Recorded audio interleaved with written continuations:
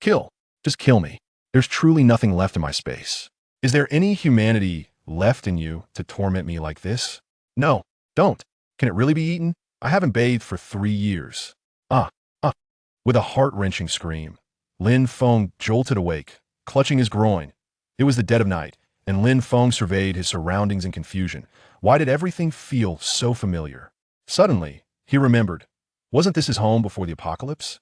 He reached out to turn on the light, and then quickly looked down. Phew, thank goodness.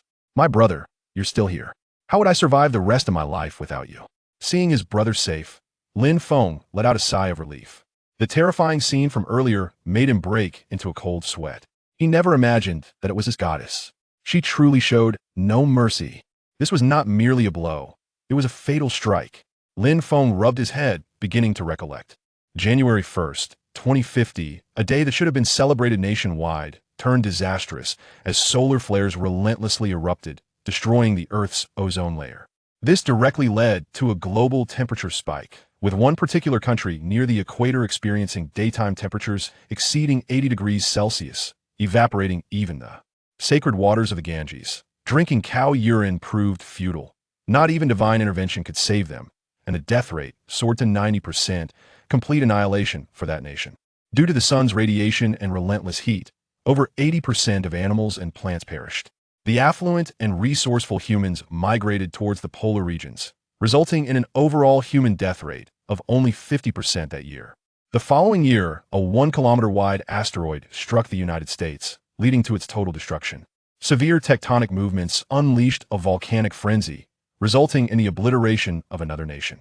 Volcanic ash enveloped the stratosphere, blocking direct sunlight. Although the Earth was devoid of direct solar rays, it entered an ice age. Global temperatures plummeted to minus 50 degrees Celsius, with the poles dropping below minus 100 degrees. The unfortunate souls who had fled to the poles to escape the heat perished in the first wave of cold, suffering a 90% death rate, all carrying supplies meant for warmth. Completely unprepared for the cold snap, the same fate befell Russia. Conversely, those who remained in the southern regions managed to survive, albeit barely. In the third year of the apocalypse, as volcanic ash gradually settled, sunlight returned to the Earth, melting the ice and ushering in an era of deluge. Almost all island nations were wiped out. The last remnants of edible resources were consumed by humanity, leaving only humans behind. Perhaps due to biological adaptation to the environment, or perhaps due to radiation mutations, resilient plants, animals, and various mutated creatures emerged, and humans began to awaken extraordinary abilities. During those years, seeking sustenance became a daunting challenge. One could simply consume the meat of mutated wild boars, and after partaking, some merely required a brief stay in intensive care, while others were destined for eternal rest. Those who had never consumed it longed to taste it, while those who had tasted it yearned to survive.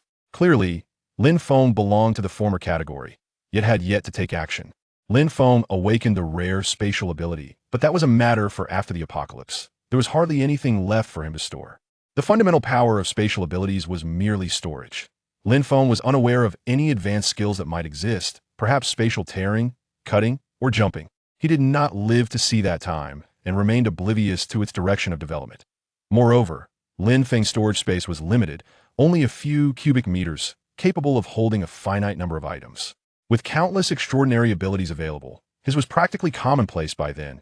There was no need to conceal his identity as an ability user, yet when Lin Feng revealed his spatial powers, he was met with disdain. In a team, a dog could still be of service during perilous times, as dogs were easily fed and would eat anything.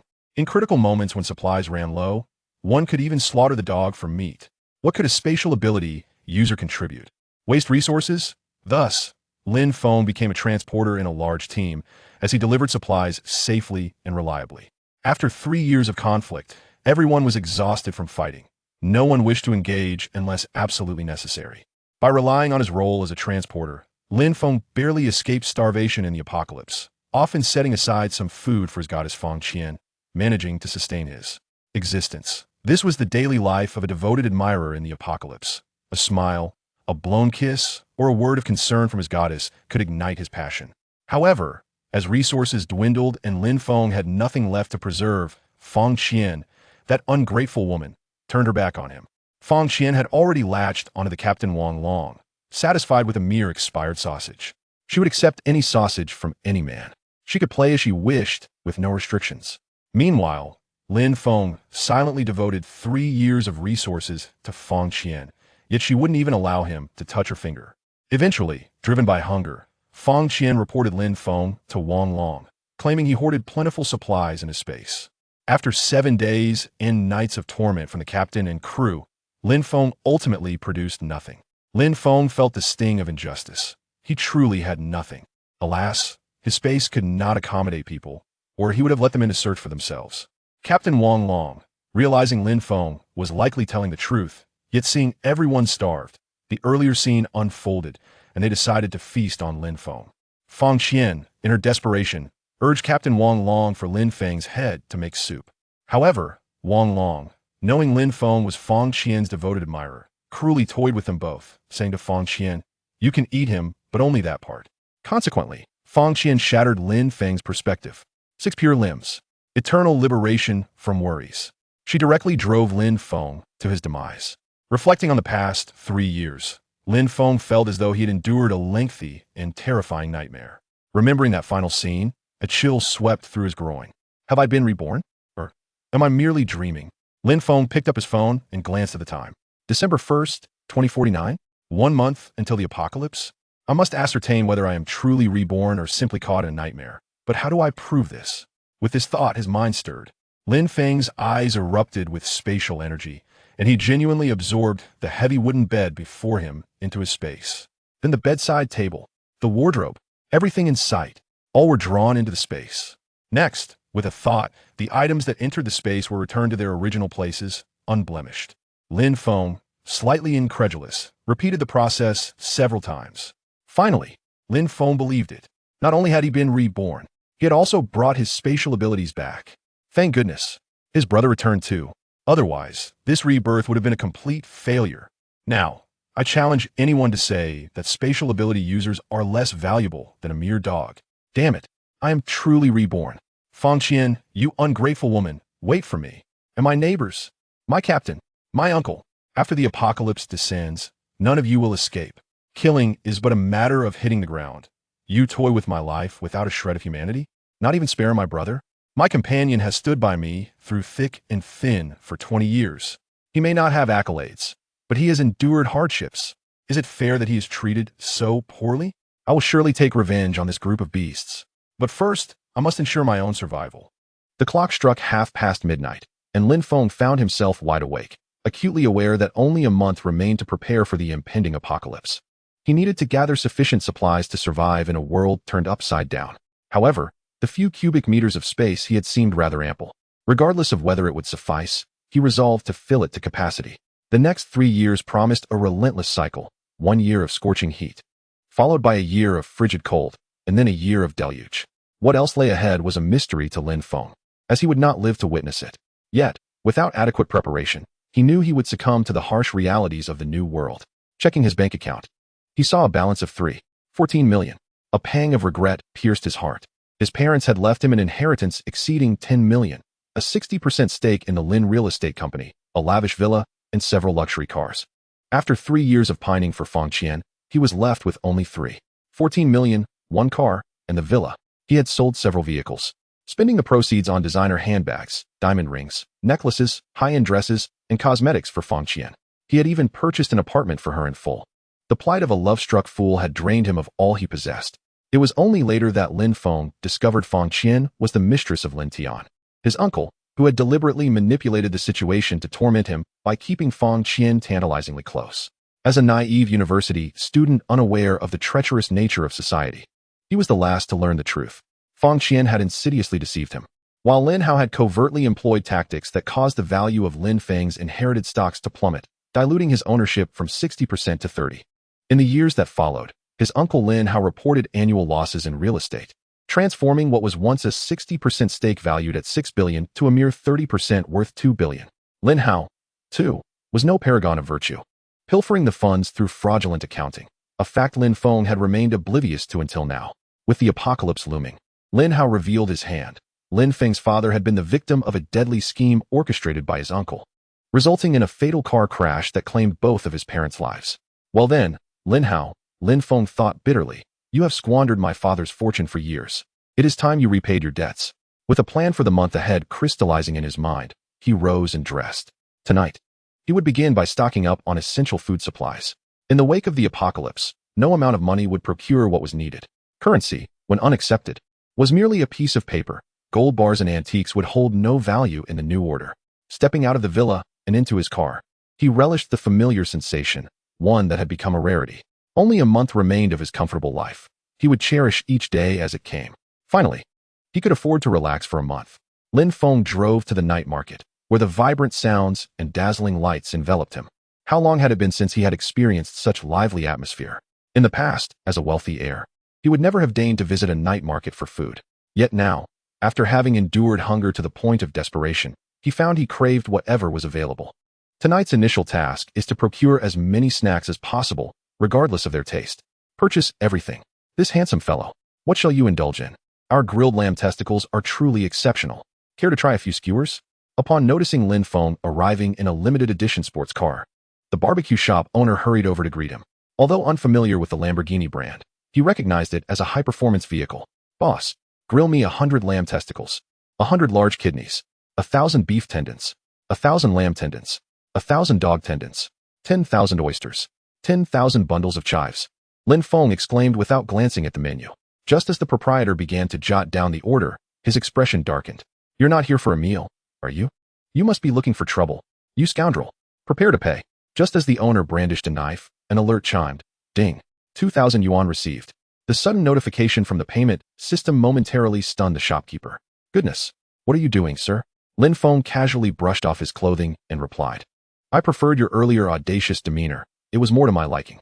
Just grill everything for 2,000 yuan. Whatever you have, grill it all. It's all-inclusive. If the money falls short, let me know. Transfer the funds. Lin Feng's extravagance was evident as he readily spent 2,000 yuan. His unique ability allowed time to stand still within his space. Thus, anything placed inside would remain unspoiled, retaining its original temperature. This was precisely why Lin Feng chose to make the purchase himself. Takeaway would arrive cold, with noodles and spicy hot pot congealed, hardly appetizing. It was better to endure the inconvenience of visiting the shop personally than storing the food in his space. This 2,000 yuan worth of barbecue? Waiting for 3 months? You couldn't buy it for 100 million. Oh my goodness. Please, come inside. We're all family here. Discussing money can dampen our spirits. Upon receiving the payment, the Mediterranean owner instantly transformed his demeanor, breaking into a broad grin that stretched to his ears. This sudden change startled Lin Feng, who instinctively covered his groin. Could this man be contemplating a bite? The incident with Feng Qian had left Lin Feng with psychological scars. For him, drawing a sword only resulted in self-inflicted wounds. While others may draw blood from their adversaries, Lin Feng's experiences were painfully self-directed. It seems he would forever bear this trauma, too fearful to allow anyone to bite again. I want tea stay. Just start grilling for me. I'll return shortly to collect. Lin Feng hurried away, still shielding himself, leaving the Mediterranean owner scratching his head. After checking the stock, which included an assortment of meat skewers, squid, various seafood, eggplants, peppers, and greens, the owner estimated that if grilled and sold, they could fetch just over 2,000 yuan. Offering Lin Feng a discount, he could grill everything for him, making a tidy profit of 1,400. Such is the lucrative nature of barbecue. Darling, wake up. No time for sleep. We've got to work. Quickly, defrost and prepare the skewers. Use up that batch of frozen goods we just acquired from the factory. Unfortunately, some snack stalls operate this way. Those with integrity use quality meat to earn a profit, while the unscrupulous profit even more. Lin Feng was well aware of this, yet he couldn't resist indulging in such delights. As the impending apocalypse loomed, the triviality of preferences became irrelevant. The notion of consuming frozen meat for years was laughable. Merely being able to eat a morsel of moldy rice would be considered a blessing. Lin Feng, of course, did not flee. He merely ventured to the next hamburger establishment. Fried chicken, burgers, chicken wraps, an array of pizzas. After inquiring about the inventory, he made an astonishing purchase of 18,000, demonstrating his extravagant disposition. Next, he visited a braised dish shop, a beef offal restaurant, a spicy hot pot venue, a bridge-crossing rice noodle stall, and a soup dumpling shop. The bewilderment of the shop owners on this street was palpable. What on earth was happening? Was such behavior truly necessary? Yet, upon asking about the prices of their stock, Lin Feng promptly paid without hesitation. Then, an astonishing scene unfolded. The street was depleted of supplies. Boss, how much for your soup dumplings? Not for sale. We are out of stock. Boss, what about your stinky tofu? Asked the neighbor. We sold out. Everyone wore a look of utter disbelief. It was still before 1 o'clock. The nightlife had not yet concluded. How could there be no inventory? Meanwhile, Lin Feng leaned against his Lamborghini, one hand grasping a skewer of lamb eggs and the other cradling a box of grilled leeks, eating and weeping. Tears of exhilaration flowed. It had been an eternity since he had savored such delectables. Yet, there were also tears of regret. Was he truly foolish? Why not relish the deliciousness himself? He scolded himself for being so silly. Brother, I'm sorry for not sharing this fortune with you. Not only did I fail to bring you along, but I also allowed you to be taken advantage of. Come, have a few skewers of lamb eggs to replenish yourself. A group of onlookers passed by, observing Lin Feng's emotional breakdown, cursing him for his foolishness. Were the wealthy truly of such intelligence? What distinguished me from this affluent individual? Chapter 3. Emptying the night market. At that moment, a young beauty of about 20, entwined with her friend, strolled through the night market. Both wore expressions of confusion. Typically, at this hour after school, they would indulge in whatever they desired. Yet today, everything seemed to be in short supply. Chow, what is happening today? Is the night market being shut down? Ying, I have no idea. Why is it that there's nothing to eat? As the two young women wandered, they attracted the attention of a group of admirers. In the December chill, Chow donned a white ensemble complemented by a lightweight skirt, a down vest, and thigh-high stockings. Standing at 175 centimeters, with long, slender legs and flowing hair framing her delicate face, adorned with a hint of pink lipstick and subtle makeup, she resembled a celestial being. In contrast, Ying dressed in black, her makeup more pronounced. Though not as striking as Chow, she was undeniably a beauty in her own right. As they rubbed their stomachs, both had intended to enjoy a late-night snack upon the school's winter break, but the situation was perplexing. Chow, look over there. That person is eating grilled leeks. Let us go ask him where he got it. Ying pointed toward Lin Feng in the distance, her eyes glimmering with desire. They were indeed hungry, yet there was nothing available. All right, let us go ask him. Chow, with her bold personality, took Ying's arm and headed towards Lin Feng. Amidst his eating and weeping, Lin Feng lamented, "Oh brother, I'm sorry for not bringing you along. Now that the end is near, I promise to share the joys with you." This emotional display left Chow and Ying momentarily perplexed as they approached. "How did your brother actually die? Is it really worth crying like this?" Jojo asked. "Let us not pry any further. This person seems rather peculiar. What is this talk of an apocalypse? Does he suffer from mental illness?" Ying felt a twinge of anxiety, wondering if the man was indeed unstable. "Fear not. I shall inquire. After all, I have trained in Taekwondo and Sanda." Jojo, with her candid nature, was unperturbed and tugged Ying along. "Excuse me. I wish to ask where you purchased that item. We are quite hungry and wish to buy something to eat," Jojo stated, snapping Lin Feng back to reality. Lin Feng glanced at Jojo and nodded. "With that appearance, you might be worth merely 2 sausages, he remarked, leaving Ying even more bewildered. "We want to buy food. Sausages are hardly appealing to us." Lin Feng nodded slightly, then solemnly declared, "Remember your words today. With your features, I fear you may not be able to exchange for even a single sausage in a few months." As he spoke, Lin Feng produced 2 grilled sausages and handed them to the 2 girls. "Today, I shall treat you to sausages for free.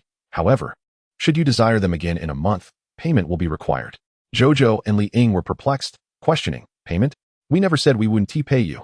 With that, Lin Feng clapped his hands and turned to leave. While the 2 girls were indeed beautiful, he mused that in a month's time, he would have no trouble finding equally attractive company. 1 sausage equals 1 night. At last, my brother can indulge himself. With such vast space awakened, must I not enjoy it? At that moment, Ying caught sight of a Lamborghini, and an idea sparked in her mind. Opportunity must not be missed. "Let us follow them, Jojo." Jojo hesitated, then grasped Ying's hand. Ying, why should we follow them? Isn't that illegal?"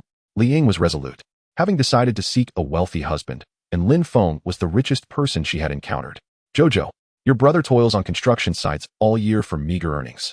While this man has a fortune in the billions, don't you wish to know how he amassed his wealth? Let us follow him and see what he intends to do with all those purchases. Perhaps an opportunity for fortune awaits." Ying rambled on, and Jojo found herself convinced. "I, too, am curious about how the wealthy earn their riches." After some contemplation, she discreetly followed Ying. Lin Feng inhaled deeply, relishing the rare sensation of peace. Though he knew such tranquility would not last long. He entered the barbecue shop with a black bag. The establishment was devoid of customers due to shortages. Noticing no one around, he walked to a corner and placed the skewers prepared by the owner directly into the bag, which was actually a portal to his space. "Boss, I've taken my leave. Continue grilling." The owner, engrossed in his work, paid no attention to Lin Feng. "All right, just leave the cooked ones there. Come and collect them when you wish." Then Lin Feng began to move from one shop to another. It was nighttime, the store was bustling, and there were no customers inside. Lin Feng slipped into a corner to pretend, merely placing items into a bag as he proceeded to the next establishment. Upon reaching the subsequent shop, the bag appeared empty, and this behavior was not unusual. No one noticed Lin Feng's black bag, which seemed endless. Having just returned from the apocalypse, he had not yet adapted to reality. During those years, supernatural abilities were commonplace, and Lin Feng had always been accustomed to stashing items away. Only Jojo and Li Ying, who discreetly followed Lin Feng from a distance, gaped in astonishment at his actions.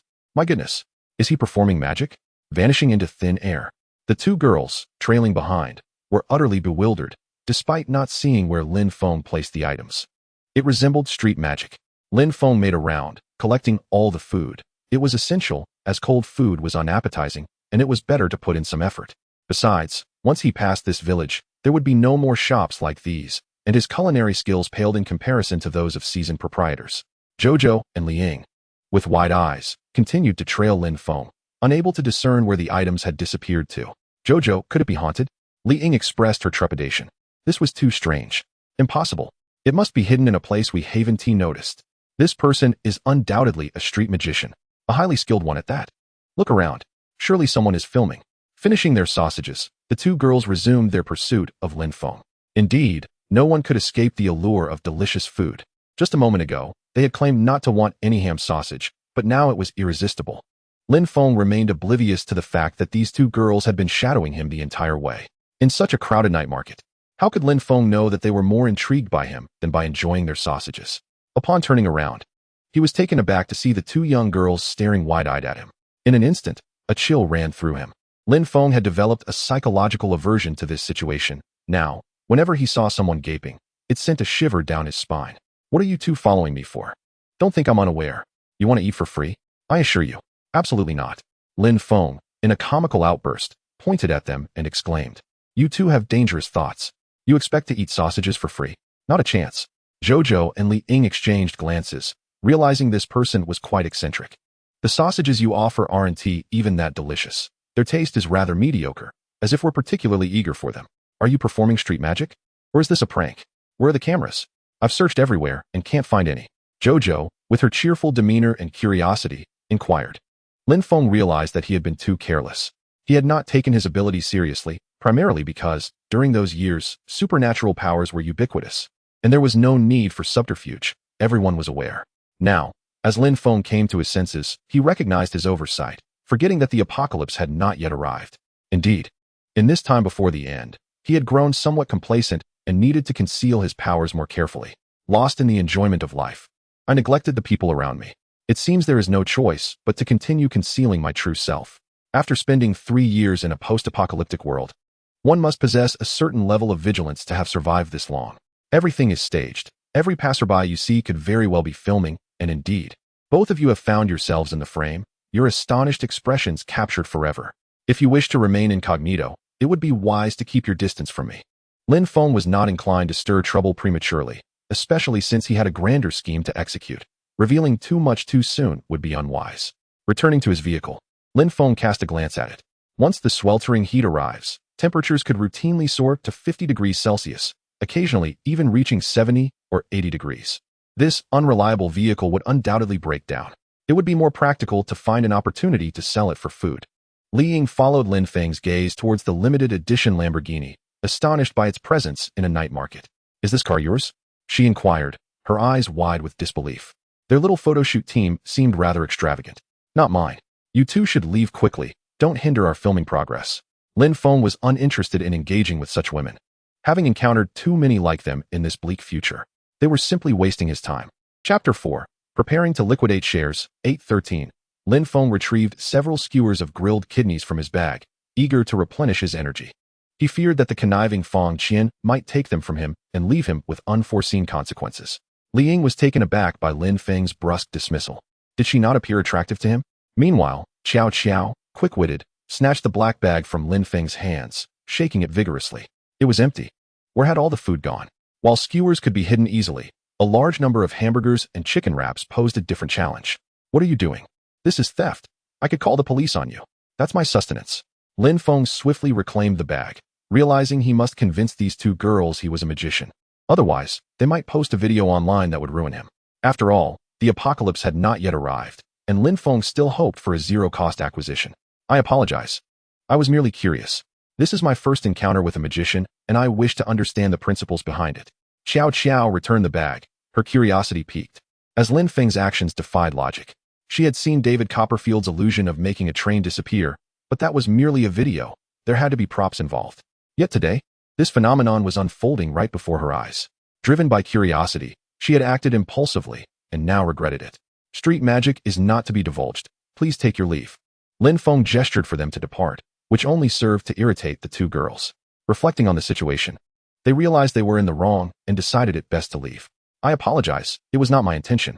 If possible, I would like to offer some form of compensation for my recklessness. Compensation? Upon hearing this, Lin Feng's gaze shifted to Xiao Xiao's ample figure, intrigued. Compensation is not out of the question. Indeed, I can delve into the realms of software hardening engineering, rice irrigation engineering, and pipeline clearing engineering alongside you.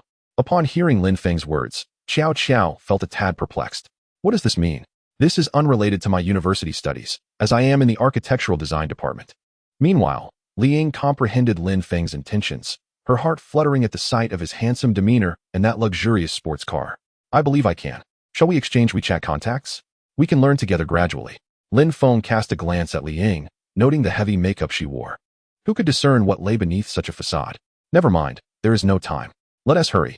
Don't make me call the police to report your attempts to steal from me. Lin Feng waved his hand dismissively, leaving Li Ying visibly disappointed. Is it true that the tastes of the wealthy are so discerning? Is he interested in Xiao Xiao, but not in me? Well, I could offer you compensation through other means. What amount do you deem appropriate? Xiao Xiao felt she had indeed erred, so she considered compensating him. She intended to say more, yet Li Ying was determined not to let Xiao Xiao seize the opportunity. Such a high-quality handsome man. If she couldn't win him over, she wouldn't allow Xiao Xiao to do so either. Come on, Xiao Xiao. A single car costs tens of millions. We shouldn't embarrass ourselves with this little money. Xiao Xiao glanced at Lin Feng, now more intrigued by him. Why would someone so affluent be performing street magic? All right, let us go. Xiao Xiao and Li Ying departed, while Lin Feng remained indifferent. Time was of the essence, and the tasks were demanding. There would always be women in the future. Yet, thoughts of Xiao Xiao lingered in Lin Feng's mind, as if he had encountered her before, though he could not quite place it. If he couldn't recall, there was no need to dwell on it. He glanced at his watch, deciding to rest in the car for a brief moment before embarking on the next round. It wasn't until 4 a.m. that Lin Feng finally packed away all his belongings, having left 2 businesses unfinished, which he generously decided to forego. Before leaving, he kindly advised them to stock up, as he would return on the night of December 31st, and they could procure as much as they desired. This news delighted the group of vendors, as if the god of wealth had graced them with his presence. Whether Lin Feng would indeed return on December 31st remained uncertain, but his well-meaning suggestion to stock up wouldn't hurt. Even if he didn't show up, their provisions could sustain them for several months. Having survived 3 years in a post-apocalyptic world, Lin Feng still harbored a modicum of conscience, albeit limited. He had resolved to stockpile weapons while his neighbors hoarded food. The neighbors would serve as his granary. However, where would he acquire such firearms? Lin Feng had no connections. Upon returning to the villa, he completed the first wave of resource accumulation, amassing various fast foods worth 680,000, enough to last him for over a decade. Back at home, he sent a WeChat message to his uncle, Lin Hao. Uncle, this is Lin Feng. I find myself in a bit of a financial bind lately, and I wish to liquidate my 30% share. Please provide an offer. The apocalypse was imminent. Those shares wouldn't even fetch an expired sausage, and he needed to exploit Lin Hao to the fullest. In his previous life, Lin Hao had amassed a fortune in cash, hoarding supplies and hiring a band of thugs during the first month of the apocalypse, making quite a name for himself in Huanghai City. Furthermore, Lin Hao's son, his cousin Lin Tian, later awakened a fiery supernatural ability, thriving in the chaos as well. After all, the apocalypse has yet to arrive. Lin Feng estimated that Lin Hao possessed over 2 billion in cash, and it was imperative to extract every last cent from him. When the time comes, let him barter rice with stocks and real estate.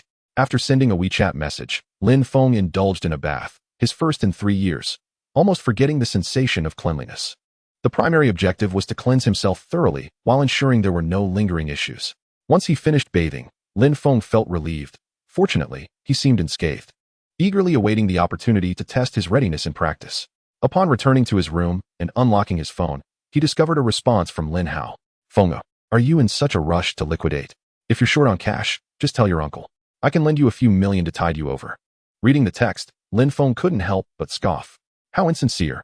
If I hadn't overheard how you plotted against my parents, I might have actually believed your lies. He began typing a reply.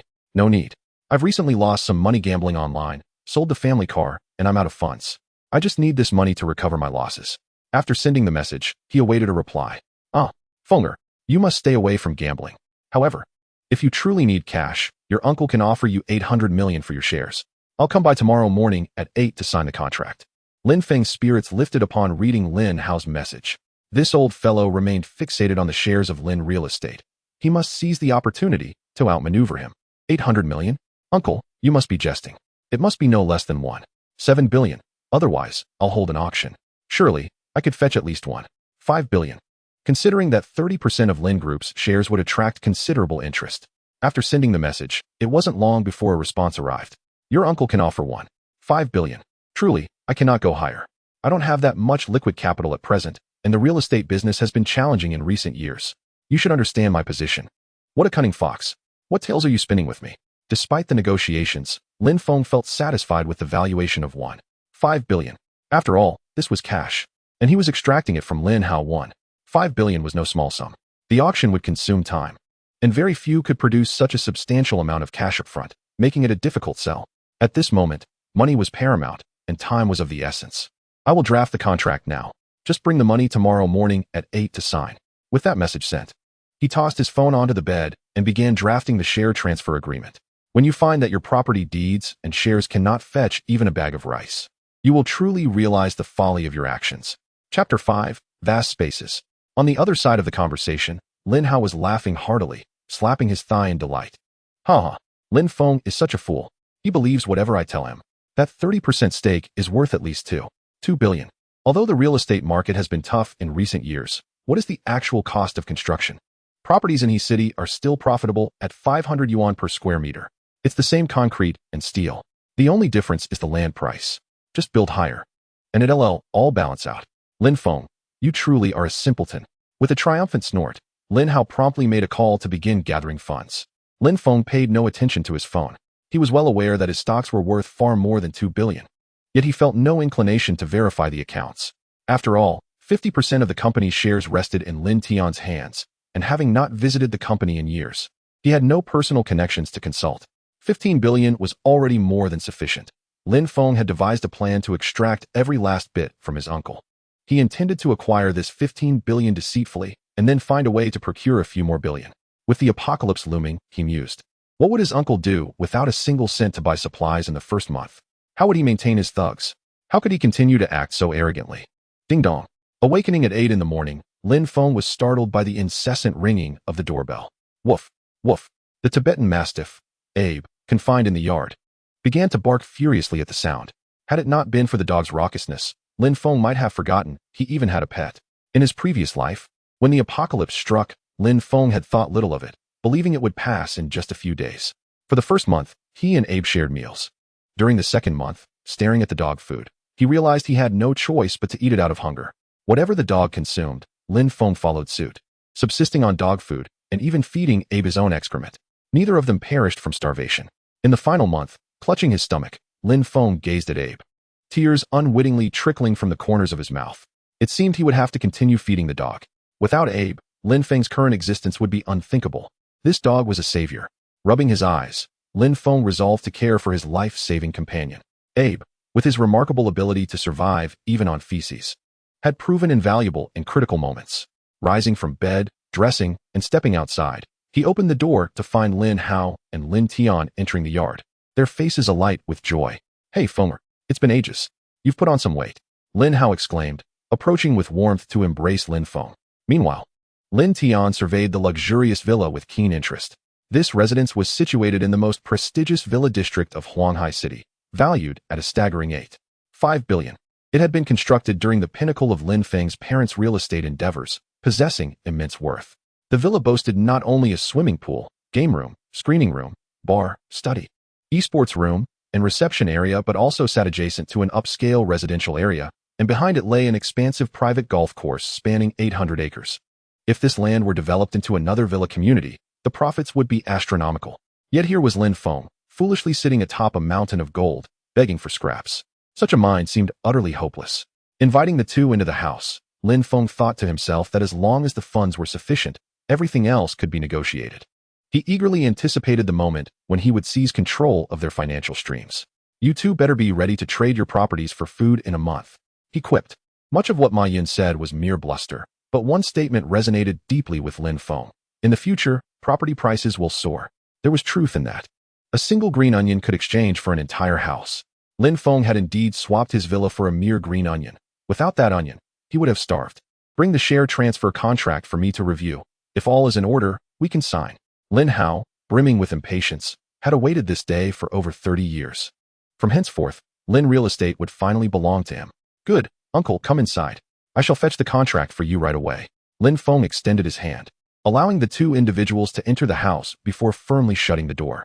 Observing their departing figures, a surge of murderous intent surged within him. If it weren't for the fact that they were to be apprehended, Lin Feng would have already harbored the desire to eliminate both of them.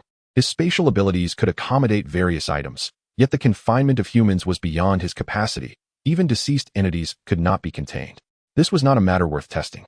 As Lin Feng had previously discovered that he could not enclose living beings or mutated flora and fauna, seemingly, only advanced life forms were excluded. While eliminating a person was straightforward, dealing with a corpse posed significant challenges. A moment of petty restraint could disrupt grander designs. So, go ahead and invest in shares. There will come a day when regret finds you both. Upon entering, Lin Hao glimpsed the share transfer agreement on the table. His spirits lifting at the prospect of Lin Feng genuinely selling his shares. Lin Feng, too, noted Lin Hao's reaction and picked up the contract, presenting it to him. Uncle, please review this. If everything seems in order, transfer the funds, and we shall sign and seal the contract, thereby activating it. Very well, let me take a look. Lin Hao replied eagerly, donning his spectacles and meticulously examining the share transfer agreement. Once assured that no traps lay within the text, he retrieved the ink pad and placed it on the table. Fenger, all is well. Let us proceed with signatures and seals. Lin Feng cast a glance at Lin Hao, thinking, you old rascal, it appears you intend to benefit without due compensation. He sensed two individuals in Lin Hao's vehicle, which puzzled him. How did he acquire such perceptive abilities? Expanding this newfound awareness, Lin Feng was astounded. His reincarnation had seemingly amplified this skill. With a sudden exclamation, Lin Feng startled both Lin Hao and Lin Tian. Realization dawned upon him. This was not merely a sensing ability, but rather an awakening of his second skill, spatial perception. He distinctly felt that his spatial capacity could now encompass everything within its expanse. Was this the legendary spatial perception? His powers had ascended. In his previous life, Lin Feng's spatial domain was confined to a mere few square meters, yet in this life, it had expanded to an astonishing radius of 1,000 kilometers. What a staggering concept. Within this vast domain, he could discern all that it contained, akin to a radar. This revelation sparked a bold idea within Lin Feng. He must journey to Russia to encapsulate Lake Baikal within his space. In his past existence, Lake Baikal had transformed into a haven for the world's elite and Russia's largest survival base. Devoid of funds, he had been unable to reach the lake. At that time, stocks could not be liquidated, and cash was futile, for Lake Baikal and the Arctic Circle only accepted gold bricks. This circumstance had rendered Russia the sole superpower globally.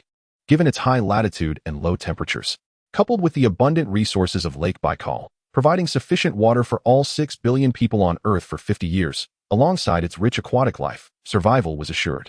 They awaited the conclusion of the apocalypse, anticipating a resurgence of warmth and Russia's unification of the planet.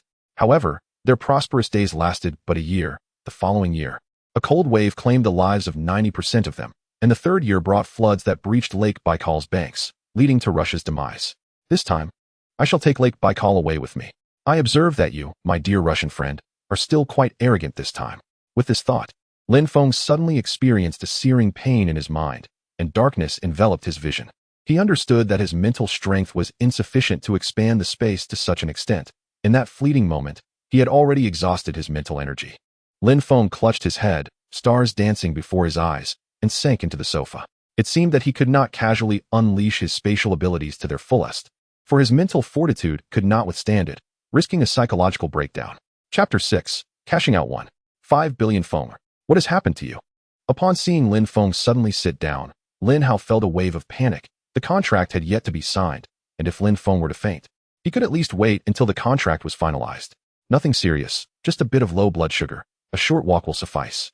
Lin Feng fabricated a flimsy excuse without a second thought, disregarding its plausibility. Rising from his seat, he made his way to the yard and opened the dog cage. There were 2 individuals in the vehicle, armed no less, and with his sudden depletion of mental energy, he was unable to concentrate. Handling 4 people was indeed beyond his capabilities. Anbei, come out to play, we have guests. Anbei was a purebred Tibetan Mastiff, standing at an impressive height of 1 meter and weighing 180 jing. Last year, Lin Feng had spent over 3 million to acquire him from a herdsman in the Tibetan region. Tibetan Mastiffs are not particularly intelligent, recognizing only one master throughout their lives. Otherwise, they might starve in the end, and Lin Feng could never bear to see him suffer. Fortunately, Anbei had been raised by Lin Feng since childhood and understood many of his commands. At Lin Feng's beckoning, Anbei would attack whoever he instructed. After all, should he inadvertently cause harm, a mere monetary compensation would suffice, and the police would have no grounds against Lin Feng. Woof, woof, woof. The moment Anbei emerged from the cage, he barked fiercely towards the door, displaying a strong territorial instinct, evidently having detected the presence of individuals in the vehicle. Fenger, what are you doing? Why are you letting the dog out? Lin Hao and Lin Tian inside the house felt a tinge of anxiety. This foolish dog only listened to Lin Feng, and it showed no fear even in the face of danger. They were utterly unprepared for this situation. Don't worry, uncle. Anbei won't bite. He's quite well behaved. As he spoke, Lin Feng affectionately rubbed Anbei's head, and the dog obediently sat down. Both Lin Hao and Lin Feng felt a surge of concern. It appeared that their free ride today would have to conclude prematurely. Uncle, if everything is in order, please transfer the funds. Once the money arrives, I will sign the contract immediately. Upon returning indoors, Lin Feng's spirits lifted. He was genuinely delighted. In his previous life, his spatial capacity was only a few cubic meters, hardly sufficient to store any substantial resources. In this life, with such vast space, should he still perish? That would truly be a grave misfortune. All right, I will transfer the funds right away. Lin Hao, with no other options, realized that investing 1.5 billion for shares was a worthy deal and promptly took out his phone to initiate the transfer. Ding. A minute later, Lin Feng's phone buzzed with a message notification from his bank. He opened his mobile banking app and meticulously verified the digits following the 15, confirming thrice that it was indeed 1.5 billion before finally setting his phone down. He approached the table, signing and sealing the contract without hesitation. Fenger, you are indeed decisive. Well then, uncle must take his leave. Your dog won't bite me, will it? After signing the contract, Lin Hao picked it up and glanced nervously at Anbei outside. Such an enormous Tibetan Mastiff is certainly beyond the capabilities of his aged limbs. Fear not, for Abe is not a vicious creature. Dear uncle, you may proceed with ease. With a mischievous glint in his eye, Lin Feng opened the door and gestured invitingly. Woof, woof. Abe remained obediently on the ground, merely barking a few times upon the sight of a stranger. Lin Hao and Lin Tian, father and son, were filled with trepidation. Could you not have at least secured it with a chain? You simply let it loose? Is this how we allow people to pass? Stealthily, the two tiptoed past Abe, akin to thieves, and finally reached the entrance, exhaling in relief. Just as Lin Hao was about to open the door, Lin Feng's sly smile signaled that it was time to collect a bit of interest. Abe, bite his rear. Though Lin Feng's voice was low, the canine's keen ears were alert. Woof, woof. Then, Abe lunged forward with great enthusiasm, aiming directly at Lin Hao's backside. Ah, Lin Feng, control your dog. Upon witnessing the chaos, Lin Tian was taken aback and flung the door open, pulling Lin Hao outward. The two bodyguards in the vehicle hastily exited to assist their employer. Should anything happen to him, who would pay their wages? The trio tugged Lin Hao outside, while Abe remained steadfast, refusing to relinquish his grip. Lin Feng, with a wicked grin, shut the door and returned indoors, feigning ignorance. Tian, quickly, put in some effort. It's biting my backside. Lin Hao, straining against the pole, found the tug excruciating. With the mighty jaws of the Tibetan Mastiff clamped down, who could endure such pain? It must be said that the two bodyguards were indeed formidable. Standing at 6 feet tall and weighing over 160 pounds, their combined strength yanked Lin Hao, dog and all, out through the door. Though Abe was fierce and formidable, the sheer number of opponents was overwhelming. Suddenly, with a ripping sound, Abe tore through Lin Hao's padded trousers, leaving 4 bloody puncture wounds on his backside. Not to mention a gash. Woof, woof. Abe was flung a considerable distance, yet still sought to continue his assault on Lin Hao. If he managed another bite, it would surely take a chunk of flesh. Quickly, shut the door. Do not let it out. In a panic, Lin Hao scrambled into the vehicle, while the 2 bodyguards swiftly secured the door, thwarting Abe's advance. Woof, woof. Abe longed to bite again, but the 4 had already entered the car and hastily fled the scene. Damn it, that little rascal surely acted with intent. Oh, my backside. Inside the vehicle, Lin Hao dared not sit. With 4 gaping wounds bleeding profusely, recovery would take no less than a month. Father, do not fret. I will take you to the infectious disease hospital at once. Lin Tian drove directly toward the medical facility, just as Lin Feng sent a WeChat message. Ding. A WeChat transfer of 2,000 yuan appeared. Lin Feng, what do you mean by this? Why have you sent me 2,000 yuan? Lin Hao, furious, sent a voice message, managing to refrain from cursing. He was exhibiting remarkable restraint. Uncle, I apologize for not keeping an eye on the dog. It bit you. I've sent you 2,000 yuan. Please hurry and get a rabies vaccine. If you don't, you should be fine. I recall Abe having received his rabies vaccination. Listening to Lin Feng's voice message, Lin Hao clenched his phone tightly, the sound of cracking filling the air. What is my identity, Lin Hao? Does that mere 2,000 yuan matter to you?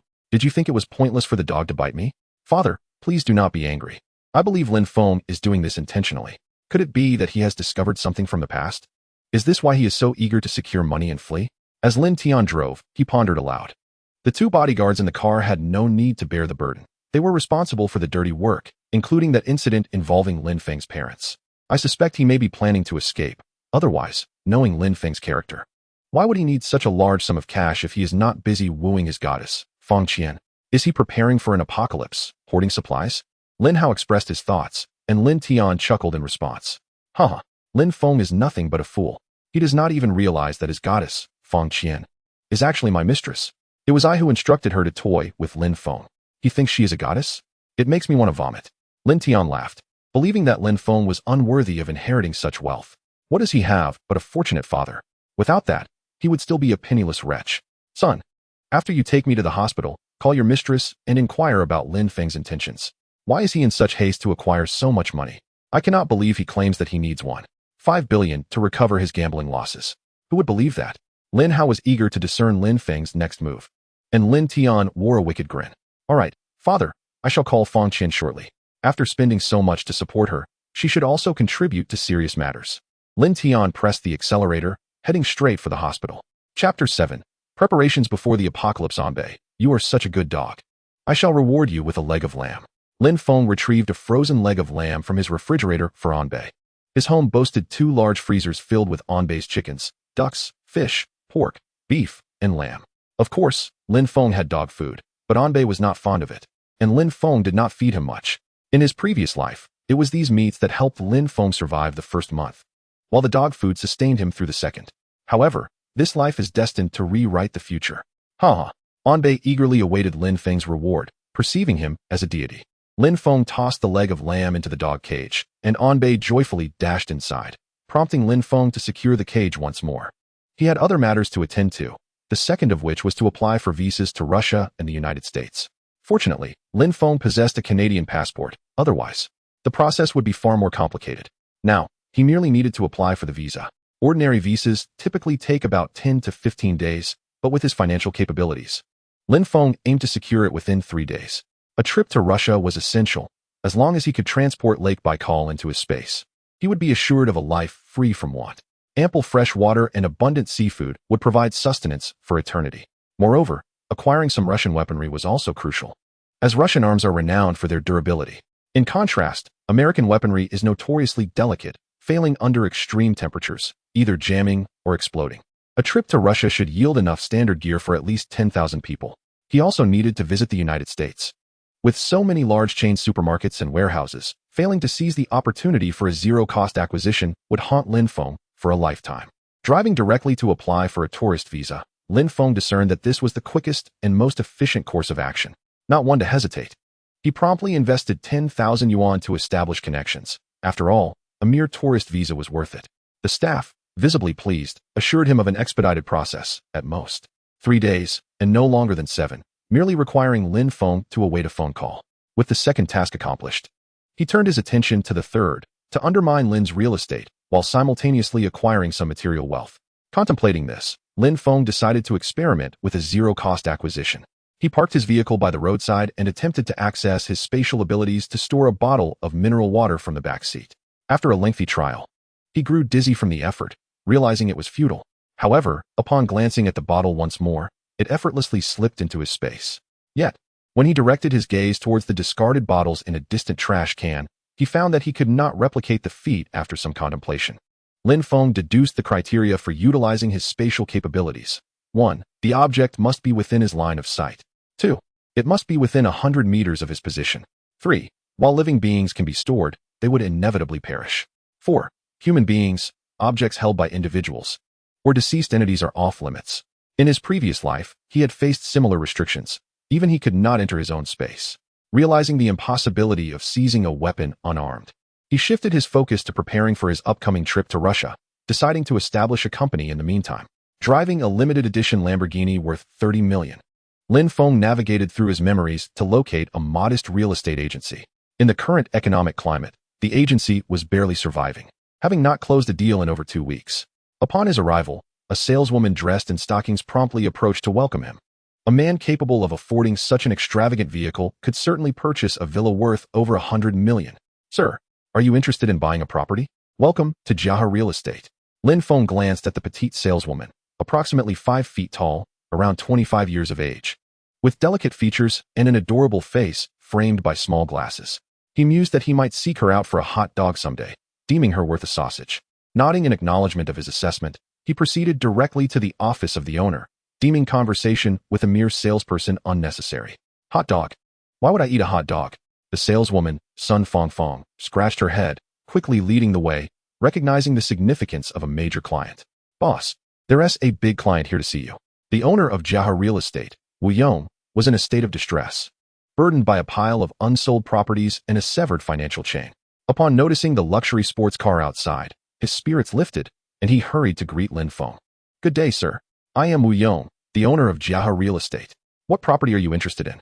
Lin Feng remained silent, merely engrossed in his phone. After a few moments of tapping, he presented the balance from his mobile banking app to Wu Yong. Wu Yong glanced at the figure displayed and erupted in an astonished roar. 1.5 billion. In cash. Sir, what kind of property are you looking for? I will find it for you immediately. Lin Feng was quite pleased with Wu Yong's attitude, realizing there was no need for further elaboration. How much would your company and the real estate agency sell for as a package?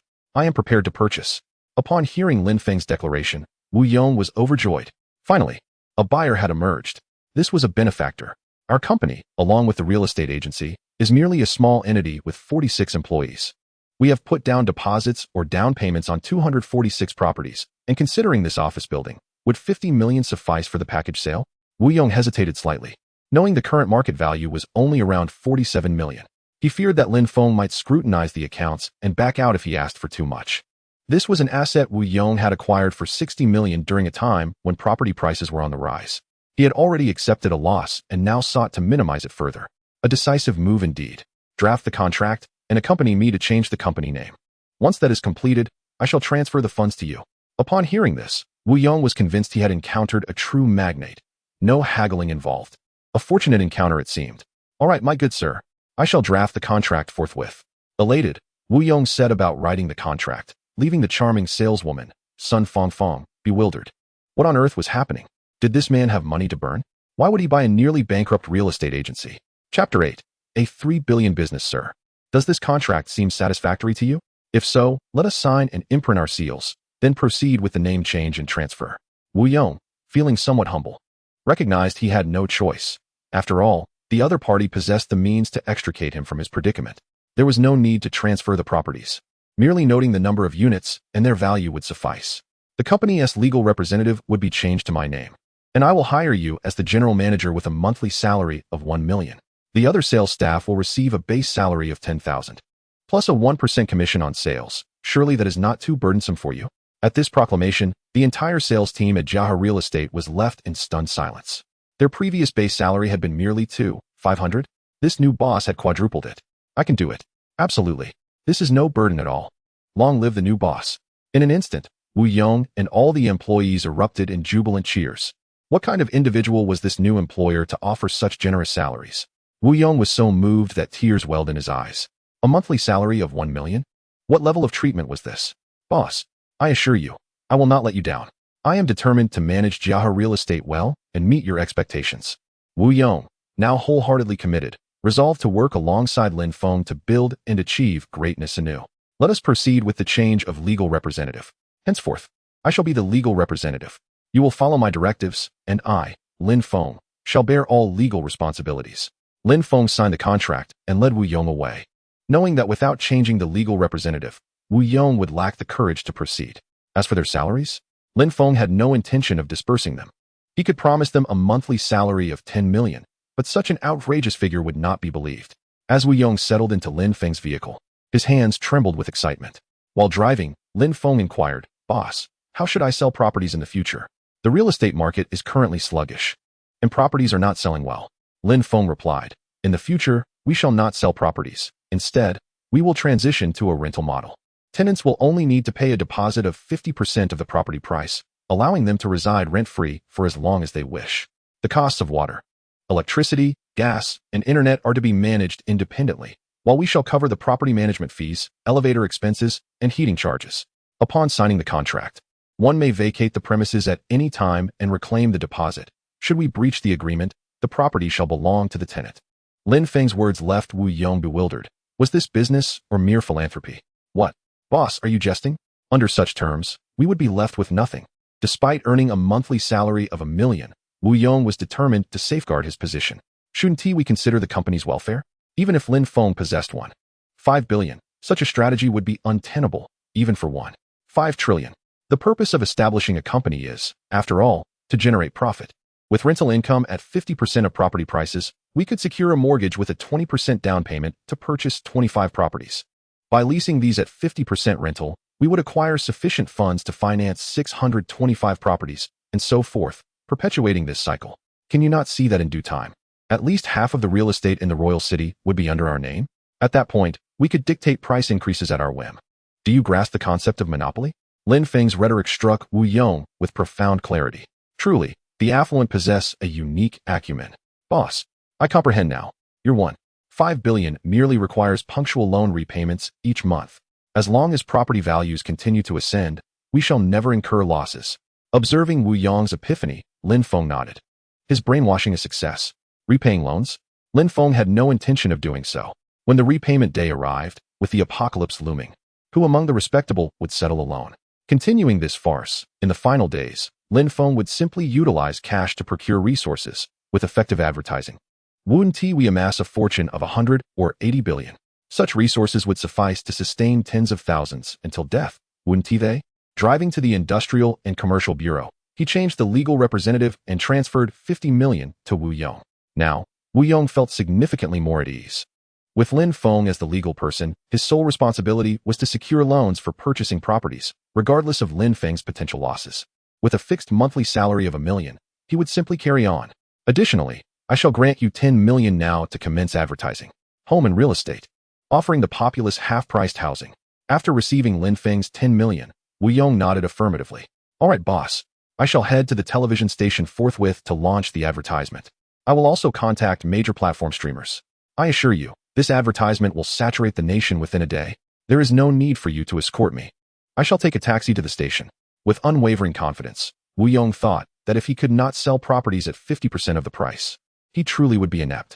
Lin Feng's words echoed in his mind. Do not purchase any properties from Lin's real estate. They are our competitors. If the company is understaffed, then recruit more personnel, offering newcomers a base salary of 5,000, with a commission of 1% for each property leased. All wages shall be deferred for 1 month. Go ahead. Lin Feng waved his hand, imparting one final directive to Wu Yong. Understood, boss. Safe travels. Wu Yong thought little of the delayed wages. It was a common practice for him, as he occasionally deferred 2 months' pay. Lin Feng then drove away, leaving the remainder of the affairs to unfold as they would. Lin Hao, did you not desire 80% of Lin's real estate? With an investment of 60 million, I can have your market value.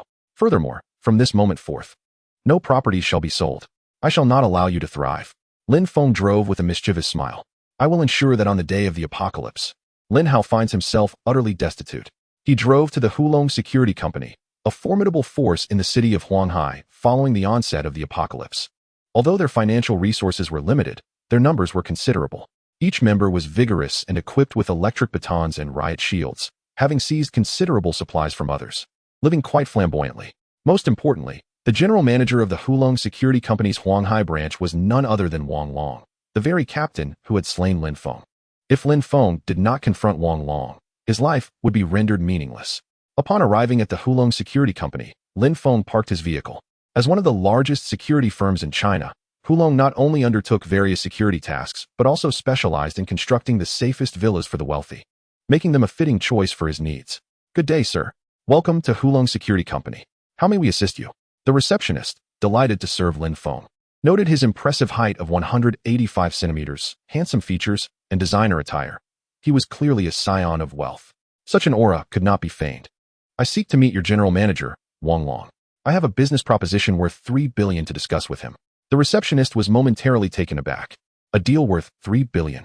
That could fund the construction of an atomic bomb. Sir, please allow me to escort you to our general manager. This matter is beyond my purview as a mere employee. Recognizing Lin Feng's seriousness, the receptionist quickly led the way. They ascended to the 28th floor of the Hulong Security Company, evident of its prowess, with its headquarters towering 30 stories high. General Manager. A guest is here to discuss a $3 billion business deal. The receptionist knocked on the door, and Wang Long, who was enjoying a cigar inside, was momentarily stunned. $3 billion? Is this for constructing a rocket launch facility or a military base? Though taken aback, he quickly regained his composure. Please come in.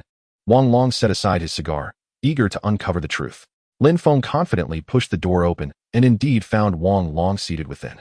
With a slight smile, he declared, if I do not bring you to the brink of ruin today, then my life, Lin Feng's, would be in vain. Good day, General Manager Wang. I am Lin Feng, from Lin Real Estate. Lin Feng introduced himself, and Wang Long instantly recognized who he was. Lin Feng possessed a 30% stake in Lin Real Estate, valued at $2 billion. Thus, his claim of discussing a $3 billion venture was indeed plausible. After all, aside from his shares, Lin Feng also had vehicles, villas, and cash at his disposal. Young Master Lin, what brings you here? Please, take a seat. Wang Long promptly rose to welcome him, acknowledging Lin Feng's capacity to engage in such substantial business dealings. I am not one for idle chatter. I wish to construct a villa spanning 10,000 square meters, comprising 3 stories above ground and 2 below. The entire structure shall eschew concrete, relying solely on a steel framework. The walls must be fashioned from 1 meter thick steel plates, clad externally with half-meter thick titanium alloy. Internally, I desire 10 centimeter thick lead shielding for radiation protection and half-meter thick aerospace-grade materials for thermal insulation. There is no need for operable windows. Simply embedding glass into the walls to allow light to permeate suffices. The glass should be a 10 centimeter thick bulletproof variant, interspersed with a 1 centimeter explosion-proof layer, and additionally equipped with UV protection. In total, it should consist of 13 layers, reaching a thickness of 1.5 meters, entirely embedded within the wall structure. An internal radiation shielding curtain must be installed, providing insulation against both cold and heat. The main door should be fashioned from titanium alloy, with a minimum thickness of 1.5 meters, impervious even to missile strikes. The rooftop is to be entirely covered with solar panels, ensuring uninterrupted power supply regardless of the weather conditions. Surrounding the villa, a high-voltage electric fence must be established, complete with shooting apertures. These apertures should also be constructed from titanium alloy, resistant to arbitrary destruction. The entire villa should operate on an independent local area network, with the capability for external connectivity. It must include cooling and heating systems, a power generation system, a toxic spray system, and an air purification system. The entire residence should be fully automated, while still allowing for manual control via console. My desired outcome is such that even if a nuclear bomb detonates over the city of Huanghai, as long as it does not strike my villa directly, I would prefer it to be obliterated rather than shattered. Can you achieve this? Wang Long. In this day and age, it seems that conducting business is not as straightforward as it once was. This $3 billion deal appears rather challenging to negotiate. Who on earth has ever undertaken something of this magnitude? Wiping the cold sweat from his brow, Wang Long found the demands utterly outrageous. Lin Xiao, are you intending to construct an apocalyptic nuclear war villa? These demands. It seems that with $3 billion, my profit margin is rather meager. Wang Long was hesitant to calculate further, as he could hardly fathom who would take on such a colossal project. Let me break down the numbers for you. The land occupies an area of 10,000 square meters, rising to a height of 15 meters across 5 stories. If we assume it is entirely composed of solid steel, that equates to 150,000 cubic meters of steel. Given that 1 cubic meter of steel weighs 785 tons and the current price is 3,000 yuan per ton, the total would amount to 3.5 billion. As I am constructing a villa with substantial empty spaces, other materials may be slightly more expensive. Yet titanium alloy is currently priced at only 12,000 yuan per ton. Nevertheless, with a budget of 3 billion, you would undoubtedly turn a profit, conservatively estimating. You could easily earn 300 million. Lin Feng pulled out his phone and began to operate the calculator in front of Wang Long, engaging in a bit of clever persuasion. Wang Long, observing the calculations, pondered for a moment and nodded. Indeed, the numbers seemed plausible. Approaching the year 2050, China's titanium production capacity has exceeded demand, causing prices to plummet. Wang Long estimated that a profit of around 500 to 800 million could be feasible. This deal certainly seemed negotiable. Lin Xiao, your earnest demeanor suggests you are not merely toying with me. However, 3 billion is by no means a trifling sum. How do you intend to make the payment? Wang Long felt tempted, recognizing the potential for a lucrative venture. I will provide you with a 1-month construction timeline. You need not worry about the foundation, as I will handle that. Upon signing the contract, I will pay 30% upfront, another 30% upon inspection, and within 3 months. Once I confirm the house is without issues, I will pay an additional 30%. Should any problems arise, you must address them. The final 10% will be paid 1 year after the inspection. What do you think? If this is acceptable, let us sign the contract now. Wang Long was intrigued by these payment terms. 60% of the payment should cover material costs, while the remaining 40% would account for labor and profit. The conditions appeared quite reasonable, with 30% due in 3 months and the final payment after a year. However, constructing such a large villa in a month seemed exceedingly ambitious. Lin Xiao, I can indeed accept the payment agreement. However, the time frame is exceedingly tight. Is it possible for me to complete the construction within 3 months? Wang Long wished to sign the contract. Yet he genuinely doubted that their Huanghai City Hulong Security Company possessed the capability to construct the property requested by Lin Feng in just 1 month. Can't you solicit assistance from other Hulong security companies? After all, they are idly sitting by, and there is profit to be made together, isn't there? I must move in before January 1st, 2050. If your Hulong security cannot manage this, I will seek others to do so. With that, Lin Feng stood up, evidently prepared to leave. Don't be hasty, Lin Xiao. We can manage it. I will request support from headquarters. It will surely be feasible. However, requesting headquarters assistance would necessitate relinquishing a portion of the profits. Yet given the urgency of the situation and Lin Feng's pressing need, it was imperative to seek such assistance. Very well, shall we proceed with the contract? You can commence work this afternoon.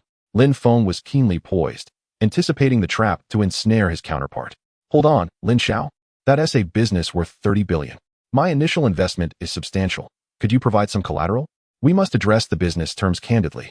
If I complete the project and you choose not to proceed, collecting merely 30% of the payment would leave me at a loss, which would be catastrophic. Indeed, Wang Long was astute. He would not recognize a loss. All right, here is the deed for the land in the Shishan Villa area, spanning 800 acres. It is yours as collateral. I need not elaborate on its value, correct? Once you complete the construction, even if I relinquish it, you could dismantle it and sell the scrap metal without incurring a loss. With that, Lin Feng produced the prepared deed from his pocket. Wang Long's eyes widened in astonishment. The land was well known to the residents of Huanghai City, featuring a private golf course. Its value exceeded 8.5 billion. If fully developed into residential buildings, commercial zones, schools, and hospitals, the profits would be staggering. Lin Feng was undeniably a fool, risking everything for the sake of a villa in a potential apocalypse. Could it truly be the end of the world? Lin Xiao, you are indeed forthright. Let us sign the contract now. Confirm the authenticity of the deed. Wang Long was ensnared. Lin Feng smiled subtly. He would willingly relinquish this land, as in the face of an apocalypse, one could construct whatever they desired. Yet he feared that Wang Long might not be able to afford it. The two signed the contract, affixing their signatures and fingerprints. Lin Feng promptly transferred 30% of the down payment, amounting to 9 billion. He remained entirely unperturbed. Even if the apocalypse did not arrive, he was unafraid.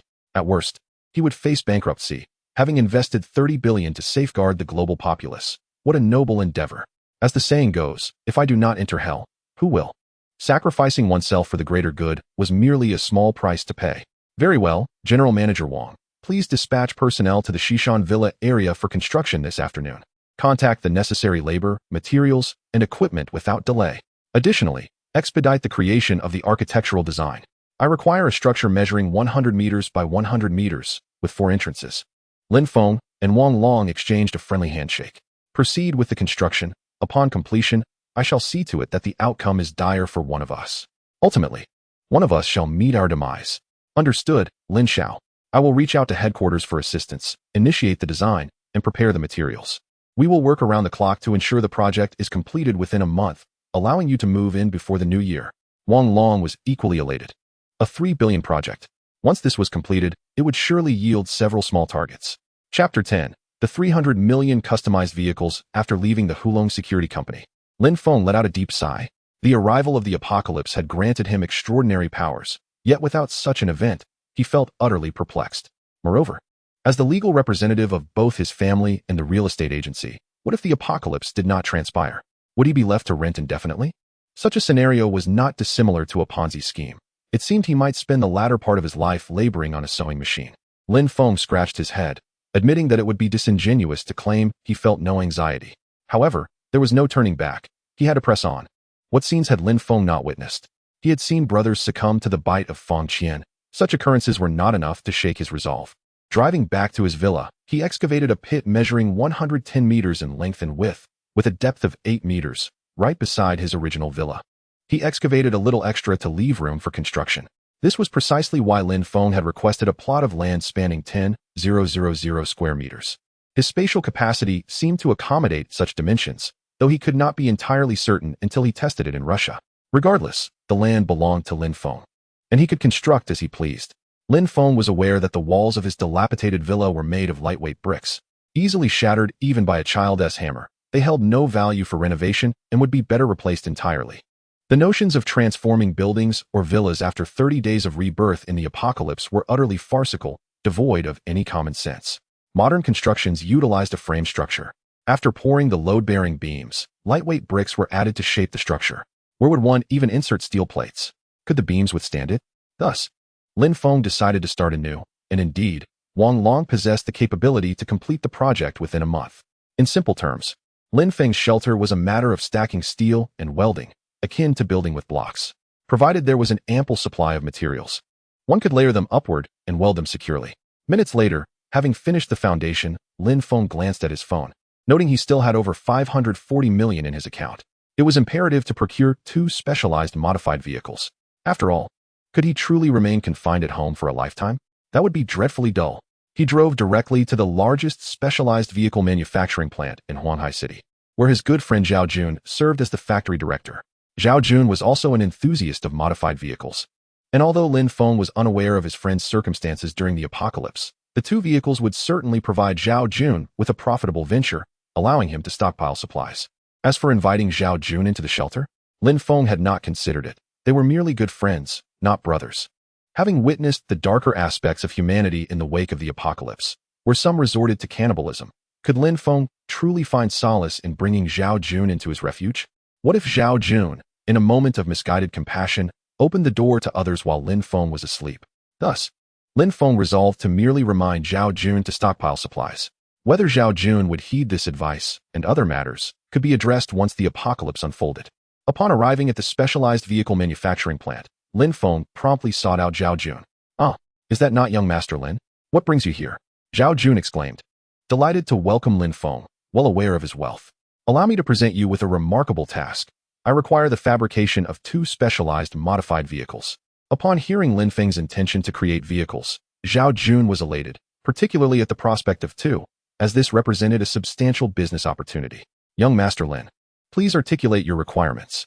I am determined to fulfill them," Zhao Jun proclaimed, thumping his chest with confidence. "What unexpected demands could you possibly have?" "The first vehicle must withstand extreme temperatures of 70 degrees Celsius, equipped with at least 10 wheels, 4 in the front and 6 in the rear, all fitted with high-temperature resistant, explosion-proof tires. It should be powered by dual engines, with one engine serving as a backup to prevent overheating. An internal water cooling radiator must be installed to ensure the engine does not overheat. The body must be constructed from titanium alloy plates, with a thickness of 2 centimeters, and the front reinforced to a minimum of 10 centimeters. It should be resilient enough to crash into a wall at 180 miles per hour without sustaining damage. The windows must be made from explosion-proof, bullet-resistant glass, and the undercarriage must withstand anti-tank mines without being breached. Additionally, the vehicle must be equipped with air conditioning and incorporate high-temperature insulating materials. Zhao Jun added, the second vehicle is to be a snow-tracked model, also utilizing dual engines. However, this one requires insulation materials capable of enduring temperatures as low as -70 degrees Celsius. It must be designed to ignite in frigid conditions, and you may use high-capacity batteries, potentially installing multiple as spares. The undercarriage should feature ski-like components to increase surface area and prevent sinking into snowdrifts. The glass must be low-temperature resistant, bulletproof, and explosion-proof, with the body again fashioned from titanium alloy, ensuring that even a collision with a wall will not cause damage. I require over 10 sets of spare parts for both vehicles, with common components numbering at least 100 or even 1,000. Completing both vehicles within a month should not be too arduous for you, correct? Upon hearing Lin Feng's specifications, Zhao Jun was momentarily taken aback.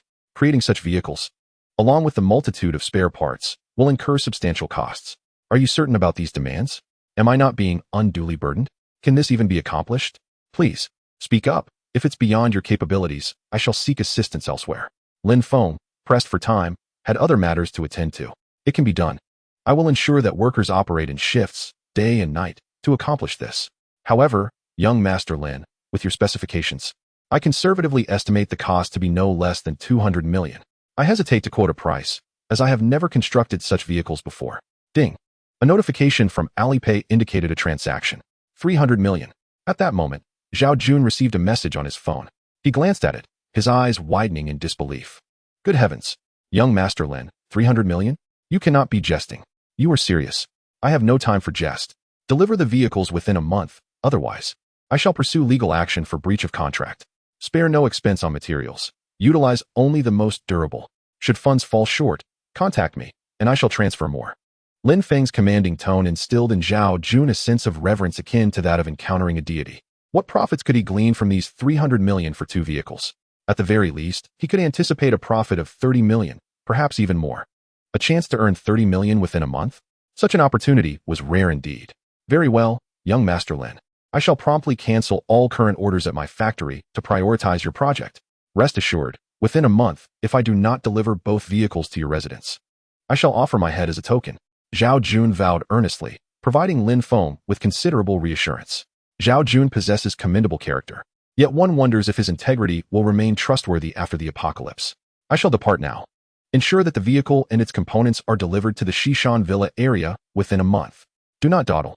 Lin Xiao, take care. Zhao Jun, exhilarated, kissed his phone. 300 million.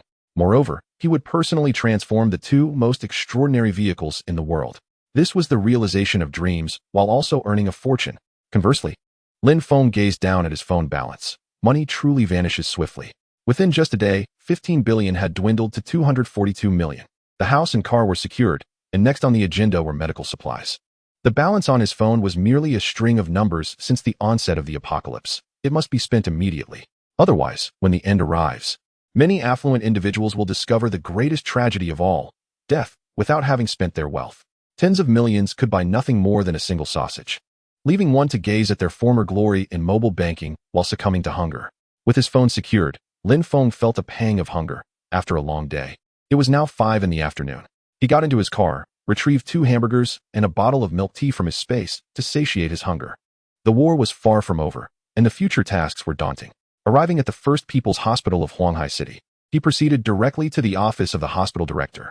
Upon entering, he found Director Li Yuan preparing to leave for the day. Seeing Lin Feng, he paused momentarily. Good day, how may I assist you? Director Li Yuan inquired amicably, uncertain whether Lin Feng sought medical attention or had another purpose. Lin Feng, a man of directness, spoke plainly. I wish to order a batch of medical equipment and various medications according to your hospital's tertiary standards. I require 10 sets of all your medical apparatus. Please calculate the total cost. Li Yuan, momentarily speechless, picked up the phone and called the head of the psychiatry department. This lad must be mad. His condition needs urgent attention. Hello, Director Zhao of the psychiatry department? Please bring 2 nurses to my office. We have a patient exhibiting signs of insanity that requires immediate hospitalization. Lin Feng realized he had perhaps been too hasty. Director Li Yuan mistakenly regarded him as mentally unstable. He retrieved his phone, opened the mobile banking app, and placed it before Li Yuan. I am not jesting. I intend to establish a tertiary-level private hospital in the Shishan Villa area. Provide me with a quote, and I shall send a deposit. Upon witnessing the balance on Lin Feng's phone, Li Yuan remained skeptical. He took the phone, closed the app, and reopened it to confirm that the balance was not merely a screenshot. Only then did he believe Lin Feng's assertions. Young man, according to our hospital standards, acquiring a complete set would cost over 100 million. 10 sets would exceed 1 billion. Do you possess such wealth? Hearing this, Lin Feng paused, calculating that even with his 200 million deposit, it would fall short when factoring in the various medications. Then I shall require 5 sets. Additionally, according to your pharmacy standards, provide me with 500 million worth of medicines, focusing on bandages, gauze, hemostatic agents, anti-inflammatory drugs, sunburn ointments, and treatments for infections and frostbite. A total of 1 billion. I shall provide you with a deposit of 200 million now, and within a month, I expect all preparations to be completed. The remaining payment will be made upon delivery. Let us proceed to sign the contract and transfer the funds. Upon hearing that, Lin Feng was serious. A smile spread across Li Yuan's face. It was indeed an opportunity to receive money. The profit margins for pharmaceuticals and medical equipment exceed 90%. This implies that even if Lin Feng completed the payment and defaulted on the remaining amount, he could still earn a profit of 100 million effortlessly. Let us sign the contract. Transfer the funds. Li Yuan felt elated at the prospect and was eager to finalize the contract. Chapter 11. The green tea bitch arrives having exited the hospital and paid a deposit of 200 million for medical supplies. Lin Feng now found himself with a mere 42,300,000 remaining in his account. He took a deep breath. Fortunately, the most crucial necessities, shelter, vehicles, pharmaceuticals, and medical equipment, had all been secured. He was not in haste regarding food supplies. Should the apocalypse arrive, he could simply commandeer a vehicle and seize resources from his neighbors. While they stockpiled food, he would stockpile firearms. His neighbors would serve as his granary. During the years of zero-cost purchasing, Lin Feng had lost count of how many times he had engaged in such activities, achieving remarkable proficiency.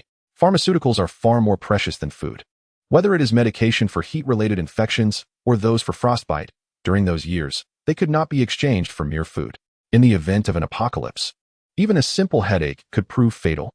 This was no mere exaggeration. A close friend of Lin Feng's had once stepped on a nail in a high-temperature environment, leading to a wound that became infected with sepsis. He succumbed within 2 days, and there was nothing anyone could do. Thus, Lin Feng had to invest in ensuring the hospital stocked various medications. Otherwise, when disaster struck, where would he find such an abundance of ready medical supplies and pharmaceuticals? Even if he were to seize all the hospitals in Huanhai City, the existing inventory would still be insufficient. It was imperative to prepare in advance. Moreover, with a month remaining, Lin Feng had devised a plan regarding food. He would procure it at zero cost from the storage centers in the United States. The United States was renowned for its wealth. Their storage facilities housed everything imaginable, supplying multiple large supermarkets, making it quickest to seize from the storage centers. Upon returning to the villa, Lin Feng noticed a figure standing in the distance at the entrance. The headlights illuminated her face, and in that instant, Lin Feng felt a chill. Wasn't that Fang Qian, who was sharp-tongued and picky? As long as he did not flatter her, she never initiated conversation. What brought her here today? As Lin Feng exited the vehicle, he still felt the chill in his nether regions. He could not deny that the shadow she cast over his heart would likely never fade. Lin Feng, what a coincidence. I was just passing by and didn't expect to run into you, Fang Qian said with a sweet smile, tucking her hair behind her ear, revealing her stunning face. She had heard from Lin Tian that Lin Feng had liquidated shares worth 15 billion. Perhaps she could persuade this devoted admirer to buy her a few handbags, maybe even a villa? Indeed a coincidence. What brings you here? Lin Feng asked, acutely aware of the scheming in Fang Qian's gestures. Wasn't she simply trying to stir his emotions so he could once again play the role of her devoted admirer? However, from this day forth, do not refer to me as Lin Feng the devoted admirer. Please call me the war wolf. Glancing around to ensure no one was watching, he pondered whether to take decisive action against her now. Lin Feng pondered for a moment before ultimately relinquishing his thoughts. If Fang Qian were to vanish unexpectedly, Lin Tian, that wretched child, would undoubtedly alert the authorities. His space could neither accommodate a living person nor a corpse. Should he eliminate Fang Qian, it would surely raise suspicions. As we approach the year 2050, one must not underestimate the capabilities of law enforcement. Caution is the mother of safety. It would be prudent to wait until after the apocalypse to act. Killing her now would be an affront to her worth. After all, isn't this green tea connoisseur fond of pursuing men? he could easily find 1,000 suitors to toy with her, ensuring she experiences a torment so profound that she would wish she had never entered this world, all while refraining from her demise. I shall not let you perish so easily. Fang Qian seemed to sense a chill in Lin Feng's tone, her gaze no longer reflecting the naive adoration she once held. Realization dawned upon her. Lin Feng was now wealthy, possessing a staggering 1.5 billion. What sort of woman could he not acquire? Indeed, wealth often corrupts. Her once devoted admirer had succumbed to this very transformation. Oh dear, after such a long time apart, can't I accompany you for a stroll? Where are you headed? I find myself with ample time. Fang Qian, motivated by those billions, her villa, luxury cars, and exquisite jewelry, suddenly clung to Lin Feng's arm, adopting a playful demeanor.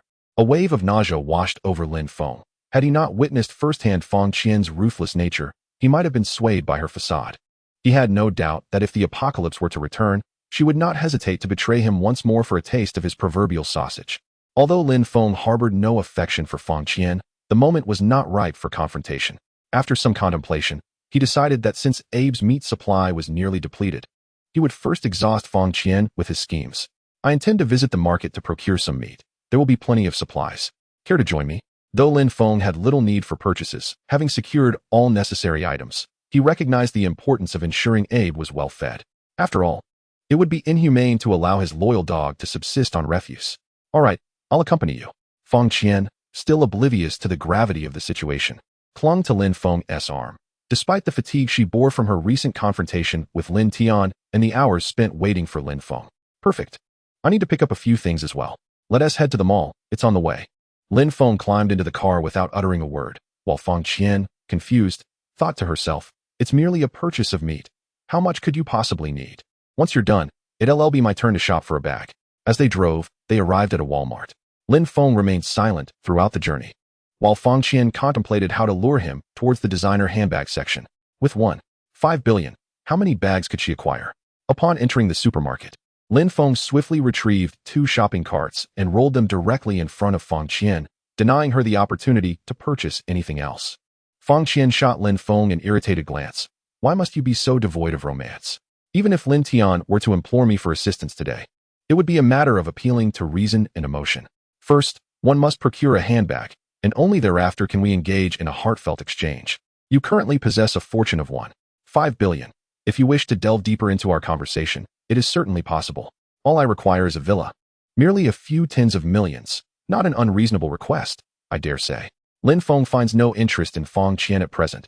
Should she feel hunger, she would consume anything within reach. This shadow of discontent will require a lifetime for Lin Feng to remedy. Directly approaching the fresh produce section, Lin Feng, unconcerned with the various meats, pork, beef, lamb, chicken, duck, or goose, began to fill Fang Qian's shopping cart with them. Before long, the cart was overflowing. Lin Feng, what on earth are you doing? Are you expecting guests at home? Fang Qian pushed the cart, struggling under the weight. It was laden heavily, undoubtedly weighing 200 to 300 jin. Feeding the dog, Lin Feng replied nonchalantly, a statement that held truth. The 2 large freezers at Anbei were indeed running low and required replenishment. Fang Qian, puzzled, understood that Lin Feng owned a dog but questioned the necessity of buying such an abundance. Even if a dog were to consume 5 jin a day, that would amount to merely 150 jin per month. This was nearly 300 jin, far too excessive for a single purchase. Lin Feng paid her no mind. Upon realizing Fang Qian's cart was near capacity, he began filling his own. Soon, his cart too was piled high, leaving no space unoccupied. Chapter 12. Reforming Fang Qian. As Lin Feng and Fang Qian pushed their carts towards the checkout, they drew the attention of all shoppers in the vicinity. While one might have witnessed considerable purchases, none had encountered such an extravagant display. The combined weight of the meat on their 2 carts exceeded 500 jin. An ordinary individual would take 3 years to consume such a quantity. Were they preparing to feast on zombie meat? Fang Qian had intended to guide Lin Feng towards the luxury handbag section, but the weight of the cart filled with meat had already drained her of most of her strength. The thought of pushing the cart to the handbag area was utterly daunting. Reluctantly, she followed Lin Feng, dripping with sweat, as they arrived at the checkout. Good day, sir. Your total comes to 23,382 yuan. Do you have a membership? The cashier smiled sweetly, while Lin Feng simply produced his phone for her to scan. After the payment was processed, she wished him a pleasant shopping experience, her smile unwavering. Lin Feng then wheeled his cart to the parking area. Opening the back door, he prepared to load the more than 500 jin of meat. I'll have a smoke. You can load the car first, he instructed. Unfazed, Lin Feng opened the rear seat for Fang Qian to unload. Using a limited edition Lamborghini to transport meat? This seemingly outrageous decision bore no flaw. In a post-apocalyptic world, vehicles abandoned by their owners lined the streets. Any who dared to break into them could claim them as their own. A Lamborghini could scarcely procure a single gene of meat. Meat is consumable, yet a car serves no such purpose. Lin Feng retrieved a pack of cigarettes from his pocket and stepped aside to smoke. Fang Qian was incensed. After all these years as a mistress, she had never encountered such a fool. With women willingly offering themselves, he chose instead to burden her with labor. She had never endured such indignity in her life. Helplessly, for the sake of Lin Feng's 1.5 billion, for the villa, for the bags, let us move. Lin Feng seemed possessed by a heavy smoker, indulging in cigarettes endlessly, showing no intention of assisting Fang Qian. It was not until 20 minutes later, when Fang Qian was utterly exhausted from loading all the meat into the car, that Lin Feng returned, cigarette in mouth. Lin Feng, having done so much work today, shouldn't you treat me to a meal as a token of appreciation? Fang Qian panted, sitting on a stone stump at the supermarket entrance. She was genuinely fatigued, more so than after an intense night's affair. While handsome men may tire, beautiful women endure more. Fang Qian, raised in luxury, had never experienced such hardship. I've already eaten today, and I'll be traveling to Russia soon for business. When I return, I'll treat you to dinner at Tianhai Hotel. I'll arrange it then, Lin Feng replied, dismissively. The thought of waiting until he returned from Russia seemed impractical. Who could say if Tianhai Hotel would still exist by then? Fang Qian wiped the sweat from her forehead, finally gathering some useful information. She had heard from Lin Tian that Lin Feng might be fleeing. So, he was indeed going to Russia? It appeared to be true. All right. I'll await your good news, she agreed, masking her thoughts. However, she could not understand why Lin Feng would buy so much meat if he was planning to escape. Was it truly for feeding dogs? Let us get in the car. We're heading back. Lin Feng tossed aside his cigarette, butt, and entered the vehicle, not allowing Fang Qian a chance to voice her desire to buy a bag. She took a deep breath. Despite the cold December weather, she was drenched in sweat. Perhaps in the near future, she would be drenched in sweat for entirely different reasons. The Shishan courtyard is vast, divided into 3 sections: a regular residential area, a high-end residential area, and a villa district. Lin Feng resided in the villa district, while Fang Qian lived in the high-end residential area. Of course, Fang Qian's house was purchased by Lin Feng, the devoted admirer, and registered in her name, making it nearly impossible to reclaim even through legal means within a month. The regular residential area costs about 10,000 per square meter, the high-end residential area around 30,000. While the villa district can range from several tens to over 100,000 per square meter, highlighting a significant disparity. Shishan Courtyard is the largest community in Huanghai City, with a combined population of over 100,000 across its villa, high-end, and regular residential areas. Upon driving into Shishan Courtyard, Lin Feng parked directly in front of his villa, refusing to act like a mere sycophant by dropping Fang Qian off at her home. Exiting the car and opening the gate, he entered the villa and immediately opened the 2 large freezers, pulling out a pack of cigarettes to smoke. Fang Qian shot him a glance, questioning how he could possess so many cigarettes given the size of his pockets. I'm tired from driving. I'll have a cigarette. Just place the meat from the car into the freezer, he said, and before Fang Qian could decline, he stepped aside to smoke. This infuriated Fang Qian. Do you not remember your own surname now that you have some money? Yet, considering the 1.5 billion at stake, she rolled up her sleeves and began to move. Who could afford to go against money? Lin Feng slipped away to smoke while Fang Qian toiled away, panting as she moved the meat. Over 500 pounds of meat. Yet it was merely a 50-meter journey from the yard to the villa, a task well within Fang Qian's capabilities. After a considerable time, the neighbor, Aunt Yu Jing, strolled by with her little mutt, brazenly lifting its leg to relieve itself at Lin Feng's doorstep. Yu Jing, lacking in decorum, had a son known for his violent demolition work. Within a few years, he managed to purchase a villa in the prosperous Huanghai city with a mere down payment, thereby becoming Lin Feng's neighbor. Lin Feng has procured quite an abundance of meat. Surely, you cannot consume it all before it spoils. Allow me to assist you, she declared, entering Lin Feng's yard with great fanfare upon noticing the meat. She then audaciously grabbed several vacuum-sealed packages of fresh beef, attempting to tuck them into her coat. Yu Jing was inherently unscrupulous, relishing petty gains while displaying a complete lack of manners, often allowing her dog to relieve itself indiscriminately, even on Lin Feng's tires. Previously, Lin Feng had been somewhat of a pushover, his timid nature rendering him fearful of Yu Jing's son, Zheng Dahai. Thus, he refrained from voicing his displeasure. Moreover, the stash of meat Lin Feng had previously saved was ample enough for him and Abe to last over 3 months. However, Due to Yu Jing's family running out of provisions and Zheng Dehai resorting to armed robbery with a katana, their food supply was depleted in merely a month. After Lin Feng ceased providing them with food, Zheng Dehai, accompanied by several accomplices, forcefully demolished his front door, committing burglary and leaving Lin Feng with nothing but dog food. In essence, had it not been for Yu Jing and Zheng Dehai, Abe might have survived. Reflecting on those past grievances filled Lin Feng with ire, prompting him to toss away his cigarette butt and stride towards her. "Release that. It is for my dog. How dare you compete with a dog for food?" Lin Feng exclaimed, snatching the beef and tossing it directly into Abe's cage, as he had yet to feed him that evening. "What do you mean by that? Are you calling someone a dog?" Yu Jing seethed with anger. When had that coward ever dared to insult her? "I never insult anyone. Whoever competes with my dog for food is the true dog here." With the world seemingly on the brink of collapse, Lin Feng found little reason to continue tolerating Yu Jing. "If you have the audacity, summon your son Zheng Dehai back. I am no longer the same person as before. Shall we settle this one-on-one, or would you prefer a brawl? The choice is yours."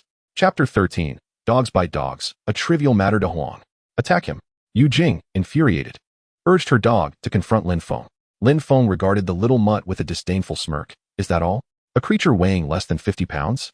I need not soil my hands with such triviality." As De Huang lunged towards him, Lin Feng casually activated a spatial mechanism to retrieve Abe's cage. At the moment De Huang was about to sink its teeth into Lin Feng, Abe's cage swung open. Woof! Abe's singular bark was enough to intimidate De Huang. The formidable Tibetan Mastiff, weighing 180 pounds, was not to be trifled with by a mere little mutt.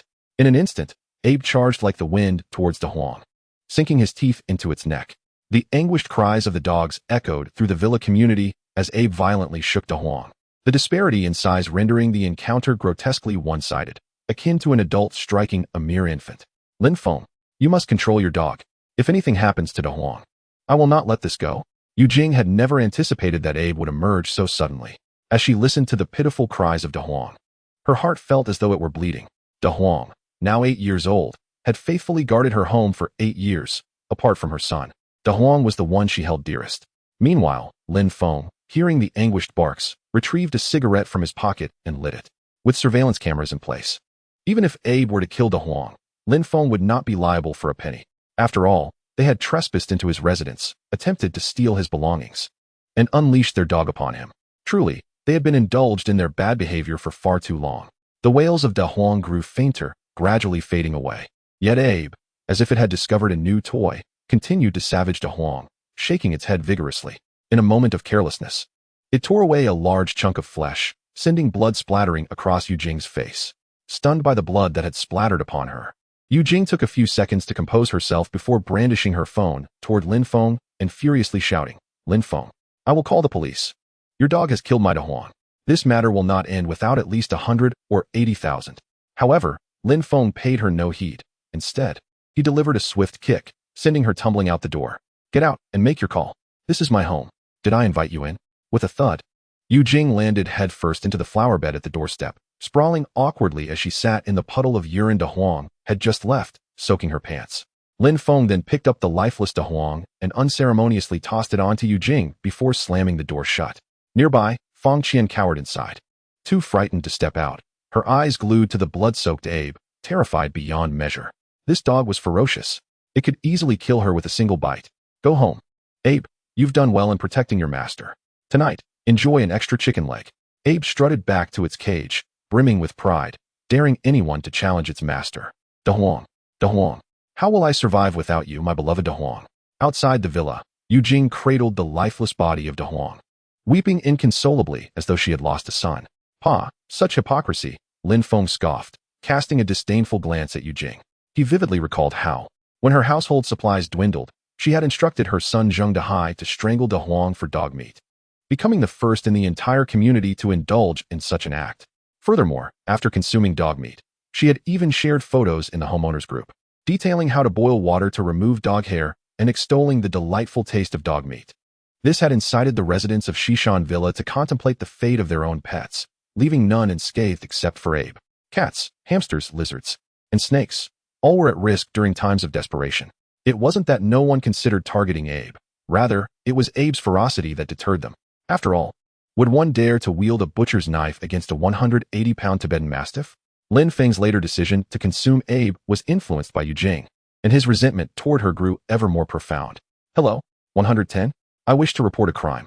There has been a murder at Shishan Villa, number 108. Please hurry. Someone is unleashing dogs to kill me. They have already slain my dog. I am next. At that moment, outside the door, Yu Jing, covered in blood, was frantically calling the police. Hearing the sirens, Fang Qian, who had just secured Abe in his cage, hastily made her escape. Lin Feng, there are only a few pieces left. You can handle it yourself, right? I remember I left the electric blanket on at home. I must return to turn it off, lest a fire ensue. Upon witnessing Fang Qian's intention to leave, Lin Feng dismissed her with indifference. You run away whenever there's trouble, don't you? You can't even be bothered to stay and serve as a witness? Without responding, Lin Feng swung open the door. Engaging in pointless conversation with someone like her was unnecessary. Fang Qian dashed out the door and quickly made her way home, not wishing to attract any trouble with the imminent arrival of the police. Lin Feng closed the door and noticed there was still some meat left in the car. He retrieved 2 chicken legs and tossed them into Abe's cage, stating that rewards must be granted when due. As for the remaining meat, he couldn't be bothered to store it. He simply placed it in the refrigerator for Abe's meals this month. Abe was well behaved in his cage. After finishing the chicken legs, he began to tear at the packaging of the beef. It was undeniable that Abe was rather dim-witted, as he left tooth marks all over the packaging but failed to tear it open. All right, Abe, let me help you with that.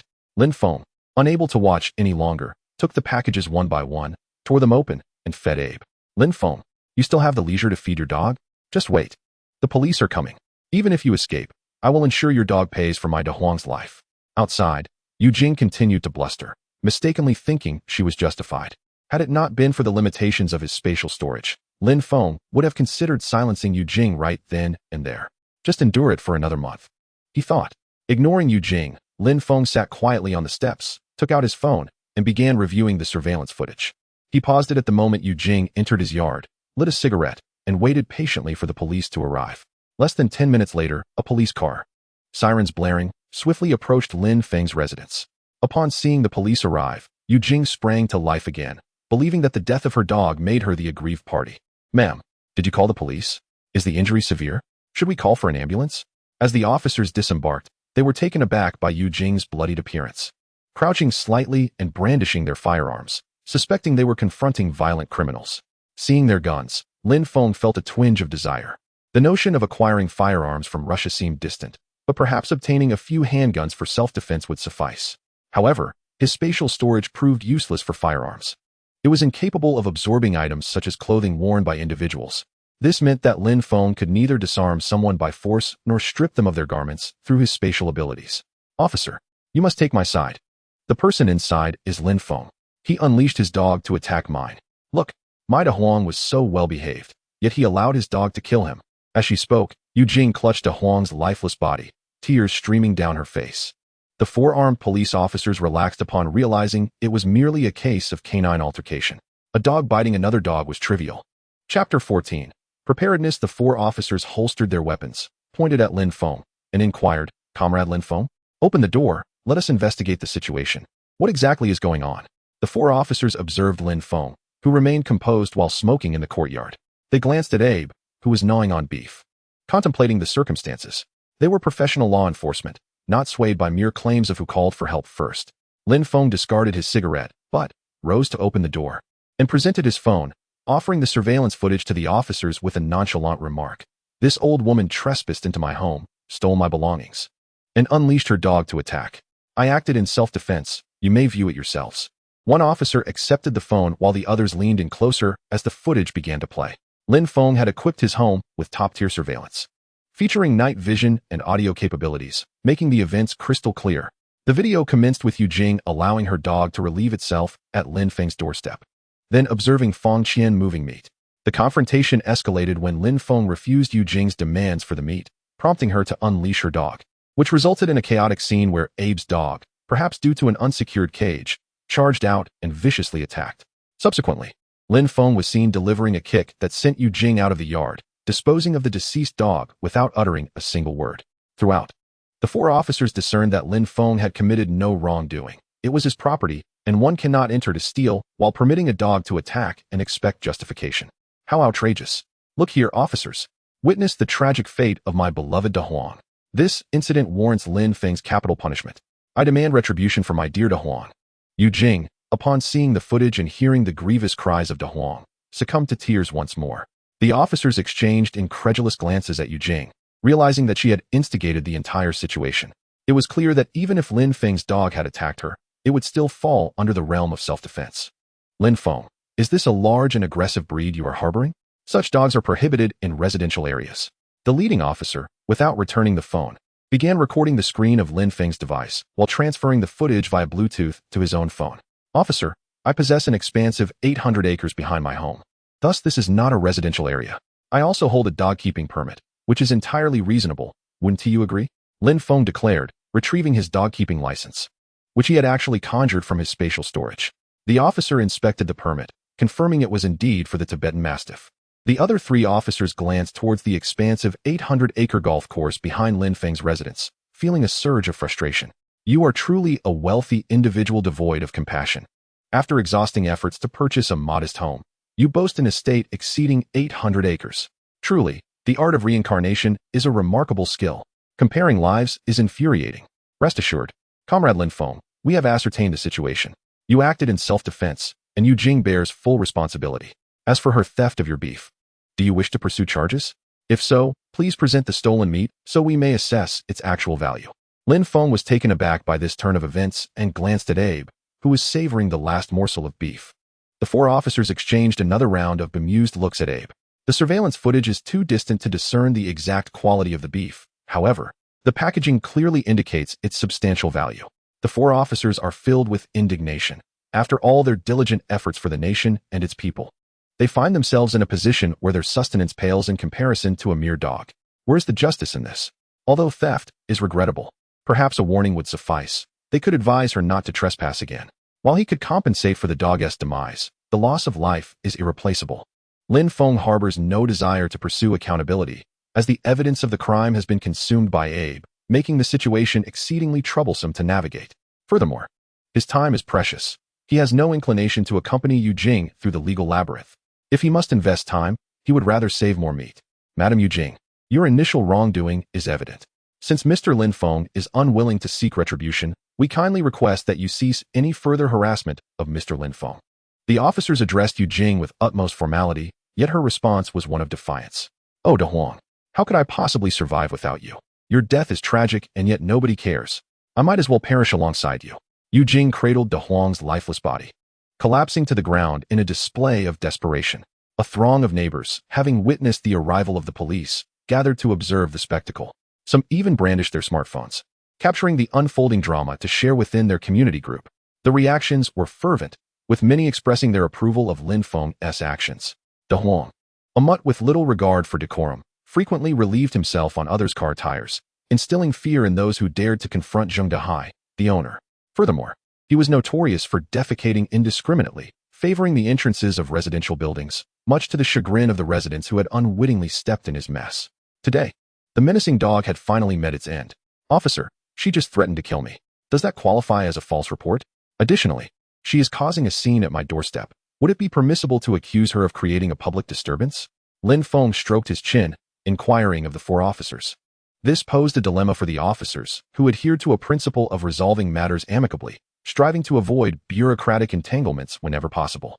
Why then was Yu Jing persisting in her tirade despite the fact that no one was pursuing charges against her for trespassing and allowing her dog to inflict harm? Do not assume that I, an elderly woman, am intimidated by you. Do you know who my son is? He is Zheng Dehai. Dare to lay a finger on me, and you will regret it. My son will ensure your demise. Her threats revealed her lack of decorum and ignorance. Zheng Dehai, no matter how formidable, was merely a man. While the officers were law enforcers, did she truly believe they would cower before her? It is nearly 2050. Her son might even find himself incarcerated. How dare she threaten the safety of law enforcement? Cuff her. The officers, unyielding toward Yu Jing's antics, promptly restrained her with handcuffs and ushered her into the police vehicle. Splendid. The vicious dog is dead, and the malicious individual is detained. Your son may be impressive, but now he must come to your rescue. The neighbors erupted in applause, finally feeling a sense of relief. Mr. Lin Feng, will you be pursuing charges against her? If not, you need not visit the police station to file a report. I have already transferred the surveillance footage to my phone, and this evidence is more than sufficient. The officer inquired one last time, to which Lin Feng simply shook his head. Time is a precious commodity for Lin Feng. There is little opportunity for idle chatter with Yu Jing. Furthermore, should Yu Jing truly find herself incarcerated with the impending apocalypse, it is highly probable that she will be taken into an official sanctuary, making any attempt on her life exceedingly arduous. There is no need for such drastic measures. A mere 15-day detention would suffice to allow her some time for reflection. Officer, let us exchange WeChat contacts. Should she emerge and trouble me again, I will contact you directly. Lin Feng retrieved his phone, and the officer did not refuse. Indeed, I have never encountered someone with such magnanimity as you. If everyone possessed your wealth and generosity, how many troubles we could avert. I am Dong Wei. Feel free to reach out to me directly with any matters. Dong Wei also took out his phone, and the two exchanged WeChat contacts. Lin Feng's addition of Dong Wei was not without intent. Should he fail to procure weaponry in Russia, he would need to visit the arms depot at the Huanghai Public Security Bureau upon his return. In these precarious times, who would not pave a path for themselves? This is what one calls being prepared for unforeseen circumstances. Chapter 15. Is that you? Sausage. Officer. Safe travels.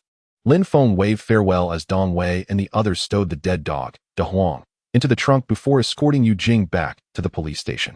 It was not out of a desire for dog meat. Rather, this deceased canine served as evidence that must be collected. As the crowd witnessed the departure of the police, they gradually dispersed. Yu Jing had committed numerous heinous acts. She deserved her fate, and all celebrated her downfall. Upon returning home, Lin Feng headed to the construction site adjacent to his villa to inspect the progress. Presently, dozens of workers had arrived, primarily to set up equipment, including 2 excavators. However, the skill with which the excavation was conducted was somewhat astonishing. Such precision in creating a foundation measuring 110 square meters and 8 meters deep was remarkable. It seemed the excavators could return home, for their services were no longer required here. Are you Lin Xiao? A young man, approximately 25 years of age, approached. I am the construction team leader, Xiao Feng. The equipment has arrived, and once the materials are delivered tomorrow morning, we shall commence construction immediately. Have the villa blueprints been completed? I wish to see them, Lin Feng inquired, casting a glance at Xiao Feng, wondering if this young man might be the brother of Duan Yu. My apologies, Lin Xiao, you only requested the blueprints this morning, so they are not yet finalized. However, I anticipate they will be ready soon. My sister is diligently designing them. Her expertise lies in architectural design, and she possesses a keen passion for constructing apocalyptic fortresses. She has previously researched extensively, which is why I entrusted the design to her. Xiao Feng spoke candidly. While he specialized in villa design, his sister was undoubtedly more proficient in the creation of safe havens. If anyone inquires about the nature of the construction, do not refer to it as a safe house. Simply state it is a private tertiary hospital. Lin Feng's statement left Xiao Feng momentarily bewildered. Why designate it as a private tertiary hospital? What difference does it make? Understood. Lin Xiao. The workers are currently unaware of the project's true nature. I will inform them to construct a tertiary hospital once we commence. Xiao Feng was keenly aware of the gravity of the undertaking. This was a $30 billion project, and upon its completion, he could potentially earn several million, an amount equivalent to his annual salary. How could he afford to be anything less than meticulous? As for the workers, isn't it still 200 yuan a day without meals for the 3 shifts? What does the boss's profit have to do with them? Brother, I have arrived. I have completed the design drawings. I am utterly exhausted. Why is the construction site right in our community? At this moment, a tall and graceful young woman, seemingly around 20 and perhaps still a university student, bounced into view from a distance. Lin Feng turned his head and was momentarily taken aback. Then, both exclaimed in unison, "It's you? Sausage?" Xiao Feng. He was utterly bewildered. What does sausage mean? How are you two so in sync?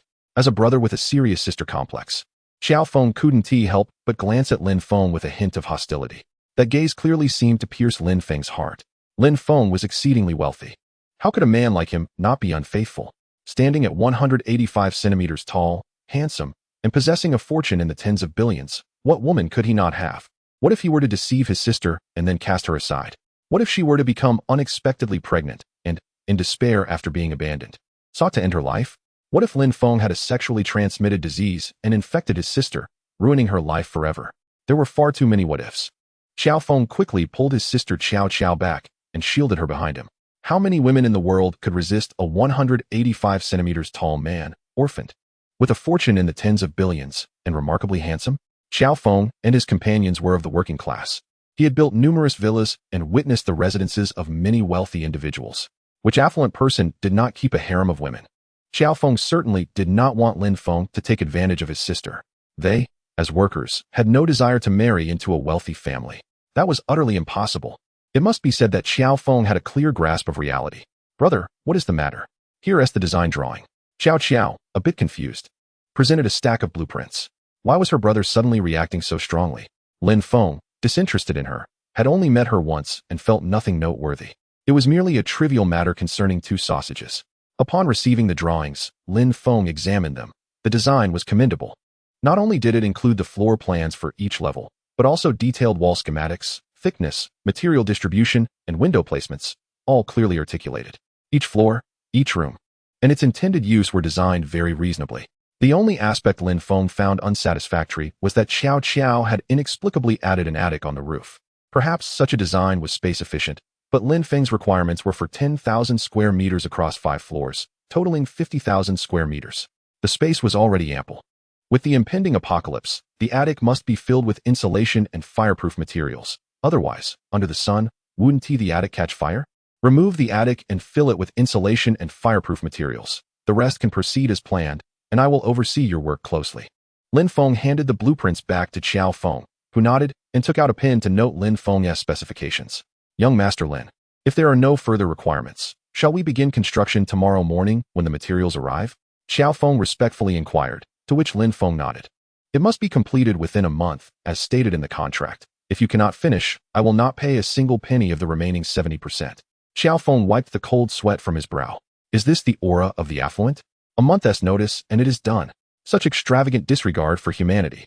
Lin Feng turned to leave, for he had matters to attend to. Time is of the essence. Lin Feng did not wish to squander even a second. If you're busy, I shall return home, he remarked.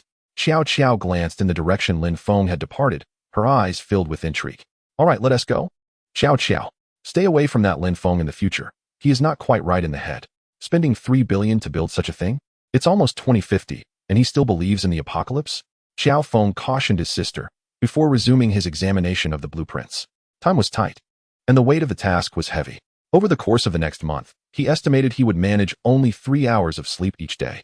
This 3 billion project allowed for no errors, or he would face dire consequences. Meanwhile, Xiao Qiao stealthily followed Lin Feng. Realizing why he had driven a sports car worth over 30 million that morning, he was indeed wealthy. Xiao Qiao was not attracted to Lin Feng's wealth. Her brother, Xiao Feng, earned a few million each year, and her own finances were sufficient. However, she was curious about how Lin Feng had managed such feats that morning. How could so many items simply vanish? Where had they been concealed? Could a young tycoon worth 3 billion truly perform magic? Moreover, what purpose did spending 3 billion on such a venture serve? Xiao Qiao quietly trailed behind Lin Feng, aware that curiosity could lead to peril. Lin Feng, with his head bowed, was engrossed in his phone. He was fervently placing orders for takeout. Was he starving? He clicked through every restaurant in the app, regardless of quality or offerings, inputting 50 orders for each item before moving on to the next. He refrained from ordering too many from any one place, fearing they might not have sufficient stock, which would necessitate a cumbersome cancellation process. After all, with thousands of takeout options in Huanghai City, he could afford to be indiscriminate. Lin Feng returned to the courtyard, not entering the house, but rather sitting on the steps, obsessively ordering takeout. With over 40 million left, how much takeout could he order? Meanwhile, Xiao Qiao hid in the shadows, observing Lin Feng, questioning whether he was playing a game given his intense focus. Chapter 16. The frenzy of ordering takeout. After approximately 10 minutes, Lin Feng's first order arrived. Is this villa number 108 in Shishan Courtyard? Why have you ordered 50 portions of sausage rice? The delivery rider, a blue knight, was indeed impressive. He had managed to deliver 50 portions of sausage rice on his electric bike. He was quite pleased, for with a delivery fee of 2 yuan per order, he had earned a tidy sum of 100 yuan from this delivery alone. By 2050, the delivery fee structure for the Hungry Dead app had changed long ago, charging per item and for packaging as well. After all, Hungry Dead dominated the market. If you had the means, why not forego takeout altogether? There are many workers next door. You can leave it here. Lin Feng casually gestured towards the neighboring construction site, which indeed had a considerable number of people. The Blue Knight thought nothing of it, set down the takeout, and rode off to prepare for the next order. As the Blue Knight disappeared from view, Lin Feng opened his spatial pocket to store the food, only to be taken aback. According to the spatial force, there was someone nearby. Lin Feng turned his head and happened to catch a glimpse of the sneaky Xiao Qiao peeking out. Xiao Qiao quickly retracted her head, perhaps hoping Lin Feng had not noticed her presence. This woman certainly did not seem virtuous. Was she coveting my sausages? Should I confront her? Fortunately, the space could sense everything that could be stored within it. Otherwise, my secret would surely be exposed today. With no firearms at my disposal and the apocalypse yet to arrive, what would happen if my secret were revealed? Surely the authorities would seize me for experimentation.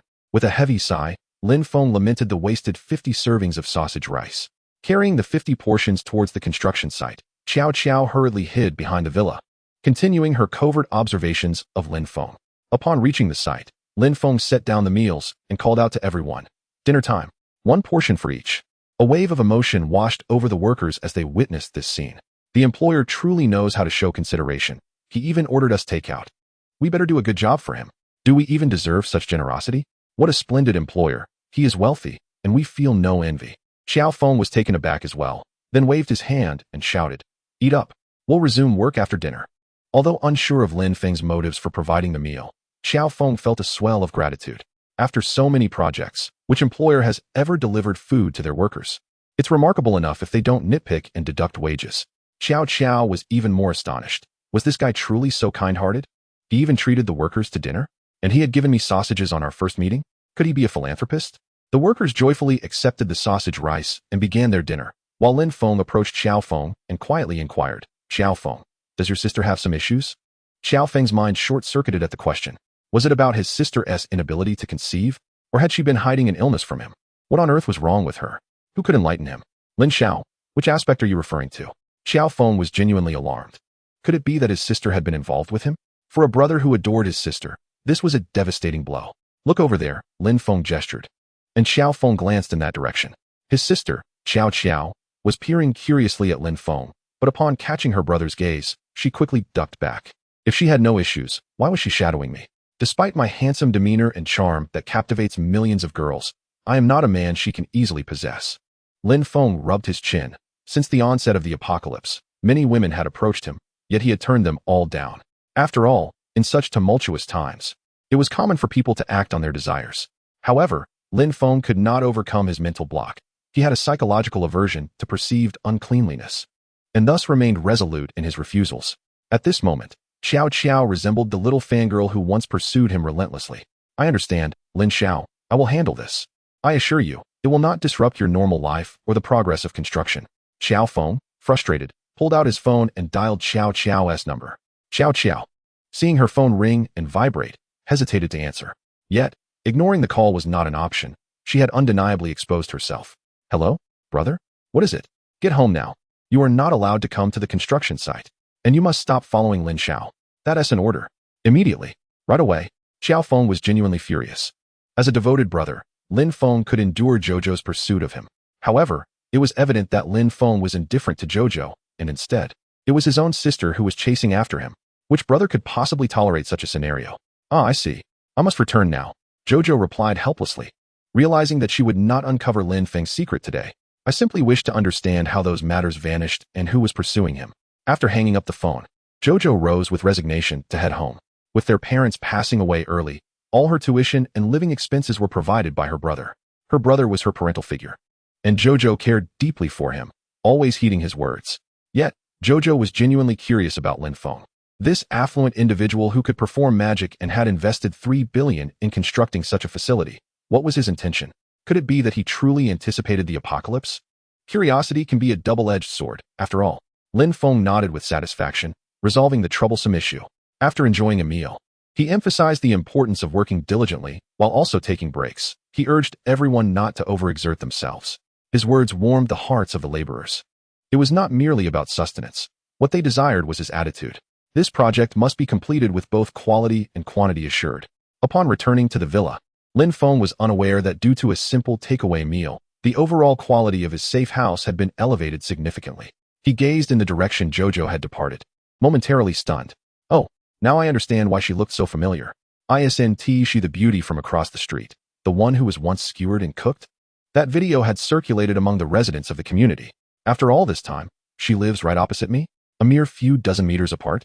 Lin Feng finally recalled who Jojo was, though it had been 3 years since that incident, and his memories were hazy. Jojo possessed both beauty and an enviable figure. In the wake of the impending apocalypse, they could potentially establish a trading relationship. After all, in such dire times, Finding an untouched maiden was far more challenging than securing unlooted supplies, especially someone of Jojo's caliber. The scoundrels spared no one, preying on everyone from 8-year-old girls to 80-year-old women. Silently observing Jojo as she returned to her building, Lin Feng realized she resided on the second floor. Such proximity meant he could see her with his own eyes. Lin Feng was not anxious. If she faltered one day, wouldn't that create an opportunity? Jojo had returned home, and Lin Feng confirmed she was no longer peeking from the second floor. With takeout deliveries arriving one after another, he instructed them to deliver directly to the villa. After shutting the doors and windows and drawing the curtains tightly, he finally brought the outside world into his space. Seated within, he continued to place a flurry of orders for takeout, thinking that once this opportunity passed, it would be gone forever. He resolved to thoroughly capitalize on this chance. Ultimately, Lin Feng ordered every type of takeout available in Huanghai City, with 50 portions of each dish. This late-night feast cost him over 380,000. These meals alone could sustain him for 20 years. At midnight, as the clock struck December 2nd, 2049, Lin Feng remained unsatisfied and opened the grocery app, determined to explore every option available. Whatever was on offer, he was ready to purchase. Today, as selections would be delivered tomorrow. Before 6 o'clock each day, orders are placed, and deliveries arrive promptly between 8 and 10. Lin Feng, having spent another 500,000, could be said to have purchased as much as he could from beginning to end. Finally, at 3 in the morning, exhaustion overcame him, and he fell into a deep slumber, clutching his phone. The next morning at 8, Lin Feng awoke to find the delivery vehicle had arrived, unloading an entire truckload of vegetables into his yard. He had forgotten to lock the front door the previous night, but he paid it no mind. Rising from bed, he went to receive the goods. Deliveries continued until 10 o'clock, and now, the abundance of takeout and everything purchased from the online grocery store was sufficient for Lin Feng to endure on his own. Seeing this, Lin Feng felt a wave of relief. After all, the uncertainty of traveling to Russia for Lake Baikal or to America for warehouse supplies was daunting. It was far more reassuring to rely on his own expenditures. Chapter 17. Securing loans for fuel after completing his grocery shopping online. Lin Feng devised his next course of action. He still needed to prepare for gas, petrol, and diesel. Without ample fuel, how would he survive the frigid winter of the coming year? With 41 million still in his account, Lin Feng formulated a plan to acquire several gas stations. The goal of zero-cost acquisition seemed prudent, for what if he failed? He could not simply wait for death to arrive. Having survived for 3 years in this apocalyptic world, he was unwilling to risk any missteps. After lunch, he went directly to a first-tier gas station in Huanghai City and purchased it outright. This gas station held approximately 300 cubic meters of fuel, and considering the infrastructure and equipment, the cost was under 5 million. However, 300 cubic meters was hardly sufficient for Lin Feng's needs. In a single day, he purchased 8 gas stations, accumulating 2,400 cubic meters of fuel, leaving him with 1 million in his account. He refrained from directly purchasing fuel since acquiring such a large volume in small increments would raise suspicion. Buying the gas stations provided ample space for rapid storage. However, funds were dwindling. He still needed to travel to Russia and America, and he could not afford to be left with nothing.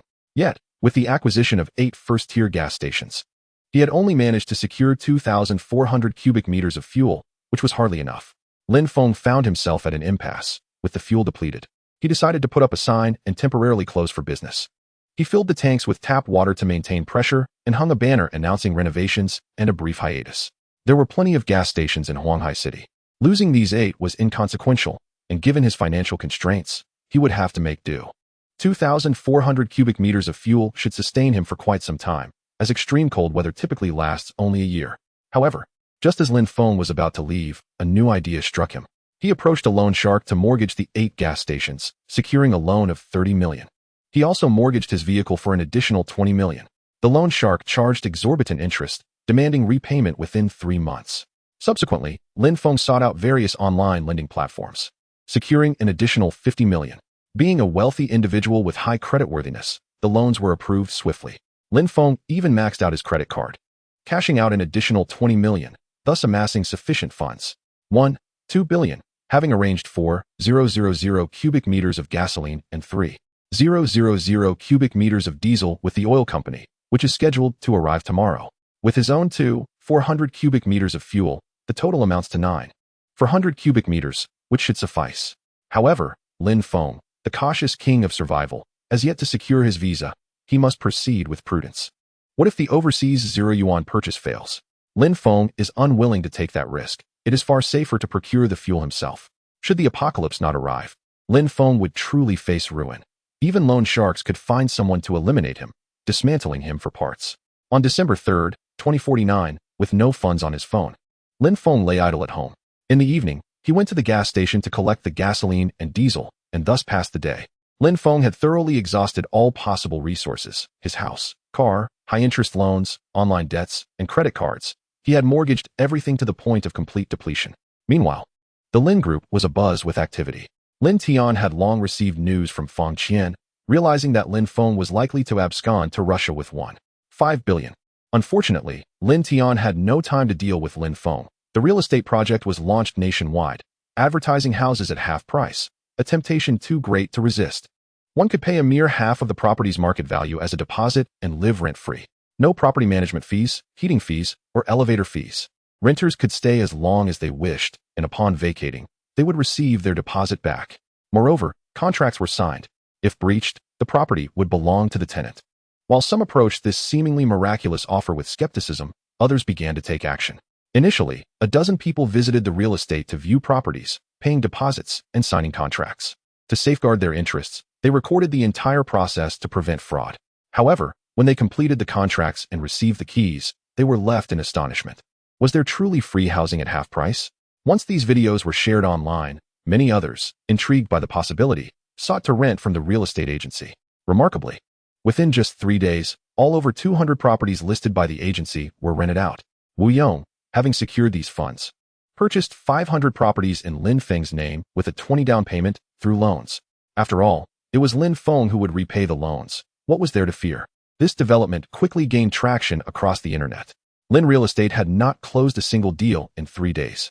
It is essential to note that Lin Real Estate was a colossal company valued at nearly 8 billion. Lin Tian and Lin Hao, watching the plummeting stock prices on their screens, were consumed with worry, entirely preoccupied with the unfolding situation rather than contemplating Lin Feng's potential flight. Over the span of 3 days, the company's valuation dropped from 8 billion to 6 billion. Lin Hao's heart ached at the thought. 20 billion had evaporated into thin air. Furthermore, the stock price showed no signs of recovery. In an instant, the headlines across the internet proclaimed, "Future housing prices are plummeting." Lin Hao, standing before the computer, felt a sharp pain in his backside, but the anguish in his heart was far greater. Lin Tian, have you discovered the truth? What exactly is the real estate agency's intention? Who is their owner? Lin Hao's frustration was palpable, almost leading him to consider violent retribution against the owner of the real estate agency. Father, the legal representative of the real estate agency, is Lin Feng. No wonder he was able to sell shares at such a low price. He is undoubtedly aware that the demise of his parents was orchestrated by us. He intends to bring us down with him. In recent days, Lin Tian has thoroughly investigated the affairs of the Lin family and their real estate ventures. Lin Feng's maneuvers have been utterly disgraceful. The entire housing market in Huanghai City is plummeting, with a decline of 10% in just 3 days. It is one thing to see prices fall, but they are also failing to sell. Those with the means to purchase or rent properties are opting for half-price rentals. No fees for property management, heating, or elevators. Who could possibly compete with the Lin family's real estate operations? Lin Feng, he must have lost his mind. What benefit does he derive from the market collapse? Does he not own properties himself? Is he not incurring losses? Lin Hao clutched his chest, nearly succumbing to a heart attack. He had assumed that purchasing Lin Feng's shares for 1.5 billion would yield great profits. Yet now he is on the verge of financial ruin. Father, let us keep things in perspective. We have only lost 2 billion. Bai Gui Yuan and Fang Hao have suffered far worse losses. Bai Gui Yuan has lost 15 billion, and Fang Hao 13 billion. We are not in such dire straits.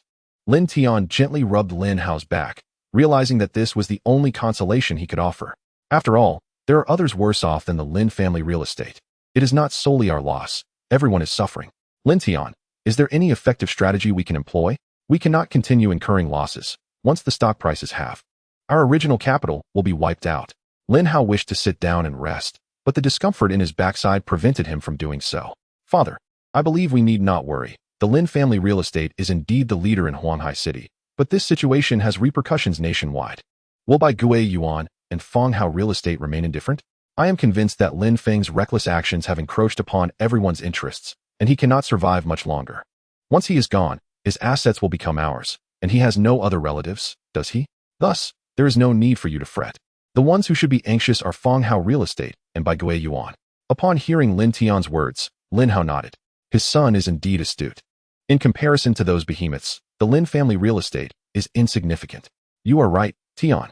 Lin Feng possesses 1.5 billion in cash, a luxury sports car, and 800 acres of land, totaling a value of 2.4 billion.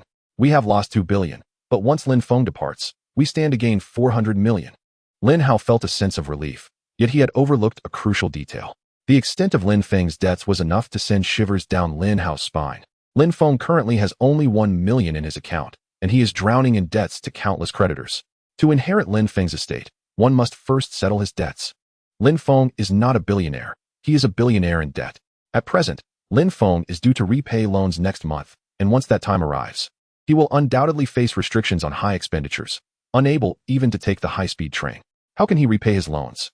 If Lin Feng were to declare himself the nation's most indebted individual, he would be correct. If he claimed to be second, no one would dare to assert that they are first. Moreover, as Wu Yong continues to invest in rental properties, Lin Feng's debts will only escalate, with an impending financial crisis looming within 2 months. After all, there is still a 30-day grace period for overdue loans. Chapter 18. Purchasing plane tickets. While Lin Hao and Lin Tian were lost in dreams of inheriting Lin Feng's fortune in the office, Lin Feng lay on a bench in the courtyard, savoring roasted lamb eggs and sipping on a light beer, relishing his moment of indulgence. Despite being a billionaire in debt, Lin Feng remained remarkably unperturbed. After all, he possessed a space filled with resources. Should he find himself incarcerated, he could simply tunnel his way to freedom and escape to Myanmar. Moreover, being a solitary individual, he had no concerns about sustenance. Wherever he went, he could enjoy life to the fullest. Lin Feng, come out. A voice thundered. How dare you imprison my mother? If I hadn't returned home today, I would have remained oblivious to this matter. At that moment, Yu Jing's son, Zheng Dehai, along with several associates, confronted Lin Feng at his doorstep. Zheng Dehai was a bald man with a prominent scar on his head, towering at 180 centimeters with a robust build and a formidable presence that suggested he was not to be trifled with. His companions brandished baseball bats, just in case they encountered law enforcement. Their plan to engage in a game of baseball seemed rather plausible. Leave, Lin Feng said nonchalantly after taking a sip of beer. His audacious demeanor incensed Zheng Dehai and his entourage, who numbered 8 in total. How brazen. Brothers, break down the door. Cripple him. I'll take responsibility if anything goes awry. Upon Zheng Dehai's command, his henchmen began to smash the door. Unfazed, Lin Feng calmly reached for his intercom and said, Xiao Feng, send over 50 workers. Someone is vandalizing my front door. On the construction site, Xiao Feng, upon hearing the intercom, swiftly directed the workers to head over. After all, Lin Feng had been treating them to take out for days. Such a minor issue was hardly significant. With over 300 robust workers on the site, they marched towards Lin Feng's house, which was conveniently nearby. Zheng Dehai and his gang hesitated as they witnessed the uniformed workers approaching in droves. They were demolition experts and understood well the consequences of provoking construction workers. Disrupting their work could jeopardize their livelihoods. In a worst-case scenario, a fatality could lead to the victim being buried without a trace beneath the foundation of a new building. Xiao Feng, just break their legs. This is self-defense. Lin Feng gestured towards the surveillance camera, signaling Xiao Feng to refrain from causing any fatalities. Observing the unfolding scene, Zheng Dehai's bravado crumbled. The notion of avenging his mother was contingent upon having the means to do so. 8 against 50? And with an additional 200 workers on the site? It was akin to a futile endeavor. Damn it. Lin Feng, just you wait. I refuse to believe your construction will never conclude. If you are capable, don't you dare move. Zheng Dehai was the first to flee, with his cohorts hastily following suit, fearing the possibility of injury. Lin Xiao, should we pursue them? Xiao Feng inquired, but Lin Feng shook his head. A bothersome fly can be scared away. Let us return and ensure the construction remains uninterrupted. If anyone attempts to sabotage, feel free to break their legs. I will cover the medical expenses. Right now, the focus must be on the construction, Lin Feng stated, uninterested in engaging further with Zheng Dehai. After all, he had no plans to relocate. They could settle their affairs in a month. Understood, Lin Xiao. Call me if anything arises, Xiao Feng replied, waving his hand as the workers returned to their tasks. Meanwhile, Lin Feng continued to recline, remaining utterly still, savoring his barbecue and beer, relishing the increasingly delightful days ahead. At that moment, Lin Feng's phone rang. Glancing at the unfamiliar number, he answered. Hello? Who is this? Good day. Is this Mr. Lin Feng? Your visa has been processed. Please collect your passport tomorrow. All right, understood. Thank you. Lin Feng ended the call and sat up. He now had less than 1 million in his account, which would suffice. It was time to purchase a plane ticket. Off to Lake Baikal tomorrow. Lin Feng opened his phone to book a flight.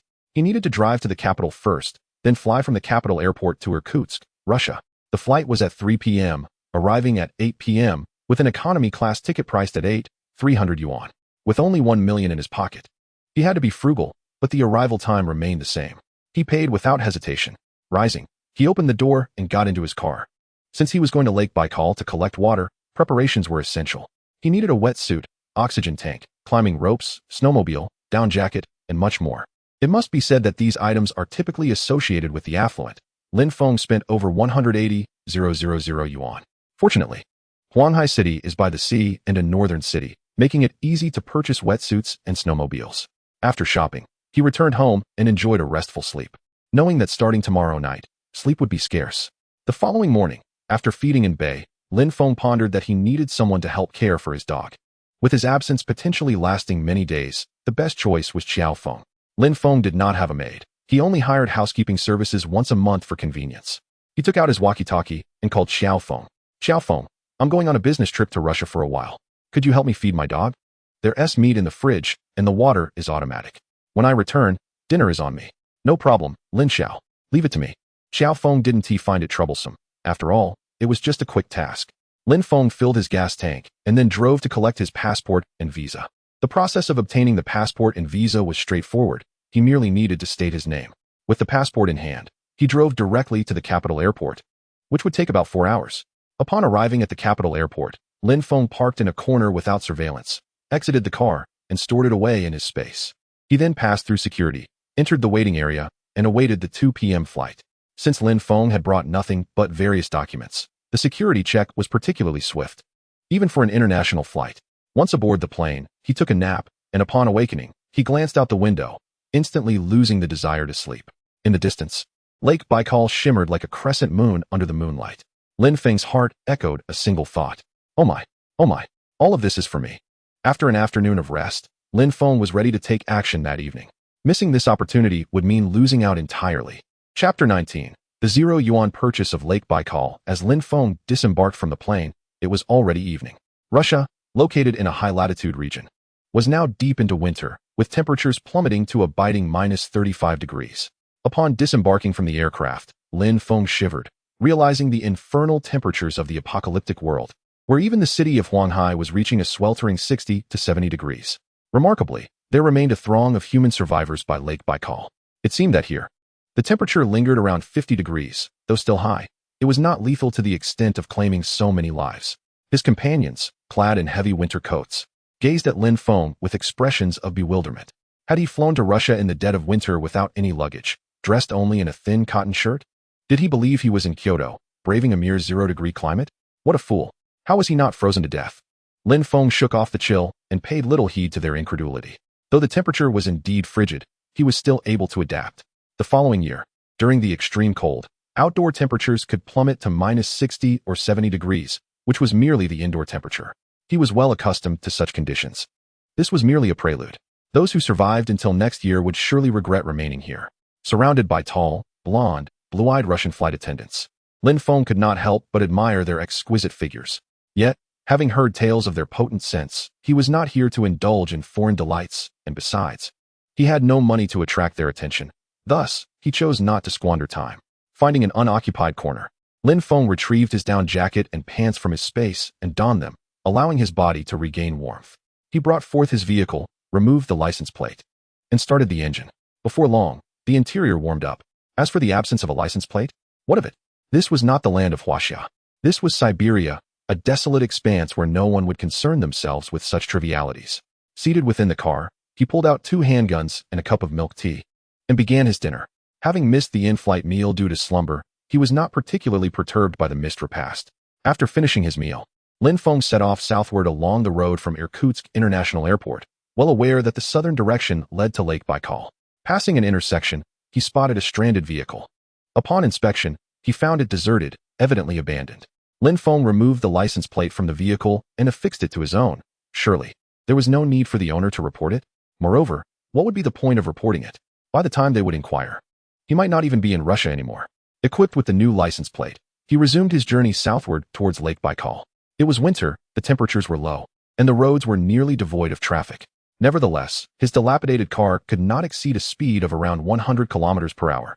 Along the way, he occasionally encountered a handful of vehicles. One could count them on one hand. Such was the desolation of Siberia.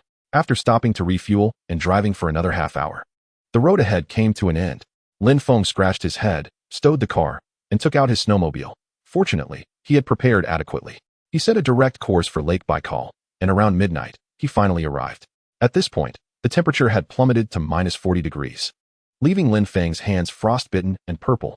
The down jacket from Huaxia could hardly withstand the biting Siberian winds, and he regretted not purchasing a couple more sets. Riding the snowmobile was excruciatingly cold, and he vowed never to embark on such a ride again. Finding a robust tree, Lin Feng secured a climbing rope. Having purchased a remarkable 2,000 meters of it, not merely for this occasion, but for unforeseen future endeavors. Braving the biting cold of -40 degrees, he donned a wetsuit, knowing that once submerged, the water would offer a more tempered embrace at a mere 0 degrees, its lowest possible state. He then fastened the rope around his waist, donned an oxygen tank, and opened his spatial portal, commencing the extraction of ice from the lake's surface. With a thunderous crash, 5 meters of thick ice was removed, causing Lin Feng to plunge directly into the lake, an experience that provided him with a surprising warmth.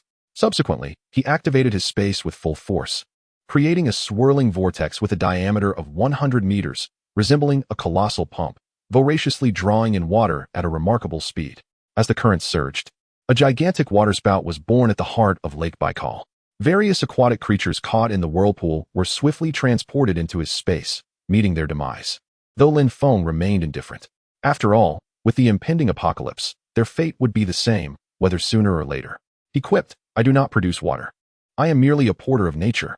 A resounding boom echoed as the water level plummeted, causing the ice atop Lake Baikal to fracture.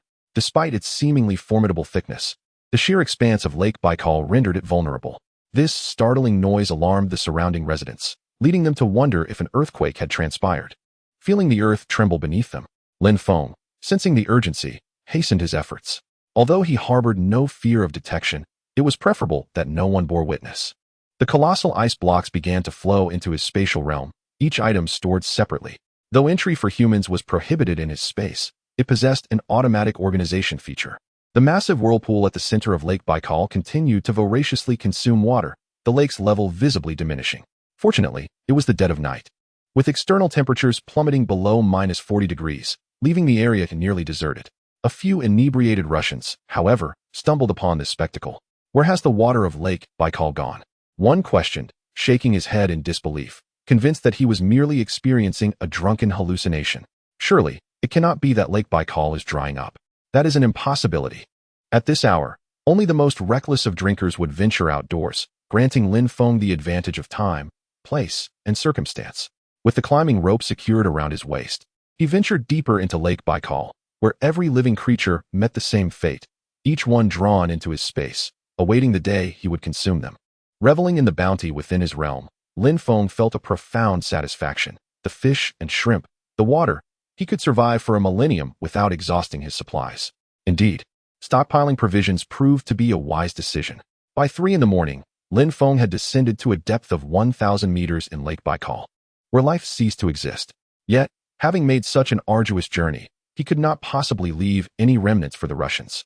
That was out of the question. He pressed onward into the abyss, having already amassed an ample supply of water sufficient to quench the thirst of the entire nation of China for a century. The collection of water continued, as Lin Feng acted purely for the detriment of others without regard for his own gain. The depth was devoid of fish or shrimp, inhabited only by a few lowly aquatic organisms, and even their numbers were scant.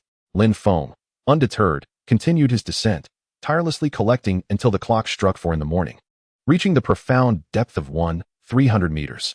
While the deepest point of Lake Baikal is approximately 600 meters, this particular area only extended to 300 meters. Alas, I have left you with 300 meters, as dawn approached, and I had no time left to delve further. It was not that Lin Feng lacked tenacity, rather, the vastness of Lake Baikal was such that he could not consume it all alone, leaving some for the locals. The deepest part at 600 meters was likely a treasure he could not unearth, and he had no time to squander here. At the lake's bottom, it was considerably warmer. Shielded from the biting wind, Lin Feng removed his diving suit and donned a down jacket, then began to stow away the climbing rope into his spatial storage. As the rope was drawn into the space, Lin Feng was pulled upwards, cautious not to ascend too swiftly lest he collide with the rocky walls. After half an hour of climbing from 300 meters, he untied the other end, secured the rope, and retrieved his snowmobile. With the throttle fully engaged, he sped away, having acquired Lake Baikal at no cost. What an exhilarating thrill. Chapter 20. Taking the unconventional route the following day. The residents along the shores of Lake Baikal were in an uproar. Had Lake Baikal sprung a leak? Overnight, it had vanished. Countless reporters received frantic calls to cover the story. It was utterly unfathomable. They believed that the United States had suddenly unleashed nuclear weapons upon Russia. They could not fathom how Lake Baikal could have emptied overnight. Meanwhile, the orchestrator of this chaos, Lin Feng, had returned to the city, seeking refuge in a hotel to warm himself. Upon switching on the television, every Russian news station was broadcasting the astonishing news of Lake Baikal's overnight disappearance. The significance of this event was monumental. Lin Feng retrieved his mobile device, activating the translation software. Approaching the year 2050, international travel required no translator, just a smartphone sufficed. Good day, sir. I hear you witnessed the disappearance of Lake Baikal last night. Could you please elaborate on your experience? A tall, blonde, blue-eyed Russian reporter, clad in winter attire, interviewed a somewhat fatigued man who still bore the effects of intoxication. Last night, after drinking with friends, I was on my way home, passing by Lake Baikal when I heard a tremendous roar. The earth shook beneath me, knocking me over. I thought it was an earthquake. When I got up and approached the lake, I saw what seemed to be a massive whirlpool in the center of the water. At that moment, I was drunk and thought I was hallucinating, so I didn't dwell on it and went home to sleep. This morning, my wife woke me, and upon checking, I found that Lake Baikal had indeed dried up. I suspect it must be due to tectonic activity. All the water has flowed deep into the Earth's crust. Otherwise, how could this happen? You may doubt whether Russia could be struck by American nuclear weapons, but you cannot question how much water Lake Baikal contained. The man spoke with great fervor, unable to believe that Lake Baikal could possibly be empty. As a native of the region, Lin Feng smiled faintly, realizing that his plan to acquire Lake Baikal for no cost had been remarkably successful. This group of Russian experts would never dream that it was he, Lin Feng, who orchestrated this scheme. After turning off the television, Lin Feng nestled under the covers, activating the electric blanket to warm himself. The previous night had left him thoroughly chilled, and it would take more than a couple of days to recover. However, Lin Feng was not one to remain idle. His mission in Russia was only 1/3 complete. Water was secured, aquatic resources were obtained, yet he had yet to acquire the weaponry. Regardless of how sensational this matter was in Russia or around the world, Lin Feng resolutely opened a spatial portal and maximized its capacity. His goal was not to encompass the city, as its inhabitants rendered that impossible. With a radius of 1,000 kilometers, Lin Feng commenced his search for Russian military bases. His head felt as though it might burst. Yet he persevered for the sake of the weapons. Eureka! He had found it. This Russian military base turned out to be a missile launch facility. Lin Feng had only confirmed its location, without ascertaining the number of soldiers present or the level of defenses. If there were nuclear warheads, that would be ideal. Rubbing his aching head, Lin Feng was acutely aware that Russia possessed over 5,000 nuclear warheads scattered throughout the nation, their precise locations a mystery to all. If he could locate a few, he would no longer fear biological mutations or even an alien invasion. Sipping a warm shot of vodka to steady himself, he opened his phone's map to confirm the military base's coordinates. It was 800 kilometers to the northwest, and he couldn't possibly drive there. Moreover, the map indicated no nearby airport. It appeared to be a clandestine military base nestled in a remote wilderness. The nearest city was over 100 kilometers away, and such a secretive facility would surely be discovered if approached by land. What if there were minefields? Lin Feng pondered over the map, realizing that intellect would be required to navigate this situation rather than brute force. If military bases were easily infiltrated, they would hardly retain their designation. Approaching on a snowmobile would likely trigger alarms, leading to a hail of gunfire directed at him. It was clear that cunning rather than aggression was the path forward. Setting his phone aside, Lin Feng downed another glass of hot vodka. He resolved to defer his plans until tomorrow, recognizing the necessity of rest, both mentally and physically. The potency of the vodka was undeniable. Before long, its effects enveloped him, and wrapped in his blanket, he drifted into a hazy slumber. After sleeping for an entire day, Lin Feng awoke on the morning of December 6th, feeling somewhat revitalized. Descending to the street, he purchased several sets of Russian winter coats, prudently opting against any further schemes. The sudden disappearance of multiple coats might attract military scrutiny, a risk not worth taking. The cost of living in Russia was remarkably low. The purchase of dozens of coats amounted to only 60,000 yuan. One could not help but admire the strength of the Chinese economy, enabling the use of Alipay even abroad.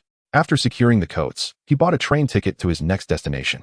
Enjoying a meal of authentic Russian cuisine, Lin Feng felt his journey was not in vain, for he was indeed on an adventure. The rye bread was hard and unpalatable, while the borscht was both sweet and sour, failing to please his palate. However, the flavor of their smoked sausage was quite delightful. After enjoying a sumptuous meal, Lin Feng cleared out the smoked sausage from the shop, spending a staggering 22,000. The shopkeeper was overjoyed, reaffirming that tourists from Huaxiao are indeed the wealthiest. At 9 in the morning, after checking out, he boarded a train, heading straight for the next city. By 5:30 in the afternoon, the leisurely Siberian Green train finally arrived at its destination. Lin Feng hailed a cab and journeyed northward. The driver appeared bewildered. Why travel further north in such frigid weather? Was he leaving the city? Where was he headed? Upon checking his phone's map, Lin Feng indicated a village, signaling the driver to stop. He intended to explore this village. The driver nodded, his suspicions quelled, realizing Lin Feng was merely a curious tourist, albeit one of a rare breed. After paying the fare through a translation app and watching the driver depart, Lin Feng ventured deep into the forest. Ensuring he was alone, he used his spatial abilities to excavate a 5-meter-wide hole. With a Lamborghini in tow, Lin Feng proceeded to drive north through the cavernous opening. The roads were impassable, but he was determined to forge his own path. With his spatial powers, he directly transported the earth into his space. I shall tunnel straight into your military base from beneath. The reason he didn't excavate immediately upon disembarking was due to fatigue and uncertainty about the effectiveness of his plan. However, now was the moment to test it. And indeed, it worked. With a spacious area at his disposal, Lin Feng accelerated to 70 miles per hour, feeling exhilarated as he headed directly toward the underground Russian military base. Even if there were landmines buried beneath, he was unperturbed. He would simply absorb them into his space. Chapter 21. Zero-cost acquisition of the Russian missile base. After driving for over an hour, Lin Feng pinpointed the base's location and decided to take a break. This base housed approximately 3,000 personnel and was undeniably a missile launch facility. Whether it contained nuclear weapons was unclear to Lin Feng, as he had no familiarity with them. He resolved to wait until 3 in the morning to make his move, a time when fatigue would envelop the soldiers. After savoring a bowl of spicy hot pot, Lin Feng set an alarm and drifted into slumber. At 2:30 in the morning, the alarm rang, and Lin Feng arose to commence his task. Expanding his spatial abilities, he gained a clear view of the missile base. First, he identified the location of the surveillance room. Such a grand undertaking could not leave any traces of evidence. Inside the surveillance room, 2 Russian soldiers were indulging in pickles and vodka, blissfully unaware of the imminent danger lurking below. After all, it had been years since any conflict had arisen. Moreover, Russian soldiers could hardly function without their liquor. A lack of alcohol could even lead to a strike. In their quest for a drink, they had switched off the surveillance cameras monitoring the surveillance room, effectively concealing their clandestine indulgence. Perhaps this exemplified the adage, darkness beneath the lamp? The commanding officer was undoubtedly aware of the situation, turning a blind eye to the soldiers' indiscretions. It was a common occurrence among Russian troops. Even before a battle, one would typically down a bottle of vodka, shout "Yura," and charge forth. As Lin Feng approached the 1-meter-deep area beneath the soldiers, he felt a twinge of anxiety. After all, they were armed with real weapons, and his space could not accommodate people. How could he not be apprehensive? Without hesitation, Lin Feng utilized his spatial abilities to dig a pit 100 meters deep. Such a drop would ensure no one could survive. Then Lin Feng sidestepped, evading the 2 individuals directly beneath him, and utilized his spatial abilities to extract the floor beneath their seats. Whoosh! 2 shadows streaked past Lin Feng, and before any sound could reach him, they plummeted into silence. They would never have imagined that someone would launch a surprise attack from below, digging a pit 100 meters deep. Their demise was tragically unjust. Who could foresee such an end? Subsequently, Lin Feng filled the pit with earth, burying them 100 meters deep. Surely, no one would discover them at that depth. Crawling into the surveillance room, Lin Feng seized everything within. Let the games begin. This would undoubtedly morph into a supernatural event. He returned to the tunnel, restoring the floor to its original state, and began digging towards the armory from below. Upon reaching beneath the armory, Lin Feng expanded his spatial awareness, confirming that there was indeed no one behind the iron door. He then breached the floor and climbed up. What luck! Even if the apocalypse did not arrive and he found himself imprisoned, he could still stage a violent escape. Lin Feng activated his flashlight and began collecting weapons: pistols, submachine guns, rocket launchers, RPGs. Anything illuminated by the beam was drawn into his space. Truly, this was an arsenal of the Russian military. The stockpile even contained vehicle-mounted missiles, tanks, armed helicopters, and 2 fighter jets. Lin Feng was ecstatic. These items were not easily obtainable, even before the apocalypse. Cautious not to create excessive noise, he spent an hour clearing the armory entirely. In the dead of night, the likelihood of anyone suddenly entering to retrieve weapons was minimal. Besides, Lin Feng had his spatial awareness to alert him to any intrusions. After finishing, he dove back into the tunnel, replaced the floor, and restored the earth. A perfect operation. However, Lin Feng was not yet satisfied.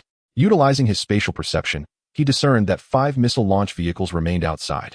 After some contemplation, he resolved to make a bold move. Failing to bring these back would render his trip to Russia meaningless. He tunneled beneath the missile launch vehicles, ensuring the area was clear, then emerged, swiftly collecting all 5 launch vehicles. These were the land's daggers. Anyone who beheld them would tremble. Once collected, he leaped back into the tunnel, meticulously refilling the earth he had disturbed. Lin Feng then sprinted away, all the while covering his tracks. It was a thrilling game.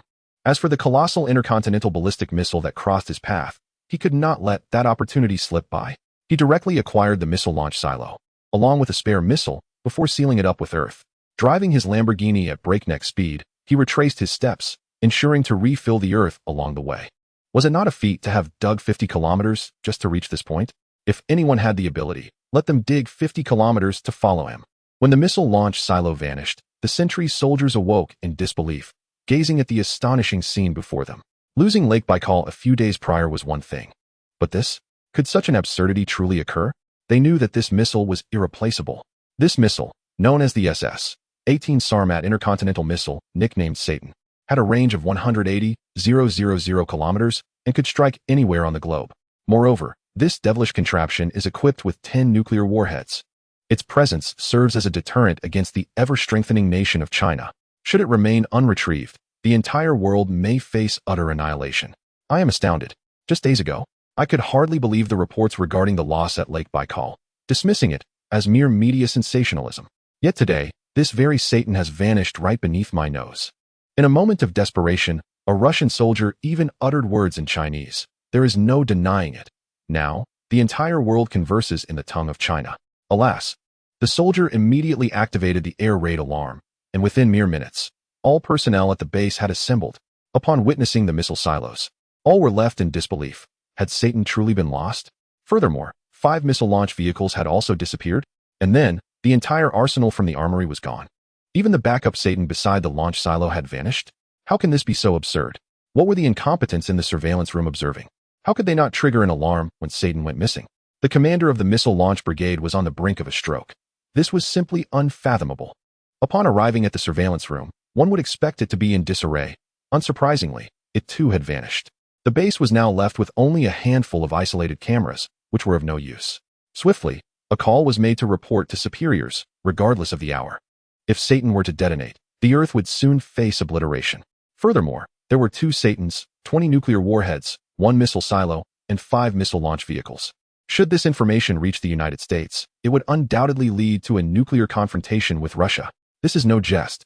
Upon receiving the news late at night, the superiors were so frightened they appeared to age decades in an instant. Having dismissed the loss at Lake Baikal, how could they accept the reality of Satan's disappearance?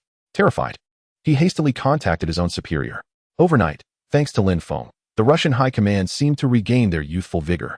This missile launch base was a secret that the United States could not possibly uncover. Who could be responsible for such an act? Meanwhile, Lin Feng, having buried the evidence, returned to his original position, a cigarette dangling from his lips, blissfully unaware that the 2 missiles were indeed Satan. After all, one cannot make a trip without purpose, right? Chapter 22. Russia, a perilous situation. Upon learning of this news, President Kim of Russia immediately enforced a strict media blackout. He then boarded a private jet to the missile launch base to assess the situation. This was utterly inconceivable. While the loss at Lake Baikal could be attributed to tectonic movements, how could the entire missile, along with its silo, simply vanish? This matter was of such magnitude that the military's stringent secrecy left other missile bases oblivious to the unfolding crisis. Consequently, this presented Lin Feng with an opportunity to act boldly. Lin Feng drove the latest limited edition Lamborghini, racing towards the next missile launch base at a staggering speed of 380 kilometers per hour. It was the first time he realized the true purpose of a supercar. With a clear path ahead and ample fuel, he pressed the accelerator to the floor. There was no turning back. For the first time, Lin Feng felt that his investment of over 30 million in this supercar was indeed worthwhile. It appears that this dilapidated vehicle is indeed worth keeping. Is this not a makeshift aircraft hidden underground? Regardless, I traverse from below. Let us see who among you can discern that old Lin has returned. The following midnight, Lin Feng stealthily infiltrated yet another missile launch base. Upon hearing this news, Jing Pu was rendered utterly speechless. He swiftly flew to the missile base to assess the situation. Everything remained unchanged, save for the fact that this time, it was not two individuals who had vanished, but 8. No living souls, no corpses in sight. It seems Lin Feng's audacity has grown exponentially. Jing Pu is no fool. This fellow clearly targets the missile launch base. He promptly ceased to conceal information and alerted all missile launch bases to operate in shifts around the clock. Should any missile go missing again, all personnel would face execution. Whether divine mercy befalls you is a matter for God. What I, Jing Pu, must do is escort you to meet him. Yet, just 2 days later, another grim report surfaced, not of a missile base being lost, but rather one being submerged by water. Is such absurdity even conceivable? It is currently minus 40 degrees in Siberia at night. Where on earth has all this water come from? A missile base housing over 3,000 personnel with no survivors? In such frigid conditions, who could endure? When Jing Pu arrived via private jet, he appeared to have aged decades. It seemed as though he had transformed into a 200-year-old man. Having traversed the battlefield his entire life, he had witnessed countless scenarios. However, he had never encountered such a ludicrous situation. Every individual at the base perished, and all missiles, weaponry, tanks, aircraft, and supplies were lost. A sense of despair enveloped Jing Pu. Was this the heavens conspiring against Russia? If this continues, Russia shall be in peril. After stealing from 3 missile launch bases, Lin Feng decided to refrain from further action. This decision was primarily due to the third base being exceedingly difficult to breach. In the dead of night, over 1,000 personnel patrolled relentlessly. Armed with night vision goggles and assault rifles, they remained ever vigilant. Lin Feng spent an entire night underground, unable to devise a method to stealthily abscond with the missiles. With no other option, he released a minuscule amount of water from Lake Baikal, effectively inundating the base. Now, Lin Feng possessed nothing but an abundance of water. Once the flooding subsided, he commenced the daunting task of clearing the battlefield. Weaponry was strewn haphazardly everywhere. After the missile silo was submerged, Lin Feng was uncertain whether it could still be utilized. However, the munitions should be intact, as the Russian military's equipment is renowned for its durability. A few fighter jets were also affected by the flooding, and their operability remained in question. Lin Feng felt a pang of regret for not having targeted the Russian military's granary during his initial foray. It contained a wealth of valuable supplies, cold weather gear, various frozen goods, military rations, fuel, an opportunity worth billions missed. Nevertheless, during the second and third incursions, Lin Feng did not let slip any chances. Although the third warehouse was inundated, the impending warm weather would allow for any retrieved supplies to dry within a day. Passing by an oil field, Lin Feng did not let it escape his grasp. Devoid of heavy weaponry, what did he have to fear now that he possessed missiles? He promptly seized all their gasoline, diesel, and natural gas reserves, such vast quantities that Lin Feng could scarcely keep track. Moreover, there exist subterranean reserves of oil and natural gas, alleviating Lin Feng's concerns about future fuel shortages. He meticulously acquired refining equipment, oil depots, and natural gas pressure storage units, leaving no stone unturned. Should his oil reserves be depleted, he could even establish a refinery. Along the journey, he also unearthed 2 coal mines, ensuring he would not be deprived of coal during the impending cold wave. On December 14th, Lin Feng arrived at Moscow International Airport, no longer entangled in the affairs of Russia, as his destination lay in Washington. The situation in Russia had become tumultuous. Although the general populace remained unaware of the loss of 3 missile launch bases, they were cognizant of the losses at Lake Baikal and the oil fields. The status of the coal mines remained a mystery to them, as Lin Feng had excavated them clandestinely, and it would take months, if not years, for the truth to surface. Jing Pu had begun to numb to the losses, amidst the devastation of the oil fields and Lake Baikal. His foremost concern was unraveling how the missile bases had been detected. Could there be a traitor among them? This matter must remain concealed. Admitting their losses would invite catastrophic consequences, especially if the United States were to discover it. Nuclear war would surely ensue, leading to mutual destruction. Was this the result of advanced technology wielded by the United States? Such technology seemed implausible. Furthermore, while one could comprehend the theft of oil fields for monetary gain, What motive could there be for stealing Lake Baikal? Did the United States not have enough water from the Great Lakes? Having fought battles throughout his life, Jingpu found himself perplexed, unable to fathom the current predicament. However, he took solace in the fact that, following the loss of one oil field, no further military bases had been compromised. This was indeed a small blessing amidst the misfortune. Lin Feng's preparations for the extreme cold were nearing completion. He contemplated acquiring 2 aircraft carriers to brace for the impending storm. Russia possessed only one aging and decrepit carrier, the whereabouts of which were a mystery in such an expansive land. Lin Feng had grown discerning and found it unsatisfactory. Conversely, the United States boasted a plethora of aircraft carriers. Was it too much for Lin Feng to desire two? At Moscow International Airport, security checks were exceedingly stringent, with armed police fully equipped and vigilant. Although the reasons behind this atmosphere of tension remained unclear to the populace, the air was thick with foreboding throughout Russia. Ordinary citizens began stockpiling weapons, food, and supplies, fearing that war was on the horizon once more. Nevertheless, Lin Feng's security clearance was swift, as he carried only his identification and phone, with no luggage to arouse suspicion. Who could have suspected that he had pilfered the missile bases? Once aboard the aircraft, a 10-hour journey awaited him, and fatigue overcame Lin Feng as he succumbed to slumber. Upon his arrival, Washington was considerably warmer than the Siberian expanse of Russia, and its vibrancy was magnified many times over, bustling with skyscrapers and throngs of people. Unlike the situation in Russia, the United States remained oblivious to the loss of the missile bases. They had merely heard news of Lake Baikal's desiccation and the depletion of oil fields. Dismissing it as inconsequential, the United States perceived no threat. As long as Russia was in disarray, they felt secure. Hence, they remained unprepared, confident that no one would dare to challenge the United States, who would invite economic sanctions or risk carpet bombing. Having secured a hotel, Lin Feng opted for a room on the first floor, mindful that his remaining funds of 500,000 must be spent judiciously. The convenience of the first floor also facilitated his plans. Chapter 23. A stealthy assault on the naval base of the beautiful nation. Lin Feng's primary objective was to seize an aircraft carrier. He had already amassed a considerable stockpile of supplies. Even if food were scarce, the abundant fish in Lake Baikal would suffice. Activating his spatial perception, he directly sought the aircraft carrier base of the beautiful nation, targeting the east. After a few minutes of determination, Lin Feng confirmed his findings.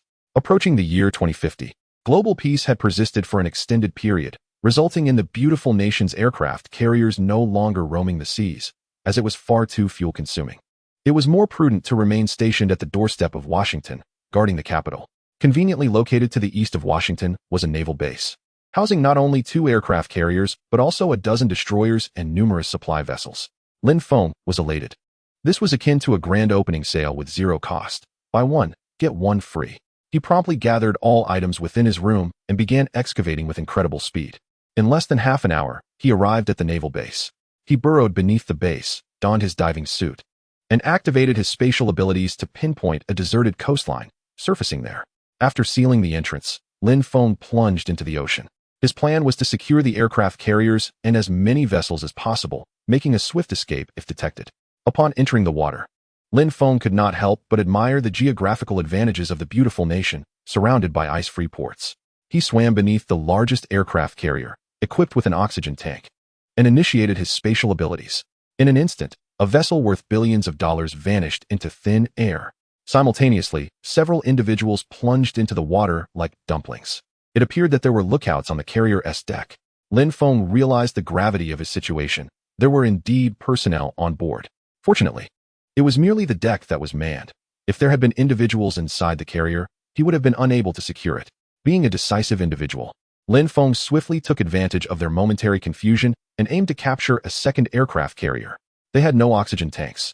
In the pitch darkness of the water, who could discern their surroundings? As anticipated, the soldiers of the beautiful nation, upon entering the water, instinctively swam upwards, oblivious to the fate of the aircraft carrier. Their focus remained on their principles of human rights and freedom. Lin Feng hurriedly attempted to seize the second aircraft carrier. However, it proved futile as there were people aboard. He swiftly redirected towards a nearby supply ship and successfully secured it, relieved that it was unoccupied. At that moment, the naval base of the beautiful nation had triggered its air defense alarm. They had discovered that one of the aircraft carriers had inexplicably vanished. Countless searchlights began to illuminate the area, scanning for any potential enemy assault. Yet, there were no enemies to be found.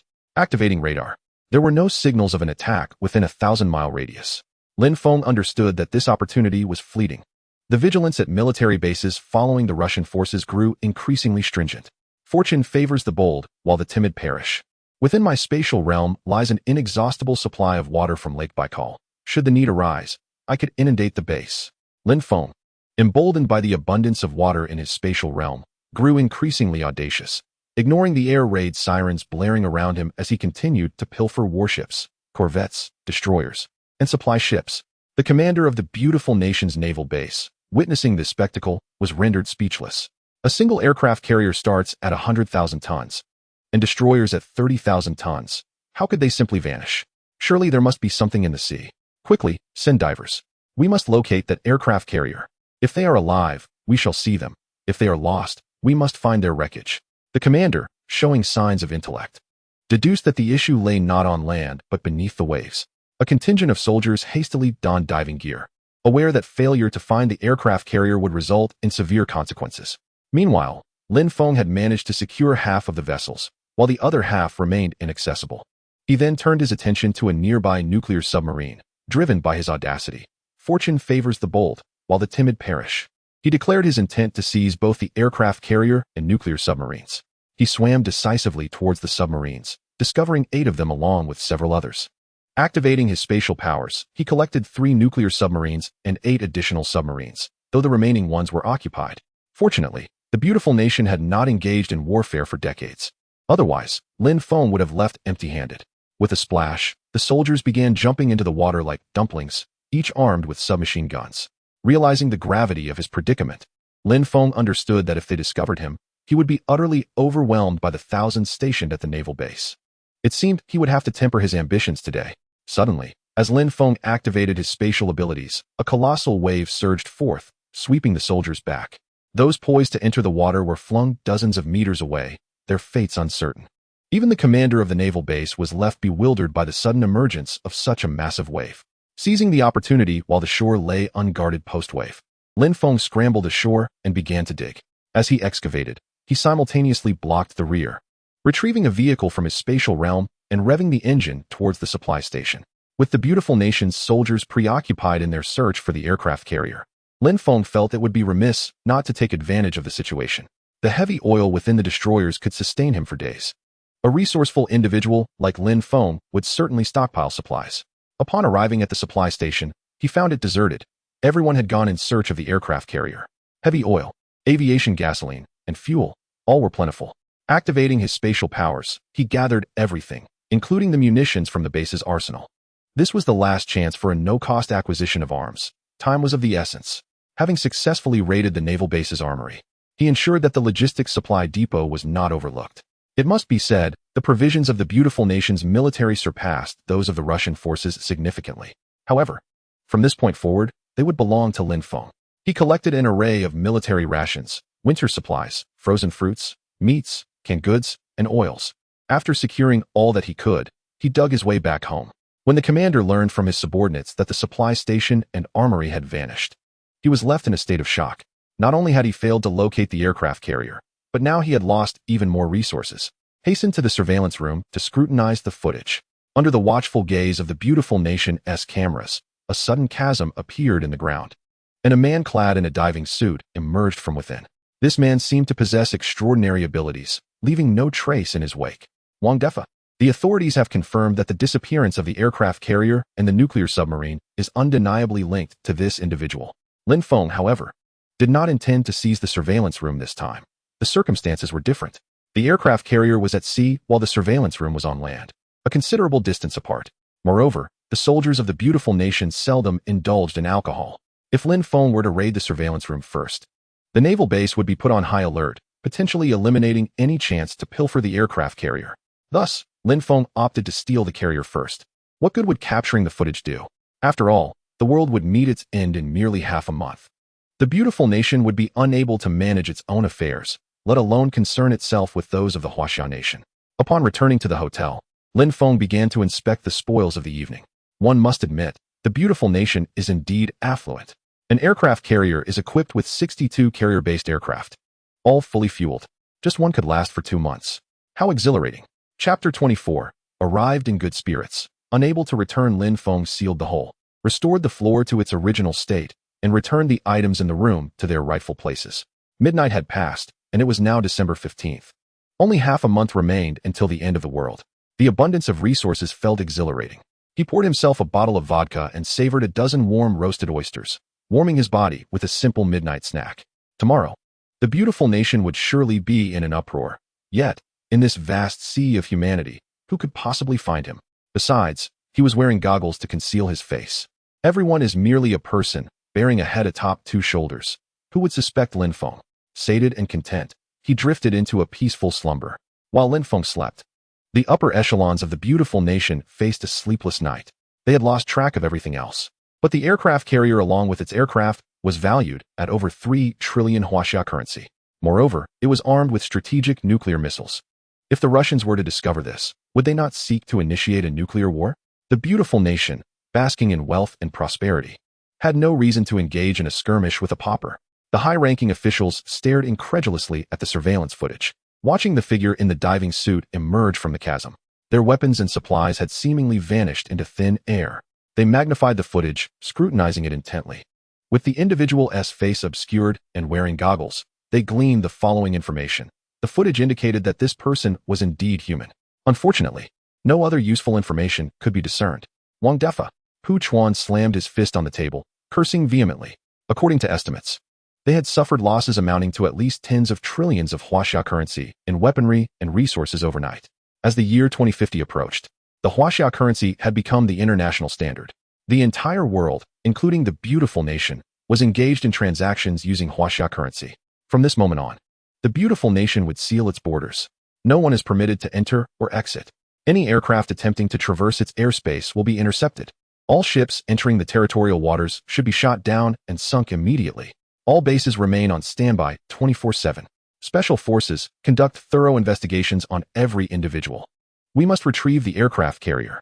Pu Chuan slammed the table in the Pentagon, promptly issuing presidential orders. It is not Pu Chuan who has escalated the situation, but rather the inhumanity of the individual who stole the aircraft carrier. A naval base protecting Washington has been compromised. Who knows if this individual will target other bases? Lin Feng was simply fortunate. Had he not flown to Washington, he would not have located this naval base, as he could only find objects within a range of 1,000 kilometers. With the heightened security at the Pentagon, the entire nation began to mobilize. This individual must be eliminated. Some rejoice while others despair. Some suffer misfortune while others find joy. Jing Pu received a sudden phone call, startling him in the middle of the night. Could it be that another missile base has been lost? Upon answering, Jing Pu was elated. It was news from the spy he had stationed at the Pentagon. An aircraft carrier had gone missing, along with half of the carrier fleet's equipment, leading to direct losses exceeding trillions of Huaxia currency. You are doing well. Continue your surveillance, and I will commend you for your efforts, Jing Pu said, a smile on his face. This mysterious individual had finally shifted their focus from Russia to the beautiful nation. However, the delight lasted only a few minutes before Jing Pu's expression turned grim again. 3 missile launch bases had been lost, yet this person had managed to escape from Russia? Who could this be? Jing Pu picked up the phone and directly contacted the Defense Bureau, requesting an investigation into the list of all personnel who had traveled to the beautiful nation in the last 3 days. Each of them could potentially be the one who stole the aircraft carrier. This person must be found. The item stolen could arm an entire nation. It must be said that Jing Pu's secrecy is superior to that of Pu Chuan, while the latter's loss of a naval base would soon become common knowledge. Few were aware of Jing Pu's 3 lost missile launch bases. Jing Pu resolved that this individual must be brought into our fold in Russia. He could even become the next president of Russia. This individual is undoubtedly a genius. Perfect timing, as Jing Pu has no successors. No one could refuse such a generous offer from the president of Russia. After all, Russia is currently the largest country in the world by area and the 3rd strongest militarily. With this person's assistance, what could prevent us from unifying the earth? Meanwhile, Lin Feng remained oblivious, sleeping soundly until dawn. As he stepped outside, he encountered a group of armed soldiers from the beautiful nation. It seemed he would no longer have the opportunity to infiltrate a U.S. military base. Lin Feng, not wishing to escalate matters, decided to return to his safe house and lay low. An asteroid, 1,000 meters in diameter, was set to strike the beautiful nation next year, potentially obliterating it. Even a titanium alloy safe house would not withstand such an impact. Even if the house could endure, Could Lin Feng's mere mortal form withstand it? It was far safer in Huaxia. He would return and hide for 2 years. He took a taxi to the airport, purchased a ticket back to his homeland. With the heightened alert in the beautiful nation, it would be unwise to attempt stealing from their storage centers. That would only add fuel to the fire and invite trouble. The fish in Lake Baikal are plentiful, and there is enough to eat. Lin Feng had already resolved to return to his homeland, but upon arriving at the airport, he was astounded. The beautiful country had closed its borders. It was perfectly fine when he arrived. There was no way to return. Frantically scratching his head at the airport, Lin Feng felt a surge of panic. With only half a month left until the apocalypse, he had no place to stay and less than 500,000 in his account. What could he do with that? It wouldn't even buy a dilapidated house. It wasn't that Lin Feng was inclined to rob the bank vaults of the beautiful country. Despite the vast sums of money available, was it not all in cash? Unnumbered bills? Gold bars with codes? How could one possibly spend trillions of dollars if they were to steal them? Only a fool would attempt to steal cash to spend. Suddenly acquiring $1 trillion to purchase goods? Even a simpleton would realize that this money belonged to Lin Feng. The same applied to gold. If they lost 1,000 tons of gold, wouldn't it be obvious if he spent it right afterward? Moreover, the beautiful country had no gun control. Once the end of the world arrived, being homeless would mean restless nights, fearing for his life, potentially meeting a tragic end in the streets. Lin Feng had not anticipated such a severe reaction from the beautiful country. Had he not merely pilfered a minuscule amount of resources, a few aircraft carriers? Was it necessary to resort to isolation? Upon exiting the airport, Lin Feng could not quell the anxiety that gnawed at him. First and foremost, he had no skills to pilot a plane, navigate a ship, or operate a submarine. Secondly, he dared not reveal his stolen goods. The apocalypse had yet to arrive. And if discovered, wouldn't both Russia and the beautiful country launch missiles at him? Lastly, it was a staggering 12,000 kilometers to Kyoto. Even if he dug a tunnel to drive back, returning within 15 days was impossible. There were oceans, trenches, and underwater volcanoes to contend with. Not to mention the immense water pressure at several thousand meters deep. One misstep could lead to disaster. As he pondered, a sudden flash of inspiration struck him. The beautiful country had closed its borders, but Canada remained open. It was merely 800 kilometers to Ottawa. Fortunately, Lin Feng had obtained his passport for a trip to Canada, and it would still be valid for entry.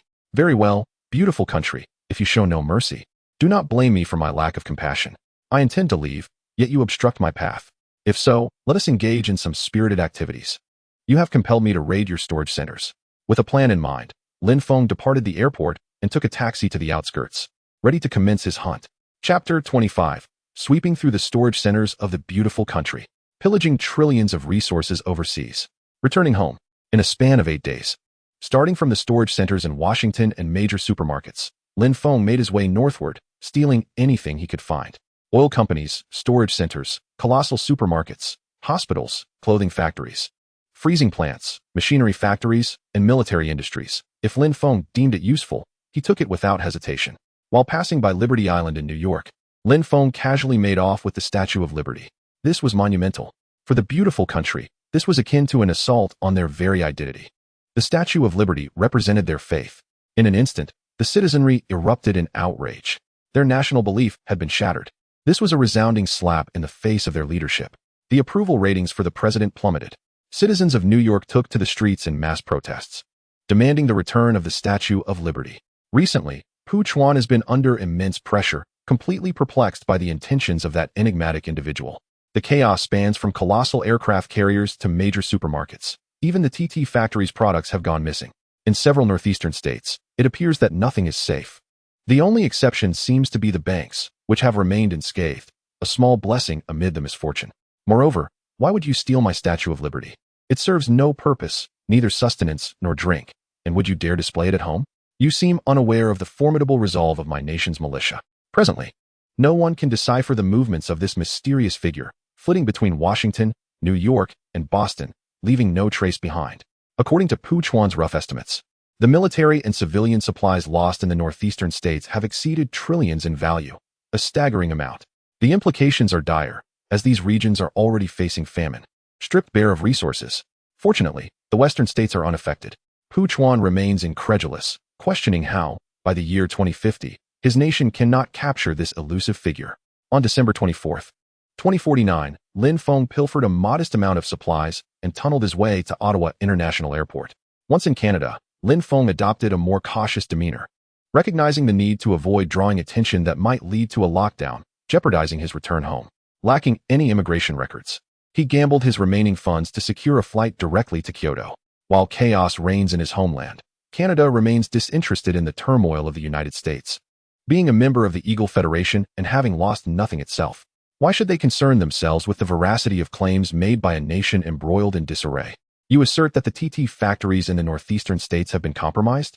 But how significant can that be? Surely, the quantity could not be substantial enough to impede operations. Having heard the tale of the boy who cried wolf too often, skepticism abounds regarding the alleged loss of trillions in resources.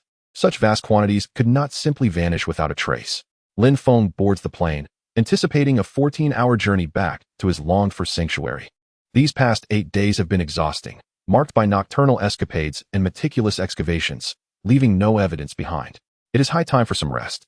As the plane ascends, Lin Feng heads straight for Kyoto, enjoying a peaceful slumber en route. The checks in Kyoto are notably lax, given that his homeland has experienced no losses. He ponders the implications of his next actions. If he were to suddenly appear in Huanhai City, it would undoubtedly disclose his whereabouts to the world. Consequently, Lin Feng resolves to create a diversion, stirring the pot within his homeland. He takes a taxi to the outskirts, continuing his excavations like a diligent groundhog. This time, the items he steals seem less critical: tobacco factories, breweries, logistics centers, and warehouses for drones and electronics. With sufficient survival supplies already at hand, he seeks to procure non-essential goods. Overnight, numerous factories in his homeland have been emptied, all seemingly tied to the chaos surrounding the capital. However, this matter is neither trivial nor monumental. It pertains to civilian supplies and does not warrant escalation to the international level.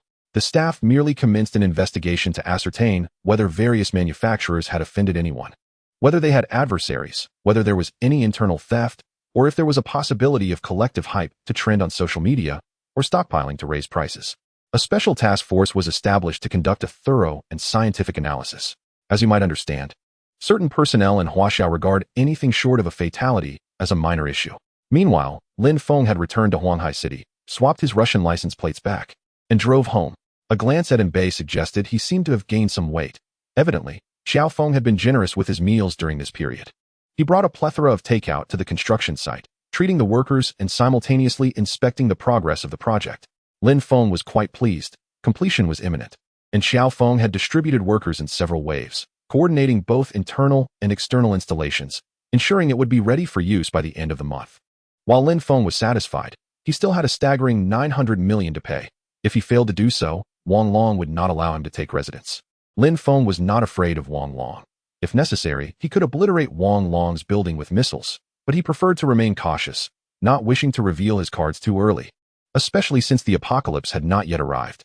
The beautiful nation of Russia was scouring the globe for him, and he could not afford to provide them with any leverage. After contemplating, Lin Feng picked up the phone and called Wu Yong. After all these days, he should have some funds available. Hello? Wu Yong. This is Lin Feng. I am in need of 900 million. Do you have any funds available? Lin Feng wasted no time and directly stated his purpose.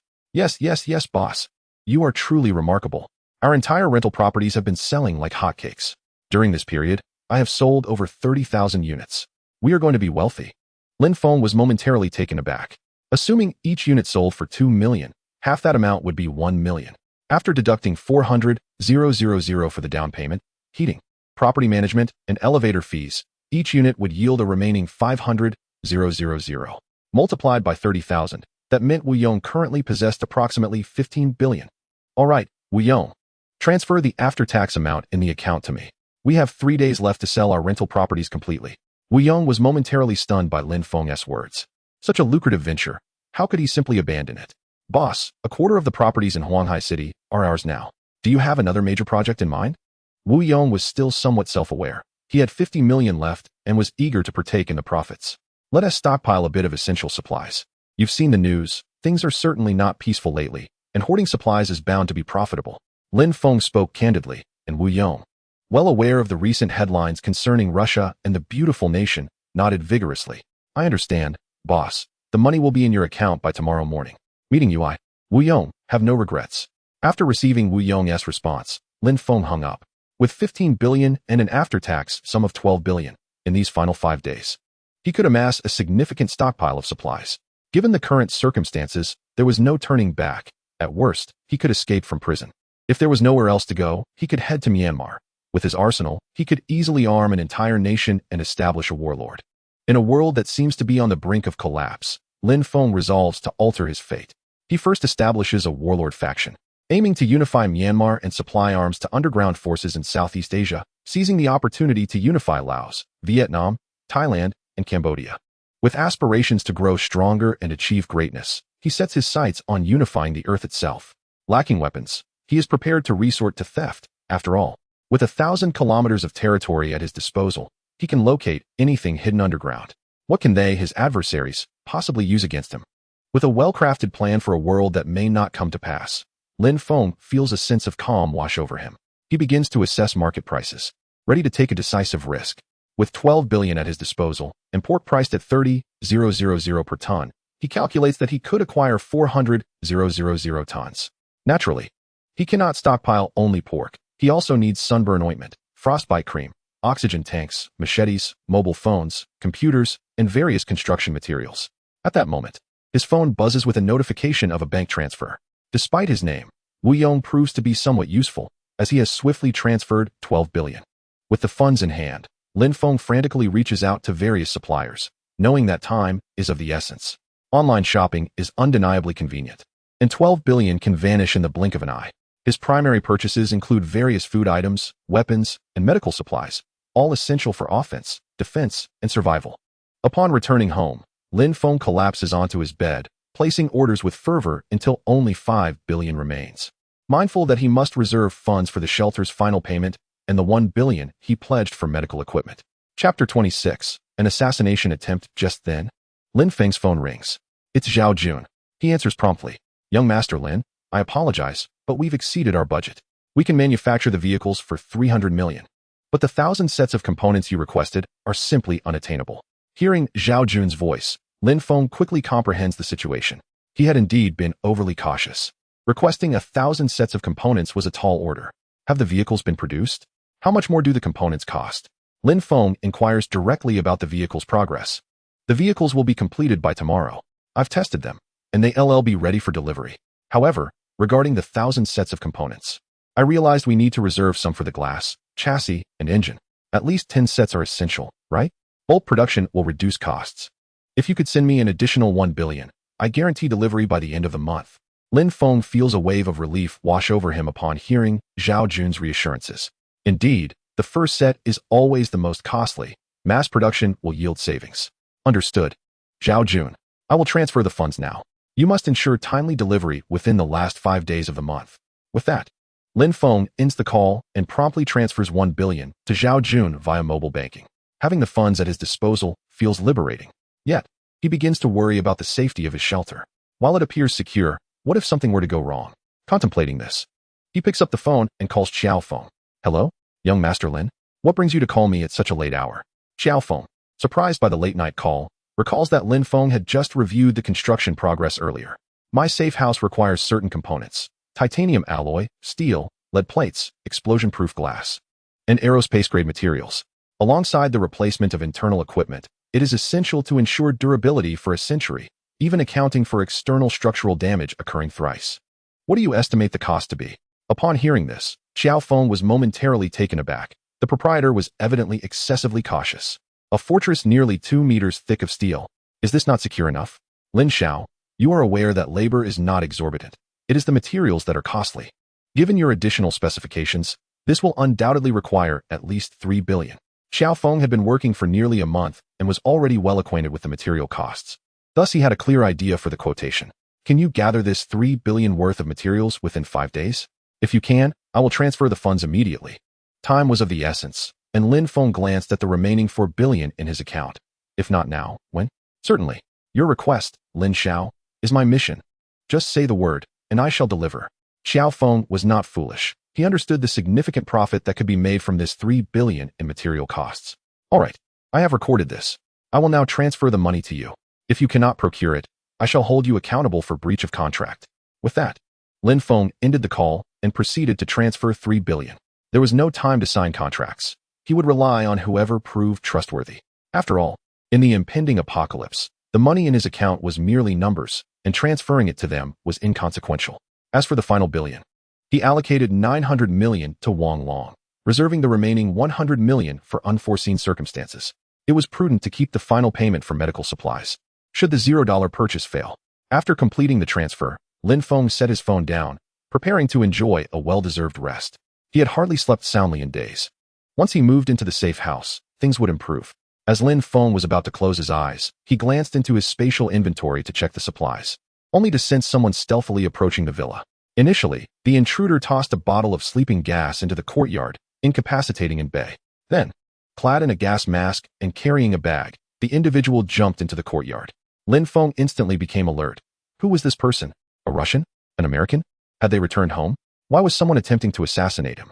Had his identity as Lin Feng been compromised? With a sudden burst of resolve, Lin Feng leapt from his bed and hurried downstairs. He witnessed the man pressing a few buttons on his bag, which initiated a countdown on a timed bomb.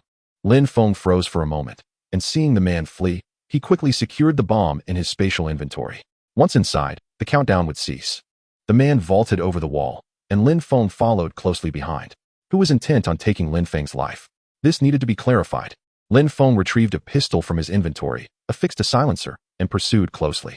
The man weaved through alleys before covering his ears. Piu. Observing that the man had halted, Lin Feng decisively fired, the bullet piercing through the man's shoulder. The man was momentarily stunned, remaining silent as he cautiously surveyed his surroundings, unaware of what had transpired. This alley lacked surveillance, so Lin Feng felt no fear of exposure.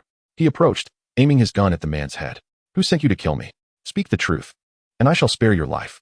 The man was taken aback. How could there be a silenced pistol in Huaxia? Though initially taken aback, the man, clutching his shoulder, did not believe Lin Feng would dare to open fire.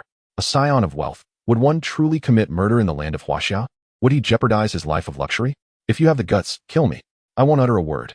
Just as he attempted to assert himself, Lin Feng swiftly covered his mouth with one hand while the other seized upon his most vulnerable point. In an instant, the man felt a pain so excruciating it seemed he might take flight. Which man could endure such torment? Speak. Otherwise, I shall crush you. I will make you the last eunuch of Huaxia. Lin Feng was determined to extract the truth, and with no one around and no surveillance, he felt justified in his approach. Big brother, I was wrong. I will tell you. Fenghao Real Estate paid me $1 million to come here. You were away from home this whole time, and I've been watching over this place. As for the reason, I truly do not know. The man, having lost his initial bravado, began to divulge the truth. Lin Feng released his grip, shaking off the remnants of his earlier hold. Fenghao Real Estate. Had he wronged them? Why would they wish him dead? After a moment of contemplation, Lin Feng realized he had inadvertently encroached upon their territory. $1 million? Having kept watch for so long, he must be aware of the value of Lin Feng's life. I will offer you $5 million. Not only will I spare your life, but should you eliminate the one who hired you to kill me, I will grant you another $5 million. Lin Feng, pressed for time with the impending apocalypse, opted for a swift resolution through financial means. Are you truly serious? The assassin, one hand clutching his wound and the other his shoulder, wore an expression of disbelief. Get your phone. I will transfer the money. With that, Lin Feng produced his phone, donning a serious demeanor. The assassin hesitated, then released his grip on the wound, retrieving his phone to display his WeChat payment code. The notification chimed, 5 million. The assassin's eyes widened in astonishment. Such extravagance was terrifying. Now get lost. Once you've dealt with that individual, return to me for another 5 million. Lin Feng waved dismissively and turned to leave, fueled by the allure of wealth. The assassin promptly betrayed him. A reward of 1 million for killing Lin Feng, 5 million for eliminating the employer, plus an additional 5 million as startup capital. Even a fool could discern the better choice. With 5 million in hand, he could acquire weapons and ammunitions. Did he not believe he could eliminate the original employer? Boss, I guarantee the task will be completed. Once one became an assassin who maintained a moral compass, as long as the compensation was sufficient, one could easily alter their principles. Clutching his shoulder, the assassin vanished into the night. A person capable of transferring 5 million would hardly miss the other 5 million. Meanwhile, Lin Feng yawned, holstered his pistol, and returned home. An assassin without a firearm. Wasn't that a monumental failure? I'll provide you 5 million for equipment. Come back when you've upgraded. Upon arriving home, Lin Feng still found himself unable to sleep. After some thought, he utilized his spatial abilities to excavate a 100-meter deep hole and seal the entrance. Such depth should render me impervious to bomb blasts, he mused. Setting down a bed, Lin Feng sank into a deep slumber within the confines of the pit. Chapter 27. Disobedience leads to demise. On December 26th, Lin Feng awoke, invigorated and refreshed. He emerged from the underground chamber, filled in the earth, and proceeded to the yard to feed Anbei. However, as soon as Lin Feng stepped outside, he was taken aback. Chow Chow was liberating Anbei from its kennel, playfully enticing the dog with 2 chicken legs.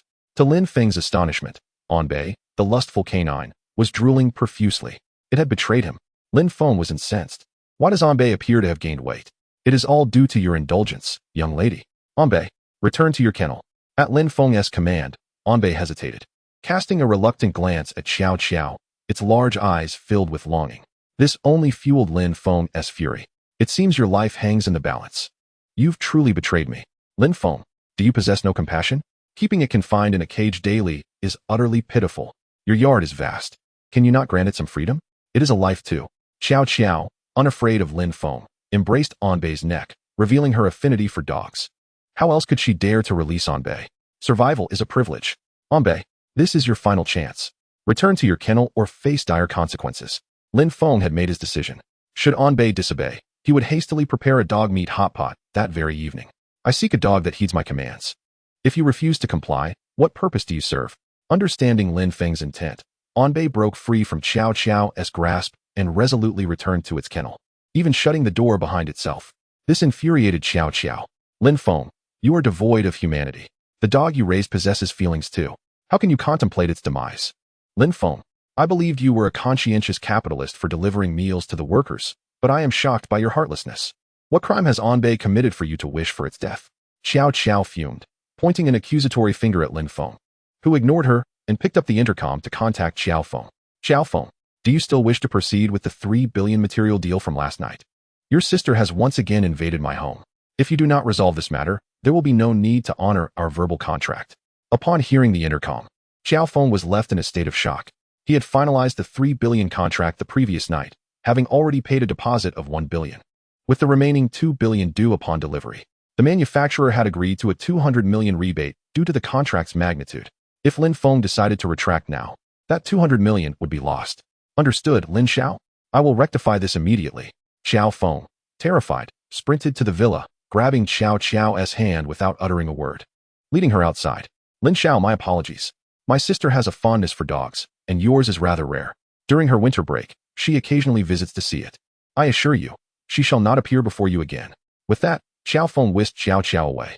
Lin Feng, however, was merely intimidating Xiao Feng. He had every intention of securing the 3 billion materials. He simply found Xiao Xiao bothersome and excessively virtuous. You may cherish your dog as you wish. I shall not interfere with your affection. But as for me, I will only keep a dog that obeys my commands. Those who refuse to listen have no place in my care. It is no wonder you were subjected to such a cruel fate in your past life. To be fried and then consumed, given your character. In the wake of the apocalypse, you would scarcely survive 3 days. Lin Feng secured the dog cage and proceeded to lock it with a sturdy padlock. This creature must endure 3 days of hunger. After all, I have only been away from home for a few days, and you have already conspired with others?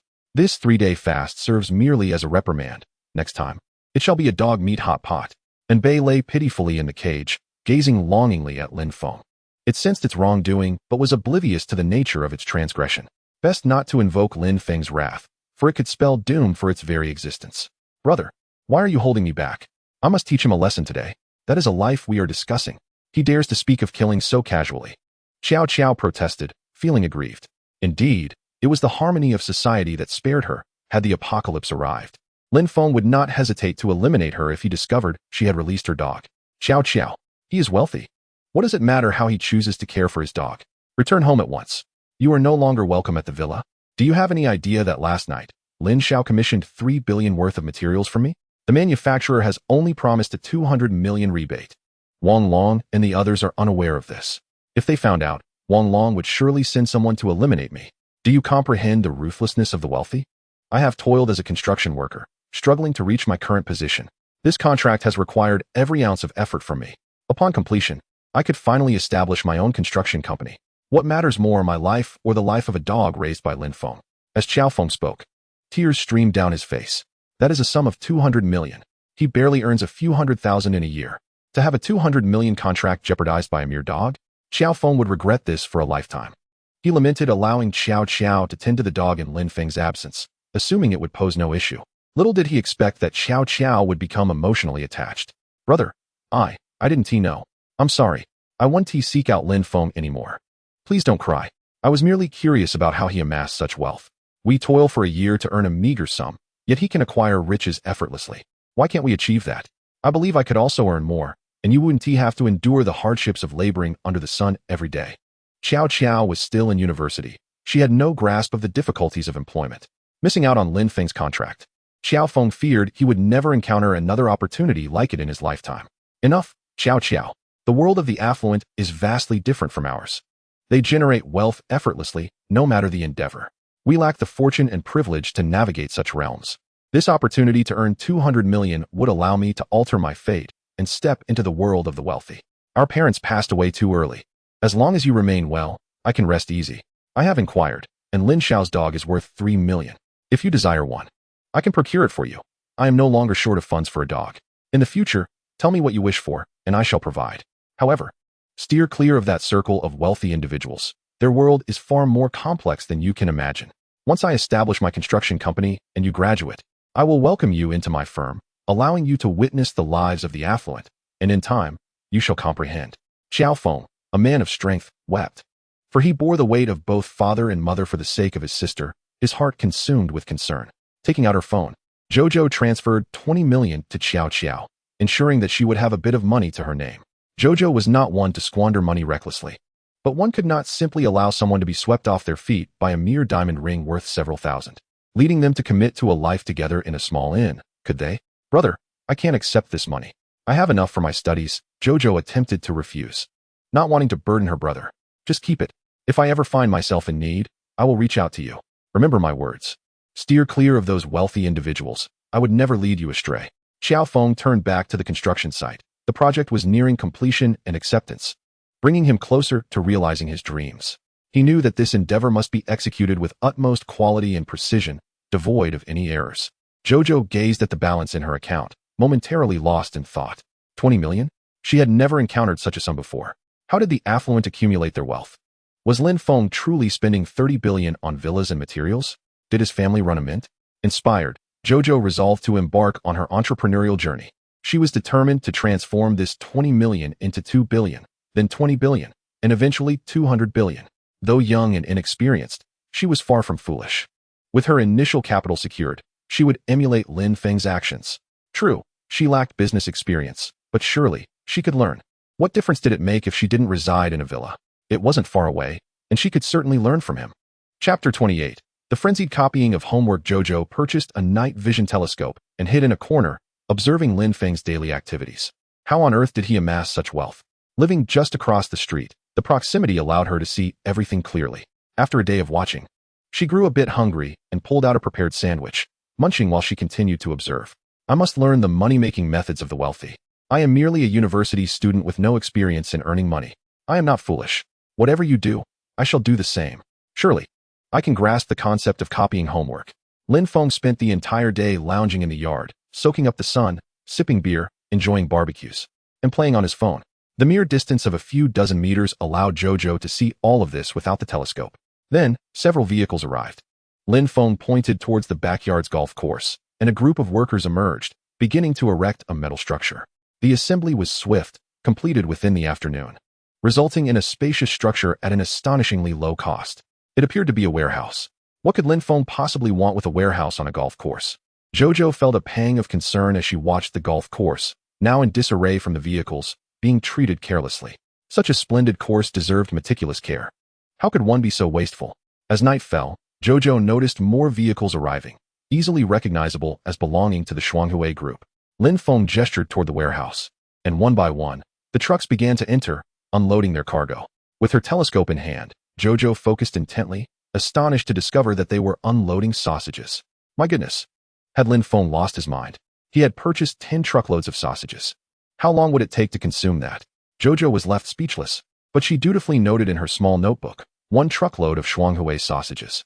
Jojo had made her decision. Although Lin Feng was cold and ruthless, he possessed the ability to generate wealth. Whatever you hoard, I shall hoard as well. When you sell, I will sell too.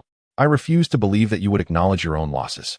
Once the shipment of ham sausages was completed, Lin Feng rose and made a trip to the warehouse before returning to recline in the courtyard with a beer in hand. After a while, 10 trucks arrived. It was evident, without a doubt, that they were carrying bottled water, as there was no cap on the quantity. Jojo was familiar with the name Ice Dew. She promptly noted down in her little ledger, 1 truck of Ice Dew mineral water. Jojo had resolved that when Lin Feng made his sales, she would muster the courage to ask her brother to inquire where Lin Feng was selling. If Lin Feng could sell such a substantial amount, surely the buyers would not mind a small quantity from her. By midnight, Jojo's ledger was densely filled with entries. It contained a comprehensive list of items purchased by Lin Feng, primarily consisting of foodstuffs, canned goods, snacks, dried squid, beef jerky, mineral water, and self-heating hot pots. These items were readily available in the surrounding factories of Huanghai City, and Lin Feng had not resorted to theft, ensuring swift delivery. With an investment of 100 billion, he had nearly depleted the food supplies of Huanghai City. As midnight approached, Lin Feng headed home to rest. Noticing that the lights in the house were turned off, Jojo took her little ledger and returned home. Jojo lived on the 2nd floor. The 1st floor housed the building materials warehouse purchased by her brother, Xiao Feng, making it quite convenient for her. Upon reaching her home, she opened the warehouse, only to find that the building materials had nearly been exhausted by her brother, leaving ample space. Xiao Feng, being in the construction business, naturally stockpiled building materials. However, Lin Feng's order was so vast that it had completely cleared his inventory. While the main structure was built of steel and titanium alloy, interior decoration still required materials like sand, cement, tiles, and flooring. One could not rely solely on steel. Seeing an opportunity to stockpile goods, Jojo began searching for manufacturers' contact information online. Whatever you hoard, I shall hoard too. I refuse to believe that I, Jojo, cannot make a profit. Having finalized her supplies, she realized that of the 20 million, only 600,000 remained. Some of the snacks Lin Feng had purchased were quite expensive. A single pack of beef jerky could cost 40 to 50. Just imagine the expense for an entire truckload. Jojo paid online and requested prompt delivery, with merchants generally agreeing to have the goods arrive within 3 days. After all, Huanghai City was not far from the logistics hub of the capital, ensuring excellent transportation convenience. Once home, Jojo pondered about Anbei and considered buying a dog. With 600,000 remaining, would that be enough?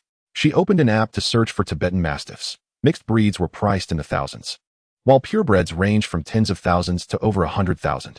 After all, not everyone was like Lin Feng, who would spend 3 million on a dog. Jojo found a Tibetan Mastiff that resembled Anbei closely. Upon clicking the link, she discovered it was priced at 188,000, non-negotiable, with an option for pickup at 18,000. Serious inquiries only. The little Tibetan Mastiff looked stunning, appearing to be around 3 months old. Jojo clicked to save the listing, noted the address, and resolved to visit the next day, considering that her supplies would not arrive until then. On December 28, 2049, with just 3 days remaining until the apocalypse, Lin Feng continued to wait for his supplies at home, while Jojo set off to purchase a dog. After hitching a ride for over 300 kilometers, she finally arrived at a villa in the suburbs of the capital, where she explained her purpose and beheld the dog. There are 2 dogs in total, 1 male and 1 female, both over 3 months old, indeed purebred. Overjoyed, Xiao Xiao paid for the female dog. On the ride home, it was already afternoon. Upon arrival, Xiao Xiao contemplated and then called the meat factory to order various meats worth 50,000 yuan. Lin Feng's dogs are fed meat. My dog cannot be treated any less. The delivery is scheduled for tomorrow, and Xiao Xiao also purchased 5 large freezers, not for any particular reason, simply out of spite. While I may not surpass you, Lin Feng, in other aspects, my meat supply exceeds yours, and I possess more freezers. We are both human. If you can succeed, so can I. Women can also hold up half the sky. I may have slightly less capital, but I will eventually surpass a merciless businessman like you. I aim to emulate Lin Feng, to become Lin Feng, and then to exceed Lin Feng. First, I shall set a modest goal, earn 20 million to reach 100 million. After preparing everything, Xiao Xiao bathed the puppy and named her Fengzi. Whatever Lin Feng does, Xiao Xiao will mimic. I refuse to believe that I cannot earn money. In the pursuit of surpassing Lin Feng, Xiao Xiao fervently imitated Lin Feng's actions, while Wu Yong, the clever one, also became Lin Feng's devoted follower. Lin Feng's audacious rental strategy netted him 12 billion yuan. Wu Yong had never seen so much money in his life. It would be impossible not to feel tempted. Fortunately, he remained Lin Feng's top lieutenant. If Lin Feng can hoard supplies worth 12 billion, then I, Wu Yong, also possess 50 million. Moreover, Wu Yong knew that Lin Feng spent 3 billion on real estate, and taking advantage of his position, he secured a villa for himself. Such advantageous rental opportunities would be hard to come by again.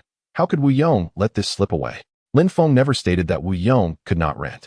Fearing an audit from Lin Feng, Wu Yong refrained from acquiring too many properties, securing just one villa under the company's account. If Lin Feng discovered it, he could simply purchase it back. Wu Yong spent a few million to fortify his property like Lin Feng, while the remaining 40 million was hoarded for supplies. Having missed a previous opportunity for wealth, he could not afford to miss this one. While Lin Feng hoarded 12 billion without worry, why should I, Wu Yong, fear hoarding a few tens of millions? When Lin Feng starts selling, I can easily sell my supplies as well. After all, the boss has executed so many clever strategies. I can merely follow in his footsteps, can I? If copying assignments leads to mistakes, then I, Wu Yong, would truly be incompetent. Wu Yong's spirit soared. With over 40 million in supplies, he could surely earn a few 100,000, right? The boss made 12 billion in less than a month. Compared to that, 40 million is insignificant. Furthermore, the rental income could yield another 70 to 80 million. Wu Yong would take charge for the boss and hoard all supplies. If a few million is still a hassle for the boss to decide upon, then what is my value? Chapter 29. The doomsday vehicle arrives, some rejoice while others despair. Where there is imitation, there are those left with barely a shred of dignity. The Lin Corporation's market value plummeted to a mere 3 billion due to the rental strategy. But fortunately, for reasons unknown, the rental period concluded in 3 days. Otherwise, the stock price would have further declined. Father, I have good news. The owner of the prestigious Guiyuan jumped off a building this morning. The owner of Fenghao Real Estate remains oblivious to whom he has offended, as he has been persistently targeted for assassination, leading him to avoid stepping outside and facing restrictions on high expenditures, including bans on high-speed rail travel and international borders. Lin Tian, holding his phone, presented it to Lin Hao. Though they incurred a loss of 5 billion, their cash flow has allowed them to maintain stability. Consequently, they are left with merely a few million. Yet compared to Biguay Garden and Fenghao Real Estate, they have managed to survive this winter of the real estate market. Finally, it has come to an end. The owner of Biguay Garden seems to have little resilience against turmoil. Lin Feng's reckless antics appear unsustainable, and it is only a matter of time before he faces bankruptcy and liquidation within a month. We should seize the opportunity to acquire those auction properties at a low cost, over 30,000 properties in Huanghai City. If prices merely rise by 30%, we would recover the 50 billion we lost this month. After many days, Lin Hao finally sees a glimmer of hope. Once the two titans of the real estate market collapse, my Lin family real estate will seize half of the properties in Huanghai City, propelling us to become the largest real estate conglomerate in Huaxia. I share this sentiment. This month has been a source of great distress for me. I have refrained from indulging in Michelin 3-star dining. Lin Feng's prosperous days are numbered. He is embroiled in a classic Ponzi scheme. I have received word that the authorities have begun investigating him. If he is unable to repay his loans next month, he may never see the light of day again. Lin Tian too perceives the dawn of victory. Lin Feng's entire rental scheme has defrauded over 100 billion. Times are becoming increasingly promising. With the new year approaching, arrange a reservation at Tianhai Hotel for a celebratory feast for the two of us.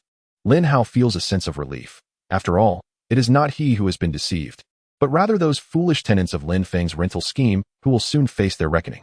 All right, father, I will make the reservation. I wonder what Lin Feng is thinking. He has clearly fled to Russia. If I were him, I wouldn't return. He is surely doomed now. Lin Tian cheerfully sets off to make the arrangements, while Wang Long, glancing at his bills, wears a troubled expression. Having invested 18 billion in materials for Lin Feng's safe house, he has seen nearly 9 billion vanish in less than 10 days. The funds of Long Hu's security company are now in jeopardy. Damn it, what a loss. By the time the project is complete, I will only profit 3 billion, and I won't receive it until next year. Lin Feng, your calculations are infuriatingly precise. 3 billion profit, not a penny more. Wang Long rips the bill to shreds, frustrated by the impending 18 billion investment for such meager returns. However, there is no alternative. Contracts are signed, and the land deed is in Wang Long's possession, compelling him to see the project through despite his reluctance to breach the agreement. Thankfully, the inspection is imminent. He will receive 9 billion upon completion and another 9 billion 3 months later. Waiting a year for that 3 billion profit may be necessary. With this thought, Wang Long's expression softened slightly. At that moment, Xiao Feng, wearing a beaming smile, calls Lin Feng.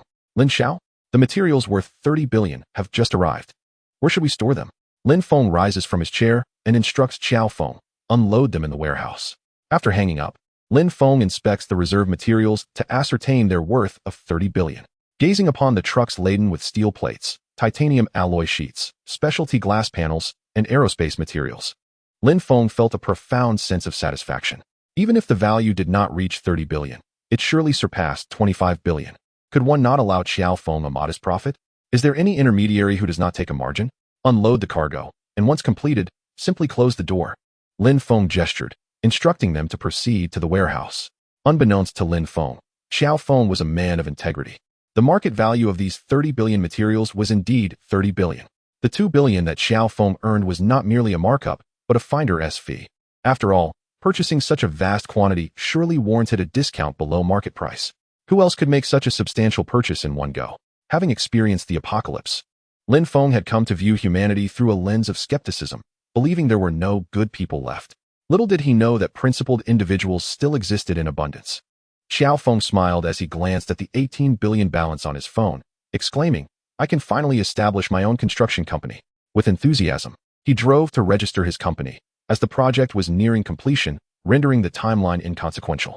For quite some time, Xiao Feng had his eyes set on a plot of land that was originally valued at 33 billion, which had plummeted in price under Lin Feng's influence. Now available for a mere 17 billion. He hurried to sign the contract, confident that, based on his extensive experience, acquiring it now, without any immediate development, would allow him to resell it for over 2 billion within 6 months. Act swiftly. Is the end of the world looming tomorrow? Can this land continue to depreciate? Will it be left to languish in my possession? Absolutely not. That is utterly impossible. Rental properties are no longer for sale. Land prices will surely rise. Xiao Feng excitedly signed the contract and transferred the funds, declaring, "This land will belong to me, Xiao Feng. From this day forth, I too shall be a boss. I am destined to strike it rich." Meanwhile, once the unloading was complete and the workers had departed, Lin Feng entered the warehouse, swiftly storing the items within his space before emerging and securing the door. The purpose of constructing such a warehouse was to avoid drawing attention, especially given the vast quantity of goods that required shelter, which seemed rather unreasonable. Buzzing. At that moment, Zhao Jun arrived at Lin Feng's doorstep, driving an imposing 10-wheeled truck with a temporary license plate towering over 2 meters high. The instant Lin Feng laid eyes on the vehicle, he was enamored. The 3 billion spent felt extraordinarily worthwhile. "Zhao Jun, you are truly my good brother. Step down. Let me take it for a spin." Lin Feng waved his hand, while Zhao Jun's eyes sparkled not only with excitement, but also with a glint of brilliance. "This is nothing short of a masterpiece, and it was crafted by me. Zhao Jun, this is indeed my greatest achievement." Observing the flush in Zhao Jun's eyes, Lin Feng felt a pang of guilt. It was clear that Zhao Jun had scarcely slept this month. Otherwise, producing these 2 vehicles would have been impossible. "Zhao Jun, do you trust me?" Lin Feng patted Zhao Jun's shoulder, determined to offer a word of caution. "I do. Whatever you say, Lin Xiao, I believe." Zhao Jun replied, his eyes reddened with fatigue. "The snowmobiles and parts will arrive shortly. Once you finish the inspection, I must return to sleep for 3 days and nights. I am utterly exhausted. I nearly worked myself to death." Zhao Jun's weariness was palpable. "If you trust me, then work an additional 2 days. I have a premonition that the prices of water, rice, flour, salt, instant noodles, and canned fruits and meats are about to soar. I am indifferent to how much you have earned from me. If you trust me, you should immediately withdraw all your savings and return to stockpile, even mortgaging your factory to gather supplies, as your modification shop has both a warehouse and ample space. If you believe in my words, this is the final opportunity for you to achieve wealth in your lifetime." Zhao Jun was momentarily stunned, finding Lin Feng's statement rather perplexing. What era are we in? Approaching 2050, we have long surpassed the age of scarcity. Unless there is war, how could there possibly be a lack of food and drink? "Very well, young Master Lin. After you test the vehicle, I shall prepare." Zhao Jun nodded, albeit with skepticism lingering in his mind. "You need not accompany me. Take a taxi to Walmart now and place your order. Whether you believe me is entirely up to you." Lin Feng draped his arm around Zhao Jun's shoulder, urging him to leave. Informing Zhao Jun that the world would end in a few days would surely make him think he was losing his mind. If Zhao Jun fails to stockpile after such a warning, it would no longer concern Lin Feng. Chapter 30. The final revelry with doubts clouding his mind. Zhao Jun departed from the villa area, hailing a taxi to Walmart. With the few vehicles along with the parts Lin Feng requested, Zhao Jun stood to earn 50 million. However, he had little savings, as the modification factory consumed vast sums of money, with expensive equipment absorbing all the profits over the years. Once Zhao Jun had left, Lin Feng also got into the car to experience its handling. He started the engine, flooring the accelerator, and drove straight into the villa that had once been his own. A thunderous crash echoed as the front of the car collided with the building, startling Zhao Jun, who had just walked away. Lin Feng, surely you can't be out of your mind. That old house is worth millions. How can you just crash into it without a second thought? Lin Feng reversed the vehicle, which boasted impressive power, pulling out effortlessly. Stepping out to assess the damage, he found the glass intact, although the front paint was marred, revealing the titanium alloy beneath along with some scratches. Satisfied, Lin Feng nodded. This was precisely the effect he desired, and Zhao Jun's craftsmanship was commendable. He then sped around the 800-acre golf course, recklessly demolishing the pristine greens without a hint of remorse. He has truly lost his mind. Zhao Jun gaped in disbelief at Lin Feng's extravagant behavior. How could someone so affluent act so recklessly? Shaking his head, he resolved to leave. They were good friends. But this was beyond Zhao Jun's jurisdiction. In a few days, once Lin Feng regained his senses, he would gently suggest a visit to a psychiatric hospital. It was bewildering that such a young individual could descend into madness. Early treatment could still yield positive results. Lin Feng tested the vehicle's top speed, which, due to its weight, reached only 200 kilometers per hour. Nonetheless, he was quite pleased. That was more than sufficient. At that moment, a truck loaded with parts arrived at the villa area. Lin Feng drove over to greet them, indicating the warehouse where they began unloading. A brief count confirmed the accuracy of Zhao Jun's arrangements. Having already reminded him about stockpiling supplies, Lin Feng could only trust Zhao Jun to manage the rest. After unloading, Lin Feng ignited the snow vehicle to test its performance. As it was not snow but rather a lawn, the snow vehicle, equipped with tracks, sent grass flying in all directions, rendering the golf course utterly desolate. It made a couple of slow circles, reaching a mere speed of 60 kilometers per hour. Had it been on snow, it would likely have taken flight. Lin Feng, satisfied, drove the vehicle into the warehouse, closed the door, and secured it within the confines of his space. Now, he was fully prepared, with only the safe house remaining. Speaking of the safe house, it had arrived. Wang Long, holding the key, came to the safe house and dialed Lin Feng. Upon seeing it was Wang Long calling, Lin Feng chose not to answer, exiting the warehouse and heading straight to the safe house. Young Master Lin, it's completed. Please come and take a look. Wang Long, gazing at the wreckage of the golf course and the wall of the villa that had been demolished, felt a bit dazed. However, this was of no concern to him. He was there to collect the 900 million yuan for the property. The thought that waiting another 3 months for the same sum would allow him to break even lightened his heart considerably. All right, I'll go inside and take a look. Lin Feng replied, following Wang Long as they inspected each room. True to his word, Xiao Feng had done a commendable job. The quality was indisputable. Ding. Wang Long glanced at his phone and checked the notification. Upon seeing the 900 million yuan had been deposited, a broad smile spread across his face as he handed the key to Lin Feng. Young Master Lin, you are indeed straightforward.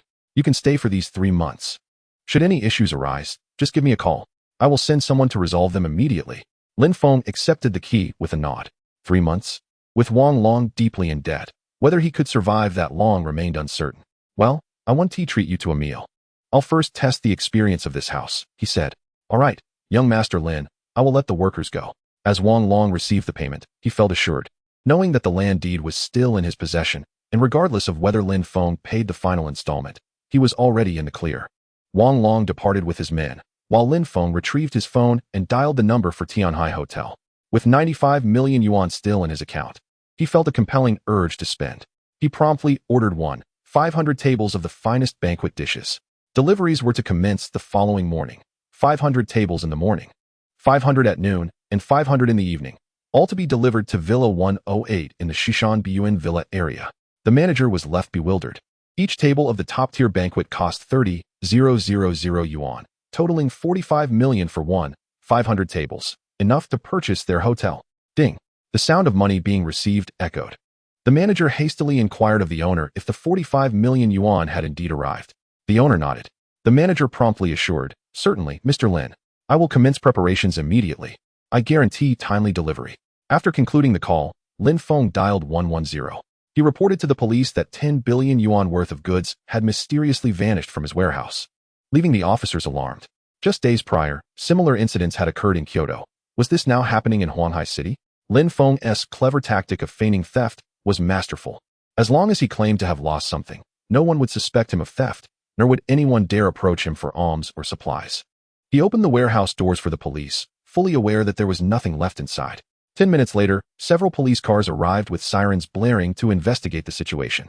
Initially, The officers were skeptical about Lin Feng's claim of possessing 10 billion worth of materials.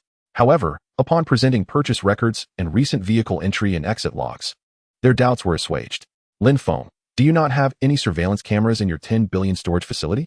One officer questioned, harboring suspicions. The cameras at the entrance capture vehicles loading supplies, yet it appears there is no one monitoring inside, nor any cameras installed. I did set up cameras, but they have been stolen, Lin Feng replied. The officer did not find any fault with Lin Feng's explanation. After all, if 10 billion worth of goods had vanished, it was plausible that a camera could have been taken as well. Very well, Lin Feng. We will initiate an investigation over the next few days. Have you offended anyone recently? Sharing this information could provide us with crucial leads. As the officer recorded Lin Feng's statement, he inquired about any potential enemies. After a moment of contemplation, Lin Feng decisively named Lin Hao. Officer, I suspect this incident was orchestrated by Lin Hao. My decision to lease properties was intended to create benefits for the public, alleviating their mortgage burdens. Instead, it resulted in a plummet of Lin's real estate stock prices. This must have been Lin Hao's doing. However, officer, I am merely providing a lead. You must keep this confidential. You are responsible for my safety. I have paid 3 billion in taxes this month. I consider myself a conscientious entrepreneur. Lin Feng skillfully distanced himself from suspicion while casting blame upon Lin Hao. Though the apocalypse loomed, he relished in complicating matters further for Lin Hao. Chapter 31. The final banquet. Rest assured, Mr. Lin Feng, we will keep your information confidential. We will promptly investigate the Lin Group and Lin Hao. For the time being, keep your phone on and avoid leaving Huanghai City. We will notify you as soon as we have any news regarding your materials. The officer advised Lin Feng, who nodded in acknowledgement. Leaving Huanghai City was not an option for him. I appreciate your assistance, officer. Please contact me once you have findings. Otherwise, my financial chain could collapse, and I may struggle to repay my loans next month. The officer shot Lin Feng a disapproving glance, thinking this was not a valid excuse for his debts. However, the officer refrained from commenting, as his responsibility lay solely in investigating the mysterious disappearance of the 10 billion worth of goods. A team of officers, equipped with the most advanced technology, began searching for footprints, hair, and various suspicious clues. Meanwhile, Lin Feng paid them little mind, knowing they would depart by dawn. Losing possessions was trivial in Huaxia. As long as no lives were lost, it was merely a minor issue. Returning to his original villa and ensuring no one was watching from behind, Lin Feng activated his spatial abilities, absorbing the damaged wall and subsequently reconstituting it to fill the gaping hole. Of course, he merely replaced the bricks without restoring the wall's integrity. It remained fractured. The villa had lost its purpose, and sealing the wall was merely to obstruct visibility. Then, he excavated a pit beneath the villa, preparing to retrieve medical supplies. This time, it was not a zero-cost acquisition. Lin Feng had already paid a deposit of 2 billion. Under the cover of night, Lin Feng made his way to the surveillance room of the first hospital. Inside, an elderly man was dozing off, and Lin Feng chose not to disturb him, directly seizing the surveillance system. Upon arriving at the warehouse of the first hospital, Lin Feng's eyes gleamed with discovery once more. Not only did he find the 10 billion worth of supplies he had personally allocated, but there were also numerous new devices and medications procured by the first hospital. In addition to its original inventory, it appeared that Director Li Yuan had indeed profited from the 2 billion he had received, and now he sought to upgrade equipment and replenish medications. Taking everything was a prudent choice. This batch of medical supplies could command a market value exceeding 15 billion, and to leave it behind would be an affront to their worth. Upon returning home, within the hour, the police received a report of a theft. 15 billion worth of medical supplies had vanished from the hospital's warehouse, along with the surveillance footage. The police had grown accustomed to such incidents. After all, Lin Feng had once reported a loss of 100 billion worth of supplies. Losing 15 billion seemed quite reasonable in comparison. Once home, Lin Feng entered his safe house and retrieved several smartphones, setting up 10 computers. With only one day left, he decided to download a variety of games, TV shows, and books. As the solar flare approached, which threatened to damage a third of the satellites and downgrade internet speed from 6G to 3G, he anticipated that downloading and browsing would become significantly slower. That night, Lin Feng busied himself like a diligent little bee, downloading everything to occupy the tedious hours leading up to the impending doom. By the early hours, he succumbed to sleep, clutching several phones, only to be awakened the next morning by the incessant ringing of a phone. Mr. Lin, we are from Tianhai Hotel. We will arrive at your residence in 10 minutes. Is it convenient for you to receive the delivery now? Rubbing his eyes, Lin Feng replied, yes, it's convenient. I'm at home. After hanging up, he glanced at the time. It was already 7:30 in the morning. Rising, He exited the safe house and opened the warehouse door. 10 minutes later, 5 vehicles slowly approached and entered the warehouse. Please place it in the warehouse. I will arrange for someone to collect it, Lin Feng instructed, stepping aside. The manager of Tianhai Hotel then produced a slip of paper ready for Lin Feng's signature. 500 tables of dishes, 6,000 plates, along with some red wine and the like. Though it was takeout, the presentation remained exquisite. And they had provided Lin Feng with the plates and utensils. What value did those hold? The 6,000 plates were individually packaged and secured on wooden racks, arranged in neat rows. Lin Feng noted that each rack contained precisely 12 dishes and 2 bottles of red wine, a full table. It was easy to verify, totaling 500 racks. Mr. Lin, if everything is in order, could you please sign to acknowledge receipt? This 500 tables amounts to 15 million. I must be diligent in my duties. Lin Feng accepted the paper and pen, signing without hesitation, though his mind wandered to how to spend the remaining 50 million. The quality of your dishes is commendable. I am moving into a new residence and wish to host a series of banquets. Tomorrow, I will need another 1,500 tables, 3 meals a day. I will transfer the funds now. Please notify your superiors to prepare accordingly. With that, Lin Feng transferred an additional 45 million, feeling the urgency to spend the cash that felt burdensome in his hands. Very well, Mr. Lin. We shall prepare immediately. Your order will not be delayed. The manager beamed with delight, for this was yet another substantial order of 45 million. Working at the hotel, she earned a commission on top of her base salary, 1%. 90 million would yield a commission of 900,000. Lin Feng could have asked for anything, and she would have obliged. Go ahead, don't delay my invitation. Lin Feng waved his hand, contemplating the 5 million left. What to purchase? Today is December 31st, and tomorrow heralds the apocalypse. Yet, the first day of the end, aside from satellite damage and rising temperatures, has not brought about significant calamities. Lin Feng recalled that the temperature in Huanghai City had surprisingly soared to 30 degrees in January. Of course, it would only escalate from there. In the beginning, the authorities might manage it, but eventually, they would be overwhelmed. With their resources already stretched thin, how could they support the ordinary populace? Thus, Lin Feng arranged for another day's supply, knowing that while deliveries could still be made tomorrow, the following days might prove challenging. The manager departed with his team, and Lin Feng closed the storage door, directly taking in 500 tables of food and drink. With 3,000 tables, he could barely sustain himself for decades, though it paled in comparison to the bounty of Baikal's fish and shrimp. Upon returning home, Lin Feng retrieved 2 fried dough sticks and a cup of soy milk from his space, continuing to download educational materials, European, American, Japanese, Korean, and domestic resources. He diligently studied various artillery loading techniques, hybrid rice cultivation, and postpartum care for sows. Nothing could be overlooked. In the future, any further learning would rely solely on offline methods. That day, after dining, Lin Feng went to collect, returning with dozens of phones and computers, all downloading at the swift pace of the 6G era. He affixed radiation-proof films to all the glass, layering them inside and out. Despite the glass's inherent explosion and radiation resistance, with a thickness of 1.5 meters, Lin Feng felt it prudent to add 2 more layers. His caution bordered on paranoia. Although his arsenal could incite a rebellion, he remained profoundly fearful of death. In the dead of night, he cleared out the night market's inventory, spending 2.3 million. A man's word must hold weight. When I say I will come on the night of December 31st, I, Lin Feng, shall certainly arrive. Thus unfolded a day filled with both busyness and fulfillment.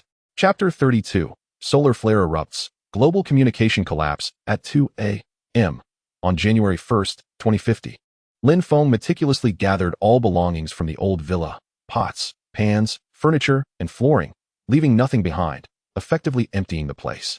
He then buried a small quantity of explosives in the villa's basement, prepared for any eventuality. Lin Feng opened the cage of Abe, who had been famished for several days, appearing listless and emaciated. After bringing Abe into the safe house and tossing him a leg of lamb, the dog finally wagged its tail. Lin Feng secured the titanium alloy door, which required not only a key but also a password and successful facial recognition to unlock. Once closed, no one but Lin Feng could open it. Anyone attempting to force their way in could certainly come and try. Lin Feng settled by the window, uncorking a bottle of red wine, sipping quietly. He needed to ascertain whether the apocalypse would indeed arrive, needing to witness it firsthand. If it did not, he would hastily flee to Myanmar, burdened by debts. Imprisonment would render any attempt to conceal his stolen goods impossible. Escaping prison would necessitate the use of his spatial abilities, which would undoubtedly expose him. At that point, he would no longer merely be a fraudster, The authorities might even resort to dissection for research. And nations like Russia could unleash atomic bombs upon him.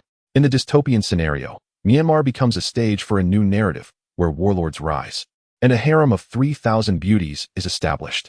The ambition to seize control and rule over one's dominion is an enticing prospect. With Lin Feng's current arsenal, dismantling the Myanmar government would be a trivial endeavor, let alone overpowering a few warlords. Should his aspirations soar higher, he might even dream of unifying Southeast Asia, striving for global dominion. Lacking weapons and supplies, smuggling across borders could suffice. Ultimately, the unification of the earth appears to be merely a matter of time. Contemplating this alternate script, Lin Feng sat by the window, sipping red wine, his heart racing as he gazed into the abyss of the night. It was impossible not to feel anxious. He both anticipated and feared the arrival of the apocalypse. This world, so resplendent, would transform into a hellish nightmare, where, despite an abundance of resources, the grotesque facets of human nature would remain unchanged. There are two entities in the apocalypse that one cannot confront, the sun and the human heart. Lin Feng understood this all too well. At 2:30 a.m., Lin Feng widened his eyes, fixated on the pitch-black sky. Suddenly, a blinding white light illuminated the entire night, casting the solar system into a surreal daylight. The solar flare had arrived. In an instant, every mobile phone and computer screen in Lin Feng's vicinity erupted in static, all electronic devices rendered inoperative. This was the terror of solar flares and magnetic storms. He realized that from this moment onward, humanity's technological advancements would regress by a century. The solar flare and magnetic storm had obliterated a third of the satellites, severely impairing communication signals, affecting even satellite phones. Moreover, the severity of the situation would only escalate. In the aftermath of the apocalypse, no nation would possess the capability to manufacture new satellites. Not only were satellites compromised, but the magnetic storm unleashed by the solar flare had already begun to degrade the Earth's ozone layer. Fortunately, it had merely damaged it rather than annihilating it entirely. From the sunrise tomorrow, the sun's energy would unreservedly inundate the Earth. The lethality of ultraviolet rays would render all life forms unable to withstand the sunlight during the day. From this day forth, sunlight would become fatal to humanity. Lin Feng savored another glass of red wine, filled with anticipation for the impending apocalypse. Tomorrow would bring one last gathering, as people would soon grasp the horror of the sun, subsequently retreating indoors during daylight. Approximately 1 minute later, the blinding light in the sky dissipated. This exemplifies the sun's terrifying power. In that fleeting moment, countless lives on the other side of the earth may have already perished. Many inhabitants of Huanghai City witnessed that minute of daylight. Though perplexed, they did not dwell on it. The majority remained blissfully unaware that at 2:30 a.m., most were deep in slumber. In Huaxia, fortune favored them, as they had withstood the initial wave. In contrast, the nation across the ocean descended into chaos. That singular minute wreaked havoc globally, incapacitating electronic devices and causing countless vehicles to collide. Power outages, internet failures, explosions, fires, anguished cries, weeping, groans, and pleas for help filled the air. The other side of the earth has descended into an apocalyptic nightmare.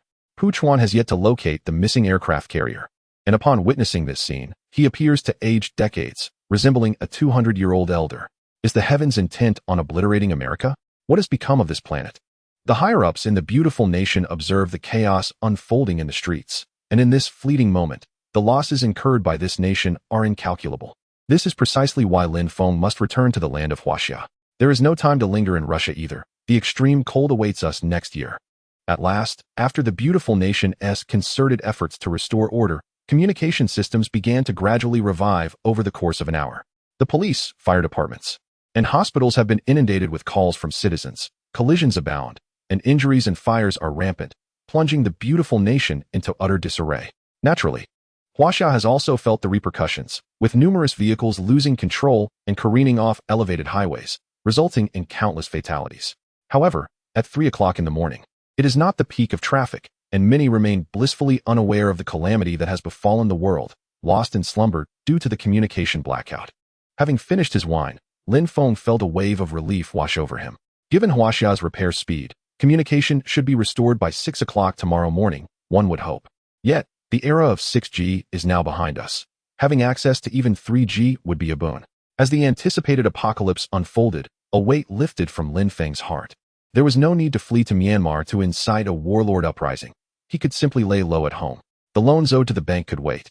And as for the high-interest debts, if you have the life to come after me, I shall certainly repay you. After a long day, Lin Feng succumbed to deep slumber in the safety of his refuge. As he slept soundly, the network in Huaxia began its gradual restoration. Huaxia has now transformed into a network exclusive to itself, with satellites severely damaged and foreign communication temporarily severed. Even the authorities are unaware of the events transpiring on the other side of the Earth. Satellite phones are currently inoperable. What transpired at 2:30 in the morning? In that moment, I felt as if my great-grandmother was waving at me. Had the sun exploded? Otherwise, how to explain the power and network outages? I witnessed that blinding light. The apocalypse has arrived. Whether the sun has exploded, I cannot say. But I do know that the gas station outside my residential area has exploded, shattering the glass of my home. The emergency line 119 is unreachable. The inferno raged throughout the night. Fortunately, it occurred at night. Otherwise, many lives would have been lost. Is there anyone who can save me? I am under the bridge, 35 kilometers from the expressway in Huanghai City. I have been trapped for several hours. The emergency calls cannot get through. Numerous vehicles have lost control and crashed off the expressway. I am now stuck in my car with a broken leg. Whoever comes to rescue me, I will reward them 1 million.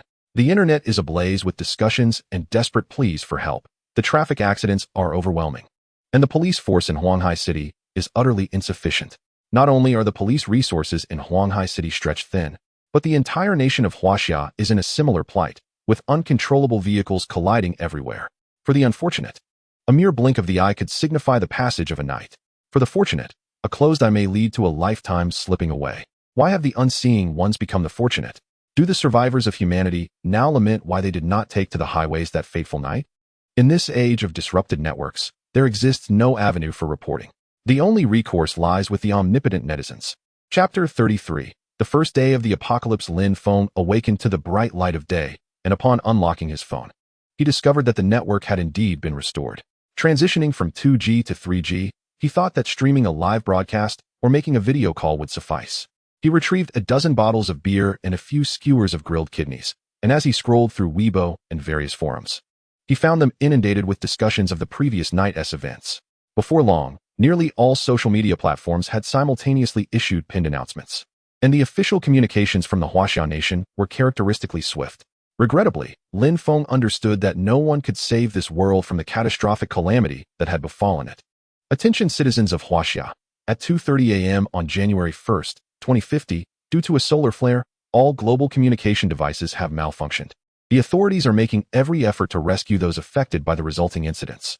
From January 1st to January 4th, 2050, all personnel across the nation will observe a collective 3-day holiday. Non-essential travel is discouraged to avoid hindering rescue operations. To ensure the normalcy of residents' lives, all food retail establishments, including large supermarkets, grocery stores, restaurants, hotels, and water stations, will remain operational. Price gouging is strictly prohibited, and violators will face consequences. Gatherings and outings are to be minimized to prevent overcrowding and subsequent harm. The authorities will work diligently to restore water, electricity, gas, and communication systems, ensuring that residents' lives remain unaffected. Given the severity of the disaster, please refrain from making unnecessary emergency calls to conserve resources for the rescue of affected individuals. At 6 a.m. on January 1st, 2050, the Huaxia National Disaster Command Center issued this statement. After reading, Lin Feng shook his head. The Huaxia authorities indeed respond promptly in times of disaster relief, yet they have gravely underestimated the magnitude of this catastrophe. A 3-day holiday? Just wait and see what transpires after 3 days. The situation is far more complex than they anticipate. Scrolling through the forums, he noticed a flurry of activity.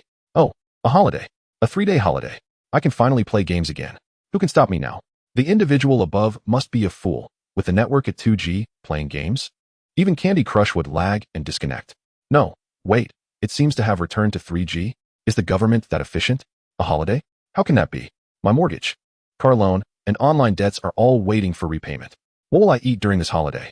Shouldn't the authorities provide some relief supplies and compensation for the work stoppage? A gambler is not worthy of sympathy. Just in time for the Lunar New Year, my family has prepared plenty of food and drink. We can finally gather together. Woe is me. Who can save me? My parents took the big truck and Haven Tea returned all night. I am so scared being home alone. You lot are merely indulging yourselves. I am a taxi driver. Have you seen the highways and overpasses? Last night, the electronic devices failed. Who knows how many lives were lost? I curse you to suffer worse fates than those who perished. Do not heed his nonsensical ramblings. What does the failure of electronic devices have to do with cars? Is your driving skills so lacking that you collided on the highway? Do not blame the Earth's gravitational pull. The individual above has identified you as a foolish female driver. It is the year 2050. Most vehicles are now electronically controlled. Do you think this is your tractor that can be started with a crank? With such superior skills, why did you not venture onto the highway last night? Lin Feng scrolled through his phone for a long while. There were those jubilantly celebrating the holiday and others incessantly cursing. Sipping on a small beer, Lin Feng pondered that this was one form of leisure, wasn't he it? Today marks merely the first day. Soon you shall comprehend the true essence of despair. Buzz. At that moment, Lin Feng's phone rang. Swiping to answer, it was the manager of Tianhai Hotel. Mr. Lin, can we still deliver your meal today? We have everything prepared here. The communication failure is largely unrelated to our kitchen, but you must have seen the announcement, right? It is advised not to go out unless absolutely necessary. The manager's voice was filled with regret. She was uncertain how to address such a significant predicament. This was a contract worth 45 million. She could only call to inquire about the situation. Go ahead and deliver it. Our number of disaster victims is not substantial. You must trust the authorities. This was essentially Lin Feng's last supply of provisions. He could not afford to refuse it. In the future, if he wished to dine, he would have to prepare his own meals. Do not speak of the current price of 30,000 per table. In the future, even 300 million per table would find buyers. Who wouldn't desire a sumptuous meal before the end? Understood, Mr. Lin. We will ensure delivery within 30 minutes, barring any unforeseen circumstances. Upon hearing the hotel manager's words, Lin Feng shook his head. These individuals truly value profit over safety. Do you comprehend the terrifying potency of ultraviolet rays following the depletion of the ozone layer? There is no need for me, Lin Feng, to remind you. By tomorrow morning, the entirety of China will be aware. Lin Feng retrieved a bottle of sunscreen from his space and applied it to his exposed skin. Do not underestimate this small bottle of sunscreen. In due time, it could save lives. The destructive force of ultraviolet rays? It surpasses your imagination. After applying the sunscreen, Lin Feng prepared a sunshade and sunglasses. He had no intention of meeting an early demise. He must be thoroughly prepared. During his visits to the United States, Lin Feng particularly favored the sunscreen from cosmetic manufacturers, as it clearly exhibited superior quality compared to domestic products. Standing by the window, Lin Feng gazed outside. Your good days are now at an end. Yet, my good days have only just begun. Lin Feng looked out over the world, reminiscent of a timeless emperor surveying his realm. He was utterly indifferent to whether the ants beneath noticed him. I am invincible. Why should I fear the trivial? Whenever Lin Feng wished, he could easily extinguish the lives of the entire populace of Huanghai City. Unifying the earth is merely a matter of time. It all depends on whether I, Lin Feng, desire it. I am invincible in this world. Who would I contend with if not the heavens? To be invincible is a profound solitude. One must possess vision. If you are invincible, why draw the curtains? In this lifetime, I shall sit at home and control the world. I view the world as my chessboard, with humanity as my pawns, orchestrating a grand game. Is this thought too childish? Even a mediocre author could not concoct such absurd phrases. Upon reflecting on this, Lin Feng shook his head.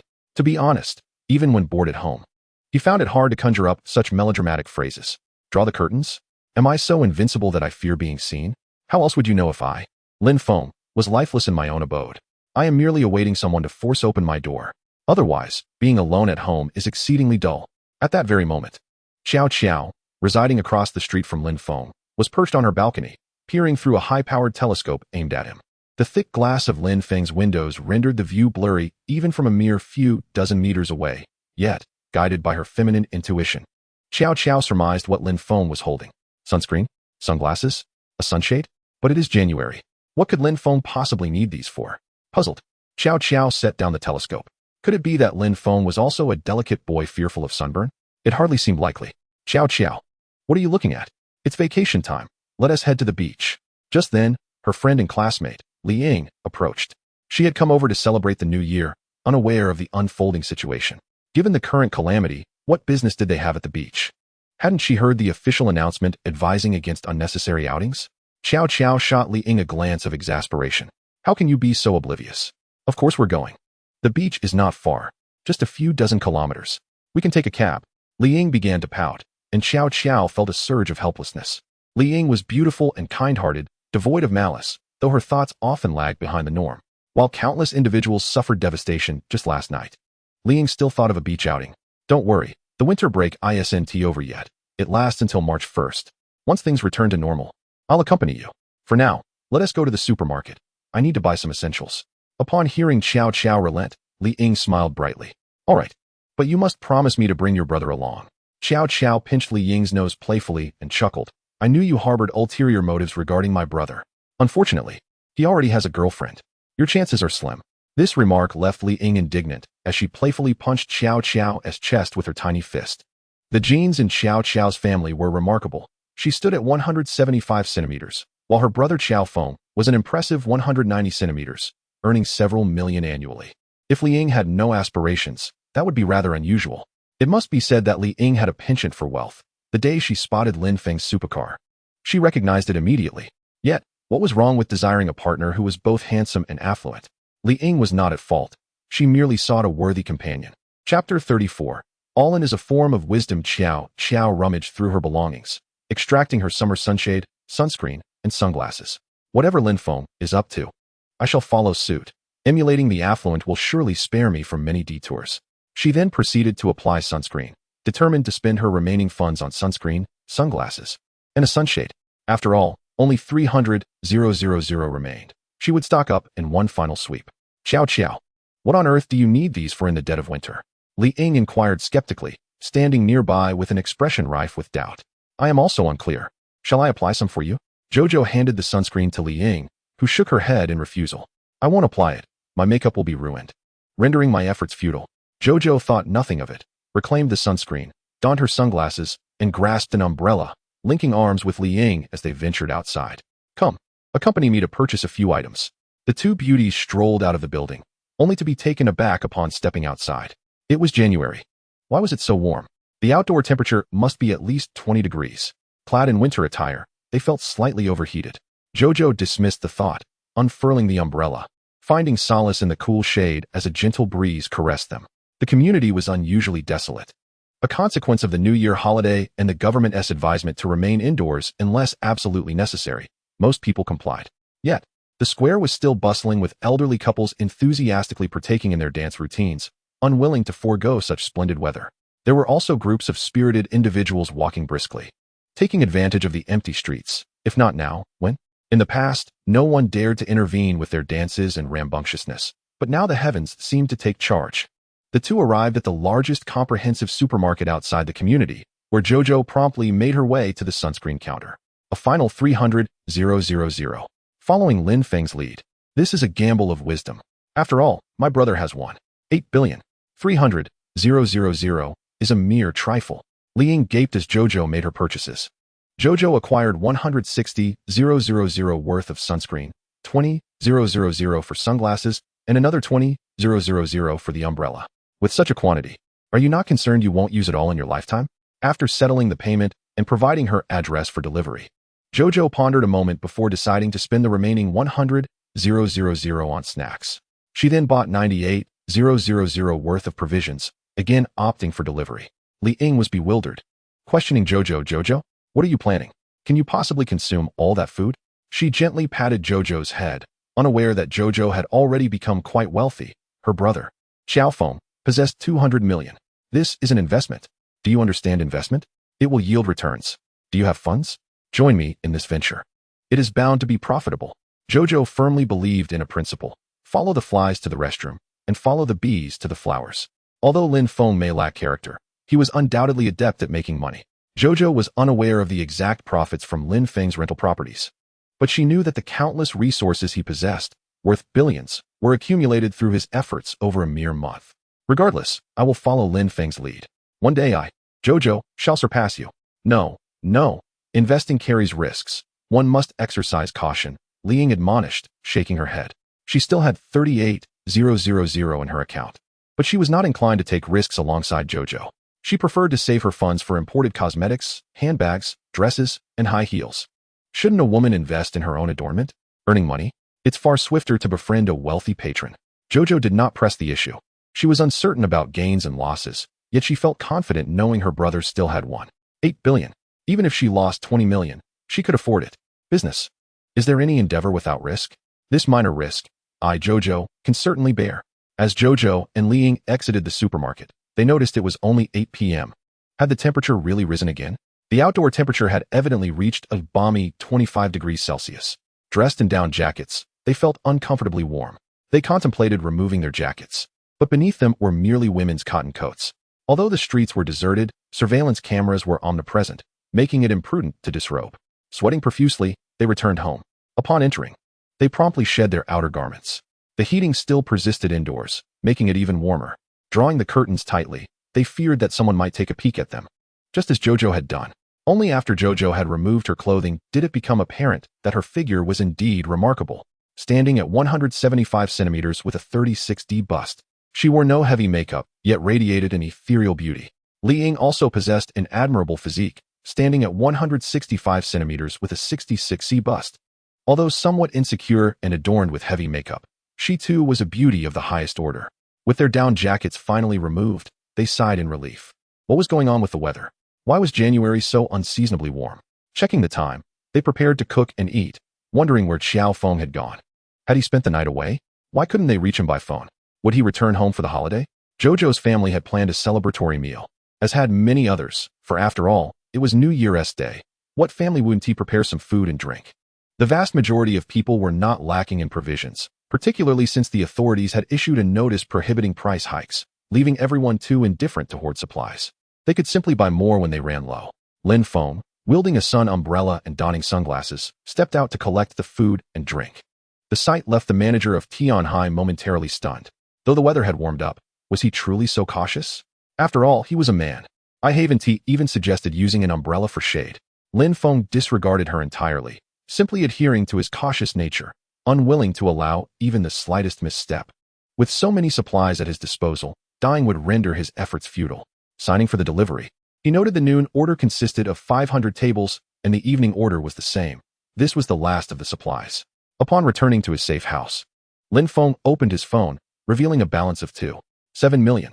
The thought of not spending this money gnawed at him. Would he merely watch it remain as a string of numbers forever? Contemplating this, a mischievous idea struck him. A zero-cost outing would undoubtedly attract official scrutiny. And with staff present at every supermarket, exposure would be inevitable. Furthermore, he was not in dire need of food. In America, he had scoured dozens of warehouse centers and hundreds of large supermarkets, accumulating nearly 10 billion in supplies, ample for his needs. Instead, he could use his wealth to amuse his group of friends.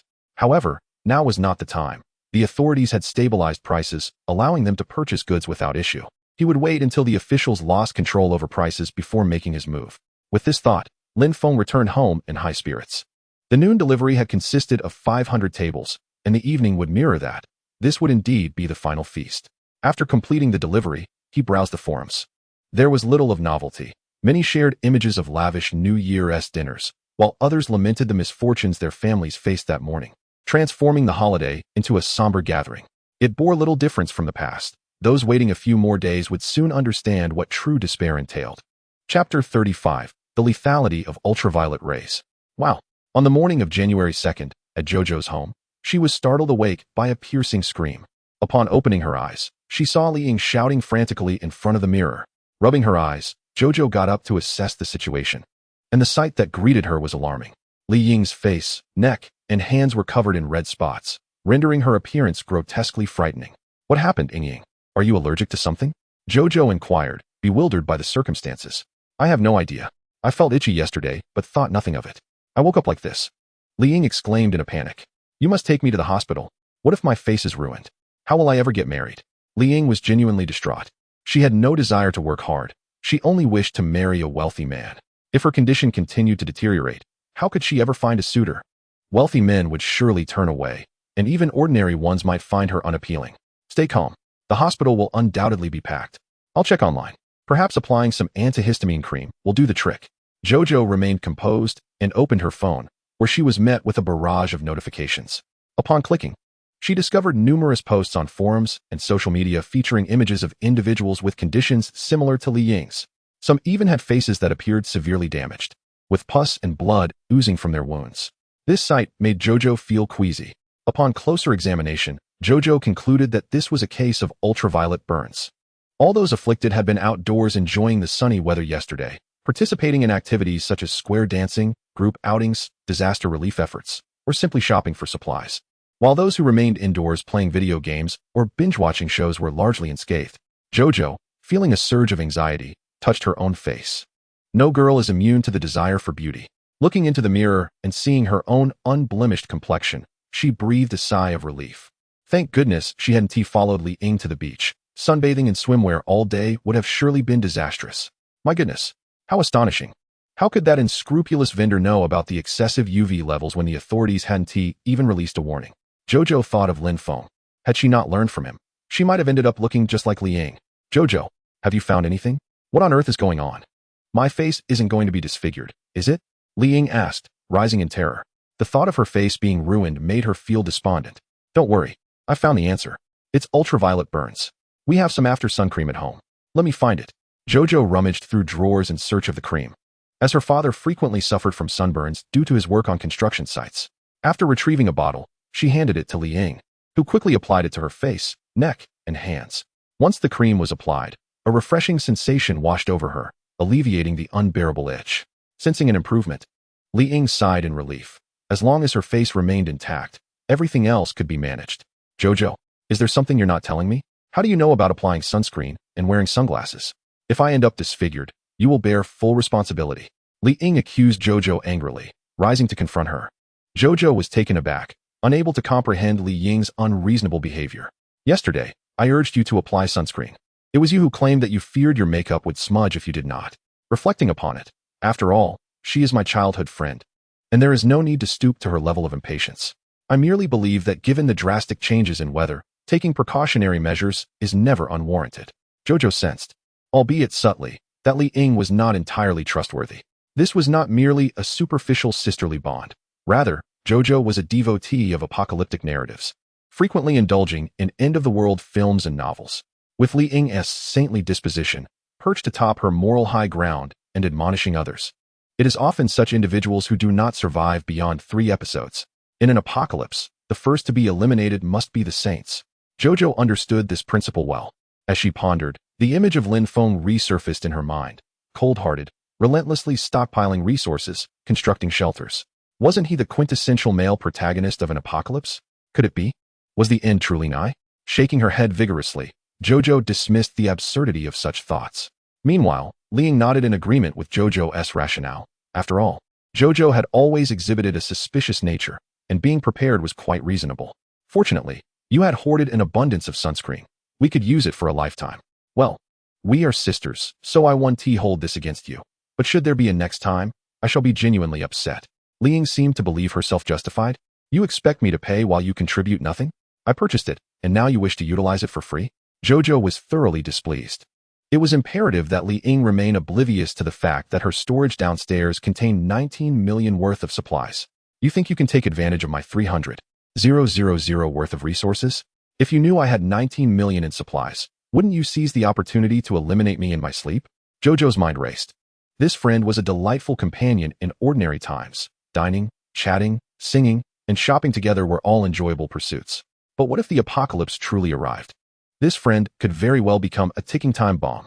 With this in mind, Jojo opened WeChat, querying, Xiao Feng, where on earth have you been? Why haven't I've been able to reach you for 2 days? Fortunately, a voice message from Xiao Feng had been sent late last night. But whether it was due to poor connectivity or her falling asleep, her phone had remained silent. Jojo, stay at home. Do not venture out. For reasons unknown. The UV rays are alarmingly high during the day. Yesterday, several workers at my construction site suffered severe sunburns. The hospitals are overwhelmed. You must remain indoors. Upon reading this message, Jojo felt a wave of relief. Her brother was preoccupied with another project, indicating that he was safe. Understood, brother. Do you have sufficient funds? Please stock up on water and food quickly. I have an unsettling premonition. Click, send. After a brief interval, Xiao Feng replied, I have money, don't worry about me. Take care of yourself. It's unsafe for a girl to be alone at home. Jojo exhaled in relief upon receiving his message. As long as you are well, all will be bright. Contemplating, Jojo observed Li Ying at the vanity, inspecting her face, and then retrieved binoculars to spy on Lin Feng. Jojo felt an instinctive certainty that following Lin Feng would be a prudent choice. At this very moment, Lin Feng finds himself at home with little to occupy his time, indulging in beer while skewering meat. Outside, the ultraviolet rays are exceedingly intense, rendering it impossible to venture out. He is not lacking in provisions. and the temperature today is expected to soar to 40 degrees. Tomorrow it will reach 50 degrees. The day after that, a staggering 60 degrees. Thereafter, it shall become a commonplace 60 degrees, with occasional peaks of 70 to 80 degrees. This is not mere exaggeration on Lin Feng's part. Having experienced such conditions before, he knows that in a few days, there will be interruptions in water and electricity supply, with power and water available for only a fleeting hour each dawn. This is no jest. An hour of trickling water? It is a miracle if one can quench their thirst. High-rise buildings will face complete water outages. Thus, last night, the cunning Lin Feng stealthily pilfered 8 wind turbines using an underground aircraft. Better safe than sorry. The electricity generated by solar panels will barely suffice during the impending cold wave. My backyard sprawls over 800 acres. It must be judiciously developed and utilized. I, Lin Feng, possess a large generator, but does it not require fuel? It seems far more prudent to have swiped those 8 large fans. Of course, none of this is known to anyone but Lin Feng. After all, he sneaks out under the cover of darkness. Who can keep a watchful eye on him around the clock? Chapter 36. The plight of sunburn victims as disaster looms. The theft of 8 wind turbines has become trivial news, overshadowed by the fact that human lives are paramount. On January 2nd, the most unfortunate are the grassroots officials, in their efforts to mitigate the disaster. 90 of them ventured outside without any sun protection measures to assist in rescue operations and restore traffic and communication. Who would have anticipated that a mere 30 degrees could result in such severe sunburn? This has directly led to 90 of the officials involved in disaster relief suffering from serious sunburns, with 80 rendered incapacitated. Hospitals are overflowing with these severely sunburned officials. There is a critical shortage of sunburn treatment supplies. After all, it is winter, in which hospital stocks an abundance of sunburn ointments. Moreover, sunburn creams are not typically considered essential medication. The situation is even more dire at the Huanghai City Hospital, which has been stripped of supplies by Lin Feng. The injured can only await their fate, as even anti-inflammatory medications are lacking. Lin Feng understands that this is a primary reason for the subsequent loss of control by the authorities. This unfortunate group of officials has suffered immensely, with 80 incapacitated. And due to delays in treatment, 30 have succumbed to infections that proved fatal. One must not underestimate sunburn. In temperatures of 60 degrees, it can indeed be deadly. If treatment is delayed, one could suffer disfigurement or, in severe cases, face a grim demise. Naturally, those elderly enthusiasts of square dancing and the reckless street racers are now languishing at home, nearing their own ends. Did we not warn you against dancing in the square? Did we not caution you against reckless driving? Now, no one will come to your aid. The heavens will take you. Lin Feng scrolled through his phone, noting the lively chatter within the homeowners group. Who has sunburn ointment? My son went downstairs to play yesterday, and today his entire face is sunburned. I took a taxi to the hospital last night. The hospital is filled with police and firefighters. There are no medications to treat my son. Is there anyone who can spare a tube of sunburn cream? I am willing to pay 10,000 yuan for it. Why the panic? It's merely sunburn. It's not a grave matter. It will heal in a few days. Nonsense. You go outside and sunbathe for 2 hours, and then come back to bark. My mother went out to dance yesterday. She is already in dire straits. Who has sunburn ointment? I will pay 20,000 for a tube. Dancing in the square is truly deserving of such fate. Day after day, they dance under the sun, and even in the dead of night. And what are the walking groups? Why have they ceased their perambulations? May the sun scorch you, you wretched souls. I dare any of you to disturb my slumber. Which building and unit do you reside in? Are you bold enough to reveal your address? If my mother encounters any misfortune, you shall not escape unscathed. Upon reading this, the group fell silent. Out of 10 households, 9 lacked sunburn ointment. Even those who possessed it had only a half or 1 tube. Nowadays, everyone recognizes the significance of sunburn cream, and many households have individuals suffering from sunburn. No one wishes to part with their supplies. Moreover, it was evident that one individual was in a furious state, and no one desired to provoke him. The authorities were in a state of partial paralysis. In the event of an actual incident, reporting would be futile. Observing the quietude in the group, Lin Feng took out his binoculars to gaze towards the entrance of the community. Indeed, many individuals had the sense to shield themselves from the sun, some with umbrellas and others with rain umbrellas, heading towards the nearby supermarket to purchase food and sunscreen. Due to Chow Chow's stockpiling yesterday, all sunscreen had been sold out. However, even without sunscreen, they did not venture out empty-handed, braving the sweltering 40-degree heat to buy rice, noodles, fruits, and vegetables. After all, the pandemic years left a profound shadow over the nation. After a great disaster, a great epidemic is sure to follow. Better to stockpile than to find oneself unprepared.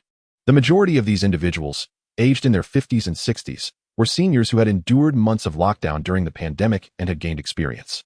Fortunately, due to the government's price control policy, and given that this was merely the second day after the natural disaster, prices had risen but remained within acceptable limits. With each person returning home laden with bags, Lin Feng shook his head slightly. Indeed, you possess foresight, but you have merely lived a little longer than others. Ultimately, the outcome will be the same. This calamity far exceeds your imagination. What you ought to be stockpiling is not supplies, but weapons.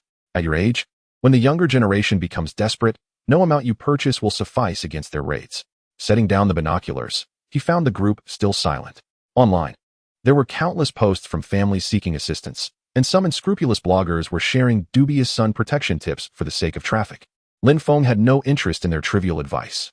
The best course of action was to refrain from venturing outside during the day and to consider relocating to a lower floor, seeking shade, and drinking the government-provided tap water for as long as possible, merely to survive a little longer. As for what would happen in a few months, the authorities would be unable to manage the situation. Everyone would have to fend for themselves. He turned on the air conditioning and took a sip of chilled beer.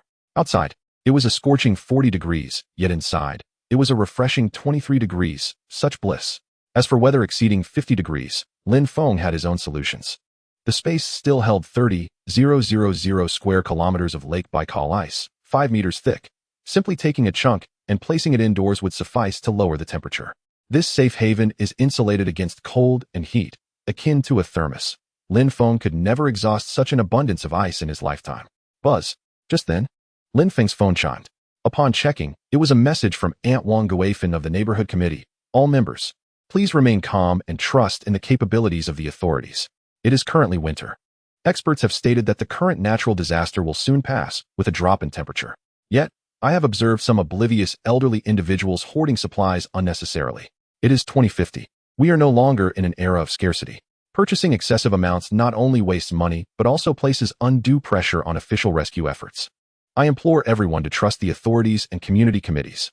It is essential to refrain from venturing outdoors unless absolutely necessary, as we should not burden the officials further.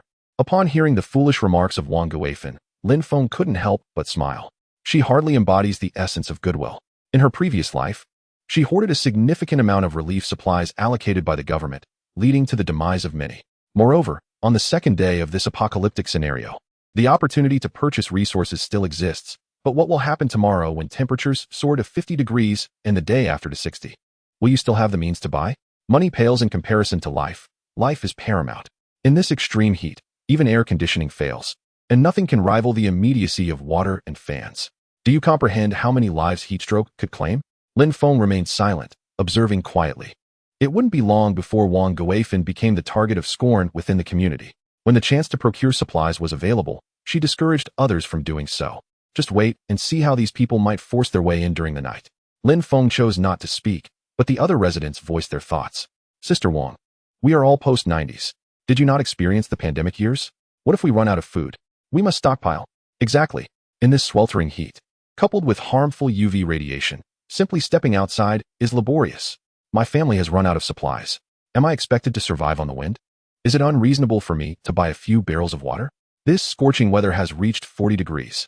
Do I not need to drink? Experts, their words are nothing but nonsense. If their advice were trustworthy, it would be more credible to believe pigs can climb trees. Have you seen that individual on the agricultural channel? They prohibit the burning of straw, claiming it pollutes the environment. Look at the rampant pests and diseases in recent years. Lin Feng glanced at the messages in the group, choosing not to interject. Firstly, bacteria and viruses, as long as there is shade and life, will not perish.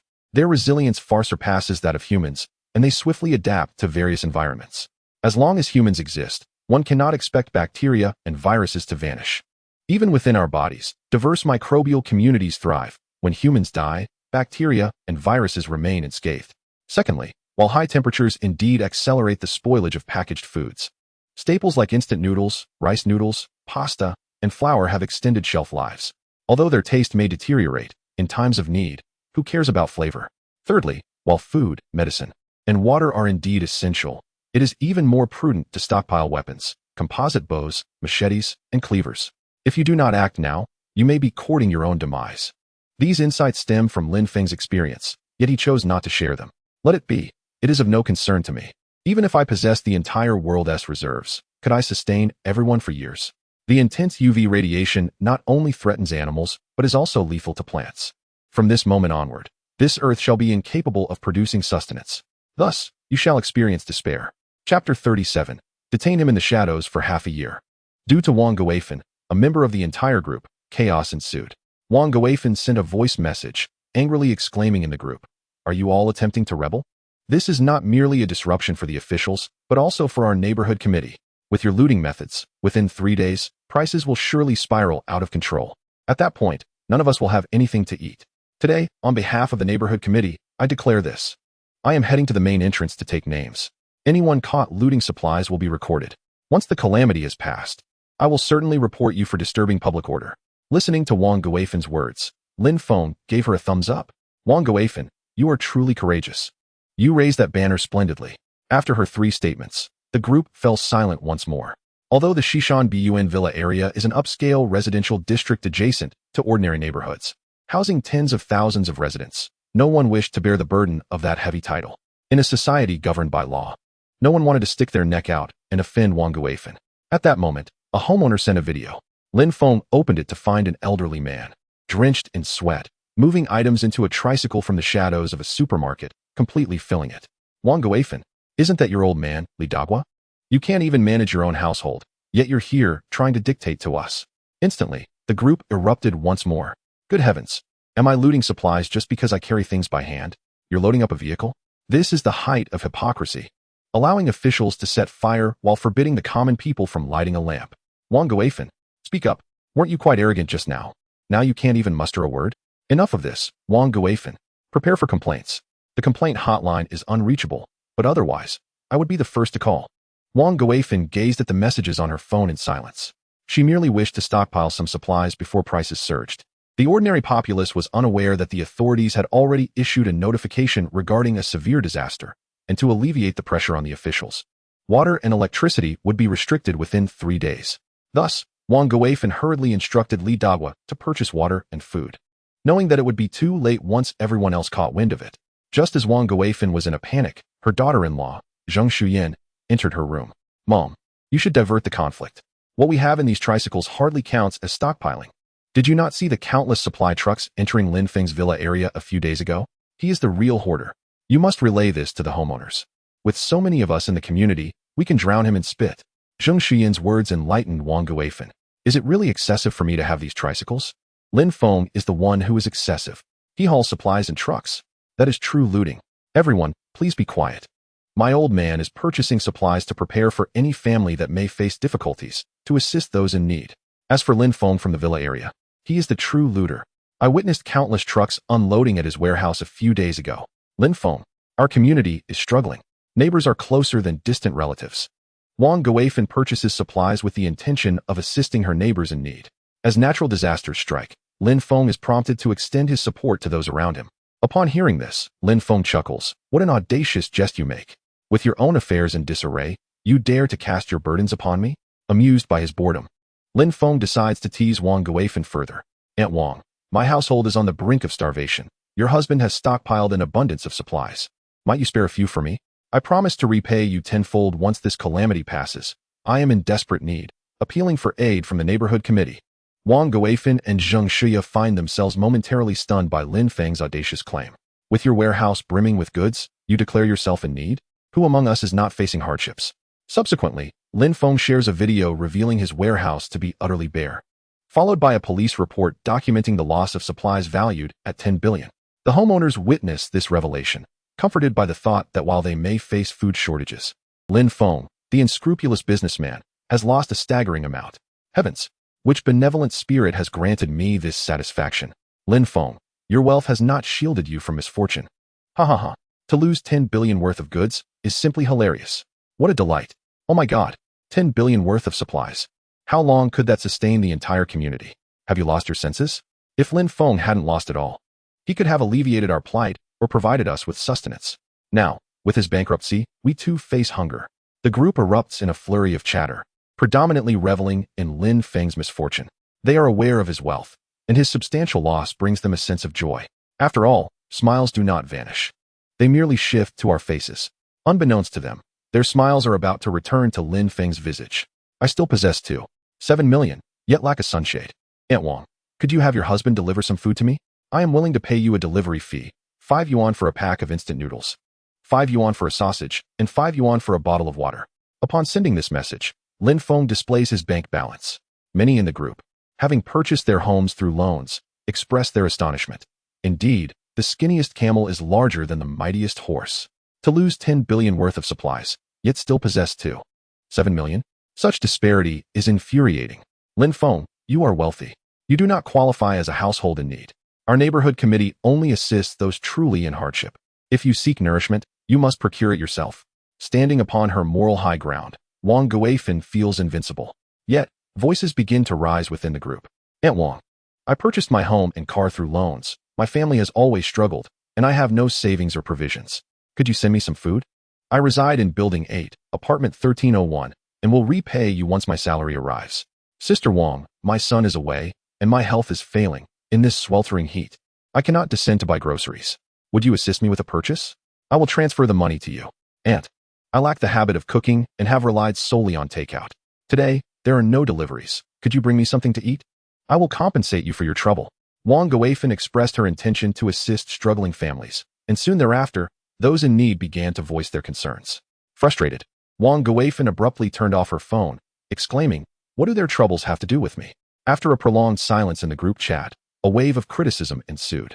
This Lin Feng, he truly knows how to complicate my life. Once the disaster has passed, I shall ensure he is detained for 6 months. In her anger, Wang Guifan contemplated severe repercussions for Lin Feng. However, as she disconnected her phone, Lin Feng was indifferent to the situation, thinking it better to avoid involvement, as the ire was not directed at him. In his solitude at home, Lin Feng found himself bored. With nothing pressing to occupy his time, he decided to indulge in some educational materials from Japan and South Korea. As for rice cultivation and the postpartum care of sows, he realized that such knowledge was of little use to him at present. Instead, he opted to study human anatomy from the aforementioned regions. Upon activating the 3D projector, he was captivated by the immersive viewing experience. Is it unlawful to study at home? Just because I have never seen a pig, does that mean I cannot observe how they run? Chapter 38. Xiao Qiao's preparations disgraceful. Xiao Qiao exclaimed as she peered through binoculars, catching a glimpse of something scandalous from several dozen meters away. Is this what a live broadcast of If You Were the One looks like? Flustered, she quickly set down the binoculars, her cheeks ablaze. This was certainly not a program suitable for young ladies. Although they lived across from each other, separated by merely a few dozen meters, her second-floor apartment provided a limited view of Lin Feng's first-floor villa. If not for the thickness of the glass, she might have seen more clearly. Peering through Lin Feng's window, the thick glass obscured the details, akin to an obscured image that could not conceal its underlying reality. Did men only entertain such thoughts? With a net worth in the billions, surely he could find any woman he desired. Yet, here he was, alone at home, engrossed in study materials. Xiao Qiao felt a pang of apprehension. She had never even held a boy's hand, having lived under the protective wing of her brother for all these years. Must I learn this as well? That would be rather peculiar, wouldn't it? I cannot follow in Lin Feng's footsteps down such a path. My goal is to surpass him and amass greater wealth, not to become a pervert like him. Reflecting on her circumstances, Xiao Qiao realized she needed to prepare. Although the storage room downstairs had a security door, it was designed to deter petty thieves, not seasoned criminals. She had to fortify it. And this was a secret she could not share with anyone, not even Li Ying. Ying, I've heard that wine can invigorate the blood. Let us have a little for breakfast. It might help your face heal faster. Xiao Qiao retrieved several boxes of wine from her brother Xiao Feng's supply, intended for social occasions. Excellent, Xiao Qiao. We have 3 days off. What a perfect opportunity for us to enjoy ourselves with a drink. Li Ying, feeling much better after applying ointment, began to relax and readily agreed. Xiao Qiao prepared food from the previous day, which had not been consumed as Xiao Feng was absent. After a brief while of clinking glasses and toasting, Li Ying soon found herself inebriated. Xiao Qiao gently assisted her to bed, and once she was sound asleep, she took the keys and descended to the storage room. This warehouse is situated in the West Mountain Villa, nestled in a secluded area, conveniently located just beneath my own residence. Adorned with banners for renovations and contact numbers, it is unlikely that anyone would suspect it contains provisions. Thus I feel quite at ease. Upon entering the warehouse, I retrieve the welding machine and an array of steel bars, all tools intended for Xiao Feng's construction work, which are well stocked. I decide it is prudent to reinforce the door. One can never be too cautious. Even if the apocalypse does not come, There remains a substantial inventory worth 19 million within these walls, and safeguarding it is certainly justified. After all, I Chow Chow hail from humble beginnings and am proficient in using a welding machine. The steel bars are merely leftover materials from the warehouse, and if my brother returns, he would prefer not to simply cut through them. After a day's labor, I successfully weld the warehouse door shut, and I breathe a sigh of relief. Although I am perplexed by Lin Feng's choice to study at home, I cannot shake the feeling that something is amiss. Ever since our first encounter a month ago, has he been stockpiling supplies? He even mentioned an impending apocalypse and claimed to be worth 2 sausages, while Li Ying was valued at 1. Why would anyone seek him out for sausages when I possess an entire warehouse of provisions? With the warehouse secured and the renovation banners outside, I believe it shall remain undisturbed for the time being. Wiping the sweat from my brow, I return home. Li Ying is still asleep, but her complexion has visibly improved from the sunburn. Sitting quietly, I ponder the day's events. Today, the outdoor temperature has soared to 40 degrees, which is quite unusual. In Huanghai City, it has not reached such heights even in January over the past 10,000 years. Where there is unusual occurrence, there are often hidden dangers. As a devotee of apocalyptic lore, I have personally designed Lin Feng's safe house, and it is impossible for me not to worry about the looming threat. Tonight, I must ensure that Li Ying returns home. Her presence is essential, and I would prefer to be alone than have her here with me. Resolute in my decision, I contemplate expelling her from my abode. With 2,000 yuan still in my account and her home not far away, I will procure a taxi at any cost. Chow Chow? Have I slept the day away? What is the situation today? Li Ying stretches and inquires. In her eyes, this calamity is merely a transient affair, resolvable within a few days, and she believes the authorities will intervene. The situation has improved greatly. Ying, let us dine together, and after our meal, I shall arrange for a taxi to take you home. I have already devised a plan, and now it is time to put it into action. All right. I have been here for several days. My parents must be worried about me. Li Ying responds without further contemplation. As I head to the kitchen to prepare a meal, Li Ying occupies herself with her phone. Upon unlocking it, she finds a message from her mother. Ying, I have been unable to reach you by phone. Are you safe? Is there food at your location? If it is safe, do not return home. Our neighborhood is a civilian area with a high population and low standards. The supermarkets have been ransacked. The supplies we have at home will only suffice for 2 or 3 days for your father and me.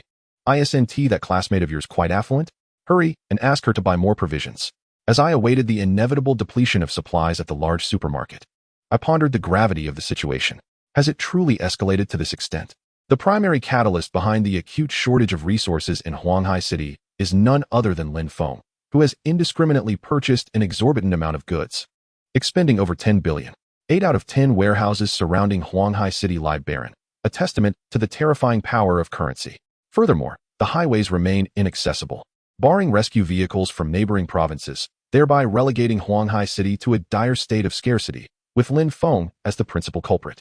Despite his actions, Lin Feng exhibited a semblance of conscience. After all, he could have resorted to outright theft but chose to pay instead. Mother, there's no need for concern. I had dinner and will take a taxi home soon. I still have 38,000 in my account, and I'll stop by the supermarket to bring back some provisions. This calamity will pass in a few days. Upon sending the message, Li Ying soon received a reply from her mother. Ying, listen to your mother. Do not return. Even if you bring supplies, you won't be able to enter the community. A group of thugs is blocking the entrance, robbing anyone they see. Reporting to the police is futile. The station's phone lines are down. Your father and I are fine. We can endure 10 or 8 days at home. If you have money, hurry to the supermarket and buy what you need. Don't worry about the cost. If you run out, your father and I will earn more for you. Li Ying contemplated her mother's message. After painstakingly saving 38,000, she was just 2,000 shy of affording a new bag. Should she spend it on food? Wouldn't that render her savings futile? After all, Xiao Xiao had bought so many groceries that she couldn't possibly consume them all before they spoiled. Perhaps she could simply assist her friend in consuming some of it. I understand, mother. Please stay safe. I'll stay at Xiao Xiao's for a few days and return once the situation stabilizes. After a moment, her phone chimed with another message. Ying, trust your mother. I am unaware of how much you possess, but money only holds value when spent. I have 2,000 here, which I will transfer to you immediately. Please heed my advice and purchase food without concern for the price. Even if it's stinky tofu, buy it. Be obedient and trust your mother. Ding. A transfer of 20,000 yuan was sent directly to Li Ying's phone. How tedious. She still nagged as she always did. With a chuckle, she realized she had acquired another 20,000, enough to finally buy that bag. Delighted, Li Ying accepted the transfer. As she awaited Xiao Qiao's cooking, she decided it was time to venture out. The evening had arrived, and with the sun no longer a concern, her spirits lifted. Xiao Qiao, you continue cooking. I'm going downstairs to buy a few things. I'll be back shortly. Upon hearing this, Xiao Qiao did not object, understanding that Li Ying was headed home to gather supplies. Go ahead. I still need to wait a while before the food is ready. With that, Li Ying opened the door and descended the stairs. Chapter 39. Has the gate been lost? Clad in a short skirt and black stockings, Li Ying made her way downstairs. Despite having suffered from sunburn, she remained devoted to her appearance. The community was bustling, the sweltering night air reaching a stifling 30 degrees. Yet throngs of people filled the vicinity. Everyone appeared hurried, laden with bags primarily filled with food, beverages, bottled water, and some astute individuals who had wisely procured cold medicine, anti-inflammatory drugs, and antibiotics, all hastening homeward. Humph, a bunch of fools. Is it merely a heat wave? Can they possibly consume all that food? Li Ying let out a cold snort, swaying her petite figure as she made her way outside. No one paid her any mind. Upon returning home and setting her belongings down, she decisively descended the stairs to continue her journey to the supermarket. The owners of the small shops in the neighborhood were overjoyed. Their years of stock had been completely sold out. Even expired canned ham and instant noodles had been purchased at exorbitant prices. They had struck gold. Meanwhile, the large comprehensive supermarket outside the community was in a frenzy. The food section, the fresh produce section, and the grains and oil section were all teeming with people. Even though the authorities had issued a mandate prohibiting price hikes, merchants had found their own ways around it. Shopping bags were priced at 100 each. Each item required its own shopping bag. Even if one purchased a single clove of garlic, it had to be placed in a separate bag. They raised no prices on goods, but charged explicitly for shopping bags. Surely that was reasonable? Such occurrences repeatedly transpired in the severely affected areas of Huaxia, with many streamers and bloggers broadcasting the chaos live to attract attention. Yet, who was there to intervene? Reporting to the police proved futile. Yesterday, 80 of the officers engaged in rescue work had already sustained severe injuries, with a third still lying in the ICU. Many in poor health had already perished. The Huaxia National Police Force had become incapacitated, with lives to save. Who had the energy to oversee the forced sale of shopping bags? Numerous individuals lay on the highways, some fortunate enough to escape suffering and were laid to rest directly, while others, less fortunate, remained trapped in their vehicles, exposed for 2 days before succumbing to death. The unluckiest found themselves ensnared in their cars, tumbling into thickets, alive yet unable to escape, most ultimately perishing from thirst or heat. Huaxia began recruiting volunteers. The number of casualties was overwhelming, and the police force had collapsed, leaving only volunteers to assist in rescue efforts. Those who volunteered would receive 3 meals a day and priority in future recruitment, provided they had no criminal record. They would rest during the day and engage in rescue operations at night. Many young people eagerly signed up to combat the disaster, seizing the opportunity to serve their country. Conversely, some were compelled to enlist out of sheer desperation for food. However, this group was accustomed to lethargy, lacking organization and discipline, resulting in painfully slow progress in rescue efforts. They were merely there to receive meals. What could be expected of them? Li Ying sauntered into the comprehensive supermarket, not to purchase food, but to peruse the imported handbag section. While the food aisles were nearly bursting with shoppers, the handbag area was eerily quiet, with only one sales clerk present. Madam, what would you like to buy? Please feel free to browse. The clerk greeted her warmly upon noticing her arrival. After all, it had been a long day with only one customer. How could they not provide attentive service? I would like this limited edition bag from Donkey Brand. Please wrap it up for me. Li Ying had long set her sights on this particular limited edition handbag, making her selection swift. Certainly, miss. This limited edition Donkey Brand bag has a nationwide uniform price of 58,000. Will you be paying in cash or by card? Since the sales personnel had been reassigned to the food section, she now fulfilled both sales and cashier roles. WeChat payment, please scan my code. With that, Li Ying lifted her chin, revealing her payment code. Payment successful. Here is your receipt. We support a 7-day no questions asked return policy. Please keep it safe. The cheerful salesperson meticulously wrapped the bag for Li Ying and handed her the receipt. No need for the receipt. The bag I purchased is non-returnable. With a swift tear, Li Ying discarded the receipt, slung the bag over her shoulder, and strode confidently away, her demeanor exuding self-assuredness. Upon arriving at the entrance of her neighborhood, the situation had escalated into chaos. Initially, when items were available for purchase, there was a semblance of order. However, panic ensued as prices soared. The more they increased, the more fervently people bought. Now, even with money, acquiring goods had become an impossibility, leading the desperate to resort to theft. I am on the brink of starvation. I can't repay my loans. Why should I concern myself with anything else? In an instant, the entrance devolved into pandemonium. Many who had just bought their items found them snatched away before they could return home. Fortunately, this group of thieves focused solely on stealing goods without resorting to violence. Although the police force was incapacitated, they still retained a semblance of rationality. This was precisely why Li Ying's mother urged her to procure food swiftly. The conditions had long been dire in the dilapidated districts. Li Ying clutched her newly acquired bag nervously, eyeing everyone around her with suspicion. Surely my bag is too valuable for anyone to covet? Suddenly, a man dashed towards her with a singular intent, seizing Li Ying's bag and sprinting away. Ah, a robbery. He is stealing my bag. Why aren't you doing anything? Li Ying shouted angrily at the security guard. I spent 58,000 on this bag. It's barely warm from the store. What do you expect me to do? Retorted the guard, exhausted from enduring constant disdain. Look at your ostentatious attire. It seems you're more concerned with looking down on me than anything else. Perhaps you should wait until the gate is compromised before seeking my assistance. The guard, having been oppressed for far too long, had reached a breaking point. Li Ying not only aspired to marry into wealth, but had also maintained a condescending attitude towards the lower-tier security workers, recognizing her as the one who frequently derided him. The guard snapped back. The police are utterly useless. I earn a mere 500 a month. Why should I risk my life for you? You, come back. Return my bag. Seeing the guards in action, Li Ying hurried after her bag. That bag, worth 58,000, was akin to her lifeline. It could not be lost. After pursuing for several dozen meters, the thief, Song Chao, came to a halt. He felt the bag and sensed something was amiss. Upon opening it, he discovered it was empty. Damn it! What kind of foolish girl buys nothing and wraps it up so securely? Am I wasting my time here? He spat into the bag and tossed it into a nearby trash bin. Given the current circumstances, what good was a luxury bag if it couldn't provide sustenance? You, what kind of person are you? Not only did you steal my bag, but you also discarded it in the trash. Li Ying exclaimed, heartbroken over her lost possession. Meanwhile, Song Chao was infuriated. You're chasing after an empty bag? Are you out of your mind? With that, he struck Li Ying across the face, sending her sprawling, followed by a relentless barrage of kicks. Song Chao was originally a good-for-nothing, devoid of any savings.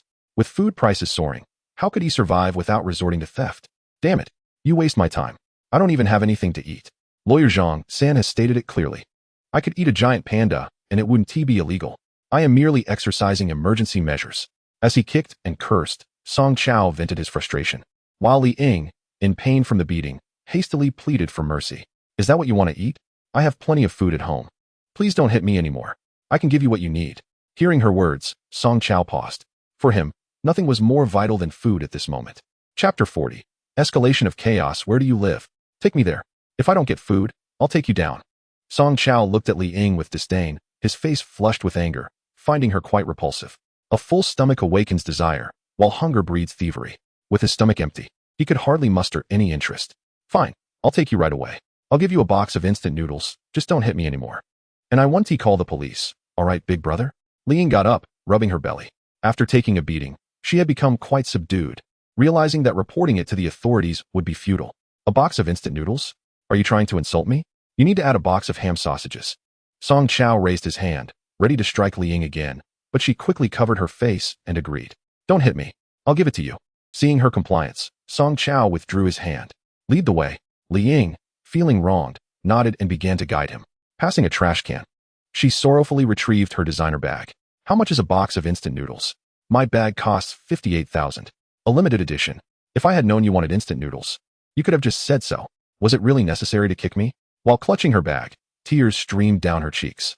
Being the only daughter in her family, she had been pampered her entire life and had never encountered such a situation. Upon arriving at Xiao Xiao's door, Li Ying pitifully addressed Song Chao. You say you're my friend, but there are others in the house. Otherwise, I wouldn't feel comfortable letting you take anything. All right. Stop dawdling. You can call me your father if you want. Just hurry up and get the food. I won't harm anyone. This is merely a desperate measure. Song Chao continued to rationalize his actions, convincing himself that stealing a box of instant noodles and a box of ham sausages would suffice for several days at home. He didn't want to resort to robbery, but his pantry was bare. Despite his desperation, Song Chao still possessed a shred of humanity. He had merely succumbed to extreme measures due to hunger. Even if Li Ying reported him later, the authorities would likely dismiss the case, given that the value was under 2,000 yuan. Xiao, open the door. It's me. Coming. Li Ying knocked, and soon Xiao Qiao approached to open the door. Upon seeing Li Ying with a flushed face and red eyes, accompanied by an unfamiliar man, she felt a twinge of anxiety. What is going on? Xiao Qiao, this is my friend. We've run out of food at home. Could you lend us a box of instant noodles and a box of ham sausages for emergencies? Li Ying spoke timidly, while Song Qiao awkwardly scratched his head. As he admired Xiao Qiao's beauty, he felt embarrassed for being in such a predicament.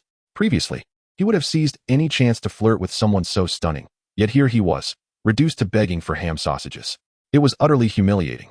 Jojo observed the peculiar duo at the entrance, her vigilance heightened. Yet, she pondered, is it truly the year 2050? Even with solar flares disrupting global communications, it hardly heralds the end of the world, does it? Could it be that within 2 days, I would resort to taking their lives? That would certainly indicate a significant affliction, paranoia, or perhaps a split psyche. Jojo shook her head, dismissing such thoughts from her mind. This line of thinking was perilous. A moment of impulse could lead to a lifetime of regret, possibly even a future spent in solitude, reduced to subsisting on peanuts. Moreover, borrowing from neighbors is quite customary. Is it not? I cannot possibly justify the act of harming my dear friend and neighbor over a trivial matter of sustenance. Would I do such a thing? Would Lin Feng? Reluctantly, Jojo resolved to retrieve the items. Though her heart hesitated, she could not deny her longtime friend, Li Ying, who had asked for such a modest favor. It would be inhumane to refuse. Jojo entered the inner room, retrieving a box of instant noodles and a box of sausages, and approached the door. Upon seeing the provisions, Song Qiao's face lit up with delight as he eagerly accepted them. Thank you, beautiful. Once this calamity passes, I shall repay you doubly. Jojo remained silent, while Song Qiao, overjoyed, returned home with his bounty.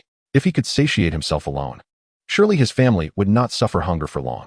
Would the disaster persist for 10 days? That would be quite the failure on the part of the authorities. Li Ying, her head lowered, timidly spoke. Jojo, I shouldn't have borrowed food from you on behalf of a friend, should I?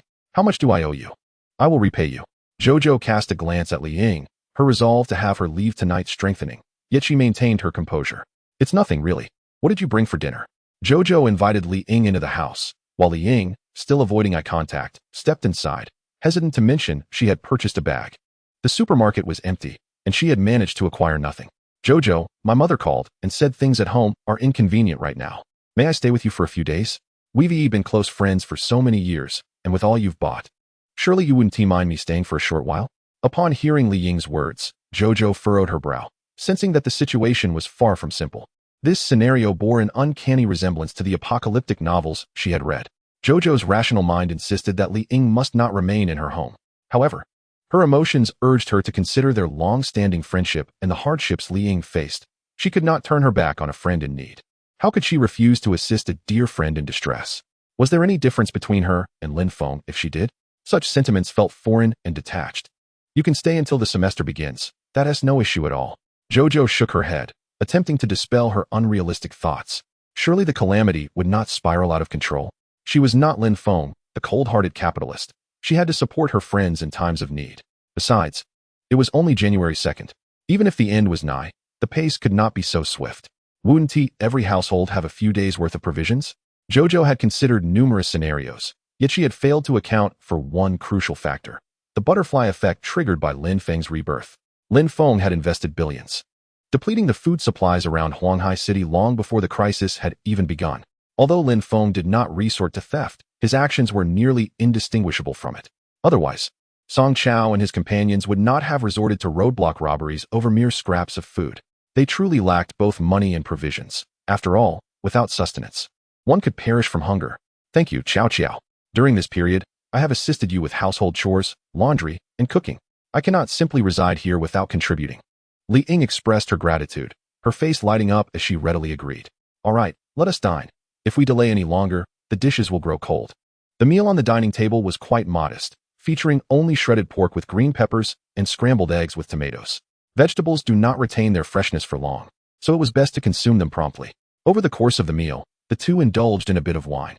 Li Ying, not possessing a high tolerance for alcohol, soon found herself inebriated after Xiao Qiao's insistence. Noticing that Li Ying had succumbed to slumber, Xiao Qiao picked up Li Ying's bag. Despite having stayed here for several days, she had never seen this particular bag before. Xiao Qiao was not well versed in luxury brands.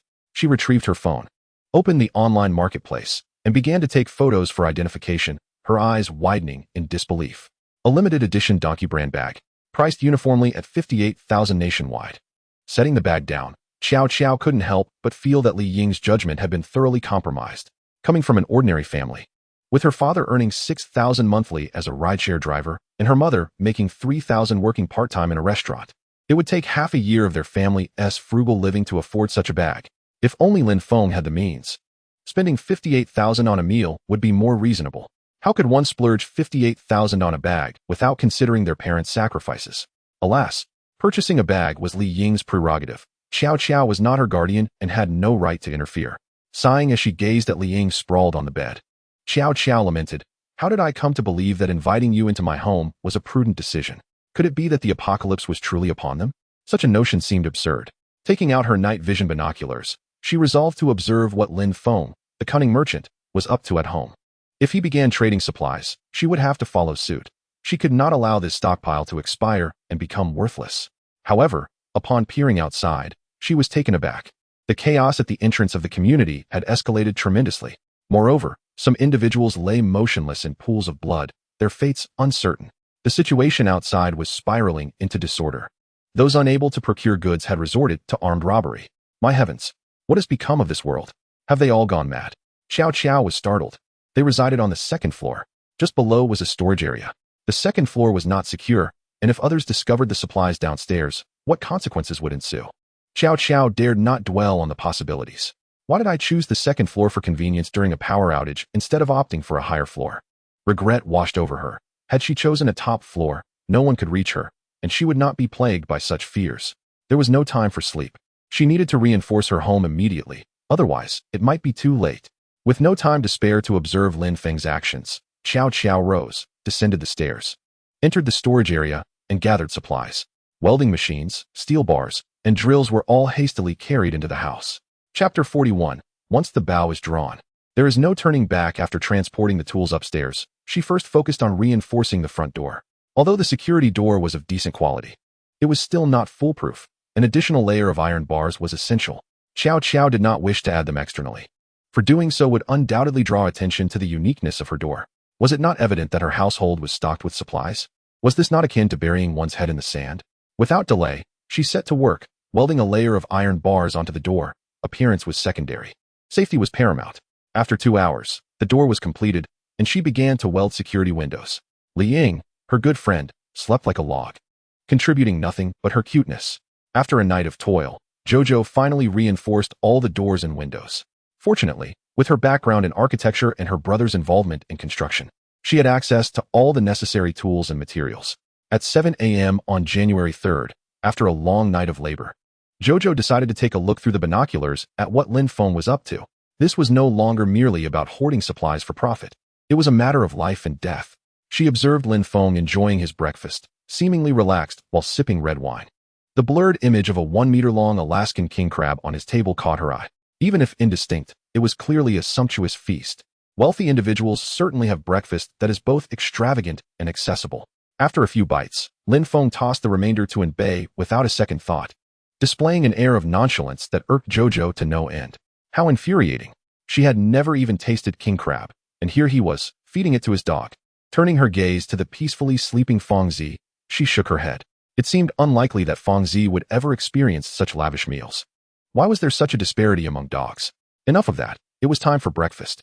With the sweltering heat, the vegetables she had bought days ago were on the verge of spoiling. Today, she would prepare a vegetable salad and some cold dishes. At that moment, Li Ying stirred awake and rubbed her eyes. Jojo, is there still that much meat in the fridge? Why do we eat so many vegetables every day? Rolling her eyes at Li Ying's words, Jojo thought to herself, so many people are out of food. You're fortunate to have anything at all. And yet you are so picky. Do you think you are Lin Feng? Go find him for your king crab. However, the thought of Lin Feng piqued Jojo's curiosity. Hadn't he claimed in the group that he had lost 10 billion in supplies? How was he still so leisurely enjoying his king crab? He certainly did not appear to be someone who had lost any supplies. As a property owner, Jojo was part of the community group, though she merely observed without engaging in conversation. It seemed that the massive steel fortress, covering an area of 10,000 square meters and standing 5 stories tall, was likely brimming with supplies. Contemplating this, Jojo couldn't help but feel that her own small storage was rather meager in comparison. There was little to be done. She was in the initial stages of her venture, but once order was restored, she would surely make a handsome profit from her sales. There was no denying Lin Feng's keen insight. Following his lead had indeed spared her from many missteps. However, a sense of worry crept in regarding her brother, Xiao Feng. Given the chaos in the community, what fate awaited the construction site? She placed the cold dishes on the dining table, indifferent to Li Ying's preferences. If she wanted to eat, she could do so herself.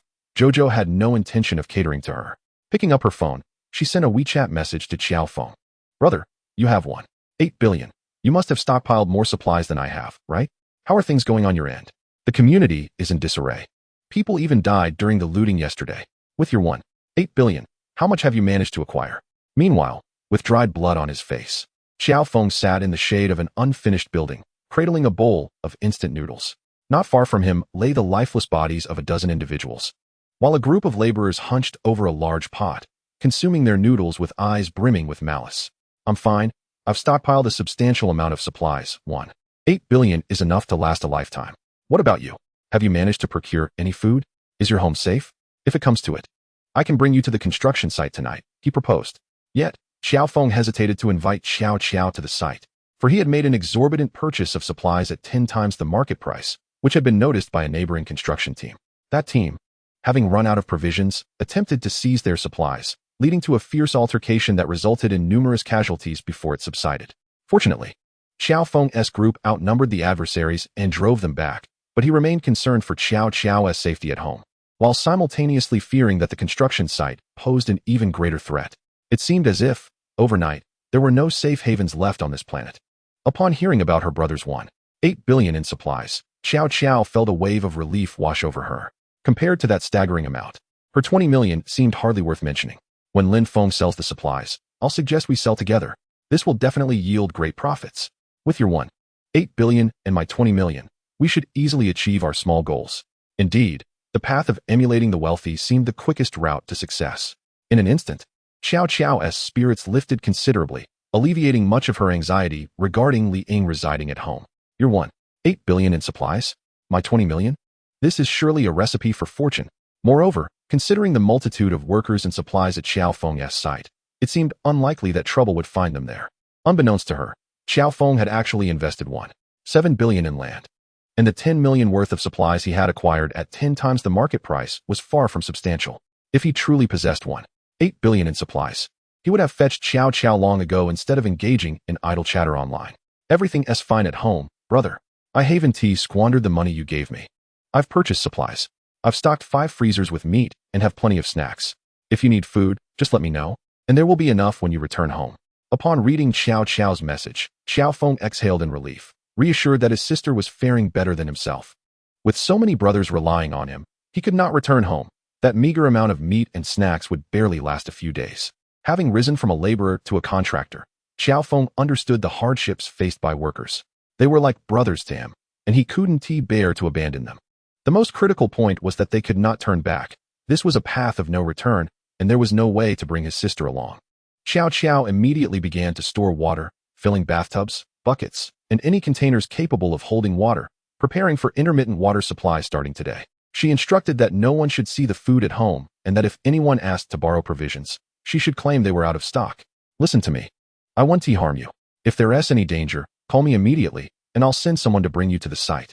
Xiao Feng had taken a life the previous night, and thus, he was reluctant to bring Xiao Qiao over unless absolutely necessary. In this lifetime, Xiao Feng is acutely aware of his own downfall. Once order is restored, he is certain to find himself imprisoned, laboring at a sewing machine. This awareness is precisely why he wishes to avoid any contact with Xiao Qiao unless absolutely necessary. He does not want to implicate his sister. Xiao Qiao is still in university, with a promising future ahead, and associating with a group of murderers would surely ruin her life. All right, I understand. Brother, if you need food, just message me. There are plenty of supplies at home, so don't worry. I have 8 billion worth of provisions. What do you have to compare with me? Save the water, and call me if you need anything. In light of the dire situation, Xiao Feng still maintains a facade of bravado. However, as a devoted elder brother, he feels compelled to uphold this act to the very end. Brother Qiao, our comrades are now stained with blood. How will we manage in the future? A worker, his face etched with despair, inquired after they had consumed instant noodles. Leaving behind an empty broth pot. Live one day at a time. Clean all the iron barrels on the site. Fill them with water, and store them in the darkest corners. They will come to rob us first. We have the law on our side.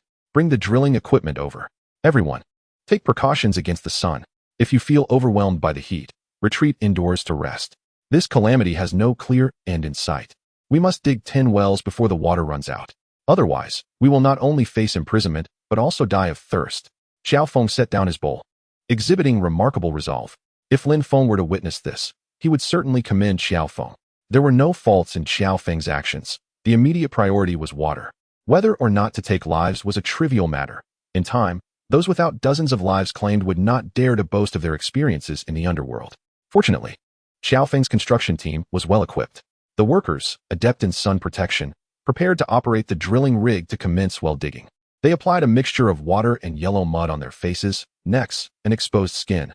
Though it may be unrefined, it proved far more effective than sunscreen. Thanks to Xiao Feng's comprehensive equipment, drilling 10 wells was no mere whim. Although the water extracted would be dark and murky, it was still preferable to having none at all.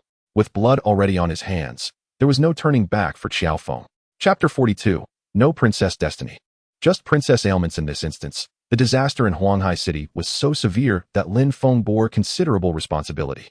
He had essentially depleted all available food resources surrounding Huanghai City. Otherwise, such calamity would not have unfolded so swiftly. Li Ying, a pampered individual afflicted with princess syndrome, was thoroughly dissatisfied with the cold dishes prepared by Qiao Qiao for breakfast. After a few bites, she sulkily cast down her chopsticks in frustration. Qiao Qiao furrowed her brow but refrained from speaking. It seemed Li Ying remained oblivious to the current circumstances. Silently, Qiao Qiao finished her meal, even consuming the half bowl of rice left by Li Ying without complaint. Afterward, she tidied up the dishes and recalled her brother's advice. Proceeding to fill every vessel and bathtub in the house with water, there was still a truckload of mineral water in the storeroom, but Xiao Qiao resolved to reserve it for dire emergencies.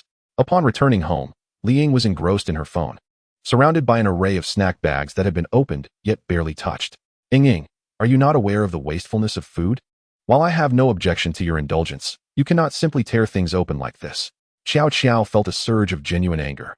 In a world where even a mere pack of instant noodles could spark conflict, she had urged Li Ying to stockpile supplies. Yet she squandered resources on a handbag worth 58,000. Regret washed over Xiao Qiao as she pondered why she had allowed Li Ying to stay with her the previous day. Li Ying possessed the temperament of a princess without the privilege, while Xiao Qiao's brother earned millions annually. Xiao Qiao herself refrained from excessive expenditures on cosmetics or luxury bags, fully aware of her brother's hard-earned income.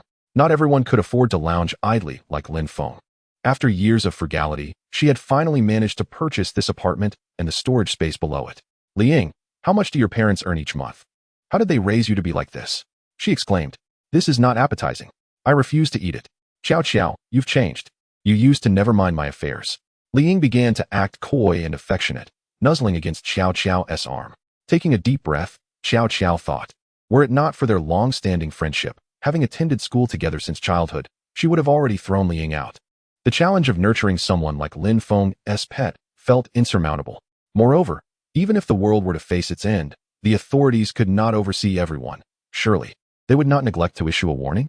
The officials were always the first to relay notifications. The situation could not be that dire.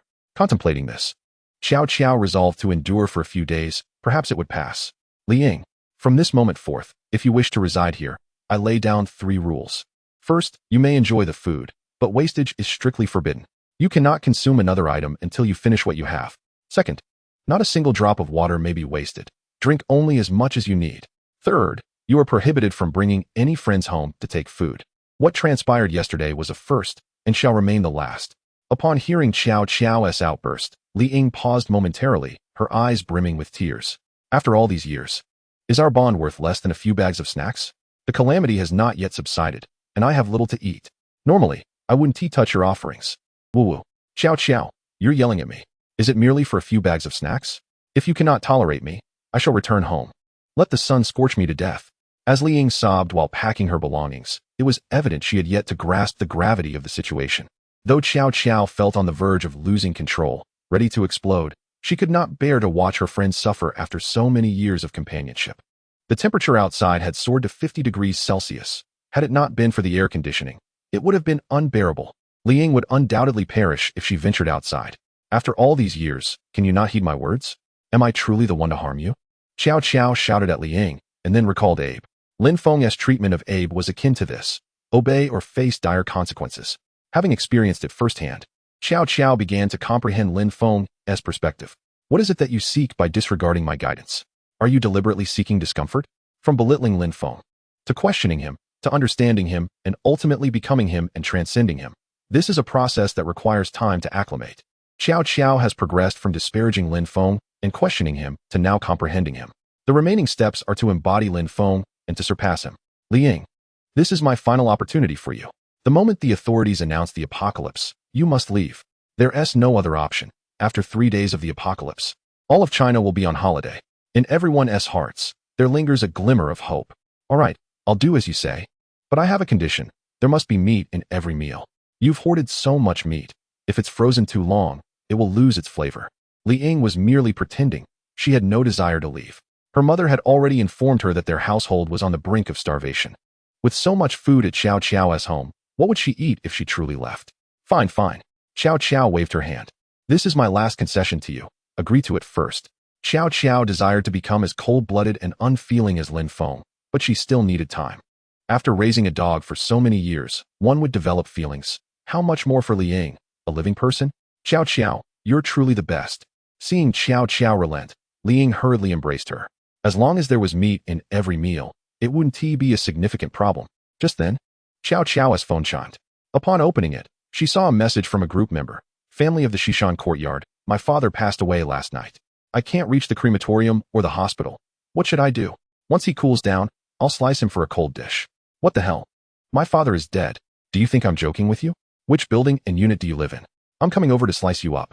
Subsequently, the owner who mentioned the cold dish sent a photo along with a message. I'm not joking. My mother passed away the night before last. I have no idea what to do now. With this dreadful heat, if I leave her at home for a few more days, it'll start to smell. What should I do? Minutes passed with no responses in the group. It seemed many families had lost loved ones, and the atmosphere was profoundly somber. Meanwhile, Lin Feng, noticing the silence, decided to offer a suggestion. Put the bodies on the rooftop to dry for future needs. This is a common practice when encountering death in the apocalypse. In 60-degree weather with intense ultraviolet radiation, a body can be thoroughly cooked in a day and turned into jerky in 3 days. When food truly runs out, these mummified slices can be roasted. They taste somewhat like ham, albeit with a slightly sour note, and can sustain one for a while. This is a desperate measure. After all, one cannot simply wait to starve to death, can they? Lin Feng contemplated, and then clicked delete. Do as you wish. I, King Lin Feng, need not concern myself with your survival. In such sweltering heat, leaving bodies indoors would lead to foul odors and potential outbreaks of disease. Then you would know how to prepare them. I advise those who have lost loved ones not to be overly sorrowful. After all, none can escape the calamity of nature. Every building has vacant rooftops. Families should place their deceased there. The intense ultraviolet rays can eliminate all pathogens. Once order is restored, families can reclaim the bodies for cremation and burial. If left unattended at home, a corpse will begin to decompose within a few days, breeding bacteria and potentially inciting a new epidemic. This statement was made by a person named Liang Qiyu, who Lin Feng discovered was a physician after glancing at her credentials. Lin Feng acknowledged her expertise, recognizing it as the most effective approach to handling deceased bodies in the current situation. Moreover, should provisions run short, it could serve as an emergency measure. Should I dig a grave for my father? Wouldn't that be too disrespectful to him? Wouldn't it leave him unable to rest in peace? The man mourning his father was also a filial son, unable to bear the thought of his parent decaying in their home. Thus, burial became the only option. At that moment, Wang Guifin from the residence committee interjected.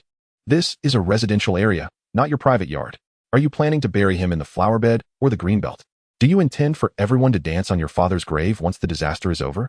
This is both selfish and unfilial.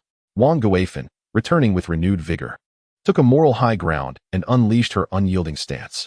The homeowners, seething at her remarks, felt resentment towards her for previously prohibiting them from stockpiling supplies, leaving them empty-handed when they finally sought to do so.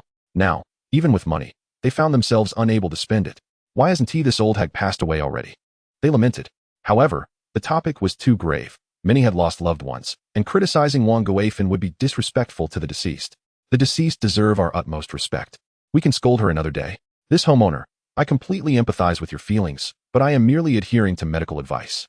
Burying the dead within the community disrupts the normal lives of all residents. It is both unreasonable and illegal. Furthermore, the land in this community is limited. If every homeowner were to bury their deceased, there would not be enough space, leading to a proliferation of bacteria and an easy path to an epidemic. Take my advice. Keep them on the rooftop, document their identity, time of death, and cause of death. Once order is restored, we can collectively transport them to the crematorium for cremation. This is the most appropriate course of action. Dr.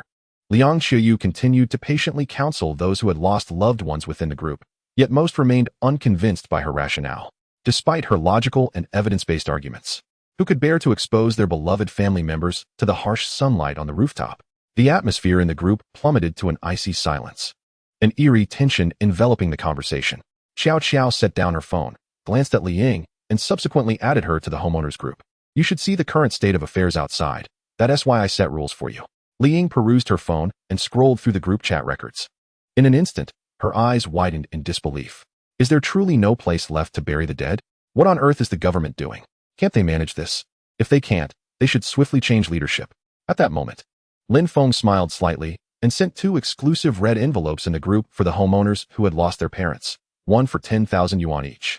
Although I do not partake in your banquet, I wish to offer you a modicum of psychological comfort. My heartfelt condolences to you during this time of sorrow. The deceased must be honored. Please accept this small token of my sympathy. After a while, the 2 individuals accepted the red envelope and discovered it contained 10,000 yuan. Indeed, Lin Feng possesses considerable wealth. Such an amount is sufficient for an all-inclusive funeral service. Thank you, General Lin, for your concern. My father, watching from beyond, will surely appreciate your gesture. Although the young masters have labeled you as a heartless tycoon, this act reveals you to be a merchant of conscience, not merely a businessman. I truly feel your good intentions. As for Wang Guifan from the community committee, she presents herself as dignified yet feigns ignorance when trouble arises. How is it that this old hag has not yet met her end? Wang Guifan, where are you? Hurry and contribute. Do you not represent the authorities? Speak up. In the group chat, Lin Feng's generous 2,000 yuan condolence envelope prompted a flurry of praise for his wisdom and magnanimity, while simultaneously inciting disdain for Wang Guifan. Numerous individuals shared photographs of their own deceased family members, seeking Lin Feng's comfort. Lin Feng, however, found himself bored. He pondered the absurdity of sending a 1,000 yuan red envelope in response to such images, knowing that his bank balance was merely a sequence of numbers. Before long, that 1,000 yuan would barely purchase a single sausage. Lin Feng, in a frenzy of sending condolence envelopes, was merely engaging in a game, which infuriated Wang Guifan. Those who accepted the envelopes expressed gratitude for Lin Feng's generosity, while simultaneously denouncing the ineffectiveness of Wang Guifan's committee. Lin Feng, are you seeking to provoke me? Your wealth does not bestow upon you the right to act as you please. Enraged, Wang Guifan turned off her phone, unwilling to endure further insults. Meanwhile, Zheng Shuya furrowed her brow and addressed Wang Guifan. Mother, why are you upset? Our family has stockpiled enough supplies to last us for 2 months, feeding 4 people. Though Lin Feng is wealthy, his cupboards are empty. Before long, he will find himself in dire straits. When he seeks help in the group chat, we can teach him a lesson then. Upon hearing her daughter-in-law's words, Wang Guifan nodded in agreement. Indeed, patience is a virtue when navigating greater schemes. I wonder how much longer Lin Feng can maintain his arrogance. You have no idea. The price of a sausage has skyrocketed to 100 yuan, 100 times its original cost, and it is scarcely available. You continue to throw money around in the chat? You are indeed a spendthrift. Very well, I shall not engage with him further. I will prepare noodles for breakfast. We can afford it. Let us add sausage and eggs. With renewed confidence, Wang Guifan set about her task, while Zheng Shuya smiled as she observed her phone. At 28, Zheng Shuya was a model of exceptional beauty and figure. After marrying the 33-year-old Li Wu 3 years prior, she had ceased modeling due to age and now embraced the role of a full-time homemaker. Li Wu was a notorious figure in Huanghai City, operating in both the underworld and legitimate businesses. Zheng Shuya, a modest model, succumbed to Li Wu's financial allure and married him. As she watched Lin Feng indiscriminately dispense money in the chat, Zheng Shuya felt nothing but disdain. Wealthy individuals often seek to showcase their capabilities during such times, capturing screenshots to bolster their online personas. Yet little do they realize that no one will remember their deeds. Soon, they will find themselves facing starvation. Who among this group of people who accepted your red envelope can truly assist you? Zheng Shuya set her phone aside, disregarding the frantically generous Lin Feng. The others, oblivious to the underlying reasons, merely accepted Lin Feng's generous gift of 10,000 yuan, while simultaneously muttering a few insults directed at Wang Guifan. Lin Feng continued his spree of generosity. Yet his bank account still boasted a staggering 1,600,000 yuan. Had anyone shared photographs of deceased relatives? This was merely Lin Feng's twisted sense of humor. After all, with wealth in their possession, they could hardly spend it, so why not indulge a bit? It was certainly more entertaining than any mundane game. He picked up a leg of king crab, taking a hearty bite. At last, he felt satiated. The remainder he tossed to Abe, relishing his impulsive behavior. Standing by the window, he glanced at the building across the way. How many more days could Chow Chow endure? Surely she wouldn't be subjected to a gruesome fate within a mere 3 days? Yet, he thought, it mattered little. The West Mountain courtyard was vast. There were plenty of women around. The loss of one Chow Chow was inconsequential. Unbeknownst to Lin Feng, as he cast his gaze toward the opposite building, Chow Chow was peering through binoculars at his indistinct silhouette. Alternating between her phone and the binoculars, she pondered the nature of Lin Feng's wealth. Was his money truly so enticing? In just a short span, he had distributed over 150,000 yuan. What was his motive? Chow Chow scratched her head, contemplating emulating Lin Feng by sending red envelopes herself. However, with a mere 2,000 yuan in her account and over 150 recipients, sending 10 yuan each was hardly feasible. It would be more embarrassing than anything else. Regardless, she resolved to follow in Lin Feng's footsteps, though she remained perplexed by his motives. Ultimately, she abandoned the idea of sending red envelopes due to her financial constraints and lack of influence. Continuing to observe Lin Feng, she recognized that every step she had taken alongside him had been fortuitous. Indeed, the perspectives of the affluent vastly differed from those of the ordinary. When will you be selling supplies? She inquired. On that day, I shall sell too. I refuse to believe I cannot profit. Chapter 44. The Value of a Sausage Ding. At that moment, Lin Feng's phone chimed. Upon opening it, he noticed a stranger had requested to add him as a friend. Clicking on the profile, the image seemed familiar. Yet he could not recall where he had encountered this individual. Out of sheer boredom, he took a sip of red wine and accepted the request. Lin Xiao, do you remember me? We have met before. I am Ying. Without waiting for Lin Feng to respond, Li Ying's message appeared in the chat box. Lin Feng scratched his head. To be honest, he had a vague recollection of Ying, but the details were scant. Who are you? He typed, not wishing to be indiscriminate in his responses. Given the apocalypse's onset, he opted for a more tactful approach. The profile picture was striking, a beautiful woman with long flowing hair clad in a short black skirt. She embodied Lin Feng's ideal type, easily scoring a 9 out of 10. Perhaps she was a desperate young lady seeking assistance with software or engineering. Lin Xiao, you truly are a man of many forgetful moments. 1 month ago, night market, sausages. Li Ying quickly invoked key details, which illuminated Lin Feng's memory. Ah, she was the one with the striking figure, the one devouring his grilled sausage. Lin Feng pondered for a moment. She was rather ordinary. Her makeup was excessively heavy. Who could discern whether a person concealed a ghost beneath such a facade? If this were a ghost, wouldn't I be at a tremendous loss for my sausage? Is this a joke? One sausage, come and keep me company for a night. Lin Feng, always keep my promises. Upon seeing Lin Feng's message, Li Ying was taken aback. Is this the world of the wealthy? You lavish millions in red envelopes in the group, and you think one sausage can win me over? Am I insane, or are you?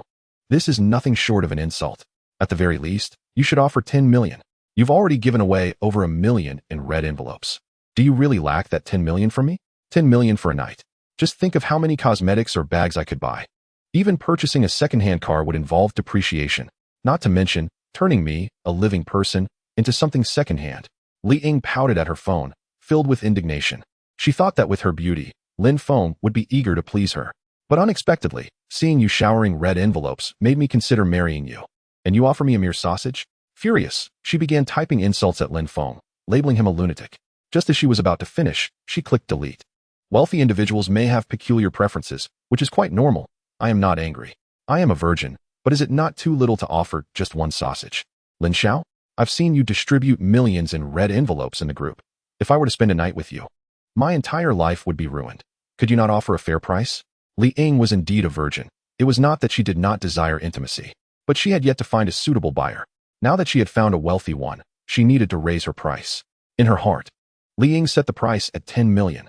As long as Lin Feng offered her 10 million, she wouldn't care how many people came tonight, or whether they were even human. Watching Li Ying's messages, Lin Feng clicked on her profile, browsing through her snapshots. Her social media was filled with many pictures, stockings, fishnets, cosplay, travel, seaside, and the desolate north. One must admit, Li Ying's profile successfully piqued Lin Feng's interest.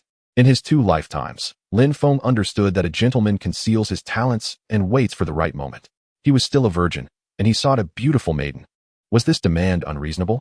After all, Lin Feng had a penchant for purity. He found second-hand experiences too tainted and undesirable. Moreover, with the impending apocalypse, diseases had spread rampantly. 9 out of 10 were afflicted. Without finding a clean virgin, Lin Feng could hardly bring himself to engage. Lin Feng, hoarded so many resources. If I were to perish from a disease, how tragic would that be? Exiting her profile, Lin Feng sent a message. 2 sausages. Li Ying stared at Lin Feng's 2 words, bewildered. A month ago, you mentioned a sausage, and now you still speak of it? Is there nothing else in your eyes besides a sausage? I currently have snacks worth over 100,000 at home. Which of those is not tastier than a sausage? Lin Xiao, don't jest with me. You reside in a mansion worth over 100 million and drive a 30 million sports car. And you offer me just 2 sausages? Are you out of your mind? Li Ying was truly angry. 2 sausages wouldn't even fill her up. And this was a blatant insult. Lin Feng glanced at the message on his phone and then at Li Ying's profile. Truth be told, Lin Feng also longed for his first time. After all, the first experience is ever so beautiful, and Li Ying was not unattractive. In a few months, seeking an untouched maiden is proving to be more arduous than locating an unclaimed storage facility. It seems that any woman with a hint of allure has already been taken. Even young girls of merely 8 years are not spared. After much contemplation, Lin Feng resolved to make a concession. After all, it would not be long before Li Ying, this untouched maiden, would inevitably find herself compromised. What if she were to fall ill? Would I not lose yet another opportunity? As a mere mortal, Lin Feng pondered whether he must continue to peruse educational materials for decades without any practical experience. Just give me a straightforward answer. A box of ham sausages. If you agree, splendid. If not, then preserve your maidenhood until you can no longer endure hunger, and then contact me. Although Lin Feng felt a tinge of urgency, he could not alter his bottom line. A box of ham sausages was the maximum he could offer. Otherwise, every untouched maiden would demand exorbitant prices from him. Would I, Lin Feng, face ruin? How many encounters could I afford with my meager stock of ham sausages? Snap, snap, snap. Li Ying snapped several photos of her supplies, sunblock, mountains of snacks, and 5 freezers filled with frozen meat, and sent them to Lin Feng. Upon seeing them, Lin Feng was immediately filled with exasperation. Why on earth would you contact me if you are not lacking in food? Are you jesting with me? Send me your address. I shall come to you right now. Lin Feng was genuinely upset. These provisions could sustain a person for several years. You add me, yet do not want my ham sausages? Are you here to mock me? I had just begun to develop a modicum of interest in you, yet you failed to seize the opportunity. Li Ying gazed at the messages from Lin Feng, bewildered as to where she went awry. Tears welled in her eyes, rendering her a picture of vulnerability. I merely wish to convey that I have no need for food. I do not want your ham sausages. Just yesterday, I gifted a whole box of ham sausages and instant noodles to someone else. What purpose would such things serve for me? Rubbing her eyes, she felt a swell of grievance at being in contact with someone of such wealth. Clearly, one could distribute millions in red envelopes within a group. Why was she being offered only a box of ham sausages? Do affluent individuals always exhibit such volatility? Why are you shouting at me? I do not want ham sausages. I desire money. Provide me with 10 million, and I shall spend a night with you. This is my first time, and you think a mere box of ham sausages would suffice to dismiss me? Upon reading Li Ying's messages, Lin Feng felt a wave of darkness wash over him, momentarily speechless. Where on earth did this fool come from? It has only been 3 days since the apocalypse began, and you still seek money. Lin Feng contemplated deleting and blocking her. Just as he was about to click block, he hesitated.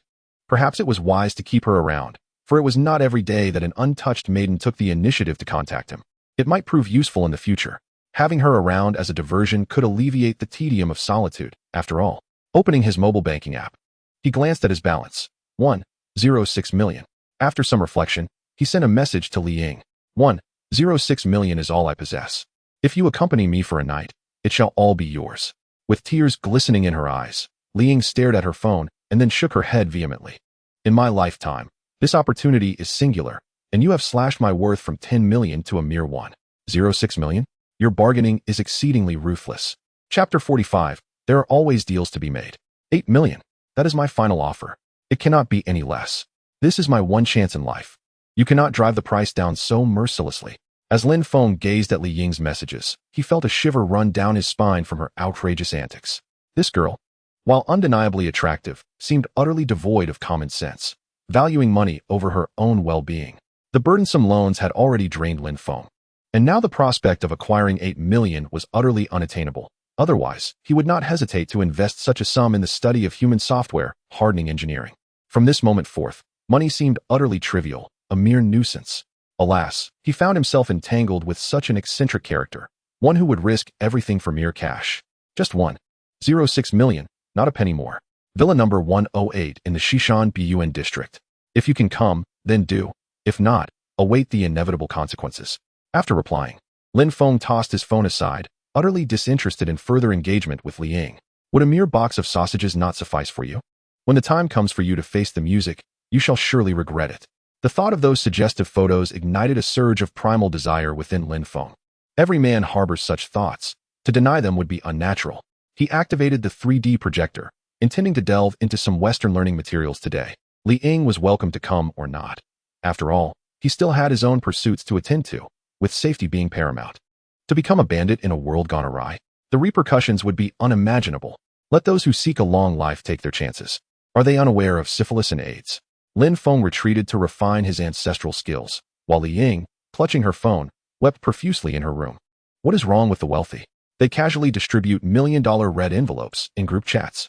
Yet here I am, an untouched flower, offered a mere 1.06 million? Such an affront. Li Ying cast her phone aside, unwilling to respond to Lin Feng's message. This was nothing short of an insult to her dignity. Xiao Xiao, having toiled tirelessly for an entire day and night, was on the verge of slumber in her own room. With daylight rendering outdoor ventures impossible, it was the perfect opportunity for rest. However, hearing commotion from Li Ying's room, she rose to investigate. There she found Li Ying buried in her blankets, sobbing uncontrollably. Xiao Xiao, perplexed, inquired, Li Ying, why are you crying? What has happened? Though angered, she could not help but soften her heart, approaching to comfort her dear friend. Xiao Xiao, men are utterly despicable, Li Ying cried, collapsing into Xiao Xiao's embrace, tears streaming down her face like rain on a pear blossom. Xiao Xiao, unsure of how to console her, gently patted Li Ying's head, her own lack of romantic experience leaving her at a loss for words. Noticing the depth of Li Ying's sorrow, she guided her to her bed, repeatedly reassuring her with gentle pats on the shoulder. After a while, exhaustion overtook Xiao Xiao. Having worked tirelessly the previous night, she too needed rest. Meanwhile, Li Ying lamented Lin Feng's heartlessness and cursed her unfair fate. Why was I not born into a wealthy family? If only my parents were affluent. Would I resort to bargaining away my dignity for my first time? Li Ying wept in frustration on her bed, puzzled by Lin Feng's unwillingness to part with 8 million. This was a once-in-a-lifetime opportunity. Anything less than that price, she would categorically refuse. It was all so tedious and unremarkable. After a short while of perusing Western learning materials, Lin Feng decided to turn off the projector.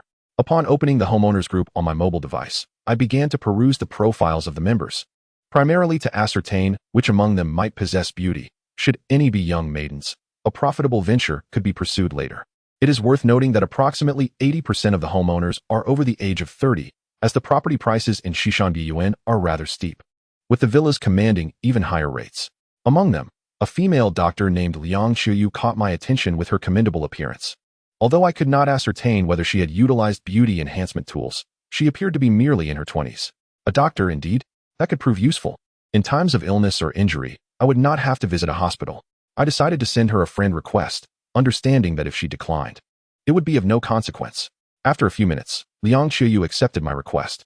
Hello, I am Liang Qiuyu, a surgeon at the Second People's Hospital of Huanghai City. How may I assist you? Upon reading her response, I noted that she likely had numerous patients reaching out to her, perhaps even copying and pasting replies. Contemplating my inquiry, I realized I had no pressing questions. After all, only 3 days had passed since the onset of the apocalypse. To directly ask her whether she consumed ham sausages or studied human software, hardening engineering would be rather inappropriate. Thus, I replied, I am Lin Feng. I see you are quite busy. Should you encounter any difficulties in the future, feel free to contact me. After sending my message, I proceeded to examine Liang Qiuyu's social media posts, primarily to determine whether she had a boyfriend or any male friends featured in her photographs.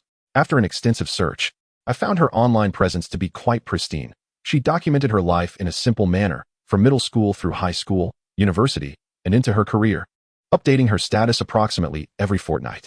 There were no provocative images, merely a genuine account of her experiences, starkly contrasting with the more ostentatious displays of others, such as Li Ying, who seemed to be fishing for suitors. Mr. Lin Feng, do you have any sunburn ointment? Burn ointment would suffice as well. I have a severely sunburned patient inquiring about medication, but I do not have any in my home. I am willing to compensate you. Please quote a price. Upon receiving Liang Xiaoyu's message, I stroked my chin, realizing the potential for business here. Dr. Liang, I do possess both sunburn and burn ointments. But you must first answer a question. Are you a virgin? On the other side of the phone, Liang Xiaoyu was momentarily taken aback. When does a patient pose such inquiries to a physician? Reflecting on the current scarcity of sunburn and burn ointments, she recalled that her boyfriend, a security officer, had suffered severe sunburn during disaster relief efforts, and the hospital had no medications available. Mr. Lin Feng, I have a boyfriend who is a security officer, and he sustained severe sunburn on his first day of disaster relief. Please quote a price for a tube of sunburn ointment. This purchase would contribute to the official disaster relief efforts. Upon hearing this, my interest waned entirely. There was nothing amiss, after all. The doctor was 24, and it was entirely normal for her to be in a relationship.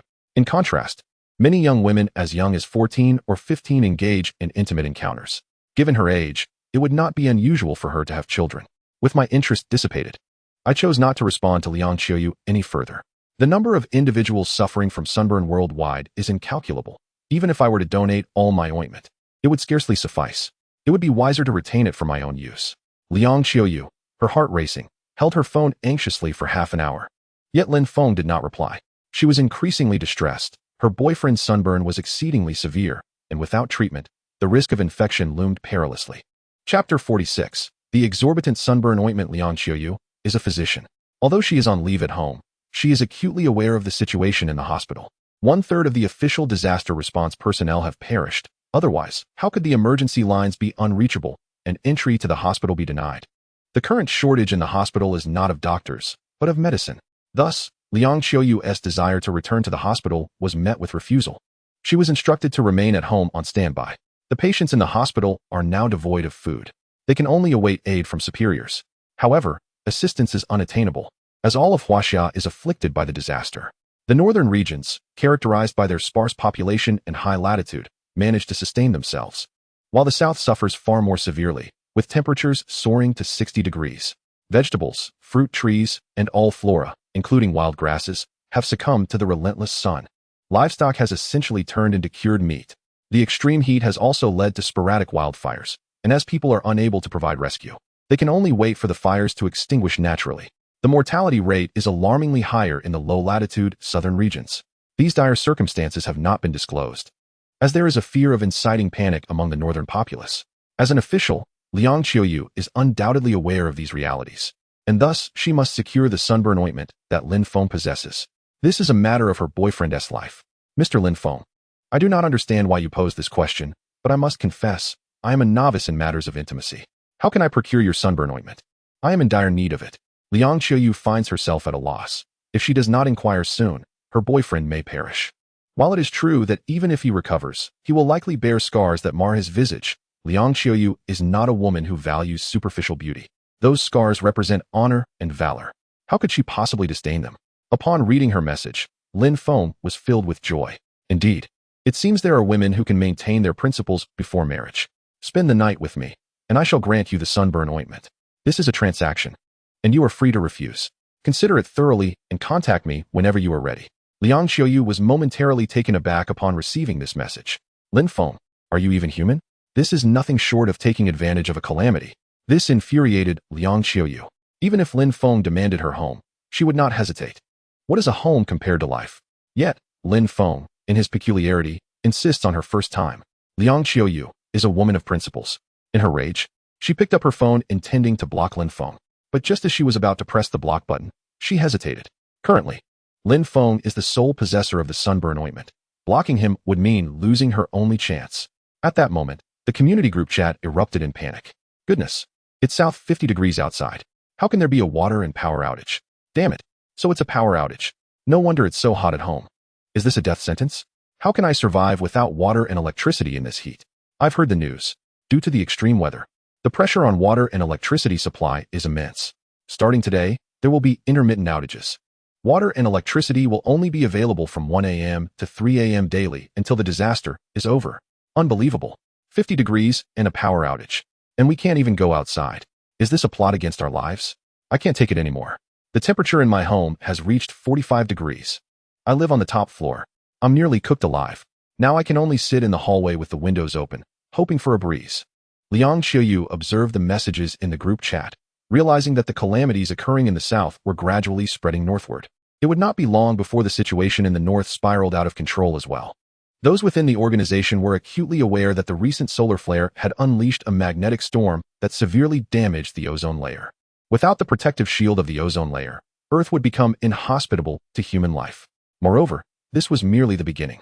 The recovery of the ozone layer was an exceedingly slow process, potentially taking years or even centuries, an uncertainty that loomed over them all. In an effort to avert widespread panic, the authorities refrained from disseminating information, leaving only insiders in the know. However, the question of whether or not the authorities would release a statement had become trivial. The situation was evident to all, and it was impossible to conceal the truth. Panic enveloped Liang Qiuyu as she feared for her boyfriend's life. She returned home, retrieved the property deed, and took a photograph of it. One copy was sent to the group chat, while another was forwarded to Lin Feng. Does anyone have sunburn or burn ointment? I am in urgent need.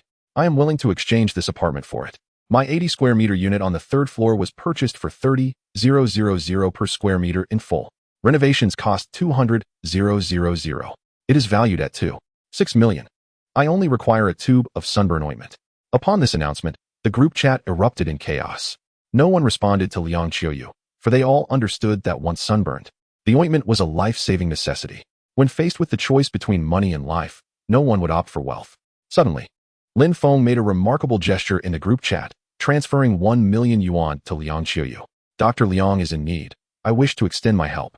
This is my final million, and I am willing to donate it entirely to Dr. Liang. Instantly, the group was abuzz. Although they recognized that donating money might yield little benefit at that moment, the reality of parting with their hard-earned savings was daunting. What if the disaster ended soon? How would they survive without funds? Mr. Lin is truly noble. No wonder he has amassed such wealth. Unlike Wang, from the neighborhood committee, he is utterly worthless. Why compare Wang to a dog? That is an insult to dogs. Wang, do you have anything to say? The supplies you hoarded should be distributed to those in need. Don't you think? Are you merely here to waste our time? In an instant, all ire shifted towards Wang Guifan, whose frustration was palpable, her gums nearly grinding in anger. Lin Feng, you think this is over? Just wait until you run out of supplies. I want to see you kneeling at my doorstep, begging for mercy. Wang Guifan's audacity was staggering.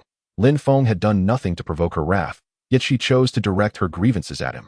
Meanwhile, Liang Qiuyu accepted Lin Feng's generous donation and raised her offer. 1 apartment plus 1 million. I only need a tube of sunburn ointment. It was not that Liang Qiuyu was greedy. She accepted the money solely to save her boyfriend. Yet, her efforts proved futile. The sunburn ointments were scarce, with few individuals hoarding them. Half an hour later, tears streaming down her face and her eyes red-rimmed, she gazed at her phone. At that moment, a voice message arrived from her boyfriend, Zhou Kaihua. Qiuyu, I feel as though my time is running out. From now on, you must live well on your own. During the day, one must take utmost care to protect oneself from the sun before venturing outside. Even at 30 degrees, the sun can inflict severe burns, and now, with temperatures soaring to 50 degrees, a mere few minutes could prove fatal.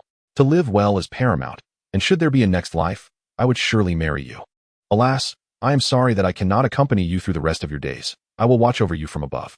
Upon hearing this voice message, Liang Qiuyu collapsed onto the table, weeping uncontrollably. On one hand lay the life of her beloved, while on the other, Lin Feng, this opportunistic fiend, demanded her company for the night before providing her with medicine. If I were on the brink of death, would you really make me spend the night with you before rescuing me? What was once a light-hearted jest between lovers had now morphed into a grim reality. After weeping for what felt like an eternity, Liang Qiuyu made a resolution. Although the first time is significant, the life of her beloved takes precedence. If this first time could save your life, I would accept it willingly. Chapter 47. A profound affliction. Lin Feng, send me a photo of the sunburn ointment. If you have it, go get it now. Time was of the essence, and Liang Qiuyu quickly messaged Lin Feng. Shortly thereafter, he sent her a picture of an imported sunburn ointment. Despite the foreign text, as a doctor, she recognized it as the most effective remedy for sunburn. Lin Feng truly had it. Villa 108, Shishanbiyuan. Come, and I will give it to you. Lin Feng replied, his excitement palpable as he lounged with his legs crossed. His companions had endured so much hardship together, and now, finally, they were about to enjoy the fruits of their labor. The good days had finally begun. Not every woman is as foolish as Li Ying, who values money over life. All right, I'm on my way. Save the ointment for me. Liang Qiuyu quickly applied sunscreen, took out her sun umbrella, donned her sunglasses, and set off to find Lin Feng. For the sake of her boyfriend's life, she accepted her fate. The sweltering heat of 50 degrees enveloped her, and in an instant, a wave of warmth made her head spin. The streets were devoid of any souls, all seeking refuge from the scorching sun in the shade. Concerned about sunburn, Liang Qiuyu wore long pants, mesh shoes, and even lace gloves. As long as her umbrella shielded her face, she should be fine. Arriving at Lin Feng's villa, drenched in sweat, she nearly succumbed to the heat. Upon seeing the opulence of Lin Feng's residence, she was taken aback. Is it truly the case that the villas of the affluent are this extravagant? How much wealth must one possess to construct such a marvel? No wonder he showed no interest in my modest abode. In comparison, my little house seemed utterly insignificant. Approaching the iron gate, she pressed the doorbell. Ding dong. Lin Feng, hearing the chime, rose to check the surveillance, immediately recognizing Liang Qiuyu despite her sunglasses. Her delicate, fair face was unmistakably that of a beauty. It appeared that the photos on her social media were not artificially enhanced. She was undeniably slender, with a height of 160 centimeters and weighing less than 100 pounds. Lin Feng was overjoyed, rubbing his hands together before descending the stairs to open the door. The good days for my brother were finally upon us. Liang Qiuyu stood outside, curiously tapping on the iron gate, only to discover it was solid. Was this not iron? Could it possibly be titanium alloy? Liang Qiuyu was increasingly astonished by Lin Feng's extravagance. The door was made of titanium alloy. Was such opulence truly necessary? Ding. At that moment, Liang Qiuyu's phone rang. Upon opening it, she discovered a friend request. Staring at the message, she was momentarily taken aback. For it read, "I have sunburn ointment. Are the words you spoke in the group genuine?" Without hesitation, Liang Qiuyu accepted the request, noticing that the profile picture belonged to a girl. After all, it was unlikely that a girl would want to take her first time. Once she agreed, the girl indeed sent a picture of the sunburn ointment. Not just one tube, but a whole set. One tube had been used, leaving 9 remaining. Then, the girl added, "I can sell you a tube, but we must sign a contract. You will give me 1 million along with your property deed, and we will sign in ink." With no turning back. Upon reading this message, Liang Qiuyu felt overwhelmed with emotion, nearly brought to tears. Surely, there were still good people in this world. Great. I will go home to fetch the property deed and draft the contract. Where do you live? I will come find you. Please reserve one for me. Liang Qiuyu, whose family was well off and capable of earning back any lost money, was confident in her job. Her boyfriend, Zhou Kaihua, had a stable position as a security guard and would undoubtedly support her. My address is Building 1, Unit 2, Apartment 201. Please bring the contract, property deed, and ink pad. Upon seeing the address, Liang Qiuyu felt a glimmer of hope. Truly, this was a good person. All right, I'm heading over immediately. Please make sure to save one for me. With determination, Liang Qiuyu set off, leaving Lin Feng to keep the sunburn ointment for himself. As Lin Feng opened the door, he caught sight of Liang Qiuyu's departing figure. "Hey, the door is open. Come in." Lin Feng exclaimed joyfully, thinking of the transaction as mutually beneficial. After all, wasn't happiness meant to be shared? Upon hearing Lin Feng's voice, Liang Qiuyu turned around and quickly approached him. With a resounding slap, she struck Lin Feng across the face, followed by spitting on him. "You scoundrel! Keep your sunburn ointment for the dogs. You are despicable. How could someone like you exist in this world? It's utterly disgusting." Lin Feng was momentarily stunned by the slap. "You asked for my address just to deliver a slap in the face? Have you lost your mind? You're risking your life to slap me on such a hot day." Lin Feng thought about confronting her, wanting to pull her back in and tie her up as a form of revenge. After all, the world was on the brink of collapse. How dare she insult him like this? Standing at 160 centimeters and weighing less than 100 pounds, Liang Qiuyu was easy to handle for Lin Feng. However, just as he lifted his foot to chase after her, he regained his composure. Hadn't he planned to go out today? Hadn't he applied sunscreen? And didn't he have an umbrella? If he were to be sunburned, it would be a painful experience. Damn it, I'm about to lose my pants. You slap me, and that's the end of it? Lin Feng dared not pursue her, knowing that the ultraviolet rays would ruin his face. Watching Liang Qiuyu walk further away, he felt increasingly frustrated. He had never faced such humiliation before. Do you comprehend the extent of psychological trauma inflicted upon me, a mere 21-year-old child, by your audacious actions? Lin Feng retrieved a drone from his space and promptly pursued. How dare you refuse to engage in a fair transaction? Do not let me discover your address. For this evening, I shall demonstrate the meaning of retribution. He maneuvered the drone to follow closely, shutting the door behind him.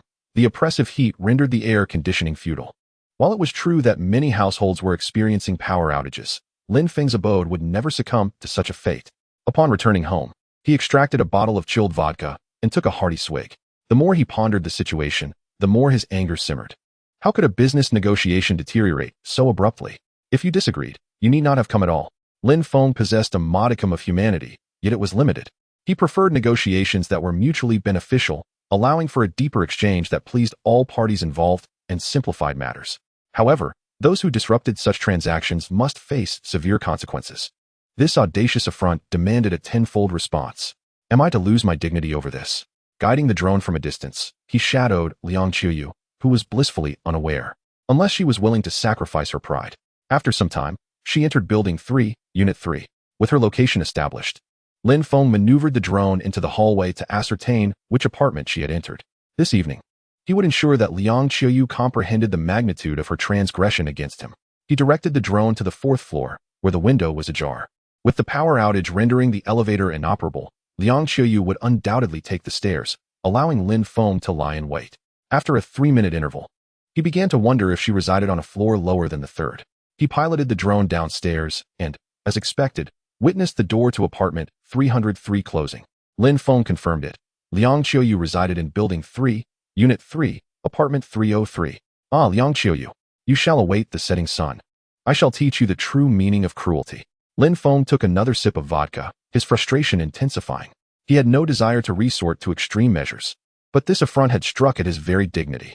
Retribution was imperative. Chapter 48. The most treacherous of thieves controlling the drone back home, Lin Feng. Though not particularly concerned about the loss of this one drone, preferred to conserve resources for the future, as they would not be easily replaced.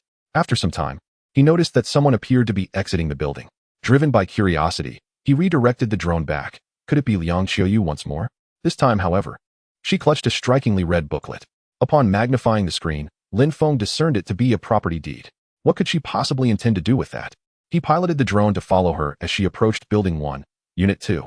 From the stairwell, he captured footage of her ascending to the 2nd floor, where she gently rapped on a door. Moments later, it swung open, revealing a woman clad in black stockings. Her face marked with red spots, someone he felt he had encountered before.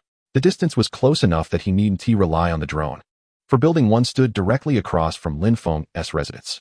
He retrieved a pair of binoculars for a clearer view. This woman appeared to be Li Ying. Liang Qiuyu presented the property certificate to Li Ying, subsequently signing the contract and seemingly transferring funds via a QR code on her phone. In exchange, Li Ying handed Liang Qiuyu a bottle of after-sun lotion. Overwhelmed with emotion, Liang Qiuyu wept while bowing in gratitude. How infuriating! Li Ying is not merely foolish. She is utterly misguided. For monetary gain, she is willing to sell even after-sun lotion? Lin Feng was enraged. Was this business opportunity so easily thwarted? He took note of Li Ying's residence. Building 1, Unit 2, Room 201. These two women should brace themselves for my retribution. Tonight, I will bring them home and bind them as punishment. Retrieving his drone, Lin Feng was beside himself with rage. His ire was not directed at Liang Qiuyu, but rather at Li Ying. Had it not been for Li Ying's interference, this deal would never have fallen through. Fine. If you have an abundance of supplies and an affinity for sales, I shall assist in promoting your offerings. Lin Feng produced another phone, logging into a secondary account to ensure his safety, and applied to join the homeowners group. The crafty Lin Feng would not allow anyone to discover his involvement in this affair. That would be inviting trouble. Upon applying to the homeowners group, membership was automatic unless inappropriate comments led to expulsion, making it quite convenient to join. Lin Feng opened the group chat, swiftly sharing screenshots of the photos, including those of supplies that Li Ying had sent him earlier. Building 1, Unit 2, Room 201. I have witnessed her selling after-sun lotion. Moreover, her home is brimming with supplies. Inquire if anyone is in need. The group erupted in chaos. Is this true? The owner of Building 1, Unit 2, Room 201, please respond. My son is severely sunburned. We desperately need after-sun lotion. How much for one? Please, I beg you. I also wish to purchase one. Name your price. My goodness. So much food. Would you sell me a box of ham sausages? One sausage outside costs 100. A box of 50 is 5,000. I'll give you 10,000 for a box. Li Ying, upon receiving the property certificate and noticing the $1 million balance in her account, was overjoyed. Trading a single bottle of after-sun lotion for such an array of goods was an extraordinary stroke of fortune. With 10 bottles of after-sun lotion, having used one and sold one to Liang Qiuyu, 8 remained. If all were sold, that could amount to several million. Lin Feng, you promised me 8 million. I just sold one bottle of after-sun lotion for over 300,000. Selling after sun lotion is more lucrative than selling myself. I can sell after sun lotion 9 times. Xiao Xiao, exhausted from a long night, remained asleep in her room with the door closed. The second floor was not particularly warm, so she was oblivious to the power and water outage. Li Ying opened the homeowners group, now inundated with purchase requests. Perhaps Liang Qiuyu had spread the word? Nevertheless, Li Ying was unconcerned. This was a fine advertisement for her own goods. I still have 8 bottles of after sun lotion, 300,000 each. Cash valued at 300,000, property certificates, or sports cars are also acceptable, but contracts must be signed with fingerprints. First come, first served. Limited quantities. Other supplies are available as well. Ham sausages, 20,000 per box. Instant noodles, 20,000 per box. Li Ying's sales pitch ignited the group chat. I'm on my way. Save some for me. This was no longer optional. I possess an excess of a $3 million sports car. My residence boasts an unoccupied villa worth $10 million. Kindly reserve 2 tubes of sunburn cream for me. The affluent individuals in the Shishan Villa district are numerous.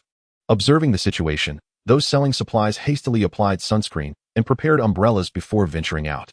Money can be regained, but a life lost is of no value. My life is indeed precious. Upon witnessing the bustling sales, Li Ying promptly messaged the group.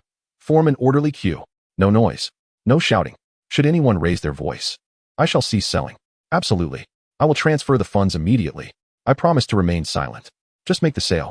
I would even kneel and call you grandmother if necessary. I assure you, I shall not utter a sound. In these times, those who can sell are truly virtuous. A virtuous person enjoys a life of peace. How could I possibly trouble a good person? Oh, benevolent goddess, you have come to save us. The homeowners quickly acquiesced, while Li Ying had already opened the double gates. This is indeed a case of guarding against thieves, for the most challenging adversary lies within. The iron gate, painstakingly welded by Xiao Qiao through the night, was rendered futile. As soon as she fell asleep, Li Ying managed to unlock it. Shortly thereafter, the first wealthy individual appeared, transferring 10 million to Li Ying in exchange for 2 tubes of sunburn cream and some supplies before departing. The second affluent person arrived, presenting a sports car worth 3 million along with the keys, 2 million in cash, a tube of burn ointment, and 2 million in supplies. The third was a mother, who offered her house's property deed for a tube of sunburn cream. Having no money for supplies, she was the mother of the son who had suffered a sunburn. Truly, the heart of a parent is pitiable. To save her child's life, she was willing to forfeit her home. Do not concern yourself with whether the price is exorbitant. The issue is that money cannot procure what is unavailable. Lin Feng observed through binoculars, nearly collapsing in laughter. Goodness. Ha! This woman is fierce. She is truly selling. She is bold enough to sell herself. Let us see how much she can ultimately sell for. The early buyers were wealthy and honest in their transactions. However, those who lacked funds were far less compliant. Anyone who wishes to survive, step aside. We seek only food and mean no harm. I am on the brink of starvation. This is a desperate measure. The risk-averse Song Chao appeared once more. Last time, he consumed an entire box of ham sausages and instant noodles he obtained from Li Ying. No particular reason. Initially, the provisions were sufficient for him alone for several days, but upon mentioning to his friends that he had food, they all flocked to him. 13 individuals, all brothers. How could Song Chao refuse to share? Could that meager amount suffice for such a crowd? After the food was depleted, he began searching for more, only to discover the abundance of provisions available at Li Ying's residence. Song Chao immediately summoned 12 of his comrades, brandishing kitchen knives and watermelon knives, and rushed over with their faces concealed. They, the 13 guardians of Shishan district, were not to be trifled with. Chapter 49, A Rift Between Best Friends. Why are you here again? Did I not provide you with ham sausages and instant noodles? Upon seeing Song Chao and his numerous companions armed with watermelon knives, Li Ying felt an overwhelming fear, especially considering the sting from Song Chao's earlier reprimand still lingered on her face. Slap. As anticipated, Song Chao delivered a resounding slap. How dare you provide me with such a meager portion when you have so much food at home? Are you treating me like a beggar? You truly deserve a beating. Li Ying, struck by the force of the blow, found herself seated on the ground, silently shedding tears, while the wealthy onlookers clutched their heads in despair. Their lives were far too precious. Brother, we have nothing left. Please, let's avoid any fatal consequences. Can we just leave? The leading wealthy woman, observing the armed men surrounding Song Chao, was in a state of panic, fully aware of the value of her life. She did not want to leave empty-handed, only to gamble with her life.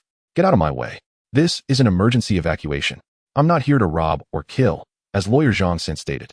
I could even kill a Siberian tiger and still be within the law. Song Chao, the self-proclaimed evacuation brother, maintained his principles firmly, demanding their immediate departure. A throng of affluent individuals, heads bowed, fled in haste, vowing henceforth to conduct their purchases through private transactions. The audacity of publicly forming a buying group was simply too exhilarating. Brothers, help me move everything. Take the freezer too, just as long as it's food and no harm is done. This is an emergency evacuation, not a robbery. The 13 bodyguards of Shishan district adhered strictly to their principles. No violence, no destruction, just relocation of goods. Below, 2 battered trucks with shattered windows awaited. Why were the windows broken? Those in the know understood. The 13 bodyguards worked swiftly, but the noise of hauling the refrigerator roused Xiao Xiao from her slumber. Rubbing her eyes, she opened the door and was taken aback. Have I been transported to another realm? Is this truly my home? How did you get in here? This is my house. Please, leave at once. Xiao Xiao exclaimed, her anger palpable. However, her fury was of little consequence now. Even with her training in Taekwondo and Sanzhou, she felt the weight of the situation. Little beauty, I advise you to comply. Return to your room immediately. We are conducting an emergency evacuation, but my brothers wouldn't mind compensating you for a brief engagement. Xiao Xiao was left utterly speechless. How could they be so brazen about their thievery? Faced with the 13 armed men, she refrained from taking action. Retreating to her room, she locked the door and retrieved her brother's 2 sharpened katanas, prohibited weapons.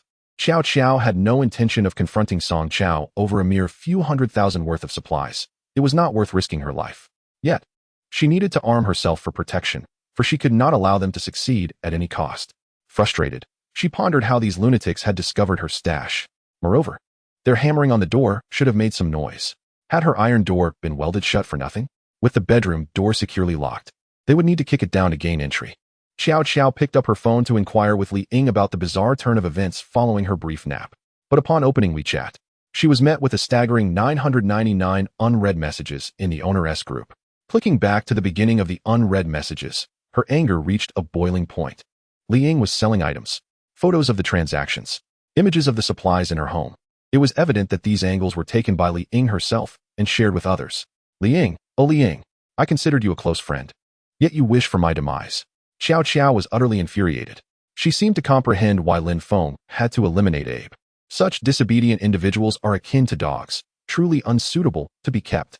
After approximately an hour of silence outside, Xiao Xiao waited an additional 5 minutes, ensuring that no one remained. They cautiously opened the door after their emergency retreat. At that moment, the room was immaculate, as if no food had ever existed. Even mice would weep upon leaving. Xiao Xiao, I'm so sorry. I never anticipated it would turn out this way. I merely sought to sell some items to earn a little amid rising prices. Didn't you purchase these goods for 300,000? I will reimburse you. I'll transfer 1 million. As she spoke, Li Ying, with tears flowing like rain, hastily attempted to send money to Xiao Xiao. Ding. Xiao Xiao glanced at her phone, astonished to see that Li Ying had indeed transferred 1 million. However, she had also observed in the group chat that Li Ying had sold a tube of sunburn cream for 3 million. 9 tubes amounted to 27 million. And now she offers me a mere 100,000? Is this a jest? Li Ying, from this moment forth, please vacate my home. Let us sever all ties. In the future, do not approach me. I have tolerated your behavior this once, but next time, I fear I might be unable to restrain myself from eliminating you. With that, Xiao Xiao rejected the money and immediately blocked Li Ying. Li Ying, with a face full of grievance, approached Xiao Xiao in tears, pleading, Xiao Xiao, please don't be angry. Didn't you stockpile supplies for profit as well? Now that you've made money, can our years of friendship surpass these trivial items? Besides, I've already given you 1 million. You're not at a loss. I haven't done anything wrong. They were the ones who robbed. It's not my fault. Li Ying clung to Xiao Xiao's legs, but this time, Xiao Xiao did not indulge her. She kicked her away forcefully. Get out. Do not compel me to take drastic measures. I do not wish to commit murder. Wielding a samurai sword, Xiao Xiao terrified Li Ying, who scrambled to gather her belongings and hastily exited. With a resounding bang, the door slammed shut behind her.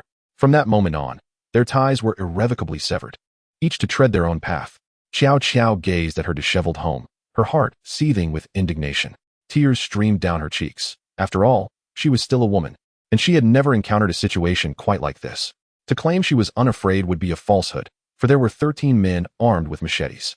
If they truly sought to harm her, how could she survive the remainder of her life? Fortunately, it was only the 3rd day of the apocalypse, and this group still retained some semblance of humanity. However, who could say how long that would last? The living room and kitchen had been completely ransacked. Not a single grain of rice remained. They had even stolen the freezers containing frozen meat, leaving nothing behind. Xiao Qiao helplessly sank to the floor, sobbing inconsolably. She finally understood why Lin Feng had offered her ham sausages during their first encounter, stating that she was worth merely 2 sausages if they resorted to violence. It turned out that even a single sausage would be unnecessary. After weeping for a while, Xiao Qiao rose and returned to her room. Luckily, she had stored sunscreen in her bedroom, 3 boxes worth, and there were also some snacks she enjoyed, sufficient to last a few days. Under no circumstances should she touch the supplies in the storage room downstairs. If those were discovered, would she be able to safeguard her remaining supplies next time? Jojo now harbors a deep-seated resentment towards Liang. I treated you as a sister, and this is how you repay me? Had it not been for following Lin Feng to stock up on supplies, Jojo fears she would have already succumbed to despair. After some contemplation, she picked up her binoculars to observe Lin Feng's activities. Accompanying Lin Feng was undoubtedly the wisest decision. Chapter 50. Does Lin Feng realize that the severe disaster is a consequence of his own actions? Jojo raised her binoculars and unexpectedly locked eyes with Lin Feng. Upon confirming their gaze, she thought, "You are indeed the right person." Jojo felt a wave of embarrassment. Why was Lin Feng spying on her? Had he discovered her attempts to imitate him? Lin Feng, on the other hand, felt equally awkward. Is this young lady enticed by the ham sausage I purchased? Why else would she be peering at me? Is being handsome a crime? With this thought, he glanced down at his pants and felt the cool breeze. He shook his head, reluctant to delve further, fearing such thoughts could lead to an unwelcome predicament. Regarding this matter, I can only award you 3 stars. That Liang is clearly a white lotus, valuing money over life. No one seems to care about the loss of life anymore. You may as well keep her around for the new year. Though Lin Feng had cleverly set a trap for Liang, he still felt it was insufficiently satisfying. However, upon reflection, he felt considerably relieved. That white lotus, Liang, now has nothing to eat and has been cast out of her home. Her fate will be far worse than death. Alas, it is my fault. Were it not for my nearly exhausting all the food supplies around Huanghai City, this calamity would not have been so severe. In my previous life, I could still purchase grain even a month into such crises. Why has this occurred so much earlier this time? Yet, it matters little to me. I paid for the goods. It is a transaction, a mutually beneficial agreement. One wishes to buy, the other to sell. What does it matter to me? Lin Feng possessed a modicum of conscience, albeit not much. He could have resorted to theft. Yet he chose to pay. At that moment, his phone chimed. Upon checking, he found a friend request, instantly recognizing Jojo's avatar. The earlier eye contact had been quite awkward, but with Lin Feng's thick skin, he accepted the request without hesitation. Are you craving ham sausage? I could offer you 2. He even sent 3 mischievous emojis, which only served to infuriate Jojo. Who would want your food? I would rather starve to death than consume your offerings. With that, Jojo sent 3 curses in emoji form, yet Lin Feng remained unfazed. It was evident that Jojo was a novice in romantic matters, coupled with a fiery temperament. Taming a wild stallion would provide him with a sense of accomplishment. Don't be so hasty in your replies. Who can escape the law of attraction? Your home has been ransacked, hasn't he? Whenever you feel the urge for food, feel free to contact me. I will set some aside for you. As he spoke, Lin Feng indeed sent a photo of a box of ham sausages along with 2 boxes of marinated eggs. 1 plus 2 sometimes equals trouble. Rogue. Scoundrel. How shameless. Taking advantage of the situation and teasing me. I shall put an end to this. Jojo was both furious and exasperated, laying down a harsh ultimatum. This left Lin Feng feeling a chill in his core, reopening old wounds. This little wild mare possesses a stubborn spirit. It appears she will be quite a challenge to tame. Cease all communication and refrain from provoking her further. Should she feign a willingness to compromise, or emulate Feng Qian's approach, what then? After all, Lin Feng has just endured a significant setback and ought to possess some memory of it. It would be prudent to await her genuine consent. A few days of hunger will surely lead her to acquiesce. When desperation strikes, one will consume anything. Clearly, Feng Qian holds the most authority regarding this matter. Lin Feng set down his phone, ignoring her messages, while Xiao Qiao, fuming, squeezed her device, determined not to yield. Xiao Qiao's intention in contacting Lin Feng was to inquire whether she could exchange supplies for a room in his safe house. Surely even Lin Feng could not refuse nearly 20 million in resources. It felt exceedingly unsafe for a girl to live alone, and should her stockpile be discovered, her fate would be sealed. It was evident that Lin Feng was reluctant to allow her entry, effectively shutting down her inquiries with a few curt remarks. Frustration boiled within Xiao Qiao as she seethed, questioning how he could possibly reside alone in such a spacious safe house. No wonder he was always poring over study materials in solitude. After some contemplation, she felt a flush of embarrassment. If she were to move in, would Lin Feng, with his lecherous tendencies, take advantage of her? Xiao Qiao was confident in her appearance and physique, and she could not shake the notion that this wolfish man might harbor ulterior motives. It seemed that residing in the safe house was not the ultimate safeguard. Lin Feng himself was the greatest peril. Women must rely on themselves. Xiao Qiao resolved to be self-reliant. Indeed, the disparity in intellect among individuals was stark. She astutely realized that Lin Feng was utterly unreliable. Grasping a jackhammer, she returned to her room, secured the door, and planned to tunnel into the storage area. Drawing the curtains to conceal her actions from Lin Feng, she moved her bed aside and powered up the jackhammer. Had the power gone out? Indeed, it had. But living on the second floor offered a cool respite. Thus she felt little discomfort from the heat. The temperature on the top floor was hardly different from the outdoors, merely blessed with shade and a gentle breeze. Xiao Qiao rubbed her chin, deciding to wait until the power returned. This hole must be created. If she ventured downstairs to retrieve supplies, it would only be a matter of time before she was discovered. By breaking through to the storage area from her second-floor room, she could ensure her safety. Fortunately, she had not disclosed to Li Ying, the naive flower, that she possessed nearly 20 million in supplies. Or else, she would be left with nothing today. While Xiao Qiao was preparing to breach the floor for her reserve supplies, Li Ying sat in the hallway on the first floor, ecstatically checking her phone balance. 18 million. I can't believe I made this much money. And I have a villa, 2 sports cars, and 3 apartments. I am now a millionaire. The sun had yet to set, and Li Ying could not exit the building. Xiao Qiao was genuinely fortunate. Had Li Ying heard the noise from the jackhammer, she would be in dire straits. Perhaps Xiao Qiao was indeed the chosen one, blessed with unparalleled luck. Humph. Xiao Qiao, you truly lack foresight. With prices soaring, you should be selling your goods rather than blaming me. Once this opportunity passes, it will be gone for good. You wish to sever ties with me? Now that I'm a millionaire, I can hardly be bothered with you. And as for Lin Feng, you wouldn't even lend me 8 million. What is the big deal about a little money? This time, I'll be raising my prices. No one dares to approach me unless they possess a fortune. Li Ying toyed with several keys in her hand, declaring, what does it matter if you, Xiao Qiao, refuse to let me stay at your home? I now own a villa. I have no desire to reside in your place. What is the allure of a mere high-rise? A successful woman, indeed. Naturally, she carries designer handbags, drives luxury cars, and inhabits a villa. I, Li Ying, am the epitome of a successful woman. I have everything I desire. As time passed, darkness enveloped the surroundings. Li Ying made a call to inquire about the whereabouts of the car she had purchased. Once informed, she drove the car to her villa. Although she lacked a driver's license, the short distance within the community was no challenge for her. Gazing at the 2 sports cars and the villa behind her, Li Ying felt that her life had finally reached its zenith. I possess a fortune of 10 million now. I am a wealthy woman with luxury cars and a villa. Upon entering the villa, she was met with an oppressive heat. Having not consumed water all afternoon, she felt parched. She headed to the kitchen, turned on the faucet, but found no water. Opening the refrigerator yielded nothing edible. She then attempted to activate the air conditioning, only to discover there was no electricity. A sense of panic began to envelop her. While residing at Xiao Qiao's home, she had never worried about food or drink. Now, in her villa, despite her wealth and possessions, she found herself in a dire situation with no sustenance and the sweltering heat pressing down on her. What was she to do? Determined, Li Ying resolved to venture to the supermarket outside the community. With 18 million in savings, surely she could purchase anything she desired. Chapter 51. The joy of zero-cost shopping. Li Ying rose and ventured out into the night, stepping outside the community. The path was shrouded in darkness, illuminated only by the moon and a few solar-powered streetlights. The streets were eerily silent, devoid of any sound. Neither the chirping of insects nor the rustle of the wind could be heard. This profound silence was unnerving, sending chills down her spine. Many car windows along the roadside lay shattered, and she occasionally spotted traces of blood. To her horror, she even encountered a sun-baked corpse. Ah! Li Ying shrieked in terror, fleeing at once. Having been pampered since childhood, she had never witnessed such a scene.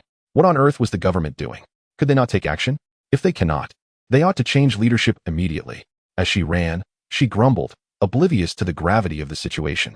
This was a flaw cultivated by Xiao Qiao and her parents. A spoiled disposition without the merit of a princess. As Lin Feng would say, a harmonious society saved you. Otherwise, a person like you would not survive 3 days. Upon reaching a corner, Li Ying noticed an enormous travel bag. Driven by curiosity, she approached it. The bag appeared to be of high-end brand, and perhaps it contained valuable items. Upon opening it, Li Ying was left dumbfounded. Ugh! Upon seeing the contents, she immediately retched. Those familiar with the darker side of humanity know that encountering such a bag on the roadside warrants caution, for it likely contains not currency, but human remains. Li Ying, horrified by the sight of decaying limbs and entrails, retched again and fled. After a harrowing escape to the supermarket, she found the entrance shattered and the interior cloaked in darkness, an utterly terrifying sight. Her stomach, having gone without food and drink all afternoon and now having just vomited, began to protest loudly. Upon activating her mobile flashlight, Li Ying resolved to venture inside to ascertain whether any staff members were selling food. Was it not the same during her last visit? Alas, what is that foul odor? Upon entering the supermarket, a wave of putrid stench assaulted her senses. As she approached to investigate, she was instantly overcome with terror, collapsing onto the ground in shock. The scene revealed numerous lifeless bodies sprawled in disarray. The oppressive heat had begun to accelerate their decay, emanating an overpowering miasma. What on earth has transpired? Is this truly the harbinger of the apocalypse? Despite her fear, Li Ying could not ignore her hunger. She was both parched and ravenous. Summoning her courage, she navigated around the bodies to reach the food section, only to find it barren of any sustenance, save for empty shelves. After a thorough search, she encountered no one, not a soul in sight, let alone a salesperson. Regret began to seep in. Had she indeed erred in her pursuit of food? Wandering into the designer handbag section, it was evident that this area had not been pillaged. Designer heels worth hundreds of thousands and bags worth millions lay untouched, gathering dust, with no one to claim them. Gazing at the shoes and bags ignited a glint of avarice in Li Ying's eyes. At this juncture, devoid of observers and cameras, could not these treasures be hers for the taking? With that thought, she seized a fire axe and commenced smashing the glass display cases. Crash! As the shards flew, joy surged within her. Oh my! Oh my! It was a veritable bonanza. Li Ying finally reveled in the euphoria of a zero-cost purchase. Instantly, her hunger and thirst vanished. She procured a woven bag and began to fill it with luxurious handbags, high heels, cosmetics, and an array of designer apparel. With no surveillance and no one to oversee her actions, these items were hers for the taking. She stuffed the bag to the brim, weighing in at over 100 pounds. Yet, astonishingly, Li Ying managed to hoist it onto her back. This was the fabled tale of the frail woman. While she could not carry 100 pounds of rice, she could effortlessly bear 100 pounds of gold bricks and still run. With her hefty load, she exited the supermarket, determined that once she reached her home, these treasures would rightfully belong to her. Upon stepping outside, she encountered a man adorned with a camera on his head, brandishing a watermelon knife. Well then, tonight, my loyal viewers in the live broadcast room of Shishan are in for a treat. What fortune to unexpectedly find a young lady. Let us shower her with little gifts. If you wish to witness me live stream her plight, type 666. If you want to rob her, send a little heart. For those inclined to take action first, send a rocket. With such a large bag, it surely contains many valuable items. Free gifts for all. I must commend this gentleman for his understanding of live streaming.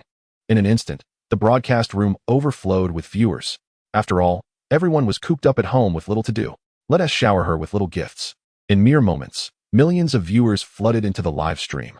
After all, who would dare to broadcast such a spectacle? I, the foremost live streamer in Shishan, was indeed the first in Huaxia. Big brother, I haven't wronged you. Li Ying exclaimed, panic rising within her. If you desire high heels, there are plenty inside. What are your intentions? Faced with a camera hovering above her head and a watermelon knife in hand, how could she not be frightened? I implore you, do not be anxious, dear sister. Countless viewers in the live stream are observing your every move. Should you take the initiative, I would find no need to resort to such cruelty. For now, I shall merely intimidate you. After all, the notion of a corpse is rather extreme. I cannot bring myself to commit such an act. To the esteemed viewers, please be patient. Once, I too was not inclined towards such extremes, but an unexpected shift has left me grappling with my own acceptance. As these words were spoken, the host approached Li Ying with a watermelon knife, causing her legs to tremble in fear, compelling her to kneel. Meanwhile, Lin Feng, idly scrolling on his phone at home, stumbled upon the live stream. Upon recognizing the woman at the supermarket entrance, he realized it was none other than Li Ying. An impish delight surged within him, and he promptly sent 10 rockets, each worth 1,000, totaling $10,000. Come on, brothers. If the live stream is entertaining, I shall shower you with rockets. Lin Feng mischievously typed. It's not my doing. I merely wish to observe the spectacle. How is it my fault that you chose to wander out at this late hour? Are you unaware that after the apocalypse, avoiding people mitigates over 90% of dangers? All right, esteemed top supporter, I shall fulfill your desires. I cannot allow your generosity to go unrecognized. With this, the host approached Li Ying, pressing the knife against her neck before unfastening his trousers. Do not panic, dear sister. We are all novices at this. As long as you comply with the wishes of my top supporter, I shall spare your life tonight. Li Ying, overwhelmed by the scene before her, was engulfed in despair as tears streamed down her face. Please, I was wrong. How much do you desire? I can give it to you. Realizing the man was clearly broadcasting, she understood he sought financial gain or gifts. I have 18 million. Just let me go? Ah, dear sister. It appears you fail to grasp the gravity of the situation. Should I terminate you, all your wealth would rightfully become mine. Besides, I partake in live streaming primarily for the thrill. Money holds little value now, as nothing can be purchased anymore. Cooperate, or I may be compelled to resort to darker measures. I have only been streaming for 2 days, and I am not yet inclined to engage in such extremes. As he pressed the blade harder against Li Ying's throat, terror gripped her, ensuring she would never again venture out at night. It was no wonder the streets were deserted. Has the world of streamers descended into such madness? Is there no law or order remaining? Chapter 52. A shared reading experience with tears in her eyes. Li Ying nodded in resignation, ultimately yielding to his demands. Yes, just like that. Cooperate with me, or I shall end your life. Left with no choice, Li Ying complied. Consumed by a sense of hopelessness, she felt irrevocably tainted. Lin Feng, reveling in his wicked amusement, sent another 10 rockets. The top supporter has granted me 10 rockets. Please cooperate. Li Ying, devoid of options, obeyed. She lamented her fate, questioning what she had done to deserve such a calamity. What wrongs have I committed to incur this fate? Observing this, Lin Feng dispatched yet another 10 rockets, typing, You two should indulge in this narrative, cooperating with one another. Upon witnessing the profound request from the esteemed top contender, I found myself scratching my head in perplexity, inquiring, Oh, venerable top contender, your words carry such profound meaning. At that moment, a knowledgeable friend began to enlighten me. Observing the barrage of comments, I came to realize the underlying implication of reading novels. To my astonishment, I thought I had reached the pinnacle of eccentricity, only to discover that I was still lacking.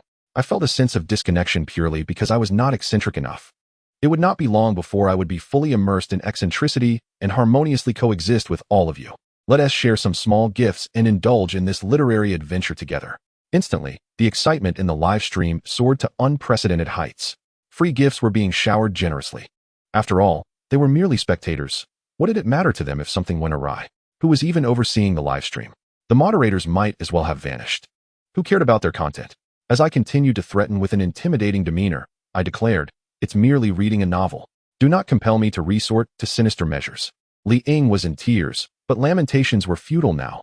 Compliance was her only option. She obediently began to delve into the novel.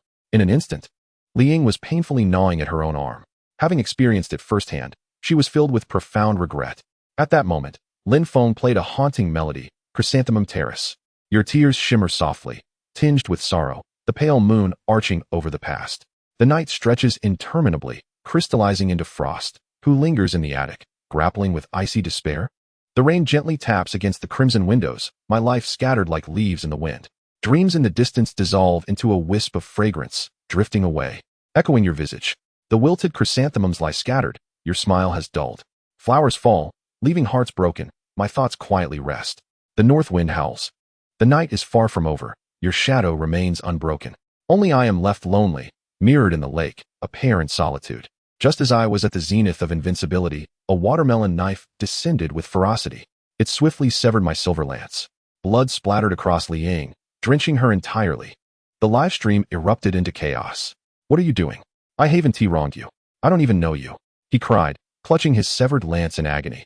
What was meant to be the most exhilarating moment had unexpectedly transformed into the most excruciating one.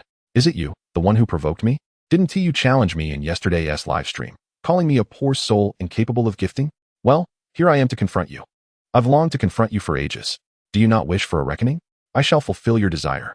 With that, the man brandished the watermelon knife, launching an unrelenting assault upon me.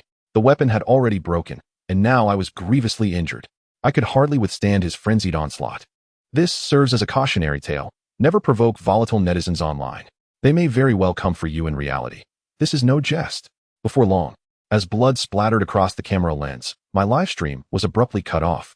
Goodness, live streaming carries risks. Exercise caution. 666.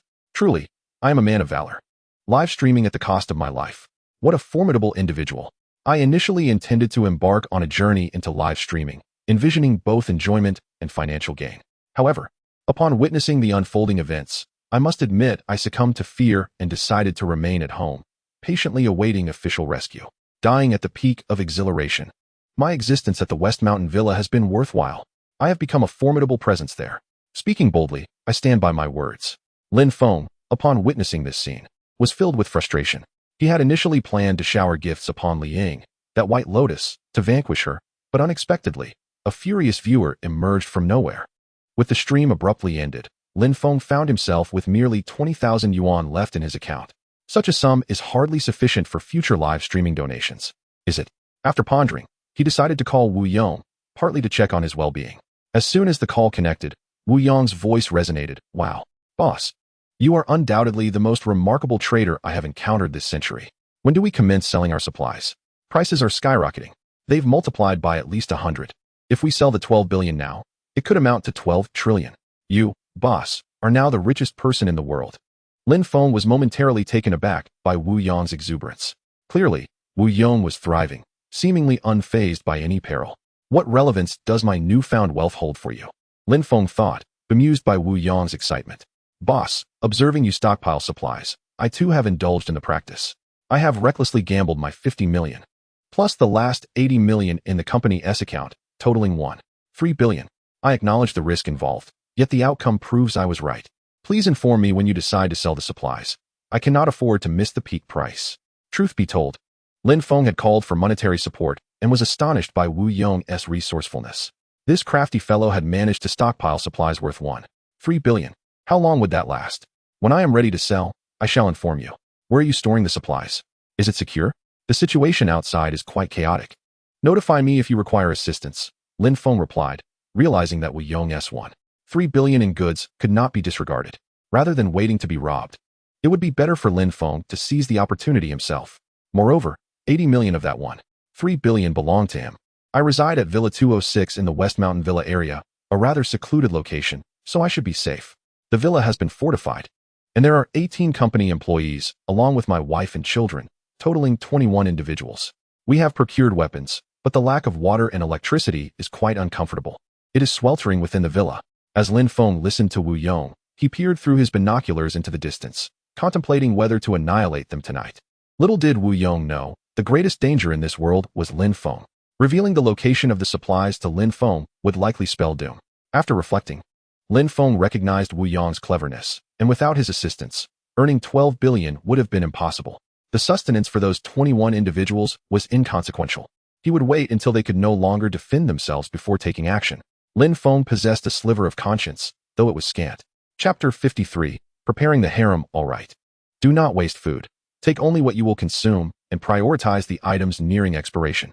Store more water. It would be prudent to excavate a well at the villa. Digging down 5 meters should yield a sufficient water supply. Create a group and add me to it. Also, please transfer all the funds from the company account to me. They will be useful. Lin Feng resolved to lend a hand to Wu Yong and the others. Otherwise, living without anyone to converse with would render existence rather dull. After all, he has already supported Abe Lin Feng. What difference does it make to assist Wu Yong with a meal? All right, boss. Are you about to invest in another project? Could you kindly inform me? Wu Yong, believing Lin Feng had yet another promising venture, hurriedly inquired. Fearing he might miss out on a lucrative opportunity, Wu Yong was already utterly devoted to Lin Feng. Whatever Lin Feng pursued, he would follow without hesitation.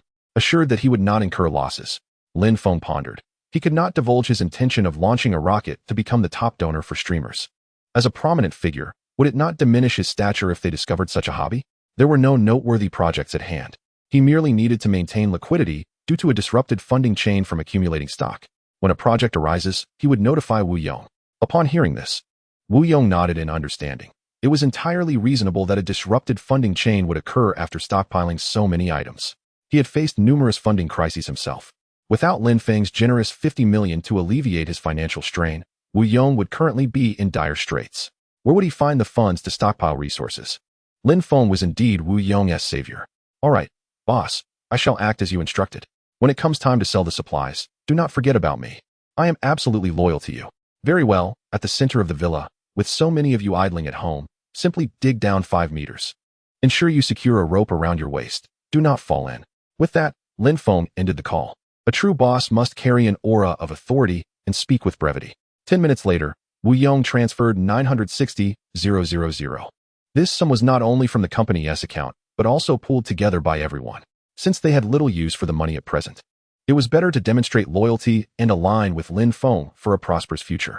Lin Feng accepted the funds without a word. After all, the majority of his 80 million had been invested in resources, a far better use than tipping streamers. Definitely a wise decision. A couple of minutes later, Wu Yong established a group and added Lin Feng. The group comprised 18 employees, Wu Yong's family of 3, plus Lin Feng, totaling 22 individuals. Hello, boss. Thank you for your life-saving grace. Should you require anything, I am willing to face any danger. Upon entering the group, Lin Feng was greeted warmly. He nodded.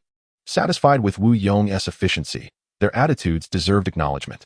Change your profile pictures to your own, without any edits. Use your real names as usernames, and indicate your marital status and age.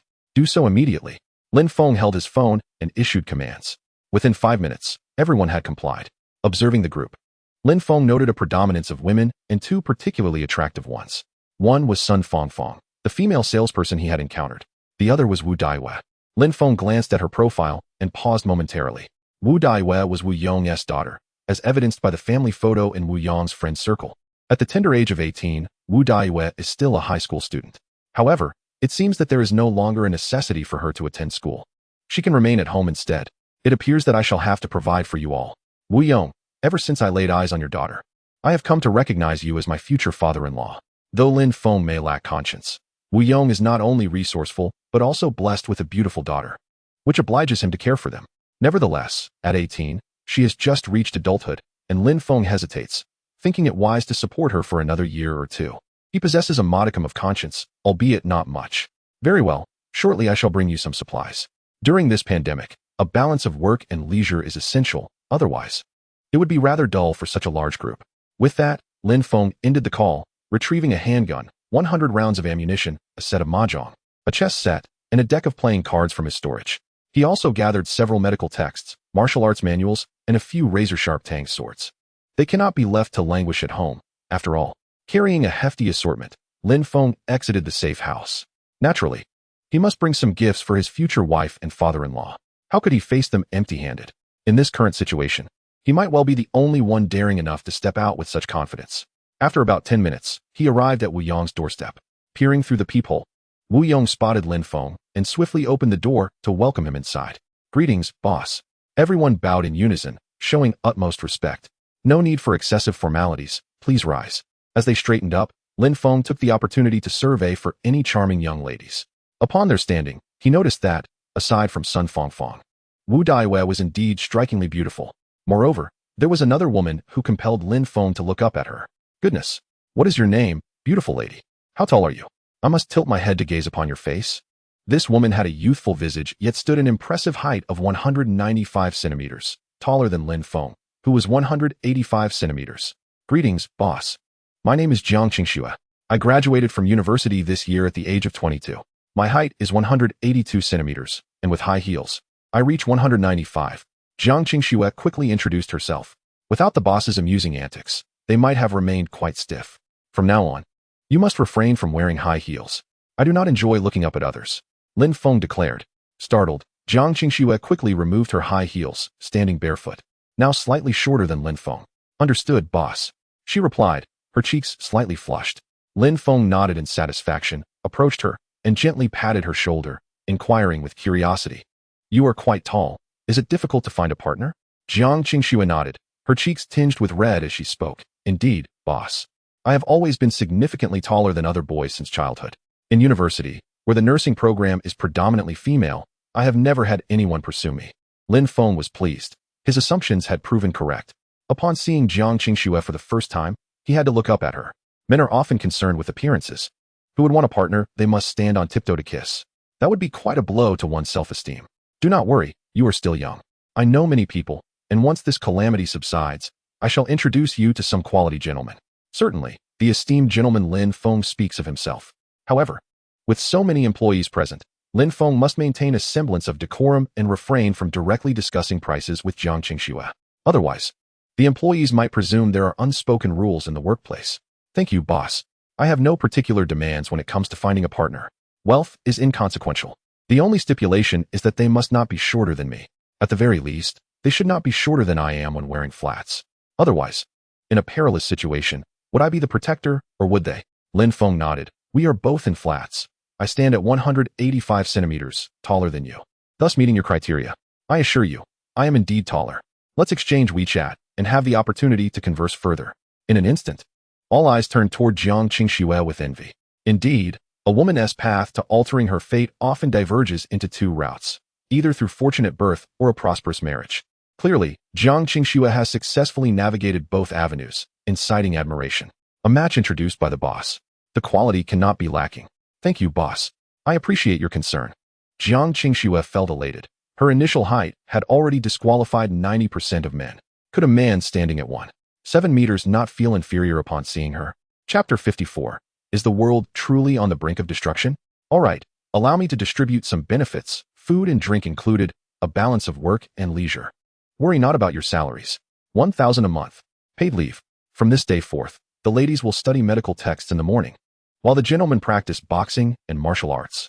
The afternoons are yours to allocate as you please. Supervise one another. Rewards for reporting. With that, Lin Feng cast 2 large bags onto the ground and turned to leave. Boss, of course, must possess an aura. Take care, boss. A group of employees bowed in farewell. This boss is exceptional. He even provides paid leave. No need to fret about food shortages after a disaster. Yet, they remained oblivious to the fact that in times of danger, Lin Feng was the most reliable protector, and in times of safety, he could be the greatest threat. After Lin Feng departed, Wu Yong took the lead in inspecting what Lin Feng had sent that evening. Mahjong, chess, playing cards, these were reasonable, considering they were confined at home and needed entertainment. Medical books and martial arts texts were also sensible. This was the boss's directive, yet acquiring more knowledge could be beneficial. Furthermore, with paid leave, studying for a morning was hardly excessive. A Tang Dao? A sharpened one, no less. That too seemed reasonable in these tumultuous times. Having some means of defense was prudent. After all, it is not merely theft one should fear, but also the covetous gaze of others. As for the handgun and 100 rounds of ammunition, why did it feel as though life was becoming increasingly precarious? Cough, cough, this is a replica gun. I'll keep it safe. The rest of you can distribute the rest. Wu Yong was astute. Even if Lin Feng had not explicitly stated it, he understood that the gun was intended for his protection, and he quickly stowed it away. Though the employees may have been somewhat naive, they were not foolish. With their boss's fortune in the billions, possessing a few firearms seemed entirely reasonable. They were merely employees, and with their current paid leave salary, they chose not to expose Wu Yong's fib, as that would not benefit anyone. The supplies gifted by the boss were of utmost importance, particularly that handgun. The difference between having a gun and not having one is a matter of profound significance. Lin Feng was primarily concerned about the potential theft of his supplies and the possibility of his chosen companions being taken advantage of. Hence, he provided Wu Yong with a firearm for self-defense. Should an actual robbery occur, with so many of you armed and in such close proximity, there would be no excuse for failure within 5 minutes. Upon reaching the wall, Lin Feng utilized his spatial abilities to excavate the earth below. Digging 5 meters beneath the villa, he created a deep well, 3 meters wide and 100 meters deep. If you cannot manage to dig 5 meters in such a vast space, then you truly deserve your fate. Rising to his feet, he filled in the excess soil and returned home. He had given them everything necessary. If they still perished, it would be beyond his control. All right, follow the boss's orders. Dig here. Regardless of gender, each person shall excavate 5 meters down within an hour. Ensure protective measures are in place. Don't fall. Starting tomorrow, the women will learn medical skills while the men will study martial arts, with free time in the afternoons. A monthly paid vacation of 10,000. Meals and accommodation are provided. Is this too burdensome for you? Not at all. It must be acknowledged that Wu Yong possessed remarkable leadership skills. Moreover, these conditions surpassed any conventional employment earnings. Those who refuse would be foolish. Everyone began to gather their tools, pairing up with pickaxes and shovels to dig downward. After all, the shift would change after 1 hour, making the task manageable. Lin Feng had done his part. At a depth of 105 meters, water was guaranteed, along with weapons and supplies worth 1.3 billion. If you still met your demise, it would no longer concern him. Unfamiliar with each other, Lin Feng hesitated to invite them into his safe house. What if he fell asleep and encountered someone like Li Ying, who might betray him? This was the reason Lin Feng had not considered bringing Zhao Jun and Wu Yong into his sanctuary. His spatial abilities were ineffective on others. How could he rest peacefully with someone else present? Who could predict their actions while he slumbered? Upon returning home, Lin Feng glanced at the 980,000 balance in his account, sufficient for a few days of generous gifts to the streamer Huahua. Scanning through the channels revealed nothing captivating, lacking the thrill of the live broadcasts he had experienced at West Mountain. However, Lin Feng remained unperturbed, for where there was one captivating stream, there would eventually be a multitude. Henceforth, his moment of streaming at West Mountain was merely a matter of time. Watching a live broadcast would always be more exhilarating than 3D projections. Lin Feng understood that eventually, no one would be streaming anymore, as all who survived would adapt. With nothing left to occupy his time, he chose to recline and let a day pass by. Lin Feng lived in leisure and comfort. Wang Ying found herself exposed and kneeling at the supermarket entrance, unable to find peace. This night had irrevocably altered her worldview. Her mental capacity was completely overwhelmed. Damn you, Lin Feng. Damn you, Cao Qiao. If only you had given me 8 million, I wouldn't have had to sell my supplies. If you hadn't expelled me, would I have endured such humiliation? Would I have been subjected to this plight? Damn it. You truly deserve your fate. Clearly, Li Ying's already frail mind had shattered completely. Did this have any connection to Lin Feng or Cao Qiao? Wasn't he at all a result of her own choices? Was it not better to simply remain at home? Jojo has promised to support you with 3 agreements. Yet you insist on selling resources for fun? You're both inexperienced and indulgent, and when everything collapses, you lash out at your teammates? Truly impressive. Li Ying knelt there for half an hour, unable to rise. The pain was overwhelming, and fear gripped her. Her body trembled in agony, rendering her immobile. Fortunately, no one arrived during that time, and she managed to rise, albeit shakily. She withdrew the bloodied gun barrel from the steel door and disgustedly tossed it aside. Tears streamed down her face from the pain. The agony of having the supposedly impenetrable door forcibly penetrated left her struggling to walk. Lying on the ground, she took another half hour to recover. As the sharp pain gradually subsided, rising unsteadily, she donned a dress and slipped into high heels. Even these minor movements took her 20 minutes. The thought of putting on underwear and stockings was unbearable. The mere act caused excruciating pain. Li Ying's heart burned with anger. If it weren't for Lin Feng and Jojo, how could she have found herself in such a predicament? They truly deserved punishment. But she would not succumb to defeat, at least not before avenging herself against them. Her legs trembling, she opened her bag, selecting the 2 priciest pairs of high heels, the 2 most extravagant handbags, and several exquisite garments. Precariously draping them over her shoulder as she made her way to the villa. This was nothing. I am still a maiden. My ultimate boundary remains unbroken. I shall have my revenge. This is the essence of Li Ying, the White Lotus. I may endure pain and loss, but my possessions must not be forsaken. Moreover, despite all that she had endured, Li Ying still considered herself pure. At least I am still a maiden. The path was deserted. After all, in this heat, everyone preferred to stay home, unwilling to step outside and take risks. Li Ying stumbled back to the villa, locked the door behind her, and set down her bags and heels, which were worth millions. Taking several deep breaths, the gnawing hunger and thirst began to erode her willpower.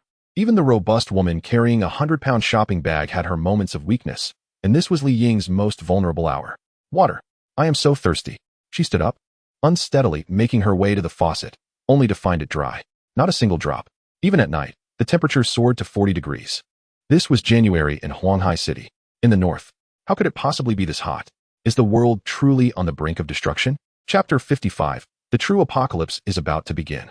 Li Ying collapsed helplessly on the ground, staring at the empty faucet, feeling despair wash over her. She picked up her phone, clinging to her last hope to seek help from the property owner, the very one she had assisted during the day. Could someone please spare a drop of water? I am willing to pay. The price is negotiable. Many in the property owner group saw her plea, including Jojo and Lin Feng. Yet, no one responded. That living bodhisattva had aided many, but now, no one came to her aid. It was a one-time transaction. Once you sold to me, there was no obligation to buy back. Song Chao glanced at his phone, dismissing her request. Song Chao, accompanied by his 12 brothers, was grilling meat from the refrigerator. The weather made barbecuing quite effortless. With temperatures soaring to 40 or 50 degrees, they merely had to gather some plastic and wood, set up an iron plate, sprinkle it with salt, cumin, and chili powder, and the feast was an exhilarating delight. We, the 13 protectors of the West Mountain, were merely seeking refuge. We committed no theft, no vandalism, and did not resort to violence. We were simply trying to survive. What sins had we committed? Hours later, Li Ying, both thirsty and hungry, felt her strength waning and sent a message in the homeowner group. I'm so hungry. Can those of you who purchased supplies for me please return some? I will pay you double the price you paid for a bowl of instant noodles or a sausage. Please, I'm on the verge of starvation. Li Ying still failed to grasp her misstep, while those affluent individuals who had paid exorbitant prices for sunburn ointment and food remained silent. They were not foolish. They had paid such prices only because they were unable to procure supplies elsewhere. By the year 2050, an abundance of resources had led everyone to adopt a habit of purchasing food only as needed. After all, who wouldn't want to spend money on fresh produce? After work, it was customary to buy groceries. For the sake of health, who would willingly consume aged frozen goods? The food safety incident involving Hex technology back in 2030 was still fresh in their memories. No matter how advanced technology became, they could not eat what was unavailable. Now, however, a crisis had emerged, and they found themselves without access to that technology and its benefits. Moreover, Lin Feng had purchased supplies worth 10 billion, nearly depleting all the food around the city of Huanghai. This was the primary reason many residents faced food shortages 3 days into the disaster. Lin Feng, despite having the means to resort to theft, chose to spend his fortune instead. Li Ying looked at the silent group chat with despair. When she had been selling supplies, they had been so enthusiastic, yet now, in her time of need, they all chose to ignore her plight. After some contemplation, Li Ying resolved to make amends with Qiao Qiao. Though Qiao Qiao's household had run out of food, Li Ying remembered that Qiao Qiao had stored a bathtub full of water. Even if there was no food, a sip of water would suffice. Qiao Qiao, I'm sorry. I was wrong. Can you forgive me? I'm on the brink of dying of thirst. Could you spare me a drink? Understanding that Qiao Qiao had blocked her, Li Ying resorted to her alternate account to sincerely apologize. Buzz. Qiao Qiao glanced at her phone, still filled with resentment. I offered you food and water. I gave you the opportunity to stockpile supplies with me, and you sold me out. You nearly got me into serious trouble. Is this how you repay me? Do you have no conscience? Fuming, Qiao Qiao promptly blocked the alternate account as well. Now she understood why Lin Feng had slaughtered the disobedient dog he had bought for 3 million. Given the current circumstances, what use was it to keep her around? Li Ying continued to attempt to contact Qiao Qiao, only to find that all her messages had been blacklisted. Qiao Qiao, I'm furious.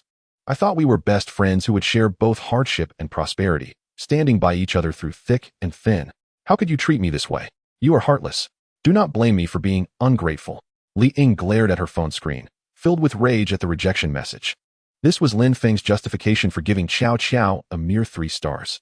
Your compassion towards such individuals is nothing but cruelty towards yourself. Do you believe yourself to be noble? Is sparing her life truly a humane act? You are so self-righteous. You think you are remarkable. Now, having unleashed the tiger back into the mountains, you too can enjoy your games. I am merely an observer. Qiao Qiao was genuinely furious. Having blocked Li Ying, she had no intention of unblocking her, and no matter how many alternate accounts Li Ying created, it was futile. Just then, a call came in. Qiao Qiao turned on the faucet, and indeed, water flowed. Although the pressure was not particularly strong, there was water on the 2nd floor, filling every container. Qiao Qiao armed herself with a jackhammer and headed to her bedroom. With anger surging, she pried open the floorboards, unleashing her fury upon the ground beneath the bed. Before long, she struck a leak. After half an hour, she finally carved out a hole large enough for a person. Following the opening, Qiao Qiao descended to the basement, and upon seeing the untouched supplies, she let out a sigh of relief. Grabbing a rebar welding gun, she reinforced the already fortified door with fervor. This time, even the small door that could be opened with a key was welded shut. Qiao Qiao left no exits. By the end of the night, the entire 1st-floor warehouse door was completely sealed to the wall through her relentless welding. After the incident with Li Ying, Qiao Qiao's resolve had undergone a significant upgrade. She decided to seal everything first, come what may. If anyone had the audacity, let them blow up the building. Let it be destroyed. Hurry up. Exhausted. After a night of toil, Qiao Qiao felt a sense of relief, knowing she could finally sleep soundly at home with no one around. She pulled out a few bags of chicken legs to feed Fengzi. The supplies meant for Li Ying were hardly worth more than feeding a dog. For the time being, there was enough to sustain her, and Qiao Qiao had no plans to abandon Fengzi. Returning to her room, she covered the hole with flooring, turned on the air conditioning, and enjoyed a brief cool breeze. Yet, before the room could cool down, the power went out again. Qiao Qiao understood that this was only the beginning. It wouldn't be long before they would be completely deprived of water and electricity. She opened the window to let in the warm air. Without it, one could suffocate. In the bathroom, gazing at the tub filled with water, she longed to jump in for a refreshing cool bath to wash away the stench of sweat. Alas, it was better to save the water for drinking. She took an iron cup, filled it, and placed it in the sunlight. In a few minutes, it would be sterilized. As Qiao Qiao sipped the warm water, she felt even worse. The tap water had a rusty taste and was warm, but out of thirst, she had no choice but to drink it. After finishing a cup, she fed Fengzi. Lying on her bed, she lost her appetite. It was better to take a nap. This marked the 4th day since the apocalypse began, and many people's lives were similar to Qiao Qiao's, with their routines completely turned upside down. In the early days, those with supplies chose to hunker down at home. But when the food ran out, true chaos would commence. After the apocalypse, as long as one could avoid people, they could evade over 99% of the dangers. The real end of the world was about to begin. Chapter 56. In this world, apart from my parents, all of you should perish. Xiao Qiao had been busy all night, and so had Li Ying. As soon as the water and electricity were restored, Li Ying, filled with exhilaration, drank 3 glasses of water and rushed into the bathroom for a cleansing shower. The thought of not washing away the grime and blood from her body repulsed her. At the very least, she had upheld her principles. She was still a maiden. After her bath, the pain in her steel door seemed to diminish. Drying herself and donning the designer clothes she had brought back, along with high heels worth hundreds of thousands, Li Ying felt like the noble little princess she always aspired to be. Although her thirst had been quenched, hunger gnawed at her. After a moment's contemplation, she retrieved the 3 property deeds, intending to collect her house. The act of collecting the house was not her primary goal. She had a place to stay now. But she primarily sought an opportunity to obtain some food. With her slender arms and legs, she was hardly capable of resorting to robbery. Just stepping outside without being robbed was already a fortunate occurrence. The memory of blood-soaked streets would haunt Li Ying for a lifetime. She would never dare to wander the supermarket alone at midnight again. Following the addresses on the property deeds, Li Ying knocked on the door. "Who is it? What do you want?" The occupants inside sounded tense upon hearing the knock. "I am Li Ying. Did you not sell the house to me? I have come to collect it." Upon hearing her intention, the man inside grew displeased. "Did I give you the house? Where am I supposed to live?" Peering through the peephole and confirming that Li Ying was merely a woman without any weapons, he finally opened the door. "Beautiful lady, you must give me some time. The court's enforcement still has a period to fulfill. Is it too hasty for you to collect the house in just 1 day?" Li Ying was certainly aware of the urgency, but her hunger was even more pressing. "Whoever is hungry suffers. If you do not give me the house, then provide me with some food as rent. Anything will suffice. I am not picky. Not picky this time. Have you forgotten the time you tossed your food after just a single bite at Xiao Qiao's house? My family has run out of supplies. There is nothing to eat." The man clearly had no intention of sharing. Who would be foolish enough to provide food when his own family was uncertain about how long they could hold out? "Then give me the house. This is now my property." Upon hearing Li Ying's assertion, the man's displeasure escalated. "If I give you the house, where will I live? Are you trying to push me to my death? Get away from me. Sue me if you like. If you win, I will hand over the house." Earlier, he had called Li Ying a goddess, but now he had completely turned against her. "You are unreasonable. The house is rightfully mine. The contract is written. You intend to breach the agreement." Li Ying's naive hope for his integrity was truly disheartening. "Do not push me to my limits. Without a house, I cannot survive, and I will stab you first. Leave me be. If you dare come back from my house, I will stab you. Do you believe me?" In the heat of the moment, the man revealed his menacing demeanor, brandishing a prepared fruit knife, ready to stab Li Ying. This terrified her. She fled without a second thought. She no longer cared about the house or the pain in her steel door. She ran as fast as she could. How could this person be so treacherous? Is there no sense of integrity or trust left? Once the police station opens, I will undoubtedly report you. Exhausted and breathless, Li Ying realized she was truly worn out after the night's ordeal.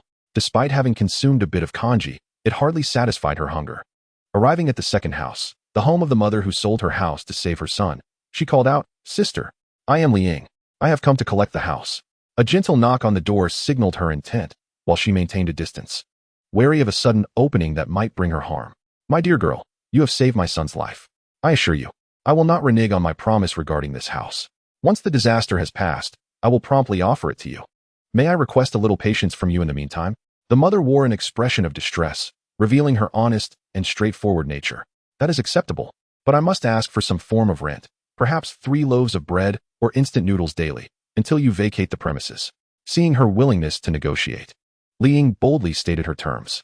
"My home is devoid of food. There are 5 mouths to feed, and we have but a few kilograms of flour left. You may come in and see for yourself. Once the calamity is over, I will certainly hand over the house to you," the woman replied. Stepping aside to allow Li Ying entry, Li Ying contemplated for a moment before deciding to enter, her hunger compelling her. After rummaging through cupboards for what felt like an eternity, she discovered merely half a bag of flour. Perhaps 5 kilograms remained. She couldn't cook. and the villa was still under renovation, lacking even a pot. How could she possibly sustain herself with just that? Then I shall take this half bag of flour, and you may continue residing in the house. After some thought, Li Ying, driven by hunger, resolved not to leave empty-handed. My family is left with only this flour. If you take it, how will we survive? The male head of the household, in his 30s, grasped the flour tightly, unwilling to part with it. Every household is in need of grain. It is life itself. Then you must provide me with the house. Li Ying asserted confidently, emboldened by her sense of justice. Oh my, we can no longer endure this. I am of an age where I can trade my life for hers. I shall not be a burden to you. The elderly matriarch, driven by desperation, brandished a kitchen knife and pursued Li Ying. Desperate times call for desperate measures. I will not be a burden to my children or grandchildren. Li Ying was taken aback, her heart racing in disbelief. Has society truly descended into such madness? Is life so easily wagered? I no longer want it. Please, do not harm me. I shall leave and never return. With that, Li Ying fled, and the elderly woman was unable to keep pace. Upon returning to her villa, the events surrounding the two previous houses instilled a sense of caution, preventing her from seeking a third. Why do the wealthy uphold their promises, while the impoverished seem devoid of decency? Li Ying felt a surge of frustration. Acquiring a luxurious villa and an extravagant car seemed effortless, yet procuring a simple meal was an arduous task. I could easily offer you a villa, for I possess many. However, I cannot relinquish my sole residence, nor the food that sustains me. Sitting on the ground, her anger grew with each passing moment. She scrolled through her phone, sending out a mass message to inquire who among her relatives and friends might have surplus grain for sale at a high price. Surely someone would assist her, especially considering her wealth of 18 million. After half an hour of silence, her messages seemed to have vanished into the void. Suddenly, a notification chimed. After a few more minutes, a response arrived, igniting a spark of excitement within Li Ying as she grasped her phone. Indeed, money could procure anything. Ying, did you not buy food with the money I sent you? There is still a bit of rice at home, but it is only sufficient for a day's meal for my father and me. If there is nothing to eat, I might as well return home. Perhaps in a few days, the disaster will have passed. Indeed, in this world, the only one who can lend you a hand in difficult times is your own mother. After some contemplation, Li Ying resolved that returning home was not an option. There was no food there either, and with the chaos in the upscale neighborhood, home would surely be even less secure. It's nothing. I was just inquiring who has a surplus of grain, hoping to buy some more as a reserve. Don't worry, I am fine. That is good to hear. If anything arises, call your mother. You are my only daughter. Your well-being is paramount. As Li Ying read her mother's message, tears streamed down her face once more. In this world, aside from my parents, may all of you perish. Chapter 57. Not worth a single sausage while crying, Li Ying suddenly realized that even if there was no food, she absolutely could not be without water. She dashed into the bathroom, turned on the faucet, and found that the water pressure had significantly diminished. It was barely enough to take a shower, now only dripping slowly. Li Ying opened all the faucets to let the water flow, regretting not filling up containers before leaving the house. Given the current situation, she feared there might not even be enough water to drink tomorrow. Feeling utterly distressed, Li Ying pondered what to do next. She opened her phone and scrolled through her contacts, wondering who might come to her aid. Suddenly, she saw Lin Feng's name. Didn't he promise that if I stayed with him for a night, he would give me a box of sausages? If I rationed them, they would last quite a while. At last, with little left to sell, Li Ying contemplated selling her virginity. Lin Feng truly was prophetic. Over a month later, she found herself contemplating such a transaction for a mere sausage. Hope sparkled in Li Ying's eyes as she fervently wished Lin Feng would keep his promise and provide her with a box of sausages. Ding! Lin Feng was indeed awake, indulging in a single-player game at home, sipping a drink and enjoying life leisurely. Lin Feng, are you asleep? I will spend the night with you for a box of sausages. If that is possible, I can come over right now. Lin Feng glanced at Li Ying's message, grimacing in disgust. He had watched her live stream from beginning to end. Did the bullet just break against your steel door? If I, Lin Feng, could still descend to such depths, wouldn't that make me quite perverse? Forget it. Just seeing you disgusts me. The content of your stream was too filthy. I have no interest. I wouldn't even feed you a sausage for your dog. Lin Feng harbored no fondness for Li Ying. Initially intrigued by her looks, he now felt utterly disinterested. He didn't block her, deeming it unnecessary. After all, he might suddenly feel the urge to tease her again while idling at home. As Li Ying read the messages on her phone, tears flowed uncontrollably down her cheeks. Did so many people actually watch that live stream? How could Lin Feng know? If he saw it, he should have realized that I am still a virgin. Besides, I have bathed. I am not dirty. I don't want a whole box of sausages. Just one would suffice. I will accompany you every night. Each time, you only need to give me one sausage. Please. Lin Feng, just one sausage. I am on the brink of starvation. Li Ying was on the verge of collapse. She truly was at her breaking point. Initially, I contemplated selling myself for a fortune of 100 million. Little did I realize that I could not even procure a single sausage. Even if you offered me a sausage daily to entertain you, I would still find it repugnant. In this sweltering heat, I wonder if that gun has decayed within your steel door? You ought to remedy that swiftly. Should it truly rot, your fate would be sealed. Upon hearing Lin Feng's insulting remarks, Li Ying broke down in tears. It was only at this moment that she felt an overwhelming sense of regret. She should never have sold Xiao Qiao supplies. Had those items still been in her possession, Li Ying would certainly have remained silent. Not picky at all. Whatever is offered, she would consume. Oh, must I truly perish from hunger in such a way? Is there no one who can lend me assistance? I am willing to do anything for help. Li Ying lay on the ground, regretting for a lifetime. Yet alas, this world offers no remedy for regret. Nor is there a possibility of what if. Suddenly, a notification. Li Ying's phone chimed. A glance at the screen filled her with newfound hope. I apologize for my delayed response. I was driving my boyfriend home and did not check my phone. Thank you for the burn ointment. My boyfriend's condition has greatly improved. We have plenty of food at home, and official relief supplies have arrived. My boyfriend, injured in the line of duty, received a substantial amount of food. If you do not mind the taste of compressed biscuits, you are welcome to come to my home. Upon reading Liang Qiuyu's message, Li Ying sprang up with excitement. She hastily gathered her belongings and rushed to Building 3, Unit 3, Apartment 303. Indeed, good deeds yield good fortune.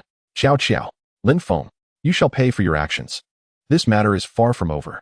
Arriving at the foot of Building 3, Unit 3, Apartment 303, she saw Liang Qiuyu and her boyfriend, Zhou Kaihua, cautiously transporting compressed biscuits upstairs. Zhou Kaihua appeared frail, his face sunburned, his head shaved, pausing to rest after every few steps. Yet he persevered. Brother, let me assist you. You should rest at home.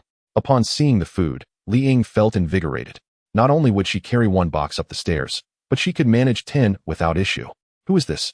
Zhou Kaihua inquired of Liang Qiuyu, who smiled gently and replied, This is Li Ying. Her burn ointment saved your life. Zhou Kaihua, upon hearing this, breathed a sigh of relief, lowering his hand from his waist.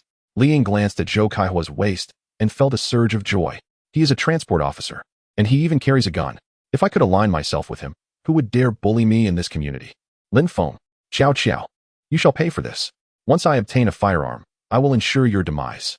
Without you, I, Li Ying, would not be subjected to such humiliating live broadcasts of my suffering. Be quiet. Do not attract attention. It is perilous. After being robbed and subjected to a humiliating live broadcast, Li Ying had gained ample experience. She carefully ascended the stairs with the compressed biscuits, making not a sound. Liang Qiuyu was immensely grateful to Li Ying. Had it not been for her burn ointment, Zhou Kaihua would have faced severe infection from sunburn, jeopardizing his life. Moreover, Liang Qiuyu understood that official relief supplies would soon be dispatched, and Li Ying, a mere girl, had acted as a savior.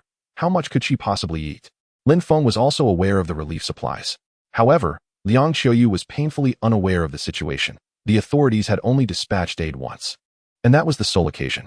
Subsequently, they seemed to abandon their responsibilities, opting to reserve supplies for military purposes, hoping that, after the calamity, the troops would suppress any dissenting factions with force. What transpired afterward remained a mystery to Lin Feng, as the official military presence had dwindled, likely retreating into the depths of the mountains to escape the heat. 10 boxes of compressed biscuits, weighing 5 pounds each, were swiftly relocated. This total of 50 pounds, valued at 400 yuan, could sustain 3 individuals for a month and a half, assuming each consumed 3 biscuits daily. As a physician, Liang Qiuyu too had her share. And since Zhou Kaihua had contributed significantly to the disaster relief efforts, this allocation was essentially meant for 2 people. After several of them carried the supplies upstairs, Li Ying gazed longingly at the compressed biscuits, swallowing hard in anticipation. She had not eaten for an entire day and felt as though starvation was imminent. Are you hungry? Here, have a piece. It may not be appetizing, but it will stave off hunger, Liang Qiuyu said, noticing the yearning in Li Ying's eyes as she opened a box and handed her a packet. Thank you. You are truly kind, Li Ying exclaimed, tearing open the packaging and taking a bite. That bite nearly shattered her teeth. Such was the nature of official compressed biscuits. They were merely survival rations, devoid of any consideration for taste. Quite honest indeed. Difficult to chew, is it? Crush it and soak it in water. Although it may be unpalatable, it is effective against hunger. Zhou Kaihua entered the room, retrieved a hammer, and weakly smashed a piece of biscuit, placing it into a bowl containing half a cup of water. After a while, it transformed into a porridge-like consistency. Li Ying devoured it ravenously. It was undoubtedly the most distasteful thing she had ever eaten, yet this time it tasted remarkably good. There was no other option. Hunger dictated her actions. Chapter 58. One must command a high price for oneself. Liang Qiuyu, having acquired the burn ointment, rushed to assist Zhou Kaihua. After an exhausting day, she finally returned home, only to discover Li Ying's messages upon her arrival, who had time to check messages in a group chat. It was akin to having one's parents in the ICU fighting for their lives. Who could possibly focus on group notifications? Furthermore, messages from serious groups were often muted. Who among the diligent would spend their days idly perusing such notifications? Is it possible to sustain a family by merely reading group messages? If that were the case, why would Liang Qiuyu need to work? She could simply remain at home, lounging and reading messages without the need for employment. Why don't you stay at home? I've heard it's quite chaotic outside. It's dangerous for a girl like you. Liang Qiuyu found Li Ying's gone appearance, having gone an entire day without food, rather peculiar. When she went to retrieve the burn ointment, she noticed the abundance of supplies in the room. Surely they weren't lacking sustenance? That is not my home. It belongs to a friend. I made a minor mistake that upset her, and she chased me out with a knife. Li Ying chose to obscure the true reason for her expulsion. Alas, in the face of great calamity, humanity seems to have lost its essence. Friends turning against one another over a morsel of food? Truly despicable. Liang Qiuyu was infuriated. How could someone like Li Ying, such a good girl, be cast out? Was everyone truly like Lin Feng? Possessing the means to assist, yet choosing instead to take advantage of others in their time of need? Is this what humanity has come to? It's all right, sister. You saved my life, and we shall shelter you.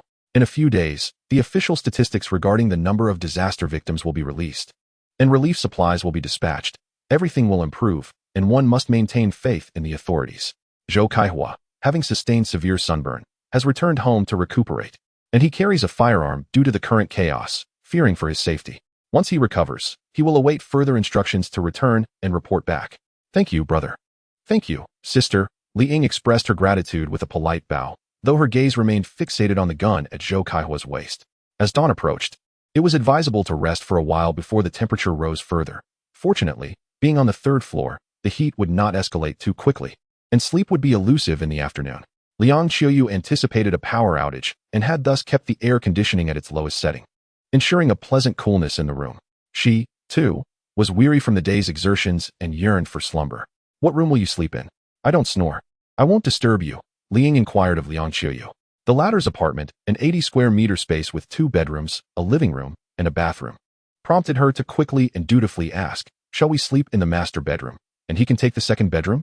Li Ying paused, taken aback by Liang Qiuyu's remark. Aren't you two about to get married? Why not sleep together? However, she refrained from probing further, nodding in agreement as she followed Liang Qiuyu to the master bedroom.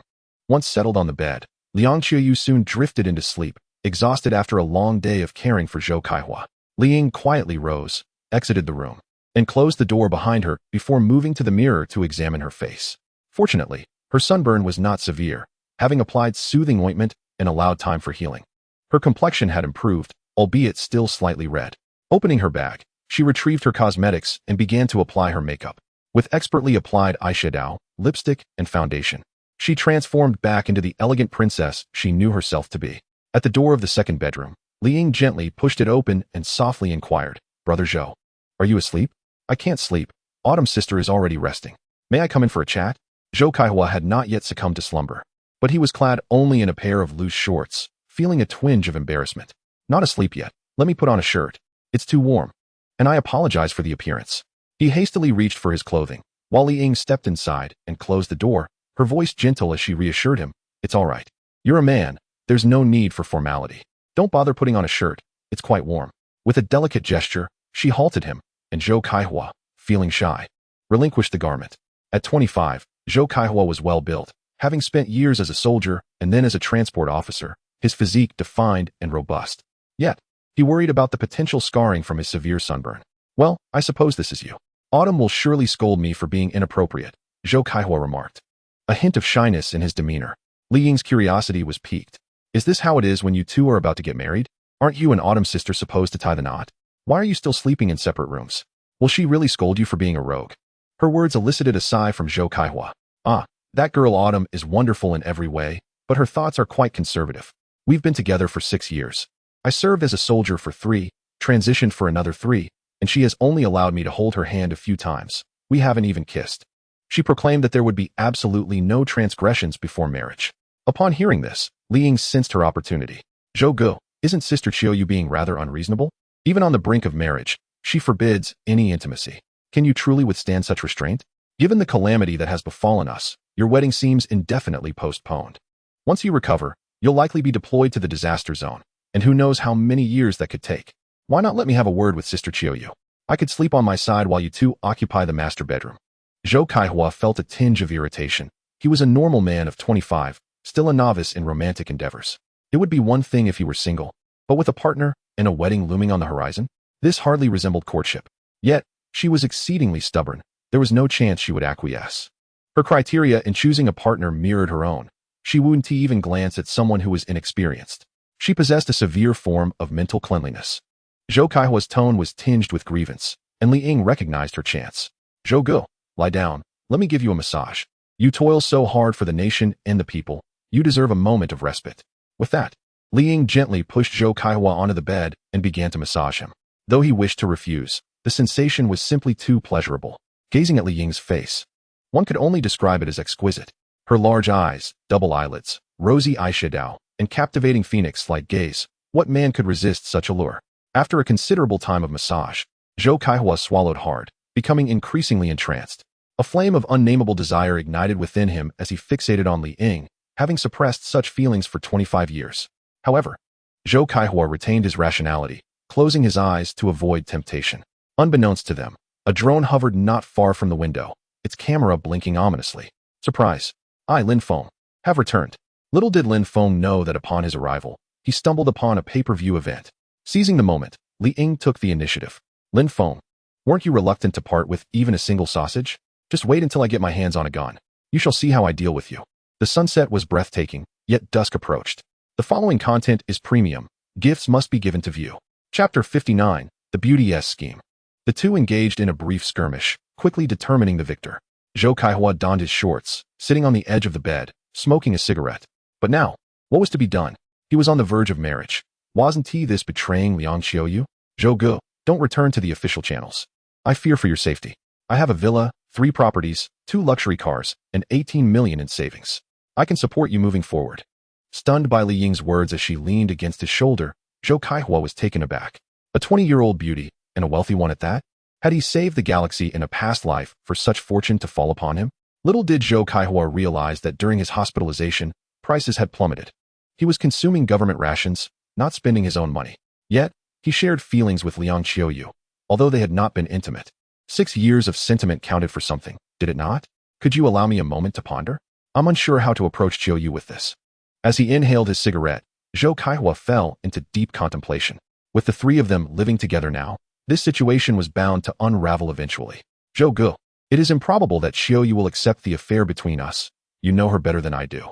Why don't we take advantage of her slumber to return to the villa with our supplies?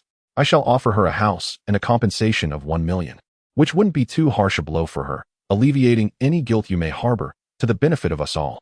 As she spoke, Li Ying produced a property deed and, before Zhou Kaihua's eyes, initiated a WeChat transfer of 1 million to Liang Qiuyu.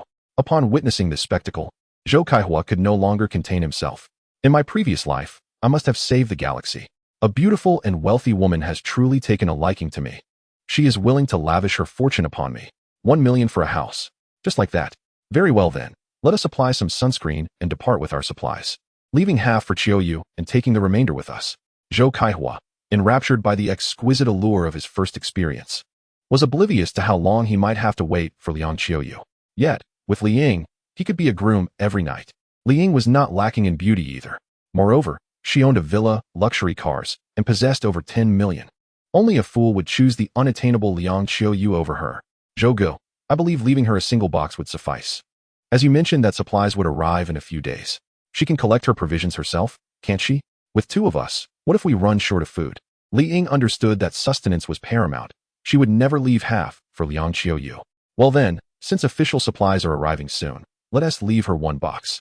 Zhou Kaihua, without much thought, agreed. It was merely compressed biscuits, which were hardly appetizing. He was nearing the point of nausea from them. All right, Zhou Gu, It's quite warm outside. Remember to drink plenty of water before we head out. I would be distressed if you were to suffer from the heat. Li Ying refrained from mentioning that her home had no water, which wouldn't arrive until midnight. Ah, how considerate you are. I, Zhou Kaihua, must have encountered extraordinary fortune to meet such a sympathetic beauty as you.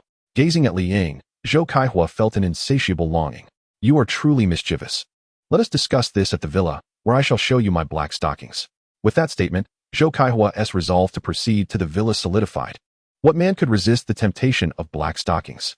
They both drank copiously, applied sunscreen, and stealthily carried the compressed biscuits downstairs.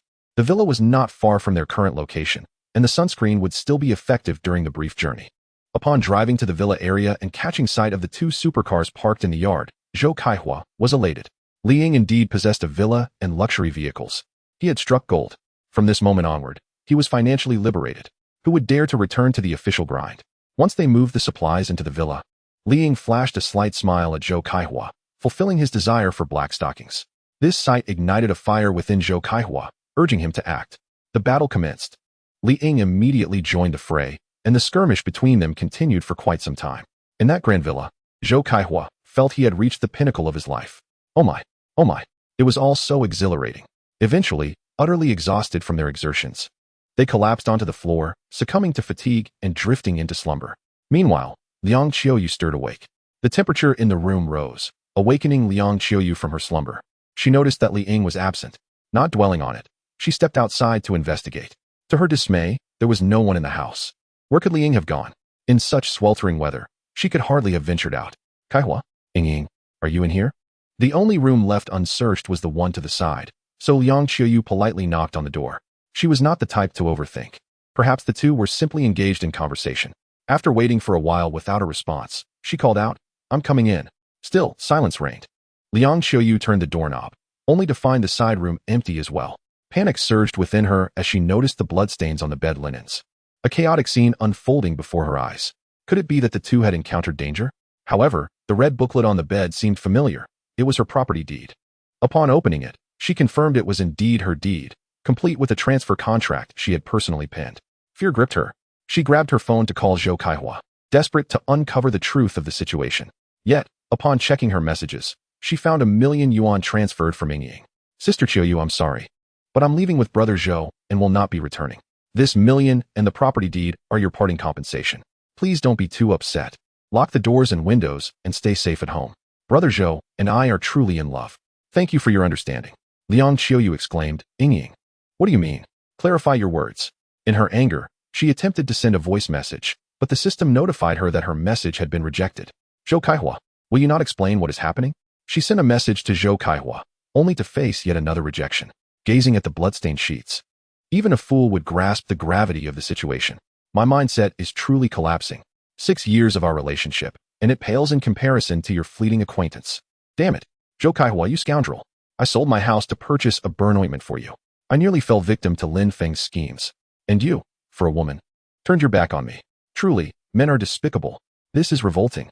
In her fury, Liang Qiuyu tore the sheets to shreds and flung them out the window, along with everything Zhou Kaihua had touched. She possessed a strong aversion to anything tainted, finding it utterly repulsive. Chapter 60. Always imitated, never surpassed Lin Feng. Feeling bored at home, deployed a drone that captured the entire scene at Liang Qiuyu's residence. Initially, he planned a night raid to reclaim her as a mere conquest. However, upon observing through the drone, he witnessed the intense struggle of Li Ying. Lin Feng, not one to miss a live show, watched intently, sipping chilled beer and savoring skewers. Once the live stream concluded, he saw Li Ying absconding with Zhou Kaihua and their supplies. A wave of satisfaction washed over Lin Feng. Before he could execute his plans for the evening, Li Ying had already pilfered Liang Qiuyu's crystal. Li Ying, you are truly something. You outshine even Lu Bu. Whoever keeps you is bound to be unfortunate. Lin Feng took a sip of beer, genuinely impressed by Li Ying's audacious maneuver. Indeed, she has truly sold herself at a high price, and this week, Kaihua possesses a firearm. Lin Feng remains unfazed. The steel door of my home is impenetrable. Not even your gun can breach it. Even if you were to fire a cannon, I would remain indifferent. Lin Feng retrieves his phone, intending to tease Liang Qiuyu. After all, a smile does not vanish. It merely shifts to my face. Ding. At that moment, Liang Qiuyu's phone chimed. Upon checking, she saw a message from Lin Feng. How can you be so inconsiderate, throwing things downstairs? This is a case of high-altitude littering. I shall report you to the property management and revoke your medical license. Liang Qiuyu was already irate, and this message only fueled her anger. Lin Feng, how do you know I threw something downstairs? Did you install a surveillance camera in my home? Liang Qiuyu completely lost her composure, and Lin Feng's message was like pouring gasoline on a fire. Why are you, a doctor, so confrontational? Why direct such fury towards me? Is it because your husband has run off with his mistress? Lin Feng smirked mischievously, relishing the opportunity to provoke her further. Get lost. Get lost. Get lost. Liang Qiuyu was infuriated. Was this not akin to pouring salt on her wounds? She hurled her phone onto the bed and began to rummage through her belongings. How did Lin Feng know about her affairs? Was it mere coincidence, or had he indeed installed a camera? After searching for a long while, even inspecting the power outlets, she found no hidden cameras. Just then, Liang Qiuyu's phone chimed again. Why are you so furious? If you encounter difficulties, seek Lin Feng's assistance. Although I was displeased by your previous antics, seeing your current plight, I shall refrain from bothering you tonight. Your virtuous demeanor is quite appealing, rest assured. Our relationship is strictly transactional, devoid of any romantic entanglements. Reach out to me whenever you need assistance. Upon reading this message, Liang Qiuyu felt as though she might explode from rage. Block him. This pervert must be blocked. The mere thought of it made her feel nauseous. Not only did Liang Qiuyu block Lin Feng, but she also blocked every male classmate and colleague in her contacts. Today's events had dealt a significant blow to her. 3 years of service, 3 years until permanent status. Though they had barely met, it had been 6 years. How many 6-year spans does one encounter in a lifetime? 6 years of youth, 6 years of emotions. Even raising a dog for 6 years does not warrant such treatment. After blocking all the men, Liang Qiuyu collapsed on her bed, sobbing uncontrollably. All I desire is to find a man with whom I can share my life, growing old together. Why is it so difficult? Is there not a single good man in this world? After crying for a while and feeling exhausted, she made her way to the living room and locked the door. Entering the kitchen, she retrieved a bottle of high-proof liquor, twisted the cap off, and took a hearty swig. Cough. Is this what alcohol tastes like? It is truly dreadful. Liang Qiuyu had never touched alcohol before, and this was her first experience. The harshness made her eyes water. The liquor was her substitute for medical alcohol, purchased for disinfection, and she never expected to consume it. After coughing for a while, she stood up, fetched a glass, poured a little, and sipped slowly.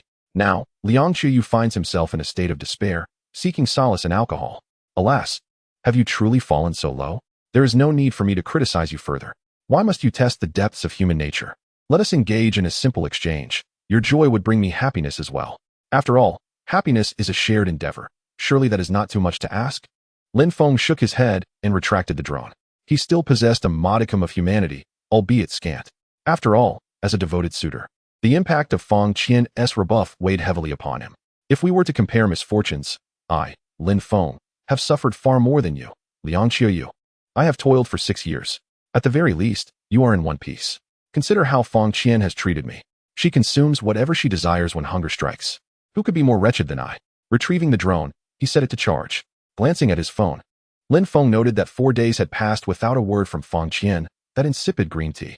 Scrolling through her social media, he saw her posts. On the first, dining on a seafood feast with her friend. On the second, relishing steak. On the third, enjoying pasta at home. Today, no updates yet. In a previous life, Feng Qian and her friend Wang Qing had always enjoyed an abundance of discounted gourmet ingredients until they were depleted, only then remembering to seek me out. It appears I have been too hasty. Setting down his phone, Lin Feng understood that 4 days was but a fleeting moment. Those without provisions would scramble for resources, while those with reserves remained unhurried. Just wait 10 days or half a month, and then you shall truly comprehend terror. Today, the temperature in Huanghai City has soared to 60 degrees Celsius. Even at night, it lingers around 40 to 50 degrees. The streets are deserted during the day. No one can withstand such oppressive heat and the risk of sunburn from intense UV rays. Only at night do those famished souls venture out in search of supplies, though their efforts are largely in vain, as the visible resources have been nearly exhausted. Naturally, there are some restless delinquents roaming the streets, simply for the sake of idleness. The remainder consists of streamers vying for followers and those imitating my live broadcasts from Shishan. The reality has devolved into a lawless realm, not to mention the online world, where no one is held accountable. Yet, I rose to fame with my broadcast from Shishan. I have inspired countless imitators, yet none have surpassed me. Live streaming at peril. My broadcasts from Shishan have undeniably established me as the foremost figure in Chinese streaming. Chapter 61. I am utterly overwhelmed. I am truly at my wit's end. Alas, How tedious. Lin Feng tossed his phone aside and lay on his bed, engulfed in loneliness. Each day blends into the next. Eating, sleeping, playing games, and watching live streams. When will this monotony end? Perhaps I should check on Xiao Xiao. Has she run out of supplies? After all, idleness breeds idleness. With this thought, Lin Feng picked up his binoculars. Xiao Xiao's residence was conveniently located across the way. At this moment, Xiao Xiao had risen, gazing at Lin Feng through her binoculars. Lin Feng, lacking the habit of drawing the curtains, remained oblivious to her scrutiny.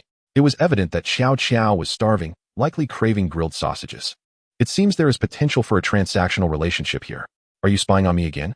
Must you be so idle? I know I am charming and dashing, captivating millions of young hearts. If you are hungry, just tell me. You watch me every day? Aren't you afraid of developing eye strain? Jojo received a message and scoffed. This is an investment. I'm merely observing the enemy's movements. Who cares about your sausage? I have nearly 20 million in supplies. I can afford to play this game. I could consume enough to exhaust you. Then why don't you come to my place tonight? You seem rather lonely. Spending all your time at home poring over study materials. Let us have a practical exercise together. As a delicate girl, I'm afraid to venture out. The world has become too insane for my liking. Subsequently, Jojo sent 3 pitiful emojis. Jojo was being intentionally provocative, after all. She had binoculars to check if Lin Feng was armed. If he came with weapons, she wouldn't open the door. If he came unarmed, Jojo planned to confront him with a katana. Only by eliminating Kuan Kuan can you stop being cooped up at home with your study materials. If I move into your safe house, I wouldn't have to worry about what you might do to me. We're practically sisters now, aside from spitting at me. What else could you possibly do? Lin Feng, upon reading this message, immediately became alert. This woman did not seem like a good person. Wasn't he foolish? Jojo's temperament was something he could tolerate, but the fact that she wanted to leave her safe house to seek him out was unthinkable, absolutely impossible. Lin Feng never initiated contact. He neither refused nor took responsibility. Even if she came to his home, she had to take the initiative. If she was hungry and desperate, she could come to him. He would treat her to a meal. It must be said, Lin Feng's driving speed was unmatched.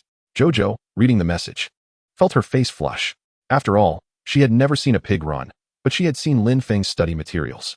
The realization embarrassed her, leaving her momentarily at a loss for words. After a moment of contemplation, Jojo regained her composure and messaged Lin Feng. Although she was uncertain about how he had obtained so much information, it was evident that he knew far more than she did. Lin Feng, may I ask you something? If you know the truth, will you tell me? Is it really the end of the world? When will this natural disaster finally come to an end? Lin Feng, looking at Jojo's message, found himself at a crossroads. Should he be a good person and reveal the truth, or be a bad person and give her some hope? After some thought, Lin Feng decided to be the good guy and tell her the reality. The disaster will end in no more than 3 days. You must trust the authorities. They will not easily falter. They endured 8 years of war. And you can't hold on for just a few days? You must persevere. Upon reading Lin Feng's response, Jojo felt an intense fury. Can't you just speak the truth for once? Anyone with half a brain would know this disaster won't end in 3 days. Go to hell. Your words are as empty as flatulence. Only a fool would believe you. I'm 175 centimeters tall, fair-skinned and beautiful, with long flowing hair and a graceful figure. You don't want to bring me into your safe house? Don't you feel lonely at home all by yourself? 2 people living together is far better than being alone. As she spoke, Jojo sent Lin Feng a full-body selfie. Since Lin Feng wouldn't come to her, she would go to him. As long as she got inside and dealt with him. That safe house belongs to me, Jojo. It is my design. What is there that I cannot utilize? A safe house worth 3 billion. Supplies worth 20 million. I could reside there until my last breath. Lin Feng gazed at Jojo's selfie, swallowing hard. It would be impossible to claim indifference. While Li Ying, with makeup, could score a 9, Jojo, without any adornment, effortlessly achieved a perfect 10. The disparity was striking. Li Ying's 9 was merely her utmost, while Jojo's 10 was the epitome of perfection. Lin Feng shook his head. With desires comes danger. I, Lin Feng, have ascended from being a mere sycophant to a formidable wolf. I cannot allow myself to regress.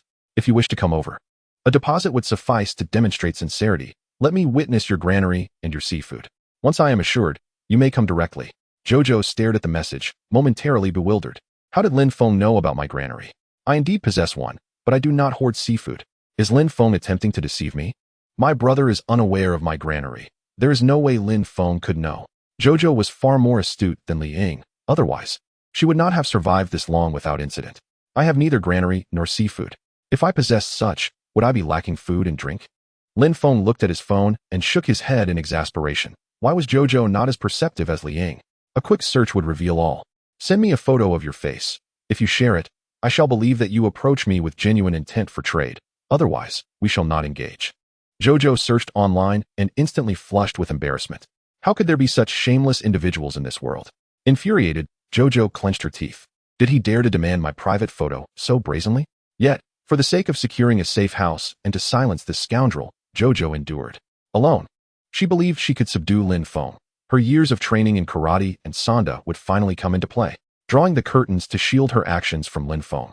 Jojo, suppressing her disgust, used an app to search for images, selecting one that matched her physique and superimposing her face onto it.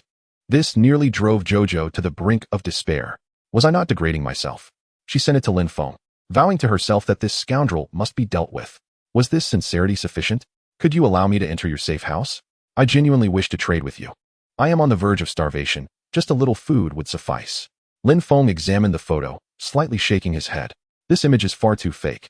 Glancing out the window, he noted the curtains were indeed drawn, obscuring all view.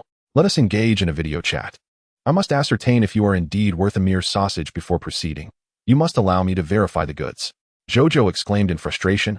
I am utterly exasperated. Why must such shameless individuals exist in this world? Even a missile could penetrate Lin Feng's steel door. Yet, I fear not even a missile could breach his thick skin. Jojo sighed. It was clear that Lin Feng would not emerge. Thus, she must devise a means of self-preservation. Casting aside her phone, she resolved to ignore Lin Feng. Jojo began to ponder her future course of action. She made her way to the kitchen, picked up a sharpening stone, and moistened it with water. Then, she commenced the meticulous task of honing the two samurai swords within her home. These were the only weapons at her disposal, and ensuring they were sufficiently sharp would better prepare her for the trials that lay ahead. With the supplies on the second floor depleted, she knew she must safeguard the resources in the ground floor storage. Should those two be taken from her, she would resort to the blade for a swift end. After all, a quick slice across the throat would spare her from prolonged suffering. It was better to be prepared than to be caught unawares. Chapter 62. The prelude to the first conflict. It must be said, a person devoid of shame is truly invincible. Lin Feng's audacity had grown to rival that of a city wall, and could Jojo's subtle thoughts remain a mystery to him? Noticing Jojo's silence, Lin Feng resolved to provoke her further. Having already viewed her photos, what was there to feel embarrassed about in sharing a video? Your lack of sincerity is disheartening. How can we engage in open and meaningful dialogue, fostering a mutually beneficial partnership, if you refuse to even turn on your camera? Jojo stared at Lin Feng's message, her teeth gritting in frustration. If only she were not so aware of how robust her safety house was. At this moment, she wished to storm over and confront Lin Feng. She tossed her phone aside, ignoring him entirely. This man, cocooned in his own little world, was impervious to the trials of life, and yet he remained so audacious and shameless. Fine, Lin Feng, I shall match your endurance. Let us see who can outlast whom. Buzz. Jojo scraped her finger across the blade, hearing its sharp ring, which brought her a measure of peace. After sharpening the swords, she seized a pack of dried squid and directed her ire towards it. Out of curiosity, she wondered what Lin Feng was consuming. To her astonishment, she discovered him at home, leisurely carving an ice sculpture from a massive block of ice measuring a square meter. He had arranged various seafood slices atop the sculpture to enjoy as sashimi. The outdoor temperature had soared to 60 degrees. The air conditioning had ceased to function. But where on earth had he procured such a large block of ice? My goodness, I can hardly bear to waste water on bathing. I feel as though I am melting. This man is creating ice sculptures in this sweltering heat. Is this the extravagant life of the affluent? Is it truly so accessible to common folk? In an instant, Jojo found that the dried squid in her hand had lost its appeal. Then, she watched as Lin Feng picked up a piece of salmon, took a bite, and chewed a couple of times. Ugh, raw fish is truly unpalatable. I would rather have hot pot. She spat it out, and Abe, undeterred, happily licked the floor clean. Then Lin Feng retrieved an electric hot pot and began to prepare his meal. My heavens, I am on the verge of overheating. This man is actually cooking hot pot around an ice sculpture. How can one inflict such emotional blows? I distinctly recall that my design did not include a cold storage facility. Moreover, in such sweltering weather, a cold storage unit would hardly be operational, a fact Jojo understood well. The more she contemplated, the angrier she became. Should I expose Lin Feng? She picked up her phone, activating the long-distance camera. If she were to share this in the owner's group, Lin Feng would surely face dire consequences. But alas, while Lin Feng may lack humanity, Jojo was not like Liang. She could not bring herself to commit such a despicable act. She set her phone down, refraining from taking any photographs. Just then, another message from Lin Feng arrived. Come over and have a bite? Jelly and popping candy. I have them both. Shall we engage in a game of ice and fire? Jojo, slightly bewildered by the message, replied, How old am I now? I've long since outgrown jelly and popping candy. Lin Feng countered, I never said you had to eat them. Come over, and I'll teach you. Jojo responded with a perplexed expression, but Lin Feng remained silent. Driven by curiosity, Jojo opened the app and searched for alternatives to jelly and popping candy. Upon discovering the results, her cheeks flushed with embarrassment. Lin Feng, you are the most shameless person I have ever encountered. You are like a toad clinging to a frog, ugly yet playful. Jojo was furious, wishing she could slice Lin Feng in two. Whether you choose to play or not is irrelevant. This is a transaction, not coercion. Just let me know when you decide. I have everything you could desire. Reading Lin Feng's words, Jojo found herself both amused and irritated. Keep boasting. With such bravado, do you possess an aircraft carrier? Lin Feng's next remark shattered Jojo's composure. Indeed, I do, but you are not worth that price. Even if you ruined it, you still wouldn't be worth an aircraft carrier. You might want to consider something else, something worthy before you approach me. I, Lin Feng, never defy a woman's will. Jojo exclaimed, You're utterly insufferable. I've never encountered anyone so full of hot air. Frustrated, she tossed her phone aside. Conversing with Lin Feng was infuriating. In school, surrounded by numerous male architecture students, Jojo, with her beauty, had countless admirers. During holidays, flowers adorned the lobby below. She had never met anyone with Lin Feng's audacity. Other men might be lecherous, but at least they pretended to be gentlemen. And then there was Lin Feng, blatantly brazen. What did he possess beyond his vast wealth, his towering height of 185 centimeters, and his handsome face? Reflecting on Lin Feng, Jojo pondered whether he lacked for female company. What could his intentions be? Unable to fathom it, she chose to dismiss the thought. Reclining on her bed, she fanned herself with a handcrafted fan. The temperature had already soared to 40 or 50 degrees that evening. Whether the air conditioning was on or off made little difference. It was far less effective than a simple electric fan. However, even with a fan, it was of little use, as power was only intermittently supplied at night, rendering any breeze negligible. Meanwhile, the neighborhood was far from tranquil. Families mourning their deceased observed the corpses in their homes, the stench becoming unbearable. If the bodies were not buried or disposed of soon, the oppressive heat could suffocate the living. Some, heeding Liang Qiuyu's advice, carried the bodies to the rooftop under the cover of night, awaiting cremation. Others, reluctant to let their loved ones be exposed to the elements, decided to clandestinely dig a grave in the flower bed. Still, some remained in denial, placing the corpses in a single room and sealing the door, believing that out of sight would bring peace of mind. The chat group was eerily quiet. Everyone was struggling, unable to procure even the most basic necessities, gradually losing the will to inquire. At midnight, the water and electricity returned. Everyone had grown accustomed to it, hurriedly gathering pots and pans to fill with water. Jojo, residing on the second floor, found the water flow weak, but sufficient for her needs. Having stored an ample supply of water and deeming it a waste to let it go unused, Jojo resolved to indulge in a bath, contemplating that opportunities for such luxury may soon dwindle. Just then, her phone rang. Why was the water pressure so feeble today? Residing on the 19th floor, it was practically a drought. Living on the top floor, she had no water at all. Could those in the lower floors spare a thought for them? No more baths. Leave us a lifeline. There is hardly any food left. How can we survive without water? What does your water situation have to do with us? When you purchased your homes, you should have considered the ramifications of power outages, water stoppages, and fires for high-rise dwellers. Exactly. In this sweltering heat, what harm is there in wanting a bath? I'm not asking you to pay my water bill. Do you live by the sea? You're meddling quite a bit. Fine. So you refuse us water, do you? Don't push us to take action. Indeed, the residents of the high floors must unite.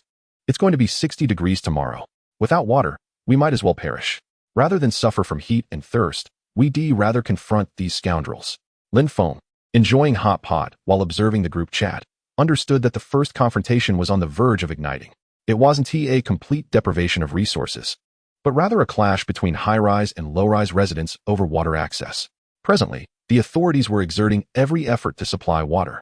Southern regions, in a state of calamity, lay barren with corpses strewn about. Even the sacred waters of the Ganges had evaporated. Resorting to desperate measures would be futile. The government of Huaxia had already been quite accommodating. What more do you desire? Chapter 63. The first confrontation erupts. Ding ding ding. Jojo had intended to enjoy a bath, but a knock resounded at her door. Reluctantly, she felt compelled to investigate. Otherwise, peace would remain elusive. Who is it? What do you want? Jojo brandished a katana as she approached the door, acutely aware of the need for caution. Hello. We are the residents from the floor above you. We have no water. Could you spare us a little? Without water, we may perish from thirst by tomorrow. There were numerous individuals outside, at least a dozen, banging on the doors of the second floor, demanding entry. Having witnessed what transpired with Liang, Jojo understood that it began with a request for water, but would inevitably devolve into a struggle for her own supply. Would she truly open the door? Had she lost her mind? The plumbing in her apartment was already damaged, and they had drained her resources. If they needed water, they should seek it elsewhere. Jojo could not possibly grant them entry. She merely hoped they would seek refuge in another unit. Let me in to fix the pipe. A single phrase left Jojo speechless, unsure how to respond. They were demanding she force the door open. I'm nearly dying of thirst. Exactly. Why waste time with them? How many have already succumbed? We won't harm anyone. We only wish to fetch some water. Those inside, listen. If you open the door, we are all neighbors. And we'll meet again in the future. We'll leave once we've taken the water. If you refuse us entry, we cannot guarantee your safety. Fear gripped Jojo as she listened to the voices outside. Yet, she knew unequivocally that the door must remain closed.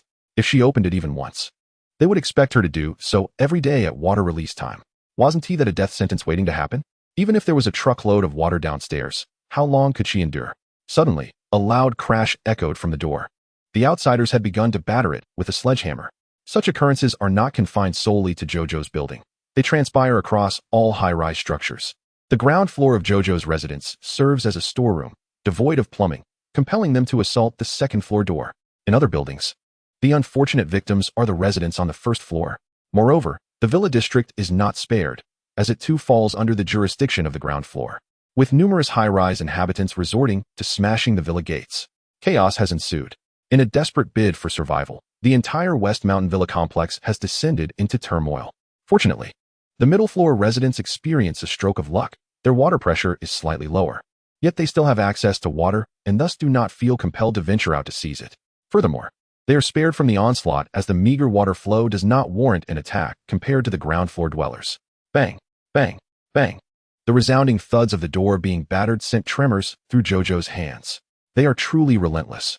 Should they breach her sanctuary, her demise is imminent. Despite Jojo's typically fiery temperament, she is still a woman, and if she were to remain unafraid in this dire moment, her courage would be extraordinary. As she watched the door bend under the assault, tears of desperation welled in her eyes. This is merely a standard security door, utterly incapable of withstanding such force. Creak, creak. The iron door groaned ominously under their relentless pry. Clutching her katana tightly, Jojo steeled herself for the worst. Crash. At last, the iron door succumbed to the strain and was wrenched open. Please, do not force my hand. Leave my home at once, or I shall be compelled to strike. Jojo stood resolutely behind her wrought iron gate, wielding her blade in a desperate attempt to intimidate her assailants, hoping against hope that they would relent. This iron barrier represented Jojo's final line of defense. Such a flimsy barrier. I could break it with just a couple of strikes. A middle-aged man brandished a heavy hammer, poised to strike. Meanwhile, Jojo, overwhelmed by fear, shut her eyes tight and lunged forward with her katana. Should they enter, her fate would be sealed. Thud. The blade plunged into his abdomen, leaving the onlookers outside in shock. We merely sought to collect some water. Is it necessary to resort to murder? Dad, Dad.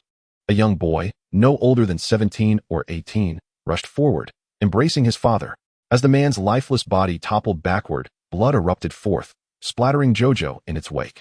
The middle-aged man clutched his wound, and within moments, his head slumped to the side, devoid of life.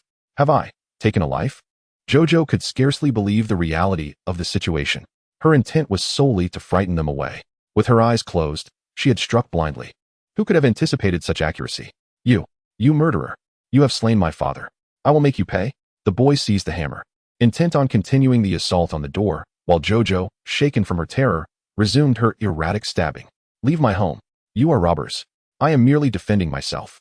Jojo's frantic flailing with the katana prevented the boy from retaliating, as the blade's length deterred him from approaching too closely. A single wound could prove fatal in such sweltering heat, making infection a deadly possibility. Witnessing Jojo's descent into madness, a group of neighbors chose to distance themselves rather than assist, opting instead to pry open the doors of two other households. Moments later, the doors of two neighboring units on Jojo's floor were also breached.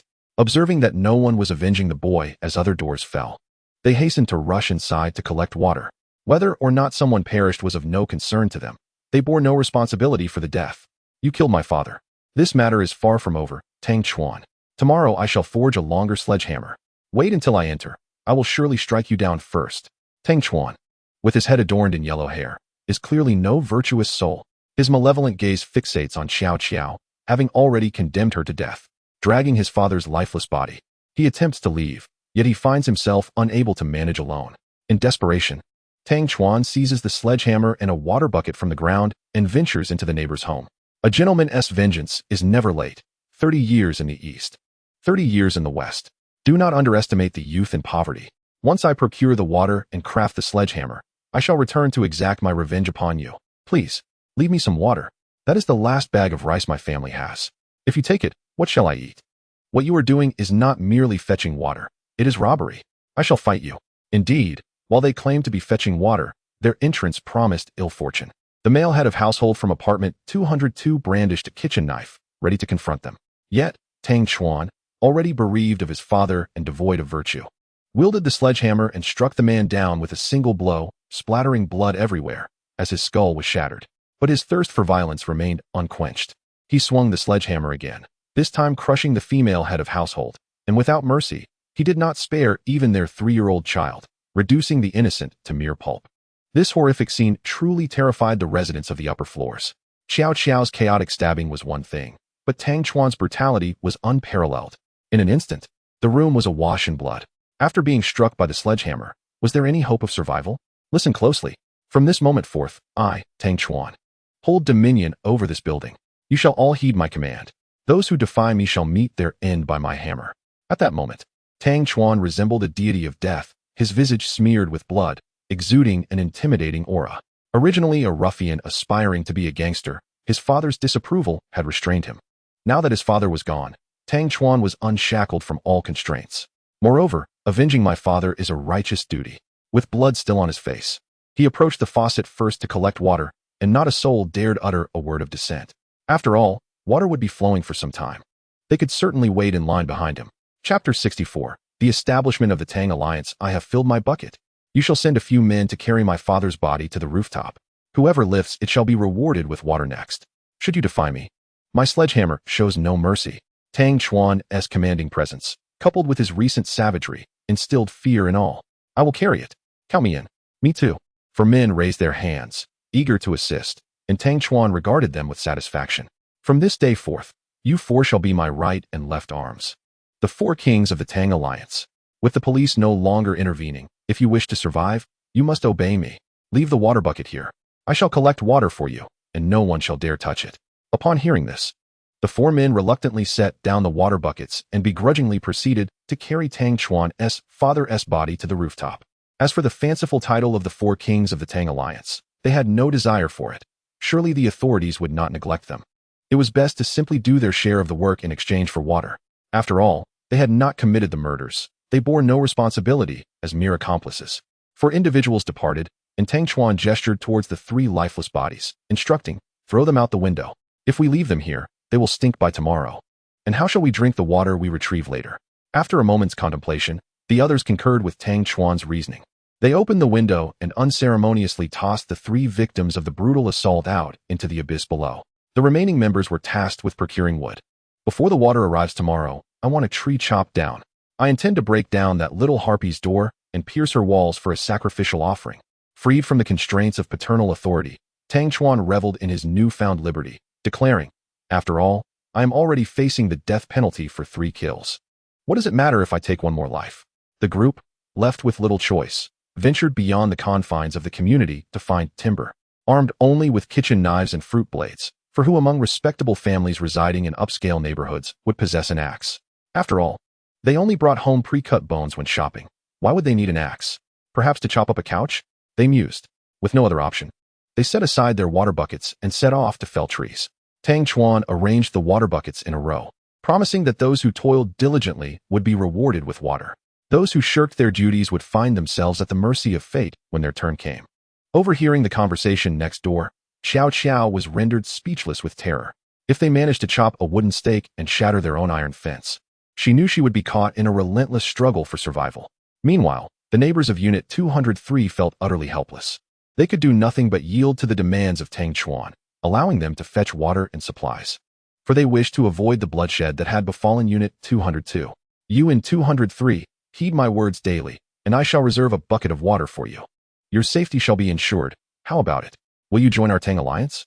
The family of 4 from Unit 203, upon hearing this, agreed without hesitation. Very well, leader. We will join. They exclaimed. Could you also spare us some food? Without sustenance, we shall not last long. Though Tang Chuan was tempestuous, he possessed a modicum of cunning.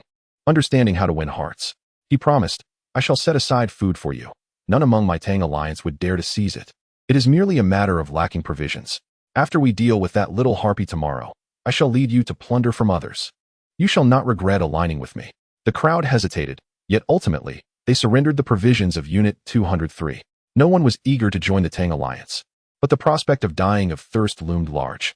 Thus, they resolved to work diligently, avoiding any infractions, in hopes of waiting for official rescue.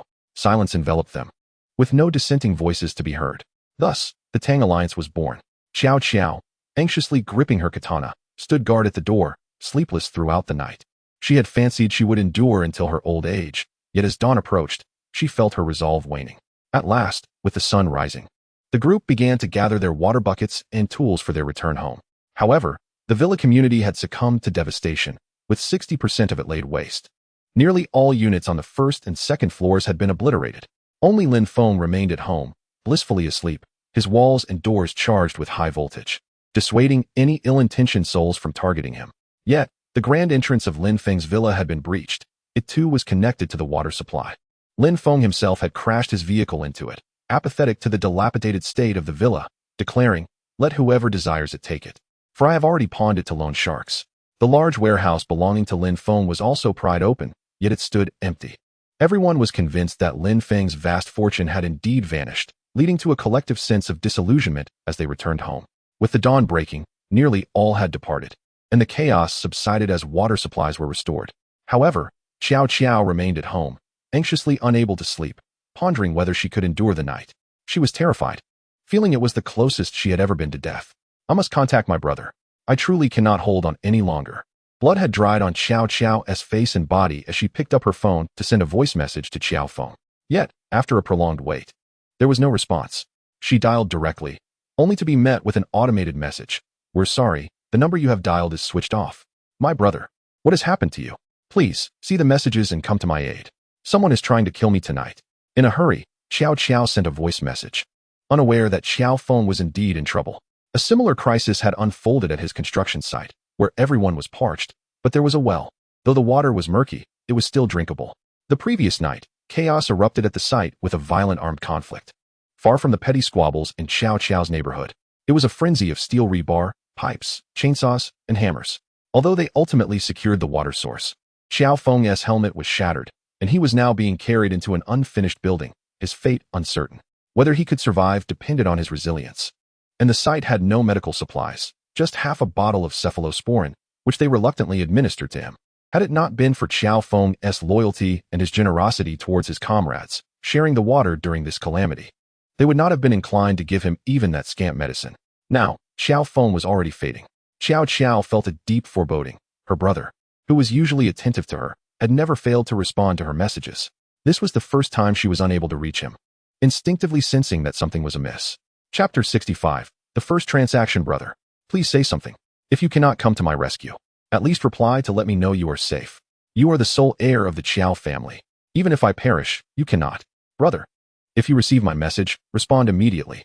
The 20 million you entrusted to me has not been squandered. I have procured supplies worth that amount and stored them in your warehouse. I have welded the main door shut. You can enter through the hole beneath my bed on the second floor. If I do not survive this night, you must ensure that you live on with those supplies. Dear brother, despair enveloped Xiao Qiao as she realized her imminent demise and the absence of any savior. In such turmoil, supplies equated to life. Ultimately, she resolved to leave the provisions for her brother. They could not both meet their end. The hole beneath the bed was concealed by a wooden floorboard, likely to go unnoticed. Now, would any friends, classmates, teachers, or neighbors, aware of the colossal trouble she faced, still come to her aid? Jojo has discerned the depths of human nature. Even her closest confidant, Li Ying, is capable of betrayal. She recognizes the magnitude of the calamity she has stirred. Aside from her brother, Xiao Feng, no one will care for her well-being. The thought of ending her own life crosses her mind. Indeed, being captured would be far more agonizing than death itself. With despair etched across her face, Jojo gazes at the katana. She had initially believed she could exhaust that scoundrel Lin Feng with 20 million worth of resources, yet after just one day, she finds herself unable to continue. Oh, Lin Feng. The mere thought of that scoundrel stirs something within her. Clinging to the last vestiges of hope, Jojo sends him a message. Perhaps offering the resources to Lin Feng could grant her access to a safe haven? However, she resolves not to disclose the location of the supplies, fearing that Lin Feng might turn against her. He is notoriously shameless. It would be more prudent to leave her life to Xiao Feng than to share with Lin Feng. Lin Feng, are you aware of the incident that transpired in the neighborhood yesterday? I know the whereabouts of a stash worth 20 million. Would you permit me to take refuge in your safe house? If you allow me entry, I shall reveal the location of the supplies, enough for us to last several lifetimes. Buzz, buzz, buzz. At that moment, Lin Feng's phone rang. Who could it be so early in the morning? Annoyed, he rubbed his eyes and opened the message, only to discover it was Jojo. 20 million in resources? You might as well keep it for yourself. You think you can enter my safe house? Not a chance. Such an arrangement is utterly out of the question. Even if you offered me 2 aircraft carriers, I would refuse. Lin Feng would never allow anyone into his sanctuary. Doing so would jeopardize his own peace of mind. Upon reading Lin Feng's response, Jojo felt utterly despondent. How much food do you have stockpiled in that safe house? You look down upon a mere 20 million in exchange for a place to stay? Setting her phone aside, Jojo grasped the katana, contemplating the end of her own life. There was no need to continue concerning herself with Lin Feng. He was nothing but a boastful fool, indulging in his own amusement while shirking any responsibilities. Brother, Jojo is leaving. You must carry on without me. With the katana poised to end her suffering, her phone rang once more. Brother, is that you? Jojo glanced at the screen, only to find it was Lin Feng, that scoundrel. What trouble have you stirred up? Speak to me. You certainly won't gain entry to my safe house, but I am quite knowledgeable in software hardening engineering. Should you have any issues, we might arrange a trade. Jojo seethed with indignation upon reading his message. This scoundrel remains insufferably arrogant. Regardless, she resolved that if she were to perish, she would first take him down with her. Enraged, she thought, 1 life lost is the same as 2. I shall make my final stand. First, I will eliminate you, Lin Feng, and then I will embrace death. I killed the individuals above me who were hoarding water. They seek revenge and intend to kill me. Alone, I cannot withstand their numbers. Tonight, my fate is sealed. Upon reading Jojo's words, Lin Feng was convinced. Several unfortunate souls had already met their end outside his home. Given that Jojo lived on the 2nd floor with access to water, it was hardly surprising that trouble had found her. Such trivial matters. Come over and play a game with me. I shall provide you with a pistol and 200 rounds of ammunition. Securing your abode will be a mere task, and you could easily eliminate the inhabitants of this building. Upon receiving the message, Jojo was taken aback. She never anticipated that Lin Feng, that scoundrel, possessed a firearm. Excitement surged within Jojo. If she could gain access to the safe house, if she could dispatch Lin Feng, not only would she seize a refuge, but also procure a weapon of considerable lethality. This was a chance she must seize, for she had nothing to fear. Why should she be intimidated by Kuan Kuan? Show me the gun. I refuse to believe you have a pistol.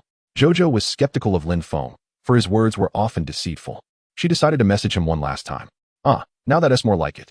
Witnessing Jojo's earnestness, Lin Feng swiftly grasped a pistol and aimed it towards a distant target.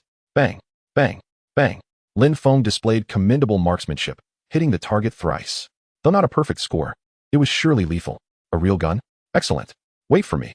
I shall come at once. With newfound hope for survival, Jojo resolutely chose to seek out Lin Feng. Setting aside the pistol, Lin Feng was filled with anticipation. He applied sunscreen to shield himself from the sun's harsh rays, wary that Jojo might attempt a sudden betrayal. After all, the psychological toll of that past encounter weighed heavily upon him. Jojo, dressed appropriately and armed with sunscreen and a parasol, prepared to confront Lin Feng. Standing at her door, she cautiously observed her surroundings, ensuring no one was watching before stealthily opening and locking the door behind her. During the day, it was unlikely anyone would intrude, and with the pistol in hand, she could easily return for revenge. What was there to fear? Braving the sweltering heat, which felt as if it scorched her lungs, Jojo arrived at Lin Feng's doorstep. The heat was unbearable, but thankfully, they lived nearby. Otherwise, she might have succumbed to the heat. She rang the doorbell, and Lin Feng answered. Jojo clenched her fists, ready to strike as soon as the door opened. However, The moment Lin Feng opened the door, he pressed the gun to her head. Don't move. Instantly, Jojo was taken aback. What the hell? Lin Feng, must you be so cautious?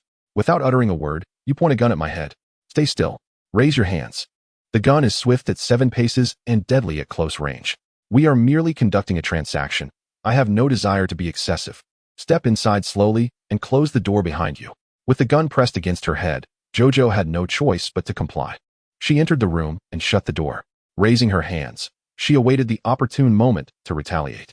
Now, please indulge in this chocolate liqueur, and then proceed to the 5th room. Lin Feng remained cautiously distant from Jojo and tossed her a piece of chocolate. Jojo picked it up, contemplated briefly, and consumed it. Lin Feng had no need to poison her. If he intended to kill her, he could simply pull the trigger. Moreover, refusing to eat was not an option with a gun aimed at her head. Jojo complied, knowing full well that at this distance, seizing the gun was an impossibility. Chapter 66. Learning and practice are two distinct matters. As Jojo surveyed Lin Feng's safe house, she was utterly astounded. The interior resembled a colossal ice block, maintained at a frigid 20 degrees Celsius, while the outside sweltered at a scorching 60 degrees. Every door was crafted from solid steel, featuring shooting ports, ensuring that even if the main entrance were breached, there remained the capacity for counterattack from within the steel confines. This was merely the first floor. Lin Feng's residence boasted 3 levels above ground and 2 subterranean. All the steel doors remained shut. Jojo could only speculate what lay beyond, perhaps more ice and supplies. Only the 5th and 6th doors were ajar. Guided by a gunpoint, she approached the 5th door, and to her astonishment, it revealed a grand bathing area. Fully equipped with toiletries, ornamental rocks, lush greenery, waterproof tiled murals, and a continuous water supply, it resembled a luxurious hot spring. Lin Feng, what on earth is going on? This was not how I envisioned the design. Jojo was taken aback. Had Lin Feng constructed this himself? Her original design bore little resemblance to this. But what purpose did such a lavish space serve? Who could possibly bathe in such an expansive area, especially in these times of water scarcity? I can barely spare a sip for myself. Cough, cough. Just go in and wash up. Why concern yourself with the details? Lin Feng's face flushed with embarrassment. He would never confess that this was intended for a party once conditions stabilized. After Jojo entered, Lin Feng promptly locked the steel door with a key, intending to reopen it half an hour later. Jojo explored the bathing area, her astonishment growing. Truly, the world of the affluent was astounding. Even a bathroom could be so extravagantly inviting. The temperature was pleasantly warm, yet not stifling. Resolving to enjoy her final moments, Jojo undressed and stepped into the bath, feeling an immediate wave of relaxation wash over her. It had been far too long since she had experienced such comfort. Each day was a struggle against the heat and fatigue, all while remaining vigilant against potential robbery from above. The titanium alloy door of the safe house was impressive. Even a single steel door was sufficient to thwart most assaults. Jojo frolicked in the water like a fish, relishing the sensation of relaxation. Meanwhile, Lin Feng sat on the sofa, idly waiting for time to pass, while subtly adjusting the temperature of the bathing area. This wild horse must be kept in check. She surely harbored ulterior motives. What if she were as cunning as Feng Qian? Having been deceived once, Lin Feng vowed never to fall prey a second time. At that moment, Jojo savored her fleeting reprieve, while simultaneously plotting Lin Feng's demise to seize his safe haven. Armed with a firearm, possessing 20 million in resources, and ensconced in such a secure, temperate refuge with abundant water and electricity, she could easily reside here for a lifetime. After all, she had already taken a life. What was one more? Lin Feng, you truly deserve to perish. As she bathed and swam, Jojo began to feel increasingly warm. What was happening? Was the air conditioning malfunctioning? Surely, she could endure this heat. She had withstood 60 degrees before. Yet, as time progressed, an unsettling sensation began to creep in. It seems that the heat is not due to the weather, but rather Lin Feng deliberately raised the temperature. Damn it, Lin Feng. You are truly infuriating. How could you be so excessively cautious?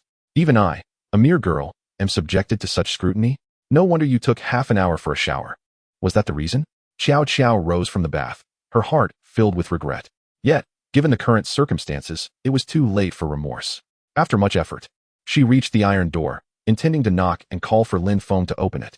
Lin Feng, you are the most shameless person I have ever encountered. Even wary of a small girl like me. Xiao Xiao's face flushed with embarrassment as the heat became unbearable, leaving her voice weak. After a moment's contemplation, Lin Feng adjusted the bathroom temperature back to normal, realizing it had become unbearable. He stood up, opened the bathroom door, and lifted the nearly fainting Xiao Xiao into his arms. At that moment, Xiao Qiao felt utterly mortified, wishing she could disappear. She recognized her defeat. From this day forth, she would transition from a young girl to Mrs. Lin. Lin Feng, you have truly astounded me. Xiao Qiao understood she had lost completely and could only hope Lin Feng would not go too far. Rest assured, I, Lin Feng, conduct business fairly, without coercion, offering genuine goods, free from deceit. He carried Xiao Qiao to the bedroom and tossed her onto the bed, drawing the curtains. Acceptance was her only option. Opposing someone as shameless as Lin Feng was utterly futile. Indeed, those without shame are invincible. Moreover, Lin Feng was exceedingly cautious, unwilling to take any risks. Lying on the bed with her eyes closed, Xiao Qiao wished to avoid witnessing the situation. She had envisioned a romantic encounter filled with affection, yet unexpectedly, it had devolved into a mere transaction. Lin Feng's clumsy attempts left Xiao Qiao frustrated, the sensation unexplainable and overwhelmingly embarrassing. However, after a lengthy pause, Lin Feng remained inactive. Lin Feng, apart from leaving me drenched in saliva, what else can you do? Hearing Xiao Qiao's skepticism, Lin Feng's annoyance flared. It's just that I lack experience the first time. I don't know what's wrong. But that doesn't mean I'm incapable. This is a matter for both of us, not just me. Lin Feng felt too embarrassed to admit his inexperience, believing that knowing and doing were two entirely different matters. Xiao Qiao, however, picked up on the underlying meaning of his words. Lin Feng, after studying so much material, you can't possibly still be inexperienced, right? Confronted by Xiao Qiao's inquiry, Lin Feng's face flushed with embarrassment. Truly, learning and practice are indeed distinct. You've discovered my secret. I'm not. I didn't tea. Please don't make baseless claims. Lin Feng hurriedly denied it, while Xiao Qiao felt a surge of joy within. So all this time, you've merely been boasting online? When it comes to actual confrontation, you are nothing. Had Lin Feng been a womanizer, Xiao Qiao would have felt humiliated. Yet, unexpectedly, there was a silver lining. So, it turned out that Lin Feng was merely a blustering internet braggart? Very well, it appears we are now entering the gift-giving segment. After all this boasting, Lin Feng surprisingly initiated something. Is there no law? Is there no justice? Chapter 67. If I cannot resolve the problem, I shall address the troubled individuals. The temperature soared, fervent as a blazing fire. Fortuitously, Lin Feng's body was safeguarded by his formidable martial prowess. He barely managed to withstand all of Xiao Qiao's onslaughts, thus reluctantly diffusing the crisis. After a practical exercise, Lin Feng affirmed that he was indeed untroubled. An hour had elapsed, and he had persevered. The weight upon his heart had been lifted. It appeared that the loss of his brother had not impeded his performance. Xiao Qiao lay exhausted on the bed, deeply asleep, while Lin Feng sat at the bedside, igniting a cigarette and sinking into contemplation. Should he retain Xiao Qiao? After all, she was his first woman, and their shared experience was unique. Surely, she would not betray him. Lin Feng retained a modicum of humanity, albeit limited. After some reflection, he shook his head. This wild mare was far too untamed. It would be prudent to confine her for a while to temper her wildness. After finishing his cigarette, he donned his clothes and dressed Xiao Qiao as well. It would take her some time to awaken. He applied sunscreen on himself and then on her, for she would soon be his woman, and any blemish would ultimately reflect upon him. Honest to say, Lin Feng truly wished to keep her around. After all, they were both novices, and even if it was a mere transaction, it was an experience neither could ever forget. However, Lin Feng was exceedingly cautious. Until he was certain that Xiao Qiao would not betray him, he could not allow her to stay. Once her hands were stained with blood and she grasped the world's cruelty, she would realize that only by following him could she find peace in slumber. And then he could admit her into his abode. The secrets of his space were not to be divulged to anyone. Not even 10 Xiao Qiaos could be entrusted with such knowledge. Had it not been for Feng Qian's awareness of Lin Feng's space, would he have met such a grim fate in his previous life? What had caused his demise? Surely, one could not consume 100 beans without discerning their unpleasantness. Upon exiting the safe house, Lin Feng retrieved an anti-heat combat vehicle from his space. Although the distance was not great, he preferred to drive to shield himself from the sun's rays. He harbored no fear of the neighbors. With his spatial perception, he could locate them effortlessly. The space could absorb items and even bullets. Long-range attacks were futile against him. There was nothing that Lin Feng could not resolve with just a modicum of effort. If he so desired, he could unleash a deluge to drown the entire city of Huanghai. Naturally, he would not be so idle. Should the authorities be caught in the flood, he would incur their wrath. Lin Feng had now stepped onto the threshold of invincibility. These ordinary individuals were merely offering themselves as sacrifices. Arriving at Xiao Qiao's residence, he parked the vehicle and carried her home. He took her keys and opened the iron gate. This dilapidated barrier could be easily deformed with a few kicks. It was evident that she would not withstand the night, hence her capitulation. Placing Xiao Xiao on the bed, Lin Feng commenced inspecting the surroundings. After a brief examination, he discovered that there was water in the house. The bathtub was nearly full, and the second floor would not run out of water anytime soon. There was a modest supply of food, sufficient for perhaps 2 days, just enough to ensure that when her provisions ran low, she would seek Lin Feng for a transaction. However, to his surprise, he spotted a dog. A Tibetan Mastiff? Female? Returned to Abe as a companion, for otherwise, finding a partner will prove challenging for him in the future. Just as Lin Feng held a cigarette and cradled Feng Zi, several individuals arrived outside the door.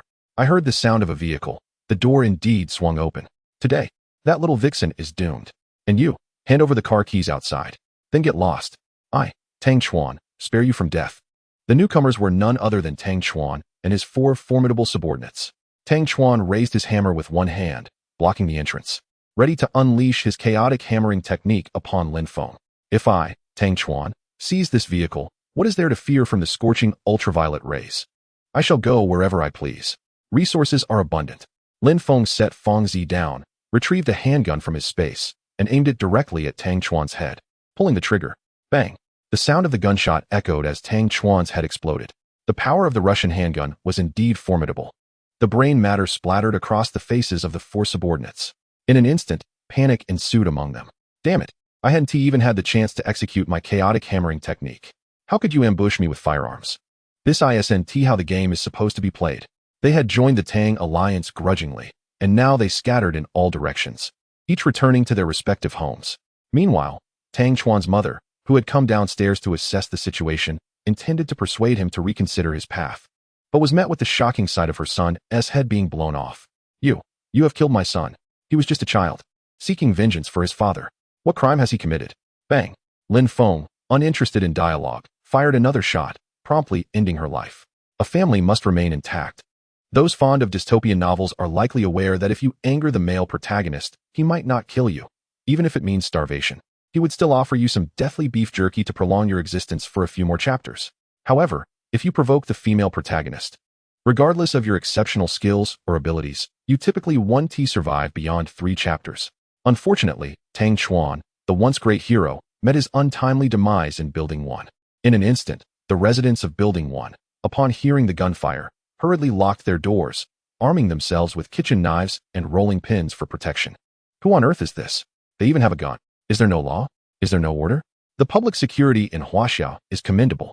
A single firearm is sufficient to intimidate 99% of the populace. Lin Feng, cigarette in mouth, ascended to the 2nd floor to check the other 2 rooms. One household was drenched in blood. Lin Feng utilized his spatial abilities to collect all the sofas, beds, furniture, and flooring from the home. In another unit, a family was barricading the door with kitchen knives, unwilling to let Lin Feng enter. I offer you a chance to live.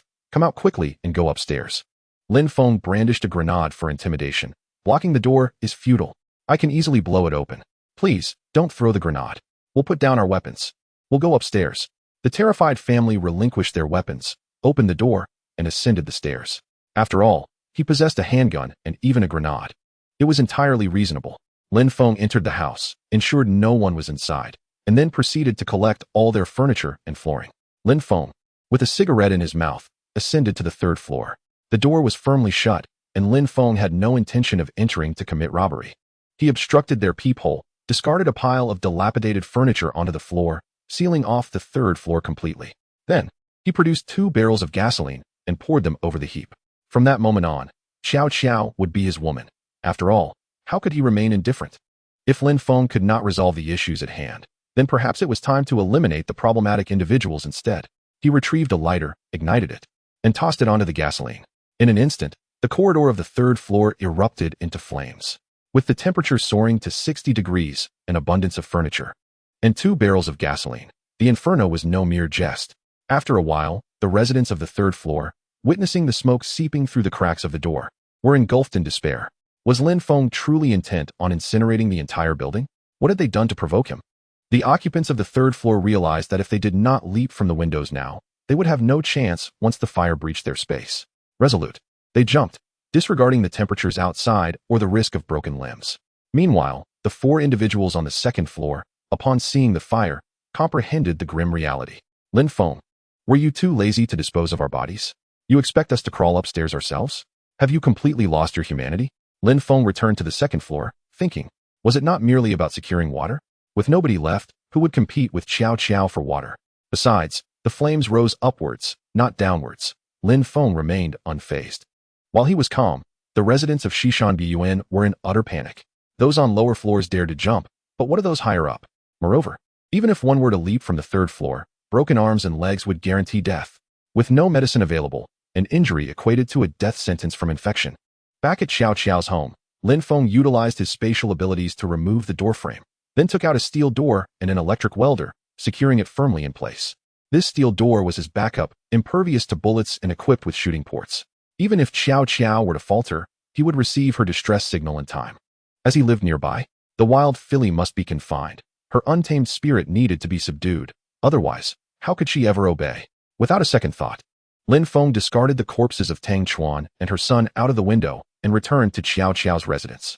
Inside, he tossed the keys to Qiao Qiao, leaving behind a handgun and 200 rounds of ammunition before taking Fengzi away. This was not a robbery. Rather, it was a trade.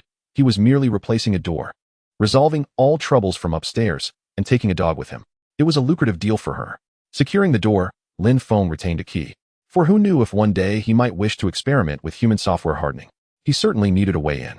Fengzi, being only 3 months old, did not resist being held by Lin Feng. After all, she was still too young to bite.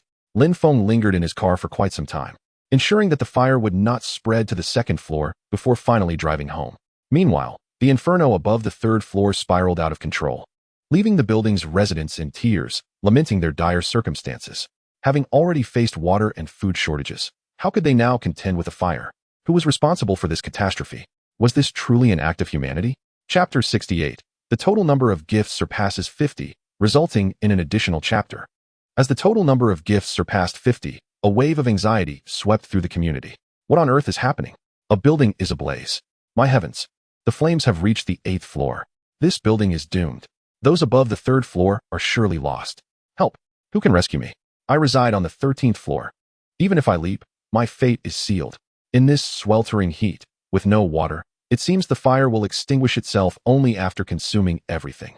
Lin Feng returned home to witness the uproar in the residence group. Shaking his head, he composed a message. Perhaps it is best to climb to the top floor and jump. That way, the suffering may be lessened.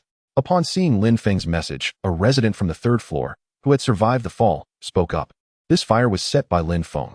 He filled the stairwell on the 3rd floor with flammable materials, doused it in gasoline, and ignited it. He never intended for anyone in this building to survive. Lin Feng, you are a murderer. What have we done to deserve this? Lin Feng, may you meet a terrible end. I've donned my red attire, ready to leap. Even as a ghost, I shall not spare you. They did not mention that Lin Feng was armed. Had they done so, who would dare seek vengeance on his behalf? Lin Feng smiled silently, unperturbed. If I am capable of taking lives and igniting buildings, why should I fear the specter of retribution? If I refrain from burning the building, Qiao Qiao will never find peace. The water supply will dwindle day by day, and the desperate will only multiply. Lin Feng, you have truly revealed your true nature. On behalf of all the residents of Beishan Courtyard, I condemn you. Once order is restored, I will certainly report you to the authorities. Observing Lin Feng's actions, Wang Guifan seized the moral high ground, entering full righteous mode. Has she finally caught the opportunity to punish Lin Feng? Lin Feng smiled subtly, unfazed. Wang Guifan, which building do you reside in? Provide an address, and I shall gladly send a fire your way as well. I perform good deeds anonymously.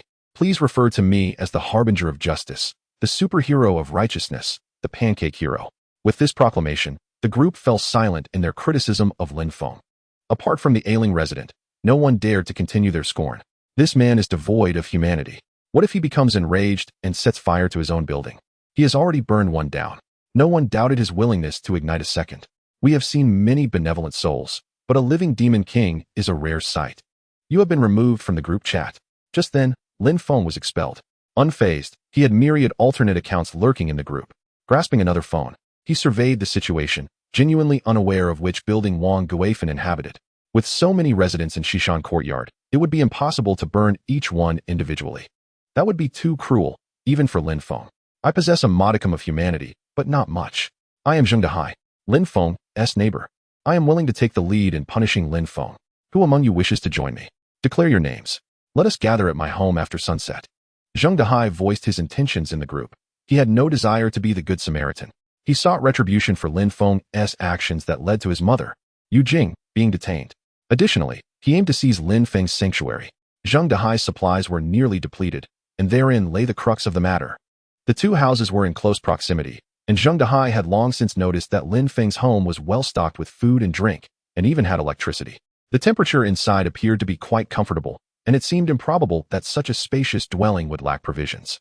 However, previously, Lin Feng had been extravagantly generous in the group chat, earning accolades for his lavishness, leaving Zheng Dehai without an opportunity to confront him.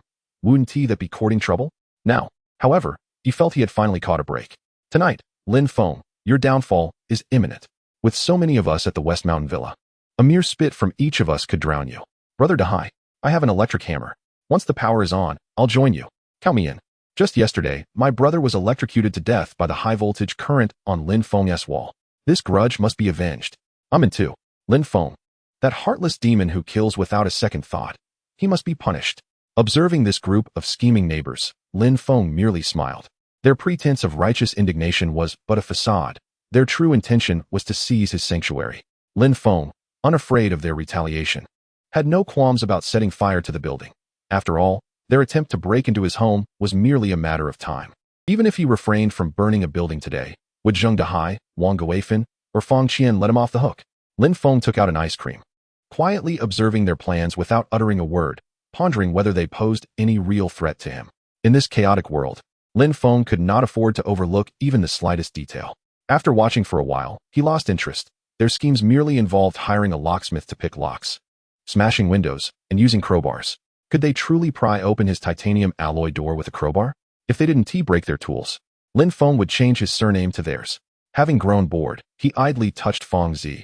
Her softness was undeniable. Though it paled in comparison to the fullness of Qiao Qiao's grain store, the sensation was unparalleled, and Lin Feng found himself regretting sending Qiao Qiao home. Fang Zi was obedient, neither noisy nor disruptive, allowing Lin Feng to touch her as he pleased. Meanwhile, Bei, with his tongue lolling out and drooling, gazed at Fang Zi like a lovesick fool. Indeed, following Lin Feng not only ensured a feast, but also the prospect of companionship. From that day forth, Bei would be Lin Feng's loyal dog, living as Lin Feng's pet, and dying as a hot pot ingredient. Lin Feng's commands were his to follow. Lin Feng observed Bei's peculiar demeanor. Those seemingly wise eyes of his were filled with an unusual intelligence. Bei, go fetch a cloth and wipe up your drool, Lin Feng tentatively suggested, as a thought crossed his mind. Woof. Bei wagged his tail and promptly retrieved the cloth to clean the floor. Lin Feng was taken aback, and Bei had never comprehended such complex instructions before. Was he beginning to evolve? It seemed that in this apocalyptic scenario, one had to be cautious not only when bringing people into the safe house, but also scrutinize even a dog. Should he consider putting down the two dogs now? What if they opened the door while he slept? Bei froze at Lin Feng's words. Although he didn't fully grasp the meaning, he understood enough of Lin Feng's intent. After finishing his task, Bei obediently entered his dog cage and shut the door. Indeed, there was no place safer than within the confines of my dog cage. Let us examine the state of affairs regarding the mutations. However, I must caution you, Abe. Should I detect even the slightest hint of disobedience, you shall find yourself transformed into a hot pot of dog meat. Abe, obediently confined within the dog cage, dared not defy me. After all, I, Abe, am but a dog, utterly incapable of unlocking your biometric password-protected door. Observing Abe's docility, Lin Feng retrieved a sturdy iron lock. He decided it prudent to secure Abe each night before slumber, a precaution against unforeseen circumstances. Lin Feng's excessive caution was evident. He wished to avoid any risk, even from a mere dog. Such absurdity. Chapter 69. A Spring Rain. A dream. Lin Feng perused the group messages for a while, finding little of interest, merely rudimentary methods devoid of any semblance of technological advancement. Several individuals had leapt from the third and fourth floors, resulting in a dozen fatalities.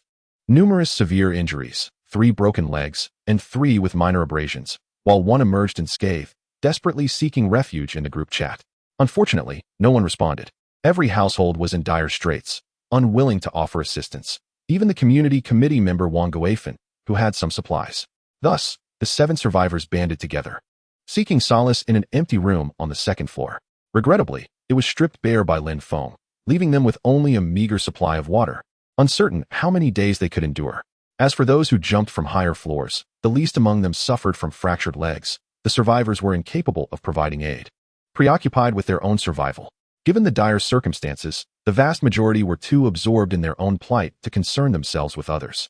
Even if Lin Feng were to distribute all his resources, could he save the world? It was best to prioritize one's own survival. Xiao Qiao lay upon her bed, increasingly warm, as if the indoor temperature had soared to 70 degrees. Indeed, it was stifling. The upper floors had been consumed by Lin Feng's flames, rendering the second floor akin to an oven. One would be fortunate if it did not ignite. Xiao Qiao was abruptly awakened by the heat, rising to survey her surroundings. Is this not my home? Could it be that my encounter with Lin Feng was merely a vivid dream? She shook her head, attempting to cast aside such wicked thoughts.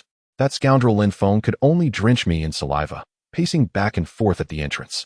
How could he possibly be a novice in love? Poring over study materials at home daily? And to think I dreamt of him. Was I the one initiating? The embarrassment was unbearable. As Xiao Qiao stood, she discovered a key upon the bed, alongside a pistol and 200 rounds of ammunition on the table. She was taken aback. This was no dream.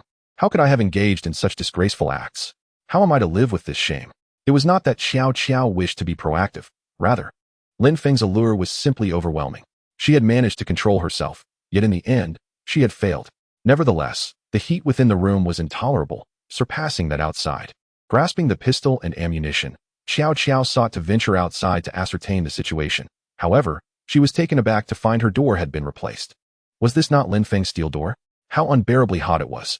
She attempted to exit, but the steel doorknob burned her hand, rendering it impossible to open. Alas, am I to be left here to roast? Lin Feng, you heartless scoundrel, how could you be so ruthless? A mere transaction, and now this. No matter how I say it, I am still your woman. How can you be so indifferent to my plight? Jojo was infuriated. She immediately grabbed her phone to unleash a tirade against Lin Feng's ancestors. Lin Feng, I cannot believe you. Jojo sent a flurry of voice messages, her fury palpable. On the other end, Lin Feng scratched his ears, realizing that perhaps leaving her in the safe house was a mistake. With such a temperament, would she not have taken my life while I was asleep?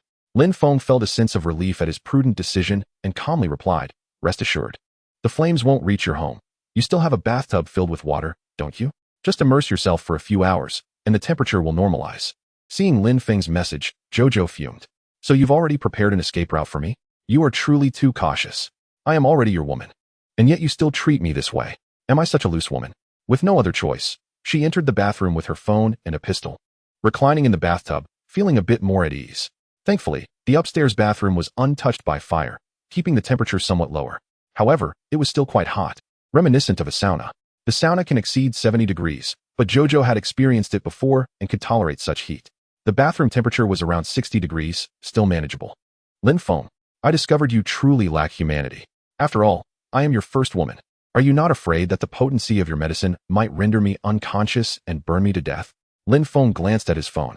This was a concern he had never considered. He only ensured that the fire would not reach the second floor before leaving. Rubbing his head awkwardly, he pondered how to alleviate this wild mare's ire. He realized he had indeed made a misstep, having not fully considered the implications. After all, Lin Feng had just experienced his first taste of forbidden fruit and was not yet satiated. It was in everyone's best interest to tame her and secure her in the safe house as soon as possible. If you are happy, I am happy. Let us all share in the joy. Happiness is best enjoyed together, as it doubles in delight. Don't worry. I made sure the effects of the medication would wear off before I left. If you weren't so volatile, I would have considered letting you stay in the safe house. But with your explosive nature, do you think I am not afraid that you might harm me while I sleep? Jojo stared at her phone, her cheeks puffed with indignation. Lin Feng was right. Jojo truly wanted to confront him. Getting herself intoxicated and losing her virginity. Was that something a person would do? Oh, how mortifying. If others found out, how would she ever face the world again? Jojo covered her face with her hands and submerged her head in the water to cool down, seeking calm. Yet, as soon as she closed her eyes, vivid memories of her wild encounters with Lin Feng flooded her thoughts. She recalled the chocolate liqueurs he had somehow procured, and she remembered every detail of their experience vividly. The only consolation was that Lin Feng was also a novice. Despite his boastful demeanor, he was not a player. Could it be? Am I destined to marry Lin Feng? But would he truly take responsibility for me? Jojo emerged from the bathtub, beginning to contemplate her future. Women often place great importance on their first experiences. Some women may even fall in love with the sharp edges of their men. Jojo, like many others, devoted her entire heart to her first love.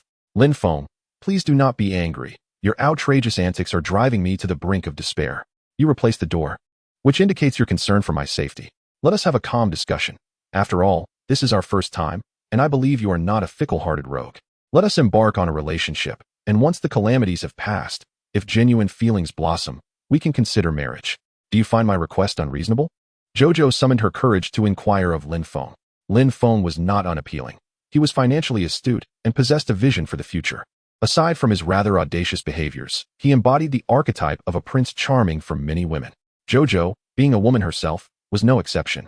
Lin Feng pondered her request. While it was not inherently excessive, it was indeed imprudent given the apocalyptic circumstances. He had previously stated, no initiative, no rejection, no responsibility. Furthermore, changing the door was a mere transaction. I took your dog, and this door serves as compensation. Lin Feng had resolved that he must marry at least 8 wives.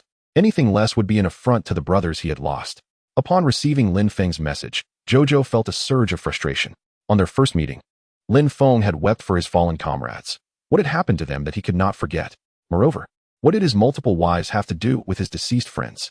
Lin Feng, who exactly were your brothers? What connection do your wives have to them? Furthermore, is this not a case of bigamy? You are breaking the law. Lin Feng's subsequent messages nearly sent Jojo into a fit of rage. Did you not meet my brother? Besides, what law am I breaking if we do not obtain a marriage certificate? Jojo thought. Indeed, conversing with Lin Feng could be infuriating. This fellow is utterly unhinged. When did I meet your brother? Do you have a photograph? Send it to me. Lin Feng obliged, sending a picture that left Jojo seething. Her face flushed with anger. So this is what your brother looks like. You could have just told me. Do you possess no sense of shame? Lin Feng replied with bemusement. Isn't this the photo of my brother you requested? I thought you might like a keepsake. I also have videos from when you pursued me. Would you care to see those? If it weren't for my brother's steadfast support, I might have been completely worn out by you. Jojo gazed at Lin Feng's words in disbelief. Her teeth clenched in frustration. You better delete that. Just how shameless can you be, Lin Feng? Chapter 70. In an apocalypse, you still wish to pursue romance? Lin Feng had not anticipated that this spirited woman would place such importance on her virtue. It seemed retaining evidence had been a wise decision. With a sly grin, he realized he had found a way to tame her. Deleting it was out of the question. In fact, he planned to set it for timed release. Should anything happen to him, that video would find its way to social media. He had Jojo's brother on WeChat, and he was certain it would catch his attention. Moreover, there were cameras not only in the bedroom, but also in the bathroom, all high definition and certainly unedited. Xiao Xiao, I am utterly exasperated with this scoundrel. Does he possess no semblance of dignity? If Xiao Feng were to witness such overt advances, I would rather perish than endure this humiliation. Lin Feng has become an unassailable foe, and I find myself unable to wager against him. This wretch truly dares to act with such audacity. Shameless, coercive, devious, cunning, and yet so insipid and unashamed. How could I have been so foolish as to not end my own life when I had the chance? Why did I allow myself to be ensnared in Lin Feng's lair? Who could possibly steal from such a despicable individual? Regret consumes me. I truly lament my decisions.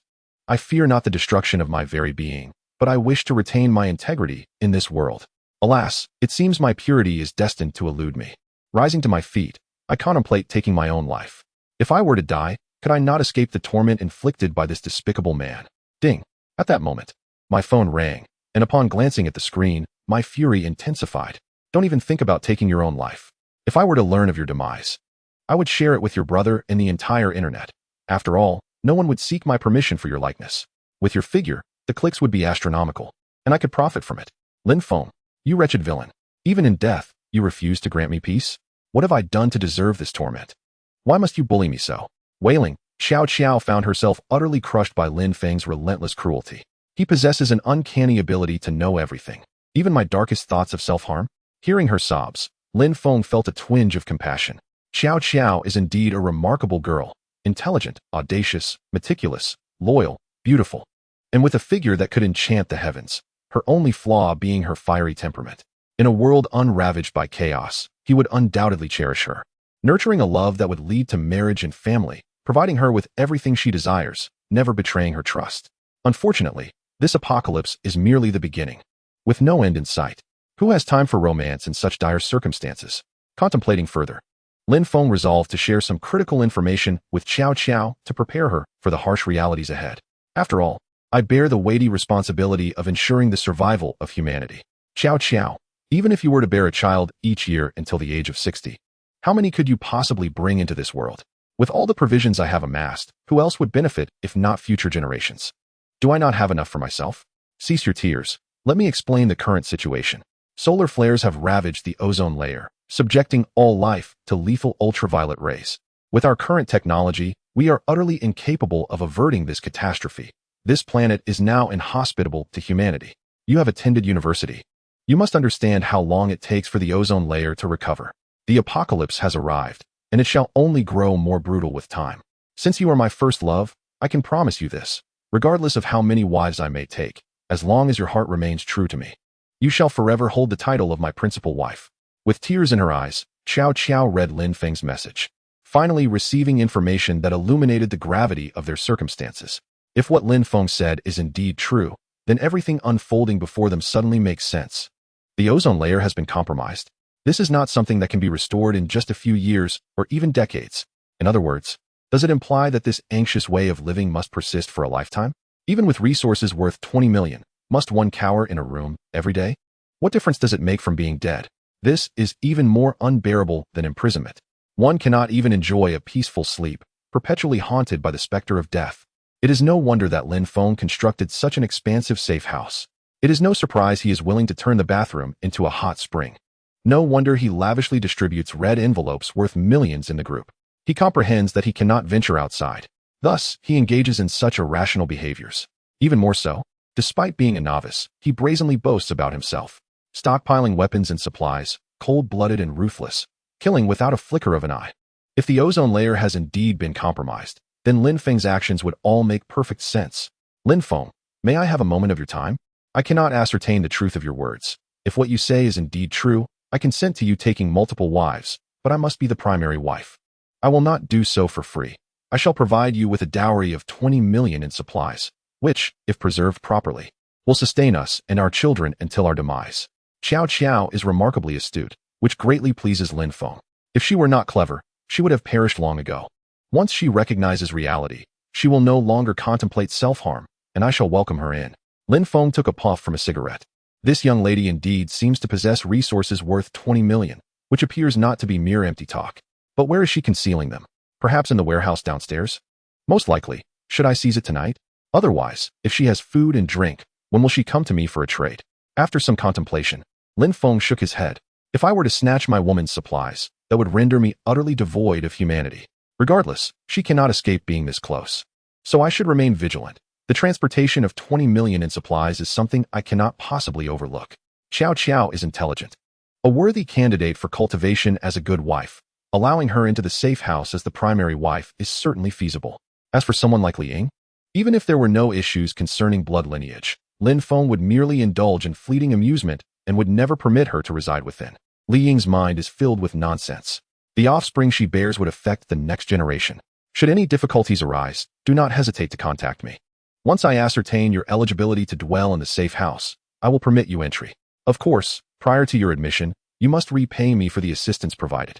Our relationship is merely transactional. Qiao Qiao blushed deeply at Lin Feng's message. How could he bring up such an embarrassing matter? Yet, contemplating it brings a certain comfort. Oh dear, what is it that occupies my mind? I have been led astray by this rascal. Indeed, happiness is always a shared experience. One must understand the importance of sharing with others. Lin Feng took out a cigarette and inhaled a few puffs.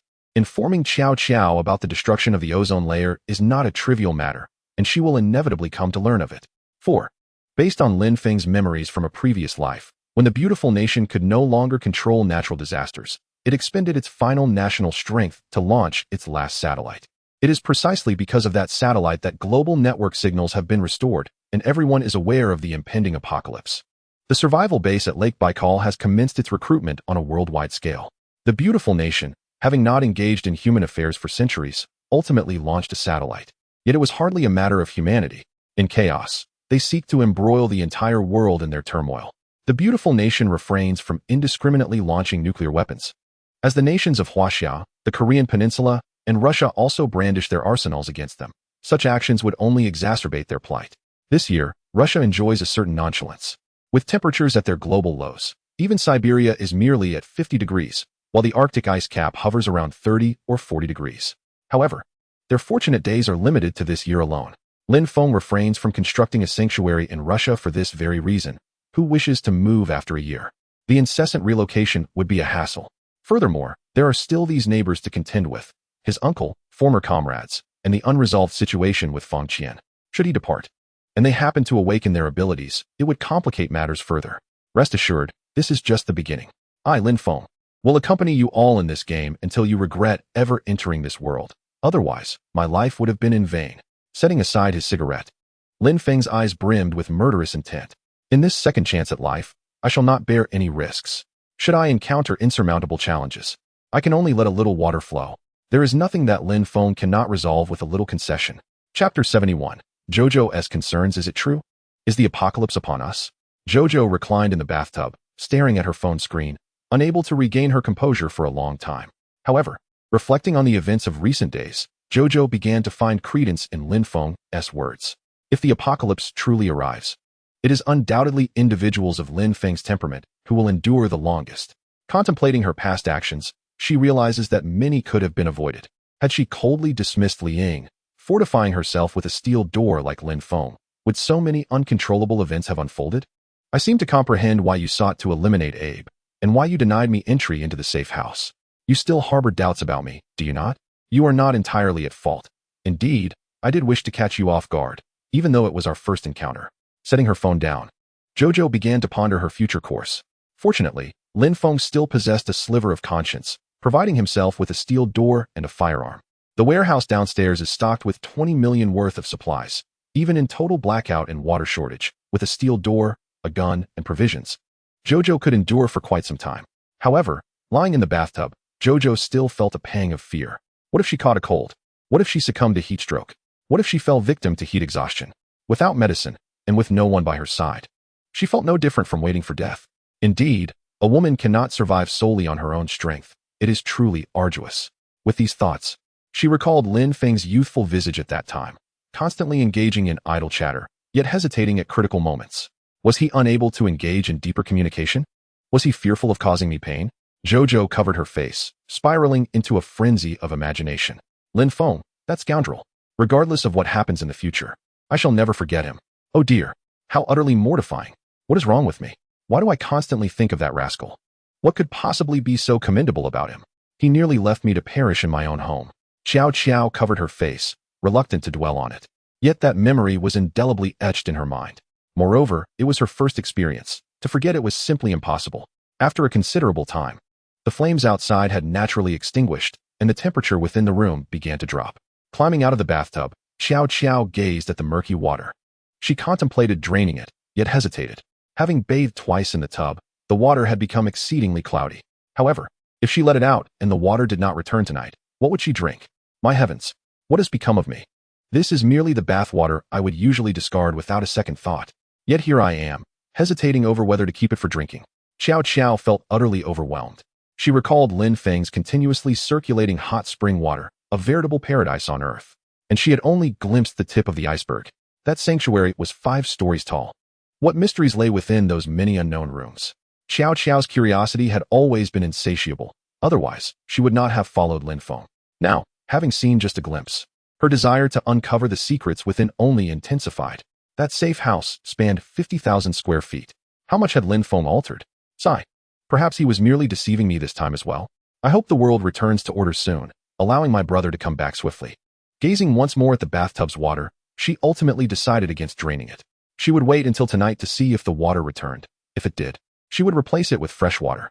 Exiting the bathroom, she inspected the handgun Lin Feng had left behind, refraining from testing its authenticity, lest she waste a bullet. Nevertheless, Xiao Xiao was certain of its genuine quality. At the very least, if someone attempted to break in tonight, she would not be left entirely helpless. Even if she could not hold her ground, she could at least spare herself a quick end, ensuring it would not be too painful. She examined the steel door, which had been welded with great sturdiness. It seemed Lin Feng had a modicum of conscience. Engaging in business with him would likely yield no losses. A mere dog had secured such a safe steel door. After all, keeping a dog now only squandered provisions. Perhaps Fangzi, who had followed Lin Feng, enjoyed a meal as generous as Abe's? That might be quite agreeable, sparing her the need to feast on dog food and jerky alongside him. Yet, as these thoughts lingered, Xiao Xiao felt increasingly aggrieved. Why should I, a young maiden, have bestowed my first time upon Lin Feng, only to find that I was faring worse than a dog he had carried away? Who would not feel wronged in my position? Lin Feng. What kind of person does such a thing? Oh dear, I have been ensnared by him. Why do I still think of him? What is wrong with me? I should be devising a way to rid myself of him. Xiao Qiao stomped her feet in embarrassment. There was no remedy. After all, she was a novice. A seasoned woman would not remember past patrons, as each day brought new suitors. Yet how could a maiden ever forget her first man? Xiao Qiao paced the room, sighing deeply. Alas, I have lost my chance at revenge, and my first experience is gone. I must simply take each day as it comes. What else can I do? With a sigh, Jojo sat on the ground, feeling a profound loss of faith in the future. It was not until midnight that the water began to flow. Upon witnessing this, Jojo exhaled in relief, draining the water from the bathtub before waiting for it to fill slowly. At this pace, filling the tub posed no challenge. Having resolved the issue of water supply at home, she was aware that Lin Feng had dealt with the upstairs neighbor. With nothing pressing to occupy her time, Jojo retrieved her night vision binoculars and observed from a distance a group of individuals, armed with various tools for breaking and entering. Approaching the entrance of Lin Feng's safe house. Lin Feng, is it because you are protecting me that you have attracted so many adversaries? Jojo felt a swell of emotion.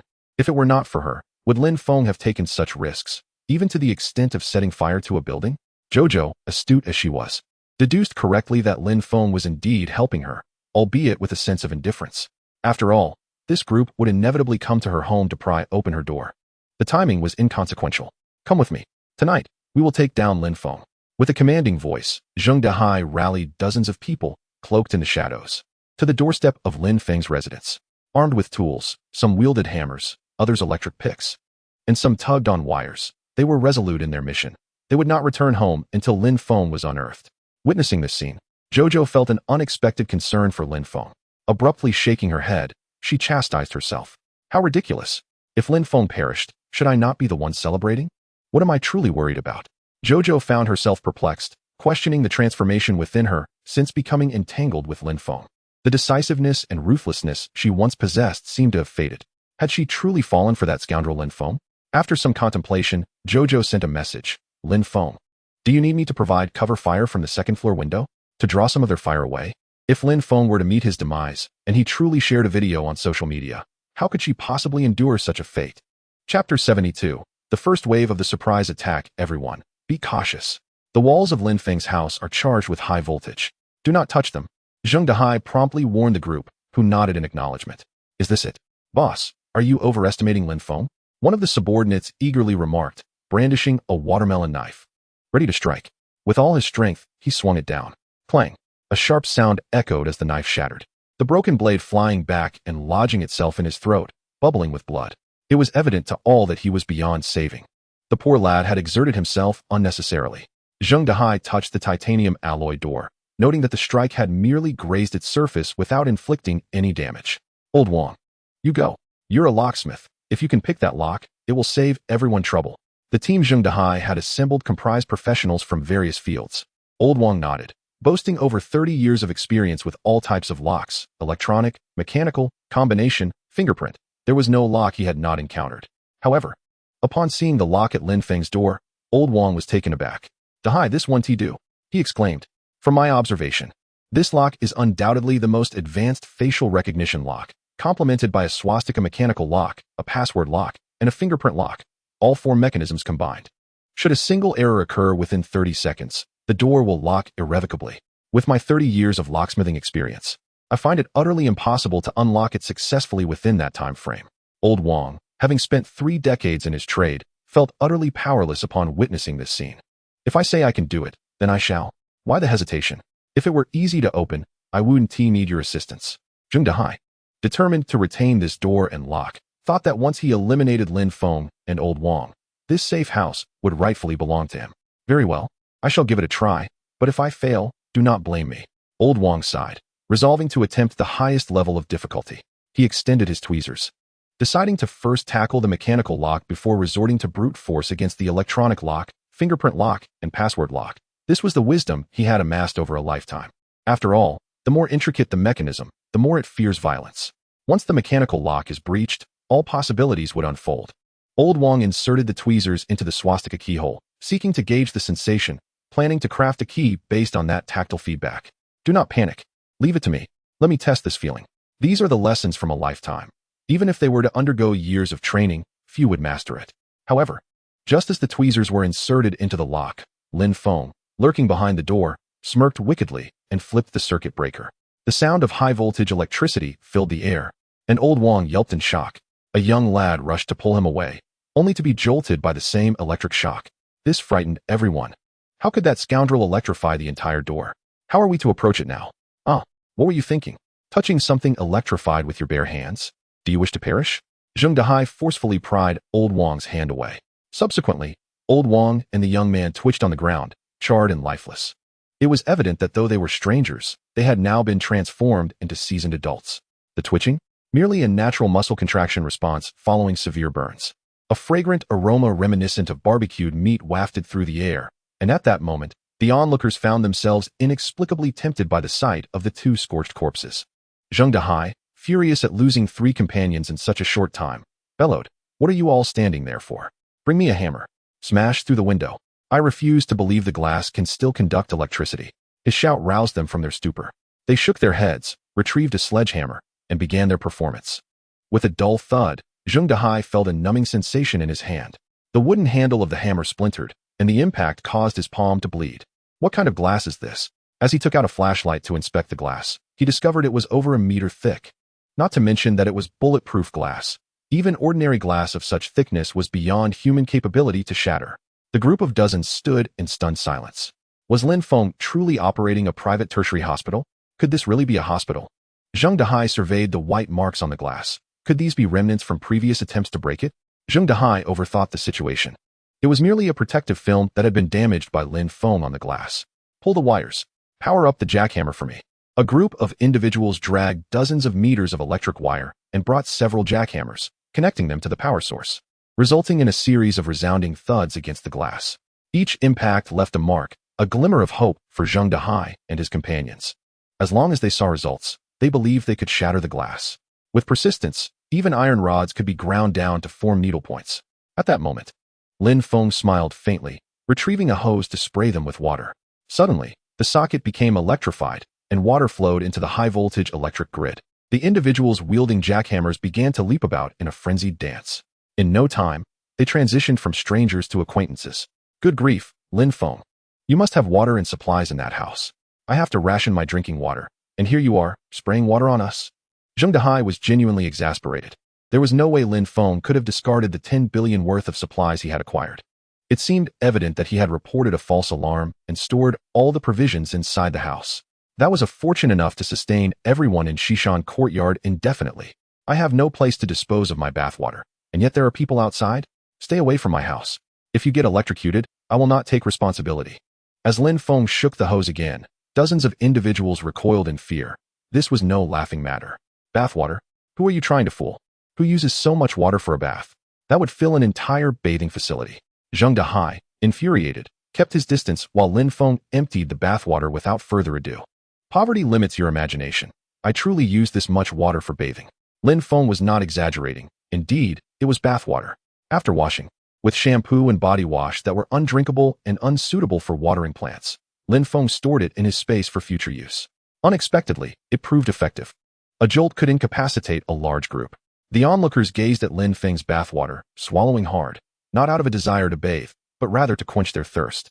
An elderly man, parched, knelt by a small puddle, slurping it up. At that moment, any water would suffice, regardless of its origin. In an instant, this elderly man became a familiar face. This left dozens of individuals feeling a chill run down their spines. How on earth could they deal with Lin Feng, this scoundrel? He even electrified bathwater, denying them a mere sip. Do you have no humanity left? We are on the brink of dehydration and starvation. Most of those who had come to confront Lin Feng that night were suffering from water and food shortages, hopeful for an opportunity to break down his door and seize supplies. However, given the current circumstances, it was questionable whether they could even approach him, let alone steal anything. Dozens of people exchanged glances, instantly at a loss for what to do. How could they possibly confront Lin Feng? Chapter 73. I represent the authorities to arrest you, Lin Feng. You are not only setting fire to buildings, but also endangering lives with your electricity. You would do well to open the door and submit to an investigation. I am here representing the authorities to arrest you. If you open the door now, it could be seen as an act of confession, and you might only receive a suspended death sentence. You are wealthy enough. Entering for a few years will eventually lead to your release. You must carefully contemplate the consequences of not opening the door. Zheng Dehai raised the banner of justice, urging Lin Feng to open the door and surrender. Upon hearing Zheng Dehai's words, Lin Feng merely laughed. How could such a foolish statement emanate from your mind? You, a mere demolition worker, dare to claim you represent the authorities? Who granted you such authority? Regardless, whether I take one life or many, it is still an act of murder. You need not grant me a suspended sentence. Simply sentence me to death. Come on, enter and take my life. As long as you can step inside, you may strike my head at will. Come on, enter if you can. In that moment, Zheng Dehai was infuriated. Lin Feng, you are truly despicable. Very well, Lin Feng, do you think I cannot enter? I can come in alone. Surely, I can summon others. I refuse to believe that even 1,000 people cannot breach this place. Saying this, Zheng Dehai sent a group message. Attention, all members. This is Zheng Dehai. I have discovered a secret. Lin Feng claims he lost 100 billion worth of supplies, but he has not lost anything. He has hidden it all in his safe house. Anyone without water or food, come to me.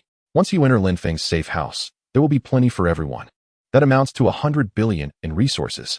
As he spoke, Zheng Dehai shared several photographs of Lin Feng indulging in food, seemingly acknowledging that he could not enter alone and sharing this secret with all. Goodness, Lin Feng's residence even has ice, and he is using it for sashimi hot pot. This is unbearable.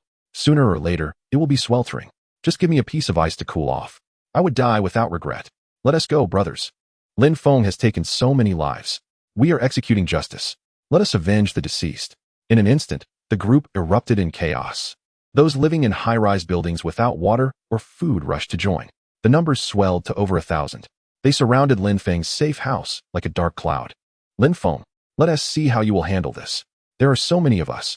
If you have the capability, go ahead and kill us all. Seeing the throngs of people, Zheng Dehai puffed out his chest, feeling emboldened. Some, unaware of the situation, began to smash walls, and in an instant, dozens of unfortunate souls were electrocuted. This sobered them up considerably. They quickly moved away from the walls. They started breaking windows. However, it proved futile. After smashing for a while, they discovered that only the outer layer of the sunshade film had been broken and nothing else had occurred. What in the world? This glass is over a meter thick. Not even a hammer could break it. It would take a rocket launcher to make a dent. Finally, someone grasped the reality of the situation, shook their head, and set down the small hammer. This was indeed a fruitless endeavor. The back door is made of titanium alloy. My crowbar might snap, but the door remains unscathed. Lin Feng's house has 4 doors facing different directions, with some attempting to pry open the back door. Yet to no avail. A crowd gazed at this impenetrable fortress, astonished.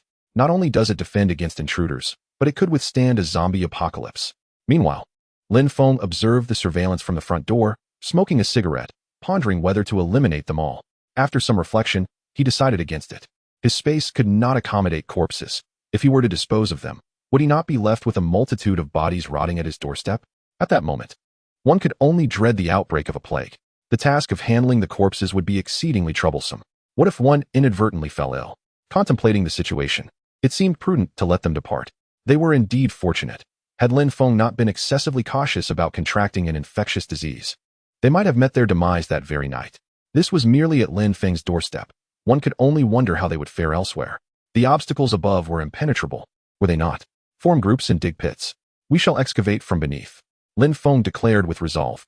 I refuse to believe that the foundation of your home is made of titanium alloy. With a single remark from Zheng Dehai, Lin Feng chuckled. You are quite perceptive. How did you know that my foundation is also constructed of titanium alloy? Feel free to dig as you wish. In the vast expanse of the golf course, dig and dig until you strike a formidable steel plate, and then despair. A throng of individuals brandished shovels and began to excavate several meters from Lin Feng's residence. Cautious not to venture too close due to the high-voltage wires along the wall, Lin Feng smiled, gesturing towards Zheng Dehai, who continued to shout from outside. Brother Dehai, you ought to tell them to cease their digging and come here. We have matters to discuss. Upon hearing Lin Feng's seemingly submissive tone, Zheng Dehai was elated. Continue digging. I shall hear what Lin Feng has to say. He swaggered over, then confronted Lin Feng. Are you afraid now? Open the door for me.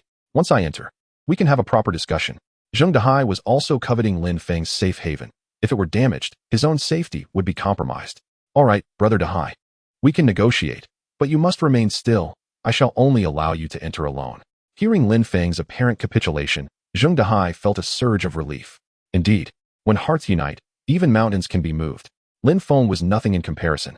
Lin Feng retrieved a hand crossbow from his space and coated the arrowhead with excrement. He opened the shooting port, aimed at Zheng Dehai's ear, and released the bolt. Zheng Dehai, have you ever heard a dog bark? Lin Feng's words reached Zheng Dehai, but he was momentarily bewildered. Suddenly, a glint of cold light arrived first. The arrow struck Zheng Dehai's face, inflicting a grievous laceration that pierced through his ear. This was precisely why Lin Feng had beckoned Zheng Dehai closer. He was not overly accurate with his shots and feared that he might accidentally kill Zheng Dehai with a single arrow. In my past life, you stole all my provisions. If I were to kill you outright, would I still be Lin Feng? My face, my ear. Lin Feng, I will kill you. I swear I will. Zheng Dehai clutched his face, howling in anguish. Blood streamed from his wounds, pooling around him, his body drenched in crimson. My face, my ear. Lin Feng, I will kill you. I swear I will. It seemed he had finally understood how a dog sounded.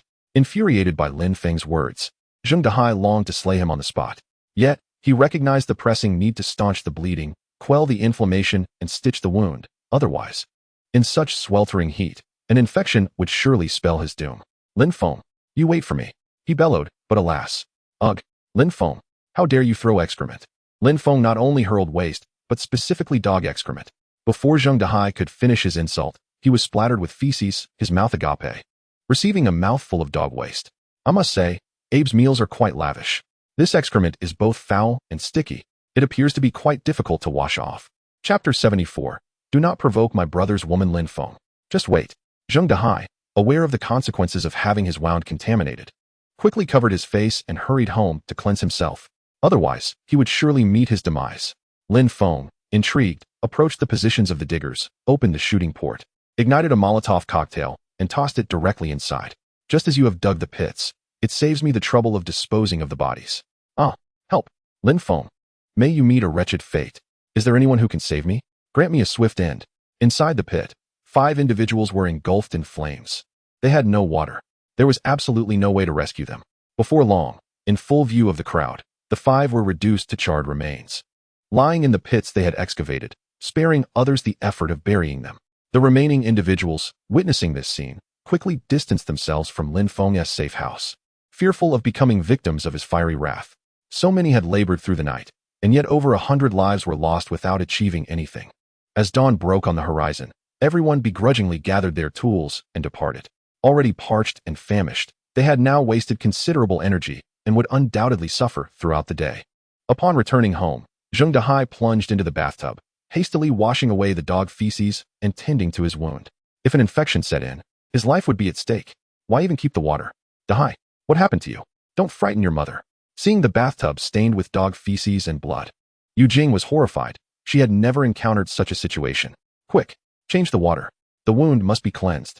Otherwise, in this sweltering heat, an infection could be fatal. At that moment, Zheng Dehai's wife, Su Hongrui, rushed over in alarm, swiftly pulling the bathtub's drain and pouring clean water from a bucket over Zheng Dehai's wound. Dehai, was this Lin Feng's doing? Is he even human? Not only did he shoot you, but he also threw excrement on you? Su Hongrui was furious. Having grown up as a tough girl, she had never been bullied in such a manner. Su Hongrui, 29 years old and possessing a wild beauty, bore a full-back tattoo of an alert Guangong, her character defiant against all. The granary, the cradle of human civilization. Su Hongrui would not let any of it pass by unnoticed. She had tattooed it all over herself. This woman is undoubtedly formidable. Quick, bring me the iodine and the first aid kit. Apply it. Upon hearing this, Yu Jing hurried to fetch the supplies. Zheng Dehai and Su Hongrui frequently engaged in brawls, so they always kept anti-inflammatory medications at home. I've got it. Dehai, endure it. In this heat, there can be no mistakes. If you die, I will remarry with our child. Su Hongrui did not coddle Zheng Dehai. She seized the iodine from Yu Jing and poured it onto the gaping wound. Ah, Lin Feng, just wait. When I catch you, I will make you suffer 1,000 deaths, and I will share your surname. Zheng Dehai howled in pain, akin to a slaughtered pig. Meanwhile, Su Hongrui, without a thought for his suffering, produced a needle and thread, stitching up his large facial wound, as if mending a pair of cotton trousers. This caused Zheng Dehai such agony that he kicked his legs and fainted, teetering on the brink of life and death. He applied Yunnan Baiyao. The fate of Zheng Dehai now rests solely in the hands of the heavens. Su Hongrui has exerted every effort. Rest assured, Dahai, even in death, I shall exact vengeance for you. Not a single man of mine will perish in vain. Su Hongrui is not jesting. She has indeed taken lives. Her previous husband, a formidable figure in the underworld, was brutally slain, and she personally wielded 2 machetes to dispatch over a dozen assailants. Each time she suffered an injury, she adorned herself with a tattoo to conceal the scars. This woman knows not the meaning of fear. Apart from her visage and the soles of her feet, there exists scarcely a part of her body that remains unscathed. However, after marrying Zheng Dahai, Su Hongrui chose a more virtuous path. Dahai's wealth rendered her services unnecessary. It appears today, Su Hongrui is poised to return to her former life. What a bunch of inept fools. A whole group unable to handle a single individual? And you dare return to dine? Today, I shall cease all provisions. Let you suffer from hunger. After tending to Zheng Dahai's wounds, Su Hongrui commenced her reprimand of Dahai's subordinates. The lackeys stood subdued, hesitant to utter a word. They were all too aware of the name Sister 13. But after years of marriage and motherhood, she had distanced herself from the underworld. Yet, they dared not question the reality that this sister-in-law could indeed turn them into mincemeat for the dogs. Hello, is this Brother Wang? It's me, Sister 13. My husband has been grievously injured, his life hanging by a thread. Do you have any firearms or explosives? I require them for revenge. What? Weapons and explosives are in short supply? You want me to wait 3 days? Fine. I shall drive over tonight. 3 days it is. I fear you might tire yourself out before then. If you perish, who will I turn to for explosives? The group of lackeys was utterly in awe of this sister-in-law. Did she not consider the implications of her words? They glanced at the unconscious Zheng Dahai, their eyes brimming with sympathy. Having married such a woman, are you truly certain that child is yours? Lift Dahai to the bedroom. 3 days hence, I shall return and blow that wretched Lin Feng's house to smithereens. A bunch of useless imbeciles. So many of you unable to breach a mere house. At 18, I opened the vault of the Huanghai City Bank. Had it not been for my husband's murder and my expenditure of wealth and connections to avenge so many lives, would I have wed this worthless man? The lackeys, feeling weak and intimidated, dared not respond. They were merely demolition workers, not seasoned underworld figures, and thus were not on the same level at all. So it was that the infamous 2039 Huanghai City Bank heist was orchestrated by this sister-in-law. Truly formidable. You have 3 days. Dig a tunnel from Lin Feng's old house beneath his very foundation. When I return, if the task is incomplete, await your demise. Gazing at the unconscious Zheng Dahai upon the bed, Su Hongrui issued her final command to her subordinates. Years ago, she had detonated the Huanghai City Bank using a tunnel. Lin Feng, no matter how sturdy your house, can it truly rival the bank vault? Understood, sister-in-law. We shall ensure the task is completed. The lackeys nodded earnestly. With such a labor force at their disposal, they merely needed to capture and oversee the work. It would require little effort on their part. Then, Su Hongrui began to prepare her luggage, donning a backless red dress that reached the top of her thighs, accentuated by a bold application of red eyeshadow and lipstick, revealing tattoos that adorned her back and legs, reminiscent of a seductive rose with thorns. Little did Zheng Dahai know, if he were to find out, he would likely be driven to a fit of rage. Indeed, a man dares not marry the woman of his elder brother. Chapter 75. A letter from the green tea bitch. As dawn broke, Lin Feng lit a cigarette. Were it not for the hassle of disposing of them all, he might have resorted to violence. Feeling a sense of ennui and a touch of fatigue, he opened his phone and glanced at it. Lin Feng, are you there? So many people are causing you trouble. I am genuinely worried about you. Lin Feng chuckled softly, recognizing that Feng Qian, this green tea bitch, must have heard the news about Zheng Dahai claiming he possessed a fortune of 100 billion. She could no longer contain herself at home, could she? Qian, I miss you so much. So many people came to trouble me last night. I was really quite frightened. Lin Feng mischievously sent 2 pitiful emojis, thinking to himself, I will not let you off easily. At Feng Qian's residence, she and her friend Wang Qing were fanning themselves while eating plain boiled noodles. Oh dear, this is utterly inedible. When will these bitter days come to an end? Feng Qian, infuriated, threw down her chopsticks, unwilling to eat any longer. Having been pampered her whole life, she found it impossible to adapt to such insipid fare. Feng Qian lived on the 8th floor of Building 5. The floor was not too high, there was running water, and they had stocked up on discounted steaks. While no one troubled her, and she was not hungry, the food was simply subpar.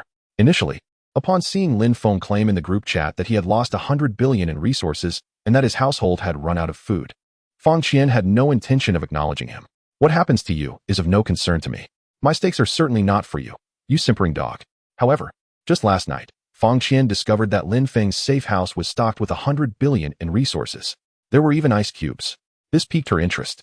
With just a command from her, would that loyal dog not come running? Oh dear, Qianqian, we have enough to eat. Just look at how many people outside are fighting over a drop of water or a packet of instant noodles. I dare not even post in my friend's circle. Fearing trouble might come knocking, let us just make do. Wang Qing nudged her bowl towards Fang Qian, indicating that they should eat. I don't want to eat. I want Australian lobster. Steak, paired with a glass of chilled red wine. That is the life I desire. Fang Qian pouted, throwing a tantrum once more. Wang Qing shook her head and casually remarked, in the entire Huanghai city, it seems that only Lin Feng has Australian lobster and red wine. Didn't you say he is your loyal dog? He buys you bags and even pays for your house outright. Has he responded to you yet? Wang Qing also wished for red wine and steak, but alas, she lacked the connections.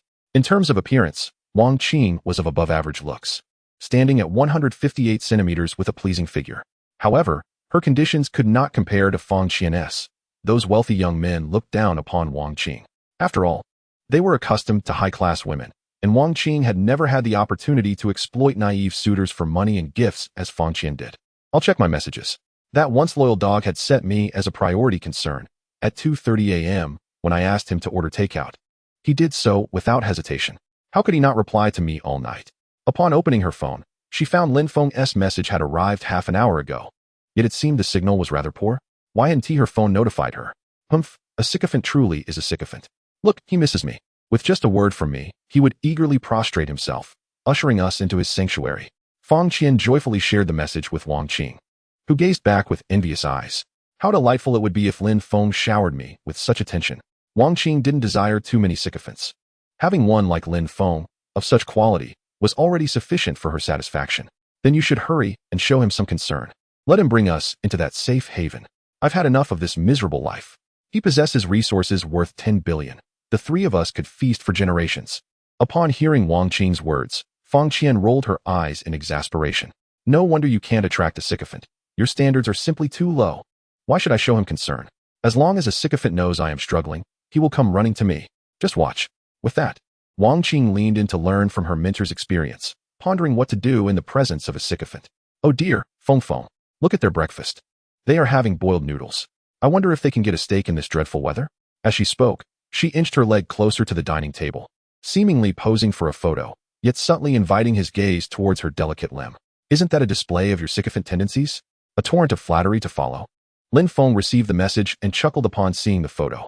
You truly are something, Fang Qian. You know how to play the game. He retrieved a bottle of 1982 Lafite from his collection, bemused that it remained unopened even in 2050. Alongside it, he prepared Wagyu beef, lobster, caviar, and a variety of seafood, all elegantly arranged on ice, snapping a picture to send to Fang Qian, knowing her fondness for such delicacies. My breakfast is a bit excessive. I can't finish it all by myself. Why don't you come over and join me, Qian? Upon viewing that image, Wang Qing's eyes widened in astonishment. What on earth, Qian? Just how much wealth does your sycophant possess? Lin Feng. Could he be the Lin Feng known for selling entire apartment complexes? Have you not heard? He sold nearly 40,000 units in less than a month. His assets are undoubtedly in the billions.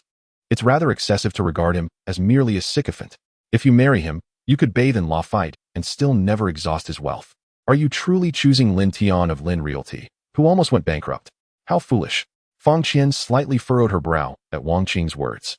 Previously, Lin Feng had been oppressed by Lin Tian to the brink of despair, and she had allied with Lin Tian to suppress Lin Feng. Yet, she never anticipated Lin Feng's remarkable turnaround, utterly decimating Lin Realty.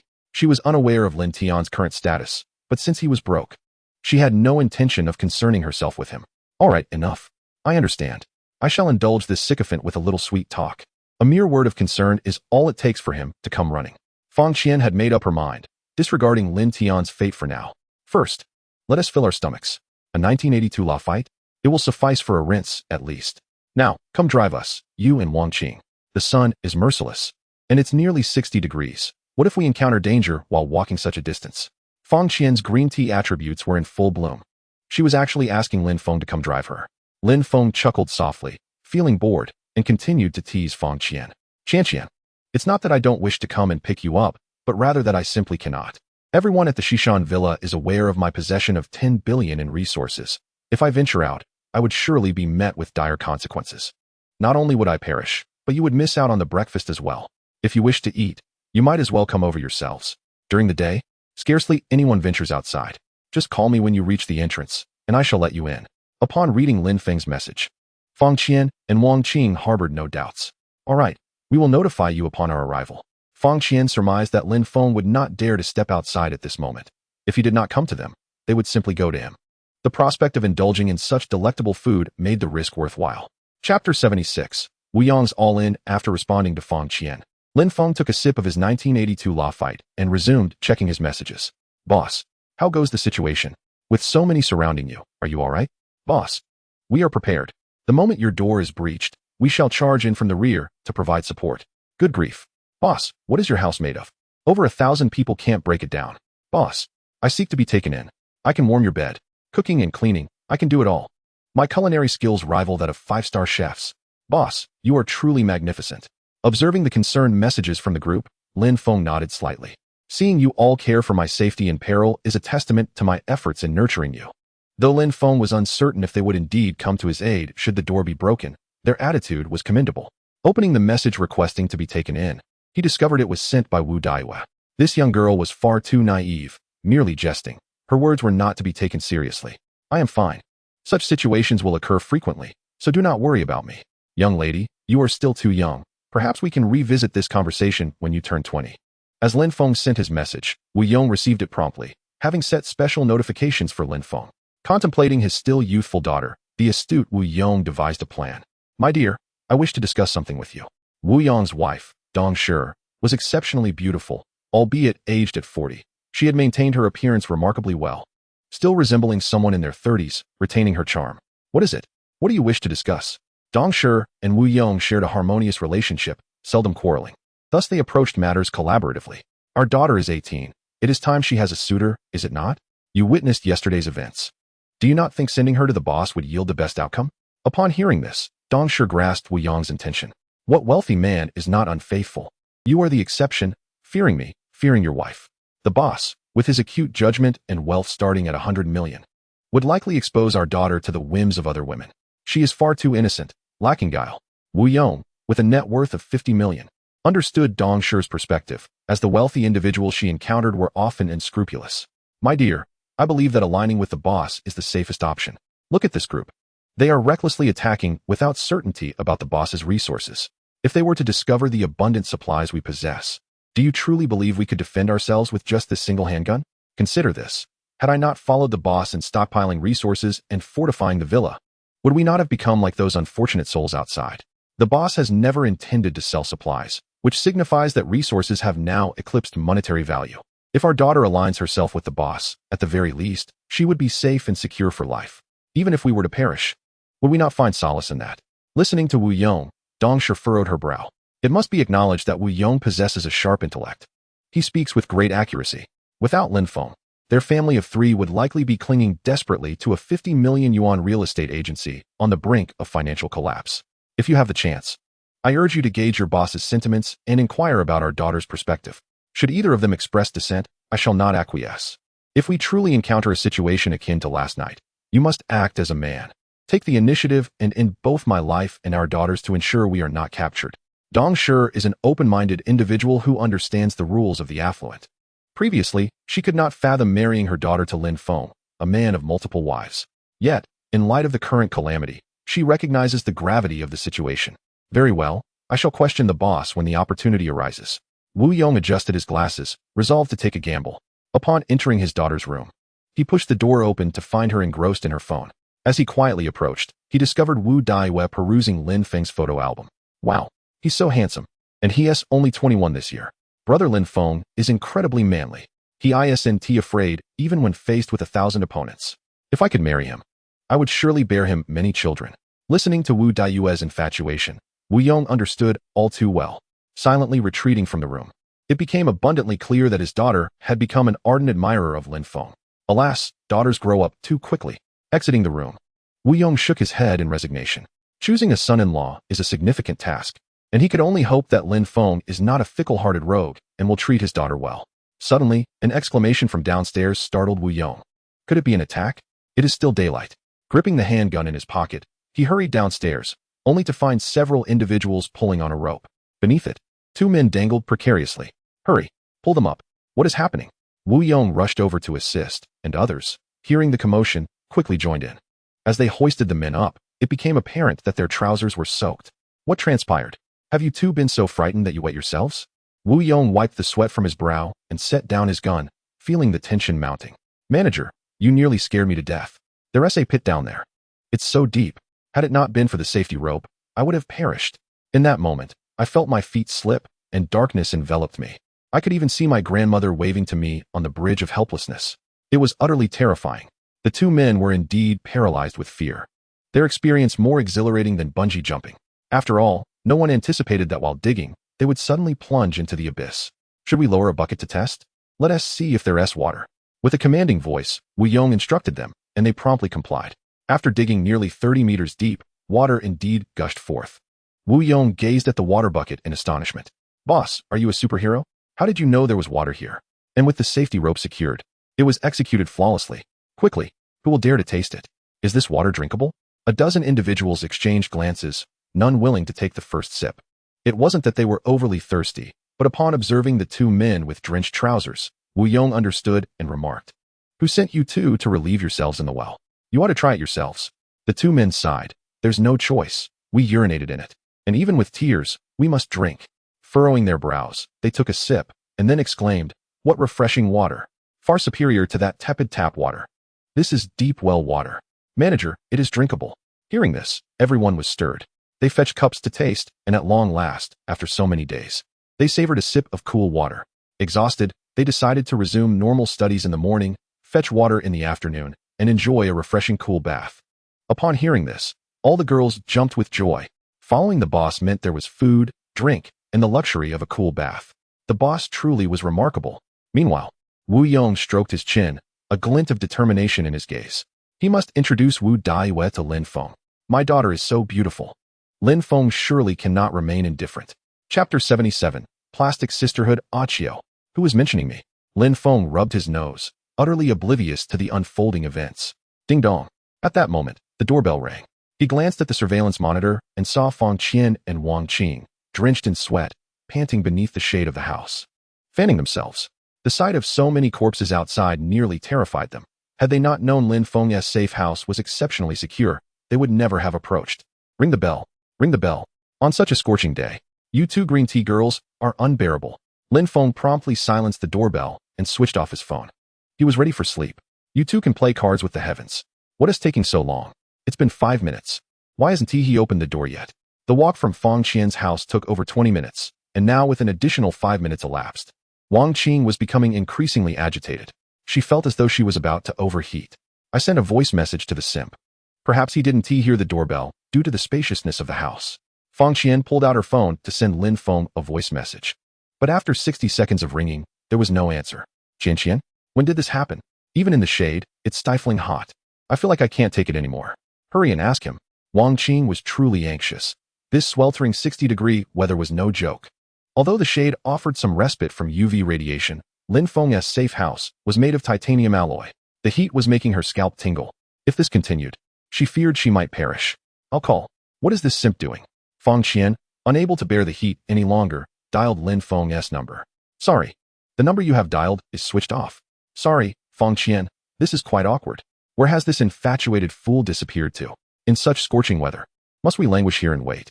Fortunately, I brought along 2 bottles of water. Let us keep our distance from this iron gate and utilize the sunshade. Wang Qing, being the sensible one, had the foresight to bring 2 bottles of water, although they've already consumed one on the way. To avoid UV exposure, they donned long pants, protective gloves, long-sleeved shirts, and mesh shoes.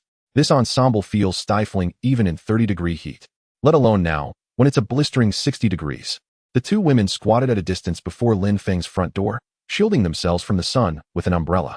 Fang Qian persistently sent voice messages to Lin Feng, who, exhausted from the previous night, had succumbed to slumber. Feng, what are you doing? Why aren't you answering my calls? I've arrived, open the door. Feng, this sun is going to scorch me to death. Didn't you promise to take us for steak and sashimi, accompanied by red wine? Having made the trip, Fang Qian was certainly unwilling to return home to a bowl of noodles. She continued to squat beneath the sunshade, messaging Lin Feng, reminiscent of how he once fervently pursued her. Yet Lin Feng was even more outrageous. His phone was switched off. Fang Qian and Wang Qing could hardly endure. They took a small sip of water, their frustration mounting. What in the world was happening? Returning home would mean enduring the sun all the way back. Moreover, there wasn't too much food at home either.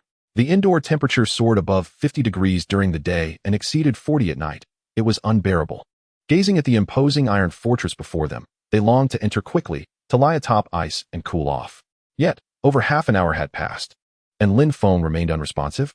Meanwhile, Xiao Xiao, equipped with binoculars, puffed her cheeks in irritation as she observed the two women outside. Humph. Lin Feng, you scoundrel. Is one not enough for you? Now you're entertaining two at once? Here I was, worrying about your well-being. You're unworthy. Consumed by jealousy. Xiao Xiao noticed her messages to Lin Feng went unanswered, and she had drawn the curtains in the room. Lin Feng never closed the curtains unless it was for other purposes. Xiao Xiao could only recall that the last time he had drawn the curtains was during their intimate moments. Otherwise, he never bothered. Even when using the restroom. Now, she harbored serious doubts that another woman occupied Lin Feng's room. Why else would he close the curtains? Oh, you heartbreaker. I gave you my all, and this is how you repay me? With tears streaming down her face, Xiao Xiao sent a voice message to Lin Feng, fully aware of his unfaithfulness. Yet, it felt different to witness it firsthand. In that moment, she could not bear it. She had thought she could accept Lin Feng's multiple relationships. After all, she was the primary partner. But witnessing so many women queuing for Lin Feng made her tears flow uncontrollably. Heartbreaker. Enjoy your games. Farewell. Send your videos to whoever you please. I'll never acknowledge you again. I'm furious. The kind of anger that cannot be soothed. Xiao Xiao began to lash out in frustration. It was simply how women often reacted. She pulled the curtains closed, hoping that out of sight would mean out of mind. Yesterday, she had been on edge all night, armed with a gun. Thankfully, those fetching water noticed the formidable steel door was difficult to open, and Xiao Xiao had even written on the door, armed. Dangerous. Please keep your distance. Consequences are yours to bear. Thus, no one disturbed Xiao Xiao. They all went to the neighboring rooms to fetch water. Jojo wiped her tear-streaked eyes with a damp towel, preparing for sleep. She placed the towel on her forehead, the sole means of alleviating her discomfort. An hour later, Fang Qian and Wang Qing squatted beneath a sunshade, their legs growing numb from the prolonged position. Fang Qian finally grasped the feeling of being stood up. Especially in sweltering temperatures of 60 degrees, the sensation was far from pleasant. Lin Feng, how dare you abandon me? I want to let this matter rest. Fang Qian refrained from sending a voice message to curse Lin Feng, fearing that her outburst would bar her from entering his sanctuary ever again. Let us head back. Qian. If we continue to wait like this, we might faint from heat stroke, Wang Qing suggested, standing up and stretching her legs. It was remarkable that they had managed to survive over an hour in such high temperatures with just a single bottle of water. Their determination to indulge in sashimi was evidently formidable. Let us go. I've given this sycophant more than enough face. Just wait and see how I deal with you. You will regret this. With no other option and her legs trembling from the extended squat, Fang Qian slowly rose and began the trek home. After another half hour, both women collapsed upon entering their abode, utterly exhausted. They rushed to the bathtub, gulping down water greedily. After several glasses, they shed their clothing and used damp towels to cool their bodies. Before long, Fang Qian lay down on the bed, succumbing to the heat. Wang Qing was startled. If Fang Qian were to perish, how could she ever gain entry into the safe house? After some contemplation, Wang Qing resolved that relying on others was futile. She seized Fang Qian's phone, unlocked it with a fingerprint, and found the owner's group chat along with Lin Feng's WeChat. She added him without hesitation. Then, returning the phone to its rightful place, she began to change her profile picture to her most flattering image, meticulously editing it to elongate her legs and enhance her features, ensuring no detail was overlooked. There was no choice. If Lin Feng became her devoted admirer, she could enter the safe house to escape the heat and savor seafood. As for Fang Qian, that would be easily managed. Wang Qing was well aware of Fang Qian's escapades with numerous men. Once she informed Lin Feng, would he still continue to fawn over Fang Qian? And what did it matter to her whether Fang Qian lived or died? Fang Qian considered her a close friend merely to boast about her conquests over admirers. Chapter 78. The arrival of disaster relief supplies. Attention, all members. Please report the number of remaining individuals in your household along with your ID numbers to your building leader. Tomorrow morning at 3 a.m., the official relief supplies will arrive. Each person will receive one portion. Wang Guifen's announcement instantly ignited a frenzy in the owner's group. Oh heavens! The authorities have finally come to our aid. I am on the brink of running out of provisions. If relief supplies do not arrive soon, I might starve. Thank you to the officials. Thank you. Community Committee Director Wang Guifen. Thank you to all the building leaders. I always said that while nature is ruthless, humanity is compassionate. The officials would not abandon us. Director Wang, you are truly a good person. My household has been out of food for 2 days. If help doesn't arrive soon, I will surely perish. Will the authorities send someone? Hurry and report Lin Feng for arson. He has electrocuted over 100 people in his home with illegal wiring. Such actions deserve the death penalty. Indeed, if Lin Feng is not dealt with, we shall never have peace. This unscrupulous businessman must be brought down. The monopolist deserves to perish. If it were not for the stockpiling of 100 billion in supplies, would the city of Huanghai truly be so deprived of resources? Are we truly unable to procure anything at all? The current shortage of supplies in Huanghai City is indeed far more severe than in the previous life. The direct cause lies in Lin Feng's extravagant expenditure on vast quantities of stockpiled provisions, along with others, such as Qiao Qiao and Wu Yong, who have followed suit in hoarding resources. This has led to a situation where, just days after the disaster, money cannot even procure basic necessities. In his previous life, Lin Feng could still buy supplies for a hefty price within half a month. The members of the group are filled with indignation. Yet Lin Feng remains obliviously asleep at home. Wang Guifan, observing the messages in the group, slowly reveals a smile. Realizing that Lin Feng has incurred the wrath of the masses, his days are numbered. The severity of the disaster has resulted in a scarcity of rescue personnel and an overwhelming burden, as the authorities lack the capacity and manpower to deliver supplies directly to every household. Consequently, they can only tally the number of survivors and transport the provisions to the heads of each building, who will then distribute them. Wang Guifan has already devised a plan.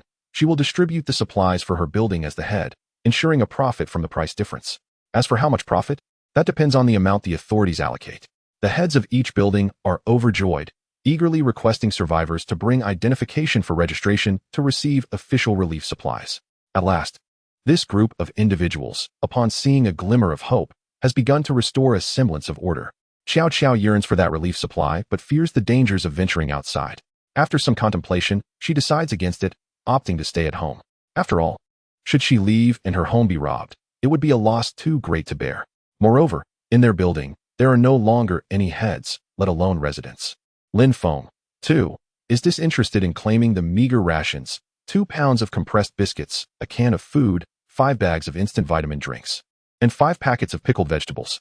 Such paltry provisions would only sustain a person for a maximum of 7 days, and the risks of venturing out to claim them are considerable.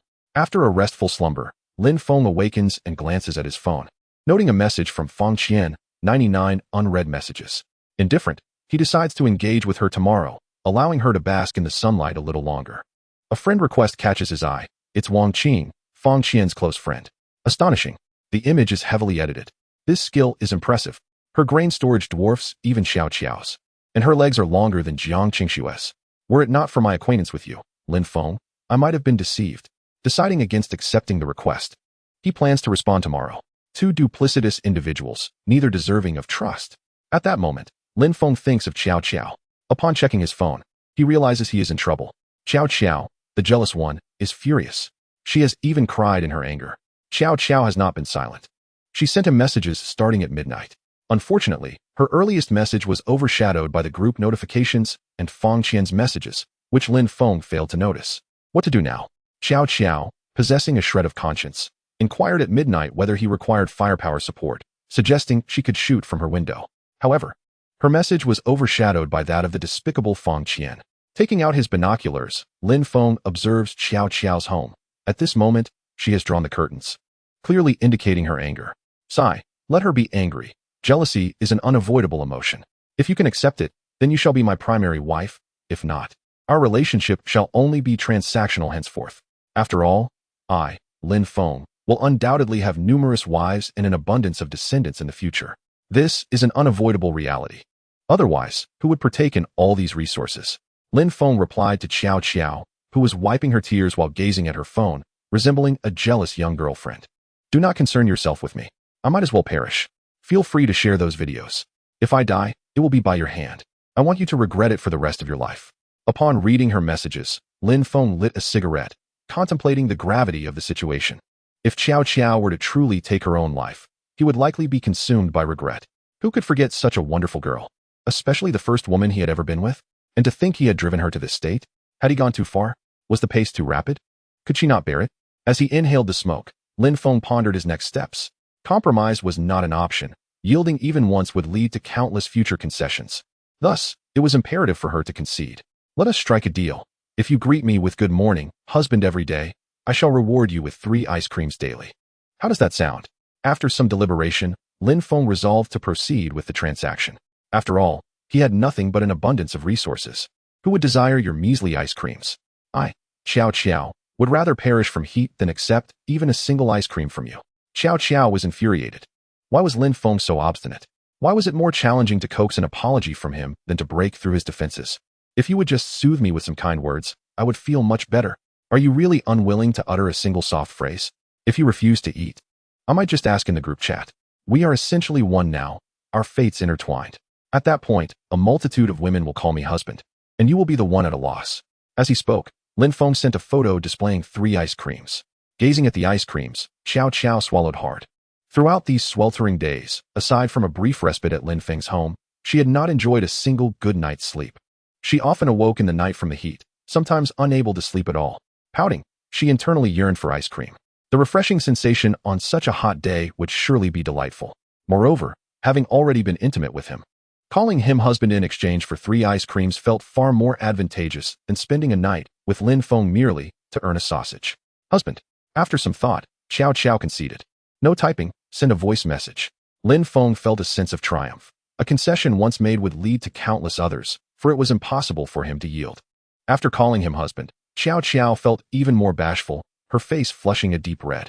Oh dear, Lin Feng, you are simply too wicked, testing me with ice cream. Could you not simply hand it to me?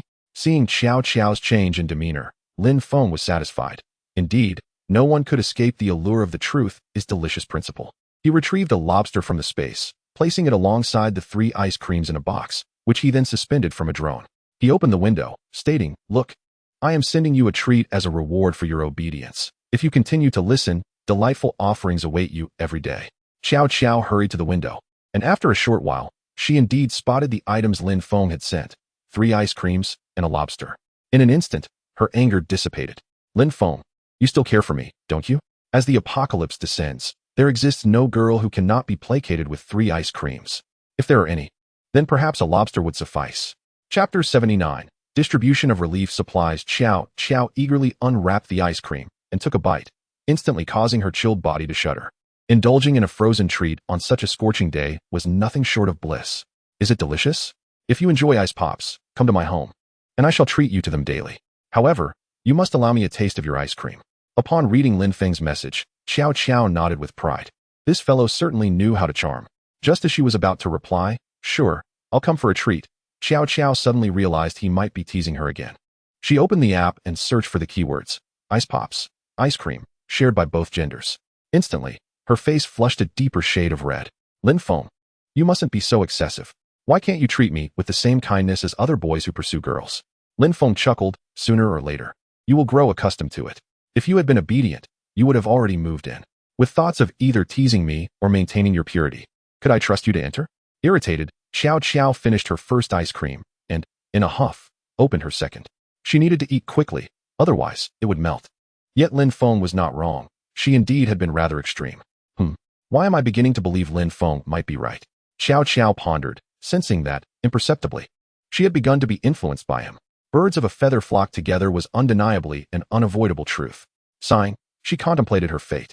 If not for Lin Feng, she might have perished by now. Compared to the vicious pack, at least Lin Feng had treated her fairly in their exchanges. Chatting with Lin Feng while enjoying her ice cream, Xiao Qiao found herself more at ease. If not for Lin Feng's notorious flirtations, she wouldn't be grappling with her feelings. Relishing the delectable lobster, her face lit up with satisfaction. After indulging in snacks and processed foods for so long, it had been ages since she had savored something so delightful. Her spirits lifted considerably. Indeed, only exquisite cuisine could win over a beautiful woman. As their conversation meandered, the clock struck 3 in the early hours. Lin Feng ceased to vex Xiao Qiao, and she felt more relaxed, as if with Lin Feng, the world had become significantly safer. The community bustled with activity, yet everything remained orderly. They had glimpsed hope. The arrival of official relief supplies indicated that they had not been abandoned. In such times, chaos must be avoided, and the restoration of order was within reach. Observing the scene downstairs, Xiao Qiao began to question the veracity of Lin Feng's claims regarding the ozone layer's destruction. If it were truly compromised, Why would the authorities distribute relief supplies? Lin Feng, smoking a cigarette, shook his head. Although the government's stance towards foreign nations had softened, it had genuinely endeavored to assist its citizens. Even if they knew they could not manage everything, they did not wish to witness their people starve to death. The building leaders had already received the supplies and began distributing them in an orderly fashion. Everyone received their share, though the quantity was precisely as Lin Feng had described, sufficient for no more than 7 days. Everyone was profoundly dissatisfied with the supplies they received, having anticipated an abundance of fish, meat, and vegetables, yet were met with only a meager portion. However, they failed to consider the vast population of the Huaxia nation. With the authorities providing sustenance for just 7 days per person, one can only imagine the immense pressure this entails. Lin Feng recognized that this predicament was one of the primary reasons for the government's impending bankruptcy. Had the authorities retained some of these relief supplies for themselves, they would at least maintain a semblance of control. In times of calamity, it is often the benevolent who suffer the most, and in this instance, the government had assumed the role of the greatest benefactor. If the government were to perish, who would survive? Lin Feng hesitated to distribute resources to those who would simply languish. What purpose would it serve to sustain them? Those who were well-fed might remain docile, yet those deprived could easily incite rebellion. Although the waters of Lake Baikal could quench the thirst of the entire Huaxia population for a century, it would ultimately prove futile. With sustenance, they would beg for more. Once satiated, they would advocate for the protection of animals, the environment, and Mother Earth. Each time a demand was met, they would escalate their requests to even greater and more unreasonable heights, an endless cycle until one can give no more. Thus, Lin Feng resolutely refused to relent. Whether they lived or died was of no consequence to him. At most, he would slightly lower the demands of his trading partners. For instance, when dealing with Xiao Qiao, he might offer ice cream, but only if she greeted him as husband. This was also a transaction.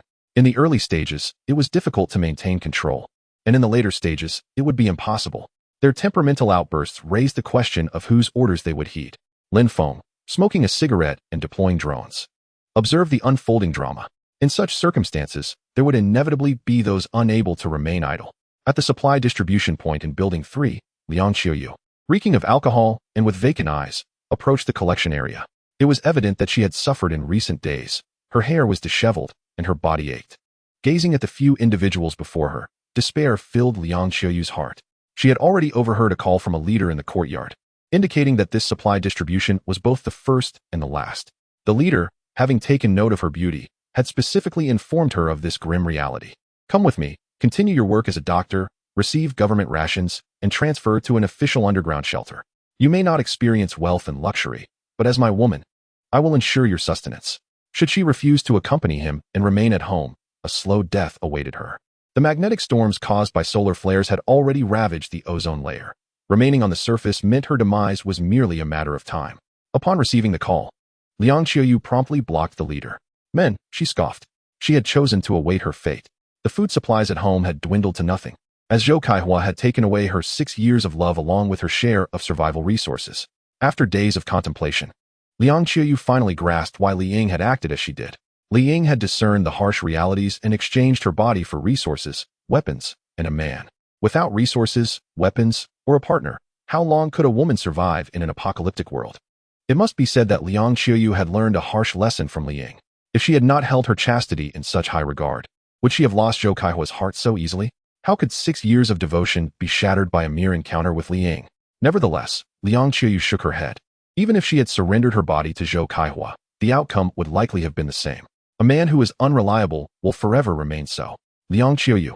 At that moment, the building supervisor called out names and reached Liang Qiuyu. With a vacant expression, she approached to collect her final ration in this life. Then she returned home to lie down, drink, and await death. Just as Liang Qiuyu was about to take it, a loud bang echoed. The supervisor's head exploded. Ah! A murder! In an instant, screams filled the air. All men who do not wish to die, retreat to your floors. The men hastily scrambled back inside, while the women remained frozen in place, paralyzed by fear. However, Liang Qiuyu stood out, unperturbed, leaning her head against the barrel of his gun. Go on, shoot me. Liang Qiuyu understood that her demise was merely a matter of time. If she were to die now, it would be the most liberating escape. Chapter 80. Are you here to save me? Hey, we have a fearless one here. I could end you right now. The scarred man raised his gun, ready to pull the trigger. Liang Qiuyu closed her eyes, opting to leave this terrifying world behind. She was utterly despondent, convinced that no one would come to her rescue. Dying sooner would mean a swifter rebirth. The gaming experience had been so dreadful that she wished not to return in her next life. Click. The gun was pressed against Liang Qiuyu's head, and she shut her eyes, bidding farewell to this world, vowing never to return. The next moment would be death. Death was the only form of liberation. Everyone looked on in horror at the scarred man, who suddenly halted his hand. Oh, little lady, though you're filthy, you're not without your charms. Don't rush to meet your end. Let me enjoy a little pleasure first. Ha ha. The man seized Liang Qiuyu's arm and began to rip at her clothing. They all knew. This was the official's last supply drop, since they were all destined to perish. Why not take a chance with the gun instead of scraping by in the official shelter? After all, even in the shelter, they would only manage to survive at the lowest level. Who among them could enter but the wealthy, powerful, or those with merit? With such a disfigured face? To think one could find a spouse within those walls. Such dreams were futile.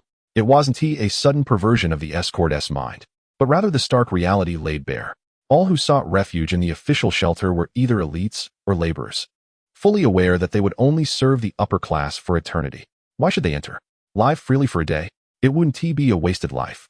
No. What are you doing? Kill me. Just kill me. Liang Qiuyu, lost in despair, snapped back to reality. She wasn't afraid of death. Yet, she feared for her purity. It was clear now. Not only did she wish to die, but she also faced the humiliation of being toyed with, in the most tragic manner possible. Ha ha. I don't mind your dirt. Just don't disdain my ugliness. Come now. No one can save you today.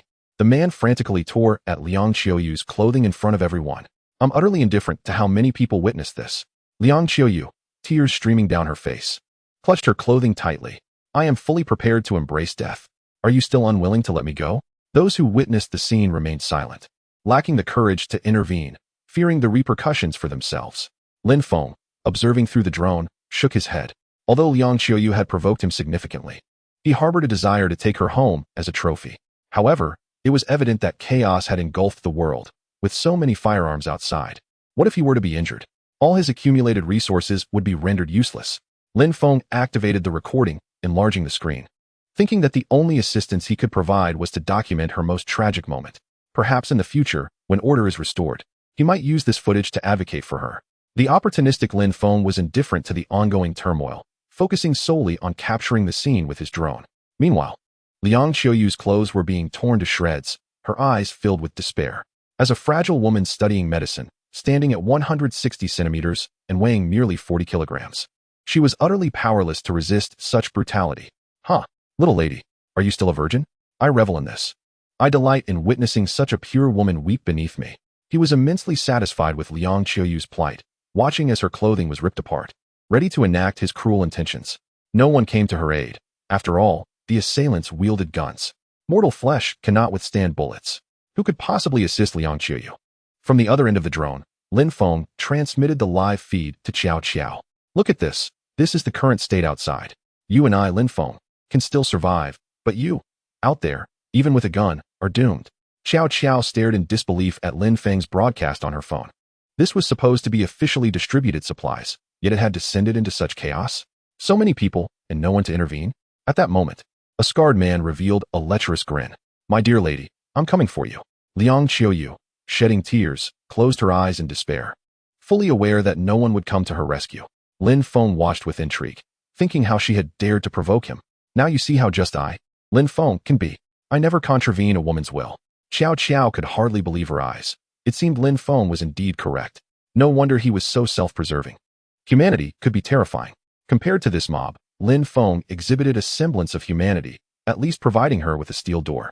Shi Yuan, stop this at once. Release that girl. At that moment, Zhou Kaihua's commanding voice halted Shi Yuan's actions. Captain, Shi Yuan questioned, perplexed. Why do you care about my actions? Didn't you say you wouldn't return to the authorities? Women, resources, take whatever you desire. Kaihua, are you here to rescue me? Liang Qiuyu, sensing a glimmer of hope, pondered over their 6 years of affection, wondering if he could not let go after all. In this critical moment, she needed him. Shi Yuan, this is your sister-in-law. If anyone is to have their way, it should be me first. Zhou Kaihua suddenly began to remove his clothing, revealing a sinister smile as he approached slowly. 66,666. Lin Feng, witnessing this scene, frantically typed 666. Meanwhile, Liang Qiuyu, the subject of this ordeal, and Xiao Qiao, watching the live stream, felt their moral compass shatter into pieces. This is outrageous. I'm sorry, Captain. I had no idea. You go ahead. After the revelry, let the brothers indulge a bit. Shiwan hastily pulled up his pants. Had it not been for the burn ointment and insider information provided by the captain, they might have already met a valiant demise. Meanwhile, Zhou Kaihua stood before Liang Qiuyu with a mischievous grin, completely bare. 6 years. Haven't you always forbidden me from touching you? Do you have any idea how I've endured these 6 years? Regardless, you are about to face the wall. Just this once. If you can compensate for the pain you've caused me over these 6 years, I might forgive you. You are aware that the apocalypse has arrived, aren't you? Since the end times have come, I see no need to hold back. Today, not only will I touch you, but I will also have my brothers join in. In an instant, Liang Qiuyu was taken aback. I had intended to entrust you with my life. After 6 years of affection? And this is how you repay me? I once thought Lin Feng was a scoundrel, but I sold my house and land to save your life. Zhou Kaihua, you are even worse than a brute. Zhou Kaihua, I must have been blind. I followed you for 6 years and failed to see that you are this kind of scum. I nearly met my end at the hands of the wall to save you. I sold my home and exhausted all my savings to procure a burn ointment to save your life. And this is how you repay me. As Zhou Kaihua was about to take action, he was suddenly awakened by Liang Qiuyu's scathing words. In that moment, memories of their sweet past flooded back, and he restrained his impulse. You said you sold your house to get me that burn ointment? Zhou Kaihua was genuinely unaware. Liang Qiuyu had withheld the details to spare him from added stress. Just then, Li Ying, unable to bear the scene, rushed over, yanked Zhou Kaihua aside, and slapped Liang Qiuyu. This information must not reach Zhou Kaihua, or her position would be at stake. Liang Qiuyu, get out of here. Do not attempt to disrupt our relationship. Zhou Gu and I are true love. What are you even worth? Liang Qiuyu covered her stinging face, disbelief etched across her features. I have sacrificed so much for you, and in the end, I couldn't even preserve my virtue. You dare to threaten me with the wall and bring your brothers along. Very well. Zhou Kaihua, Li Ying, Shiwan. With tears streaming down her face, Liang Qiuyu nodded, retreating to the third building, clutching her tattered clothing. A gentleman may take years to exact revenge, but I shall pursue it relentlessly from dawn till dusk. Chapter 81. Turmoil. Gifts reaching 50 will result in continued updates. Every time 50 is reached, updates will follow. Ying, what on earth is happening? Are you hiding something from me? Zhou Kaihua inquired of Li Ying, his pants still in hand. Ever since that night, when their villa was besieged for water and Zhou Kaihua had to brandish a gun to repel the intruders, he sensed a shift in the world. He promptly contacted friends from his escort team to explain the situation, primarily because they were armed. 3 friends agreed to follow him instead of returning to the official line. However, the vast majority of soldiers still in service opted to stick with the official path. After all, individuals like Zhou Kaihua were always in the minority. For escorts with 4 guns made their villa untouchable, leading Zhou Kaihua and his companions to scheme for a significant haul of rescue supplies. This was the last batch of aid supplies. If they didn't seize it now, it would be gone forever. Zhou Gu, I let her go for your sake. You have 6 years of feelings. If you truly commit such an act against Sister Qiuyu, I fear you may regret it for a lifetime. I must admit, Li Ying, this white lotus, possesses a remarkable knack for manipulation. With just a few words, Zhou Kaihua was convinced. Ying, I was wrong. I acted impulsively. Qiuyu has consistently forbidden me from touching her. Yet witnessing others do so ignited a twinge of jealousy within me, and I lost control in a moment of passion. Shiwan, you may indulge with other women at your leisure, but Liang Qiuyu must remain untouched. Hurry and gather the supplies. Dawn approaches swiftly. Very well, Captain. These matters are trivial. Are there not plenty of women to choose from? What difference does it make who one plays with? Shiwan, with a wicked glint in his eye, aimed his gun at the dozen or so women before him, causing them to tremble and weep in fright. Please, don't kill me. Take what you want. Spare my life. Cried one, a 50-year-old woman, her bulk and foul odor apparent after days without bathing. Shiwan was nearly driven to execute her on the spot. However, considering the scarcity of ammunition, he restrained himself. You 6, step forward and move supplies to the vehicle. The rest of you get lost. The 6 women he pointed to were relatively young and attractive, the eldest being 30, while the youngest was merely 14. They had already grasped the grim fate that awaited them. Should they comply and serve well, perhaps they would be granted mere morsels to sustain their lives. But disobedience? The outcome was all too clear. Witnessing this scene, Xiao Qiao covered her mouth in disbelief. Is this truly the state of affairs now? First, they robbed water and food. And now they have turned to women. Lin Feng retained a semblance of humanity, at least engaging in fair trade. Being captured by this group could only mean death would be a release. Xiao Qiao, do you understand? Reflect on this at home. I have already offered you the most favorable terms by agreeing to make you my primary wife. With that, Lin Feng ended the broadcast, for he had other matters to attend to. The raid for supplies at the Shishan courtyard was not confined to Building 3, as gunshots rang out. Nearly everyone began to seize what they could. Zhou Kaihua and his trio wielded firearms to commandeer relief supplies from Building 3, while Zheng Dehai's gang, emboldened by their numbers, also joined in the plunder. The 13 bodyguards of Shishan showed no leniency, urging immediate evacuation. The situation was similarly dire in other buildings, as nearly all sensed that this was their final opportunity for survival. Wang Guifan was even more ruthless, arriving with her son and family, who had not received any relief supplies at all. Rumors spread through Shishan courtyard that not only were supplies being stolen from Building 3, but women were also being taken. Any woman with a hint of beauty was thrown into a panic. Naturally, some shameless individuals still believed they could avoid the worst, like that foul-smelling, corpulent woman. Events had spiraled completely out of control. From this day forth, the authorities would provide increasingly meager supplies of water and electricity, entirely abandoning the plight of the ordinary citizen. Only scientists, elites, leaders, and obedient young men and women would be deemed worthy of entry into official shelters, awaiting the eventual restoration of civilization post-disaster. As for the rest, they were left to fend for themselves. The authorities were truly powerless. Ding! Just as dawn broke, Lin Feng received a text message. He glanced at the screen, wondering who had sent it. Greetings, Mr. Lin Feng. This is the Disaster Relief Command Center of Huaxia's Emperor High City. You have now obtained the qualification to enter the official disaster relief shelter in Emperor High City. Please arrive at the designated location within 3 days. After 3 days, entry will no longer be permitted. This is your final opportunity for survival. We urge you to consider this matter with utmost seriousness. Do not disclose this information to anyone. This message is classified. Any breach of confidentiality will result in severe repercussions from the authorities. Official communication from Huaxia, Disaster Relief Command Center of Emperor High City. An official text message, accompanied by a location coordinate. Foolishness. They merely wish to ascertain whether I possess the 10 billion in supplies. Am I so naive as to fall for this? Lin Feng promptly clicked delete, dismissing it entirely. In his previous life, he had never received such messages. And now he did. Why? Did Lin Feng truly think the authorities would altruistically distribute relief supplies? This was merely a tactic to stabilize the ordinary populace, instilling a glimmer of hope before the elite leadership made their exit. Lin Feng soon realized that the authorities were not purely benevolent. They had their own agenda. Simultaneously, elites from various sectors received the official notification.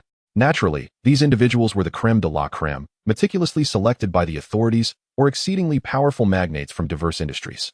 No one at their level would be foolish enough to disseminate this information to the masses. The officials were well aware that losing access to the shelter would incur consequences. One should never underestimate the power of the authorities. A withering camel is still larger than a horse. While the officials may lack control over natural disasters, they certainly wield authority over people. You may choose not to attend, but you must remain silent about it. At the very least, for the next 3 days. Xiao Qiao was unaware of this situation. She was merely a university student, an ordinary individual without power or influence. How could she possibly receive such information? Was it merely because of her beauty? Lin Feng, however, found the message in the recycle bin, took a screenshot, and sent it to Xiao Qiao. Do not share this with anyone. Read it and delete it immediately. If you dare to forward it, I cannot protect you. Upon reading the message, Xiao Qiao burst into tears. What would she do if Lin Feng departed? What use was her 20 million in supplies and a gun? After exhausting 200 bullets, would she not still perish? My dear husband, would you abandon me? Xiao Qiao was truly frightened. She extracted a bullet from the gun.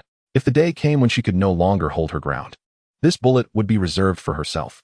Let us see how you perform. If you choose to play with jelly beans, getting jealous and throwing tantrums, then why should I seek refuge in the shelter when I am perfectly fine at home? Looking at Lin Feng's message, Xiao Qiao's face flushed with embarrassment. How infuriating. You only know how to provoke me. Sooner or later, you will drive me to my wit's end. Xiao Qiao's heart eased slightly, seeing Lin Feng's demeanor.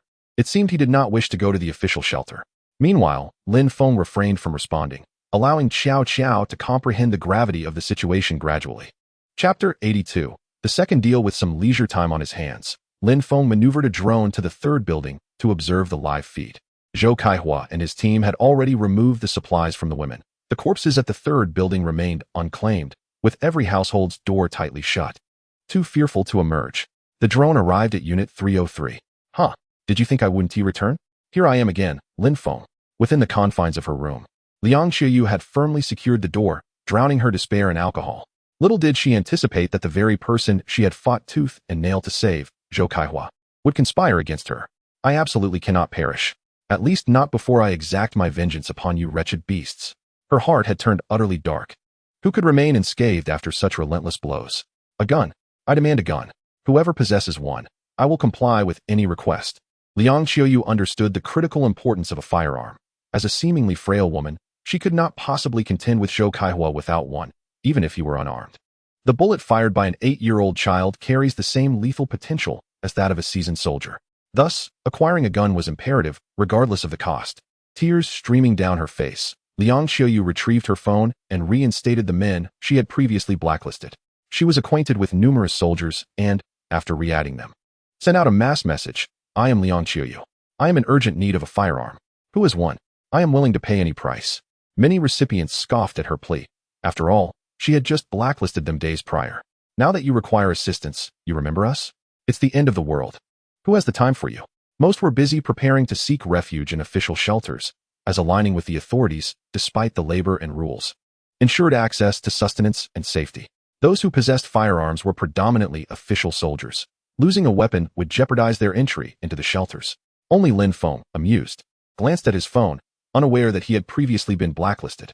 Now you wish to engage in a transaction? Do you realize the profound damage your actions have inflicted upon my fragile psyche? Upon reading Lin Feng's response, Liang Qiuyu seethed with rage. Once I obtain a gun, you shall be the first to face my wrath, Lin Feng. You are a beast, yet Zhou Kaihua is even more vile. Men are all worthless creatures. Do you possess a gun? What are your terms? Liang Qiuyu had been too distraught to check her phone in recent days, oblivious to Lin Feng's heinous deeds. She was utterly unaware that she was negotiating with a demon. Spend a day with me, and I shall provide you with a handgun and 200 rounds of ammunition. Should you dare to provoke me again, do not blame me for binding you and using you as a target. Upon reading Lin Feng's message, her resolve to eliminate him intensified. All you men think about is your sordid desires. You all deserve to perish. Once I wield a gun, I shall eradicate every man in this world. Send me a photo of the gun. I will decide afterward. Fearing deception, she contemplated the consequences should Lin Feng renege on their agreement. Here, take a look.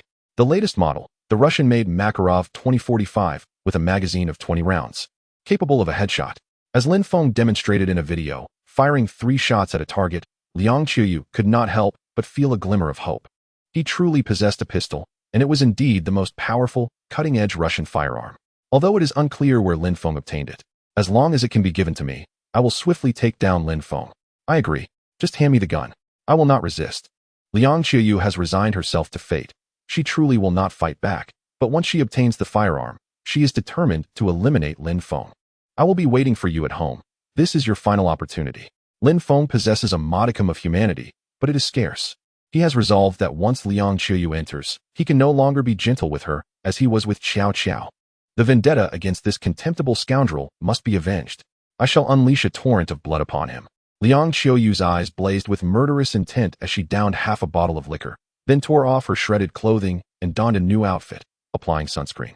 It is not vanity that drives Liang Qiuyu. Before she exacts vengeance upon Lin Feng and Zhou Kaihua, she must ensure her own survival. She cannot afford to be injured or perish. Her sole purpose for living now is revenge.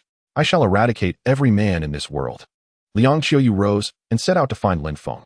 Meanwhile, Lin Feng picked up his phone, accepted Wang Qing's friend request, and replied to Fang Qian's message. Qian, I apologize. I was injured and unconscious for a day. I just woke up to see your messages. Fang Qian and Wang Qing were instantly elated upon reading the message. So he was injured? No wonder he didn't answer our many calls. They were terrified by the events that transpired during the supply distribution. Thankfully, they had arrived early. Otherwise, they might have missed the supplies and been captured. Lin Feng, don't worry. Wang Qing and I will come to take care of you right away. How can you be alone and injured? Upon seeing this affectionate address, Lin Feng felt a wave of nausea wash over him. Lin Feng, ugh, how revolting. You're simply hungry. In your desperation, you would consume anything. And calling me Lin Feng so sweetly, you only want to come over for a free meal. He then feigned concern in his response. I'm injured and cannot go out, so I am unable to pick you up. If I were uninjured, I would certainly come for you. The outside world is so chaotic. If something were to happen to you, how could I live with myself? Fang Qian's face twisted with disdain as she smirked. It was evident that Lin Feng remained the same infatuated fool. A fool is indeed a fool. The base remain base. Just wait until I enter, Lin Feng. You will truly understand the meaning of cruelty. It is fortuitous that you are injured. I shall seize this opportunity to eliminate you and ascend as queen. Listening to Feng Qian, Wang Qing felt something was amiss. She wanted to message Lin Feng, but sensed that the timing was not right. However, with Feng Qian nearby, what if she discovered it? No worries. We will come to care for you now, arriving in half an hour. Remember to open the door. All right, I will be prompt in opening the door. Upon receiving Lin Feng's reply, Feng Qian's expression twisted with malice. The incident of you standing me up yesterday is far from over. When I arrive, I will strike you down at your most vulnerable moment. It will not be in vain for all those years you have fawned over me. With that, Feng Qian found a metallic hairpin, sharpened it, and inserted it into her hair. In that moment, a man is most defenseless. As long as the strike is precise, it will be a fatal blow. Watching Feng Qian, Wang Qing swallowed hard. This woman is truly ruthless. Once the blade is sharpened, it can deliver a fatal blow with a single thrust. Feng Qian then dressed herself, descended the stairs, and made her way to Lin Feng's safe house. Lin Feng, smiling as he gazed at his phone, thought, let us allow you to bask in the sun for one more day. There's no rush, let us take our time. Chapter 83. The frantic Liang Qiuyu. Since Liang Qiuyu's home was relatively nearby, Lin Feng need not worry about encountering Feng Qian and her companion. Ding dong. Indeed, it was Liang Qiuyu, arriving as expected. Lin Feng drew the curtains and went to open the door. Today, I shall teach you a lesson. It is not my nature to be cruel, but how could you disregard the rules and confront me with such audacity? The psychological trauma inflicted upon me, a mere 21-year-old, is immense. I must return the favor and ensure you remember this for a lifetime. With a handgun in hand, he opened the door. Don't move. He aimed the firearm directly at Liang Qiuyu, preventing her from turning and retreating. Is this a real gun? Is it meant for me? Liang Qiuyu showed no fear. Rather, her eyes sparkled with delight. Once the transaction concludes, it shall belong to you. Step inside. Eat this. She received the liqueur chocolate, and without a moment's hesitation, swallowed it whole. Am I not afraid of death? What else could I fear? I would even dare to consume rat poison. Fifth door on the left. Go in and shower for half an hour. What on earth is wrong? Why does this girl smell so foul? How much alcohol has she consumed? Lin Feng waved his hand in front of his nose, astonished by her lack of cleanliness. For days, Liang Qiuyu had done little but drink, in such sweltering heat. It was no wonder she reeked. Upon witnessing the enormous cooling ice block in Lin Feng's home, she was taken aback. Is this the power of wealth? Outside, even a single sausage could be fatal. You use this to cool your home? Truly, I have never encountered the world of the affluent. What if I could eliminate Lin Feng? What if I could reside here and offer refuge to other women? Perhaps many tragedies could be averted. Yet, shaking her head at the thought, she remembered Li Ying, a memory that would haunt her for life. She could trust no one again. She could never shelter anyone. Men are devoid of virtue, and women are no better. After ending Lin Feng's life, she would pursue Zhou Kaihua and Li Ying Xuan, and upon avenging herself, she would bid farewell to this world. The experience of this game was utterly dismal. There was little reason to continue living. Upon entering Lin Feng's bathroom, Liang Qiuyu was astonished. Was it true that the bathrooms of the wealthy were so extravagant? While others struggled to find a sip of water, here there exists a man-made hot spring. With a decisive click, Lin Feng locked the steel door, took a drag from his cigarette, and returned to the sofa. Liang Qiuyu, unfazed, discarded her clothing and slowly stepped into the water. To depart this world cleanly would be a worthy endeavor. Unlike Qiao Qiao, Liang Qiuyu was quite slender. Appearing gaunt from her recent inadequate diet, she quietly used a washcloth to cleanse her body, devoid of any expression of comfort or emotion. It appears that the recent events have profoundly impacted her, leaving her heart numb. After a considerable time, having cleansed her body, Liang Qiuyu sensed something amiss. As a physician, she quickly discerned the reason behind it. Indeed, all men deserve contempt. How could one so frail as I be met with such resistance? Liang Qiuyu's eyes were devoid of emotion, without even a hint of surprise. She had endured far harsher trials, and this seemed almost routine. Moreover, she had no intention of rejecting Lin Feng's proposition. Her sole desire was to procure a weapon, willing to comply with any demand. Not merely her body, but even her soul could be bartered if necessary. Lin Feng glanced at his watch, discarding the cigarette but into the ashtray. The time was ripe. He entered the bathroom and lifted Liang Qiuyu, who uttered not a word, seemingly devoid of anger. Her demeanor was as tranquil as a still pond. Her face as cold as ice. Standing at a mere 160 centimeters, she weighed just over 80 pounds, exceedingly frail. Gently laying her upon the bed, Lin Feng sat at its edge, quietly smoking, refraining from any further action. Though she had engaged in a significant struggle, it was evident that her spirit was extinguished. Unlike Xiao Qiao's, to strike again would only be to further torment her.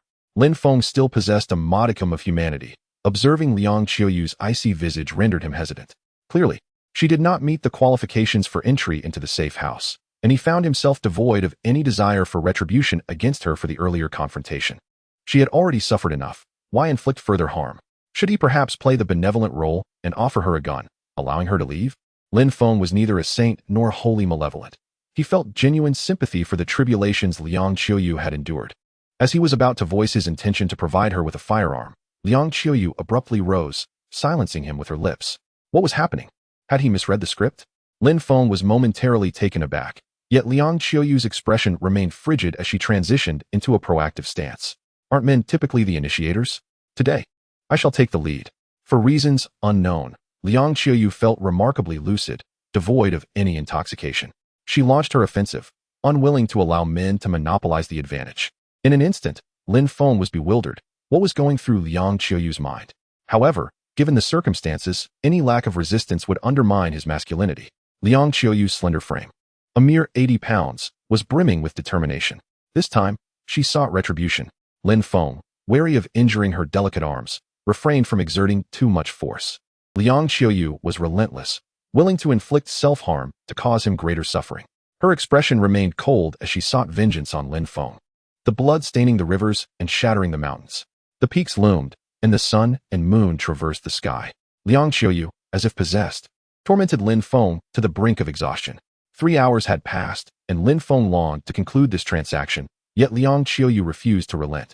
In exasperation, he vowed never again to engage in dealings with someone so resolutely determined to perish. She not only wished for her own demise, but sought to drag him down with her.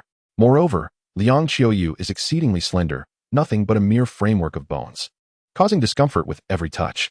Haven't you always claimed you wished to negotiate with me? Just 4 hours, and you find yourself incapable? Liang Qiuyu, in his determination, could barely lift his head as he coldly addressed Lin Feng. Lin Feng, utterly speechless, pondered whether it was wrong to respect a woman's autonomy. Chapter 84. Healing the ailments. At this moment, Liang Qiuyu's condition was not significantly better. It could be said that neither party emerged unscathed from this encounter, resulting in mutual detriment. This 4-hour battle exacted a heavy toll on both sides. Lin Feng, bewildered, questioned the notion of merely 4 hours. Did one think of him as made of iron?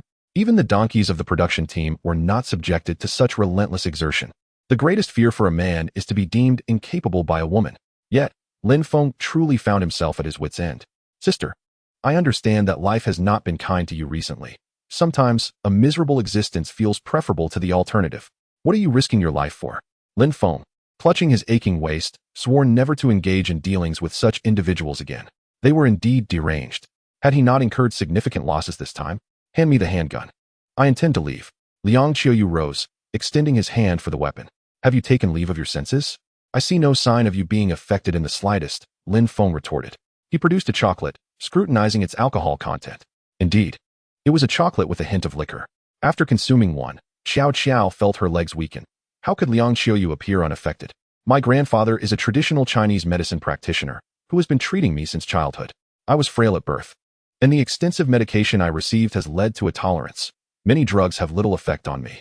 Liang Qiuyu dressed calmly, as if the preceding events had never transpired. Goodness, is there such an explanation? It seems I, Lin Feng, have not fully anticipated the situation. Unfortunately, this transaction has been fraught with hardship for Lin Feng, who felt on the verge of expelling blood. Give me the handgun. I am leaving now. Having donned her clothing, Liang Qiuyu resolutely demanded the weapon, intent on eliminating Lin Feng upon obtaining it. Sister, given your current state, do you truly believe I would dare hand you the gun? Your face is as cold as if you were on the brink of death. Would you not use it against me? For 4 hours. Liang Qiuyu had not uttered a single word, clearly illustrating her indifference. Are you attempting to breach our agreement? It is no surprise that someone like you would lack integrity. I am departing. Liang Qiuyu, calm and composed, turned to leave. In her eyes, nothing seemed worthy of anger anymore, not even death. I shall apply sunscreen for you. The gun will be provided. Simply return home and wait by the window. Accepting Lin Feng's sunscreen, Liang Qiuyu applied it to her face, while Lin Feng began to dress. His expression one of disbelief. What on earth is happening? I am returning home. I hope you will uphold your word. After bidding farewell to Liang Qiuyu, Lin Feng retrieved a drone. Searching for medication to aid women in need, Lin Feng resolved to act benevolently. Perhaps he could provide healing. Otherwise, what meaning would life hold moving forward? Crushing the medicinal pills, he mixed them into the milk tea, hoping their taste would remain undetected. Then, utilizing a drone, a handgun, 200 rounds of ammunition, and a cup of iced milk tea were delivered to Liang Qiuyu's window. Upon returning home, Liang Qiuyu awaited by the window. The moment she spotted the drone, she comprehended how Lin Feng had uncovered the events transpiring in her residence. After all, it was merely a case of drone surveillance, an invasion of privacy, is it not? As she received the items, Liang Qiuyu took a sip of the milk tea, discovering it was indeed chilled with ice. It was delightful, especially after the exhausting 4-hour battle she had endured. Time tends to weigh heavily on women. Liang Qiuyu could not help but admire Lin Feng for his endurance. 4 hours was quite the feat. Such capability could leave those who boast of their 3-second prowess feeling utterly defeated. Reflecting on those 4 hours, a blush crept across Liang Qiuyu's cheeks upon her return home. She was not indifferent. She was merely stubborn, unwilling to concede. Why must it always be her who takes the initiative? In this transaction, Liang Qiuyu had vented her frustrations on Lin Feng, feeling no remorse for her actions. As a doctor, she was acutely aware of the repercussions her reprisal would have on him. Liang Qiuyu intentionally suppressed any expression of satisfaction, refraining from making a sound, sowing seeds of self-doubt within Lin Feng. Her revenge was indeed ruthless. She aimed to instill insecurity in him, for nothing terrifies a man more than a woman questioning his capabilities. Yet today, Liang Qiuyu had done just that. Contemplating the experiences she had never encountered, her face flushed a deeper shade of crimson. This was akin to inflicting 800 wounds upon the enemy while sustaining 1,000 upon oneself. Subsequently, she took out her phone to message Lin Feng. So, you have been watching me all along. Do you harbor feelings for me? Why else would you send me milk tea? While sipping her drink, Liang Qiuyu sought clarity on Lin Feng's intentions.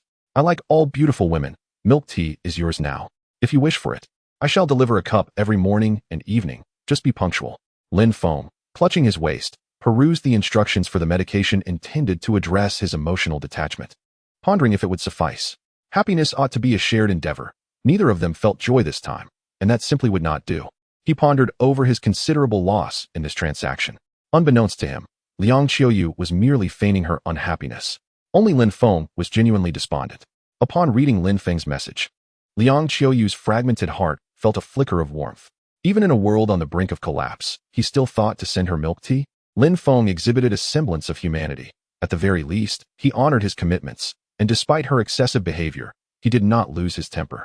Had it been any other man, he would have either rejected her or struck her, yet Lin Feng refrained from such actions. Thank you for the milk tea. It is quite delightful.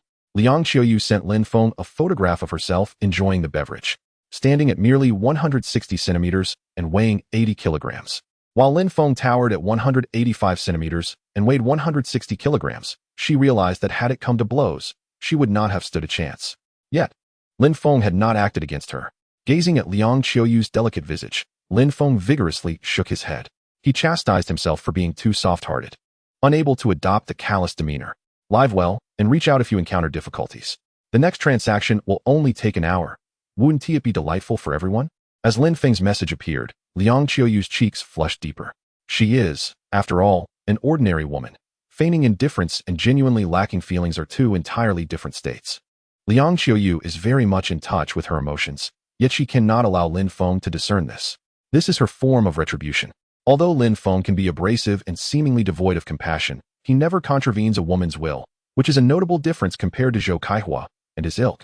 Observing him in discomfort, clutching his waist, one wonders if he would dare provoke her again. He boasts daily, but when faced with genuine adversity, he proves to be nothing. Do you possess any merit, you weakling? In the end, Liang Qiuyu responded to Lin Feng, which infuriated him. How dare you call me a weakling? You must be unwell and in need of treatment. Is it my fault for respecting a woman's will? Lin Feng was incensed, yet powerless. He ended the conversation, choosing silence. As a doctor, he is well aware of his own condition. With that, Liang Qiuyu ceased her replies. Lin Feng suddenly pondered whether he was still not ruthless enough. The next time, she would certainly pay a price. Chapter 85. The worth of a bowl of spicy noodle soup. It seems that I, Lin Feng, still lack the necessary ruthlessness. Should I seize her now to serve my purposes? Lin Feng was quite vexed. Why does he always find himself at a disadvantage when dealing with this obstinate Liang Qiuyu? Never mind. This little woman is determined to meet her end. She possesses a firearm, and if he approaches, she would undoubtedly shoot him.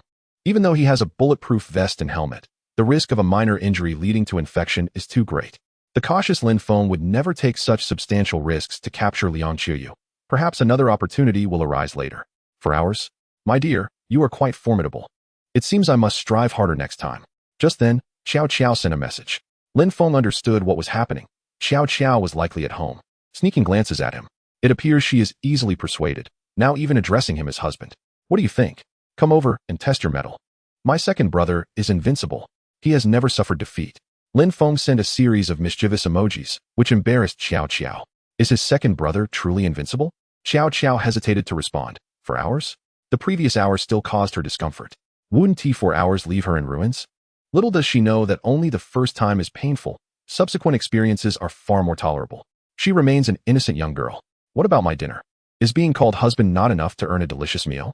Consequently, Xiao Qiao quickly shifted the topic, unwilling to continue the banter with Lin Feng.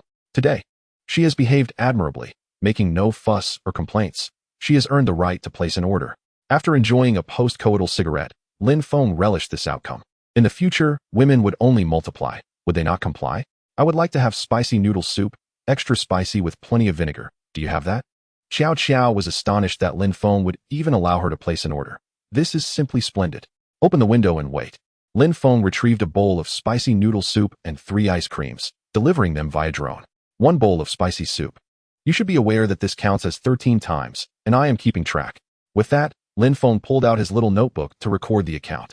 On a certain day at the end of a month, Jojo savored a bowl of spicy hot pot, indebted to me for 13 instances. Jojo opened the window, receiving 3 ice creams from the bag, accompanied by a steaming bowl of spicy hot pot, as if freshly prepared. She hurriedly picked up her chopsticks to delve into the meal, finding the noodles remarkably unyielding. How could it have been prepared so swiftly? Lin Feng, what is your secret? My dear, you are truly wonderful. Filled with joy, Jojo embraced the hot pot and messaged Lin Feng. Obediently, one can have whatever they desire, otherwise, they might be reduced to nibbling on bread and ham at home. Lin Feng was quite pleased with Jojo's current disposition. This spirited wild horse had ultimately succumbed to reality. Jojo, munching on the hot pot with a pout, astutely recognized that she had no choice but to accept her circumstances. Lin Feng was enigmatic from their very first encounter. He had orchestrated everything. Jojo, being clever, realized that if she could not change her environment, she must adapt herself to it. Moreover, Lin Feng had promised her that she would be the primary wife, so she should not suffer too greatly. Husband, those 2 women from yesterday have come looking for you again today. What on earth are they after? They arrive daily, yet you refuse them entry? Upon reading Jojo's message, Lin Feng scrolled through his call log. Indeed, Fang Qian had left a staggering 99 missed messages, which Lin Feng dismissed. I intend to outplay you. This is merely the beginning. Enjoy your spicy hot pot, for it comes with a debt of 13 instances. Do not lament later. Jojo bit into a fishball, furrowing her brow. Was Lin Feng teasing her once more? She opened her browser and searched for the meaning behind a bowl of spicy hot pot for 13 times. Suddenly, the hot pot in her hands seemed less appetizing. You are truly wicked. How detestable. Jojo gradually grew accustomed to Lin Feng's nature. Despite his flirtations and tendencies, he treated her quite well. He was neither violent nor perverse, his words often playful, yet he lacked true skill. Without Lin Feng, Jojo mused. She would have met her demise countless times by now. Even amidst an apocalyptic world, could one truly demand a loyal and passionate partner? As long as she could enjoy good food and drink without being captured, what more could she desire? Their conversation continued until nightfall. Jojo, feeling bored at home with no one to converse with, and her brother's fate unknown, found Lin Feng to be her sole pillar of support. Lin Feng, having enjoyed a splendid day, was oblivious to Fang Qian's mounting fury. Is this truly fit for human consumption? One could use this to bludgeon someone to death. Fang Qian gnawed on government-issued compressed biscuits, her frustration nearly boiling over. Lin Feng had stood her up twice in succession. Do you still wish to be my devoted admirer? I am your goddess. Is this how you treat me? Eat up, Qian. Given the circumstances, we should be grateful for any rescue supplies we receive. Wang Qing, too, discerned the harsh reality. Fang Qian was utterly unreliable, and Lin Feng likely knew about her situation, intentionally toying with her. That wretched Lin Feng. Hundreds of messages without a single response. Once I reach the safe house, I shall ensure he pays dearly. I cannot rest until I have my revenge. Fang Qian chewed on her compressed biscuits while sipping rusty-tasting tap water, her teeth itching with rage. Meanwhile, Wang Qing consumed half a biscuit before retreating to her room. Seeking help from others may not be as reliable as relying on oneself. Fang Qian has proven to be untrustworthy. If one wishes to enjoy the comforts of a safe haven, one might have to resort to compromising one's own body. Fortunately, Wang Qing, still a virgin, believes her appearance is quite appealing and that one man would suffice. Lin Feng, are you there? Wang Qing sent a beautiful selfie, hoping Lin Feng would notice. After waiting for half an hour without a response, she messaged again. I am Wang Qing, Fang Qian's close friend. You may not know me. I am aware you have seen my messages, and I know you are deliberately toying with Fang Qian. I possess many of her secrets. Would you care to hear? Upon reading this, Lin Feng understood that this superficial friendship had reached its breaking point. He decided to stoke the flames further. You are quite astute. I am indeed playing with her. I have no interest in her affairs, as I am already aware of everything. Why are you bringing this to me? Speak your demands. Wang Qing felt a surge of joy. Her assumptions were correct. Lin Feng was indeed retaliating against Fang Qian. How foolish Fang Qian was. Thinking her attempts to attract suitors went unnoticed. Lin Feng, with a fortune in the billions, could easily uncover any secrets. Lin Feng, I stand at 162 centimeters and weigh 98 pounds, still a virgin. I can cook, clean, and keep you warm at night. May I enter your safe haven? I can sneak in while Fang Qian sleeps. I do not eat much, just some instant noodles with ham would suffice. Wang Qing was somewhat self-aware. Yet Lin Feng found no interest in this second-rate schemer. Here is a proposition. Remove one of Fang Qian's fingernails, and I shall reward you with a box of instant noodles. In total, 20 boxes, enough to last you 6 months. Upon receiving this message, Wang Qing felt utterly stunned. Are the wealthy truly so callous? In such sweltering heat, extracting a fingernail could be fatal. 20 in total? That would surely be life-threatening. Isn't this excessively cruel? I wouldn't dare pull off a toenail, let alone harm a living person. Wang Qing was speaking the truth. She was not inherently cruel. This is a long-term task. You may complete it at your convenience. Once you fulfill the task and send me a photograph, do not bother me until then. After reading Lin Feng's message, Wang Qing wanted to respond but hesitated. Angering Lin Feng would jeopardize her chances of entering the safe haven. After some contemplation, she changed into her most alluring attire, began taking selfies, editing them, and posted them on her social media, visible only to Lin Feng. Are you home alone? The long night stretches on, intensifying the solitude. What if you find me intriguing?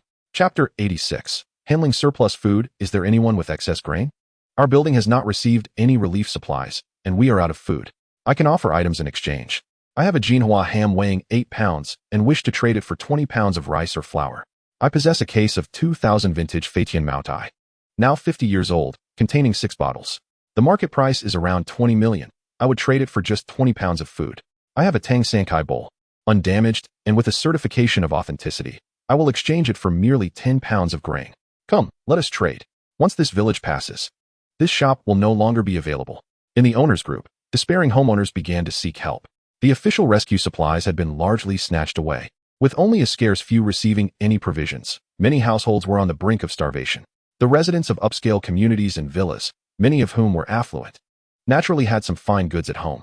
Numerous individuals sought assistance, yet there were hardly any responses. Lin Feng glanced at his phone, akin to browsing a shopping site, selecting the items he desired.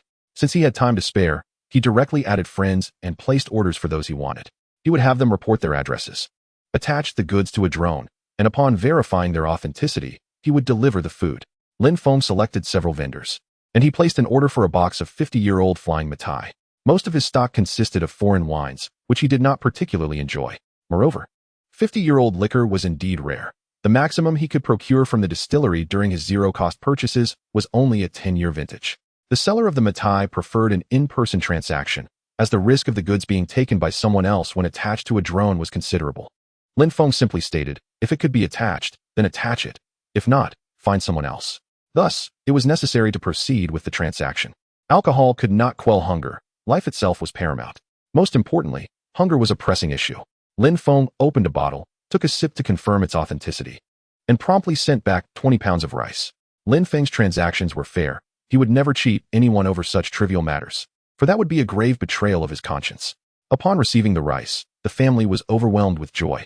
At last, they had something to eat, and they expressed their gratitude to Lin Feng, a sincere businessman, a rarity in these times. Lin Feng was not one to covet everything. He only desired items that intrigued him, primarily aged Matai, Wuliangya, red and white wines, and grape wines. Given the scarcity of such items, it was unnecessary to raid each household. That would be exhausting, Pillaging one house after another was akin to opening blind boxes, laborious and unappreciated. Engaging in transactions with them was advantageous, as it saved both time and effort. As for Jinhua ham, that was merely zombie meat, akin to a mummy's leg. Lin Feng had had his fill. He preferred to keep it for himself. Darling, how much grain have you actually hoarded? What are you trading for alcohol? That cannot be consumed, Jojo remarked. Recently, Jojo had become increasingly agreeable, no longer envious or overly dramatic. She would frequently message Lin Feng, resembling a clingy girlfriend. As long as we have enough to eat.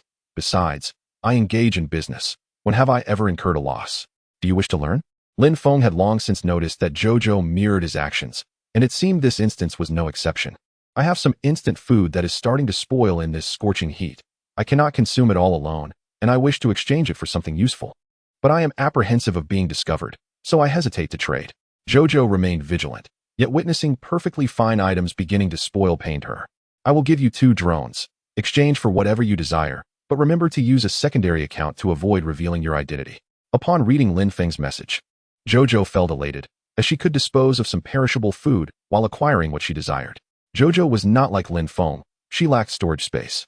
And in such hot weather, some foods could not be preserved for long. Thank you, darling. I love you. Before long, Jojo received 2 drones, along with several spare batteries and a charger. This brought her immense joy, as the limited power supply alleviated her worries about running out of battery mid-flight. Lin Feng, how is it that you are always so meticulous in your endeavors? She mused. It seems that as long as I am by your side, regardless of when the apocalypse may conclude, I shall thrive in this life. Reflecting on Lin Feng's admirable qualities, Jojo began to accept her fate. A man with capability, vision, and wealth is undoubtedly favored by many women, even in a world teetering on the brink of collapse. Gradually, Jojo came to embrace her role as Lin Feng's primary wife.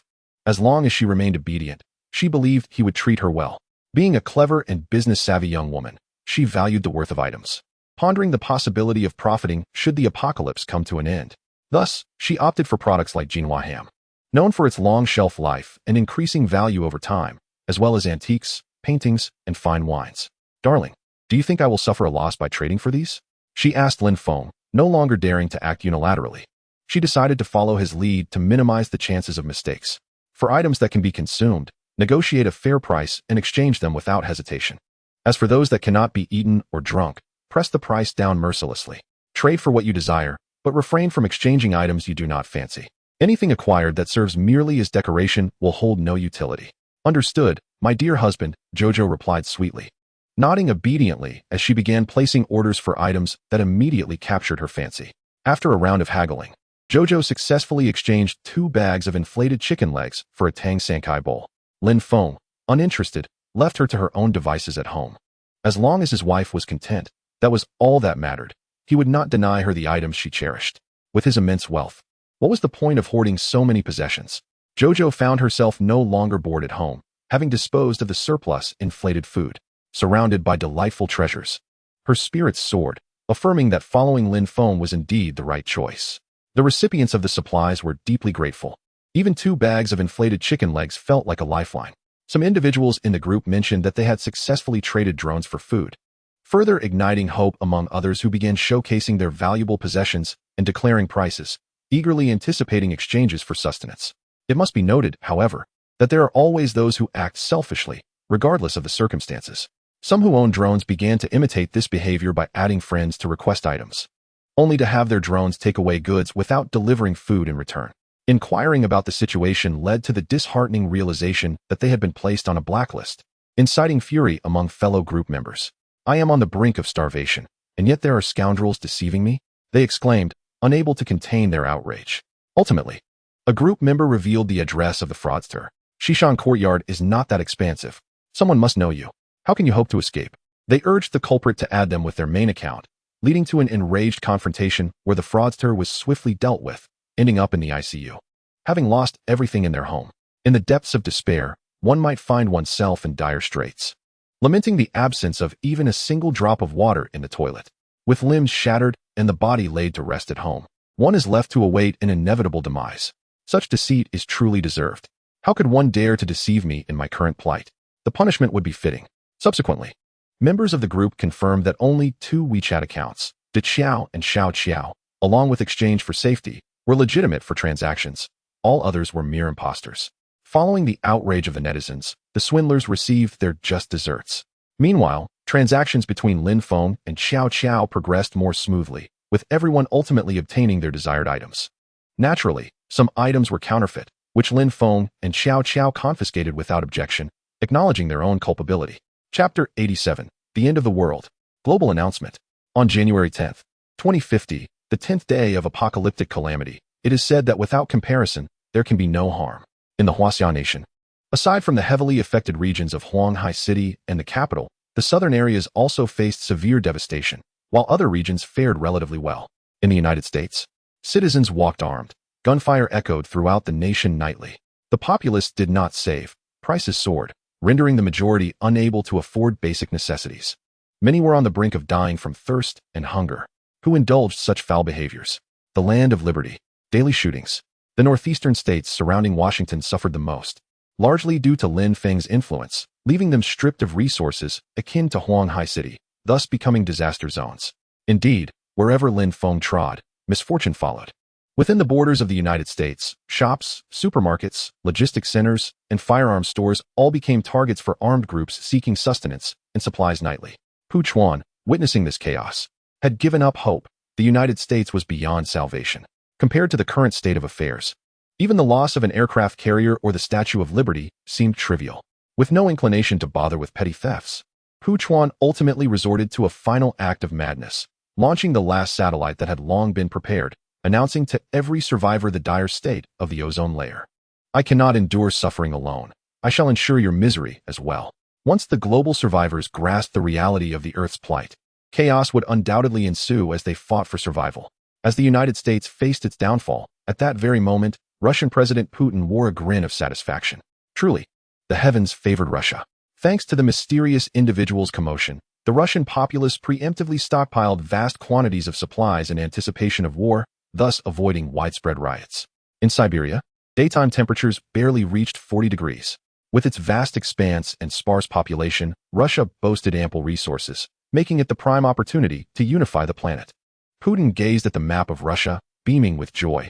The loss of 3 missile bases was inconsequential. Lake Baikal, after thorough exploration, still held 400 meters of water, sufficient to quench the thirst of all Russians for a century.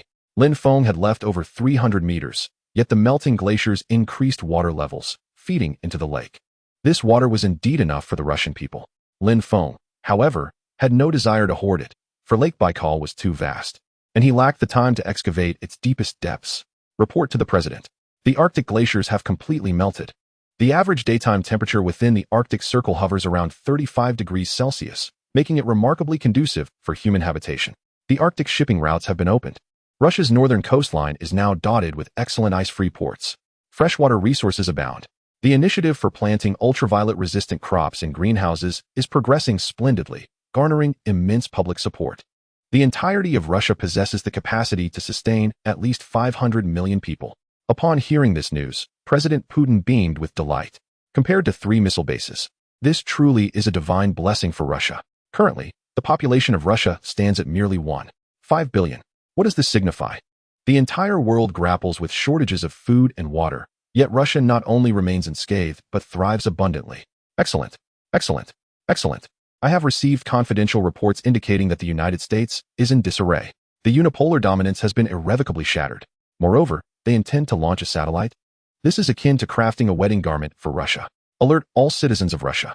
We must migrate en masse to the shores of Lake Baikal and within the Arctic Circle. The sooner, the better. The depletion of the ozone layer is not something that can be remedied in just a few years. From this moment forth, Russia shall emerge as the mightiest nation on earth. This is indeed divine assistance. President Putin's directives reverberated throughout Russia. Upon hearing the news, all Russians felt a mix of excitement and gratitude, considering the plight of other nations. At the very least, we have not succumbed to the heat. The journey may be long, yet the Russian populace proceeds with lightened burdens toward their destination. As for winter clothing, it has been discarded without hesitation. Temperatures in Siberia have soared to 40 degrees. Those heavy coats will soon be of no use. With the ozone layer irreparably damaged, the high temperatures will persist for at least a century. What purpose do they serve now? Ding. At that moment, Every survivor's mobile device across the globe received an alarming message from the United States. Survivors quickly utilized translation software to comprehend the gravity of the information. Greetings to all survivors. On January 1st, 2050, a magnetic storm resulting from solar flares devastated the Earth's ozone layer, rendering ultraviolet rays lethal to all forms of life.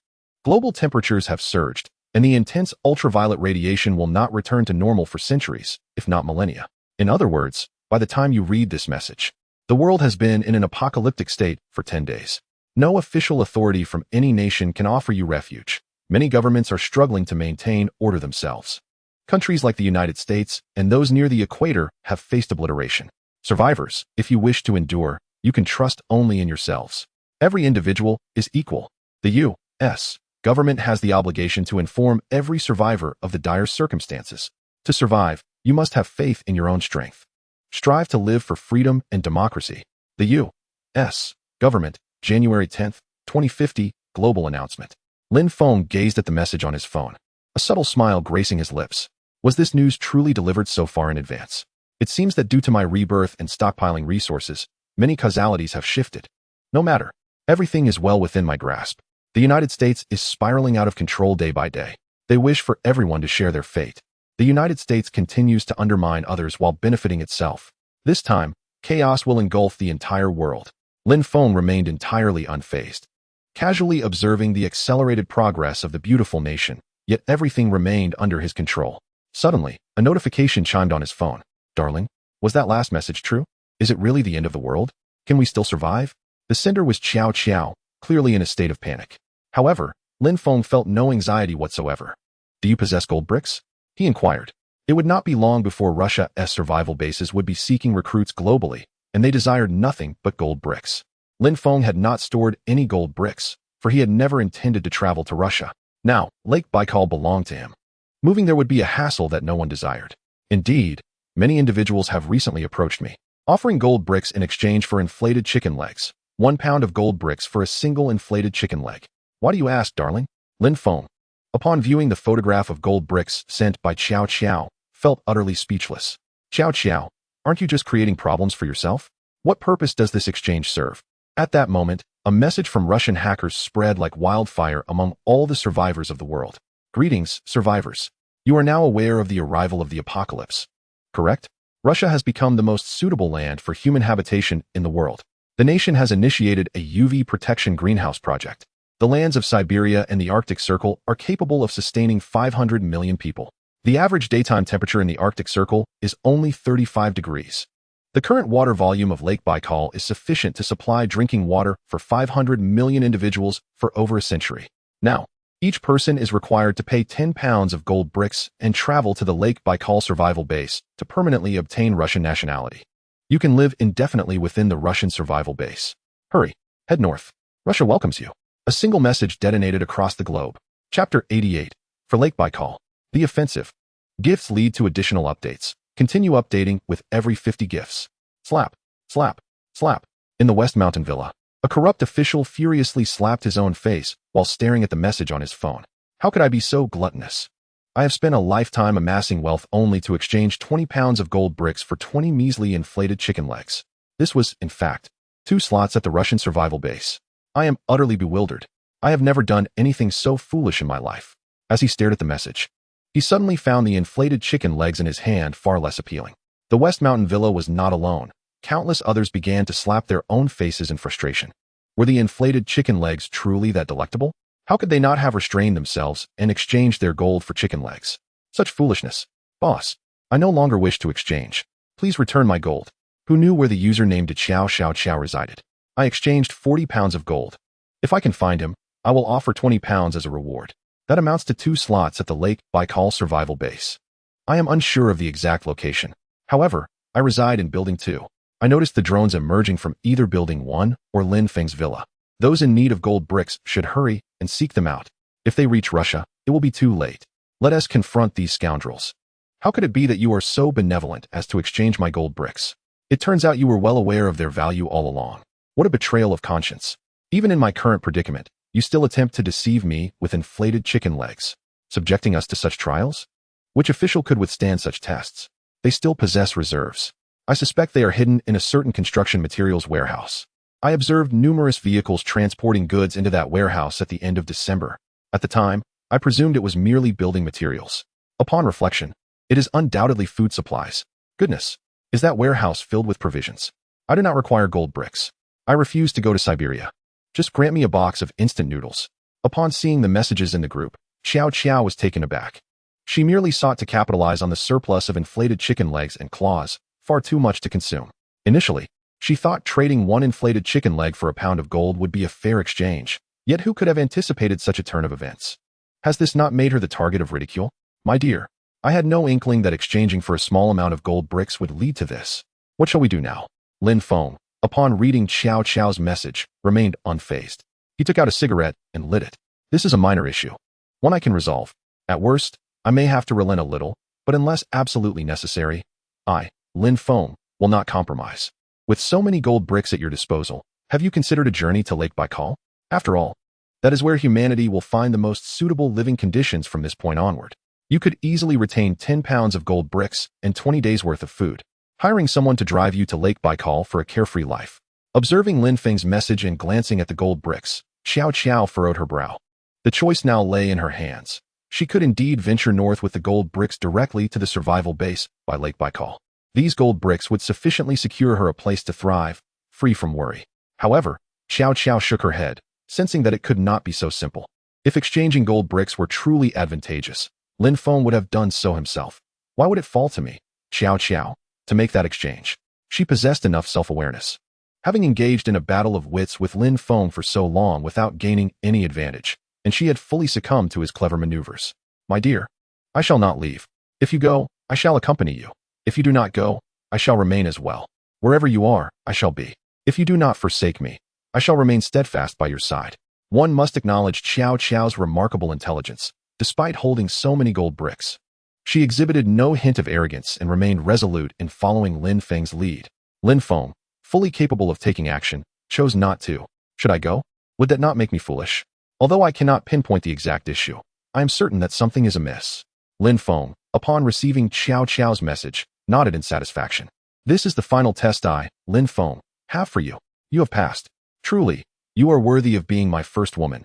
You are neither foolish nor naive. And you possess the ability to learn.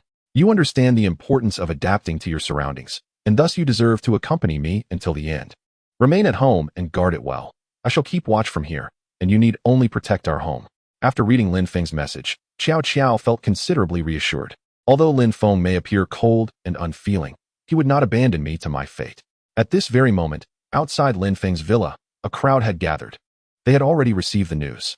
The drones designated for the exchange of goods have taken flight from this very location, be it supplies or gold bricks. They must be seized at once. Those who can brazenly trade resources must certainly possess an abundance at home, worth at least billions. Listen closely, those inside. Surrender all your supplies and gold bricks, and I shall spare your lives. A group of individuals shouted towards a villa belonging to Lin Feng, their voices echoing loudly. Today marks their final opportunity. The heavens have perished. A new order must arise. Even if gold bricks elude them, they must secure the supplies. For the sake of Lake Baikal, advance.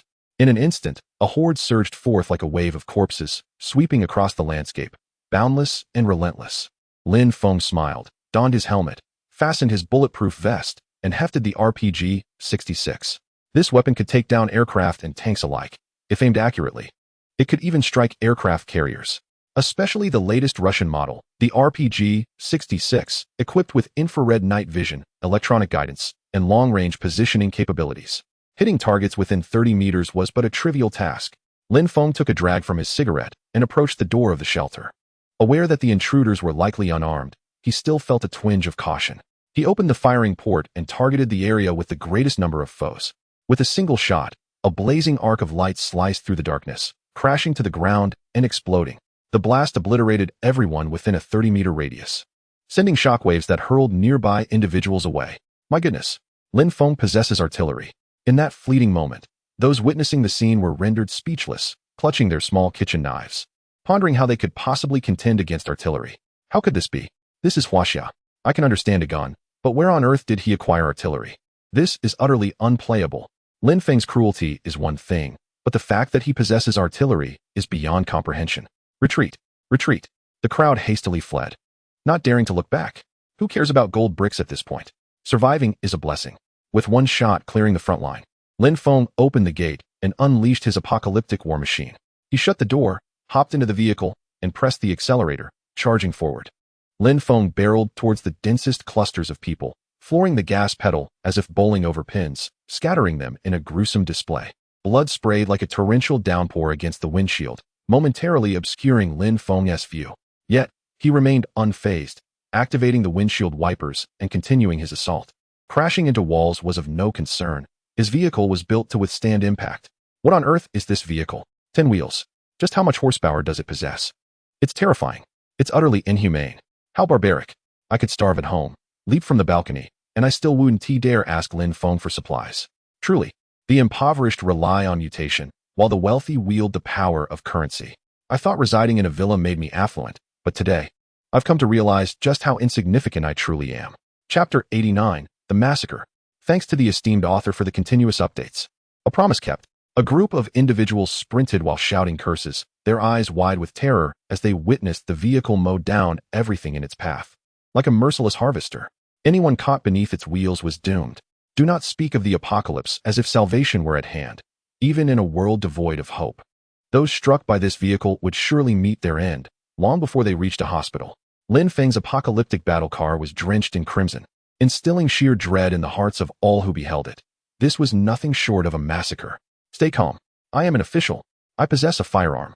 At that moment, an official brandishing a handgun stood before the vehicle, aiming directly at Lin Feng's head. Lin Feng, halt your vehicle immediately, or I shall shoot you down.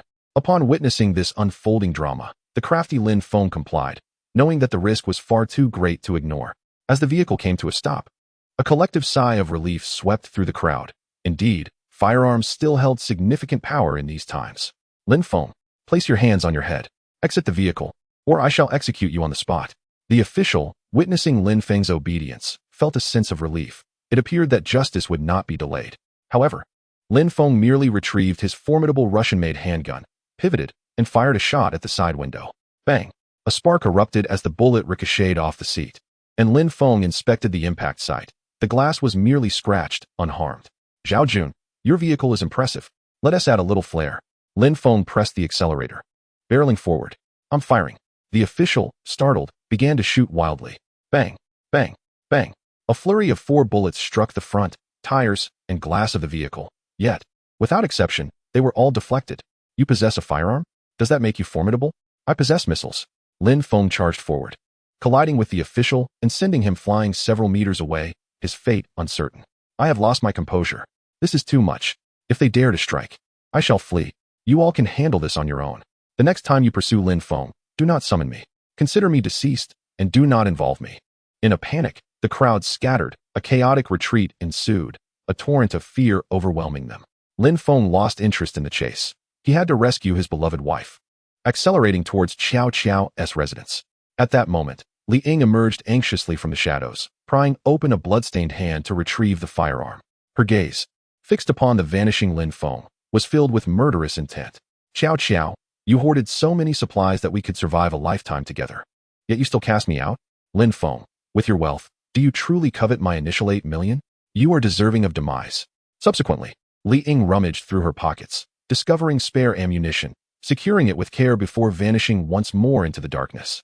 Lin Feng and Qiao Qiao, your days are numbered. 1, 2, 3, charge. With all their might, they attempted to break through the warehouse door. This door is infuriatingly sturdy. Could it be welded shut to the walls? Beneath Qiao Qiao's residence, a sea of black formed, numbering over 10,000. This was a matter of life and death concerning the entry to the BRICS nations and the Russian survival base. If they did not fight with all their strength now, they would all perish. Step aside. I will shoot. Bang. Qiao Qiao fired into the crowd, instantly claiming a life. Do not be afraid. She is but one person with a single gun. There are thousands of us here. The probability of being hit is merely 1 in 10,000. Indeed, waves upon waves collide. How many bullets can she possibly have? The authorities have fled. If we do not escape to Russia, we shall inevitably perish. Dying of exposure, thirst, or starvation is far too agonizing. Being shot would be far more merciful. How delightful that would be. It is evident that this group has lost their sanity. Even Jojo's gunfire fails to intimidate them. Do not collide any further. How can I survive when you have taken my supplies? Jojo, undeterred, unleashes a torrent of bullets. Each shot randomly claims 1 or 2 fortunate souls. Yet, Jojo is but one person with a single gun. Faced with this scene akin to a zombie siege, it is clear that her firepower is insufficient. In no time, Jojo exhausts her 199 rounds. This firepower cannot quell the frenzy of the people. Jojo reaches into her pocket, discovering that only 1 bullet remains. Should the iron gate be breached, that bullet will be reserved solely for herself. Indeed, Lin Feng was right. If I do not act with cruelty, I invite the cruelty of others. With tears streaming down her face, Jojo chambers the bullet, prepared to face her demise. A man as cautious as Lin Feng would never risk himself to save me. He wouldn't dare take such a perilous chance for a woman, especially when he could have many others. With a heart heavy with despair, Jojo thinks that if anyone could save her now, she would gladly marry him. Clang! Bang! Just then, a blood-soaked war vehicle crashes through the fray, carving a bloody path. At this moment, the crowd is bewildered. What manner of vehicle is this? Is it truly that powerful? It can push through like this. Quickly retreat. Mere mortals cannot withstand such force. It is utterly brutal. Everyone steps back, and in Jojo's eyes, a glimmer of hope emerges. It is Lin Feng's vehicle. He has come alone to rescue me. Lin Feng, I love you. You are my hero. I wish to marry you. Overwhelmed with emotion, Jojo shouts down from the building. At that moment, her heart is irrevocably devoted to Lin Feng. It seems that boarding the vehicle before purchasing a ticket is indeed a splendid choice. Rat-a-tat-tat-tat-tat. Lin Feng, cigarette in mouth, clad in body armor, donning a Russian military helmet, and wielding an AK-47, disembarks and immediately unleashes a barrage upon the crowd. Good heavens! An automatic rifle. Where did Lin Feng acquire such an arsenal? Is there no mercy left for humanity? We have not robbed your home. What business is it of yours? The crowd begins to scatter as Lin Feng's indiscriminate firepower suppresses them, compared to a 1 in 10,000 chance. Now, it is those at the forefront who shall meet their demise. Who dares to remain? Many clutch their women as shields against the bullets. This upgraded AK-47 from the Russian army of 2048 fires 200 rounds per minute. This firepower overwhelms a throng of unarmored mortals. It is not a mere triviality. Are you not merely piling up corpses? If you dare, continue to stack them. Chapter 90, Art, is explosion. Seeing them flee in fear under the heavy fire. Lin Feng picked up the megaphone and shouted, I am not here to kill today. I simply wish to bring my beloved wife home. Give me 5 minutes. After that, you may do as you please. Upon hearing Lin Feng's words, the survivors sighed in relief. Although 1,000 lives were lost in a mere minute. How much could Lin Feng carry away in 5? The remainder would surely belong to us. My beloved wife, open the door. With me here. No one dares to harm you. Lin Feng's declaration moved Xiao Qiao to tears. At that moment, being Lin Feng's wife seemed like an exceedingly good choice. She no longer cared how many wives Lin Feng had. As long as he remembered her in critical moments, she felt content. Darling, you look so handsome. Xiao Qiao opened the door and enveloped Lin Feng in a warm embrace. Can you handle this? Wait for me in the car, keep an eye on the door. And anyone who approaches, you know what to do. Lin Feng, cigarette in mouth, handed his AK-47 to Xiao Qiao. I can manage, it's not too difficult. But what about my supplies? With so many people, can we truly hold our ground? We can't carry much away, Xiao Qiao lamented, concerned for her precious resources. Enough to sustain them for a lifetime. It's better to survive than to lose everything. As long as we have enough to eat at home, we can consider these supplies a boon for the needy. Gently pinching Xiao Qiao's cheek and noticing her reddened eyes, Lin Feng realized he had arrived at just the right moment. Arriving too early would have earned him no gratitude, while coming too late might have left Xiao Qiao cold. All right, but are you not coming with me? I feel a bit scared. Xiao Qiao nodded obediently, but understood Lin Feng's reasoning. I need to use the restroom. Do you want to come along? As Lin Feng glanced toward Xiao Qiao's granary, she blushed instantly. How rude. Hurry up. Xiao Qiao, feeling shy, did not linger. What was there to see in the restroom anyway? Once Xiao Qiao left, Lin Feng entered the house, activating the space to collect everything, leaving no trace behind. Upon reaching Xiao Qiao's room, he discovered the floor was bare, revealing a hidden hole. Lin Feng jumped down and indeed found that this little lady had amassed 20 million in supplies. From now on, they would belong to him. He swiftly gathered everything and took out a few items from his space to leave behind. After all, it would be impolite not to offer something to guests who had come so far. Climbing back to the second floor, he retrieved his steel door, which was still intact. It might come in handy later. Wherever Lin Feng went, not a single blade of grass remained, and even the surveillance cameras were taken away. How would they review the footage now? In no time at all, within 5 minutes, Lin Feng emerged. Seeing him, a relieved Xiao Qiao felt a weight lift off her shoulders. To her, Lin Feng represented hope. Indeed, in times of peril, he was the most reliable protector. Yet, Xiao Qiao was unaware of another truth. When the danger subsided, Lin Feng himself could pose the greatest threat. Entering Lin Feng's safe haven? That would surely lead to chaos. I'm leaving now. Lin Feng, keep my promises. I'll pick up my people and then depart. Lin Feng discarded the cigarette butt onto the ground, entered the vehicle, and with a swift press of the accelerator, he sped directly back to the safe house. The remaining 9,000 individuals, witnessing Lin Feng's departure, breathed a sigh of relief. It appeared that Lin Feng had abandoned the supplies in the warehouse, taking nothing but his firearm. Furthermore, Lin Feng ascended to the second floor, neglecting the first entirely. Charge forth. For the sake of Lake Baikal, let us strive, brothers. For instant noodles.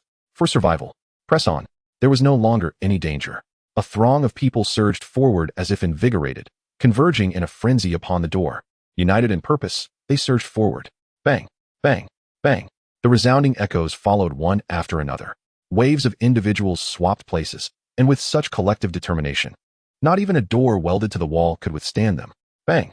At last, following a thunderous crash, the door was shattered and flung into the warehouse. It was open. Hurry, seize the moment. Let me in. No pushing from behind. Those who don't push are fools. First come, first served. Until everything is taken. A chaotic swarm of people pressed inside, fearful that if they did not squeeze through, they would miss their chance. Reminiscent of elderly patrons jostling for a free giveaway at a supermarket. Suddenly, a slender wire snapped under the pressure of the crowd. Then, all of them beheld the sun. A tremendous explosion erupted. Everyone was launched from the ground. Subsequently, the massive blast severed a load-bearing beam of the building, causing it to collapse onto the second structure and the nearby crowd. In an instant, the second building teetered precariously. The unfortunate residents behind the wall that was struck met their demise in unison. A quarter of the second building was obliterated, and a significant portion of the 9,000 individuals perished on the spot. Only a fortunate few, standing on the periphery, survived. Art is but an explosion. Gazing at the destruction and collapse of the building, the survivors were left in a state of disbelief. Can this truly happen? My heavens. Lin Feng, how did one building explode? Did you have a hand in this? Will my 20 million worth of supplies ever be retrievable? Upon hearing the explosion, Xiao Qiao glanced back, genuinely pained over her 20 million in resources. Such a massive explosion. How could I have orchestrated that? I suspect they must have ruptured the gas pipeline. Lin Feng drove in silence, unwilling to confess to his involvement. Before departing, he had merely tied a package of explosives meant for the assassin who sought his life to a grenade with a thin wire, adding just a smidgen of explosive powder. As long as they did not enter, all would be well. However, should they sever the thin wire, they would meet their end. The gas pipeline exploded? Is the gas still flowing? Xiao Qiao scratched her head, uncertain whether the gas had ceased. Her meals consisted solely of instant food, rendering gas unnecessary. Entering the house, she resolved to take a shower. Having gone days without one, she felt rather unclean. Lin Feng remained silent. The gas had long since been turned off. He exited the vehicle, opened the door, and encouraged Xiao Qiao to wash up. Upon the mention of bathing, Xiao Qiao's face flushed crimson. A shower was acceptable, but no more videos. Hurry up. The surveillance has long been turned off. Doesn't that waste electricity? Even if it's solar-powered, one shouldn't squander it. Upon hearing Lin Feng's words, Xiao Qiao nodded. Very well, I will trust you this once. As Jojo entered the room, she was immediately enveloped by a refreshing coolness, invigorating her spirit. The temperature, a perfect 20 degrees, felt remarkably pleasant. Who would have thought that such a chill could be so delightful? Meanwhile, Lin Feng retrieved his phone and activated the bathroom camera. Trust Lin Feng? That would be as absurd as believing Abe would refrain from indulging in excrement. He stowed away his battle gear and closed the door behind him. At last, this interminable night would no longer be spent in solitary discomfort. The wild stallion had finally been tamed and would no longer contemplate self-harm. Lin Feng stood outside the bathroom, shedding his steel helmet, bulletproof vest, and all his clothing. After a venture outdoors, drenched in sweat, he felt the need for a cleansing wash. Chapter 91. Bringing the big wife home, ah? Get out. I'm not done washing yet. Wait your turn. As Lin Feng stepped into the bathroom, Jojo shrieked in alarm, instinctively hurling her teddy bear-themed underwear at him. Unfortunately, it landed squarely on Lin Feng's face. The odor was quite pungent. Surely, a young lady should maintain better hygiene. With a look of disdain, Lin Feng tossed the underwear into the trash bin, bemused by Jojo's conservative choice. Pink bears? How old was she? What will I wear if you throw that away? It can still be washed. Jojo, embarrassed, concealed herself in the water, while Lin Feng exited the room to retrieve a complete lace ensemble by Balenciaga. Why wear such childish undergarments when one is an adult? Jojo's face flushed deeper upon seeing the outfit. This was far too embarrassing. I don't want that. Return my underwear. What is the difference between wearing that and nothing at all? Jojo remained incredibly modest, while Lin Feng, with a lighter in hand, tossed all her clothing into the bin and ignited the contents. Were this, or perhaps the emperor's new clothes? Choose as you please. I have no preferences. Jojo was left speechless, watching the flames devour her garments. Had Lin Feng truly incinerated all her clothes? It was either the emperor's new attire or sheer lace. Choices were scarce. Having been married for some time now, what was there to hide? Why fret over modesty? You're reeking. Let me scrub your back, Lin Feng remarked, entering the bath with a cigarette in his mouth. What was meant to be a back rub quickly turned into something more intimate.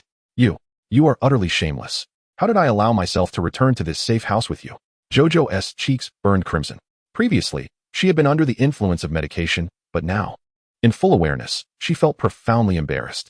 Didn't you say you wanted to marry me? If you have changed your mind, you are free to leave. I, Lin Feng, never contravene a woman's will. Jojo was at a loss for words. Setting aside the fact that her home had been blown up, where could she possibly escape in her current state? Fine, Lin Feng, I resign myself to this. Could you please be gentle? It hurts.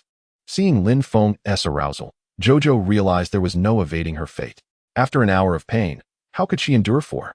Rest assured, it won't hurt this time. Lin Feng gently pressed his lips against hers. An hour later, Jojo, her cheeks flushed, lay atop Lin Feng in the hot spring. Indeed, this time there was no pain at all. Moreover, it felt delightful. Lin Feng took a drag from his cigarette, his spirits buoyant.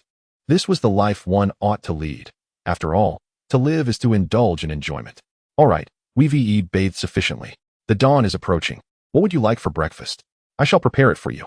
Upon hearing that Lin Feng would take on the task of breakfast, Jojo felt a wave of contentment wash over her. Unlike other men who would command their wives to cook, Lin Feng was different. I can cook as well. Where is your kitchen? Let me see what we have, and I will make something for you. Jojo was quite considerate and not picky about food. Lin Feng shook his head. His kitchen, devoid of even a knife, would surely astonish Jojo if she were to find out. Let us choose a dish. I will cook today. In the future, if you enjoy it, you may cook as you please, and if not, just let me know, and I shall take over. Jojo's heart swelled with joy at Lin Feng's words. Beyond being flirtatious and charming, he was also remarkably considerate. Then let us have spicy hot pot, she suggested, her cheeks reddening as she spoke. She truly relished spicy food, and in this cool weather, a hot pot would surely be delightful. However, recalling the incident of having thought about hot pot 13 times, Jojo hesitated to voice it. Have you tried the bridge rice noodles? Spicy and tangy.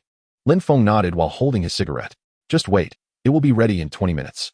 He rose from the bath, exited the bathroom, and changed into a clean outfit. As he contemplated tossing his dirty clothes into storage, Lin Feng shook his head. With someone at home now, such practices must come to an end. The secret of his storage space must remain undisclosed. The habit of discarding one outfit after wearing another would need to be relinquished. Not bothering with the clothes on the floor, he trusted Jojo's diligence in washing them. He entered the kitchen, which, aside from its completed renovation, was empty. It was a feat to complete with 3 billion. Supplying appliances was another matter entirely. Wang Long must be in despair.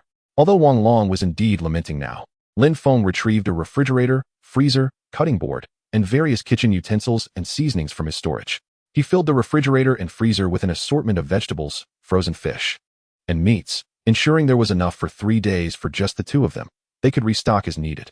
Turning, he made his way to the laundry room, setting down several automatic washing machines along with various detergents. He would use whatever Jojo preferred.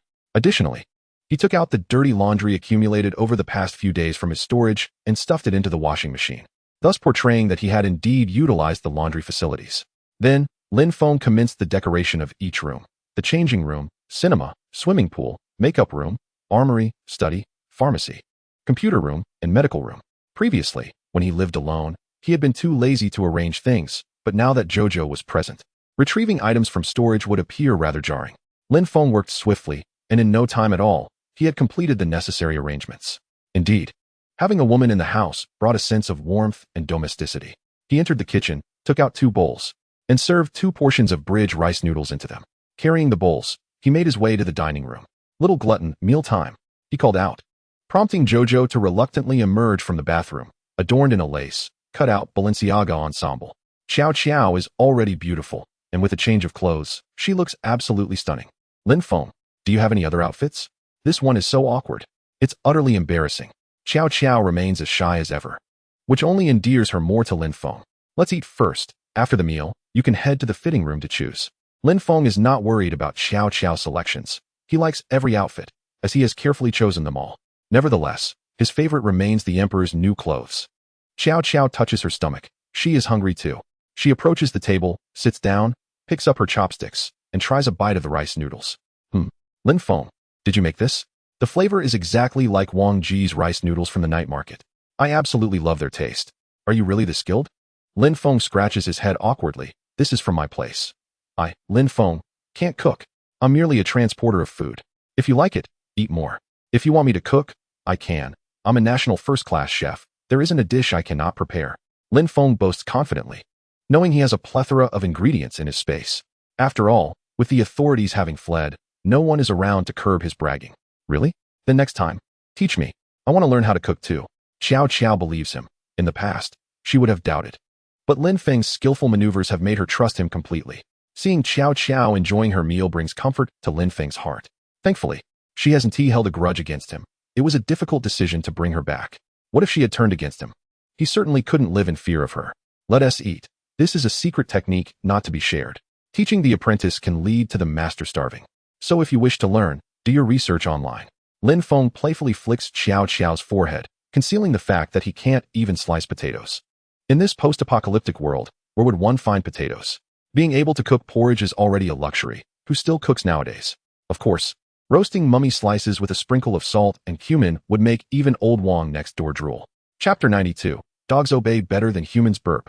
I'm full. That was delicious.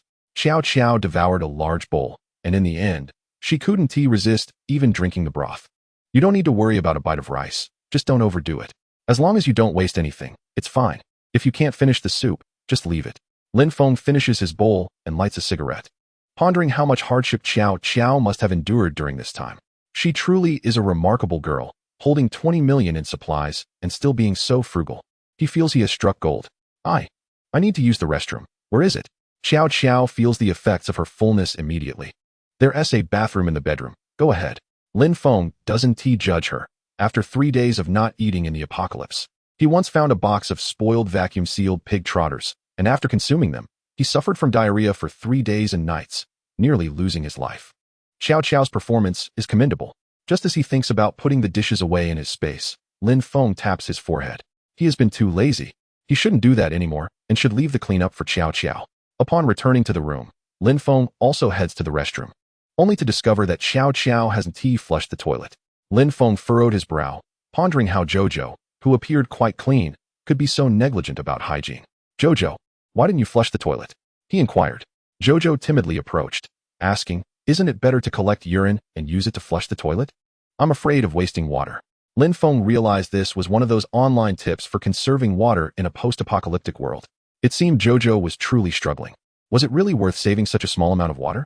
In the future, just flush it as usual. The toilet is connected to water that has been used for washing. It contains shampoo and body wash, so it can't be consumed or used for watering plants. You can flush with peace of mind. We have wastewater treatment facilities. Lin Feng spoke the truth. He indeed had wastewater treatment equipment, though he hadn't activated it due to energy costs, opting instead to store the water in his space, occasionally using it to gross out others. One must admit, Lin Feng had quite the collection of peculiar tricks up his sleeve. He had even stored Abe's waste in his space. Who knew when it might come in handy?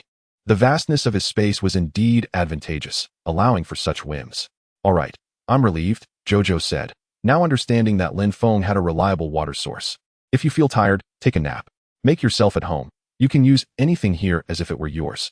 Lin Feng pinched Jojo's little face, feeling a pang of sympathy for her, but safety had to take precedence. I'll assess the situation and familiarize myself with the environment. Jojo, not particularly tired, was instead eager to uncover more of Lin Feng's secrets, aware that she had only glimpsed the tip of the iceberg. Be careful, avoid the locked steel door. There are likely hazardous materials or important items inside, Lin Feng advised, not hindering Jojo's exploration. He also withheld the possibility that it might simply be an empty room. For now, He had not decided what to do with that space. It would remain locked until necessary. Understood, Jojo replied happily. Eager to explore her new home, a secure shelter spanning 10,000 square meters and 5 stories, wondering what treasures it contained. Upon entering the kitchen, Jojo was delighted to find an array of vegetables in the refrigerator, a rarity that surpassed even meat. She decided a cold dish was a must for lunch. Various canned goods, instant meals, rice noodles, spicy hot pot, and snail noodles were present. Though in limited quantities, the variety was impressive. After some deliberation, she remarked, "So you're making instant rice noodles? No wonder you didn't teach me. Who doesn't know how to boil water? I don't need your guidance for that." Setting down the noodles, Jojo seemed to stumble upon one of Lin Feng's secrets. In the dressing room, she observed an extensive collection of men's clothing, long-sleeved, short-sleeved, from various brands. But when it came to women's attire, she was left speechless. It was all an assortment of lace, frills, stockings, maid outfits, bunny girl costumes, and Catwoman suits. Where were the normal clothes? Well, I suppose I'll just wear this set. I can't very well don the Emperor's new clothes, she thought, bemused. As she continued her inspection, the makeup room, screening room, game room, and computer room were all well equipped, suggesting that her future days would be anything but dull. Even the weapon room was left unlocked by Lin Feng. Only someone truly reckless would wish to harm themselves in such a space. However, Lin Feng had taken precautions. The room was stocked solely with training rounds, rendering any attempts to fire a weapon futile. This was also a test for Jojo, should she harbor thoughts of harming herself. He would have no choice but to restrain her for her own safety. With Lin Feng's myriad of cunning strategies, he was prepared for any eventuality, even safeguarding against Abe, his loyal canine companion. Moreover, how could Jojo, a living being, be treated this way? Lin Feng, you do possess a modicum of conscience for trusting me so. Thus, I shall not harbor resentment for your bullying. Jojo, intrigued by the assortment of weapons, felt a sense of security with them in her possession. She picked one up, practiced a few motions, but, refraining from firing, returned it to its place. Having suffered the hardship of being without ammunition, Jojo was not one to waste bullets. Every round counted. Upon entering the laundry room, Jojo furrowed her brow. It was evident that all men shared a common laziness. Despite the presence of a washing machine, they could not be bothered to wash their clothes. She filled the fully automatic washing machine with water and proceeded to wash Lin Feng's dirty garments before ascending the stairs. The first floor was well equipped with various necessities, prompting her to explore the second and third floors. Many doors on these levels were locked, leading Jojo to speculate that they contained supplies. The locked doors seemed justified, given the importance of those resources. Descending 2 levels underground, she found numerous rooms filled with equipment, power generation, wastewater treatment, air purification. Everything was indeed quite reasonable. But where was Fangzi? Surely Lin Feng hadn't eaten her. Despite uncovering much, Jojo could not locate Fangzi or Anbei. Lin Feng, where's Fangzi? She inquired upon returning to her room. Lin Feng tossed her a key and casually replied, "Look for her by the room number. Remember to lock the door when you leave." Jojo hurriedly accepted the key and went to investigate. It was undeniable that Lin Feng was quite cautious. Even his dogs were secured. "I locked your 2 dogs inside. Surely, they won't conspire against me now." Upon unlocking a room, Jojo found Fangzi and Anbei happily playing with a ball, which relieved her greatly. Wong Wong.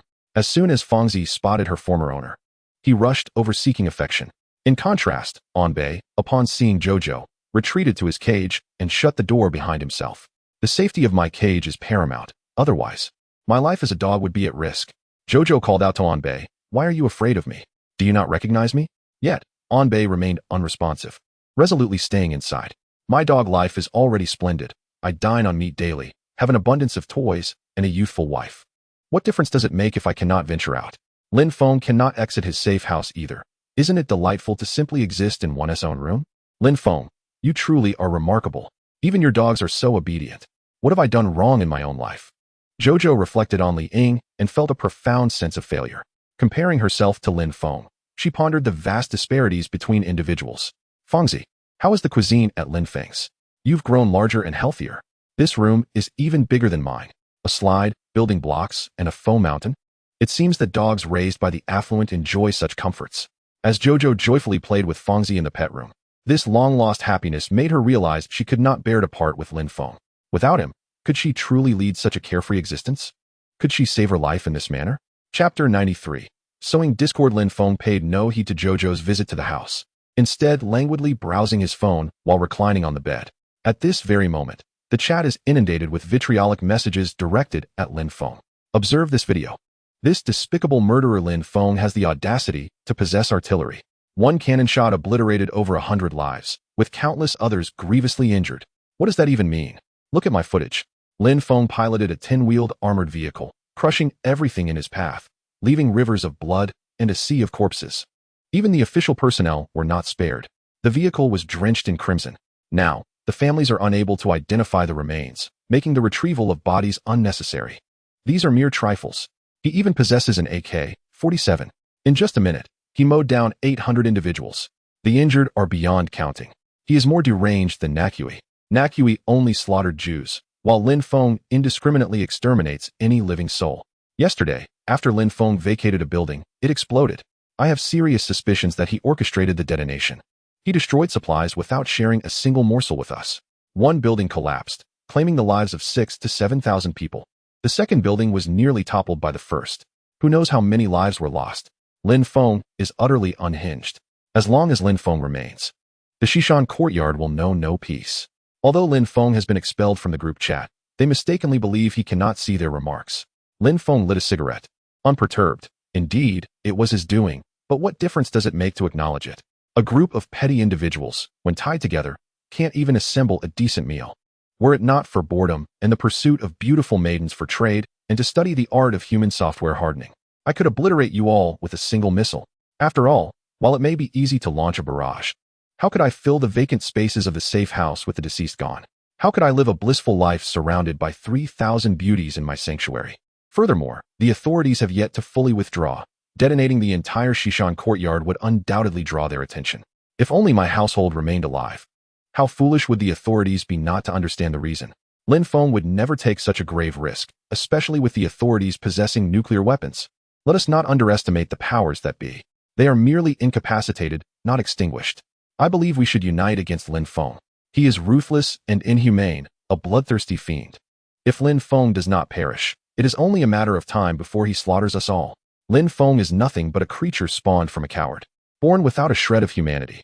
At that moment, Zhang Xuanya's words ignited Lin Feng's fury. You may insult me, but you shall not speak ill of my mother or my child. All these deeds are mine alone. What do my mother and child have to do with this? I glanced at the profile and thought, Zhang Xuanya? No recollection of her. Have I wronged her in any way?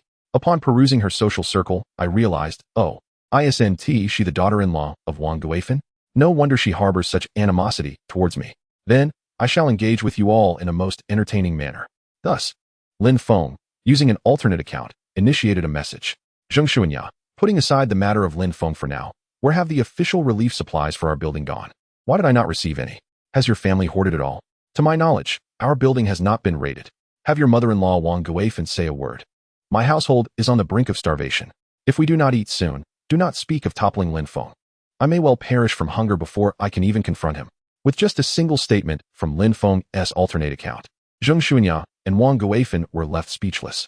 Wang Guifan's silence stemmed from her fear of inquiries regarding supplies, prompting Zhang Xuyan to speak up. At this very moment, Wang Guifan and Zhang Xuyan's residence was overflowing with official relief supplies, which they had never distributed. They had stealthily transported these goods home using the elevator while power was available. Do not make baseless claims. The official supplies were never delivered. Perhaps they were seized en route. My household barely has enough rations left to sustain us. Wang Guifan hastily attempted to clarify the situation, but such attempts often exacerbate the issue. Impossible. I reside on the second floor. That day, I distinctly saw an official vehicle with insignia parked in front of the building.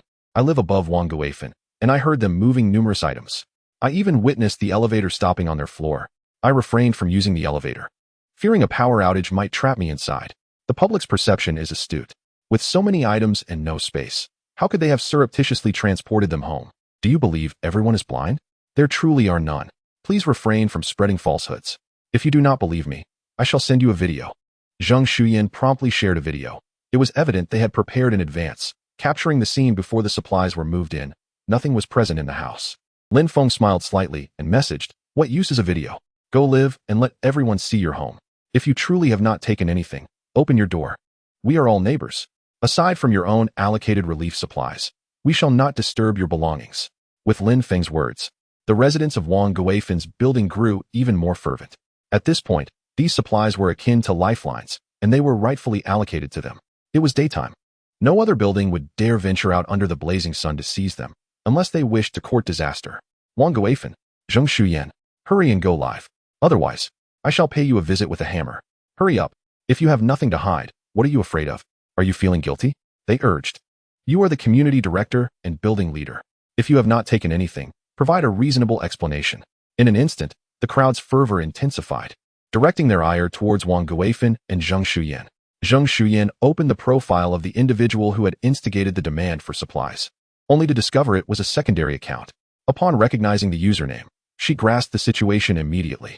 Everyone, do not be swayed by Lin Feng's provocations. This blood for peace is none other than Lin Feng himself. Do not be fooled.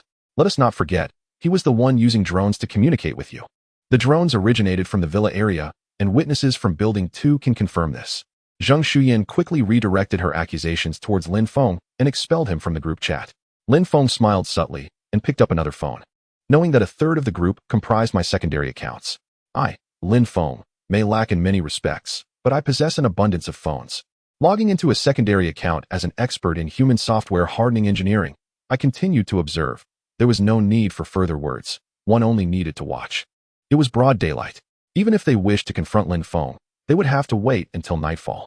Wang Guifan, Zheng Shuyan, hurry and go live.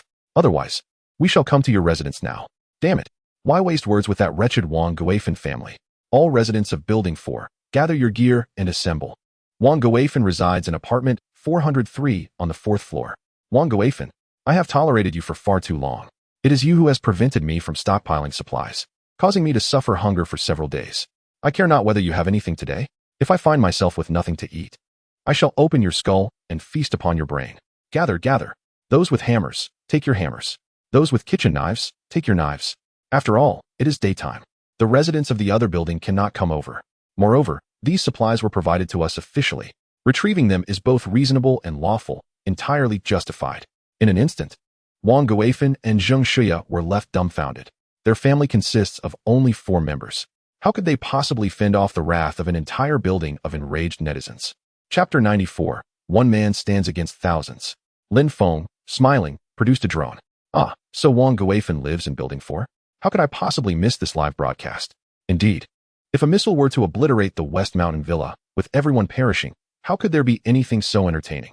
The drone flew to Wang Guifan's residence, and Lin Feng, with great interest, took out several bags of snacks and a few bottles of chilled beer, enjoying them while watching. Suddenly, Lin Feng recalled something. He must amend this bad habit of his. If Qiao Qiao were to see this, how could he explain it? It is imperative that no one discovers my secret, not even my first wife. What if she binds me and demands my supplies? What happened in the past cannot repeat itself in this life. He retrieved a refrigerator from his storage space, placing it beside his bed for easy access. It was filled with an assortment of his favorite beverages, as well as chicken feet, pig trotters, jelly, and popping candy. The freezer was stocked with ice cream and popsicles. He plugged it in, completing the setup. He wondered when Xiao Qiao might be willing to join him in enjoying the jelly and popping candy. She was far too shy.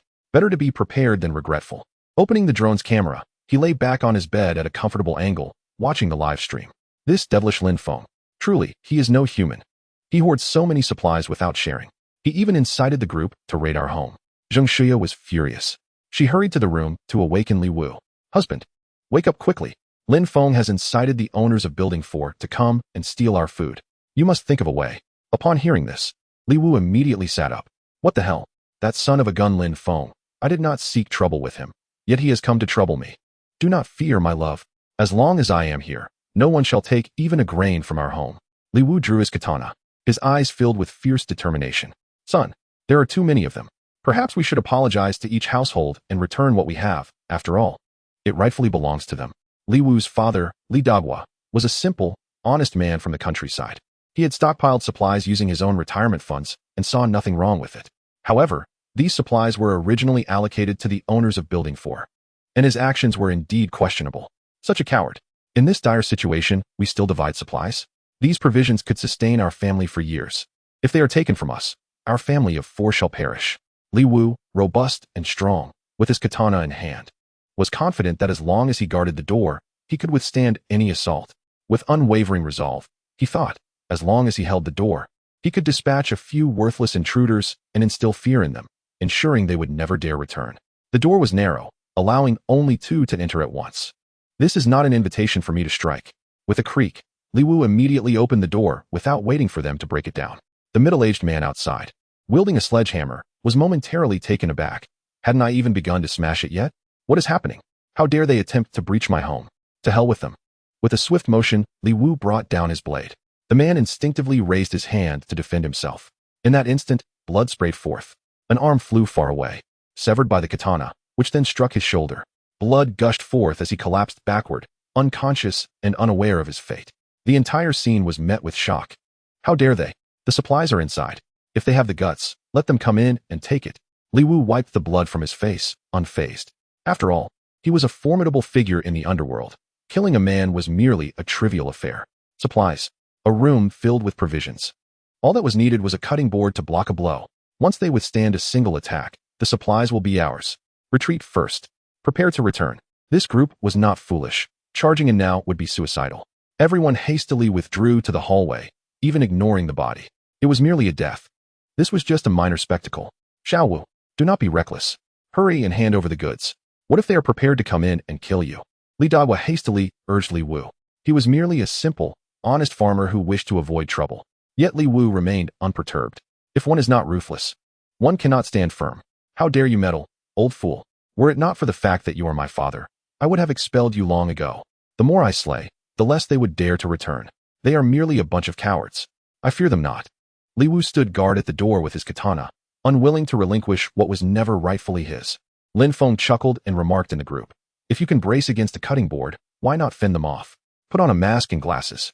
Use fire extinguishers to spray their eyes and mouths. Don't you have enough extinguishers for an entire building? With Lin Feng's clever strategy, the residents of Building 4 were enlightened. In less than 3 minutes, 3 burly men charged in with fire extinguishers, unleashing a furious spray towards Li Wu's face and eyes. Cough, cough, cough. How dare you little brats? You cannot play this game. Do you have the courage to face me in a proper fight? Li Wu was choking on the dry powder, struggling to see, wildly swinging his katana to prevent them from entering. The trio of robust men, having emptied their extinguishers, discarded the empty canisters and charged at Li Wu with all their might. One extinguisher struck Li Wu squarely on the forehead, knocking him to the ground. Indeed, even the most valiant men cannot withstand Lin Feng's cunning tactics. Damn it. So you wish to kill, to engage in dark schemes? Go ahead, strike me. Kill him and eliminate the threat once and for all.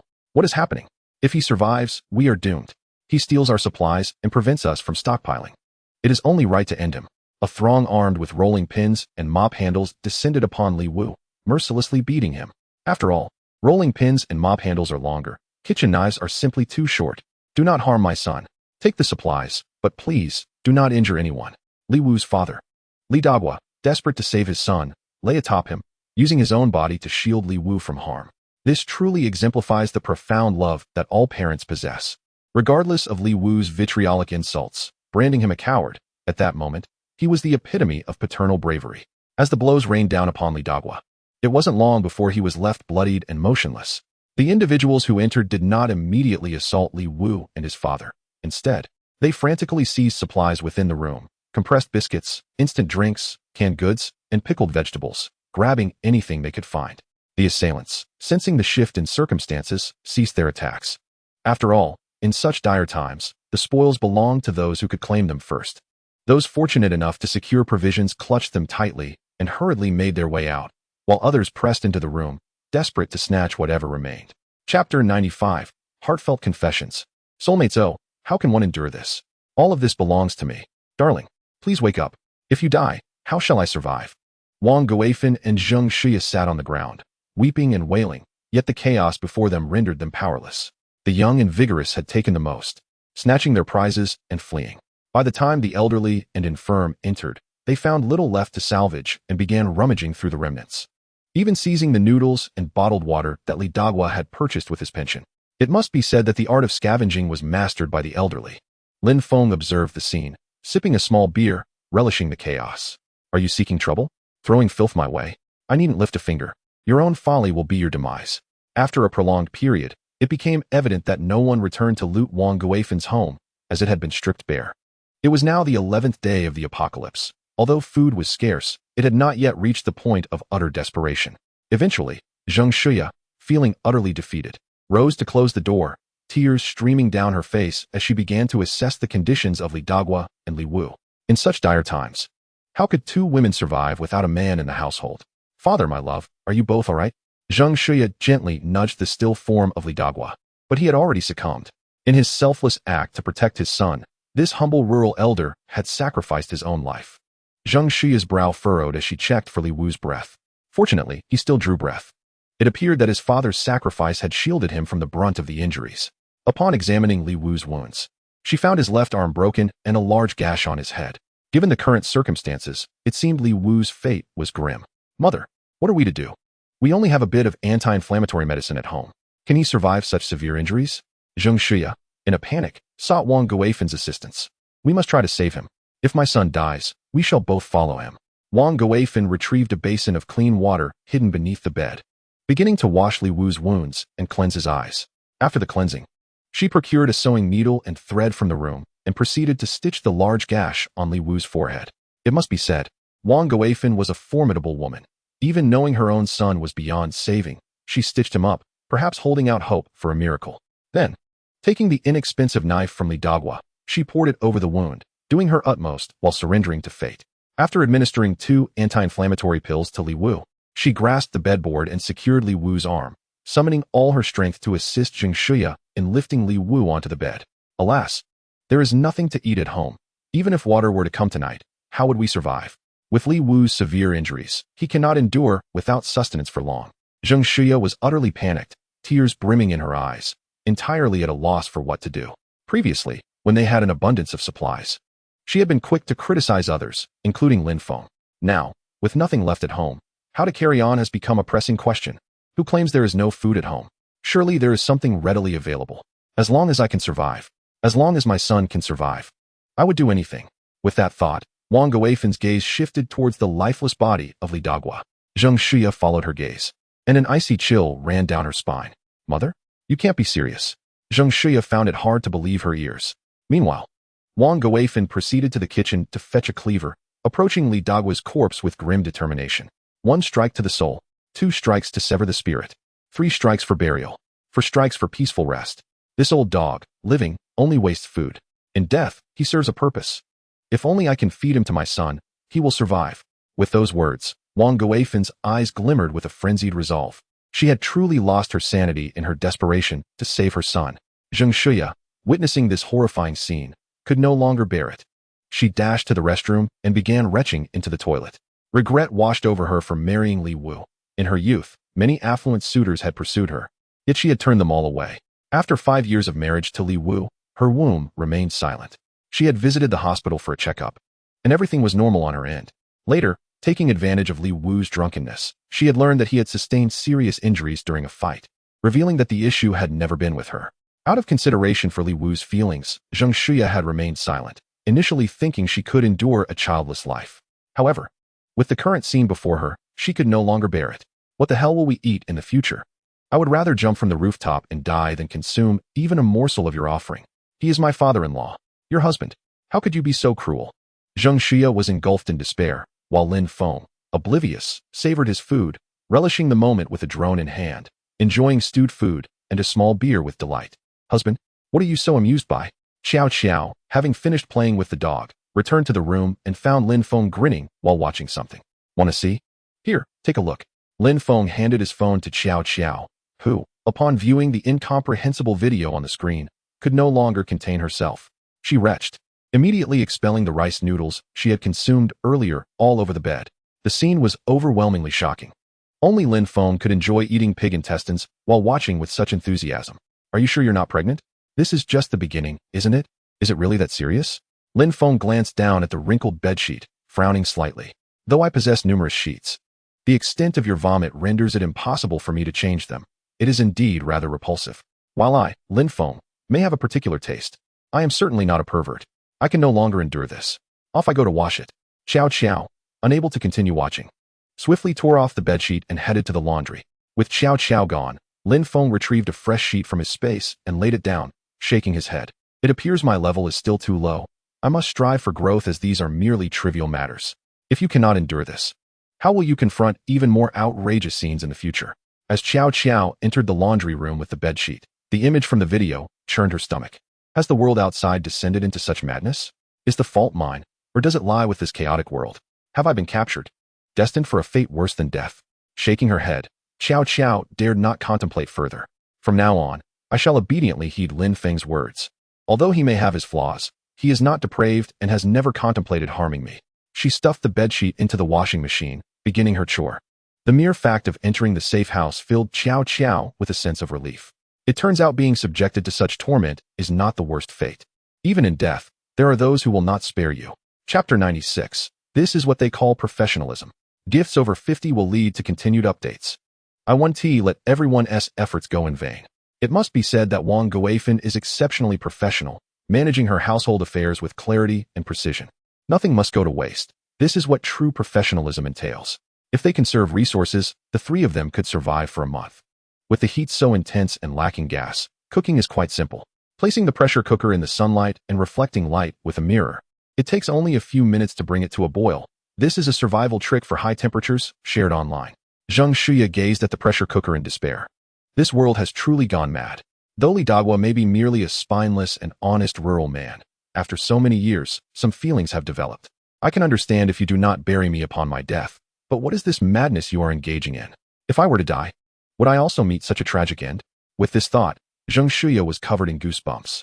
This world is terrifying. Unable to suppress her body's instincts, she retched once more. What a useless wretch. What purpose do you serve? You can't even give birth. Do you wish for my son to become extinct? Wang Guifan scolded Zheng Shuya, who dared not resist. She simply ladled soup to feed Li Wu. Li Wu lay unconscious, entirely unaware of the horrific actions of his mother and wife. As she fed him, Zheng Shuya resolved that she must escape this household. Should Wang Guifan run out of food, she would undoubtedly commit even more heinous acts. I must run, but as a frail woman, where can I flee? Zheng Shuya's face was etched with despair. My heavens, they truly have consumed it. Driven by curiosity, Xiao Qiao leaned in to see.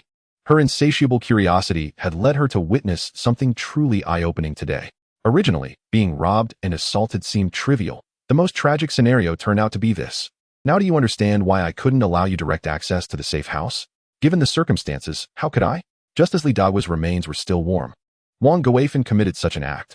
They had spent a lifetime as spouses, while we have only known each other for a few days. How could I possibly be certain that you wouldn't do the same to me? Xiao Qiao nodded as she listened to Lin Feng. Indeed, there were days she had contemplated harming him.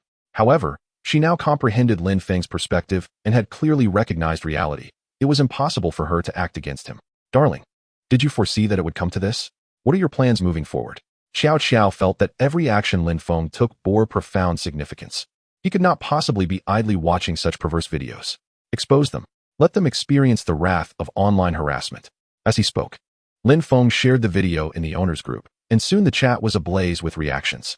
Wang Guifan, you are truly ruthless. I can't believe Lin Feng was already devoid of humanity. Wang Guifan, you are the true predator. Ugh, I just threw up the compressed biscuits I had stolen. Lin Feng's actions are relentless. Wang Guifan, you truly have an insatiable appetite. Where did you vomit your compressed biscuits? Don't throw them away. Save them for me. I'll come over tonight to eat. Uft, you wish. I swallowed my bubble water back down. Even if it was my own vomit, it still tasted peculiar. I even cooked and ate my leather belt. Brothers, I can't go on any longer. I haven't eaten in 3 days. I even shredded my crocodile belt to make soup. Who has food left? I would give my life for just a morsel. Let us eat dogs. I've been feeding my dog my own excrement these days. And neither of us is starved. I was still undecided about eating my dog, but today I realized I'm not cruel enough. For survival, I've even consumed my leather shoes. What is one dog? My lizard at home hasn't been fed in half a month and hasn't died. I'll eat it. If I don't eat, I'll perish. Let us consume whatever we have at home. Wang Guifan has already made her decision. You need not feel guilty. I have already cooked my Persian cat. It was truly delicious. Xiao Qiao sighed as she observed the messages in the group. In the past, she would have condemned them for their cruelty. But given the current state of affairs, she felt no such inclination. Darling, if our family runs out of food, you should eat and bay our dog first, and if that is insufficient, then you may eat me. Xiao Qiao leaned against Lin Feng's chest, having resigned herself completely. She vowed never to consume such things in her lifetime. If it came to that, she would choose a different path. Hearing her words, Lin Feng felt a warm sensation in his heart. Aside from his deceased parents, she was the first person to treat him so well. As long as Xiao Qiao remained loyal, No one could ever undermine her status as his primary partner. Very well, then I shall devour you now. Oh well. As he spoke, Lin Feng positioned Qiao Qiao beneath him. As he removed his shirt, her face flushed with embarrassment. How could she not understand the true meaning behind his words? With his eyes closed, Lin Feng was in good health apart from a few minor flaws. The sun hung high in the sky, casting its brilliance down upon the world. He reveled in his comforts at home, while the residents of the West Mountain Villa community, struggling to survive, began to sharpen their knives in preparation for their pets. It must be said that the resilience of animals is remarkable. Even in dire straits, many manage to endure, subsisting on whatever scraps they can find. Some individuals, unwilling to part with their beloved dogs, resorted to a curious phenomenon within the community, trading dogs for sustenance. By exchanging pets of similar sizes with neighbors, they alleviated their guilt somewhat. This reflected a glimmer of humanity, even as the heartless Wang Guifan succumbed to madness from starvation. Yet, a leader had emerged, and the subsequent events were now inevitable. The remaining residents of the community, when faced with the death of a loved one, exhibited far less fervor than before. No longer did they bury their dead or weep openly. Instead, they silently transported the bodies to the rooftop. Though grief enveloped them all, they felt utterly powerless. With the authorities having abandoned them, their survival now depended solely on their own efforts. Such is the tragedy of urban life. In the 11 days of the apocalypse, the West Mountain Villa, a sprawling community of over 100,000 souls, saw a death rate exceeding 40%. In stark contrast, those in rural areas fared significantly better. Every household possessed some form of stored provisions. Who among them had the habit of buying food for each meal? Even when livestock perished under the harsh sun, rural folk remained frugal, refusing to waste anything, boiling water to remove feathers, directly curing meat in the sun. Every home had a well, and under normal circumstances, they could endure for a year and a half without severe consequence. Thus, the devastation in rural areas was evidently less severe than in the cities. Chapter 97. A fatal blow. Exhausted from their exertions, Lin Feng and Qiao Qiao succumbed to a deep slumber. Upon awakening, Lin Feng observed that Qiao Qiao was still asleep and chose not to disturb her. He retrieved a key and opened a sunlit vacant room. Laying down a thick layer of soil about 30 centimeters deep, he took out some seeds and scattered them, intending to cultivate some vegetables. It was not a matter of lacking food for himself. Rather, Lin Feng sought to provide Qiao Qiao with a glimmer of hope. If she could witness the daily yield of vegetables, she would not need to dwell on the possibility of starvation or contemplate her own demise. Any surplus greens could be stored, remaining fresh for use. After watering the seeds, Lin Feng returned, planning to have Qiao Qiao tend to them in the future, allowing her to find joy in observing the green life. Otherwise, amidst the desolation of a barren wasteland filled with corpses, the absence of greenery would surely take a toll on their spirits. To see vibrant life again would require a 2-year wait, and the terrifying nature of mutated plants left Lin Feng feeling apprehensive. There was good reason for Lin Feng to have fortified the floors with titanium alloy. These mutated plants preferred to launch surprise attacks from below, drawing blood and transforming human flesh into nourishment. Caution was essential. Upon returning home, he found Qiao Qiao still deep in slumber when suddenly, a tremendous noise erupted from beneath the villa. A rumble shook the very foundations, startling Qiao Qiao awake from her dreams. What happened? Was that an earthquake? Lin Feng calmly lit a cigarette, unperturbed. It's nothing. I'll take care of it. Just a minor issue. No need to panic. It seemed this group of groundhogs possessed quite a bit of patience. Did they truly dig beneath my villa? Lin Feng activated his spatial abilities to assess the situation, only to discover that they had tunneled from my old house and reached my current residence. At that moment, over 100 individuals wielding shovels surrounded by a gang armed with machetes were present at Lin Feng's old home. He instantly recognized them as Zheng Dehai's men. Sister-in-law? It's not working. We can't blow it up. The foundation of Lin Feng's house is made of titanium alloy. I estimate it's at least half a meter thick. Not only will explosives fail to breach it, but even a cutting torch would be ineffective. In this sweltering heat, igniting a torch would surely lead to unbearable heat inside. One of Zheng Dehai's underlings reported with a face full of despair. He had informed Su Hongrui about the titanium alloy foundation when they started digging, but she had dismissed his concerns. Su Hongrui took a drag from her cigarette, releasing a plume of smoke, her brow furrowing. What was Lin Feng thinking? Constructing a foundation of titanium alloy. It was more resilient than a bank vault. Damn that Lin Feng. Had she really endured 3 days of humiliation for nothing? And without any protection? If she ended up pregnant, who would be responsible? Certainly not Lin Feng. The rest of the underlings nodded in agreement. Zheng Dehai, meanwhile, approached weakly. He was fortunate to have survived these past 3 days. Yet he could barely stand. Darling, perhaps we should let it go. There's no need for revenge. I'm still alive, after all. Upon hearing Su Hongrue's words, Zheng Dehai realized the precariousness of his situation, fully aware that she could easily turn violent. If she unleashed her fury, she would not hesitate to dismantle him. He knew that there was no way to breach Lin Feng's villa unless Su Hongrue could acquire an anti-tank rocket launcher, which seemed utterly improbable. Damn it. This isn't about revenge, it's about pride. You may be alive, but I cannot swallow this humiliation. I won't let these 3 days of indignity go unpunished. I'm calling to see if I can get an anti-tank rocket launcher. With that, Su Hongrue picked up her phone to make the call. Wife. Hongrue, please don't be angry. I've heard from my men. Lin Feng came out a few days ago while I was unconscious. He lives right next door. We can just wait for him to come out. There's no need for a confrontation. Zheng Dehai knew all too well that Su Hongrue had wasted 3 days with 300 pounds of explosives without achieving anything.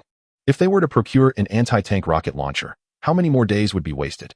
300 pounds of explosives had done nothing to Lin Feng. Were they truly seeking vengeance against Lin Feng, or were they punishing Zheng Dehai instead? Did she intend to escalate things to a deadly conclusion? Zheng Dehai regretted his decision. If it weren't for Su Hongrue saving his life with her relentless spirit, wielding 2 machetes and staining the streets with blood, he would never have married her out of gratitude. Who could have predicted that he would find himself unable to manage her once she became his wife? In those years, as he earned more and she became pregnant and distanced herself from the underworld, Zheng Dehai thought he could finally breathe easy. Little did he know that fate had introduced Lin Feng into their lives. Having known this would transpire, Zheng Dehai would have refrained from approaching Lin Feng's sanctuary. Who could endure the agony of feeling utterly impotent, unable to manage his own wife?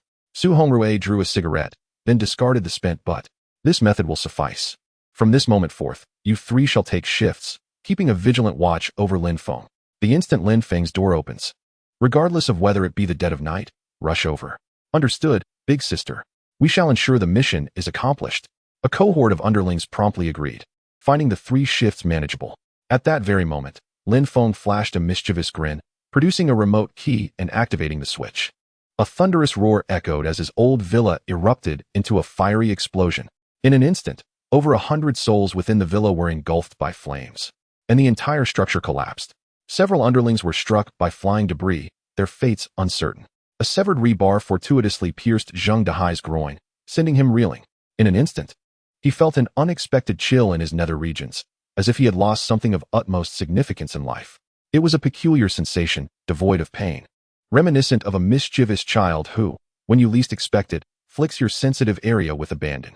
Instinctively, Zheng Dehai glanced down to find a gaping hole in his trousers, hot blood pouring forth, staining his clothes and shoes. Ah! His anguished cries resonated, a heart-wrenching wail that pierced the heavens. The pain was excruciating, a visceral scream escaping his lips. Human response can be curious. When one is injured and unaware, the surge of adrenaline can mask the pain. Yet, upon witnessing the aftermath, the agony rushes in with relentless fervor. Lin Feng, you wretched scoundrel, this was deliberate. Zheng Dehai clutched his groin, slowly collapsing under the dual humiliation of body and spirit. What man could endure such a devastating blow? Chapter 98. A perfect shot. Lin Feng set down the night vision binoculars, sensing a chilling draft in his groin. Brother Dehai, my condolences. I assure you, it was unintentional. You must believe me. This was merely an accident. Here's some medical expenses. Hasten to the hospital. He opened the group chat, gifting Zheng Dehai a generous red envelope of 666 yuan. Lin Feng was not only a killer, but also a master of psychological torment. However, this time he truly had no malicious intent. He had merely stored a modest amount of explosives in his old villa for precautionary measures. Who could have foreseen Zheng Dehai's unfortunate fate? Zheng Dehai was carried into the villa by 2 underlings, his cries of agony echoing through the air, while Su Hongrue seized his phone, cursing Lin Feng vehemently. Lin Feng, you truly are a piece of work. Just wait until I catch you. I will smash your precious jewels with a hammer and feed them to the dogs. You will pay dearly. Recognizing the voice of Zheng Dehai's wife, Su Hongrue, Lin Feng continued to provoke her. Big sister, I sincerely apologize for disrupting your blissful household. Your future happiness is now at stake. I still have cucumbers in my refrigerator. Should you need them, simply let me know. If cucumbers won't suffice, I still have eggplants and radishes. After all, we are neighbors, and it is only natural to assist one another in times of need. Upon seeing the message, Su Hongrue was infuriated. She was not Xiao Qiao. How could she possibly misunderstand Lin Feng's intentions? Lin Feng, whom do you think you are looking down upon? I, Su Hongrue, can attract any man I desire. Save your eggplants and radishes for the dogs. Lin Feng remained unfazed. After all, it was not his urgency at stake, but rather the one whose heart was in turmoil. Indeed, if my brother Dazai could fulfill your needs, you wouldn't be compelled to seek men daily. Sister-in-law, neighbors should support one another. You claim to be fair-skinned and beautiful, adorned with tattoos and possessing long, elegant legs. Isn't it rather unfair for you to resolve your issues alone? Perhaps, when you have needs, you should come to me. I will leave the door open for you. I have not only company, but also a dog, ensuring your satisfaction 1,000-fold over Dazai, where you would be well-fed every day.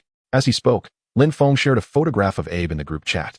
This sent Su Hongrui into a fit of rage, nearly crushing her phone. Ah, mother, I can't take it anymore. I feel as though I am dying. Why does it hurt so much? Zheng Dazai clutched his groin, watching with anguish as Yu Jing cried out in despair. They say a son avoids his mother and a daughter avoids her father. Yu Jing never anticipated that after all these years, she would once again witness her son's predicament.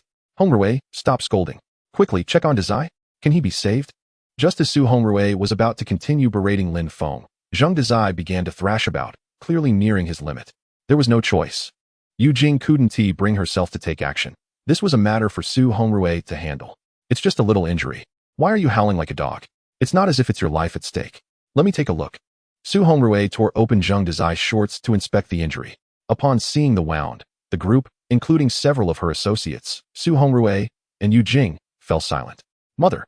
Hongrui, what is the verdict? Is my son all right? Did he hit me on the inner thigh? Please tell me. It must have struck my thigh. Su Hongrui retrieved a cigarette from her pocket, lighting it, and taking a drag to calm her nerves. It seems I shall need to find myself another man. Hongrui, speak to me. Tell me it struck my thigh. Zheng Dazai, enduring the pain, sat up, and with this movement, a wave of excruciating agony surged through him. They say the heart is connected to the fingers, but the pain resonated through his very core. The agony nearly caused Zheng Dazai to lose consciousness. Although he had anticipated this outcome, the moment he truly witnessed it, darkness enveloped him, and he fainted. Connect my heart to yours.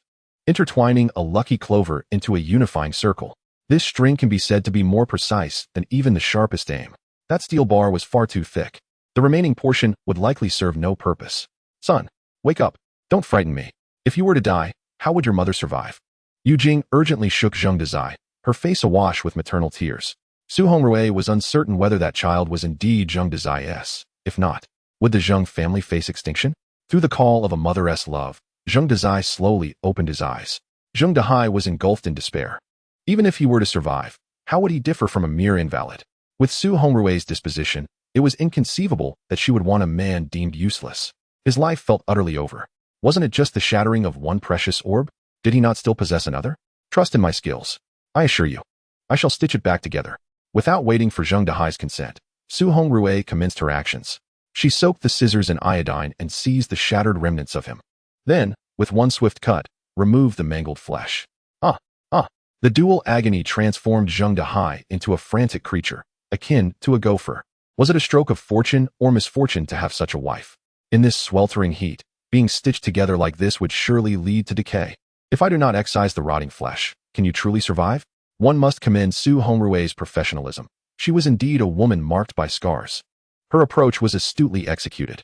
Then, Su Hongrui poured iodine over Zheng Dahai's damaged flesh. The moment the iodine met the wound, Zheng Dahai was overwhelmed with a desire to die. The sensation was unbearably intense. The vital organs were interconnected. Hongrui, I implore you. We are married. Grant me a mercy. Please, let me die. Zheng Dahai grasped Su Hongrui's hand, desperately attempting to halt her ministrations. He wished for nothing more than to end it all. Hold him down. I will stitch him up, Su Hongrui declared, cigarette in mouth, threading the needle with unwavering determination. In her eyes, fear had no place. No, kill me. Just end it. Zheng Dahai writhed in torment. Who could endure such suffering? Yu Jing contemplated, weighing pain against life. Preserving her son's life was paramount. Thus, she resolutely restrained Zheng Dahai, refusing to let him struggle. At such a critical juncture, survival was of utmost importance. What are you barking like a dog for? Silence. Is the orb more crucial than your life? Trust in my medical expertise. Those years of stitching up brothers, including my own wounds. I dared not visit a hospital. Every stitch was my own work. In all my years, I have never failed to save a brother. Dahai, rest assured, I will handle this. With that, Su Hongrui pulled at the skin surrounding the wound and began to sew as if mending a burlap sack. The duration felt interminable, and Zheng Dehai fainted from the pain 3 times, only to be roused again by the agony. He felt utterly depleted. Within him simmered a profound resentment. Lin Feng. This was undoubtedly intentional. There was no one who could play such a cruel game as you. Today, I, Zheng Dehai, shall repay this tenfold. I share your surname. All right, lift him to the bed. Apply iodine twice daily until sealed, and monitor diligently. If it becomes infected, it must all be excised and restitched. Zheng Dehai thought to himself, to have such a skilled and daring wife is indeed a stroke of fortune. Upon hearing Su Hongrue's words, he kicked his legs and fainted, unsure whether it was from exhaustion or fright. I hope there won't be any infections. Otherwise, Su Hongrue will come with her scissors. This woman is truly audacious. Chapter 99, Bounty and Arrest. Such brutality. Lin Feng, you truly did not mean it? Xiao Qiao, lying on the bed, began to doubt Lin Feng as she watched the scene captured by the drone's surveillance video. Only Lin Feng could commit such a malicious act. I genuinely did not intend for this. I merely placed a bomb in the old house. How could I have known it would explode with such precision? Lin Feng spoke the truth. The aftermath of the explosion was entirely uncontrollable. Who could have predicted that Zheng Dehai would be so unfortunate? Was he linked directly to the catastrophe? Well, Zheng Dehai brought this upon himself. If he had not attempted to bomb our safe house, this situation would not have arisen. Lin Feng, did you already know they were digging a tunnel from the old villa? Otherwise, why would you place explosives there? Xiao Qiao began to suspect Lin Feng. How could he seem to predict everything? Of course, my dear husband, who am I? Is there anything I am unaware of? Lin Feng began to boast again. But in truth, he had no knowledge of the tunneling. He was not a deity. Lin Feng was merely being cautious. That old house belonged to my family, and I would not leave it for you. Unexpectedly, there was an unforeseen gain. Meanwhile, the video from the drone revealed Su Hongrue making a phone call. Hello? Is this Xiao Laoda? It's me, 13 May. My husband's basket has been shattered, and I seek vengeance. Do you have any anti-tank rocket launchers? What? An anti-tank rocket launcher is scarce, available only in exchange for food and gold bricks? You want the gold bricks to go to Siberia? After all these years of friendship, let us negotiate. You mentioned your youngest son lacks enough gold bricks to assist? The gang is missing a formidable sister-in-law since you left. If I bear your youngest son a child, will you grant me an anti-tank rocket launcher? And I'll become the sister-in-law? Fine. I shall head there now. If your son's equipment isn't effective, don't blame me. I've already born one child. I'm sure I can manage. If I don't conceive within 3 months, I get one for free, correct?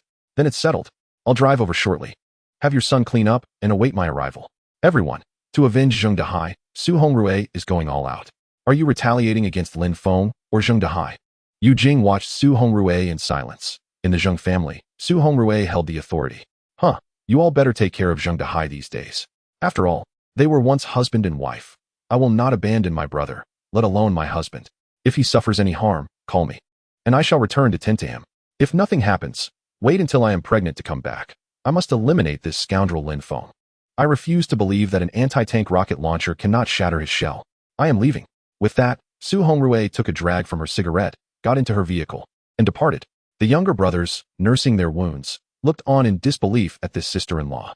Yu Jing appeared to age decades, pondering whether the child truly belonged to Zheng Dehai. Xiao Qiao.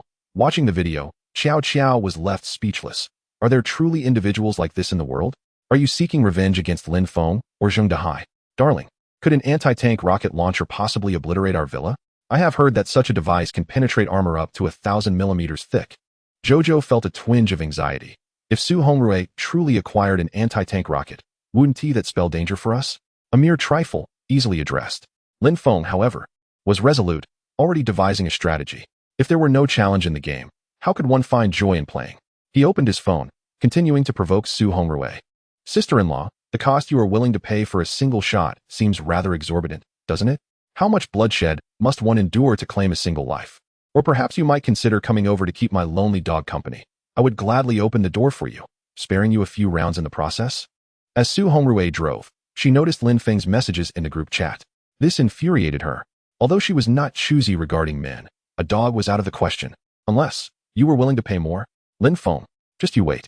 If you dare run, I shall return and shatter your precious basket. You will rue the day? Lin Feng, undeterred, continued to tease her. Sister-in-law, if your husband fails to satisfy you, do let me know. After all these years as neighbors, isn't it better to seek help close to home? If you desire a child, I can assist. Why travel so far? Return, and I shall leave the door open for you. A mischievous smile crossed Lin Feng's face. He was determined to vex her. Once I procure that anti-tank rocket launcher, you shall learn the meaning of true cruelty. Su Hongrui retorted, abruptly powering down her phone, cigarette in mouth, as she drove, ignoring Lin Feng. Sister-in-law, if you're after a rocket launcher, why gamble with the lives of the next generation? To give me a single shot, how many must you endure? Sister-in-law, I truly have one. Look. Lin Feng had lingered in the chat, eventually sharing a photo of an anti-tank rocket launcher. Su Hongrui remained silent, causing Lin Feng's interest to wane. Darling, you wouldn't genuinely consider giving it to her, would you? Jojo glanced at her phone, feeling a flutter of anxiety. Su Hongrui was quite attractive. What if she truly struck a deal with Lin Feng? Lin Feng was notorious for his lechery. After all, Jojo had once sought to eliminate him too, and had engaged in a transaction herself. Ultimately, she had nearly compromised herself, almost leading to a dire situation. I'm merely teasing her. I wouldn't touch a woman who isn't a virgin. If a woman cannot uphold her principles before marriage, how could I, Lin Feng, expect her to be devoted to me? A woman with children is even less likely. Even the formidable Dorgan struggled to manage a widow with kids. What advantage do I possess over him? Hearing Lin Feng's words, Jojo sighed in relief. If Lin Feng truly invited Su Hongrui in, it would be catastrophic. She was certainly capable of anything. She had even dared to harm her husband. What wouldn't she do? Lin Feng, the expert in human software hardening.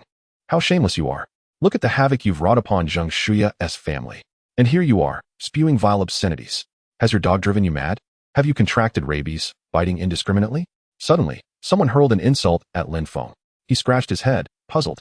Jelly Li? Who is that? I don't recognize her at all. Zheng Dehai, in his previous life, seized Lin Feng's reserves, leading to Abe's demise. Wang Guifen's family, in their past existence, hoarded official relief supplies, resulting in the death of many. Lin Feng's retaliation was not without cause. As for others, Lin Feng never resorted to cruel murder.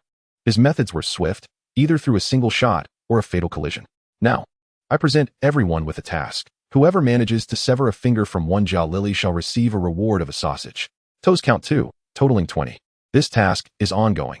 Upon completion, send me a private message with a photograph and your address, and a drone will ensure safe delivery. Lin Feng could not be bothered to ponder who Jia Lily was.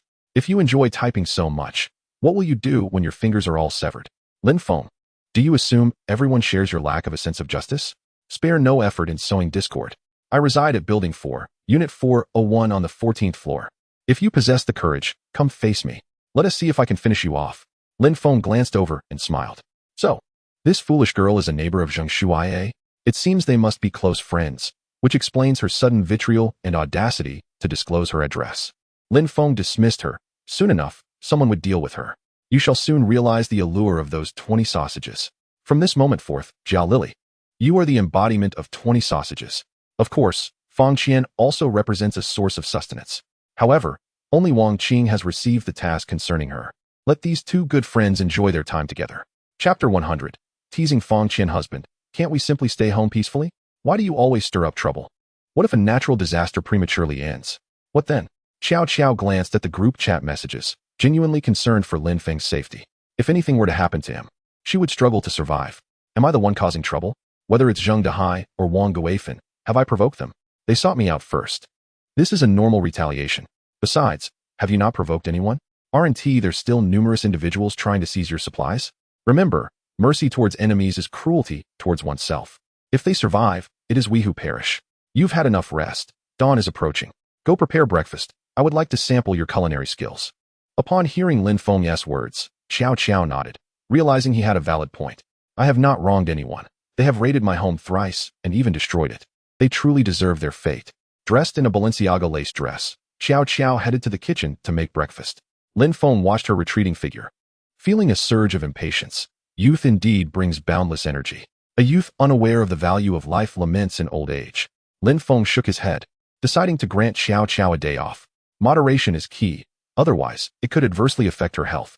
Scrolling through his phone, Lin Feng recalled Fang Qian. Had she not run out of supplies? Why had there been no news for several days? He decided to tease her. Qian, how have you been? There are always schemers looking to harm me, making me hesitant to open my door. I've been too preoccupied to reply to your messages. And I worry for your safety. At Fang Qian's home, she and Wang Qing were quenching their hunger with instant drinks. The two of them had compressed biscuits, but they were so unpalatable that they had no desire to eat them. Instead, they decided to substitute breakfast with instant drinks. Suddenly, Lin Feng, that notorious flatterer, spoke to me again. Wang Qing, do you think he is genuinely in danger, or is he just playing around with us? I can't shake the feeling that he is toying with me. Wang Qing took a sip of her instant drink, remaining silent, occasionally glancing at Fang Qian's pink manicure. Swallowing hard. The compressed biscuits had already made her feel nauseated, yet Lin Feng had promised her that for one nail, she would get an entire box of instant noodles. If she were to remove them all, she would be set for half a year without worry. How would I know about your affairs? Just ask him yourself. Don't involve me. Wang Qing shook her head, brushing aside Lin Feng's offer. After all, they were not yet out of options. Doing so would be akin to risking Fang Qian's life. Although Fang Qian considered her a close friend mainly to showcase her accomplishments, wasn't it rather inhumane to pursue such actions? You make a valid point. I shall inquire Lin Feng instead. Fang Qian picked up her phone, her inner diva unleashed. Oh, Feng Feng. I've grown so thin from hunger these past few days. Look, I can only survive on instant drinks now. How are things over there? Do you need my assistance? We could keep each other company. Upon hearing Fang Qian's voice message, Lin Feng felt chills run down his spine.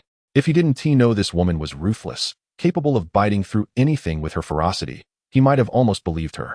Qian, I miss you so much. I'm so scared. They want to kill me. I feel so lonely. If only you could come. I would entrust everything to you. Fang Qian smiled subtly. Realizing that this flatterer had been frightened into a stupor, but once back to his senses, he remained the same old sycophant. Don't be afraid, Feng Feng. I'll come protect you right away. With me by your side, no one dares to bully you. Hearing Fang Qian's words, Lin Feng immediately replied, Qian, be cautious. If you get hurt, how can I survive? The password is 5211314. Just input it when you arrive. Upon hearing Lin Feng's words, Fang Qian perked up. Let us go, Wang Qing. He has given us the password. We'll open the door and take him down. This time, we want to give him a chance to escape. Wang Qing rolled her eyes at this. Only a fool would follow you. If that password really works, I'll eat dung while standing on my head during a live stream. I can't bring myself to kill anyone. Besides, Lin Feng only wants you to go alone. What would I be doing there? Once you persuade Lin Feng, send me a message, and I'll come over to do your laundry, cook, and tidy up for you both. Hearing Wang Qing's words, Fang Qian nodded in agreement. It made sense. All right, I'll go first. Once I've dealt with or eliminated Lin Feng, I'll reach out to you. After all, we are good friends, sharing both joys and hardships. Fang Qian remained unaware of the gravity of the situation. In this West Mountain villa, those still alive were either Lin Feng's enemies or had ties to him. She secured her hairpin and organized her belongings before stepping out with a sunshade in hand. Wang Qing gazed at Fang Qian's manicured nails, swallowing hard. An entire box of instant noodles? How long would that last me? 20 boxes would suffice for half a year. How long has it been since I savored the delightful taste of instant noodles? Fang Qian has gone to seek Lin Feng again, braving the scorching heat of 60 degrees. I truly wonder where she derives her confidence from. Meanwhile, inside the house, Xiao Xiao holds 2 plates of cold dishes at the doorway. Her eyes reddened as she listens to Lin Feng's gentle words, feeling an overwhelming sense of grievance.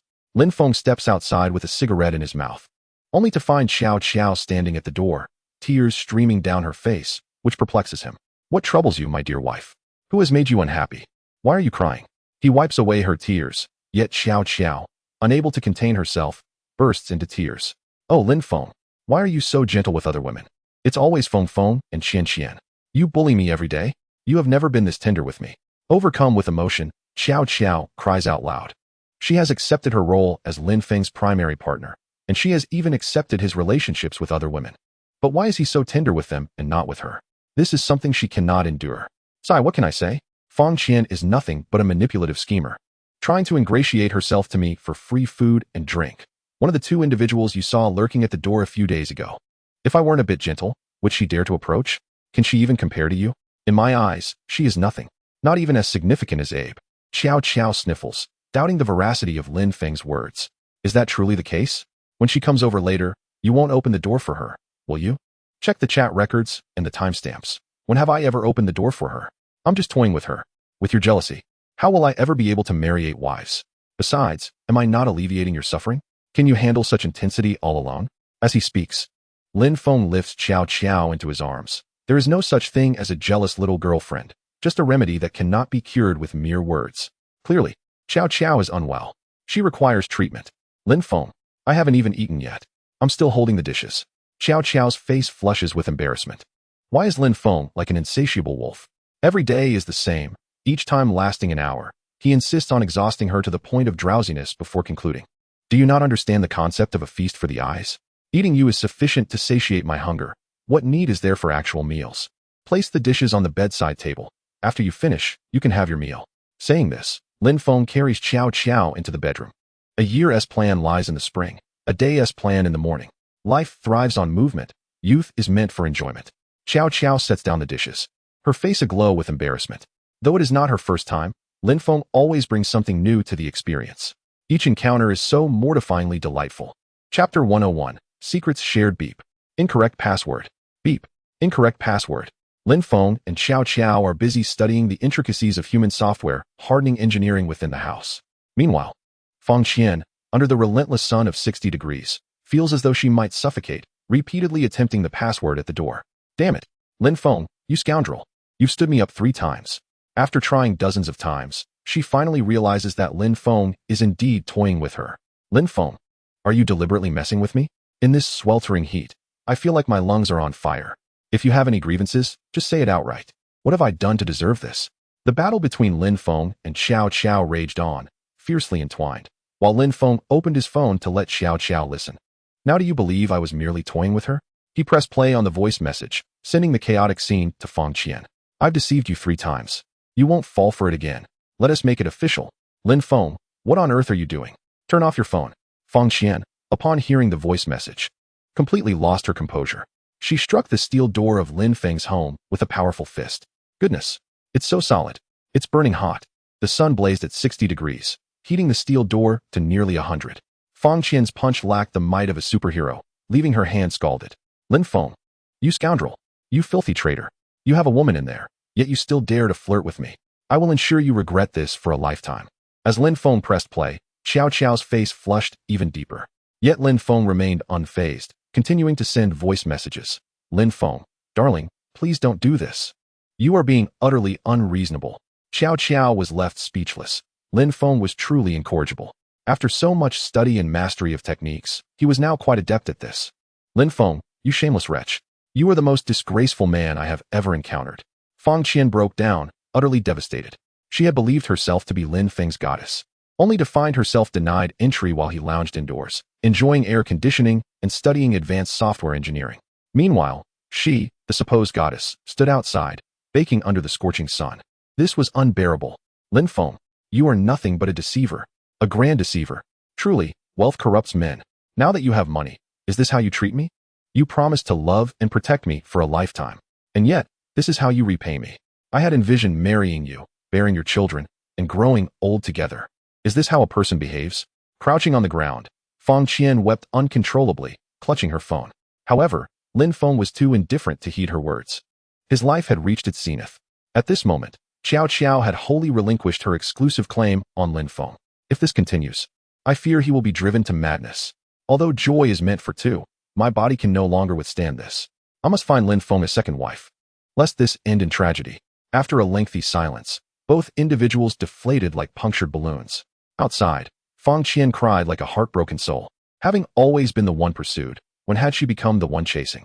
Lin Feng, why not let her in? She is in tears. Perhaps she harbors feelings for you.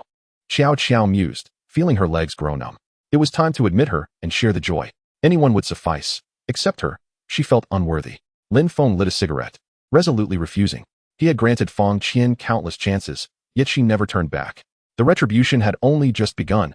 They had time to play this out slowly. Very well. Qiao Qiao stood up to dress, casting a glance at Lin Feng, sensing a chill. Clearly, Lin Feng's desire to deal with Feng Qian was not without reason. Yet, Qiao Qiao chose not to inquire further. Although Lin Feng has always bullied Qiao Qiao, she is acutely aware that in times of crisis, he is the only one who comes to her rescue. When danger looms, Lin Feng proves to be the most dependable man. He is a source of peril at all times, capable of causing havoc. In the absence of danger, Lin Feng represents the greatest threat. The wardrobe is not filled with endless outfits, so perhaps changing daily could elevate her spirits. Lin Feng casually halted Qiao Qiao as she was dressing, and she nodded in agreement, as she too values cleanliness. With their circumstances improved, it seemed fitting to change into something fresh. The temperature in the room remained consistently moderate. Besides, they had been together long enough to have seen everything. Qiao Qiao felt more liberated, donning a gown reminiscent of ancient times, ethereal in its elegance. Lin Feng was momentarily struck dumb by her beauty, She was indeed the most exquisite woman he had ever encountered in both lives. Lin Feng extinguished his cigarette in the ashtray and donned his attire. For the sake of Qiao Qiao's well-being, he resolved to limit their encounters to once a day. He had suffered significantly at the hands of Liang Qiuyu, and repeating such experiences would yield no benefits. Let us savor the culinary delights crafted by my beloved wife. I wonder how they compare to her personal touch. Upon hearing Lin Feng's words, Qiao Qiao blushed deeply. She carried a simple cold dish and boiled prawns into the living room. Lin Feng sampled a bite of the cold dish alongside some rice. Though Qiao Qiao's skills were average, it bore a comforting taste of home. Delicious, you should try some, he encouraged, offering her a few prawns. Freshly sourced from Lake Baikal and bursting with flavor. As Qiao Qiao blushed while eating the prawns, her mind wandered to the woman who had fought fiercely alongside Lin Feng for 4 hours. Who could she possibly be? What commander could possess such bravery? Would it be too much to ask for her to alleviate some of my burdens? Darling, may I ask you something? About that woman from the other day, the one from the 4-hour ordeal? Have you considered bringing her into our lives? Upon hearing this, Lin Feng understood Qiao Qiao's implication. Was she implying that he was too vigorous? Is being vigorous such a bad thing? It seems that women only become ferocious at 30, like wolves, at 40, like tigers, and only at 50 do they settle down. Qiao Qiao, being still quite young, was not inclined towards the idea of shared pleasures and mutual benefits. As for Liang Qiuyu, her situation was irregular. Do not emulate her. I fear you might become irregular too, Lin Feng cautioned, pointing to his head. Aside from delivering medicinal milk tea to Liang Qiuyu daily, he had little knowledge of her current state. May I take a look at your phone? Qiao Qiao timidly inquired, to which Lin Feng graciously unlocked it and handed it to her. There were no secrets on his phone. His only secret lay within his private space, which he would never disclose to anyone. Chapter 102. The dosage must be doubled. The medication cannot cease. You are truly wonderful, darling. Qiao Qiao exclaimed joyfully. Realizing Lin Feng truly regarded her as his primary wife, he allowed her to peruse his phone with such ease. As she munched on the prawns, she opened Lin Feng's photo album. The first order of business was to delete those embarrassing videos. Although she had accepted her role as Lin Feng's principal wife, that one instance of her taking the initiative would forever be a stain on her life. Absolutely intolerable to keep. Lin Feng's proactive gestures, let him keep them if he wishes. Qiao Qiao happily located the video to delete and emptied the recycle bin. However, she was unaware that deletion was futile. With hundreds of computers and thousands of phones, even if granted the passwords to delete at will, it would take her at least 2 hours to erase everything. How could Go Wang Lin Feng dare to hand over his phone, fearing she would delete anything? Then, Qiao Qiao opened Lin Feng's WeChat and browsed through it. As expected, she found Liang Qiuyu. Enlarging her profile picture, Liang Qiuyu appeared a few years older, with a delicate and slender figure that seemed quite fragile. Without any editing, Liang Qiuyu's face would score a perfect 10, yet her physique could only muster a 6. She was far too gaunt. Qiao Qiao breathed a sigh of relief. Realizing Liang Qiuyu was no competition, even if she were to become a second wife, it would not threaten her position. But with such a frail physique, how could she endure 4 hours? Was it sheer willpower that sustained her? Qiao Qiao's speculation was not unfounded. Liang Qiuyu, sacrificing herself, managed to conquer Lin Feng through sheer determination during their first fierce battle. Suddenly, Qiao Qiao's eyes widened, and she picked up her phone to show Lin Feng. Darling, is she out of her mind? Look at these moments on her social media. Lin Feng took the phone and scrolled through, furrowing his brow. Liang Qiuyu had begun to wield a gun, mercilessly slaughtering people from the 3rd building. Moreover, she documented each kill on social media over the past few days. She had spiraled into madness. Goodness, did she truly possess the resilience to withstand the cold-hearted remedy? How had she strayed so far down this twisted path? Lin Feng frowned at the posts, realizing that Liang Qiuyu was straying further from the path to safety. Instead of choosing to defend her home like Qiao Qiao, she opted for conquest and vengeance against humanity. What kind of remedy? Did you still provide her with medication? Qiao Qiao inquired with confusion, wondering what beneficial medicine Lin Feng could give. Nothing much. The cold dishes were delicious, and the shrimp was quite good.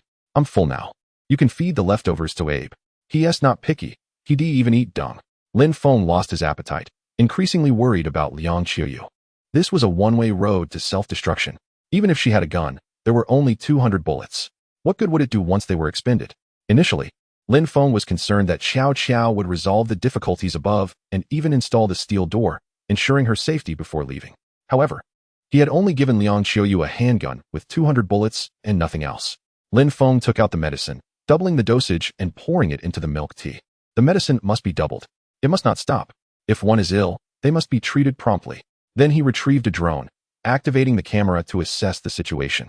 Men possess a competitive spirit, and having been bested twice by Liang Qiyu, Lin Feng did not wish for her demise so soon. The next battle would determine their fates. He, Lin Feng, did not want to bear the shame of being labeled a coward. Next time, I will make you weep. Expressionless, silent. What man could endure such indignity? My brothers are formidable, you know. The battle is yet to unfold in several stages, and Lin Feng is currently filled with resentment. As the drone ventures outside, it captures the image of Feng Qian crouched on the ground, weeping profusely, a pitiful sight indeed. Lin Feng can hardly bear to look. I have given you more chances than you deserve. How have you treated me? Now you choose to cry? It's too late. Without Feng Qian, Lin Feng would have likely remained a mere sycophant throughout his life. However, he has now ascended to the status of a wolf king, and all the she-wolves within his pack deserve to be protected by their king. Otherwise, what kind of wolf king would he be? If he cannot manage his she-wolves, he will ultimately become a solitary wild wolf. The drone approaches the window of Liang Qiyu, who has been waiting patiently. 2 cups of milk tea each day serve as her final solace. Why are you so late today? I thought you might break your promise. She remarks as she takes the milk tea, inserting a straw and beginning to sip. Through the drone, Lin Feng observes Liang Qiuyu's current state. A small vermilion mole graces her brow, and Lin Feng understands that it is not a mere blemish, but a mark of human blood accidentally splattered in that spot. Unnoticed, and thus unwashed away, Lin Feng furrows his brow. After all, it has only been 6 years of affection. His hometown was robbed, and he nearly faced a dire fate. Does she truly need to darken so severely? I, Lin Feng, have endured 6 years as a sycophant, and for 3 years in this apocalypse, I have sacrificed countless resources to support my goddess. Am I not worse off than you? Yet I have not succumbed to such bitterness. At least I, Lin Feng, maintain my principles, never violating a woman's will.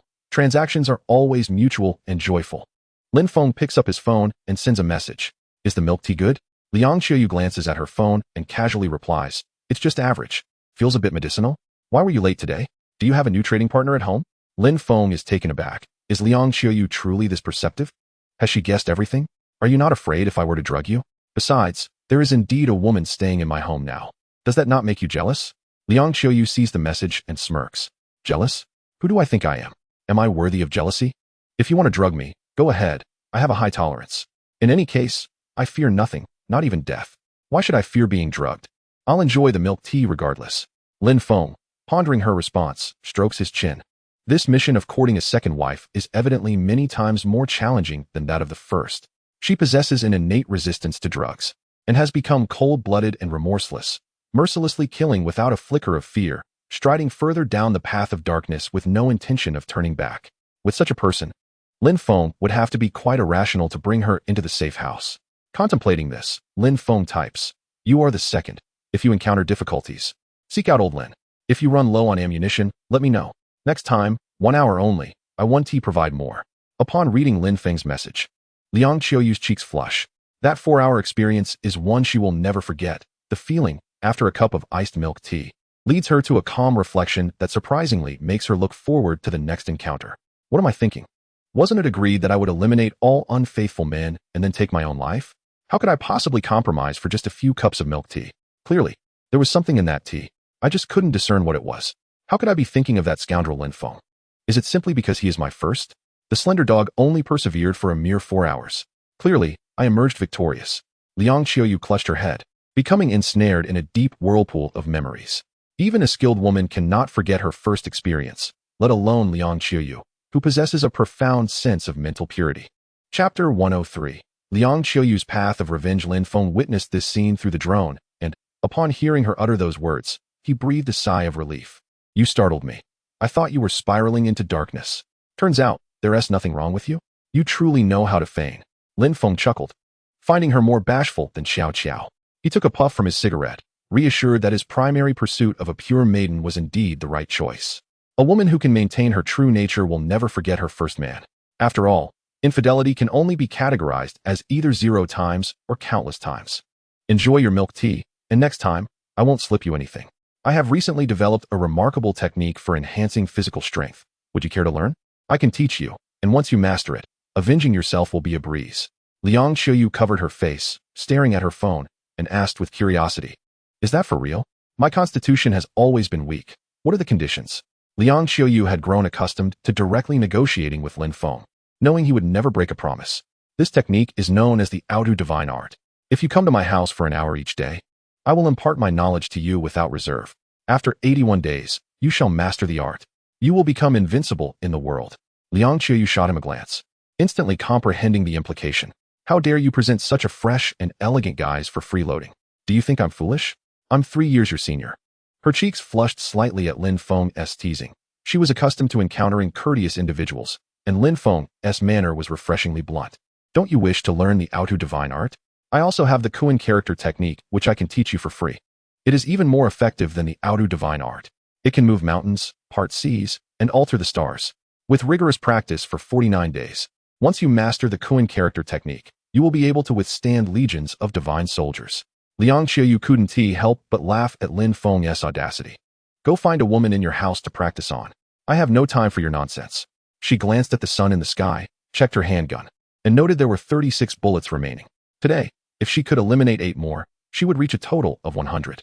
The last 20 bullets she intended to reserve for Zhou Kaihua. Liang Qiuyu tucked her phone away, ignoring Lin Feng. While conversing with him was indeed relaxing, she could not neglect her desire for vengeance.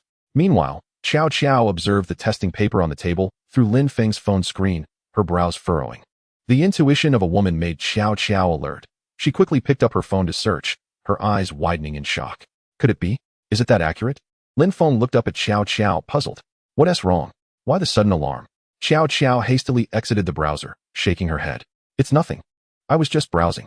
She didn't wish to divulge her thoughts, and absent-mindedly touched her abdomen. What if it were true? Could she still maintain her status as the primary wife? Bang. Someone has been killed. At that moment, the video transmitted the sounds of gunfire and a woman's anguished screams. Jojo and Lin Feng hurried over to investigate, maneuvering the drone upwards, only to witness Liang Qiuyu mercilessly dispatching the male head of a household with a single shot. Weren't you just lamenting about your partner's infidelity on social media? Allow me to rid you of him. Besides, it's the apocalypse now. Such men will not protect you. Women must learn to rely on themselves. His demise will prevent waste of resources, allowing you to survive a bit longer.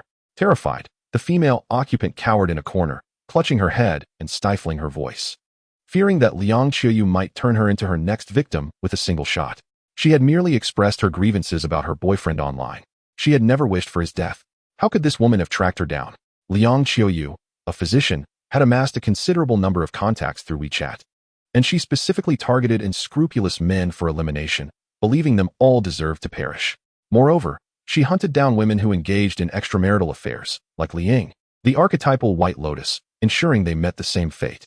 This was all in pursuit of honing her skills with firearms, aiming to reach the grim milestone of 100 kills to exact revenge on Zhou Kaihua. Oh my heavens! No wonder you claim she's unhinged. Dear husband, do you have any psychiatric medications? Perhaps you could slip some into her milk tea? Jojo was genuinely exasperated by Liang Qiuyu, pondering whether allowing her into their midst might lead to a nighttime tragedy for herself and Lin Feng. After all, by Liang Qiuyu's standards, both she and Lin Feng were already worthy of a death sentence. Lin Feng glanced down, feeling a chill in his nether regions. It was clear that Liang Qiuyu should not be allowed in. Her ruthlessness was alarming. Although she had not completely succumbed to darkness, her condition was undeniably troubling. Let us disregard her. Someone like her can no longer enter a safe haven. We should retire for the night. After a sleepless night, we need to catch up on rest, or we risk mental breakdown. Lin Feng had given up on Liang Qiuyu, recognizing that there were plenty of other women and no need to waste time on her. With such a dangerous individual nearby, who could possibly sleep soundly? He switched off the surveillance, retrieved the drone, and then wrapped his arm around Jojo's shoulders as they returned to their quarters. Jojo was indeed a treasure, intelligent, obedient, and sensible. Her position as the primary partner was unassailable, unless she chose to relinquish it herself. By the time the drone returned, Fang Qian had already departed. Lin Feng could hardly be bothered with her, as he embraced Jojo, surrendering to slumber. Jojo had grown accustomed to this, resting her head on Lin Feng's shoulder and gradually drifting off.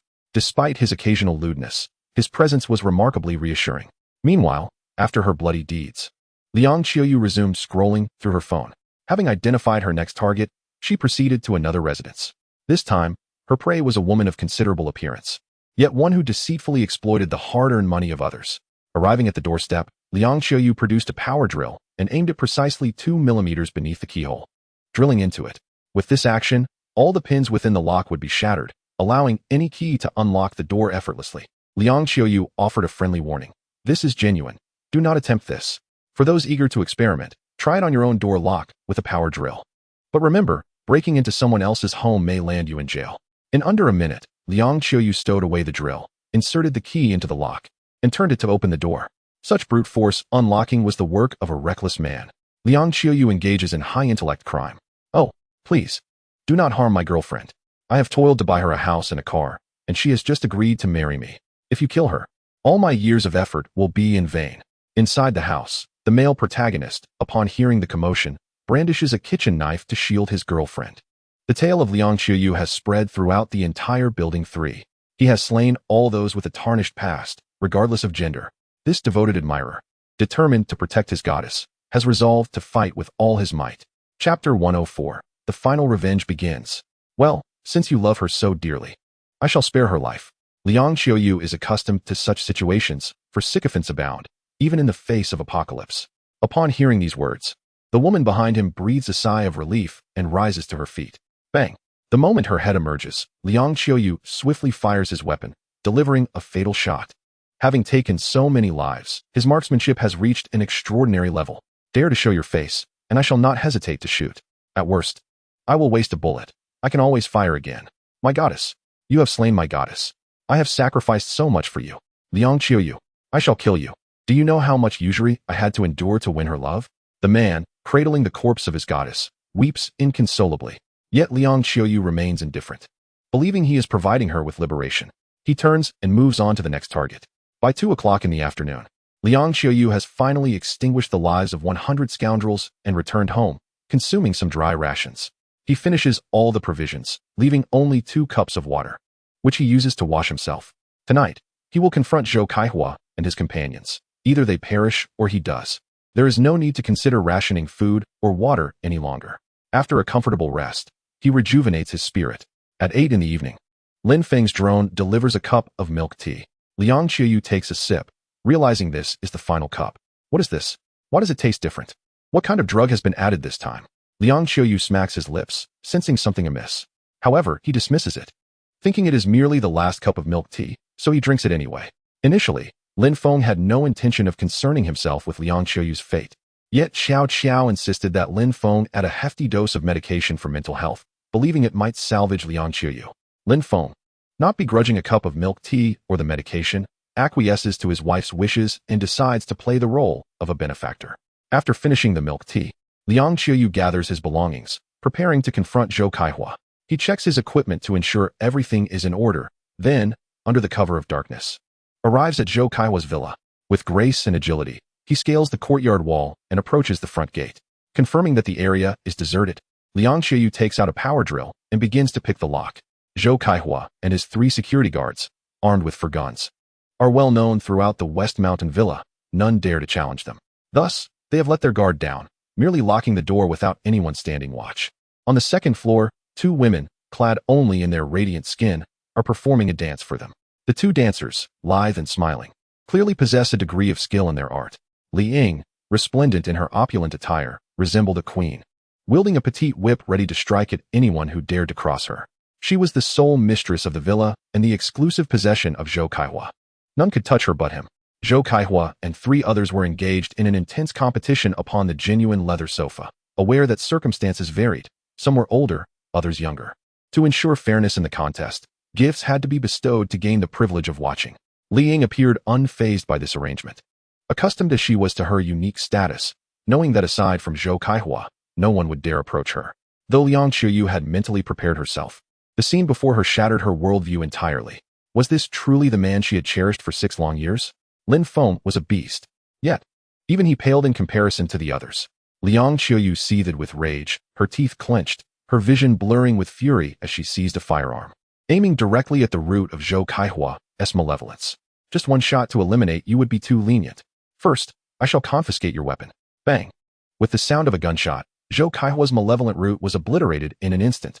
He had believed himself to have reached the pinnacle of life, only to plummet from paradise into hell. Zhou Kaihua emitted a wretched howl akin to a gopher. He had presumed that with numbers and firearms, he could reign as a local tyrant. Yet from this moment forth, he was reduced to a eunuch. The 6 women, terrified, crouched down, clutching their heads. Meanwhile, the 3 men rushed to retrieve their firearms from the belts at their sides. Even they, in their folly, understood that an enemy had arrived. There was no time to don their trousers. Their lives were at stake. Bang, bang, bang. Liang Xiaoyu granted them no opportunity to react, firing continuously. Yet, for reasons unknown, perhaps due to the multitude of targets or their swift movements, she missed twice, the third shot striking Xiwan squarely in the backside, causing a violent explosion of flesh. Zhou Kaihua, following the sound of gunfire, was instantly enraged. Liang Xiaoyu, I spared you once, and you dare return. You truly take my leniency for granted. Shi Jinzhen, Shi Xiangqian, do not kill her. Capture her alive. I wish to flay her. At that moment, Shi Jinzhen and Shi Xiangqian had procured their handguns and commenced firing at Liang Xiaoyu. Bang, bang, bang. Liang Xiaoyu, agile and lithe, crouched behind a stone pillar. Their weapons were merely standard-issue handguns, lacking the ferocity of the specialized Russian firearms wielded by Lin Feng. Shaking her head in disbelief, she felt her mind clouded. Why was her aim so off? Had her practice been in vain? Xiwan, struck in the rear, lay on the ground, incapacitated and gasping for breath. Meanwhile, the enraged Zhou Kaihua grasped his firearm, disregarding the agony of his shattered core, and relentlessly fired at Liang Xiaoyu. Liang Xiaoyu, 6 years of affection. I let you go once. If you are ungrateful, that is one thing, but you have shattered my dignity.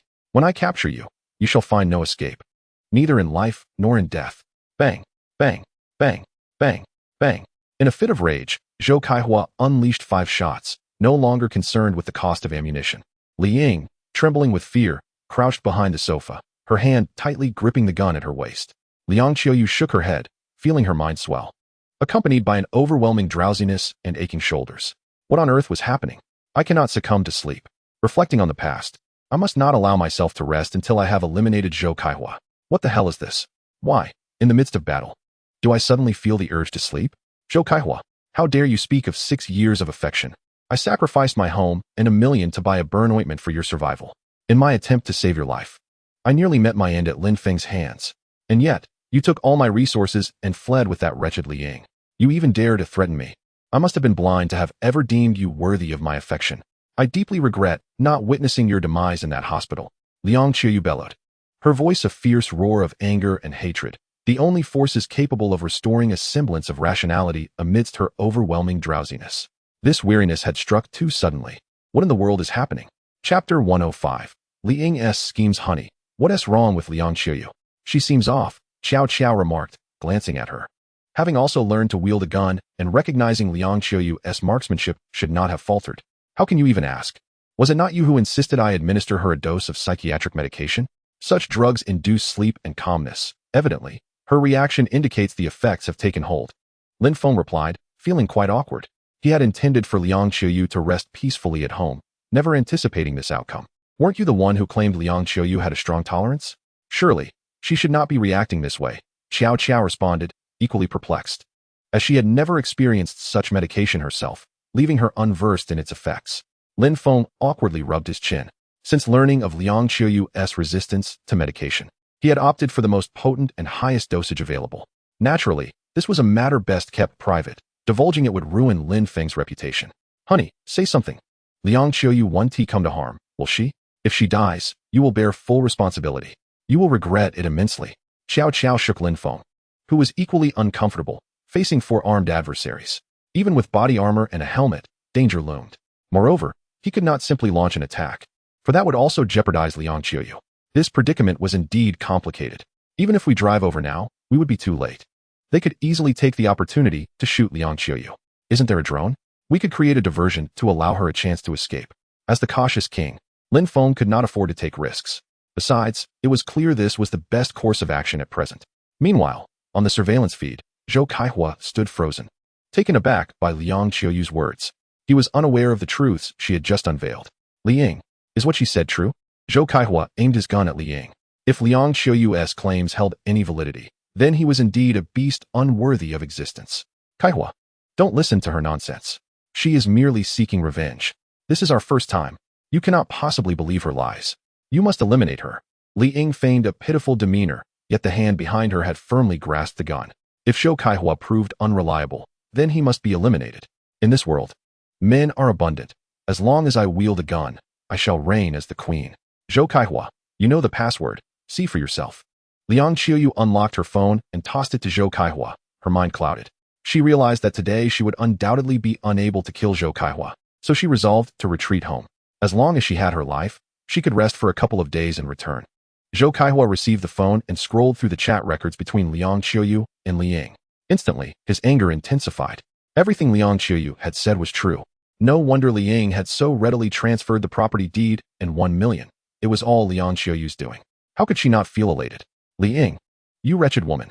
I thought I had saved the galaxy only to encounter you. It turns out I have met with misfortune beyond imagination. Zhou Kaihua recalled their 6 years of relationship and the stable job he had as a security guard. Without Li Ying, he would not have fallen to such depths. He brandished the gun, prepared to end Li Ying's life, for she was a source of calamity. Kaihua, I swear this is our first time. I only told a white lie because I love you. You must believe in my feelings for you. Moreover, I am carrying your child. This is our baby. I have never been touched by another man. You know this.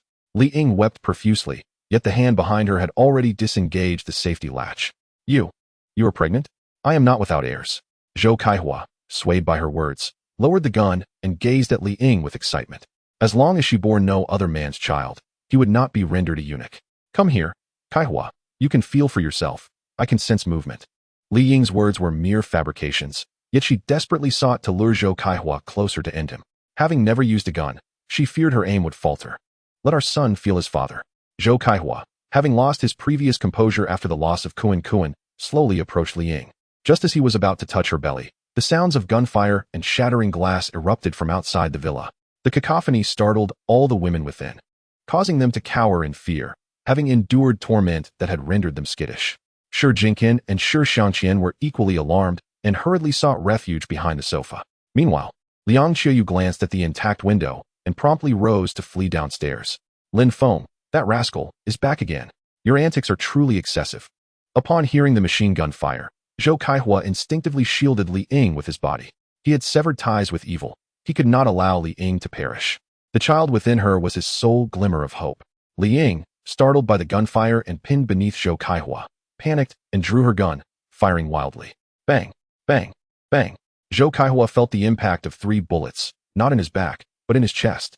My child, Zhou Kaihua, lay lifeless on Li Ying's body, blood spilling from his mouth. The once formidable hero, Zhou Kaihua, had been delivered a final meal by the first woman of his life. After a considerable time, those within the villa slowly raised their heads, observing that the surrounding glass was unbroken. A sigh of relief escaped them. It was not a barrage of gunfire after all. Captain, how could you be shot?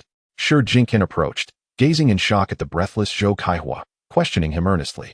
Li Ying hastily tucked the handgun into her waistband and cradled Zhou Kaihua's head, weeping loudly. Kaihua, what shall I do without you? It was that wretched Liang Qiuyu who shot you. You were hit while trying to save me. The gunfire from the drone had masked Li Ying's shots, leaving no one present to doubt her words. Captain, rest assured, without you, your brothers would not enjoy the good life we have now. We will take good care of your wife, and in due time, we shall avenge you. As he spoke, Shi Jinqian cast a glance at Li Ying, a sly smile playing on his lips. Li Ying instantly understood. With Zhou Kaihua gone, she would seek another. After all, there are plenty of men in this world. Chapter 106. I am the Queen. Gratitude to Guangye from Sanya for the divine endorsement. 5 updates. Hurry. Save me. I feel as though my rear is exploding. Shi Yuan lay on the ground, a gaping hole in his backside, uncertain if he would recover. Shi Jinqian glanced at Shi Yuan and then at Shi Xiangqi, a cruel glint in his eyes. From now on, we shall take shifts day and night. We cannot allow today's events to repeat. As for Shi Yuan, he won't survive long in this weather. As brothers, we cannot let him suffer. Shi Xiangqi smiled faintly. He and Shi Jinqian were true brothers, though outsiders remained unaware. Understood. May you rest in peace, Shi Yuan. Shi Xiangqi picked up an official dagger and swiftly severed Shi Yuan's throat, ending his suffering. Witnessing this scene, Li Ying discreetly hid the gun beneath the sofa.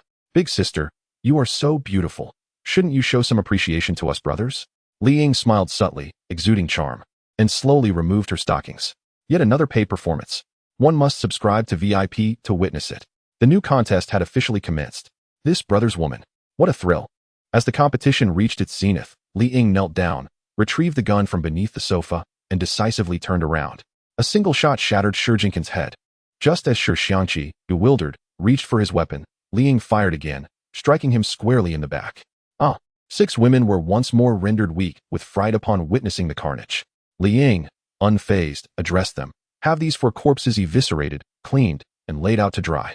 I shall grant you the chance for revenge. From this day forth, you shall feast upon their flesh, drink their blood, gnaw on their bones, and chew their tendons. If you wish to survive, you will obey me. From now on, I am your queen. The 6 women, long cowed into submission, complied with her every command. 6 individuals ruthlessly dismembered their 4 captors, eviscerating them with a savage fervor. A peculiar exhilaration surged within the hearts of the 6 women. The demons that had tormented them for so long were finally vanquished. We shall devour every last morsel of you. Li Ying donned her attire and seized the phone to call her parents. Mother, it's Ying. I'm thriving here. Please have father drive to the Shishan Villa district. There's plenty to eat and drink. Surviving here for a year is hardly an ordeal. Upon hearing Li Ying's voice, her parents were overcome with tears of joy. After nurturing their daughter for so many years, she was finally of use. Li Ying secured 5 firearms, her gaze betraying a fierce determination. In this world, beyond my parents, I trust no one. The weapons shall remain with my dearest family. From this day forth, I am the queen. Is this truly Ying? She has transformed into something unrecognizable. Xiao Qiao gazed in disbelief at the scene before her. The girl she had grown up with, who shared shopping sprees and late-night discussions of life, had metamorphosed into this? I have her WeChat. You can peruse the chat history yourself, Lin Feng remarked nonchalantly as he handed over his phone. Xiao Qiao hastily took the device, and upon viewing the conversations, the last vestiges of her hopes for Li Ying were irrevocably shattered. For the sake of money, Li Ying had sold herself. Was it so surprising that she would trade her resources? What would she not be capable of? Meanwhile, Lin Feng operated a drone to assess Liang Qiuyu's condition. At that moment, Liang Qiuyu had returned home, a bullet lodged in her shoulder. Zhou Kaihua's furious gunfire had not been in vain. The stone pillar was merely decorative, fragile and easily penetrated. A bullet had pierced it, striking Liang Qiuyu squarely in the shoulder. In pain and fatigued, she made her way home, but upon locking the door, she was spotted by a neighbor from the high-rise, who had been drawing water. The residents of Building 3 noticed. The murderous Liang Qiuyu is injured. I saw it. There's blood everywhere. That wretched woman killed my idol. Finally, an opportunity for revenge has appeared. I merely complained about my husband in my friend's circle, and she took his life. How am I, a woman with a child, to survive? Gather the brothers. Liang Qiuyu must not live. Building 3 shall know no peace. The residents' group was in an uproar, while Liang Qiuyu, already in a weakened state, had been further incapacitated by Lin Feng's administered sedative and the bullet wound. Upon entering her home, she sank to the floor, her eyelids growing heavy with fatigue. It was evident that she could no longer withstand the strain. Bang, bang, bang. The sound of violent pounding reverberated against Liang Qiuyu's security door, forcing her to grit her teeth and struggle to sit upright once more. I cannot perish. Zhou Kaihua is still alive. I refuse to die like this. With resolve, Liang Qiuyu seized a syringe filled with adrenaline and plunged it into her thigh. As the adrenaline coursed through her veins, she felt her heart race violently, instantly invigorating her senses. Bang! Suddenly, a tremendous crash echoed as Liang Qiuyu's door was forcefully breached. The throngs of devoted admirers and the grieving widow surged forth, driven by a fervent desire for vengeance. Today, they must offer Liang Qiuyu as a sacrifice. Liang Qiuyu, you have slain my goddess. Do you have any idea the sacrifices I have made for her? You are devoid of humanity. What fault lies in my husband's infidelity during my pregnancy? 10 months of carrying a child. It is only natural for a man to falter. You condemn this one and that one. You are the one most deserving of demise. I willingly took out loans at exorbitant interest rates to buy my goddess a handbag. Her joy was my happiness. Now that my goddess is gone, my joy has perished. I demand your life in return. Listening to their furious outcries, Liang Qiuyu's worldview shattered once more.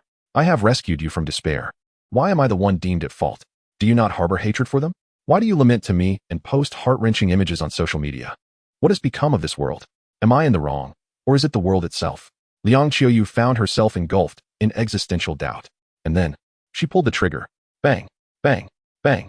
One by one, the devoted admirers fell lifeless to the ground with each gunshot. More admirers rushed forth, willing to sacrifice their lives for their goddess. With a click, the sound of an empty chamber echoed. Liang Qiuyu glanced at her handgun. She was out of ammunition, with no escape route left. As the admirers charged, she realized her fate was sealed. It was I who was mistaken. Many are born to be sycophants, and none can save them. A faint smile graced her lips as she closed her eyes. In the next life, may I not encounter this again. A kitchen knife suddenly sliced through the air. In the next moment, death awaited. Chapter 107. Lin Feng, you truly possess an anti-tank cannon. Thank you for your support. Gifts exceeding 50 will prompt additional updates. Boom. A tremendous explosion erupted. A fiery blaze shot past Liang Qiuyu's face, piercing through the third floor and obliterating a throng of admirers. But that was not the end. The fiery projectile continued on, penetrating several more buildings before ultimately detonating in the distance. The most unfortunate were the residents of a distant ordinary apartment complex, who were mercilessly struck by Lin Feng's cannon. Sent straight to the afterlife, the building collapsed entirely, resulting in a catastrophic demise for all within. Lin Feng, where on earth did you acquire that anti-tank rocket launcher? I want one too. The anti-tank rocket is armor-piercing, which is why it exploded only after traversing multiple buildings. Lin Feng, cigarette in mouth, casually discarded an AK-47 and replied, "Girls shouldn't wield such weapons of mass destruction. Here, take this AK-47 and unleash your wrath." Xiao Qiao seized the AK-47 and charged into the hallway, unleashing a barrage upon the crowd. Rat-a-tat-tat. In an instant, she repelled the throng of admirers on the third floor. They scrambled up the stairs, leaving a sea of bodies in their wake, blood flowing like a river. To be honest, Lin Feng had no inclination to concern himself with Liang Qiuyu's fate. However, Xiao Qiao insisted that if she did not come, she would regret it for life. Lin Feng, unable to resist her pleas, finally acquiesced. He would never admit that he too harbored a desire to be present. Liang Qiuyu gazed at the shattered remnants of the room, lying limply on the ground. Wasn't this merely a transaction? Why extend a hand to rescue me? With a profound sense of helplessness, Liang Qiuyu closed her eyes. In Building 3, not a single individual could muster a firearm. How could they face the onslaught of anti-tank rockets and the frenzied spray of AK-47 fire? Retreat! Retreat! Retreat! A throng of sycophants scrambled backward in panic. In such dire circumstances, avenging the goddess had become a trivial concern. The preservation of one's own life took precedence. What fault lay with the sycophants? Were they not human too? They were herded back upstairs, while Xiao Qiao, fully armed, took her position at the stairway, ready to fire at anyone descending. Lin Feng scooped up Liang Qiuyu and hurried downstairs to the car, indifferent to the fate of the remaining sycophants. Sycophants. Indeed, devoted until they had nothing left. When you evolve into a battle wolf, come seek me, the Wolf King Lin Feng, for revenge. Would such a complete annihilation not render the future rather dull? Beep, beep. We're leaving, Xiao Qiao. Time to head home. Lin Feng pressed the horn, and Xiao Qiao, still wielding her AK-47, descended to the vehicle. The remaining sycophants in Building 3 were rendered speechless. Lin Feng, your inhumanity surpasses that of a mere pet. There are no resources, no water here. What have we done to deserve this? I sought vengeance for the goddess, and you meddle. Is your home by the sea? Your interference is excessive. Upon returning home, Lin Feng carried Liang Qiuyu into the medical room, equipped with a plethora of surgical instruments. Lin Feng and Xiao Qiao exchanged bewildered glances, neither knowing what to do. Xiao Qiao, can you extract the bullet? Xiao Qiao shook her head. She was a civil engineering major. How could she possibly know? I can't. You should do it. Lin Feng, cigarette in mouth, stared at the unconscious Liang Qiuyu, aware that hesitation was not an option. If they delayed, a rejection reaction could lead to infection, and Liang Qiuyu would surely perish. He retrieved a sterilized scalpel and swiftly cut open the entry wound on her back, locating the bullet lodged in her bone. Lin Feng disinfected the forceps and exerted all his strength to extract the projectile. Xiao Qiao furrowed her brow at the sight, yet, having faced numerous adversities, she managed to suppress her nausea. Compared to the gruesome tasks she had endured, this was merely child's play. With the bullet removed, he staunched the bleeding and disinfected the wound before proceeding to suture it. Utilizing absorbable sutures, after all, they had resources, he completed the stitching. Afterward, he treated the wound with various anti-inflammatory medications and administered a tetanus shot along with other antibiotics. If Liang Qiuyu were still to succumb, Lin Feng would be left powerless. I have truly heeded the words of my beloved wife and exerted my utmost effort. When Liang Qiuyu awakened, her eyes fluttered open to a cool, pleasant temperature. Far from the oppressive heat, and the surroundings were immaculate, resembling paradise.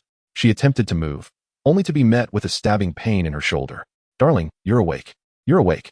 Xiao Qiao exclaimed, joyfully waving a bowl of snail noodles. Yes, it seems my medical skills have reached an extraordinary level. Now that you are awake, your recovery should proceed without issue. Lin Feng slurped a few bites of noodles before casting the remnants aside, thinking they could be left for Bei, who was never picky about food. Why did you save me? Liang Qiuyu lay on the bed, utterly exhausted, completely unaware of the events that had transpired.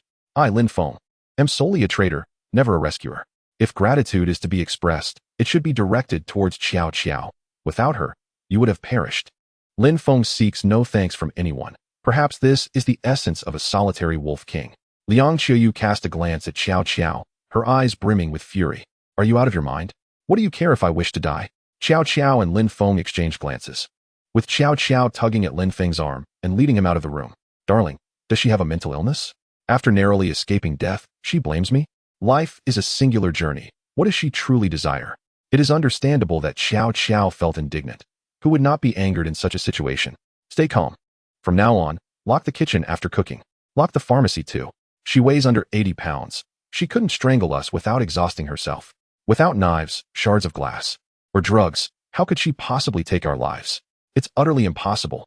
Upon hearing Lin Feng's words, Qiao Qiao nodded thoughtfully. Suddenly, she recalled a critical point. What about the armory? If she gets hold of a weapon, aren't we doomed? Lin Feng casually responded. The armory is secure. It only contains blank cartridges, which cannot harm anyone. In the year 2050, even if aimed at the head, a blank cartridge would only produce a sound, and Lin Feng was entirely confident of this. Oh, how considerate of you. Qiao Qiao replied absent-mindedly. Then her eyes widened in alarm. Wait a moment. Lin Feng, are you also wary of me? Why didn't you inform me about the blank cartridges sooner? Your clever maneuvers utterly astonish me. Qiao Qiao was furious. After all this time, the rooms left unlocked were inconsequential. What do I gain from being a virtuous maiden in your presence? I've accepted that you have many wives. Yet, you haven't told me a single truth. What do you want me to say? Blank cartridges are quite normal, aren't they? Besides, you never asked. Lin Feng remained unfazed. Qiao Qiao had successfully passed the test. You are truly wicked. If I were to shoot you with a blank cartridge, would I not already be dead? Qiao Qiao playfully punched Lin Feng's chest, and he responded with a mischievous smile. Then tell me, do you ever entertain the thought of wanting to kill me? If you dare say no, I shall take my own life in atonement. Qiao Qiao pouted. She had fantasized countless times about ending Lin Feng's life, yet never found the opportunity. Even during the night, Lin Feng guarded his provisions so closely that any movement on her part would awaken him. How could she ever act? Enough. You are truly insufferable. Go check on your second wife. I won't have to accompany you every night anymore. Qiao Qiao, flustered and angry, shoved Lin Feng back into the room. Chapter 108.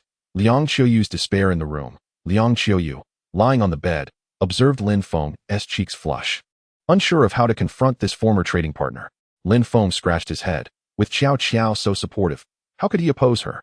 It must be said, this first wife is remarkably understanding. Lin Feng, on the other hand, only knows how to understand garments. Undoubtedly, in any given situation, Qiao Qiao would rise to prominence. With no room for doubt, I saved you, and it is not without merit. You are currently residing in my home, thus you ought to shoulder your rightful responsibilities. Let us engage in the practice of the art of contours daily. Consider it as compensation for your lodging and sustenance. Upon hearing Lin Feng's words, Liang Qiuyu's face flushed crimson. This Lin Feng is truly unashamed, lacking in any sense of decorum. Do you believe that saving my life would elicit my gratitude? That is simply unacceptable. Liang Qiuyu outright rejected the notion, while Qiao Qiao stood at the doorway, munching on sunflower seeds, wearing an expression of amusement. Lin Feng furrowed his brows and then opened his phone, showing Liang Qiuyu a video. Zhou Kaihua and his companions are already deceased. Your vendetta has been avenged. What more do you desire? My request is not too burdensome, is it? Upon viewing the video, Liang Qiuyu could hardly fathom the reality. Why did Zhou Kaihua die so soon? I had yet to exact my revenge. How unfair. Yet, with Zhou Kaihua's demise, her heart felt a weight lifted. It seemed she no longer harbored such hatred. With death comes the extinguishing of debts. Reflecting on the sycophants from Building 3, she pondered why they sought her harm despite her assistance. Liang Qiuyu shook her head and sighed. Lin Feng, I am without regrets now. I thank you for saving me. But I possess nothing you might covet. Allow me to depart. May I not return in the next life? Lin Feng was not taken aback by Liang Qiuyu's words. This was precisely why he did not wish to concern himself with her fate. Qiao Qiao, regardless of the circumstances, was determined to survive. In contrast, Liang Qiuyu lived solely for revenge, and now that her vendetta had been fulfilled, she felt no desire to continue living. Were it not for Qiao Qiao insisting on rescuing Liang Qiuyu, Lin Feng would have remained indifferent to her plight. A person like her, brought into a safe house, would undoubtedly pose the greatest risk. Enough. After all the effort I've expended, if you still wish for death, I shall not compel you. Do as you please. Lin Feng waved his hand, feeling he was not cruel enough. Why did Xiao Qiao insist on my saving her? Can I not survive without her? Lin Feng turned to leave, while Liang Qiuyu exhaled in relief. Lin Feng, thank you. For our final transaction, I ask that you bury me deeply. I wish for no one to disturb me again. Liang Qiuyu's heart had turned to ashes, and Lin Feng nodded in agreement. At a depth of 100 meters. You may rest in peace. Under normal circumstances, no one shall disturb you. Lin Feng, still possessing a semblance of humanity, considered her as his second woman. If she wished for death, he might as well assist her in that endeavor. 100 meters was a trivial matter for him. No. Just then, Xiao Qiao interjected. Lin Feng, are you foolish? Did you not see the pregnancy test on her table? She cannot accompany you in practicing the art of contours. She is with child, your child. Are you simply going to disregard this? Xiao Qiao shouted vehemently at Lin Feng's head. Lin Feng, momentarily dazed, was bewildered, as a man. He had little acquaintance with such tests. Is that true? She is pregnant? Is it truly mine? Lin Feng struggled to believe it. Yet reflecting on those 4 hours and 7 encounters, he began to question the veracity of the claim. Lin Feng looked up at Liang Qiuyu and inquired, Do you not fear death? Can you provide me with the truth? Can you truly rest in peace with the truth? Is it fair to the child? Liang Qiuyu inhaled deeply, contemplating whether to reveal to Lin Feng that she bore no child. Yet, she too perceived the injustice towards the unborn. Even in a world so terrifying, do I have the right to prevent you from entering it? Lin Feng, I am pregnant. Your child. The apocalypse is upon us. You are not unaware of this. What difference does it make if I give birth? Will he not still witness this bloody world with his own eyes? The only gift I can offer him is the chance to never come into this world. I regret my own existence. Should I bring a child into this? It is fundamentally unfair to him. As her voice rose, Liang Qiuyu found herself weeping. Why would she desire this child when she herself wished to cease living? Would he grow up merely to be traded like a commodity? To be utterly devoid of control over his life? To be toyed with death looming at every corner? It would be far better never to be born at all. Lin Feng, cigarette in mouth, cast a glance at Liang Qiuyu. No wonder Xiao Qiao insisted that if I did not save her, I would regret it for a lifetime. How did you discern this, Xiao Qiao? It has only been a few days. Are your eyes truly that discerning? Xiao Qiao remained silent at the door, her intuition as a woman remarkably sharp. Although rescuing Liang Qiuyu might jeopardize her own standing as the primary partner, Xiao Qiao possessed a conscience. She could not idly watch as 2 lives were lost. Even in the midst of an apocalypse, she adhered to her principles. Should she ever be unable to bear children, she could not allow her man to become extinct. It must be said, Xiao Qiao was the epitome of a perfect woman, and Lin Feng's choice in a partner was impeccable. Lin Feng glanced at Xiao Qiao, then back at Liang Qiuyu. For the first time, he felt the weight of detachment. It was indeed a formidable challenge. He helped Liang Qiuyu to her feet and guided her to the planning area. Initially intended for Xiao Qiao, it was now revealed to Liang Qiuyu. Do you see this? Such a vast expanse. The seeds have already sprouted. With proper care, we shall have an abundance of vegetables. Even if the child is born, he shall not starve. Gazing at the sprouting seeds before her, Liang Qiuyu found it hard to believe. Wasn't the world already at an end? How could life still flourish? This must be impossible. Why do they sprout? Ultimately, they will be consumed by someone. What purpose does sprouting serve? Upon hearing Liang Qiuyu's words, Lin Feng realized she had been deeply wounded. At that moment, she was unable to accept this outcome. Living is fundamentally about the journey, not merely the destination. If every person were born resigned to their demise, what would be the point of living? As a doctor, you should understand that everyone who seeks you does so in the hope of survival. If one truly wished to die, why would they seek medical help? In an instant, Liang Qiuyu was overcome with tears. Indeed, I have never asked if he wishes to live. Why have I taken it upon myself to decide his fate? This question was directed at the child within her. Simultaneously, it was a question posed to each life she had extinguished. To unilaterally strip others of their right to exist, was what I have done truly justifiable? Chapter 109. I alone am superfluous. Witnessing Liang Qiuyu's breakdown, Lin Feng felt a pang of compassion. She was unlike Jojo. She had endured far too much and could no longer bear the weight of her burdens, leading her to a complete breakdown. Jojo, being astute, understood which actions were appropriate and which were not. However, Liang Qiuyu was too naive, and in this world, there exists no absolute right or wrong. Nor is there a true distinction between good and evil. It is imperative to recuperate well. Life is a singular journey, and one must not wait until it is lost to feel regret. Supporting the shattered Liang Qiuyu, Jojo gently laid her down upon the bed. The recent blows she had faced were overwhelming, Even a strong man would struggle to endure them, let alone a woman like her. Jojo rubbed her abdomen, uncertain if her actions were correct. She could easily disregard Liang Qiuyu's fate, ensuring that no one would vie for Lin Feng's attention. Yet, that was a life that, like her own, had committed no wrongs. Could she truly allow it to perish? Moreover, if Lin Feng were to discover that Liang Qiuyu was with child and she had chosen to remain silent, how would that affect his perception of her in the future? Given Lin Feng's nature, he would not remain passive. Even if Liang Qiuyu were to die, there would inevitably be another Liang Qiuyu, and many more besides. Thus, it would be wiser to inform Lin Feng sooner rather than later, possibly earning his favor and solidifying her position within the family.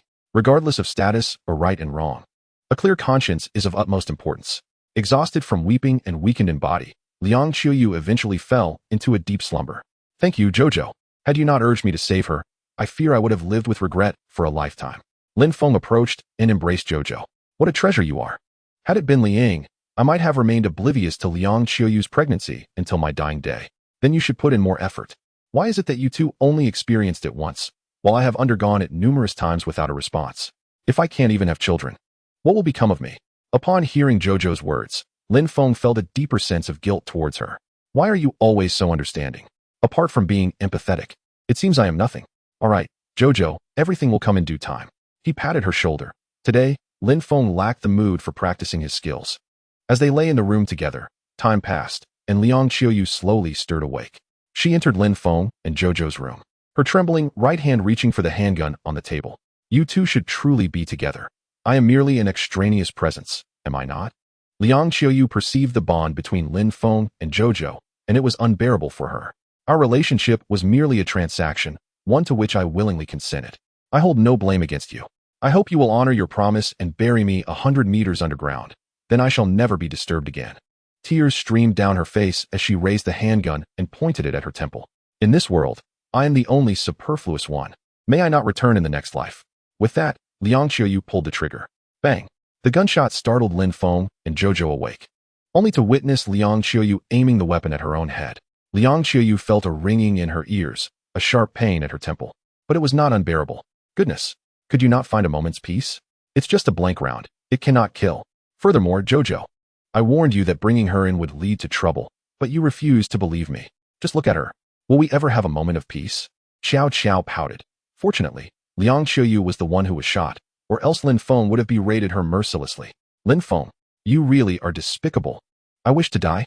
Can't you even grant me that wish? Given the circumstances, is there any hope left for me to survive? Liang Qiuyu felt utterly hopeless. She could no longer find a reason to continue living. Come. What hope do you seek? Let me show you. With that, Lin Feng rose from the bed, lifted Liang Qiuyu, and took her to witness what true hope entailed. The entertainment room, the medical room, the pharmacy, the kitchen, the laundry room, the planting chamber, the sewage treatment area, an array of canned and vacuum-sealed foods, weapons and ammunition, the power generation room, the air purification chamber. Sister, do you see? What others possess, I, Lin Feng, possess as well. What others lack, I have in abundance. I understand the immense blow you've endured, but this is the essence of humanity. In this world, love does not truly exist. Men and women come together merely to cohabit and fulfill their respective needs. Men value women for their beauty, while women seek men for their capabilities and wealth. I, Lin Feng, see through this clearly. I have the means to gather more women for companionship. I know you long for a devoted man who loves you wholeheartedly. But given the current state of affairs, how can they be loyal when they cannot even sustain themselves? You have seen for yourself that Zhou Kaihua, who has the means to support you, can easily take a gun and capture a multitude of women at his whim, disregarding their consent. If there are those who can be so easily toyed with, why would anyone remain faithful to you? Being with you is both taxing and burdensome, and it prohibits them from pursuing other women. Look at any lion pride. There is always one male lion surrounded by a group of lionesses. This is the most natural order of things. Come to terms with reality. In the apocalypse, there are two things one cannot bear to confront: the sun and the human heart. Liang Qiuyu found herself at a loss for words in response to Lin Feng's admonition. Had this been before the apocalypse, she would have certainly scolded him. Yet now, having witnessed so much with her own eyes, she knew that Lin Feng spoke the truth. There are indeed two things one cannot face in the apocalypse: the sun and the human heart. Liang Qiuyu nodded, tears silently streaming down her face. Lin Feng lit a cigarette. This was the reason Liang Qiuyu was pregnant. Otherwise, Lin Feng would have been indifferent to her fate, finding her too troublesome. Is there a nursery? Formula, toys, diapers. Lin Feng paused momentarily, realizing that such provisions were indeed lacking. But I can prepare them on the spot. Just wait here. Lin Feng set Liang Qiuyu down, then took a key to unlock an empty room, securing the door behind him. He arranged a few shelves, a stroller, a cradle, a crib, formula, diapers, and baby clothes. In 2 minutes, Lin Feng opened the door again, waving for Liang Qiuyu to come and see. Come take a look. Liang Qiuyu, tears still flowing, approached and beheld the contents of the room, finally glimpsing a glimmer of hope. If my child is born, he can live well. I need not worry about hunger. All right. Nothing comes free. You must pay a price. I cannot allow you to take advantage of me. Liang Qiuyu glanced at Lin Feng and nodded. I know that for you. Everything is merely a transaction. Compared to others out there, you exhibit a semblance of humanity. However, I find myself in a rather inconvenient situation at this moment. Perhaps I should wait at least a month after giving birth. Can you endure such a lengthy delay? Upon hearing Liang Qiuyu's words, Lin Feng broke into a mischievous smile. If the waterway is obstructed, I shall take the dry path. Liang Qiuyu gazed at Lin Feng in speechless exasperation, feeling that striving for a peaceful existence here was far from an easy endeavor. Lin Feng, she is with child. Do not jest with her. Xiao Qiao shot Lin Feng a reproachful glance, remarking that while he spoke fancifully, he possessed little true ability. Sister Qiuyu, focus on nurturing your baby. When he was with me, he was still a novice. Aside from a few clumsy attempts, he knows nothing. Each day, he merely boasts. When it comes to actual action, he is utterly ineffectual.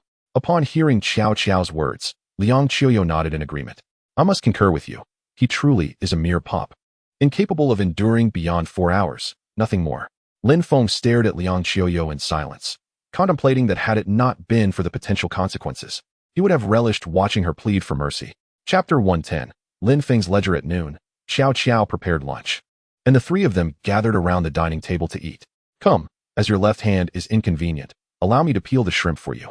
You are so slender, you must eat more to nourish yourself. Xiao Qiao eagerly continued to peel shrimp, placing them into Liang Qiuyu's bowl. Liang Qiuyu picked up one and took a bite, her heart swelling with emotion at Xiao Qiao's warmth, nearly bringing her to tears. How was it that she, a mistress, felt no anger towards her own existence? Moreover, why did she wield a metaphorical assault rifle to rescue her? If the roles were reversed, would she not wish for her demise? Xiao Qiao, do you not feel jealousy, envy, or anger? Liang Qiuyu inquired, to which Xiao Qiao nonchalantly replied, jealousy, envy, anger, what use are they? Without Lin Feng, I would already be dead. Meeting him is a stroke of fortune. I am now blessed with ample food and drink, and the freedom to pursue my desires. Comparatively, this place is a paradise. I have come to terms with reality. Instead of seeking to alter my surroundings, I must adapt to them, for human power is limited. No one can change the environment. Only oneself can adjust to it. Contemplating Xiao Qiao's words, Liang Qiuyu reflected on her own desires for change, yet realized their futility. Even with a gun in her possession, she would be powerless to effect transformation. Adaptation to one's environment? She glanced at Lin Feng, who was engrossed in his phone, entirely ignoring Liang Qiuyu and Xiao Qiao. I have had my fill. You two may continue, Lin Feng remarked, rising halfway through his meal and departing. Liang Qiuyu reached for the remaining half bowl of rice, intending to consume it. Was this not an egregious waste? In a world where lives were lost over a mere packet of instant noodles, how could this be acceptable? Oh, do not eat what he has left. It can simply be fed to the dog. Xiao Qiao quickly interjected, while Liang Qiuyu furrowed her brow in concern. Is it truly this dire? Lin Feng still keeps a dog? Yes, and Bei is not picky. It will eat anything. In case of a food shortage, Lin Feng even joked about consuming in Bei. Xiao Qiao explained. Is there no humanity left? How can one be so casual? Liang Qiuyu mused, as she struggled to finish even a single bowl of rice. Nevertheless, Xiao Qiao encouraged her to eat more, primarily due to her injury and the fact that she was expecting a child. With such a frail constitution, it was difficult to ensure the health of the fetus. Xiao Qiao, are you not afraid that my having a child might threaten your position? Liang Qiuyu pondered Xiao Qiao's attitude, suspecting she might harbor ill intentions. I am indeed apprehensive, yet it is of little consequence. Lin Feng's circumstances will inevitably lead him to have many wives and numerous children. Even if he were to perish, there would be other women. Since I cannot change this reality, I might as well accept it with grace. This way, Lin Feng will remember my kindness and will not allow others to mistreat me. Besides, you are pointing your gun at yourself, not at me or Lin Feng. This indicates that you pose no threat to us. Otherwise, Lin Feng would have tied you up long ago. Upon hearing Xiao Qiao's words, Liang Qiuyu was further astonished. Was she not exceptionally astute? No wonder she had survived for so long and lived so carefree. Thank you for your magnanimity. I believe I am beginning to understand. Liang Qiyu nodded, realizing it was time for her to change.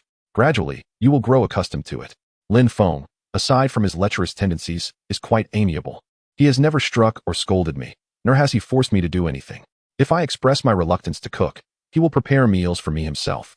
If I do not wish to wash clothes or clean, he will handle it himself. I am merely idle, which is why I assist him. If you have any concerns, simply address them directly with Lin Feng. He is capable of resolving them. Hearing Qiao Qiao's remarks, Liang Qiyu found it hard to believe. Is that truly the case? He has never compelled you to do anything? And what about your intimate relations? Was that also voluntary? Qiao Qiao's cheeks flushed, and she nodded. Every day he talks about sweet treats, yet if I am unwilling, he never insists. Moreover, he is my man. I would not seek another. Is this not entirely normal between couples? Liang Qiyu contemplated this and realized it might indeed be true. After all, she had tormented Lin Feng for 4 hours. Yet he had said nothing. He never contravened a woman's will. Very well, I understand. Shall I help you tidy up? Liang Qiyu, having finished her meal, felt compelled to assist. She could not simply partake without contributing. First, focus on healing your injury. Time is on our side, and the workload is light. Furthermore, Bei and Feng Zi quite enjoy spending time with me. This is not work, merely a hobby. With that, Qiao Qiao casually disposed of the leftover food and shrimp shells, leaving nothing behind. Then, she retrieved a frozen chicken from the refrigerator to feed Bei and Feng Zi. These 2 dogs were quite well behaved, never picky about their food. They would eat whatever was offered. How extravagant. Lin Feng's dogs eat better than many people outside. Liang Qiyu shook her head, pondering how the world of the affluent remained so unperturbed, even amidst calamity. Feeling restless, she decided to check on Lin Feng and see what he was doing. Ah, you're here? Here you go. Upon seeing Liang Qiyu, Lin Feng casually tossed her an Apple 38p along with a phone card. For me? Is this a gift? Liang Qiyu received the phone and card. She had indeed discarded her previous phone and was in need of one. Of course, it's not a gift, it's a transaction. Lin Feng produced a small notebook and began to write. On this day, Liang Qiyu has received an Apple 38p from me, incurring a debt of 38 favors. Liang Qiyu cast a glance, noticing the multitude of debts owed to him by Qiao Qiao. 13 instances for a bowl of spicy hot pot, and 38 for his mobile phone. Such demands seemed hardly excessive. Holding the device, Liang Qiyu hesitated to use it. If this were to continue, how many years would it take to repay such obligations? What troubles you? Do you not fancy the color? Why don't you use it? Qiao Qiao inquired upon her return, noticing Liang Qiyu with the phone, a hint of confusion in her voice. He kept meticulous accounts. What would happen in the future? He feared he might never be able to repay. Liang Qiyu did not particularly covet the phone, which left him in a state of indecision. Why concern yourself with his accounting? You cannot leave anyway. Whether he records it or not, your situation remains unchanged. If he desires you, does it matter if he keeps track? Qiao Qiao had grown accustomed to it. Lin Feng could document as he pleased, even if it meant entering zeros later on. As long as it brought him joy, that was sufficient. After a moment's contemplation, Liang Qiyu recognized the validity of her logic. He unlocked the phone, admiring its lovely pink hue. Inserting the SIM card and logging into his WeChat, facial recognition succeeded, seamlessly displacing his previous account. Scanning through the remaining contacts, he found none worthy of nostalgia. His parents had perished in a car accident years prior, and the compensation along with their savings had been used to purchase a home, leaving him with nothing now. He had blocked everyone, save for Lin Feng. Others had long become irrelevant. It was time to bid farewell to his past life. All right, add me on WeChat. It will facilitate contact should you need to go out, Qiao Qiao said with a smile, warming Liang Qiu's heart. Okay, adding her on WeChat made the contact list feel less barren. Residing in Lin Feng's safe haven seemed a promising choice. Chapter 111. The path of Li Wu's revenge's head throbbed painfully. At Wang Guifen's home in Building 4, Li Wu lay in bed, slowly opening his eyes. Darling, you're awake? Upon seeing him rouse, Zheng Shui's gaunt face finally revealed a flicker of joy. Those bastards dare to strike me. And that Lin Feng. I swear I will not rest until he meets his end. Li Wu rose, glancing at his severed arm before surveying the room. Son, you're awake. Are you all right? Wang Guifen, overcome with emotion, wept tears of joy. Li Wu had been unconscious for 3 days and nights, finally emerging from the danger zone. Mother, you are unharmed? Where's that old coward? Li Wu scanned the room, but found no sign of Li Dagua. Zheng Shia glanced towards the pressure cooker in the sunlight. Your father is in the pot. He seems to have lost his mind and ran off after the beating. Wang Guifen dared not admit that Li Dagua was dead, What if Li Wu sought his body? Damn it. Let him run. It's a waste of food to keep him here. I'm starving. Is there anything to eat at home? After I finish, I'll call someone. That scoundrel Lin Feng must have a stash of food. Wang Guifan hastily retrieved the pressure cooker, opening it to serve Li Wu a bowl of De Guo brand rib soup. The stew has long been prepared. Son, go ahead and eat. Li Wu said as he took a mouthful, smacking his lips before inquiring, what is this flavor? Why is it so sour? Wife, haven't you eaten? You look so thin and starved. Indeed, Zheng Shuya had grown gaunt. Even if she were to starve, she had no desire to eat. For the past 3 days, she had subsisted solely on a trickle of tap water, having consumed nothing else. Darling, you eat. I'm not hungry.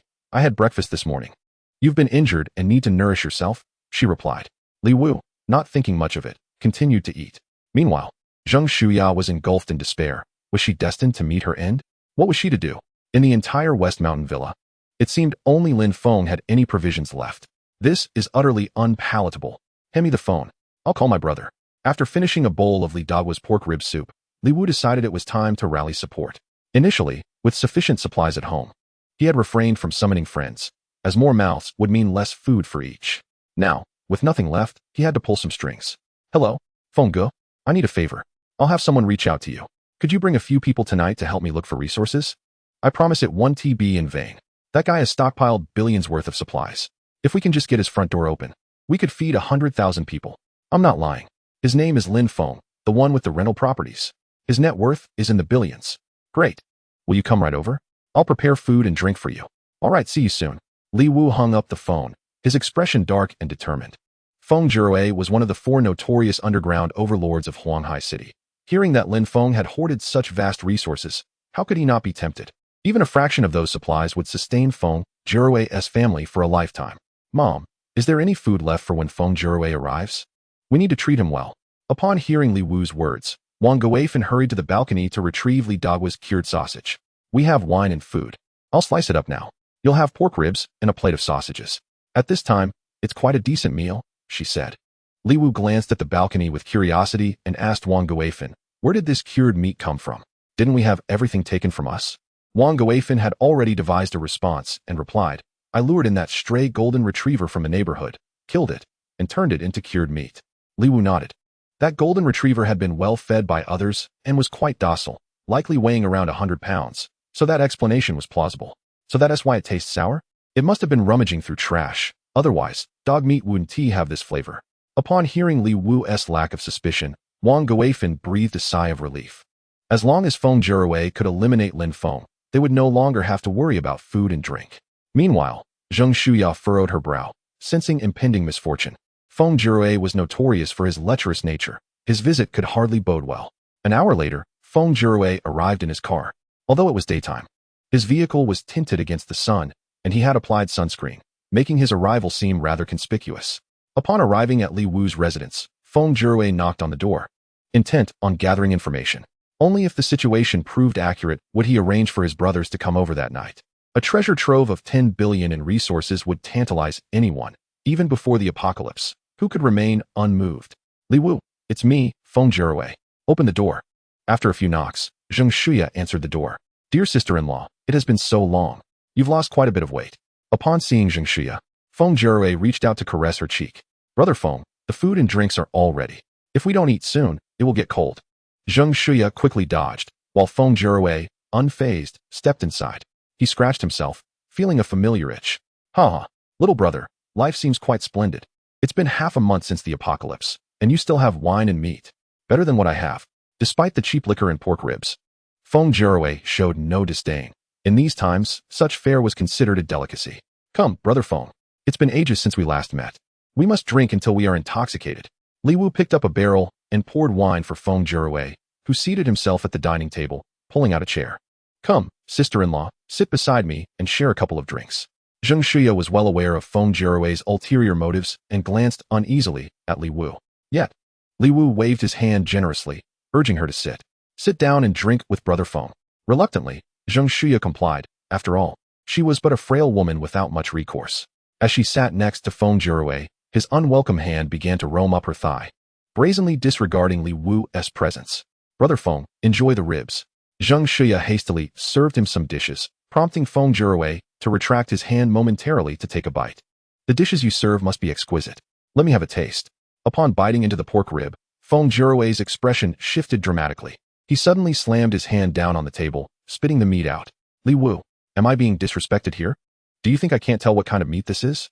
I came here to change my taste after overindulging.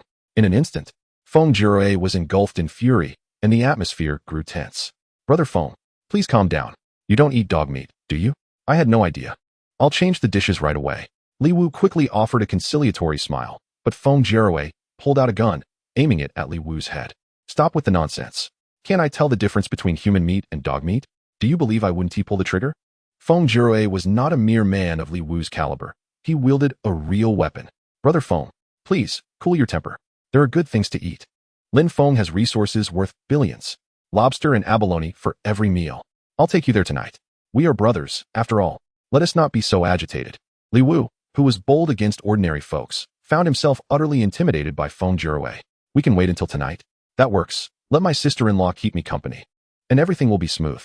As he spoke, Feng Jirui shifted his gaze towards Zheng Shuya. Panic washed over Zheng Shuya. The inevitable had arrived. Was there truly no escape? All right. If it makes you happy, Brother Feng, I shall comply. Li Wu agreed without a moment's hesitation, plunging Zheng Shuya into despair. What kind of man had she married? A good brother indeed. So straightforward. Come along, sister-in-law. I shall be gentle. Feng Jirui promptly swept Zheng Shuya into his arms, leaving her engulfed in a sea of hopelessness. Li Wu, are you truly abandoning your wife? Is this the behavior of a man? The door slammed shut, and Wang Guifan approached, questioning, Son, regardless of the circumstances. Shuya is still your wife. This seems rather excessive, don't you think? Li Wu waved dismissively, showing his disdain. After 5 years of marriage, she had not conceived. It was evident she was akin to a barren hen. What use was she to him? Upon hearing her son's words, Wang Guifan remained silent, recognizing the truth in his reasoning. Li Wu's expression darkened as he stared at the bedroom door. One cannot catch a wolf without parting from its cubs. One cannot ensnare a rogue without sacrificing a wife. I shall let you revel in your arrogance. Once you step through Lin Feng's door, you will learn the meaning of cruelty. Hee, sister-in-law, I shall be very gentle. Do not struggle. The more you resist, the more exhilarated I become. Feng Jirui tossed Zheng Shuya onto the bed and began to boast. The moment she realized the truth, despair clouded Zheng Shuya's face. It was all too evident. Feng Jirui was afflicted with HPV. He was sick. Brother Feng, I implore you, spare me. Zheng Shuya understood that resistance was futile and could only strive to protect herself as best as she could. Stability? It was time for the gift-giving segment. To witness it, one must purchase a VIP membership. How could Feng Jirui utter such callous words? Helpless, Zheng Shuya resigned herself to minimize the damage. Tears streamed down her face. All she could do was comply. The desire to escape this reality consumed her. Finally, everything had come to an end, disregarding her fears. Zheng Shuya dashed out of the bedroom. She raced to the bathroom, grabbing a basin to wash herself frantically. All she could do was pray for divine intervention. Should she fall ill, perhaps jumping from a height would be a more merciful fate. This was precisely why Lin Feng never engaged with married women. Courting danger was a perilous endeavor. Witnessing this, Li Wu remained silent. After all, Zheng Shuya was incapable of bearing children, with a fortune of billions. What kind of woman couldn't he find? Meanwhile, Feng Jirui, content and smoking, returned to the living room. Brother Feng, are you satisfied? Feng Jirui shook his head, mediocre. Li Wu laughed awkwardly and quickly added, Brother Feng, once we acquire billions, what kind of woman could we not have? As far as I know, Lin Feng's residence is not easily accessed. The perimeter is surrounded by high-voltage wires, and he possesses firearms. Li Wu, having been unconscious for so long, was unaware of Lin Feng's arsenal, hence his silence. No worries, I will make a call and have the brothers prepare. My bulldozers and excavators are not idle. Feng Jirui remained oblivious to the gravity of the situation, casually smoking as he dialed a number. As the sun set this evening, summon a bulldozer and an excavator to the West Mountain Villa district. Additionally, gather 20 individuals, armed with 5 firearms. After hanging up the phone, Feng Jirui felt an overwhelming confidence. I can flatten that house for you. This is just the beginning, right? Well, shall we toast, Brother Feng? The meat may not be delectable, but some wine could certainly alleviate our weariness. Upon hearing this, Feng Jirui concurred. Let us make do with what we have. After all, we are brothers. The two returned to the dining table to continue their indulgence in wine and meat, while Zheng Shuya cast a menacing glare at Li Wu and Wang Guifan. Li Wu, despite my career as a model, I have only been with 3 men. How could you treat me this way? Do not blame me for being ruthless. Zheng Shuya had experienced 3 relationships, one in university, another shortly after starting her career, and the last with Li Wu. Though not a complete novice, she was by no means promiscuous. Zheng Shuya could not tolerate such provocation. Once such an event occurred, countless repetitions would surely follow. Seizing the opportunity while they feasted, Zheng Shuya retreated to her bedroom. She gathered all of Li Wu's underwear, along with Wang Guifen's, and furiously scrubbed the floors. You lack compassion. Do not expect kindness in return. After finishing, Zheng Shuya still felt unsatisfied.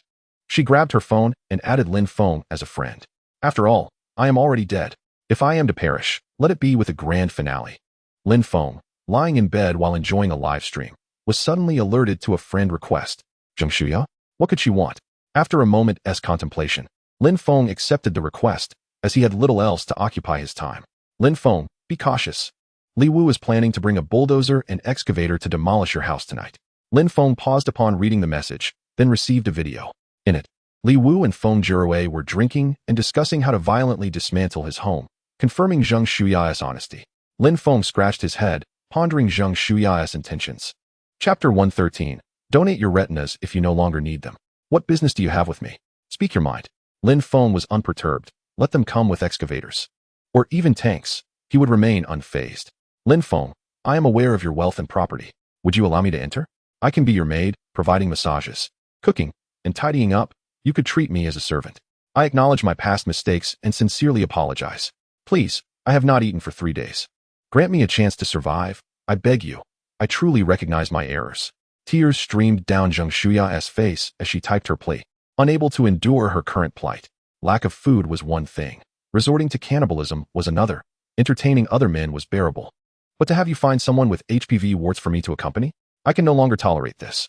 Clean yourself with your own trousers. I will ensure you suffer as well.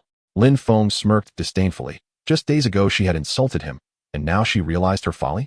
If apologies were effective, there would be no need for law enforcement. In desperation for sustenance, she could undertake a task. Just days prior, he had issued a task. Go and sever Jia Lily's finger, 1 finger for each sausage. Witnessing this, Zheng Shuya felt a wave of despair. Jia Lily was her last remaining friend, and she would never stoop to such a deed. Lin Feng, standing at 168 centimeters and weighing 112 pounds, possesses an appealing appearance. As a model, she inquired if he would like to witness her strutting down the runway in his room. She expressed her willingness to cater to his desires, stating that she would be content with leftover meals, showing no signs of fussiness. Upon reviewing her profile, Lin Feng acknowledged that Zheng Shuya was quite beautiful. However, he felt no inclination towards her. With a history of numerous partners, he pondered the potential risks of diseases. It seemed unreasonable to harbor thoughts of another man's wife while having his own affairs. I have no interest in idle chatter with you. Direct your efforts toward Jia Lily. You could also consider Li Wu and Wang Guifan. If you take care of Li Wu, I shall reward you with a box of ham sausages. For Wang Guifan's tongue, I will offer you a box of instant noodles. Complete the task and send me pictures. Do not disturb me otherwise. Upon reading Lin Feng's message, a flicker of murderous intent sparked in Zheng Shuya's eyes. You treat Wang Guifan and Li Wu this way. Do not blame me for my ruthlessness. You have forced my hand. Lin Feng, I have not eaten for 3 days and am no match for the 2 of them. Could you provide me with some food as a deposit? I will deduct it from my supplies once the task is completed. Lin Feng took a drag from his cigarette, a subtle smile gracing his face as he read her message. Open the window. If you fail to complete the task before dawn, do not attempt to contact me again. Zheng Shuya felt a glimmer of hope upon reading his response. 1 box of ham sausages and 1 of instant noodles could last her a month if rationed properly. Furthermore, Lin Feng would undoubtedly have other tasks in the future. As long as she fulfilled this one, she could continue to survive. All right, I will complete the task before dawn. Seeing a chance at life, she thought of Wang Guifan and Li Wu, who had wronged her. You truly deserve your fates.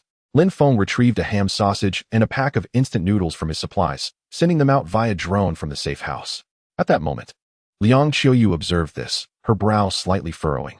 It became evident that Xiao Qiao's words held truth. Even if she were to perish, Lin Feng would still find other women. She resolved to think positively. After all, compared to the horrors of being assaulted and captured by Zhou Kaihua, she retained a semblance of dignity, did she not? Xiao Qiao offered a reassuring pat on Liang Qiuyu's shoulder, and she nodded in agreement. Aside from his slight lechery, Lin Feng did not seem to possess any significant flaws. He was not perverse and displayed respect for women's autonomy, alongside a commendable stamina. Zheng Shuya locked her bedroom door, awaiting the arrival of Lin Feng's drone. Li Wu and Feng Jirue were engaged in drinking, and it was unlikely they would enter the room. After a while, the drone indeed arrived. She swiftly retrieved the ham sausage and instant noodles, foregoing cooking to avoid any odors, and devoured them ravenously. Having gone 3 days without food, she felt on the brink of starvation. She licked the remnants of the instant noodle bag clean before discarding the packaging out the window. Content. She reclined on her bed, contemplating how to sever Li Wu's manhood and Wang Guifan's tongue. Li Wu would be easy. She could simply get him drunk until he was as limp as a dead pig, making the task straightforward. However, Wang Guifan was alone in her room. How could she manage that? Didn't Li Dagwa suffer from insomnia? She wondered if he still had any sleeping pills. With this thought, Zheng Shuya quickly rose, opened her door, and found Li Wu and Feng Jirue still engrossed in their drinking and boasting. Zheng Shuya discovered the family's medicine cabinet and indeed found the remaining 8 sleeping pills that Li Dagwa had left behind. 8 pills, surely enough to induce a deep slumber? A faint smile graced Zheng Shuya's lips as she carefully pocketed the 8 pills. Typically, Wang Guifan would gossip with the neighbors, claiming she was like a hen that could not lay eggs. This was something Zhao Lily had relayed to her. This time, I shall see how you can gossip without your tongue. Once I step into Lin Feng's abode and conceive a child, I shall infuriate you all. Zheng Shuya held a fair amount of confidence in her appearance. After all, what allure does a young maiden possess compared to a mature woman? A mere tap on the drumskin would immediately reveal her intentions. With this thought, Zheng Shuya submerged the kitchen knife into the basin of water she had just used to wash the grain. I must imbue my weapon with a spell. Zheng Shuya was indeed quite beautiful, yet the unyielding Lin Feng showed no interest in married women. What if I were to fall ill? Would all the supplies I hoarded under the watchful gaze of Lin Feng become futile? Zheng Shuya had already devised a strategy, while Lin Feng, cigarette in mouth, retracted the drone. Lin Feng, has your taste become increasingly peculiar? Isn't she nearly 30? Are you truly interested? Qiao Qiao and Liang Qiuyu stood behind, observing. Lin Feng had never shied away from anyone. His audacity was unparalleled. This is where you are mistaken. You refuse to indulge in jelly-jumping candies with me. So can I not seek out a companion willing to play? Lin Feng grinned mischievously, while Qiao Qiao's cheeks flushed with embarrassment. Liang Qiuyu remained silent, viewing her relationship with Lin Feng as purely transactional, with no right to meddle in the affairs of others. So tonight, may I attempt to indulge in the jelly-jumping candies? Indeed, compromise is a matter of either none or countless times. Qiao Qiao capitulated once more. Lin Feng nodded with a smile, evidently pleased with the success of his scheme. I shall keep a ledger for you. Tonight is undoubtedly too busy, but I shall record it for a future date. Lin Feng pulled out a small notebook and began to jot down notes. On a certain day of a certain month, Qiao Qiao owes me a jelly-jumping candy. Qiao Qiao and Liang Qiuyu exchanged silent glances at Lin Feng, astounded by his audacity. Why are you still wearing that same outfit? Don't you have enough clothes? This one is stained with blood. Aren't you fearful of infection? Lin Feng glanced at Liang Qiuyu, maintaining his attire. I checked. The sizes are all too large, and they would fall off me. Liang Qiuyu's cheeks flushed crimson, harboring an unspoken concern. She had never donned such provocative clothing in her life, rendering her bashful. Lin Feng stroked his chin and proceeded to the changing room. He had forgotten this detail. Such a slender Liang Qiuyu would indeed be unable to fit into Qiao Qiao's size, rendering it impossible for her to wear. Closing the door, he immediately filled a wardrobe with garments that Liang Qiuyu, Lin Feng, would find appealing, before reopening the door. Can you two not donate your retinas? Such a vast wardrobe, filled with so many clothes, and yet not a single suitable outfit? Upon hearing Lin Feng's voice, Liang Qiuyu and Qiao Qiao approached. They gazed at the wardrobe in astonishment. What is the meaning of this? How come we never noticed? Chapter 114, A Promise Made. Double joy arrives. Lin Feng, when did you place this here? How was I unaware? As Jojo approached, she took out a garment and examined it in the mirror, realizing it was indeed not her size. How could she not know? Spending every day at home? Is it not rather disappointing that she, the mistress of the house, cannot remember what is in her own abode? If she can't keep track of the excess, how would she even notice if something were missing? Lin Feng immediately berated Jojo, who wore an expression of pure grievance. I truly don't understand what is happening. Liang Qiuyu arrived, her face reddening upon seeing the wardrobe full of clothes. Having never used cosmetics throughout her life, only applying sunscreen and skincare, the notion of wearing such attire felt excessively embarrassing. Sister Qiuyu, why not try this outfit? You are a doctor, after all. This short skirt with white stockings should look splendid on you. Jojo, accustomed to the situation, felt unfazed. After all, there was no one else at home. And even wearing the emperor's new clothes seemed inconsequential. Hadn't Lin Feng seen it all before? Isn't this inappropriate? Liang Qiuyu hesitated. a stark contrast to her usual decisive self. With a mischievous grin, Lin Feng approached and yanked Liang Qiuyu's clothing. Weighing only 80 pounds, she had no chance of resisting. Lin Feng's actions felt akin to child's play. Lin Feng, what are you doing? Didn't you claim that you wouldn't force anything? It turns out you're a pervert too. Liang Qiuyu was on the verge of tears. Had it not been for the fact that Lin Feng had already seen her, she might have wished for death at that moment. I never said I would use force. Besides, isn't that your specialty? Always claiming I'm the one who pushes boundaries? You won't even dare to take off your clothes. Is that what you call pushing boundaries? Lin Feng's taunt ignited Liang Qiuyu's fury. She no longer covered herself, standing tall and unashamed. Fine then. Aren't you the one who wants to take the high road? I shall accompany you to the very end. Lin Feng nodded. Realizing that with a woman like Liang Qiuyu, one must employ provocation. She was stubborn and unyielding, and to best her, one must be even more resolute. Once you've recovered, we shall see. I, Lin Feng, disdain exploiting the weak. Regardless, your clothes are gone now. Choose something you fancy. Even if it's the Emperor's new clothes. I shall not interfere. With that, Lin Feng turned to leave, inciting Liang Qiuyu's ire. Lin Feng, you truly have some nerve. Are you devoid of shame? I can be even more shameless than you. If you do not apologize for today's incident, I shall never wear anything again. Upon hearing Liang Qiuyu's declaration, Lin Feng clapped his hands, never having encountered such an audacious demand. It's a deal. A double celebration. As he spoke, Lin Feng began recording on his phone. Liang Qiuyu was even more incensed. You can look, but to record as well. I have never seen such a shameless person. After a few minutes of recording, Liang Qiuyu relented. Convincing Lin Feng to apologize was more difficult than blasting open his fortified door. She grabbed the white nurse's outfit and began dressing. She certainly couldn't remain bare.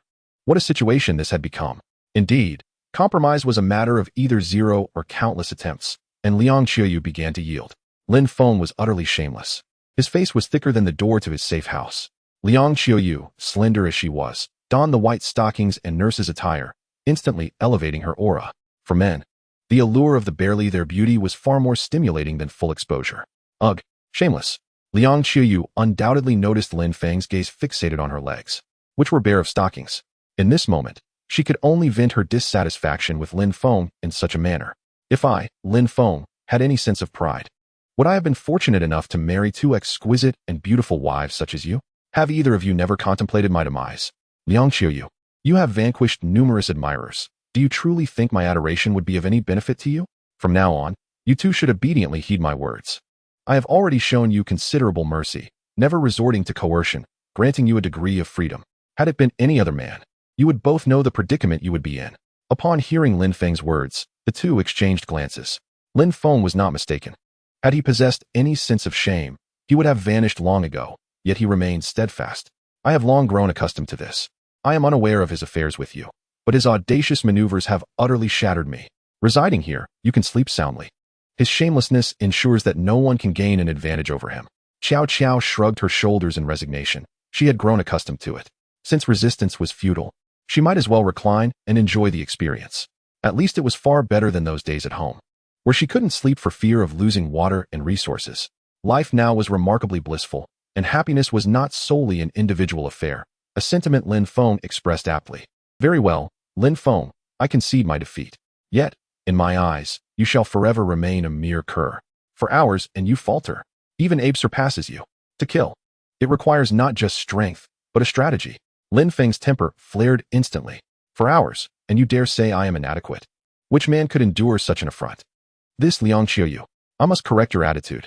Otherwise, you shall remain oblivious to who truly holds authority in this household. Fine. I have never heard of such demands. Just wait. I might as well relinquish this second wife. With that, Lin Feng took a cigarette and strode away. Qiao Qiao, aware of Lin Feng's temperament, hurried to intervene. Sister Qiuyu, what are you doing? Can you temper that temperament of yours? Lin Feng has treated you well. If you dare defy him, he has countless ways to discipline you. No one can withstand his audacious tactics.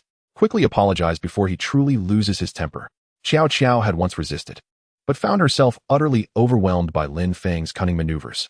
Eventually, she surrendered and chose to enjoy the situation instead, drawing on her extensive experience. I won't go?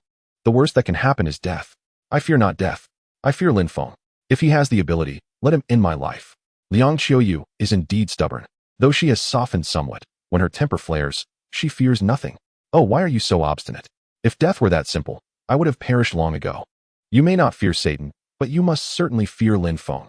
Xiao Qiao continued to persuade her. Once Lin Feng returned, there would be no turning back. How could that be? I fear not Satan. Why should I fear Lin Feng? Is Lin Feng truly more terrifying than Satan? Just then, Lin Feng arrived, leading Abe by the hand. I have never encountered such demands in my life. I shall fulfill your request. Abe, show her what a true cur is. Jojo and Liang Qiuyu.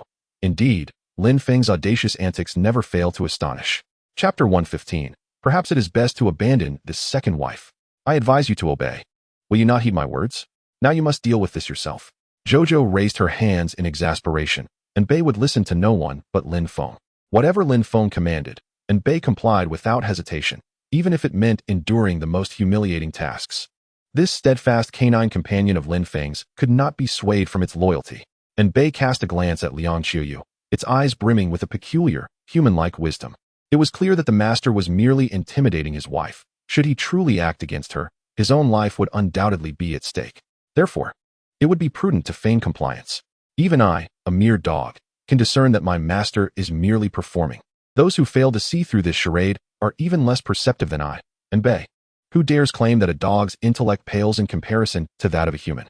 Some individuals possess far less acumen than I, and Bei. Woof. And Bei barked at Liang Qiuyu, causing her to nearly collapse in fright. From a young age, Liang Qiuyu harbored an aversion to dogs. A harrowing encounter in her childhood nearly cost her life. Now, faced with a dog of such formidable size held by Lin Feng, she felt her legs quaking beneath her. Nevertheless, Liang Qiuyu was not one to concede easily. Her stubbornness prevailed. If death were to be her fate, then so be it. She would rather perish than succumb to a dog's bite. Come on. If Lin Feng possesses the courage, let him loosen the leash. If I scream, I shall take your surname. Lin Feng took a drag from his cigarette and promptly released the leash. If disobedience was the order of the day, then there was no room for her in his presence. Not even the fact that she bore his child could spare her. Go. She belongs to you now. Do with her as you please. If she perishes, the fault lies with me. Lin Feng's ire flared. Liang Qiuyu had already proven unworthy of shelter. Allowing her entry was indeed a source of endless trouble, and perhaps it was time to rid himself of her altogether. His safety could not be jeopardized by anyone, not even a wife or a child. And Bei, growing increasingly shrewd, sensed the gravity of the situation. Had this been in the past, Liang Qiuyu would surely have met her demise. Woof! And Bei lunged forward, tackling Liang Qiuyu and beginning to tear at her garments. Jojo, eyes tightly shut, dared not witness the unfolding chaos. She regretted bringing Liang Qiuyu into this mess. Had she known it would lead to such turmoil, she would have remained uninvolved. From this point on, Jojo vowed never to engage in such affairs again. If she wished for death, then so be it. She was more than capable of bearing children at her own pace, with Lin Feng. Wailing, Liang Qiuyu lay on the ground, clutching her head in despair. Yet, Bei continued to tug at her clothing without inflicting harm. Was it possible that Bei truly intended to disgrace her in such a manner? The mere thought sent panic coursing through Liang Qiuyu's heart. She could accept death, but not in such a humiliating fashion. While she could tolerate the presence of a human, the idea of being subjected to a dog was intolerable. Finally, Liang Qiuyu relented. Lin Feng, please take your dog away. I admit my mistakes. Will you forgive me? Lin Feng, cigarette in mouth, regarded Liang Qiuyu with a furious glare, demanding, who dares to call me Lin Feng? Is this the attitude with which you plead for mercy? Liang Qiuyu, tears streaming down her face, clutched her chest, realizing that if this continued, she would truly be at the mercy of a dog. Husband, I was wrong. Please, stop this. Do not be angry. I shall never anger you again. Is that acceptable? Upon hearing these words, Lin Feng's fury diminished slightly. However, it was imperative that she learned a lesson. Such occurrences should transpire only once, never to be repeated. So tell me, am I a petty dog? Do you not sense it? Will you still defy me in the future? Liang Qiuyu felt as though she had been thoroughly stripped bare, hastily shaking her head in surrender. Darling, you are truly formidable. I did not mean it when I said that. I promise I shall no longer pretend to be indifferent. After lying at home for 4 hours, I barely recovered. I nearly fell apart on the bed. The fact that such words could escape the lips of the stubborn Liang Qiu indicated to Lin Feng that her psychological defenses had been thoroughly breached. For her to utter such sentiments was more challenging than extinguishing her life. I warn you, Liang Qiuyu, this incident must remain singular. Should a repeat occur, you shall find out. The sense of humiliation within Lin Feng finally dissipated entirely. After all, one cannot simply label a man as inadequate, even if he possesses but 3 seconds of true masculinity. I understand, I truly do. I shall never dare again, my love. Please, take it away. I am genuinely frightened. Witnessing Liang Qiuyu's distress, Lin Feng also called out, "Enbei, let us return home." Upon hearing this, Enbei promptly ceased his actions. It seemed he wouldn't have to consume leftovers tonight. Surely, his performance warranted an Oscar for Best Supporting Canine.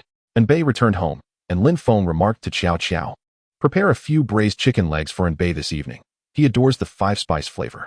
Qiao Qiao nodded in agreement, while Enbei wore a joyful expression, confirming that his canine intellect was not in vain. Lin Feng cast a glance at Enbei, pondering the rapid evolution. Had Enbei's intelligence now equaled that of a 10-year-old child? Thankfully, he was obedient. Otherwise, Lin Feng would have been compelled to take drastic measures. Should such a large Tibetan Mastiff fully transform, it would present a formidable challenge, perhaps even impervious to an AK-47. Constant vigilance was necessary. Any signs of disobedience would warrant immediate action. "Oh, my dear husband, I promise to be compliant. Please do not unleash him. I have feared dogs since childhood." Liang Qiuyu lay on the ground, utterly devastated. The psychological shadow Lin Feng cast upon her would require a lifetime to heal. All right, cease your tears. I was merely frightening you. Why can't you be as understanding as Qiao Qiao? Living carefree, I impose no restrictions upon you. I have never forced you into anything. Have I? However, the condition remains that you must heed my words. Should you refuse, I shall have no choice but to resort to uncooperative measures. Lin Feng administered a gentle reprimand followed by a sweet embrace, cradling Liang Qiuyu's delicate face and wiping away her tears with his thumb. He understood that Liang Qiuyu was not entirely at fault. What woman could accept her husband engaging with multiple partners? If she displayed no reaction, she would not be considered a rational individual. Yet, her response had been excessive, necessitating extraordinary measures. Liang Qiuyu gazed upon Lin Feng's handsome visage, recalling the 4-hour struggle. Had she been Lin Feng's first love, she would have devoted herself wholeheartedly to him long ago. Alas, the psychological barrier remained, though it had now been forcibly dismantled by Lin Feng.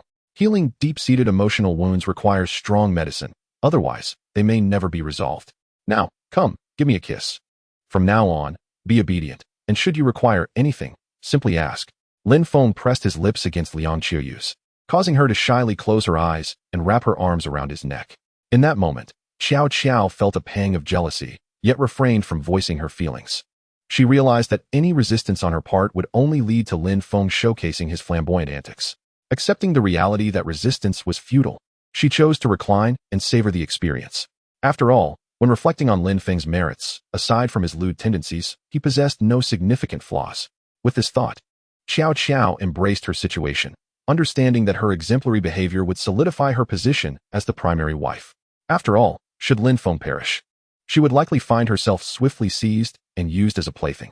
The women in Zhou Kaihua's household had been witnesses to such a fate, and compared to them, Lin Feng exhibited a semblance of humanity. At the very least, he regarded them as wives rather than slaves. Chapter 116. Compromise is 0 times indeed. Compromise seems to be either non-existent or boundless. Liang Qiuyu was terrified. She had already capitulated several times. Lin Feng, faced with the dilemma, pondered how he could endure daily hostility. In this household, would he remain the master, or would she? Thus, with no other option, he decided to take the leash of Enbei, a rather clever dog, to enact a charade. Enbei proved to be quite capable. His intelligence surpassed that of some humans. Enough with the tears. As long as you conduct yourself well, you shall become my second wife, second only to Qiao Qiao. Lin Feng assured, kissing Liang Qiuyu, whose panic had significantly subsided. Her flushed cheeks greatly pleased Lin Feng. This was the demeanor befitting a second wife.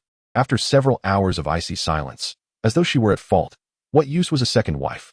There were only 3 of them. Alongside 2 dogs, wasn't it within his purview to govern them all? Contemplating her future, Liang Qiuyu found herself subdued. Disobedience would lead to dire consequences, far worse than death. This was merely the beginning. She would not regret her decision to become Lin Feng's second wife. With that, Lin Feng retrieved a piece of medical waterproof tape from his pocket and affixed it to Liang Qiuyu's shoulder wound. He then carried her to the bathroom to wash her, nurturing their bond in the process. They were to share a life together. Constant vigilance would be exhausting. Although Lin Feng had considered isolating the 2 of them, he deemed it excessively extreme. Wouldn't mutual consent suffice? Blushing, Liang Qiuyu offered no resistance as Lin Feng carried her into the bathroom. Having already crossed certain boundaries, taking a bath no longer felt like an embarrassing endeavor. I am quite skilled in massage. Allow me to assist you, he suggested, gently placing her in the hot spring. Lin Feng began to massage Liang Qiuyu. However, His technique was rather focused, targeting specific sensitive areas with fervor. "Ah, darling, please refrain. I am already with child," Liang Qiuyu exclaimed, unable to contain herself, much to Lin Feng's satisfaction. This was the obedience he desired. Gradually, he shifted to a more conventional massage, which helped relax her further. Meanwhile, Qiao Qiao discarded the torn garments into the trash, retrieving a fresh outfit to offer to the bathroom. Observing that the two had not engaged in anything untoward eased her jealousy somewhat. After all, Lin Feng's touch had been quite delightful when he had massaged her. "Oh, Lin Feng, you truly are incorrigible." Jojo discarded her clothes, covered her face, and fled in haste. What could have happened to her? Why the sudden departure? Liang Qiuyu found it perplexing. It was merely a routine massage, so why was Jojo blushing?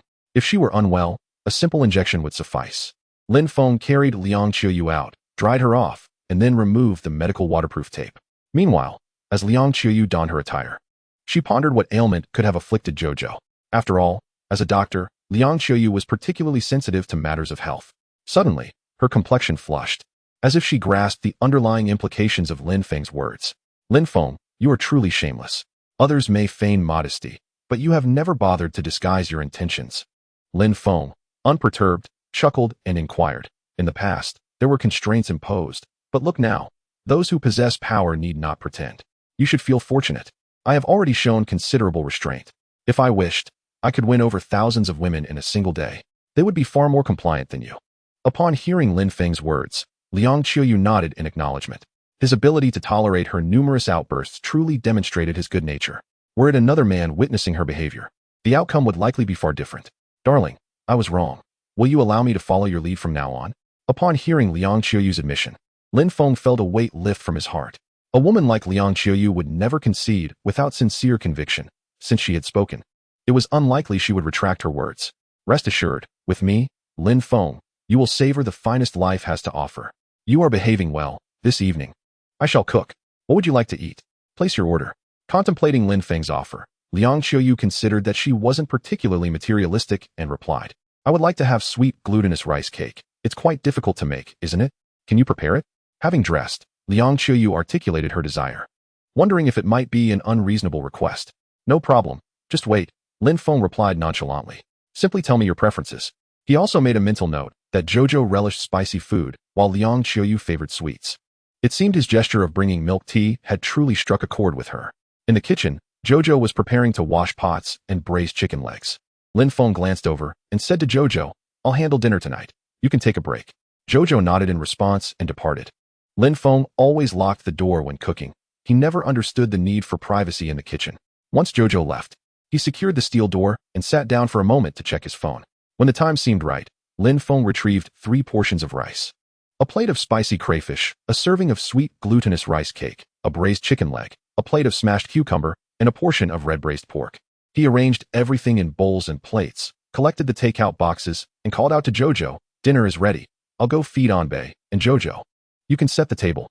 Jojo, who had been conversing with Liang Qiuyu, hurriedly made her way to the dining area upon hearing Lin Feng's voice.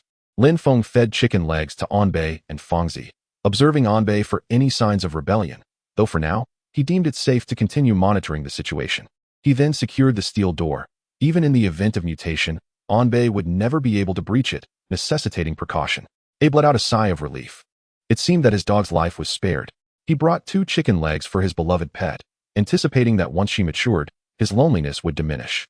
Fangzi, clearly not as sharp-witted as Abe, wagged her tail and began devouring the chicken legs, resembling an ordinary puppy in her behavior.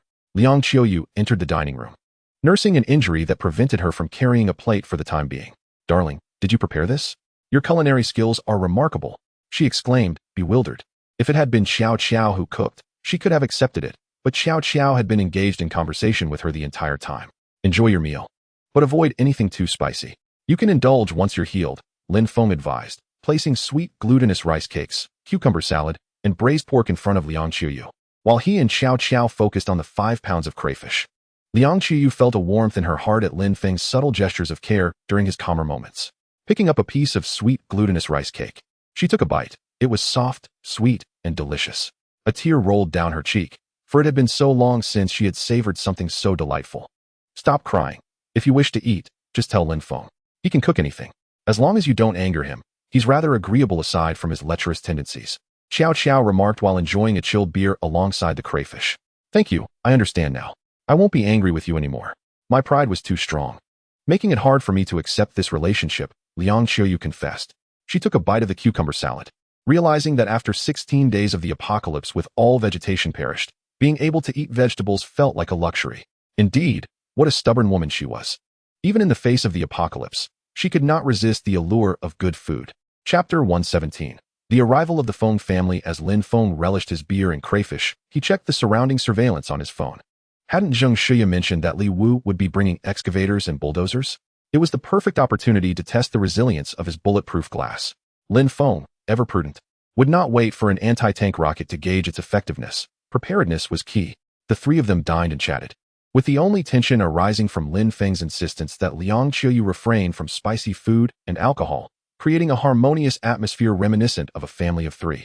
Liang Qiuyu, who had never been fond of overly spicy food, found herself uninterested in the crayfish. Occasionally, she glanced at the bottles of alcohol, rubbing her belly, deciding against drinking for the sake of the child. Just then, several vehicles and trucks finally arrived outside the villa. Over 20 individuals disembarked, some armed, and began directing the unloading of machinery. Witnessing this scene, Liang Qiuyu felt a surge of panic. Indeed, the apocalypse had rendered any place a potential hotspot of unrest. Lin Feng, do you have a gun? Hand me one. I'll take them out while they're distracted, she urged. Xiao Qiao chuckled softly, advising Liang Qiuyu, sit down and eat. The walls are constructed from 50 centimeters of titanium alloy and 100 centimeters of steel, with glass that is 1.5 meters thick and incorporates a blast-resistant layer. Not even a tank could breach this. This safe haven was designed by Xiao Qiao, who frequently inspected the construction site. Thus she understood its security better than Lin Feng. Is it truly that formidable? Liang Qiuyu felt a tinge of disbelief. Rising to his feet, he ventured into the room to inspect the glass. Upon closer examination, he was rendered speechless. Is this truly the realm of the affluent? I could work my entire life and still not afford this piece of glass. What merit do I possess to reside here? I feel utterly unworthy. At this moment, Liang Qiuyu's last shred of stubbornness was wholly subdued by Lin Feng's financial prowess. To be a second wife to such a wealthy individual? Even in a post-apocalyptic world, there would be countless eligible women vying for that position. It was simply outrageous. Gazing out at the excavators and bulldozers unloading outside, Liang Qiuyu felt no trepidation. In the presence of such colossal machinery, those two vehicles appeared as mere toys. Brother Feng, this is Lin Feng's home. Within it lies a treasure trove of resources worth billions. Once we break in, it will all be ours.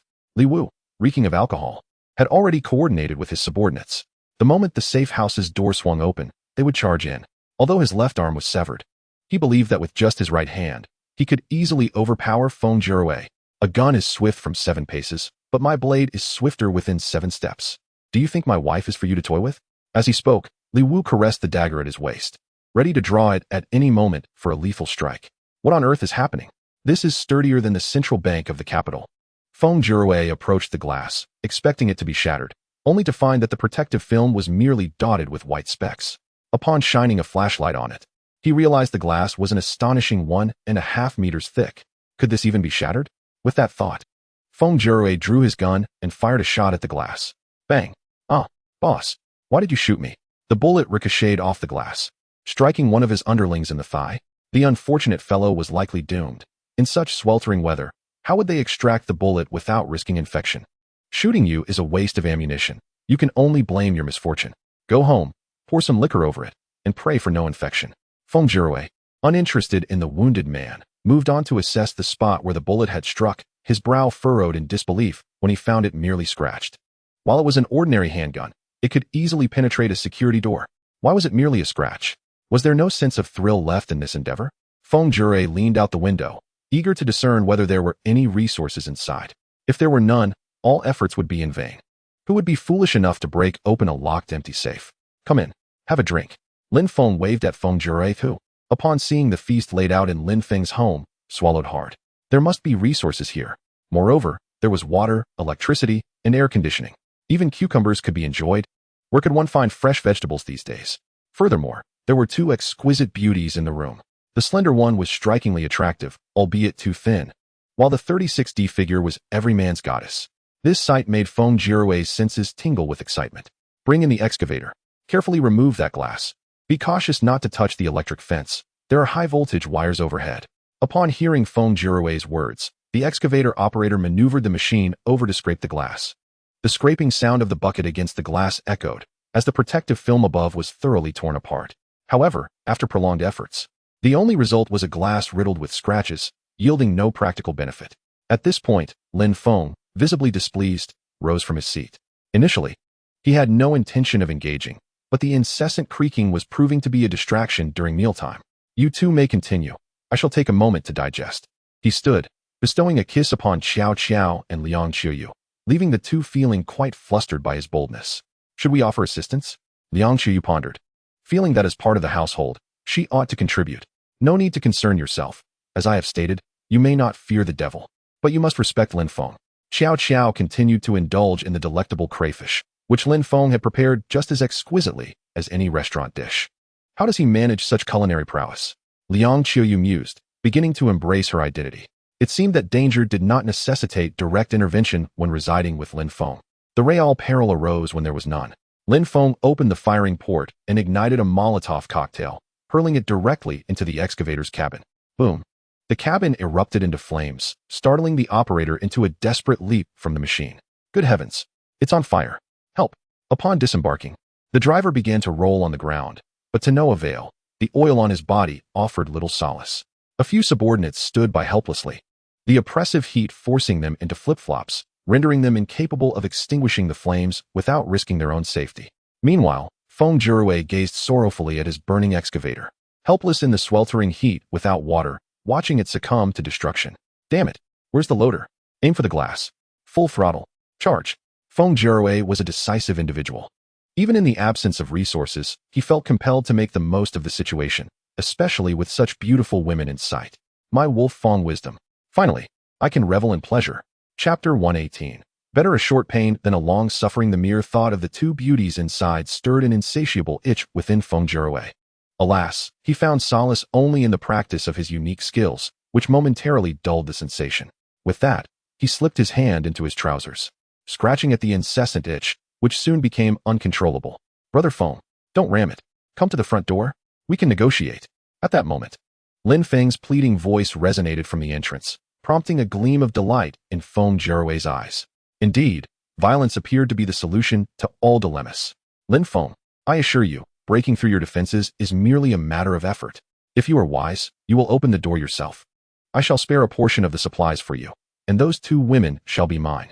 I can grant you mercy. Feng Jirui, puffing on a cigarette, exuded arrogance, though the itchiness only intensified, compelling him to seek the company of the two women within. Lin Feng, who had merely intended to shoot an arrow at Feng Jirui, felt his anger flare up at the audacity of the proposal. Though you may hurl insults at me, Lin Feng, I shall not hold it against you. However, should you dare to lay a hand on my wife, I must remedy your vile disposition. Lin Feng retrieved a pair of gloves from his space and donned them, subsequently producing a Carolina Reaper pepper, a delicacy from the land of the brave, which he had pilfered in ample quantity. Its utility had been negligible. Who in their right mind would consume such a fiery fruit? Is this truly fit for human consumption? Next, Lin Feng grasped the arrowhead and meticulously coated it with the pepper, ensuring it was thoroughly applied. He then positioned himself at the shooting point, aiming at Feng Jirui, who was preoccupied with an itch in his trousers. Brother Feng, do not move. I possess a remedy for your itch. Stay still, and I shall record your facial recognition for entry. Then, I will provide you with the remedy. Upon hearing of a cure for his ailment, Feng Jirui was elated. Oh, you are quite perceptive. It seems you are obedient after all. I shall spare your life. From now on, you will associate with me, Feng Jirui. In the city of Huanghai, none shall dare to bully you. Lin Feng, lacking in archery skills, was apprehensive that Feng Jirui might move and cause him to miss. To kill him with a single arrow would be rather dull, especially since none of the neighbors dared to visit him any longer. Who could fathom the loneliness of a man accompanied by two wives in a bustling environment? Seizing the moment, Lin Feng pulled the trigger. At that instant, a glimmer of cold light flashed forth. Where in this vast world can one find a kindred spirit? Feng Jirui felt something slice through his trousers, followed by an excruciating, burning pain that threatened to send him soaring into the heavens. Ah, what is this sensation? Feng Jirui clutched his groin, howling in agony. The initial pain from the arrow was already tormenting, but this searing sensation assaulting his mind was beyond comprehension. It felt more agonizing than a fiery sausage on a grill. The pain was akin to an explosion within his brain. How does it feel, Brother Feng? Is the remedy effective? Does it no longer itch at all? Lin Feng chuckled mischievously, settling in to enjoy the spectacle. Ah, someone save me. I was wrong. I want to be a good person. Ah. The Carolina Reaper pepper adhered to the wound, inducing a sensation that surpassed the limits of pain, a veritable explosion of agony. Feng Jirui's face contorted in distress. Had he encountered Zheng Dehai at that moment, he surely would have proclaimed, "My suffering eclipses yours." Inside the room, Xiao Qiao and Liang Qiuyu observed Lin Feng's antics, their scalps tingling from the display. Indeed, Lin Feng showed a certain tenderness towards them. Not only was the sensation of the pepper on the wound unfathomable, but the very thought of consuming such a pepper was too barbaric to contemplate. You could have ended his life with a single shot. Why must you torment him so? Liang Qiuyu pondered, struggling to understand Lin Feng, whom she had always thought merely lecherous yet harmless. Realizing she had misjudged him, the young girl hurried back inside. For such scenes could adversely affect their psychological development. I simply relished the sight of them wishing to kill me, yet finding themselves utterly powerless. Lin Feng nonchalantly smoked a cigarette, utterly unfazed. This scene horrified Xiao Qiao and Liang Qiuyu. They had once contemplated ending Lin Feng's life, but fortunately refrained from taking action. Had they acted, the outcome would have been exemplified by the unfortunate soul outside. Let us not concern ourselves with him any longer. We should behave ourselves from now on. I always said you could fear death, but you must never underestimate Lin Feng. Do you believe me now? Liang Qiuyu nodded, realizing that while he spoke with politeness, his actions were ruthlessly violent. If one could no longer endure Lin Feng's formidable prowess, perhaps a swift demise was the more merciful option. Killing Lin Feng? Would that cowardly king grant you the chance? Should you fail, just observe the consequences outside. Ah, who can save me? Just end my suffering. Grant me a swift release. Feng Jirui's agony surpassed that of Zheng Dehai. The ground where Feng Jirui had rolled was stained red and white, his features contorted in sheer distress. The sensation had become unbearable. Boss, what should we do? Give us a clear directive. Everything is shattered. Shall we cut it? A group of subordinates exchanged glances, each devoid of a solution. Upon hearing the suggestion to cut, Feng Jirui hastily removed his trousers, as if catching a glimpse of hope. Hurry, I can't take it anymore. Just do it. The pain was excruciating. Perhaps severing it would alleviate some of the torment? Boss, hold on. I'll sterilize the knife. We must avoid infection. As he spoke, the subordinate Wei Zhongxian procured a dagger, dousing it in gasoline before igniting it. As the blade glowed a fierce red, a few subordinates approached, casting sympathetic glances at Feng Jirui. Boss, is it truly unendurable? Once severed, there's no going back. Wei Zhongxian, having prepared the knife, inquired of Feng Jirui once more. Cut. Just cut it. Feng Jirui howled. Only those who had felt the agony of death as fiery touch could comprehend his suffering. The sensation surpassed even that of being set ablaze. There was no chance of losing consciousness. The sharp sting rendered one's awareness painfully acute. Lin Feng, reveling in the chaos, could not resist taunting Feng Jirui. Hurry, sever my roots. Lin Feng, you will pay dearly. Just wait until I confront you. I will show you true cruelty. Feng Jirui was on the brink of collapse, utterly shattered. A subordinate nervously grasped Feng Jirui's mangled root as Wei Zhongxian brandished the glowing blade. With a swift motion, Wei Zhongxian executed the severance. Inside, Xiao Qiao and Liang Qiuyu, watching the surveillance, nearly retched. As a doctor, Liang Qiuyu immediately discerned that Feng Jirui was afflicted with HPV. If he were to catch it, the outcome would be far more dreadful than death.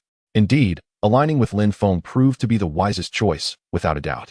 At the moment the root was severed, Feng Jirui did not scream in agony, but instead wore an expression of relief. The agony he had endured was far too intense, compared to retaining it. The instant of severance was truly liberating. Better a brief pain than a prolonged suffering.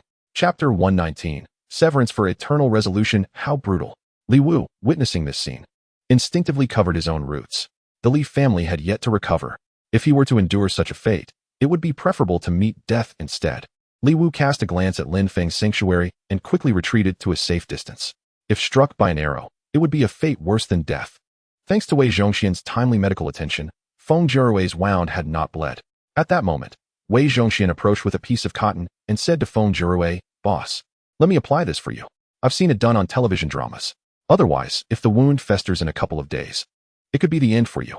Feng Jirui looked at Wei Zhongxian in disbelief, wondering if he thought of him as the last eunuch of the Huaxia Empire in 2050. However, he understood that Wei Zhongxian meant well. If he didn't apply it, the festering would be fatal. Go ahead. Be gentle. This is my first time. Upon speaking, tears welled up in Feng Jirui's eyes. How many women had he heard utter such words throughout his life? Now, he was experiencing for himself what it felt like. All right, boss. Try not to drink water for the next 3 days. If you feel thirsty, just moisten your throat with a bottle cap. After 3 days, if you can urinate, you'll be fine. After finishing, Wei Zhongxian patiently advised him, this is no idle talk. You're quite the professional. Who did you learn this from? Feng Jirui was infuriated, wanting to dismiss Wei Zhongxian, yet he knew that without him, he might very well meet his demise. My girlfriend used to love watching palace intrigue dramas and insisted on watching them with me. After seeing so many, I picked up a thing or two. Wei Zhongxian scratched his head, speaking candidly. Wei Zhongxian is truly a talent. We need individuals like you in our Eastern Bureau. Lin Feng stroked his chin, contemplating whether to spare Wei Zhongxian's life. After all, should he establish a feudal empire in the future, he would need talents like Wei Zhongxian. With so many beautiful wives, wouldn't he need some precautions? Initially intending to eliminate them all, Lin Feng decided to let it be and instead allow Wei Zhongxian to hone his skills. Xiao Qiao and Liang Xiuyu were watching the surveillance footage inside, chuckling at the scene unfolding. Lin Feng, you really know how to play this game. Where's the bulldozer? Let it come. Rev up the engine and smash that turtle shell. Feng Jirui was furious. He had caught Lin Feng and intended to slice Lin Feng's cotton with the deadly chili pepper, piece by piece. 1 hour per slice. Otherwise, he wouldn't feel satisfied.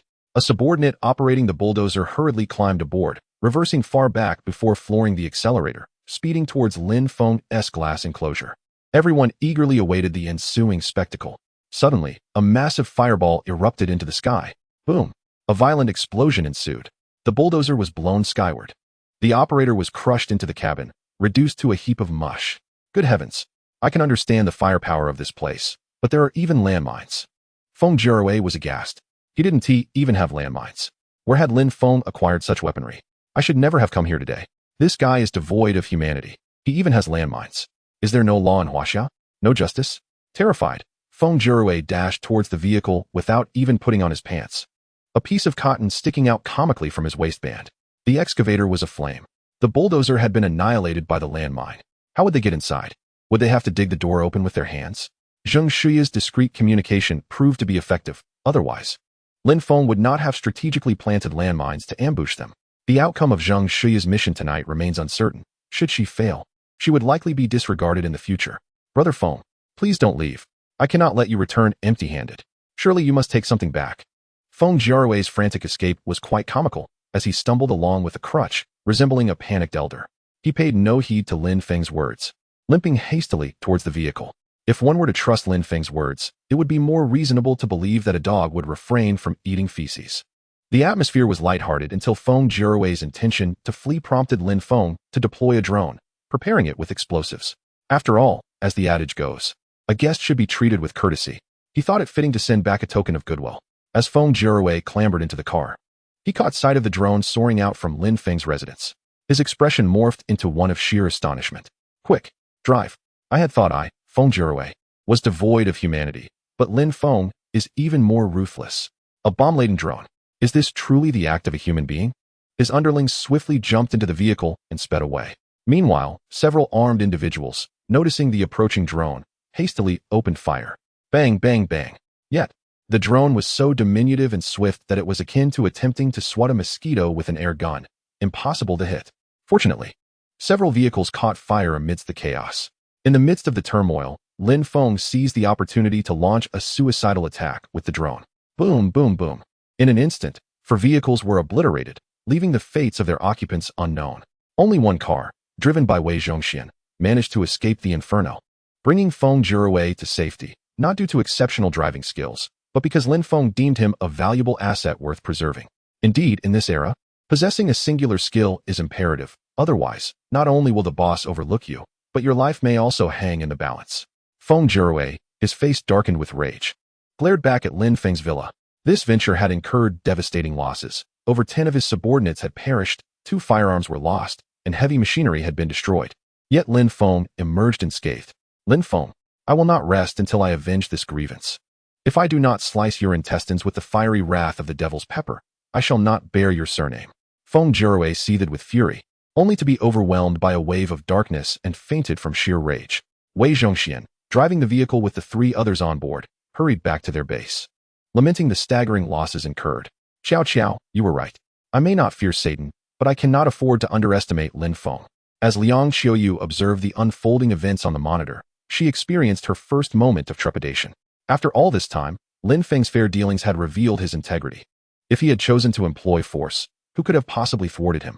Reflecting on those 4 hours, Lin Feng had consistently adhered to the wishes of the woman, a notion that filled Liang Qiuyu with relief. Had he lacked compassion, she might have met her demise long ago. Unexpectedly, she found herself beginning to accept her identity as the second wife. It was not without merit. After all, she had previously been oblivious to Lin Feng's formidable power. Now that she was aware, it seemed that a woman yielding to strength was not, after all, an ignoble affair. Consider yourself fortunate. Had it not been for your pregnancy, you would have perished countless times by now. I have repeatedly advised you to heed Lin Feng's words. He ensures no lack of provisions, granting you everything you desire. Ignoring his counsel leads to a torment worse than death. Do you believe me now? Xiao Qiao has long since acclimatized to Lin Feng's audacious maneuvers, which are truly unparalleled and cannot be replicated by anyone else in this world. As for others, they might as well rest and dream. Chapter 120. The ledger is not recklessly kept. The remaining residents of the West Mountain Courtyard have grown accustomed to the extraordinary events that transpire within Lin Feng's abode. With time, their astonishment has waned. Arson, vehicular assaults, detonations, and rocket strikes. Today was merely a day for planting countless landmines and deploying drones to obliterate innumerable vehicles and lives. This is merely a fraction of Lin Feng's capabilities. Such actions are merely routine for him. What audacity does Lin Feng shy away from? This is utterly unremarkable. They have long since resigned themselves. Unless one wishes to hasten their demise, they ought to refrain from lingering near Lin Feng's residence. The manner of death that awaits you there is far more horrific than perishing from thirst, heat, or hunger. You may harbor doubts about the official disaster relief efforts, but one must unequivocally trust in Lin Feng's extraordinary talents. The homeowners of the West Mountain Courtyard have abandoned their efforts to denounce Lin Feng in their group chats, for such endeavors yield no fruitful results. From this moment forth, they shall simply live one day at a time. Let destruction come swiftly, they are weary. Lin Feng, with a cigarette in hand, returned to his dwelling. Though it appears he possesses ample supplies, could they sustain me for 1 billion years? But reconsider. Could they truly suffice for 1 billion people for a year? Is this not clear? Lin Feng could never afford to sustain any idle individuals. One act of generosity leads to another. If he nourishes a neighbor, he must provide for the West Mountain Courtyard, and subsequently for the entire Huanghai city, leading to all of North China, and then the entire nation, and ultimately the world. Can such precedents be established? Does Lin Feng truly hold the world's grain? Can he sustain all of humanity? Should he overindulge? What of the animal rights advocates? And what of nature's preservation? Their demands are boundless. Thus, Lin Feng shall not grant a single grain to any idler. If you cannot endure, all I can offer is to escort you to the West Paradise in search of the Buddha. The Buddha, at least, can sustain many idle souls. With these thoughts, Lin Feng returned to his bedroom, cigarette in tow. Though his actions may lack compassion, there are no alternative solutions. At this moment, Xiao Qiao and Liang Qiuyu, upon seeing Lin Feng's return, instinctively embraced each other tightly. In times of danger, Lin Feng is the most reliable man. Yet, in moments of tranquility, he becomes the greatest peril. What are you two doing? It was merely a matter of detonating a few vehicles and ending a few lives, was it not? Have I ever compelled you to undertake any actions against your will? Upon hearing Lin Feng's words, Xiao Qiao and Liang Qiuyu exchanged glances and shook their heads in unison, resembling two rattling drums. Indeed, they had not. It seems Lin Feng harbors a certain fastidiousness. He exhibits a degree of tolerance towards his wife. Fortunately, she remains an untouched maiden. Otherwise, she would lack even the qualification to reside there. In an instant, the two women widened their eyes, as if they could hear each other's innermost thoughts. Is this truly what you are thinking? Is this even possible? Lin Feng too was taken aback, realizing that not only were dogs beginning to mutate, but humans were awakening their latent abilities as well. Should I eliminate them now? If I were to do so, my safety would be assured. However, upon reflection, Lin Feng concluded that the situation remained manageable. As for Xiao Qiao, she had completely surrendered to his influence. Although I, Lin Feng, may lack humanity, I would never allow her to stand in the line of fire. There was no significant concern, as long as she remained devoted. I would support her for a lifetime. As for Liang Qiuyu, despite her stubbornness, she was now too wary to defy me. Her intense loyalty was formidable. Once she resolved upon something, she would not waver. Even if she were to acquire a firearm, her thoughts would only lean towards self-destruction, never turning the trigger against herself. This too posed little issue, especially as she now understood my ruthlessness and dared not provoke me. After contemplating, Lin Feng resolved to continue observing, much like Abe. Any signs of disobedience would be met with swift retribution. Suddenly, both Qiao Qiao and Liang Qiuyu seemed to have sensed Lin Feng's thoughts. They exchanged glances, questioning whether this cunning man intended to eliminate them. Was it even conceivable? Such an endeavor would be more challenging than breaching his defenses. Lin Feng, observing the two, became increasingly convinced that this was a precursor to the awakening of their abilities. During this phase, their perceptiveness would surge exponentially, even allowing them to sense the brainwaves of those nearby, until the full awakening was complete. There were both advantages and drawbacks. I am aware of your thoughts, and you are aware of mine. Lin Feng had long since mastered this sensation. As long as he refrained from contemplating spatial matters, they could know whatever they wished to. Other concerns paled in comparison. The process of awakening abilities was irreversible. Even if he were to eliminate them, such phenomena could occur with anyone in the future. If it meant enduring some discomfort, so be it. At least he could detect their brainwaves, and neither seemed to harbor thoughts of self-harm. Furthermore, they appeared quite fearful of themselves, which was a favorable development. Everything was for the sake of survival. Everything was for the future. What was happening? The apocalypse had only begun a few days prior. Dogs mutating was one thing, but humans as well? Lin Feng, cigarette in mouth, pondered the solutions to this predicament. This was beyond reversal. Yet, why were such occurrences manifesting so soon in this nascent apocalypse? Was his rebirth somehow precipitating these events? Was this the butterfly effect? It seemed that the two women had realized Lin Feng had not intended to eliminate their thoughts, and they both sighed in relief. Acceptance of fate was their only option. Lin Feng was merely a libertine. As for everything else, those were trivial matters. Who could resist a handsome man, 185 centimeters tall, robust, carefree, and worth billions? Oh dear, what am I thinking? Qiao Qiao and Liang Qiuyu instantly flushed crimson, covering their faces. Alas, there is no way around it. A bad boy is irresistible to a woman. Lin Feng contemplated that perhaps it was time to take action. Let us tally the accounts, then. After all, Liang Qiuyu was pregnant, and Lin Feng merely enjoyed boasting without crossing any boundaries. Blushing, Liang Qiuyu hastily excused herself, deciding to return indoors and leave the rest to Qiao Qiao. Do not let Lin Feng seek me out. It is rather inconvenient for me at the moment. Qiao Qiao looked at Lin Feng, who was retrieving a small notebook from his pocket, with a mixture of exasperation and realization. Had I known it would turn out this way, I would not have carelessly agreed to anything. It appeared that Lin Feng's notebook was not merely filled with whimsical notes. Alas, I shall never allow Lin Feng to keep random accounts again. When will I ever finish settling these debts? It seems utterly impossible. Lin Feng, bemused, remarked, I am merely keeping track of expenses. I shall repay them gradually. After all, time is abundant. Chapter 121. Zheng Shi's task. While Lin Feng reveled in the comforts of the safe house, Li Wu cursed at the moon now high in the night sky. Damn it, Feng Jiawei is utterly useless. He brought a whole entourage, and yet they are nothing. After venting his frustration, Li Wu rose from the corner and began his journey home. Passing by the two vehicles that had been reduced to wreckage, he felt a surge of delight as he sought out firearms. After nearly half an hour, Li Wu finally discovered two guns, one with 14 rounds and another with 12.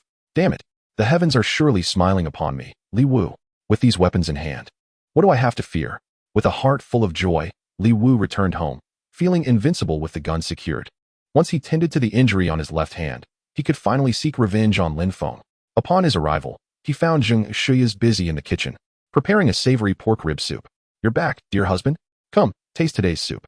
I found a packet of instant noodle seasoning that elevates the flavor. After a long night of labor, Li Wu was slightly hungry and approached to savor the soup, nodding in satisfaction. Now this is how it should be. What is the point of food lacking flavor?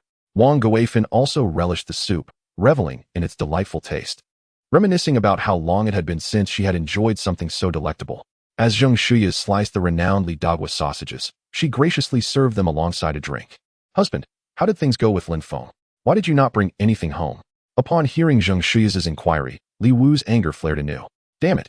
Feng Jiawei is utterly useless. Nearly 20 lives lost. All our tools obliterated. And I let Lin Feng outsmart me. What a pathetic situation. In his frustration, Li Wu bit into a piece of sausage while Zheng Shi dutifully poured him a glass of wine. As the head of the household, you need to be well. Here, have a drink, get a good night's rest, and we shall devise a plan to deal with Lin Feng tomorrow. Hearing Zheng Shi speak this way eased Li Wu's spirits considerably. Aren't you eating, dear wife? You seem to be losing weight lately. Zheng Shuya shook her head, casually responding. I ate while cooking. You and mother should enjoy more. Li Wu did not dwell on it, contentedly sipping his wine and savoring the pork rib soup. The addition of the instant noodle seasoning rendered the soup exceptionally flavorful. Unavoidably, both Li Wu and Wang Guifan finished an entire pot of the exquisite broth. It is not merely their gluttony. Rather, after such a prolonged period, the mere prospect of consuming instant noodles and their accompanying seasoning packets has become a delightful indulgence. Li Wu, beguiled by Zheng Shuya's sweet words, ended up drinking a few more cups, even divulging the fortunate discovery of 2 firearms to her. Upon hearing this, Zheng Shuya was even more determined to fulfill the task assigned by Lin Feng. A box of instant noodles, a box of ham sausages, and 2 guns. Armed with these items, she could certainly carve out her own path. After more than an hour, both Li Wu and Wang Guifan were satiated and lay sprawled on the bed, deep in slumber. Darling, are you asleep? Zheng Shuya pinched Li Wu's left arm, where it had been fractured, several times, and upon receiving no response, she felt a wave of relief wash over her. She swiftly retrieved Li Wu's firearm from his waist and secured it at her own side before brandishing the enchanted kitchen knife, expertly severing Li Wu's large, imposing cross. With Li Wu having consumed copious amounts of alcohol, compounded by the sleeping pills she had surreptitiously added to his rib soup, he remained blissfully unaware of any pain. She located the 2 firearms and tucked them into her embrace. These were invaluable instruments of salvation, not to be left for Li Wu. Once everything was settled, Zheng Shuya took out her phone, captured a photograph, and sent it to Lin Feng. Next, she turned her attention to Wang Guifan. With no intention of halting, she declared, I want the ham sausages. I want the instant noodles too.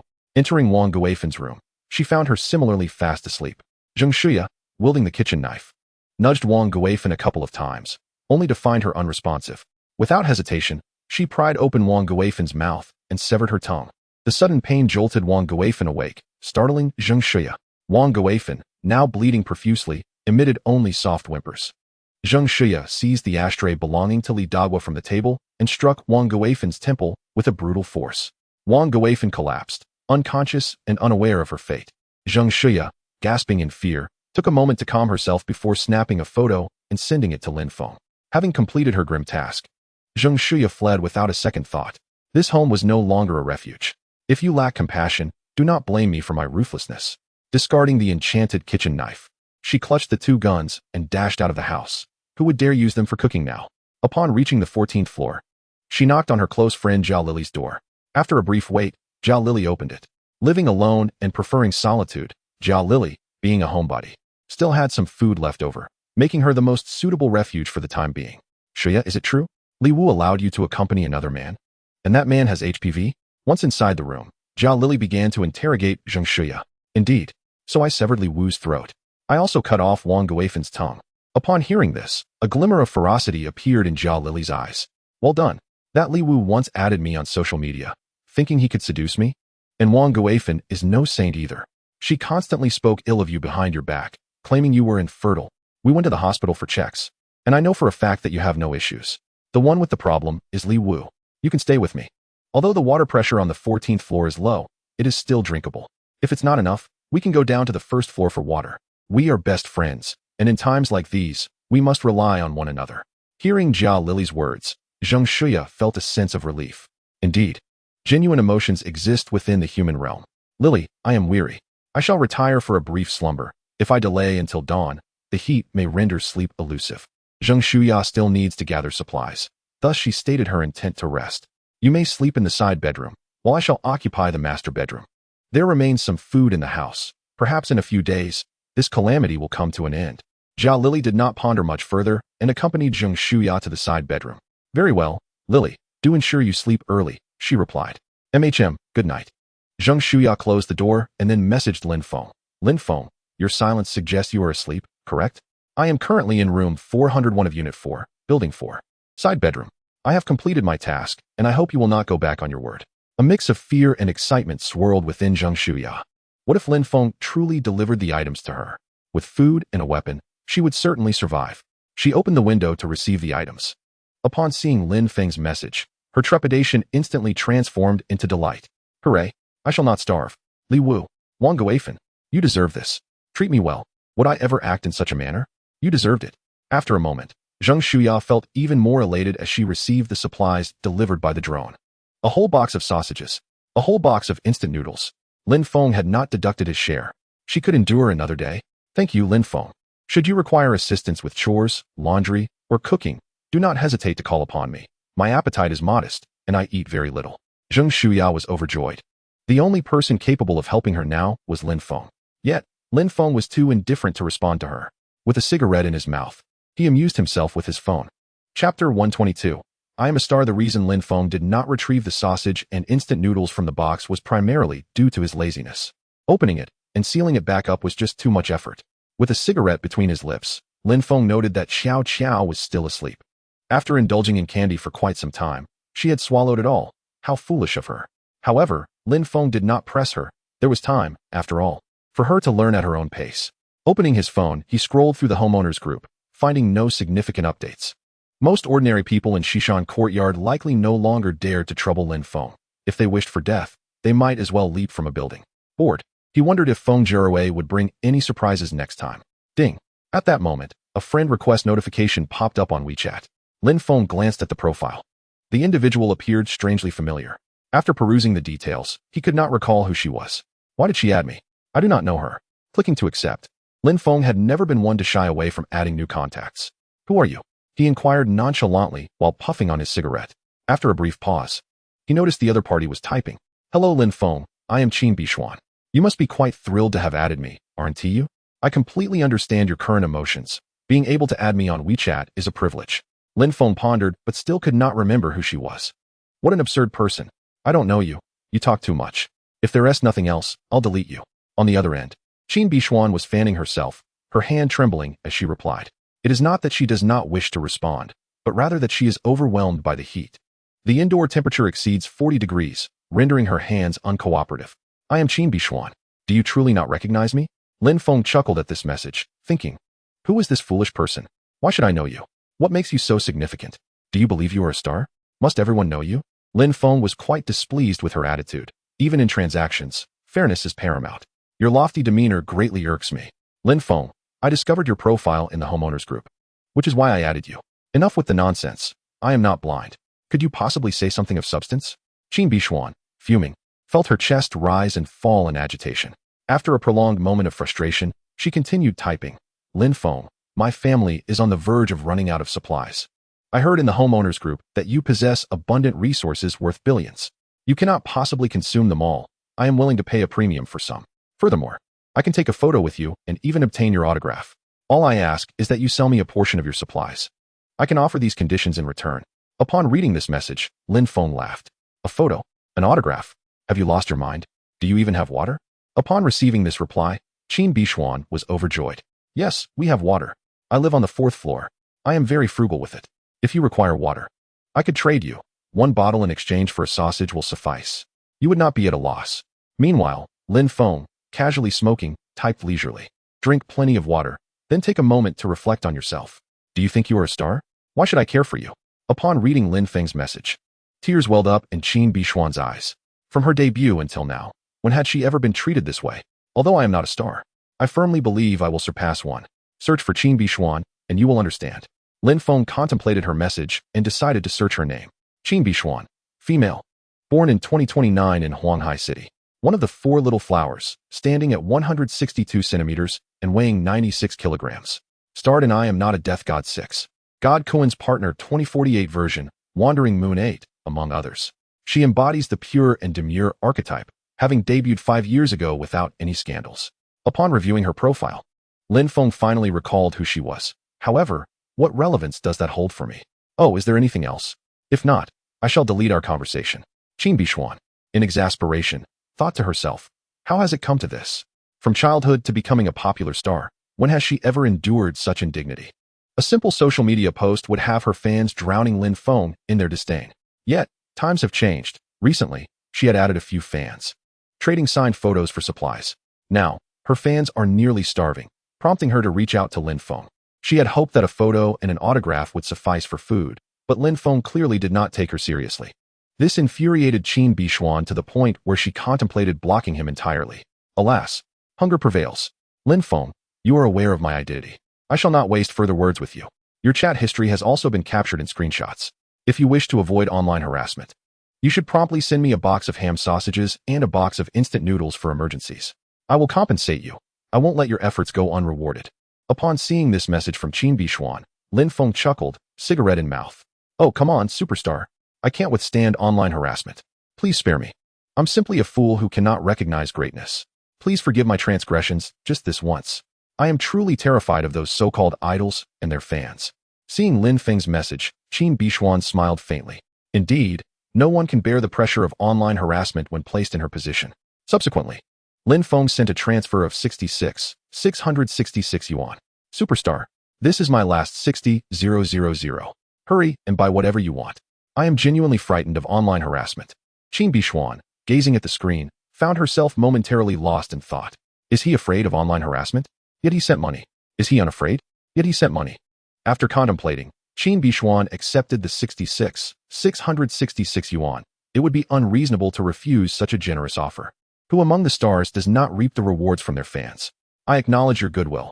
Now swiftly deliver a box of instant noodles and a box of ham sausages. And I shall refrain from harassing you online.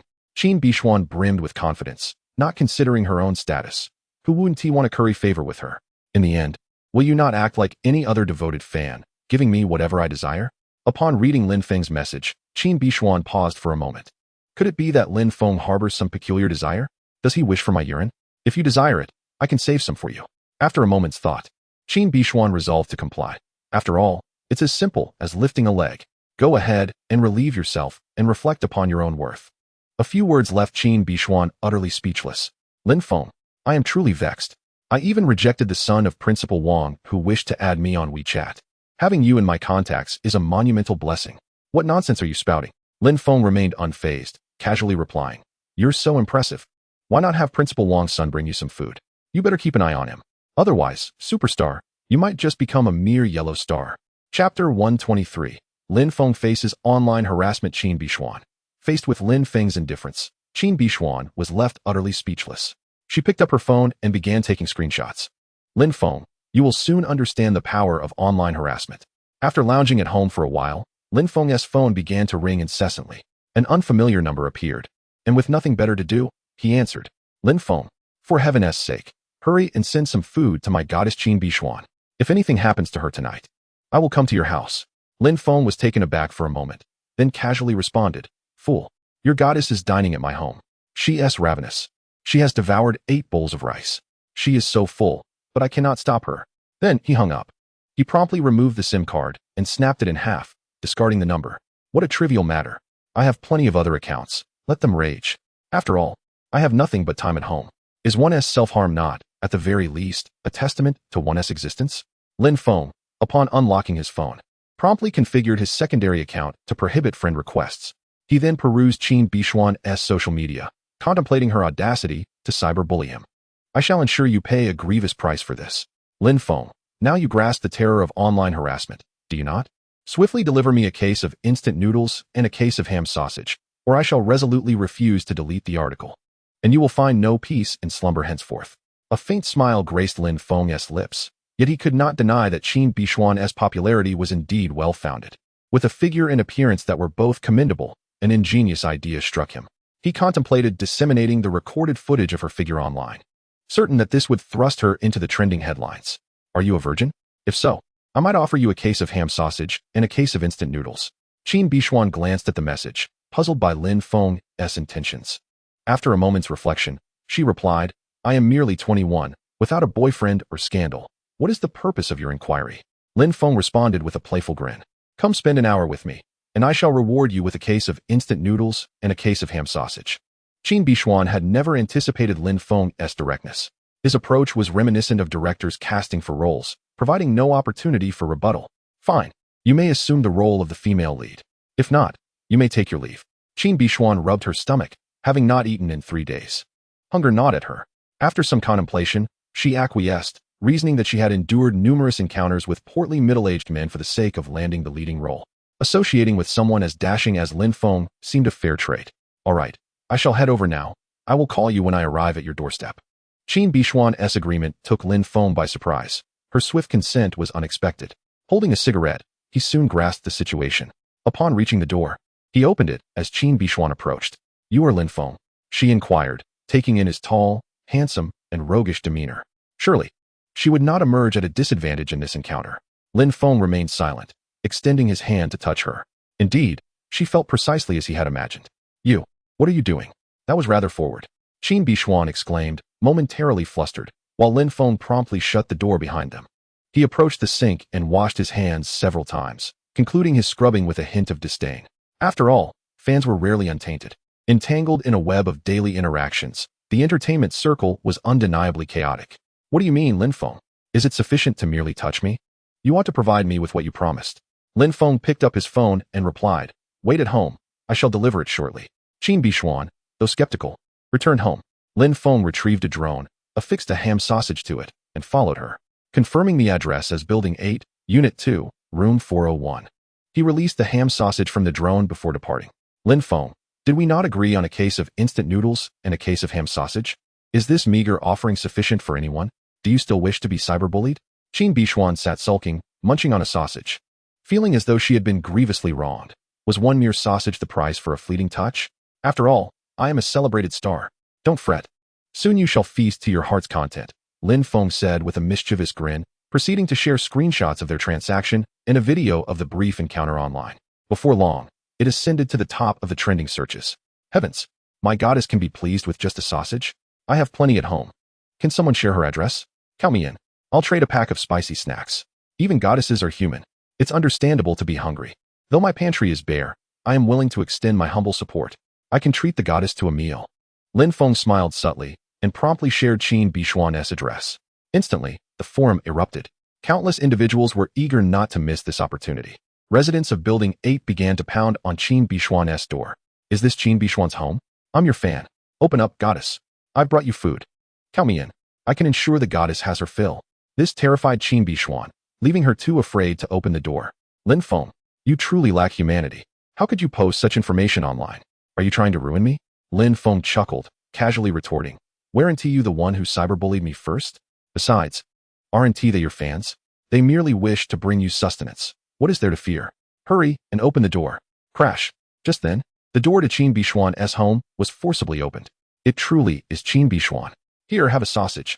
I'm first, a man proclaimed, presenting a sausage to her. Qin Bishuan was instantly overwhelmed with fright, tears welling in her eyes. So many people? Was this a matter of life and death? Please, do not do this. Get out. You are all my fans. How can you treat me this way? The fierceness she displayed while typing had vanished, replaced by sheer terror at the scene before her. One fan then began to shed his cool demeanor, revealing his epic weapon. Form a line, 3 at a time. To experience our national goddess before meeting our end is worth it. The 3 men began their advance towards Qin Bishuan. Stop. What are you doing? This is harassment. I will retaliate against you online. Qin Bishuan thought cyberbullying would be effective. The group was unhurried. As it was still daylight, they had ample time for their antics. Others wishing to join would at least have to wait until nightfall. Chapter 124, Lin Feng's Super Doubling Darling. How has she offended you this time? This is quite brutal. Xiao Xiao awoke and glanced at her phone, recognizing the star. Wasn't this Qin Bishuan? She actually liked her. She bullied me online. I must retaliate with a super doubling. Otherwise, wouldn't I be at a loss? Lin Feng tossed his alternate phone to Xiao Xiao, and upon witnessing Qin Bishuan's haughty demeanor, she felt displeased. We owe you nothing. Why should we provide you with food? If we don't, you threaten us with cyberbullying? You deserve this. Unavoidably, Xiao Xiao has begun to regard Lin Feng's possessions as her own, embodying the essence of a matriarch. She deserves this. She ought to consider the present circumstances. Well then, I shall prepare dinner and check on Sister Qiao Yu's wound to ensure it hasn't become inflamed. While also changing her dressings, Xiao Xiao donned her new attire, having grown accustomed to changing outfits throughout the day. The house is pristine, and it brings her solace. Lin Feng directly streamed to the platform, determined to let the people of Huaxiao witness how this dazzling star has surpassed Stephen Chow. In this regard, you, Qin Bishuan, have indeed eclipsed him. No one can surpass you. Da Huangxing, you have become a sensation. After tending to Liang Qiuyu's wound, Xiao Qiao found her a new outfit. Fortunately, Lin Feng is selective about the women he associates with. Otherwise, both of them might have succumbed to illness. After preparing a meal for a while, Liang Qiuyu, unable to remain idle, came to assist. Liang Qiuyu has a penchant for sweets and vegetarian dishes. She prepared a cold dish and a pudding. Xiao Qiao made sautéed prawns, chicken soup, and a pot of rice. 3 individuals, for dishes, just enough to satisfy their appetites. Darling, dinner is ready, Xiao Xiao called to Lin Feng, who nodded in response, tucking away his phone and ceasing to watch Qin Bishuan's live stream. This time, Qin Bishuan need not fear hunger. Surrounded by robust men, she could feast on porridge to her heart's content.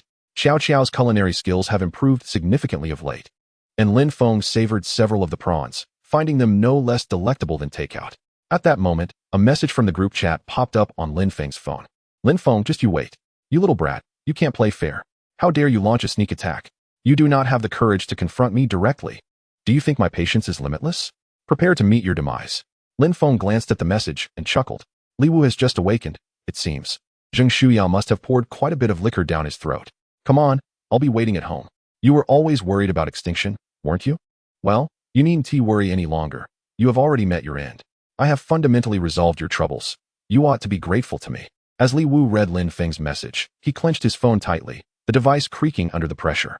Struggling to rise, he sought out his wife and mother. What transpired last night? Why does he have no recollection whatsoever? After a night had passed, the wound had ceased to bleed. He painstakingly made his way to Wang Guifen's home, only to find her bleeding profusely, seemingly at death's door. Mom, please wake up. Li Wu shook Wang Guifen, and after a while, she stirred awake. Woo. Wang Guifen attempted to speak, but with her tongue severed, she could only emit muffled sounds. You son of a gun. Lin Feng, you think you can play me like this? You are doomed. Li Wu was seething with rage. Alas, there was no recourse. He would have to bide his time until his wound healed before contemplating revenge. He picked up Wang Guifen's duster and tore off a strand of hair. Mimicking Wei Zhongxian from the previous night, he took matters into his own hands. Learning as he went, he realized that no skill is beyond mastery. Once learned, it would surely come in handy. In an instant, the pain nearly sent Li Wu soaring. Damn it, Lin Feng must be deranged. He only strikes when provoked. And when he does, he inflicts the most grievous harm. Is there some deep-seated grudge against me? At this point, Li Wu found himself powerless. The pain was excruciating, and he was forbidden from drinking water for the next 3 days. Who could possibly endure such torment? As Wang Guifen attempted to speak, her severed tongue rendered her voiceless. She resorted to typing on her phone and handed it to Li Wu. It was Zheng Shuya. Upon reading those words, Li Wu's fury intensified. That wretched Zheng Shuya. Unable to bear her own burdens, she still sought to harm me. Just wait. I will not let you escape my wrath. In a fervor, Li Wu retrieved his phone and called his subordinates. Hurry, find out where Zheng Shuya has fled. I want her alive or dead. Capture her, and you may do as you please, as long as she is left breathing. Upon hearing their leader's command, his subordinates eagerly prepared for action. At last, they had the opportunity to act freely against the elder sister-in-law. Meanwhile, Zheng Shuya was at home, soaking noodles in a teapot. Assessing the meager supplies that Jelly Li had, she retrieved an identical instant noodle pack. They agreed to ration their meals, hoping to survive until they could figure out their next steps. Shuya, do you have any more instant noodles? Let us trade. You can have the compressed biscuits and pickles, and I'll take the noodles, if that is all right. Taking the teapot from the sunlight, Zheng Shuya handed it to her. Sure, eat whatever you prefer. I can manage with anything. Their camaraderie was strong, especially since Jelly was the only one offering her refuge. Exchanging meals was a feasible solution. Alas, Shuya, when will this calamity finally cease? Surely, the authorities won't abandon us completely, will they? I never imagined I would drool over a bowl of instant noodles. As Jelly savored her bowl of noodles, saliva trickled down her chin. It had been 17 days since the apocalypse began, and many families had gone days without food. Zheng Shuya soaked her compressed biscuits in water, adding extra seasoning to enhance the flavor, making it somewhat palatable. Gazing longingly at the direction of Lin Feng's home, Zheng Shuya resolved to secure a place there. If even excavators could not breach it, could there be a safer haven than Lin Feng's abode? As she glanced at her phone, watching the live stream of Qin Bishuan's plight, a wave of despair washed over her. Li Wu was even offering a bounty for her capture. Perhaps she should have acted decisively last night and eliminated him then and there.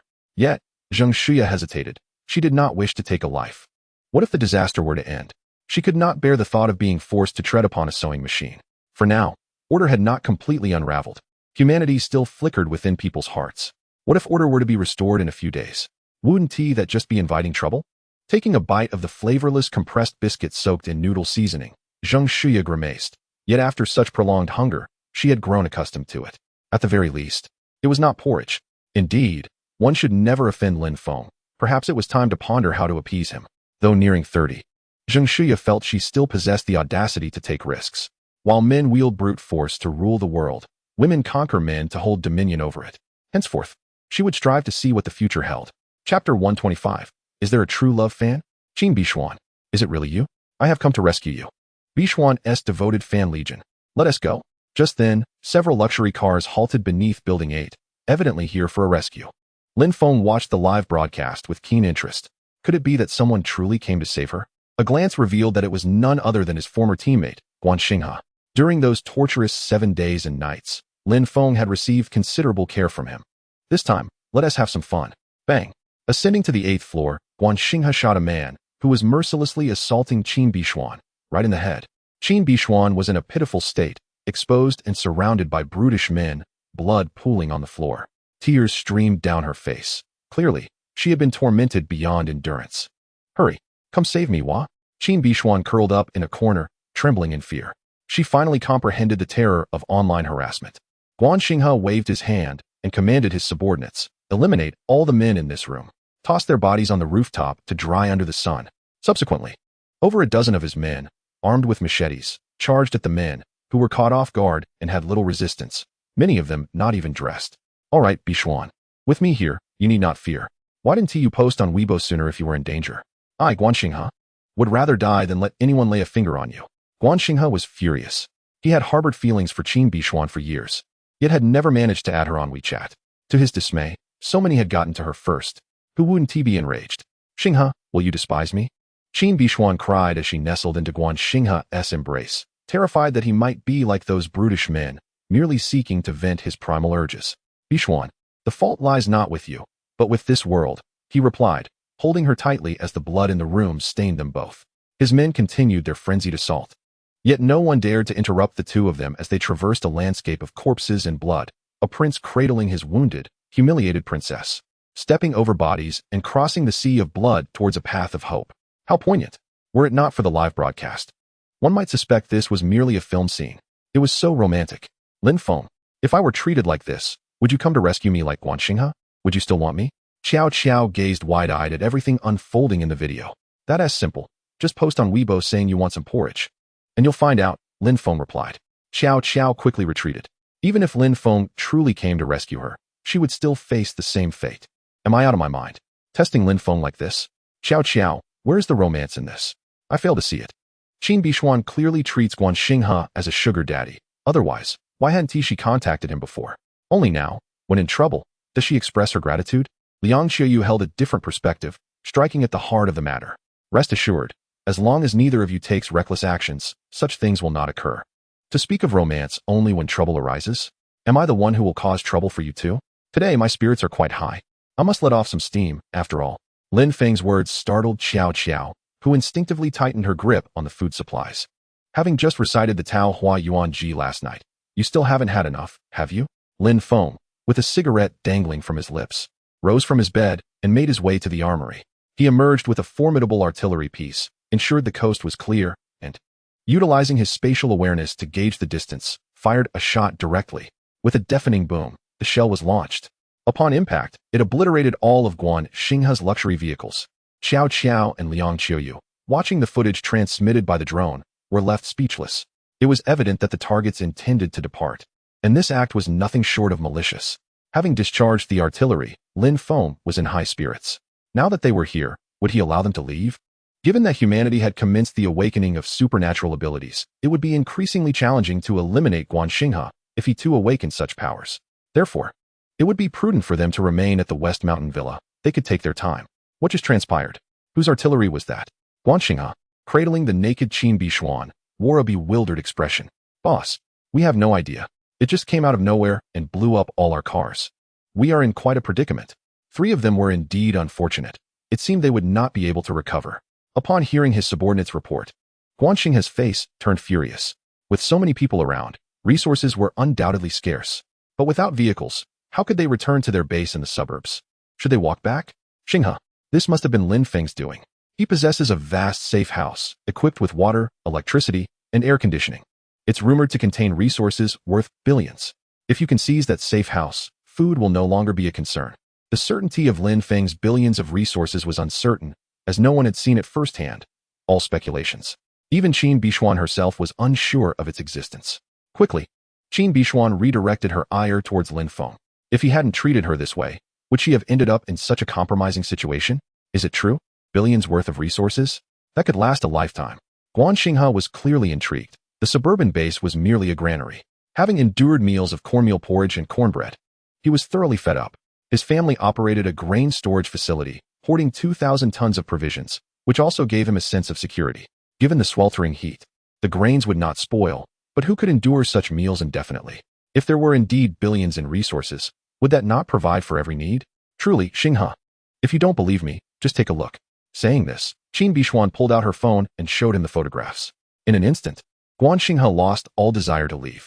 If they could take residence there, with 2,000 tons of provisions and billions in resources, wouldn't he dominate the royal sea city? Bishuan, you are indeed my lucky star. Let's go home. I shall contact them. Tonight, we will seize Lin Feng's abode. I will treat you to delicacies and fine living. Plenty of rice to fill your stomach. I have an abundance of rice. Chapter 126. Lin Feng's heist. Steal everything in sight. Gifts over 50. Continued updates as promised. Witnessing this scene, Xiao Qiao and Liang Xiuyu were left utterly speechless. My dear, are you not merely stirring up trouble? Your recent actions may have been exhilarating, but have you considered our feelings? They all wish to leave. Why not allow them to do so? Xiao Qiao feels a tinge of fear. She has heard of Guan Xinghe, the Prince of Grain in the Imperial Sea City. With such vast resources under his command, what weapon could he not procure? There may be a personal vendetta involved, yet there is no rush. Here, take this. I have matters to attend to. You all should catch a quick nap. We have to work overtime tonight. Lin Feng casually handed the mortar to Xiao Qiao, who nodded in agreement. Lin Feng's thought process is perpetually divergent from that of ordinary individuals. He closed the door, applied sunscreen, and sought a secluded spot devoid of surveillance, promptly commencing to dig. The Imperial Sea City is but a small locale. Locating a granary should be a trivial endeavor. Do you think you possess the capability to outwit Lin Feng? Navigating his underground aircraft, Lin Feng arrived beneath Guan Xinghe's granary. In broad daylight, the guards were lax, allowing Lin Feng to seize 2,000 tons of grain without resistance. I have pilfered from your home. Let us see how you intend to contend with me now. On his drive home, he passed several cold storage facilities. To maintain the temperature below freezing, they were furiously burning fuel to ensure the preservation of frozen goods. Upon entering the cold storage, Lin Feng rubbed his nose, realizing that, in such heat, the refrigeration system was ineffective, and an unpleasant odor had begun to permeate. He was not inclined to tolerate their foul habits and took the liberty of removing the meat, while he himself had no intention of consuming it. There would always be someone eager for a meal. Having ventured out for a rare outing, Lin Feng pilfered at will, entirely disregarding the potential consequences for the descendants of those he robbed. At a private arms depot in Imperial Sea City, Lin Feng unexpectedly encountered his elder brother's wife, Su Hongrui. At that moment, Su Hongrui and a man of approximately 25 years were ardently engaged in the noble pursuit of procreation. Lin Feng, being a good person, did not interrupt the great process of human reproduction. Instead, he discreetly liberated their arsenal. Indeed, among the spoils was an anti-tank rocket launcher, which from now on would belong to Lin Feng. Passing by the largest sewage treatment plant in Imperial Sea City, Lin Feng collected all the waste within, ensuring that the next time they sought to inundate someone, they would not be able to use the water from Lake Baikal. They were undeserving. Upon returning home, it was already evening.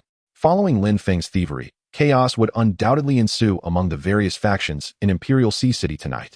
However, such matters do not concern me. I merely expedited your depletion of resources by a fraction. Otherwise, would you not have to fight over the remaining supplies? I simply advanced that timeline slightly. Lin Feng, ever self-serving, dismantled several elevated bridges. Having no use for them himself, he would not allow you to benefit either. He pilfered an enormous quantity of both useful and useless items. In any case, the authorities have fled, and I have not provoked them. Surely, no one will take notice of my actions? Buzz buzz. In Building 8, as Guan Xinghe fervently endeavored to foster the next generation of civilization, his phone rang. Who is it? Speak quickly. I am busy. Just as Guan Xinghe skillfully wielded a silver gun, the phone call proved to be a considerable annoyance. Boss, trouble. Our granary has been robbed. Not a single grain remains. Completely clean. Even a rat would weep upon entering.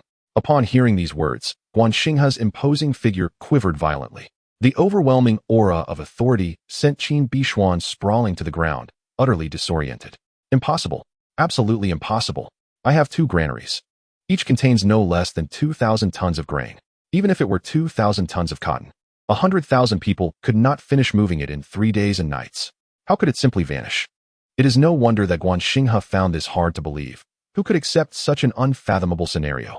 Boss, it's not just our supplies that have disappeared. The meat processing plant, the flour mill, and even the sewage treatment facility have lost their entire stock today. We are fortunate to have suffered no casualties. But the other factories are in a dire state. Dozens of people have gone missing without a trace. Now that we have no food, what are we to do? Indeed, wherever Lin Feng went, no one was spared from calamity. The fate of Huanghai City rested in Lin Feng's hands. Do not panic. Starvation will not be your fate. Dispose of the deceased by leaving them on the rooftop to dry like mummies. Quickly gather all the brothers, along with weapons, vehicles, and bulldozers. Tonight, everyone must come to the West Mountain Villa. As long as we secure Lin Feng's residence, we shall have no worries about food and drink. While making phone calls, Guan Xinghe invited Qin Bishuan to dine, recognizing that after a day of hunger, she deserved a hearty meal. After concluding his call, he activated his unstoppable mode. The moment for gifting had arrived once more. Only those who contribute can partake in the viewing. With a wave of fatigue washing over him, Guan Xinghe succumbed to defeat. He lit a cigarette, finding it to be rather mediocre. Indeed, the desires of a sycophant often stem not from genuine attainment, but from the fleeting thrill of unrequited yearning. Qin Bishuan consumed a bowl of rice, her expression one of utter despair. Had she known, she would never have engaged in cyberbullying Lin Feng. After attacking him online for so long, Lin Feng remained unscathed, while she found herself indulging in a plentiful meal. Although Qin Bishuan had faced numerous instances of exploitation, this free-for-all was something her conscience could not reconcile. Lin Feng, I swear I will kill you. If it weren't for you, I would not be in such a wretched state. With gritted teeth, Qin Bishuan vowed revenge, swearing to never forgive. Meanwhile, Lin Feng watched the live stream with keen interest, causing Qiao Qiao and Liang Qiuyu to furrow their brows. Lin Feng's fascination with this spectacle seemed utterly bizarre. How could he bear to watch? Do not cast such glances at me. You must learn to confront reality. Situations like this will only become more frequent. If not for the purpose of acclimating you both, would I even watch? Do you have any idea how damaging this is to the mental health of a young child like me? Qiao Qiao and Liang Qiuyu exchanged glances, acknowledging the ridiculousness of Lin Feng's audacity, which had transcended the comprehension of carbon-based life forms. How had he cultivated such an impenetrable facade? Suddenly, a group of over 100 individuals arrived, accompanied by a crane. At that moment, Qiao Qiao pointed at the surveillance, observing the external situation. Is the crane truly impressive? Hurry and prepare dinner. This trivial matter need not burden you women. With that, Lin Feng drew forth an enchanted arrow tipped with Carlo Rona's deathly spice, causing Qiao Qiao and Liang Qiuyu to shiver uncomfortably. While they were not men, they could grasp the essence of this torment. Lin Feng, perhaps you should grant him a swift end? Isn't this approach rather cruel? Although Jojo has taken lives, he has never engaged in acts of cruelty. And I can't help but feel that Lin Feng has gone too far. I haven't invaded his home. What cruelty have I inflicted? This vast expanse of 800 acres is my territory, and I shall roam freely as I please. Who invited them here? Lin Feng would never spare Guan Xinghe, nor would he deliver a single arrow to end his life. The animosity accumulated over those 7 days and nights must be repaid tenfold. Chapter 127, Lin Feng's performance well. If it brings you joy, I shall prepare a meal. Jojo understood that she could not control Lin Feng. Despite having anti-tank rocket launchers, he resorted to these underhanded tactics, leaving no recourse for anyone.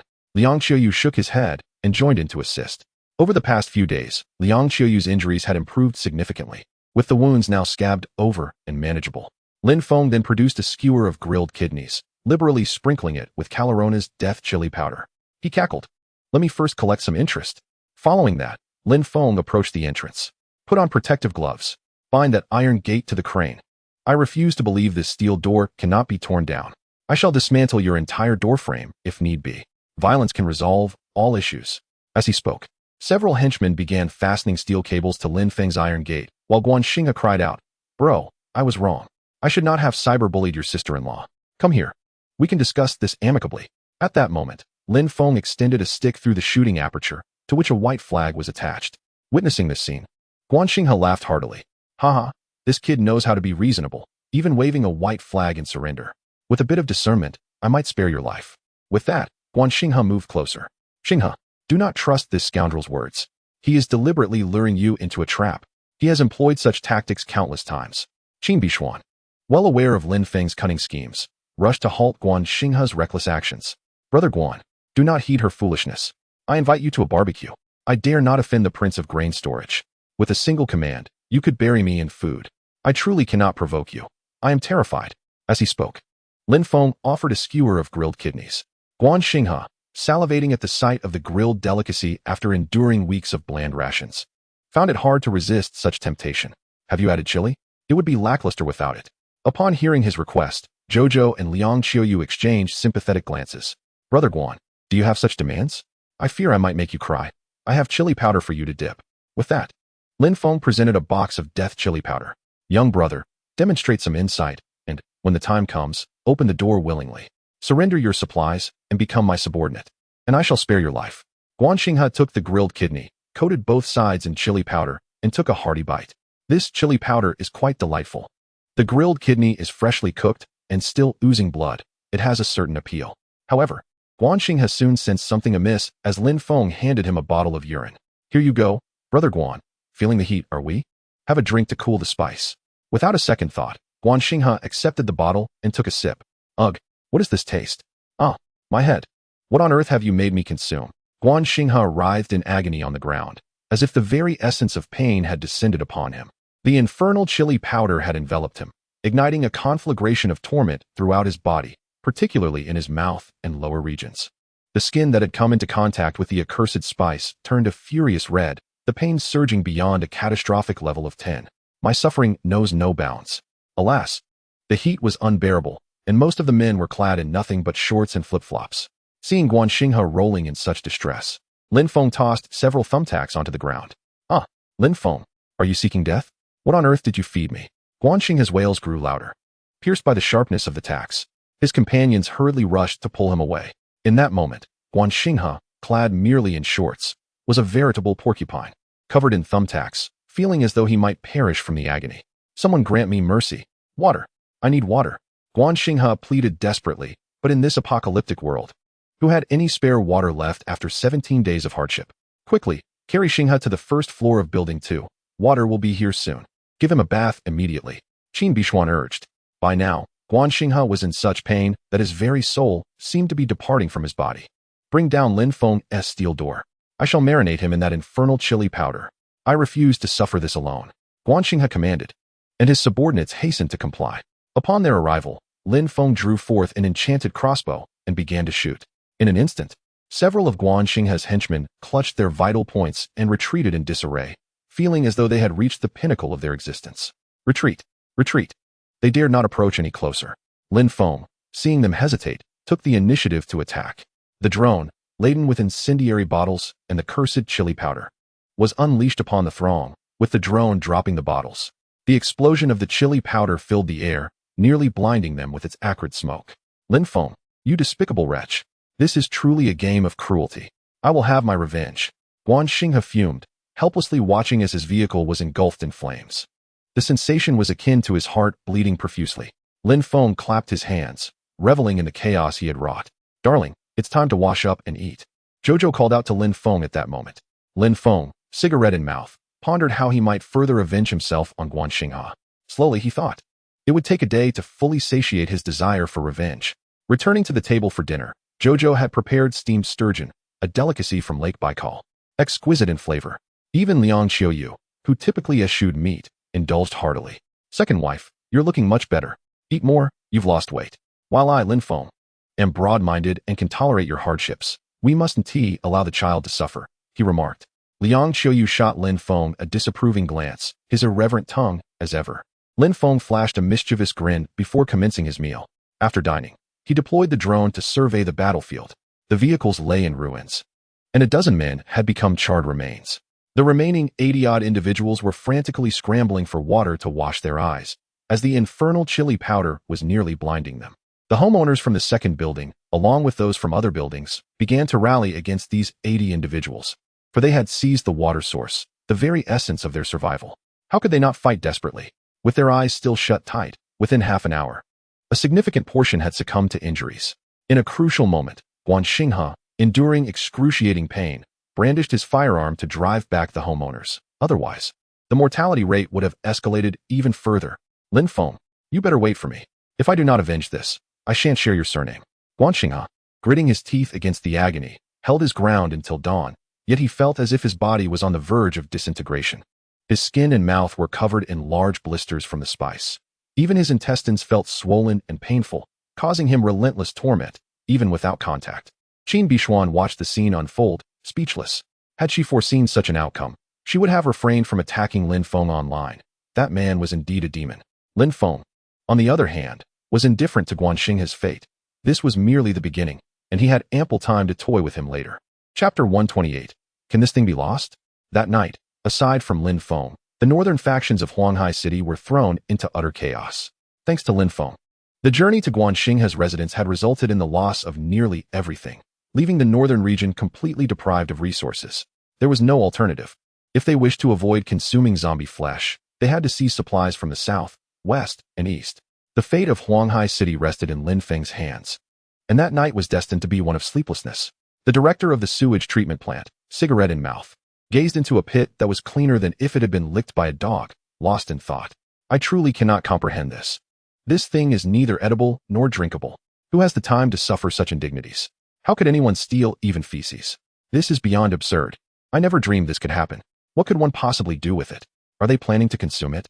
The pit lay empty, a demon walking amongst mortals. In the midst of the chaos in Huanghai City, Lin Feng remained unfazed. Cuddling Zhou's food storage, he slept soundly until dawn. Upon awakening, he examined the remnants of yesterday's spoils. Nothing of particular interest. Some meat had begun to spoil, which Lin Feng would never consume. It was sufficient for Abe. As for the leftovers, they could be saved for anyone wishing to indulge later. Opening his phone, he discovered a message from Fang Qian. Feng, I was wrong.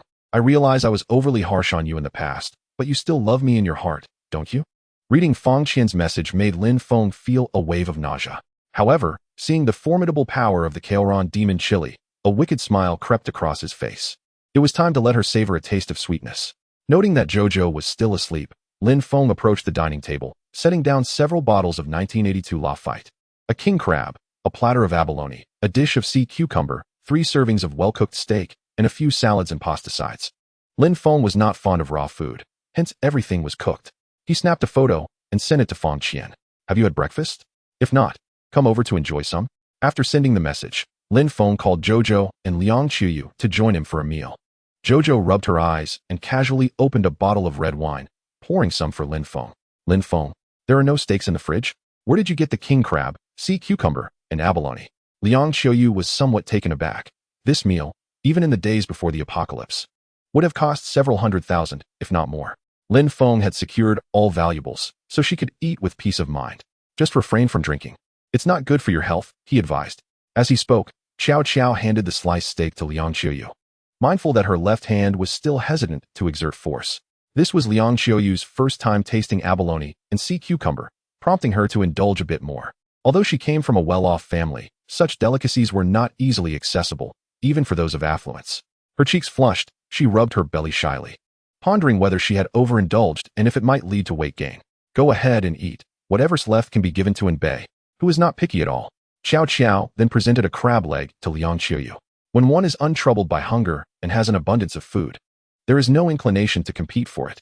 Liang Qiuyu shook her head and spoke. Pregnant women cannot eat king crab. It's too cold for the body and not beneficial.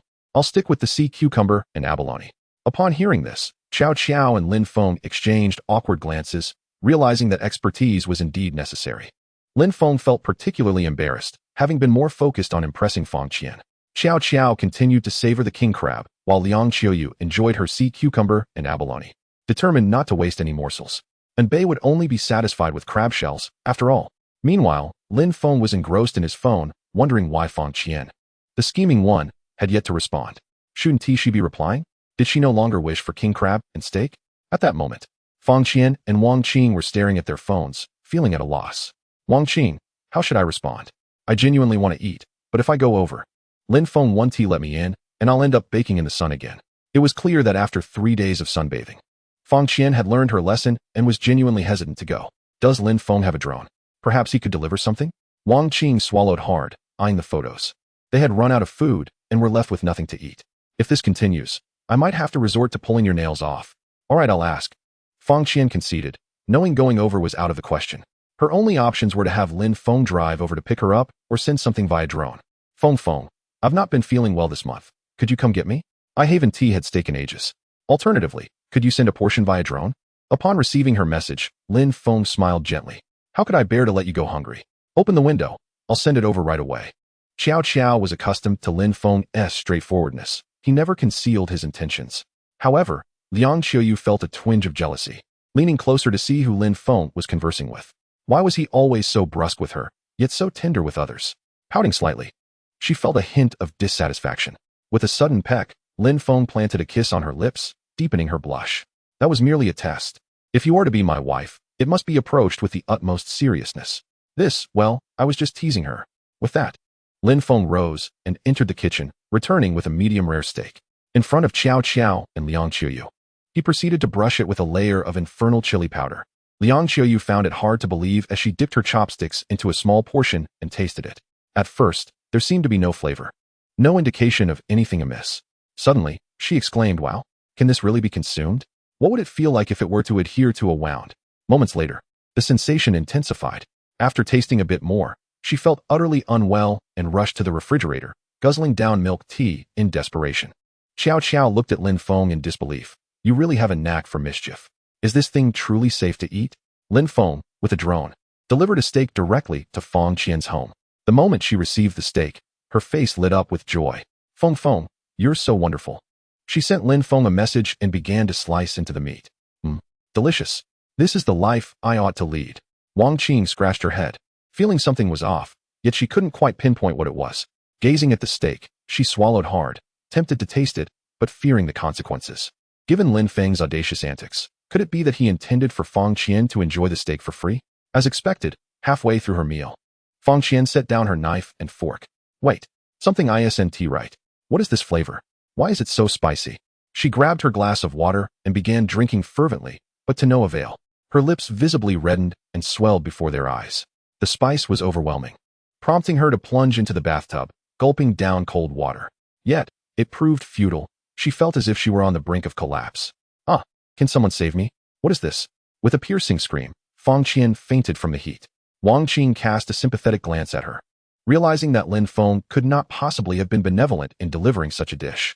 Consuming deathly spicy steak on a sweltering day, she mused that today she would either perish or be left half dead. Chapter 129. The most conscientious entrepreneur of the century. Lin Feng chuckled contentedly at the sight of Feng Qian succumbing to the spice. Xiao Qiao and Liang Qiuyu exchanged glances, relieved that Lin Feng had at least shown some decency in providing them with normal food and drink.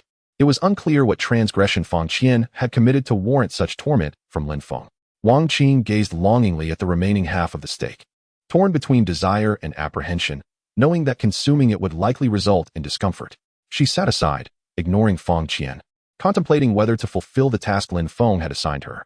On one hand lay the generous reward from Lin Feng. On the other, her flimsy sisterhood. The choice was agonizing. Did she truly have to pluck all her nails? She couldn't even bear to remove a chicken's feet, let alone a person's nails. What should she do? What are you two staring at? If you want to try it, I can let you have a taste. Lin Feng said with a mischievous grin as he picked up the chili powder. Both women shook their heads in unison.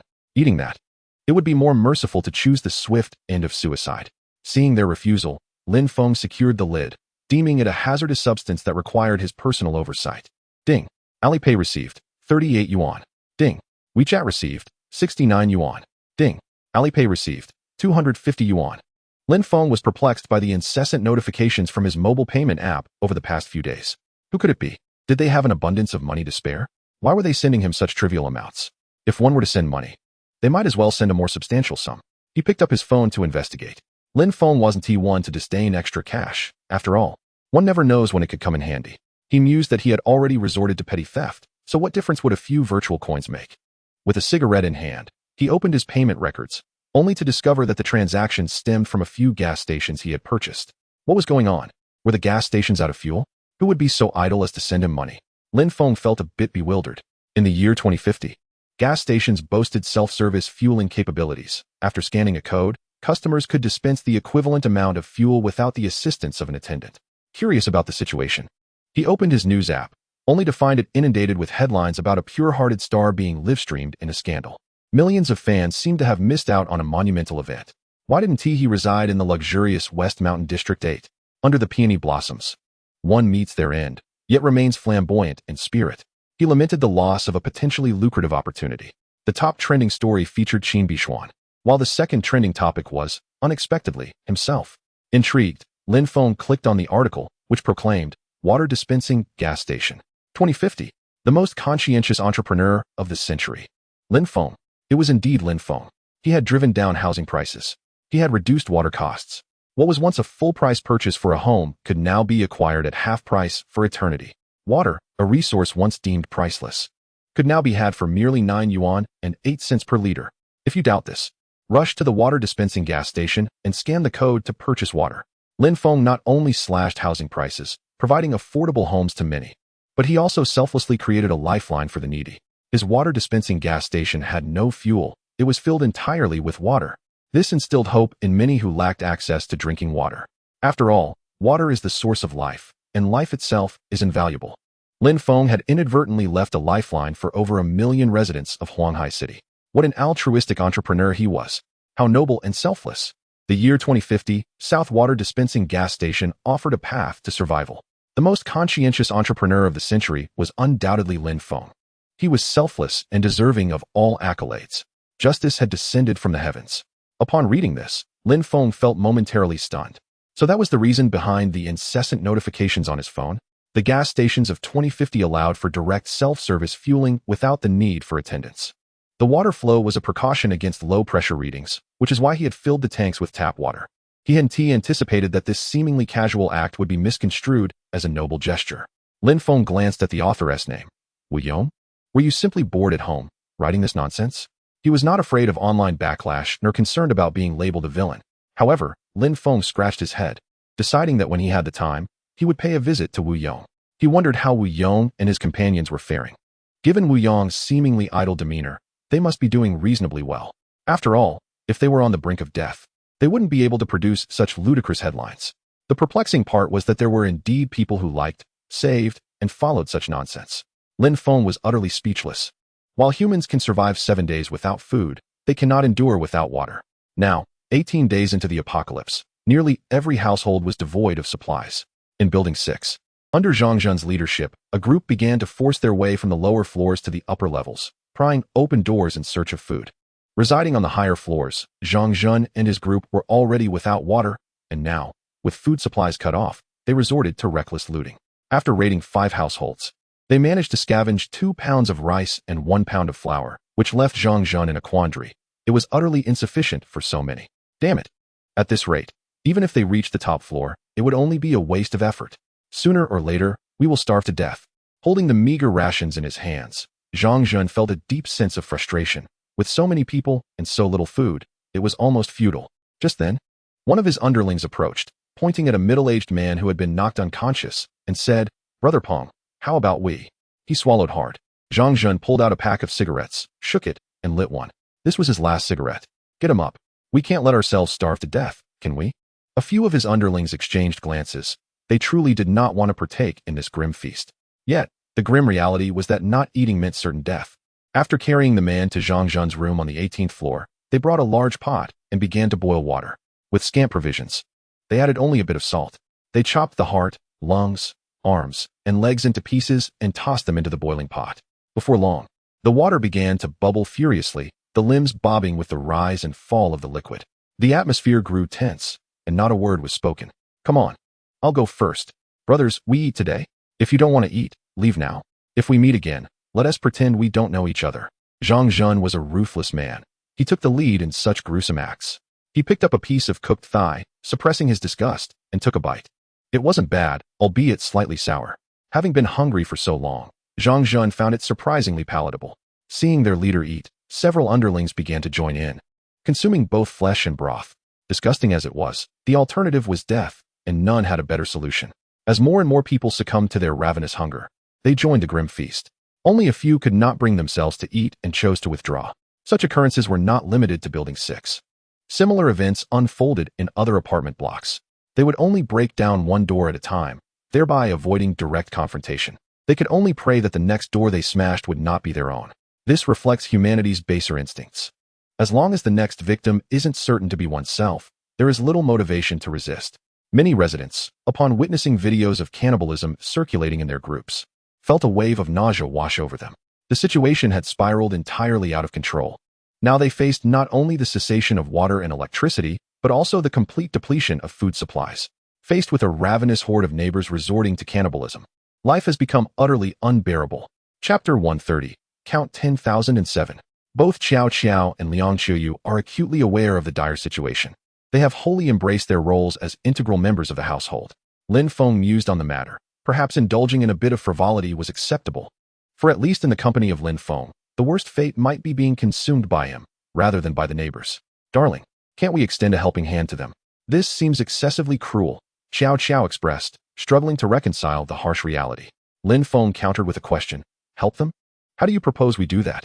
From this moment forth, there is no way to cultivate land or raise livestock, which means no food to replenish supplies. If I assist our neighborhood, I would then have to aid Huanghai City. After that, it would be North China, and eventually, the entire nation. Even if I possessed all the food in the world, could I sustain every soul upon this earth? Even if we were to eradicate those cannibals, what of the survivors? Would they not still suffer from hunger and eventually transform into new predators? Thus, he concluded, I cannot assist them. At most, I might select a few clean and beautiful women to keep you company. Upon hearing Lin Feng's words, Xiao Qiao and Liang Qiuyu felt a sense of relief for having aligned themselves with him. Lin Feng spoke the truth. He could not sustain everyone amidst such calamity. If the authorities are overwhelmed, how could Lin Feng possibly intervene? Ding. Just then, Liang Qiuyu's phone chimed. Someone had sent her a friend request. After a moment's contemplation, she accepted. Qiuyu, you have witnessed the brutality of the outside world, haven't you? Have you considered joining me at the official shelter? Tomorrow morning at 6 a.m., when the sun rises. The shelter will be permanently closed, leaving you to await your demise outside. Lin Feng leaned in closer to discern who had sent a request to his second wife. Liang Qiuyu, unperturbed, revealed the contents of her screen. There was nothing particularly captivating. Lin Feng took the phone and began taking snapshots of the shelter to send to Liang Qiuyu's superior. What do you think, esteemed leader of my second wife? Qiuyu has been indulging in king crab daily and has gained quite a bit of weight. Would you care to visit my home? I assure you a feast awaits. Hearing Lin Feng's cheeky tone, Liang Qiuyu couldn't help but laugh. This rascal had always been so audacious. Even the hospital's leaders could not provide for their dogs as well as Lin Feng did. To consume even a can of official pork was already an enhancement to their meals. Second wife, Liang Qiuyu, how have you fallen so low? Truly, women are all the same, a mere morsel and drink, and they will crawl into another's bed. And to be a concubine? I must have misjudged you. Her superior was evidently incensed by Lin Feng's taunts, spiraling into a fit of rage. Indeed, women can be lowly, but if even such a woman looks down upon you, how utterly wretched must you be? Come again, if you dare, and I shall show you what despair truly feels like. Lin Feng chuckled wickedly. Although his modest stockpile was sufficient for now, he saw no harm in accumulating a bit more. Bah, you think you can trick me into revealing my address? Dream on. How long can you sustain yourselves with those meager supplies? The authorities have already begun constructing ultraviolet-proof greenhouses. Before long, they will be self-sufficient in vegetable production. You shall only sit idly by and starve. Upon hearing the words of the leader, Lin Feng remained unfazed and casually sent a video of the edible vegetables from the planting room. No need for the leader to fret. Our indoor temperature is a comfortable 22 degrees, and we have cultivated enough vegetables in several tens of thousands of square meters to feed 1,000 people endlessly. Would you care to join us for a meal, esteemed leader? I have a friend whose skills in butchering are unparalleled. You could play the role of the eunuch supervisor while I allow you to gaze upon my wife during her bath. I am quite broad-minded. I wouldn't mind at all. This remark nearly caused the esteemed leader, Liang Qiuyu, to explode with rage. Very well, you all. You will undoubtedly regret the words spoken today. With that, the leader promptly blocked Liang Qiuyu. Meanwhile, Xiao Qiao and Liang Qiuyu stifled their laughter, thoroughly entertained. Lin Feng had a peculiar talent for delivering the most profound statements in the softest tones. Engaging in conversation with him? It could be infuriating. Lin Feng pondered whether he should seize the official base warehouse in Huanghai City. Perhaps it would be better to refrain from such actions. As long as the authorities do not take the initiative, it is wise to avoid provoking them. What if the officials discovered his activities and retaliated against Huanghai City? Unless absolutely necessary, it is best not to provoke the authorities. A withered camel is still larger than a horse. I shall remain at home with my 2 wives. At this moment, Fang Qian had been rendered faint by the spiciness, her mouth swollen like a sausage, lying on the bed in a state of unconsciousness. Wang Qing gazed at the half-eaten steak, swallowing hard. She then retrieved a basin of water and meticulously washed the remaining piece of steak several times. Placing a frying pan under the sun to heat, she soon placed the steak onto it. The sizzling sound filled the air, and the aroma of grilled meat tantalized her senses. This meat appeared incredibly delectable. Once both sides achieved a golden hue, Wang Qing removed the pan and cut off a small piece to sample the spiciness. After a long wait, it remained quite spicy, but it was now bearable. After consuming half the steak and drinking a glass of water, Wang Qing felt a profound sense of satisfaction. Glancing at Fang Qian, whose nails were now an indicator of her distress, Wang Qing felt a stirring in her heart. Lin Feng, if I were to pull out Fang Qian's nails, could I receive those 20 boxes of instant noodles in installments? With so many items, I would surely be unable to manage them all. If you could send me a few days' worth at a time, I could request more once I finish. Would that be agreeable? Upon reading Wang Qing's message, Lin Feng smiled slightly. This green tea girl possesses some wit. If those 20 boxes of instant noodles were discovered, her fate would be sealed, leaving her no chance to indulge. Very well, but since you are causing me trouble, you must also endure some inconvenience. Wake her up and have her calculate 10,007. For each mistake she makes, you shall pluck out one of her nails. I will provide you with some anti-inflammatory medication to apply afterwards. Just ensure you do not cause her demise. One cannot deny Lin Feng's cunning. His methods of revenge are both intricate and psychologically astute. This is rather cruel, however. Do send the medicine, and I shall bind her accordingly. Ultimately, Wang Qing capitulated, bowing to the reality of the situation. She retrieved a rope and directly secured Fang Qian to a chair. Then, she poured the water used to wash the steak over Fang Qian, instantly rousing her from her stupor. Wang Qing, what are you doing? Why are you tying me up? Wang Qing, wielding a pair of pliers, confronted Fang Qian, exclaiming, if you seek someone to blame, direct your ire at Lin Feng. Blame this world. The fault lies not with me, but with the very fabric of existence. In a swift motion, she yanked off one of Fang Qian's nails. Ah, Wang Qing, what are you doing? We are supposed to be good friends, sisters. Fang Qian cried out in agony, the fiery pain of the pepper spray seeping into her wound amplifying her torment. You have never regarded me as a sister. You merely use me to elevate your own status. You believe yourself more beautiful, more adept at attracting admirers. In your eyes, being with me enhances your own image. I have known this all along. Lin Feng has decreed that you must count down from 10,007. From this moment forth, for every miscalculation, I shall extract a nail. Fang Qian, bewildered by Wang Qing's words, pleaded, Wang Qing, release me at once. Can Lin Feng's words be trusted? At this rate, we shall both perish. But Wang Qing had already drawn the bow, with no turning back, as she removed Fang Qian's second nail. Hurry and count. Spare me the needless chatter. I will count. Do not pluck any more. I will count. 993, 986, 979926. Incorrect. Start over. Wang Qing extracted yet another nail. 993, 986, 979. Each miscalculation promised only unending suffering. Despair. This is all that you owe me. Chapter 131. Count until completion. Xiao Qiao and Liang Qiuyu looked on in stunned silence at the unfolding scene. What transgression has Fang Qian committed against you?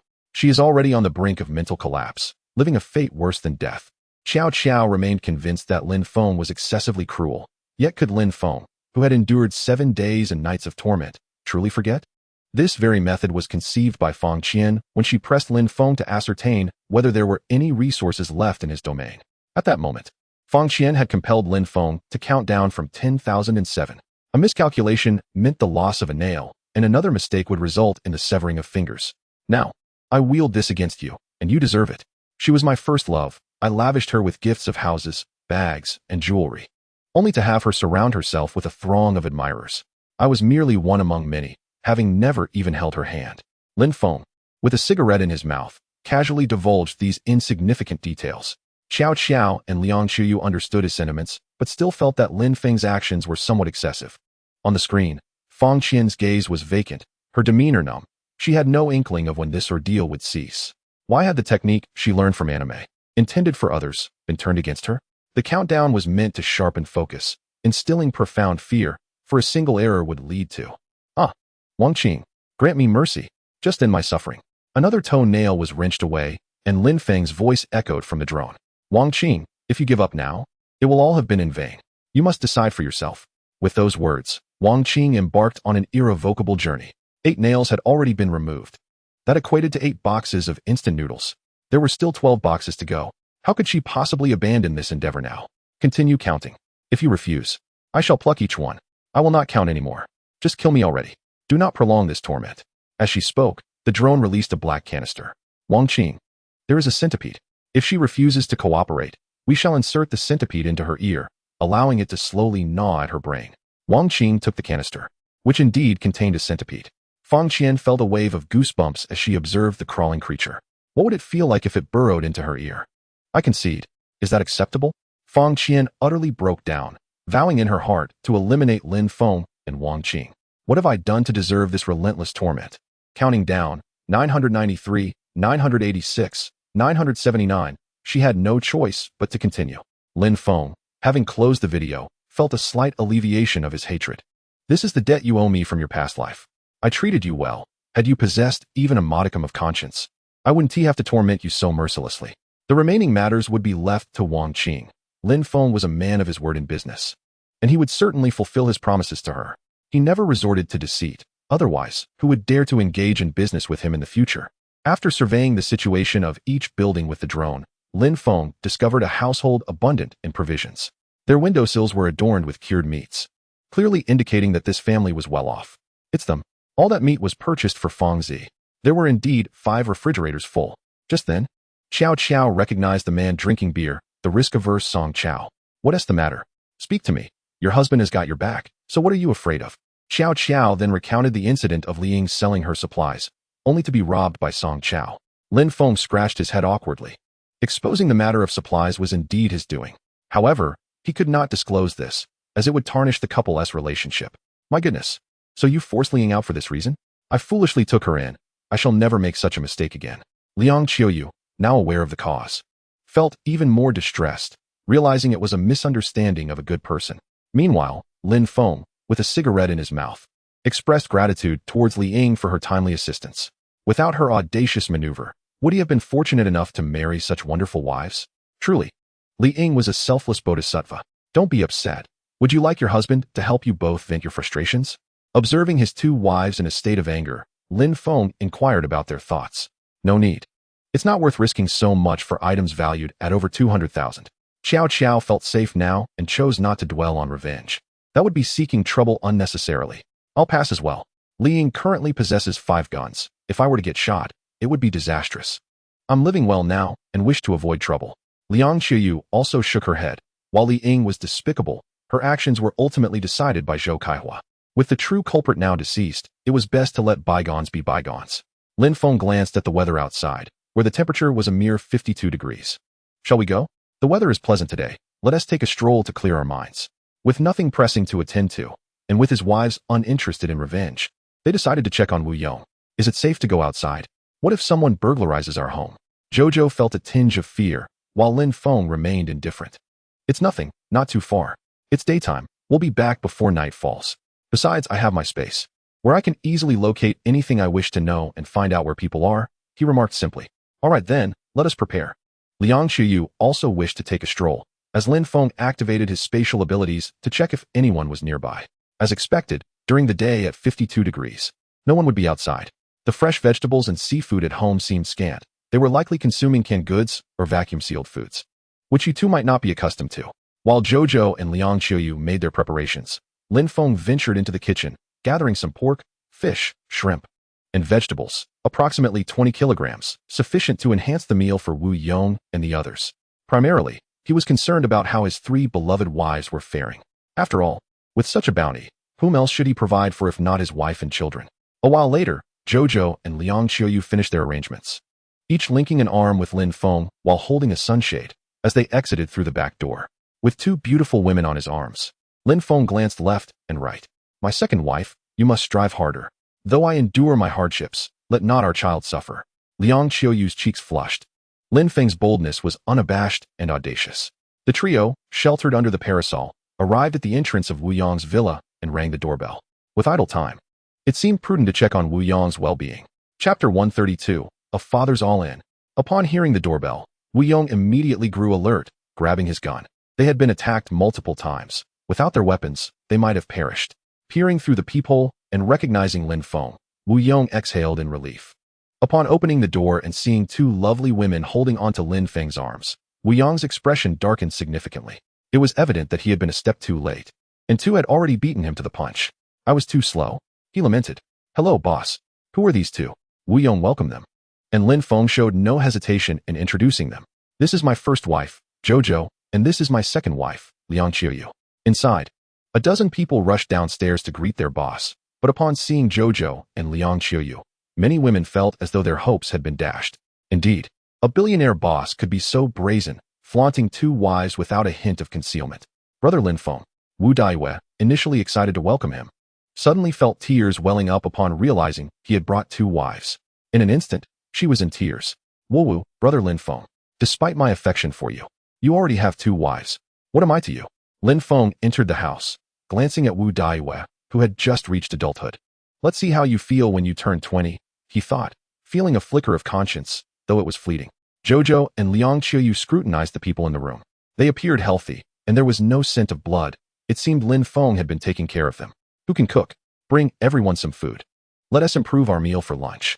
Lin Feng placed 2 bags of food on the ground, and at that moment, Dong Shi approached and took the items. Following the boss means there's meat to eat. I'll get to work right away. What does the boss enjoy? Lin Feng cast a glance at Dong Shi, contemplating that this future mother-in-law was indeed quite attractive. There was no need to worry about Wu Daiwei's appearance deteriorating after turning 40. Just focus on your tasks and head inside. Today is a day off. Everyone should relax. Feel free to drink. Just don't overindulge and invite trouble when you're not sober. Upon hearing that drinking was allowed, everyone erupted in cheers. However, Xiao Qiao and Liang Qiuyu remained vigilant, casting wary eyes around, particularly at Jiang Qingxue and Sun Fangfang, who were hard to ignore, one a mature beauty, the other a youthful charm. It was evident that regardless of the circumstances, Lin Feng would never settle for just one wife. Sighing, Xiao Qiao and Liang Qiuyu acknowledged that Lin Feng still possessed some humanity. At least he was generous to his harem. Inside, a mahjong table awaited their amusement. Why don't the two ladies join us for a game? The stakes are low. We'll just bet on some candy, Wu Yong suggested, bringing over 2 bags of sweets, prompting Xiao Qiao to ponder deeply. No wonder Lin Feng remarked that she was worth merely 2 sausages. It seemed he had anticipated this outcome all along. But how had he known in advance? Xiao Qiao refrained from asking. Lin Feng would never divulge the truth. Come on, Xiao Qiao, you do know how to play mahjong, right? Liang Qiuyu didn't dwell on it much. Despite the heat, the well water provided some relief, making it bearable. Xiao Qiao nodded and gestured toward Jiang Qingxue and Sun Fangfang. You both should play together. Playful banter aside, knowledge of one's adversaries is crucial for victory. After all, they were the 2 most beautiful women present, and it was improbable that someone as lecherous as Lin Feng would remain unaffected. One had to admit, Xiao Qiao was quite astute. Aside from being misled by Li Ying due to their long-standing relationship, her judgments had rarely faltered. Lin Feng, smoking a cigarette, noticed the room was still around 45 degrees Celsius, rather hot. The well water was plentiful, and Wu Yong had arranged for the house to be cooled every half hour, making it quite comfortable compared to others. Not to mention the heat-related illnesses that had claimed many lives. Only those who had experienced the agony of internal temperatures rising could truly understand the suffering. Lin Feng glanced at the mahjong table, where the 4 women were engrossed in a game of Sichuan mahjong, with Xiao Qiao engaging in light conversation to gauge the dynamics between Sun Fangfang and Jiang Qingxue. Lin Feng chose not to interfere with Xiao Qiao. As the first wife, she deserved her freedom, provided her heart remained steadfast. Bored, Lin Feng joined a few men for a game of Zijinhua, a card game. The stakes were straightforward, cigarettes. This invigorated them, for although food and drink were plentiful, each cigarette was one less. Who cared whether one was a boss or not? Let the games begin. Everyone appeared to be enjoying themselves, except for Wu Yong, who wore a grim expression as he observed Lin Feng's first and second wives. Though he had long considered the possibility of Lin Feng taking multiple wives, the notion of his daughter becoming the 3rd wife was a bit hard for him to digest. My dear, what shall we do, given the circumstances? It seems our daughter will be relegated to the position of a 3rd wife at most. You are undoubtedly aware of the current turmoil outside. Several buildings have begun to be breached, and people are being attacked. I find myself in a predicament. Wu Yong expressed that it would be impossible to remain unafraid. If there were firearms involved and the numbers were against us, no one would have any inkling that there are 1.3 billion worth of resources here. They likely presume the situation is dire. Dong Shi placed frozen shrimp into water to thaw, and then remarked, You should consult Daiyu. I now perceive that your employer is far from ordinary. The rental scheme is plainly a Ponzi scheme. He orchestrated the plummet of the Huaxiao real estate market, yet still dares to return from abroad. The fuel tanks at the gas station have been filled with water. Where has the oil vanished? He claims to have lost 10 billion in resources, Yet does he appear to be someone who misplaces items? Moreover, with firearms and artillery, along with a secure house worth 3 billion, he is undoubtedly safe. Everything he undertakes is remarkably ahead of its time. Having multiple wives is quite normal. If Dayu consents, you should ensure that Lin Feng is sufficiently intoxicated to consummate the matter. Should she dissent, we must not impose our will upon her. Forcing a situation yields no sweetness. I shall prepare a meal while you inquire with Dayu. One must acknowledge that Dong Shi possesses a clear vision of reality, which lightens Wu Yong's countenance. Should the apocalypse persist indefinitely, Lin Feng would undeniably become the sovereign of this dystopian realm. Having multiple wives would be entirely customary. Even if not in apocalyptic times, it is quite normal for a billionaire like Lin Feng to have several paramours. I shall ask Dayu, Wu Yong resolved. Armed with his spouse's counsel, he decided to take a gamble. Although my timing for this gamble may be slightly delayed, there remains an opportunity for a reversal. Having interacted with Lin Feng for an extended period, Wu Yong has gleaned some insights into his character. He shows no mercy to his adversaries, yet treats his own with a degree of kindness. Based on the demeanor and expressions of Lin Feng's two wives, it is evident that they are not subjected to mistreatment. Wu Yong arrived at Wu Daiyu's small bedroom, a space where this young lady had never adopted the habit of locking the door. For your happiness, I shall take a gamble. Chapter 133.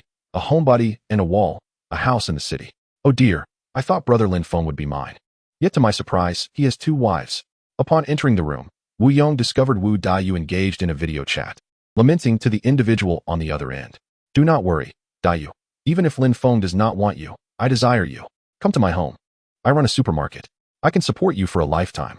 Wu Yong leaned closer to the screen, only to find an 18-year-old youth on the other side. Hello, uncle. You gifted me a transformer last year for my birthday, which I adored. Thank you, uncle. The boy exclaimed, reaching behind him to retrieve a transformer from a display shelf. One must admit, a homebody indeed has a wall, and a house in the city. Wu Yong suddenly recalled the identity of this young man. He was none other than Wang Fei, the sole heir of Wang Ba, the magnate of the Wanjia supermarket chain in Huanghai City. Ah, greetings. I have a matter to discuss with my daughter. We shall converse another time. All right, uncle, I shall let you be. If you find yourself in need of supplies, do not hesitate to inform me. I will certainly have my father deliver them to you at the best price. With that, Wang Fei ended the video call. Daiyu, what is your relationship with Wang Fei? Wu Yong inquired, knowing that the Wanjia supermarket owner possessed considerable wealth, likely amounting to no less than 2 billion. It appears that they still have quite a stock, and Wang Fei seems to be living quite comfortably. He is my classmate, and also my male confidant. What is the matter, Dad? Wu Daiyu rubbed her eyes, which were still red, clearly affected by the presence of Lin Feng's two wives. A male confidant? Wu Yong stroked his chin, sensing that Wang Fei harbored a fondness for his daughter. Since when do men and women have such friendships? What is the matter, Dad? He treats me very well. He listens to everything I say, offers me advice, and enjoys making me laugh. Wu Daiyu stated candidly that their family is quite open-minded. Unlike the rigid nature of Wu Yong and Dong Shi. Do you like Wang Fei? Wu Yong decided to set aside the topic of Lin Feng for now and inquire about his daughter's feelings. Wang Fei would indeed make a commendable choice for a son-in-law, assuming the apocalypse comes to a swift end and order is restored. I do not like him. He is completely indecisive. He merely echoes my words without any trace of masculinity. He cannot possibly compare to Lin Feng Gij in terms of handsomeness. As she spoke, Wu Daiyu began to cry again. However, Lin Feng Gij already has a wife, and two at that. Sob. Witnessing his daughter in such distress, Wu Yong gently patted her head. It seems prudent to ask his daughter whether she would consider becoming a third wife. Now, let me pose a question. If Lin Feng were to have many women, would you mind? You must understand that with a fortune like his, having multiple wives is quite normal. Wu Daiyu blinked her large, doe-like eyes at her father's words. I believe it is quite normal for men to have multiple wives, especially in the face of the apocalypse. Wu Yong was taken aback, recognizing the progressive mindset of his daughter. Are you not concerned about the restoration of order? What if you cannot become Lin Feng's legal wife? You might easily be cast aside. Wu Daiyu affectionately touched Wu Yong's head and replied, Are you feverish? We are already in the apocalypse. What are you thinking, Dad? The ozone layer has been destroyed, and I fear that I may never see the restoration of order in my lifetime. As long as I obediently follow Lin Feng Gij's words, he would not abandon me. Look at me. I am both obedient and adorable, never throwing tantrums, and I can cook delicious meals. Why would Lin Feng Gij want to cast me aside? Upon hearing Wu Daiyu's words, Wu Yong realized that his daughter was hopelessly infatuated with Lin Feng. He found himself embarking on the greatest gamble of his life. Let us go all in. Whatever will be, will be. The outcome of this round is all that matters. I can only hope that Lin Feng possesses some sense of loyalty and will not abandon her after igniting her affections. If you truly love Lin Feng, Dad will get him a bit tipsy and bring him to your room. If you agree, I shall proceed. If not, I will respect your choice. The decision is now yours. Take your time to contemplate and let me know during dinner. Wu Daiyue suddenly narrowed her beautiful eyes and slowly nodded.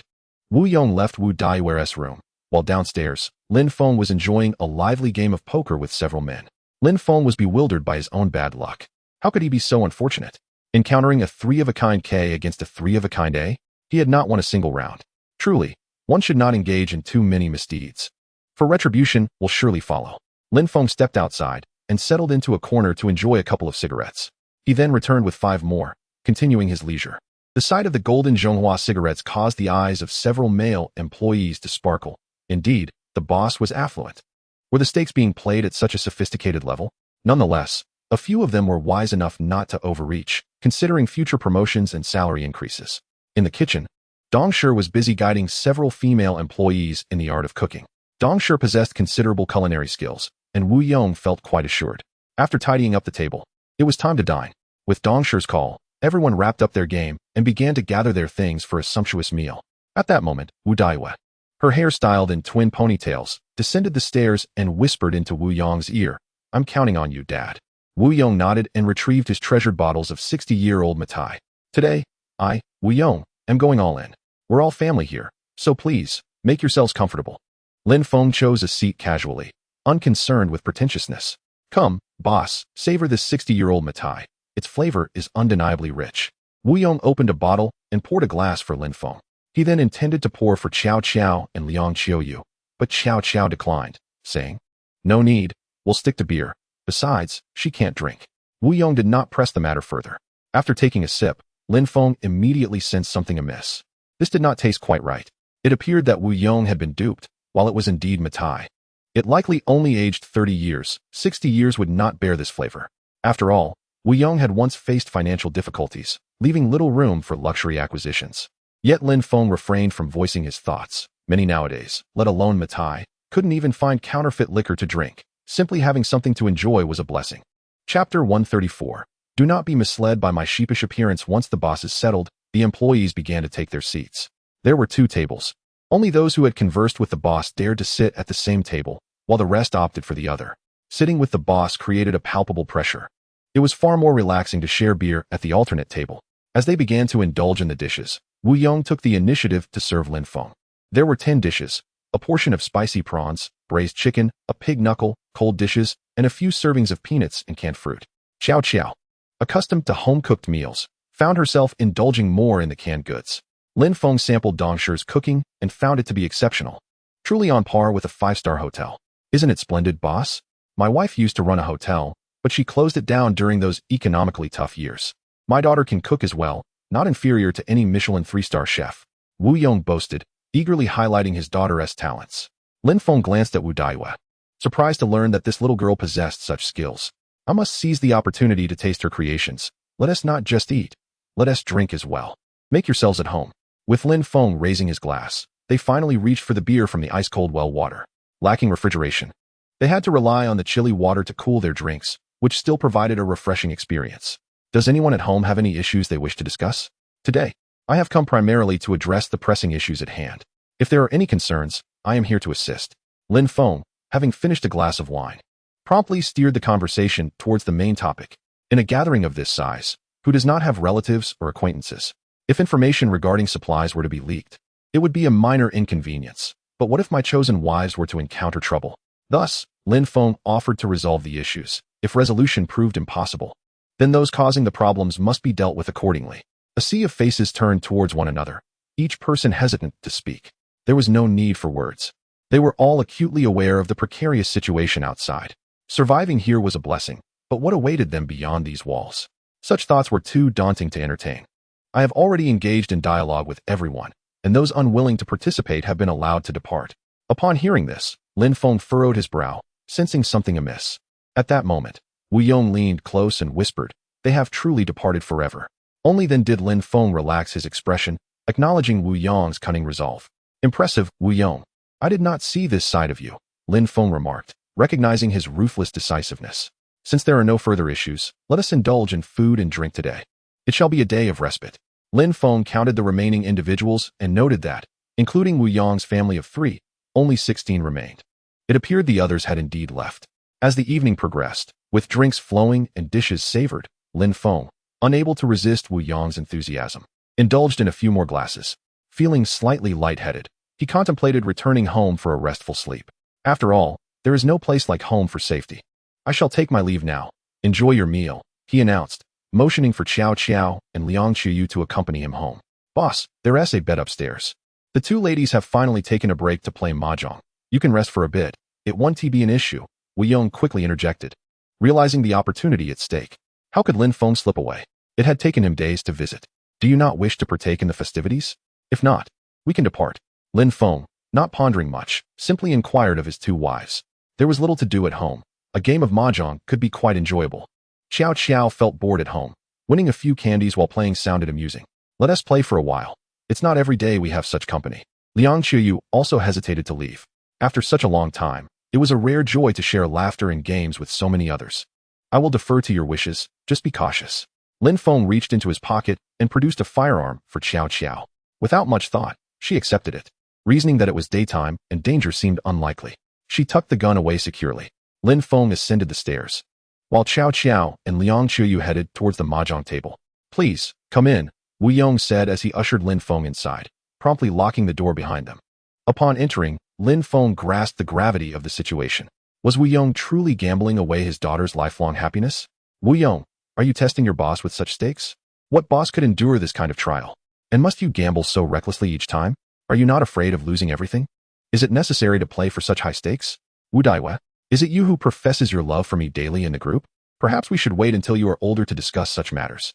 Lin Feng rubbed his chin, contemplating the fact that he had just reached adulthood, and felt a sense of hesitation. I have grown up. Brother Lin Feng, I love you.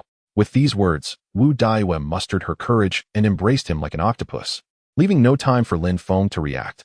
Very well, this is your choice. Lin Feng decided to respect Wu's decision. After all, he was to become his future father-in-law. Nodding, he thought, Wu Yong, you have gone all in. I cannot let you lose. Ding, a friendly reminder. During the holiday season, the crowd is overwhelming. Would you like to continue watching? Upon detection, you simply need to wait in line. There are 1,009,611 individuals ahead of you, and it is estimated that you will queue for 3 days and nights before it is your turn. Brother Lin Feng, do you enjoy watching Pleasant Goat and Big Big Wolf? I adore it, Wu Daiwe asked with a smile as she picked up a comic book after a while. It's quite enjoyable. I like everything you do, Lin Feng replied, flipping through the comic. He, too, had loved this animation in his childhood but had outgrown it. I'm glad you enjoy it. I thought you might laugh at my childishness. Let us watch Pleasant Goat and Big Big Wolf together, she suggested, as she turned on the television and began the show. Pleasant Goat, Beautiful Goat, Lazy Goat, and Feisty Goat, Slow Goat, Soft Goat, Red Wolf, and Gray Wolf. Despite being merely a sheep, the grass becomes more fragrant because of me. The sky turns bluer, and the clouds become snow white because of my presence. At that moment, Wu Daiue's phone rang. Who could it be? Aren't you going to answer? She shook her head, unwilling to let anything disturb the joy of watching the show with Lin Feng. Let us focus on Pleasant Goat. Do not mind him. Wang Feifei, my male best friend. Hearing this, Lin Feng sighed. What was destined to come has arrived. Go ahead and answer. You said so. After a moment's contemplation, Wu Daiwe opened the call. Wang Feifei, I truly love Brother Lin Feng. Please do not call me anymore. I fear that Brother Lin Feng may misunderstand. And so it was. Upon receiving this news, Wang Feifei felt as if struck by a thunderbolt. His mind exploded with disbelief. In that instant, he felt as though he had lost everything. Chapter 135, Murder. And the heart must also be struck. Wow, Daiwe, I have treated you so well. Why would you do this to me? Wang Feifei hung up the phone, weeping uncontrollably. He had cherished Wu Daiwe for years, showering her with care and affection, believing he would win her heart. How could this happen? Impossible. Absolutely impossible. I refuse to believe Daiwe would betray me. This must be a misunderstanding. Crying, Wang Feifei picked up his phone and initiated a video call. The person answering was Lin Feng, who was laughing alongside Wu Daiwe, the television behind them still playing Pleasant Goat and Big Big Wolf. Brother Lin Feng, why did you answer? Isn't this inappropriate? She asked, a hint of concern in her voice. With a mischievous grin, Lin Feng held the phone up, teasingly saying, Do you have feelings for my third wife? I must put an end to such notions. To kill, One must also strike at the heart, yes? What is wrong with this? Let us make it official. Let us take a picture together and use it as our profile photo from now on. As he spoke, Lin Feng picked up his phone, made a heart gesture with Wu Daiyue, and posted it to his social media, promptly changing his profile picture to one of the two of them. Witnessing this scene, Wang Feifei sank deeper into despair. Could this possibly be real? After pursuing Wu Daiyue for so many years, was I merely a fool? Oh, I cannot bear this. Daiyue, how shall I live without you? Daiyue, I truly cannot survive without you. Wang Feifei still clung to the hope of retaining her affection, unable to believe that Wu Daiyue harbored no feelings for him whatsoever. Lin Feng's subsequent words nearly sent Wang Feifei into a fit of rage. If you're so desperate, you can come to my place. I have a friend skilled in severing emotional ties, ensuring your burdens will be lifted. My car is broken, so you could lend a hand, even without expertise. Some labor 1T lead to starvation. Seeing our happiness, don't you feel a sense of involvement? This infuriated Wang Feifei further. Lin Feng, you are not only cruel, but also heartless. Brother Lin Feng, don't bother with him. I'm not particularly close to him, Wu Daiyue interjected. Upon hearing her voice, Wang Feifei grew more incensed. What do you mean, not close? We grew up together. Is he preferable to the one you've only known for a few days? Is this what love is? I have known Daiyue for 8 years. I still remember that it has been 2,923 days. I wish to provide her with a home. I am willing to give her everything. I want to offer the best of all things to Daiyue. I want everyone to know, Daiyue, I love you. With tears streaming down his face, Wang Feifei made one last desperate plea, his declaration of love piercing and raw. Foolish boy, Lin Feng replied with a smirk. I'll ask you now, are you angry? If you have the courage, come and bite me. Wang Feifei, I'm video calling you to say stop bothering me. Brother Lin Feng and I are genuinely in love. Please do not trouble me any further, all right? Wu Daiyue replied earnestly, not wishing for things to become too ugly. Will we meet again, Daiyue? When we do, I hope you will be happy, all right? A faint smile appeared on Wang Feifei's face, though it resembled more of a grimace than a smile. Brother Lin Feng, let us hang up. I wish to watch cartoons without interruption. Wu Daiyue had never loved Wang Feifei, so she didn't take his feelings to heart. Your world will no longer have me. That is fine. You must find your own happiness. Daiyue. Meanwhile, Wu Daiyue leaned in and planted a kiss on Lin Feng's cheek. I am very happy now. I love Brother Lin Feng, and from this moment onward, my life no longer requires you. With that, Wu Daiyue abruptly ended the video call. Daiyue, how shall I live without you? Wang Feifei lamented, despairing as he stared at his darkened screen, continually wailing. What makes me inferior to that Lin Feng? Lin Feng, you wait for me. I will surely make you pay. My Daiyue must have yielded to your coercion. With that, Wang Feifei resolved to take action, convinced that Daiyue loved him, and he could not abandon her. Observing Wu Daiyue's new profile picture, where she smiled and made a heart gesture with Lin Feng, Wang Feifei could no longer bear to watch. If this continued, at 18, he would surely suffer the consequences of an 81-year-old's stroke. Do not mind him. I still love you, Brother Lin Feng. Wu Daiyue smiled sweetly as she sat beside Lin Feng, cherishing the moments spent watching Pleasant Goat and Big Wolf together. For these were her happiest times. Lin Feng, however, appeared indifferent, casually taking out a cigarette and indulging in a post-meal smoke. You cannot blame me. It is you who chose to challenge the boundaries of my authority as your boss. Upon noticing Wu Daiyue's earnest gaze, Lin Feng picked up her phone to check on her situation. To his surprise, the home screen was filled with his own photographs. As he scrolled through her chat history, he found her social media filled with remarks like Brother Lin Feng is so handsome. A touch of embarrassment washed over him as he scratched his head. Was he truly that popular? A fleeting sense of self-doubt began to creep in. After a lengthy perusal, he stumbled upon some online criticism directed at him, accusing him of lacking humanity. Wu Daiyue quickly countered with a message. Brother Lin Feng was merely acting in self-defense. How can one expect him to endure being attacked by so many without retaliating? Thus ensued a flurry of verbal skirmishes. A little fan, while I do not endorse idolization, I must admit that being adored by Wu Daiyue brings me a certain joy. Lin Feng chuckled as he set down the phone, realizing that Wu Daiyue held a sincere affection for him. The task of winning over a third wife was not overly daunting. As long as he kept her away from dangerous weapons, he saw no significant issues arising. The primary concern lay in managing the relationships between his 3 wives, ensuring they harmonized as well as the first 2 had. You watch for now. I have matters to attend to. Lin Feng gently ruffled Wu Daiyue's hair, his eyes brimming with affection. All right, Brother Lin Feng, let us continue watching next time. Wu Daiyue replied obediently, genuinely delighted. Lin Feng twisted the doorknob, only to find that Wu Yong had indeed locked the door. Wu Yong, open the door. From now on, we shall each maintain our own discussions. When others are present, You may refer to me as boss. In private, you shall call me father-in-law. Of course, that must remain confidential, lest I lose face as such a significant figure. Upon receiving the message, Wu Yong's face brightened with joy. Wife, it's settled. As long as our daughter resides in a safe house, we can rest assured. Dong Shi shook her head, hoping Lin Feng would exhibit some conscience. With matters having reached this point, they could only leave it to fate. Wu Yong approached and unlocked the door. Gazing at his beaming daughter, he sighed. Indeed, youth is filled with vigor, surpassing that of an old man. Boss, what shall we do next?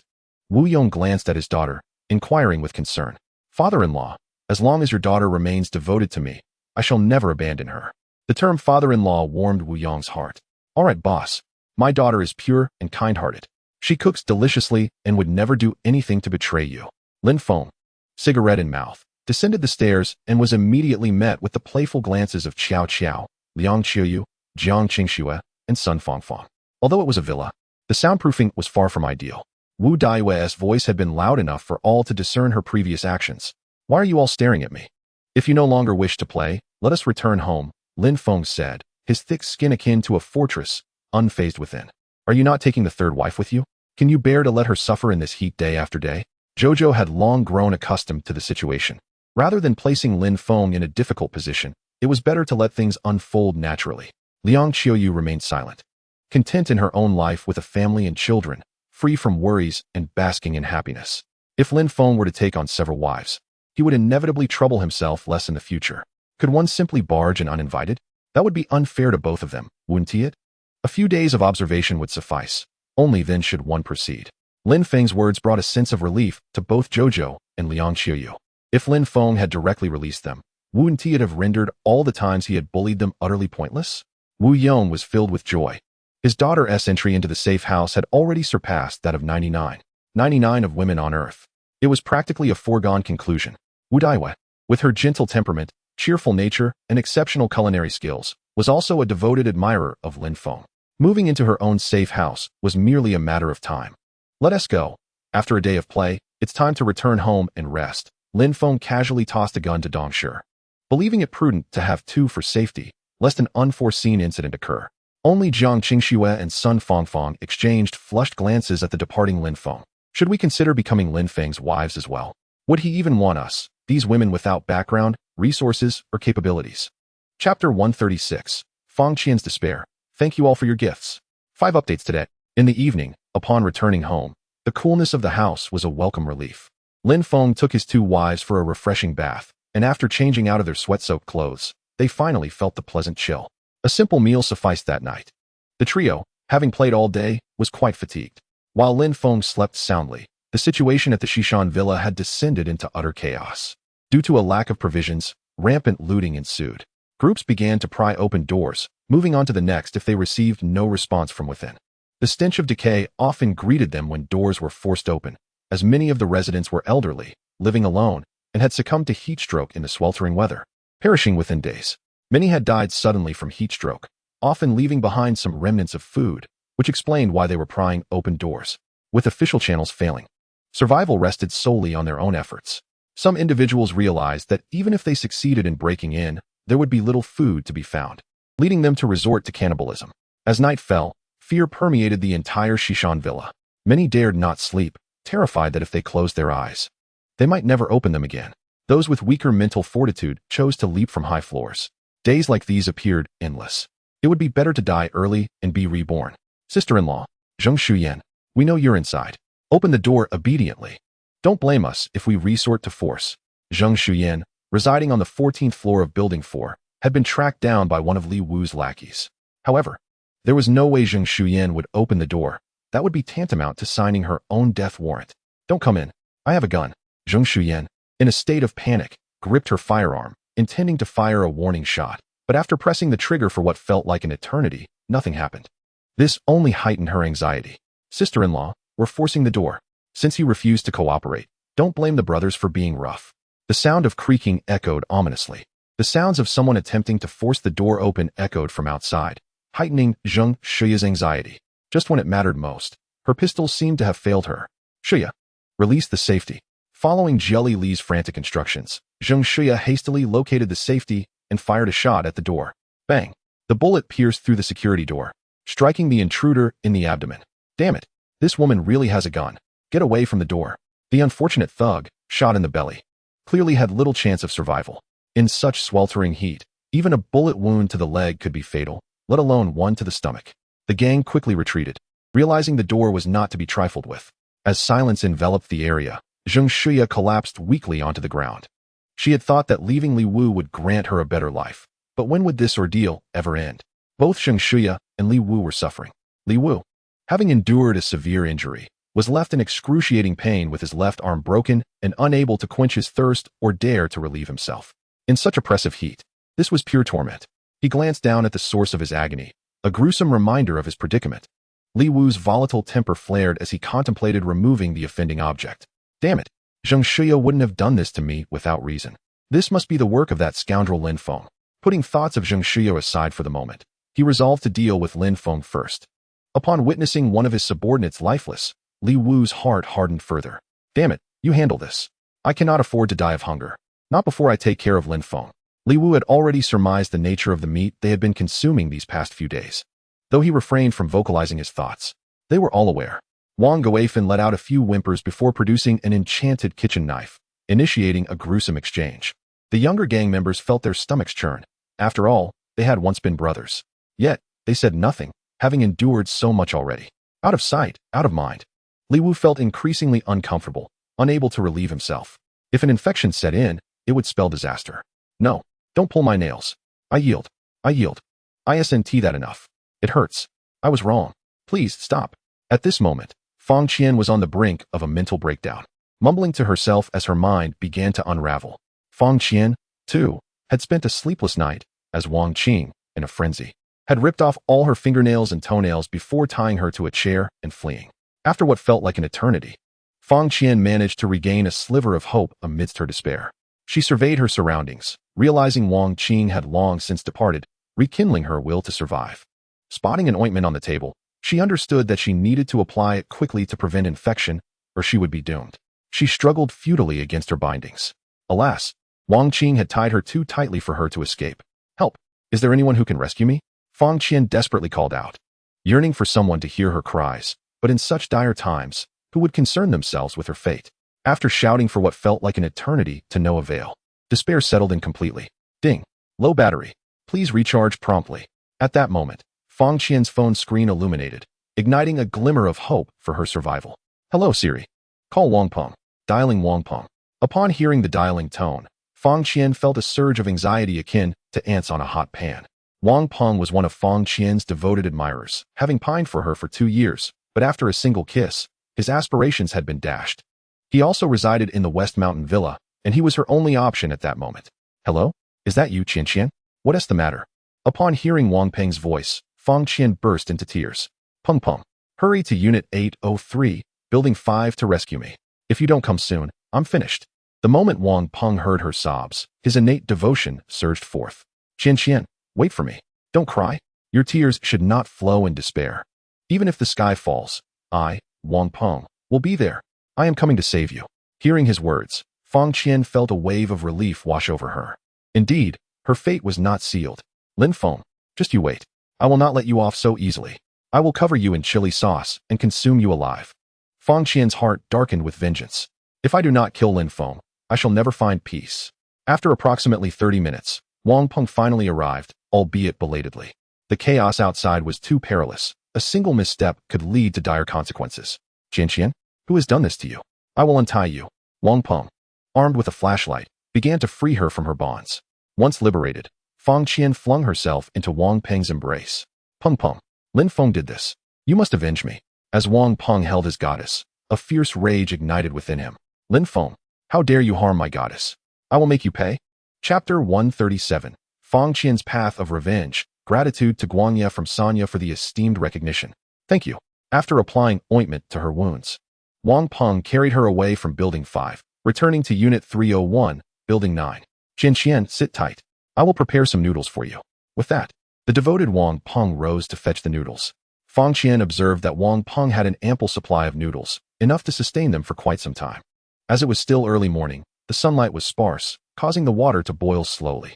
It wasn't until half an hour later that Wang Peng returned with 2 bowls of plain noodles. Qian, your hands must hurt. It's all right, I will feed you. Fang Qian sat there, tears streaming down her face, as she consumed the plain noodles Wang Peng offered. She couldn't fathom how she had offended Lin Feng to warrant such torment. Peng, it's so comforting to have you here. However, while eating Wang Peng's noodles, she knew she couldn't reveal too much emotion, yet that one statement caused Wang Peng to be utterly captivated. Qian, you need not worry. As long as I have food, you will never go hungry. I must confess, recently I collected debts from a noodle factory in the suburbs, a rather remote location where even the internet does not reach. Except for me, no one knows of its whereabouts. And the noodles there are enough for us to last a lifetime. As a devoted admirer, Wang Peng boldly revealed his confidence. At this moment, sustenance was of utmost importance. He believed that once Fang Qian became aware of this, she would undoubtedly choose to share a life with him. You truly are remarkable, Peng. I must reward you, she remarked, planting a kiss on his forehead, which left Wang Peng utterly enchanted, nearly soaring from the ground. Such exhilaration was truly unparalleled. Qian, I'm heading home to gather some belongings for a trip to the suburbs. Would you care to accompany me? Wang Peng spoke earnestly. Aware of Lin Feng's situation to some extent, he did not consider himself capable of breaching Lin Feng's formidable defenses. Despite being a devoted admirer, he was no fool. He recognized that he and Lin Feng were not on the same level. Peng, have you ever contemplated that if we were to acquire Lin Feng's safe house, along with an endless supply of noodles, we could lead a life akin to that of deities? Fang Qian's words resonated with Wang Peng, and he nodded in agreement. She was indeed correct. Even in the suburbs, the indoor temperature could soar above 45 degrees Celsius, and without air conditioning, it could be utterly suffocating. In contrast, Lin Feng's safe house resembled paradise. To claim otherwise would be self-deception. We could strategize. As long as we possess food, we can endure. A little instigation could ignite the collective fury of the residents of Shishan Courtyard. As she spoke, Fang Qian, with trembling hands, picked up her phone. Her fingers still mobile despite her nails having been removed. Survivors of Shishan Courtyard, take note. Lin Feng has sent me steak via drone. His safe house is equipped with refrigeration, and his vast resources remain intact, stored safely away. The electrified walls of his home are not as intimidating as they seem. After all, there are pine trees around Shishan Courtyard. We can unite, craft some siege equipment, and simultaneously assault all 4 entrances of Lin Feng's residence. No matter how formidable Lin Feng may be, he cannot withstand an attack from all 4 doors at once. This is his Achilles heel. If we breach even one door, those billions in resources will belong to us, enough for everyone to feast until the end of days. Why must we turn against one another? Fang Qian's rallying call ignited the community of Shishan Courtyard, sending them into a fervor. Excellent idea. I have an axe. At sunset, I shall chop down trees. I have a truck. Binding siege equipment to it will surely break through Lin Feng's steel gates. Indeed, what sense is there in competing against one another? Once we enter Lin Feng's home, we can all survive. Let us take action. Survivors from every floor, unite. Set aside our internal conflicts. One heart and one mind. Let us vanquish the monster Lin Feng. Lin Feng, the scoundrel, must be punished. Charge forth, brothers. Fang Qian observed the scene with a slight smile. Lin Feng, this is how you treat me? Just wait until I capture you. I shall make you pay. Under her leadership, those lacking resources brought forth tools, while the strong offered their strength. Those possessing supplies could not merely stand by. After all, it was a matter of billions in resources. Who could resist? Once Lin Feng's steel gates were breached, they could simply reap the rewards. After all, Shishan Courtyard was abundant in one thing: people. As the messages in the group chat flooded in, Wu Daiyue felt a surge of anxiety. She swiftly clicked to add Lin Feng on WeChat and typed a message. Brother Lin Feng, do you need assistance? I can have my father bring some people to support you. Naturally, Lin Feng noticed the group messages and was taken aback by how obedient his third wife was. Even before marrying him, she was already leaning towards others. Do not worry, my dear third wife. It is not safe here these days, but once this turmoil passes, I will bring you into the safe house. It was not that Lin Feng was showing favoritism. He had to be strict with the entry into the safe house because Qiao Qiao and Liang Qiuyu had previously sought to harm him.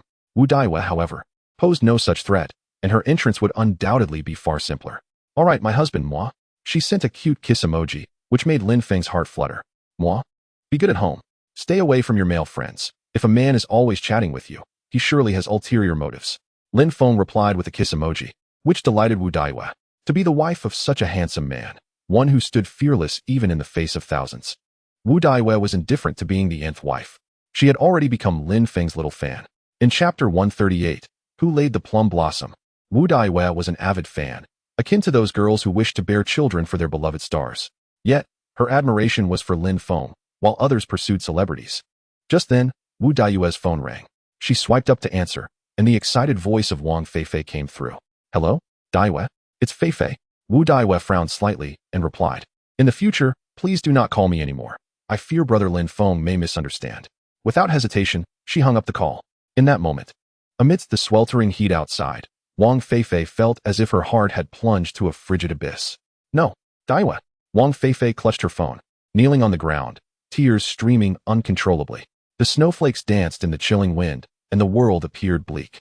A single cold plum blossom stood defiantly in the snow, solely to waft its fragrance for its beloved. I love whom I love, without regrets. This sentiment will forever linger in my heart.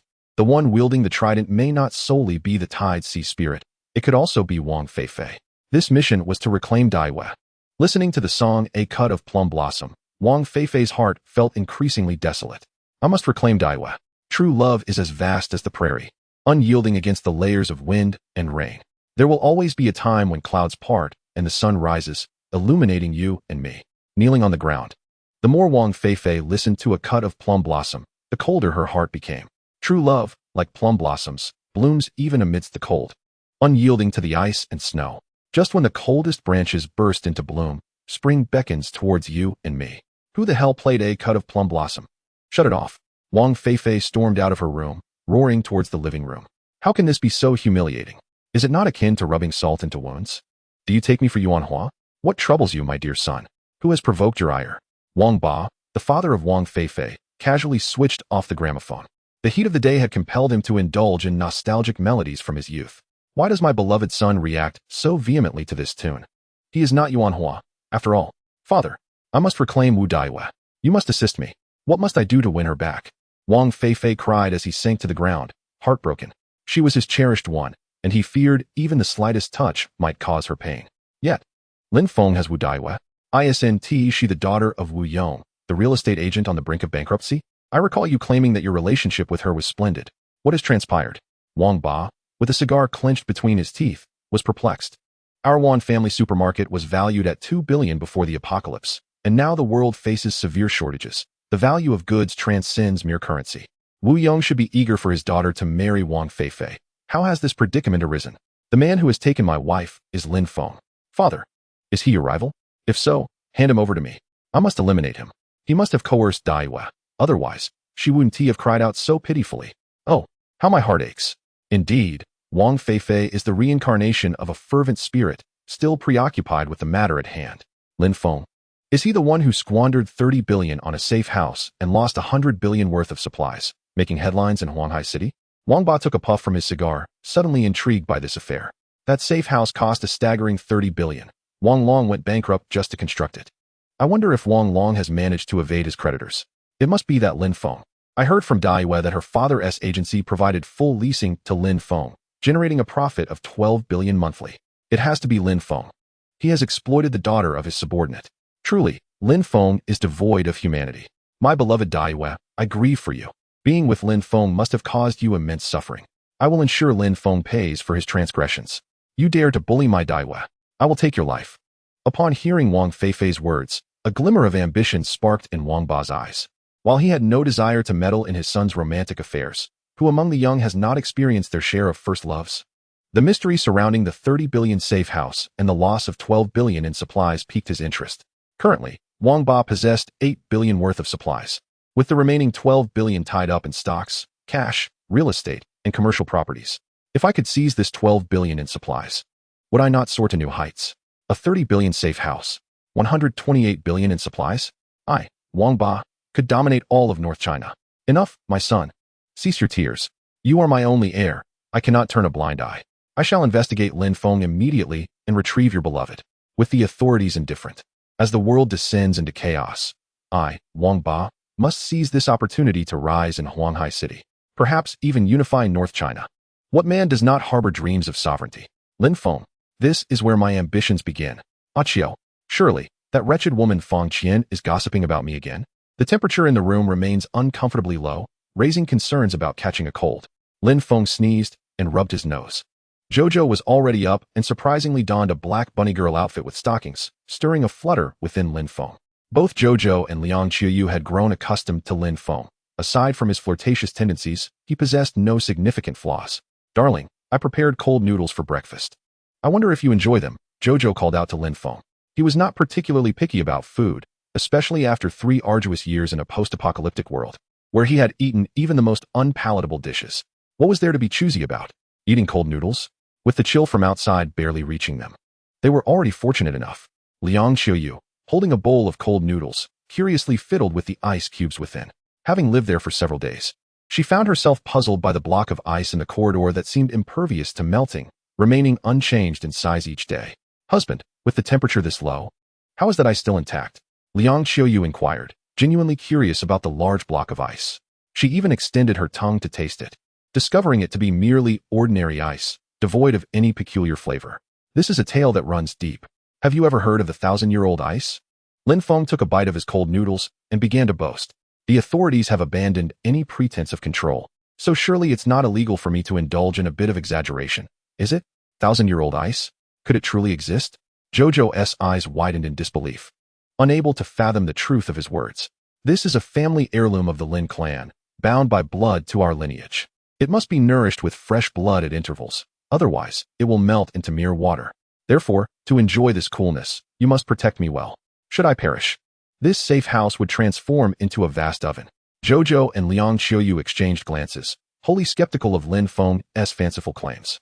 It seemed utterly absurd. Who could possibly believe such nonsense? Yet, they had become accustomed to Lin Feng's eccentricities, which were numerous. As long as it remained cool, they decided to refrain from asking too many questions. After finishing their meal, Lin Feng spent some time on his phone. The homeowner group had devised a strategy involving 12 trucks, aiming to simultaneously ram 4 doors and 8 windows with siege engines. Such an assault density would be impossible for even Lin Feng, with his mythical prowess, to withstand. If a single point breached their defenses, it would signal Lin Feng's demise. Jojo showed little interest in their clever ploy. She had designed the safe house with 2-meter-thick steel plates. Could a vehicle truly penetrate it? Even at a speed of 180, it wouldn't yield an inch. Meanwhile, Liang Qiuyu approached Lin Feng, her cheeks flushed, and asked hesitantly, "Darling, do you have a pregnancy test?" Lin Feng paused momentarily before retrieving a test from his pocket. "Ah, so you had this prepared all along. Do you not trust me?" Liang Qiuyu, slightly miffed, accepted the test and retreated to the restroom. Previously, during a rushed assessment, she had been uncertain about her condition and wondered why she hadn't experienced any morning sickness. "It's not that I don't trust you. It's just that the last test was so close together, I feared it might not be accurate. So I kept it with me." Lin Feng would never divulge the existence of his spatial abilities if they were discovered. It would lead to an exhausting week of sleepless nights. The rupture of Kuin's intestines and the explosion of Kuin's eggs? This secret must be taken to the grave by Lin Feng. Chapter 139. Today, I shall slay 10,000 to celebrate. 10 minutes passed, and Liang Qiuyu had yet to emerge from the restroom. Lin Feng, curious, pondered whether she was indeed pregnant. If not, vengeance must be sought today, otherwise his heart would remain unsettled. Upon entering the restroom, he found Liang Qiuyu gazing intently at the pregnancy test. He glanced down, and to his astonishment, 2 lines appeared. "Am I truly destined to become a father?" Liang Qiuyu's cheeks flushed as she nodded. "Indeed, fatherhood awaits you." In an instant, pure elation illuminated Lin Feng's countenance. This was splendid news worthy of grand celebration. Liang Qiuyu, upon hearing this, nodded but then inquired, "Lin Feng, how do you intend to celebrate?" Without hesitation, Lin Feng strode into the armory, wielding a Russian handgun in his left hand, an AK-47 in his right, donning a steel helmet and a bulletproof vest, with a howitzer slung across his back. In that moment, Liang Qiuyu was left utterly bewildered. "Lin Feng, what on earth are you planning? Who wouldn't be stunned by such a scene? Wasn't this a time to celebrate a child? What kind of celebration is this? Of course, I must announce my impending fatherhood to everyone in the neighborhood. Today is a joyous occasion. I intend to slay 10,000 to mark this momentous event." Liang Qiuyu and Xiao Qiao exchanged glances. Xiao Qiao emerged from the kitchen, speechless as she regarded Lin Feng. His thought process was perpetually at odds with the rest of humanity. "Lin Feng, aren't you just courting trouble? This is a joyous occasion. Why invite chaos?" Lin Feng, cigarette in mouth, took a puff and replied, "I am enacting divine justice. They come daily to harass us, smashing our windows and doors. Shouldn't I teach them a lesson today to instill some sense in them?" Xiao Qiao and Liang Qiuyu nodded. Lin Feng's reasoning, albeit peculiar, held some merit. What do you plan to do then? Isn't it too dangerous to go out like this? Xiao Qiao remained apprehensive, fearing Lin Feng might act rashly. Go out. I never said I would. I, Lin Feng, am far too prudent to place myself in harm's way. Liang Qiuyu and Xiao Qiao were left perplexed. What was Lin Feng scheming? Suddenly, Lin Feng pulled out his phone and sent a message to the group. Attention, all members, residents of the Shishan Bun. Dear uncles, aunts, brothers, and sisters, please, do not exert yourselves cutting down trees. Today, I, Lin Feng, am expecting a child. If you harm my child, I shall regret it for a lifetime. I have truly lost billions in resources. There is nothing left in my home. Don't believe me? I shall open the door now. You may come in to inspect. Liang Qiuyu and Xiao Qiao looked on as Lin Feng indeed shared a video of himself opening the door. Xiao Qiao was at a loss for words, guiding Liang Qiuyu back inside before locking the steel door. Sister Qiuyu, do not strain yourself. Lin Feng and I can handle this. Moreover, if they attack tonight, it may not be such a bad thing. Liang Qiuyu hesitated, contemplating Xiao Qiao's reasoning, and eventually nodded in agreement. Lin Feng's artillery was ready, just waiting for the arrival of their adversaries. I shall send you all to meet the Buddha with a single shot. Meanwhile, Feng Qian gazed at her phone, her eyes reflecting a keen intelligence. Do not believe Lin Feng's nonsense. Trusting his words is akin to believing that a dog would not eat its own excrement. He is simply fearful of our strategy and seeks to lead us astray. Let the plan proceed as normal. We must not fall into Lin Feng's trap. As she spoke, Lin Feng's alternate account was again expelled from the group chat. Lin Feng remarked, indeed, deceiving others may work once or twice, but after repeated attempts, even a dog would not believe it. Who among the people of the West Mountain courtyard would be foolish enough to trust Lin Feng to open the door himself? Is there anyone who stands at Lin Feng's doorstep with a favorable outcome? Enough, enough. No one believes your words anymore. Sister Qiuyu is already pregnant. Do not concoct more absurdities. You might scare the poor expectant mother. Xiao Qiao hurried to close the door, while inside, Liang Qiuyu, upon hearing Xiao Qiao's words, gently caressed her belly. She slowly began to adapt to this polygamous arrangement, which did not seem like such a bad choice after all. Even if the apocalypse were to end and she did not obtain a marriage certificate with Lin Feng, having a child would ensure that he would not abandon them. Oh dear, what am I thinking? The love I yearn for is certainly not like this. Liang Qiuyu rubbed her head, and then, blushing, knocked on the door. After all, she was now part of the family. Darling, cease your antics. Our home is so secure, do not invite trouble upon us. Xiao Qiao securely locked the door and promptly came over to let Liang Qiuyu in. Upon seeing Xiao Qiao's demeanor, Liang Qiuyu's face turned crimson. Before her relationship with Lin Feng, she was still an innocent maiden, and now, reflecting on it all, everything seemed so surreal. Xiao Qiao, thank you. At that moment, Liang Qiuyu suddenly embraced Xiao Qiao, leaving her momentarily bewildered. What is the sudden thanks for? Xiao Qiao patted Liang Qiuyu's shoulder, sensing that her broken heart was regaining some warmth. If it weren't for you bringing Lin Feng to rescue me, I would have perished by now. Liang Qiuyu's words were heartfelt. She was genuinely grateful to Xiao Qiao. That is where you are mistaken. Even if I hadn't said anything, Lin Feng would not have neglected you. He may have a sharp tongue but a soft heart. Everything is under his control, and he would not allow you to perish. I merely provided him with an opportunity to save face. This way, it benefits everyone. Perhaps Feng Qian has caused him great distress. Otherwise, he would not seek to retaliate against her. Aside from his flirtatious tendencies, when has he ever made things difficult for us? Be content, for contentment brings happiness. I am quite joyful at present. Upon hearing this, Liang Qiuyu pondered for a moment, realizing the truth in Xiao Qiao's words. If Lin Feng truly disregarded her well-being, he would not consistently deliver milk tea to her. Xiao Qiao is indeed clever. How can I become as astute as she? Liang Qiuyu nudged Lin Feng, urging him to return his weapon to the armory, then spoke. Enough. Stop this nonsense. You think of killing 10,000 people as if it were a mere whim. Besides, does that not only add to the cycle of violence? Lin Feng, with a cigarette in his mouth, said nothing. His schemes always seemed to succeed with ease. Perhaps it was time to change tactics? Very well, during the daylight. If they do not come, I am left with no other recourse. Lin Feng laid down his weapon, achieving enlightenment and transforming into a good person. Meanwhile, Liang Qiuyu gazed at Lin Feng, her resolve strengthening. From this moment forth, I shall also be a part of this family. I will diligently safeguard the safety of this home. Without Lin Feng, without Xiao Qiao, without the child in my womb, could I truly thrive? In the remainder of my life, my sole purpose is to protect. For the sake of this family, I am willing to sacrifice my life. At last, the darkened Liang Qiuyu discovered a new hope. One must live to emerge from darkness, to to witness the new light that follows. Chapter 140. News of Qiao Feng Ding. At that moment, Qiao Qiao's phone rang.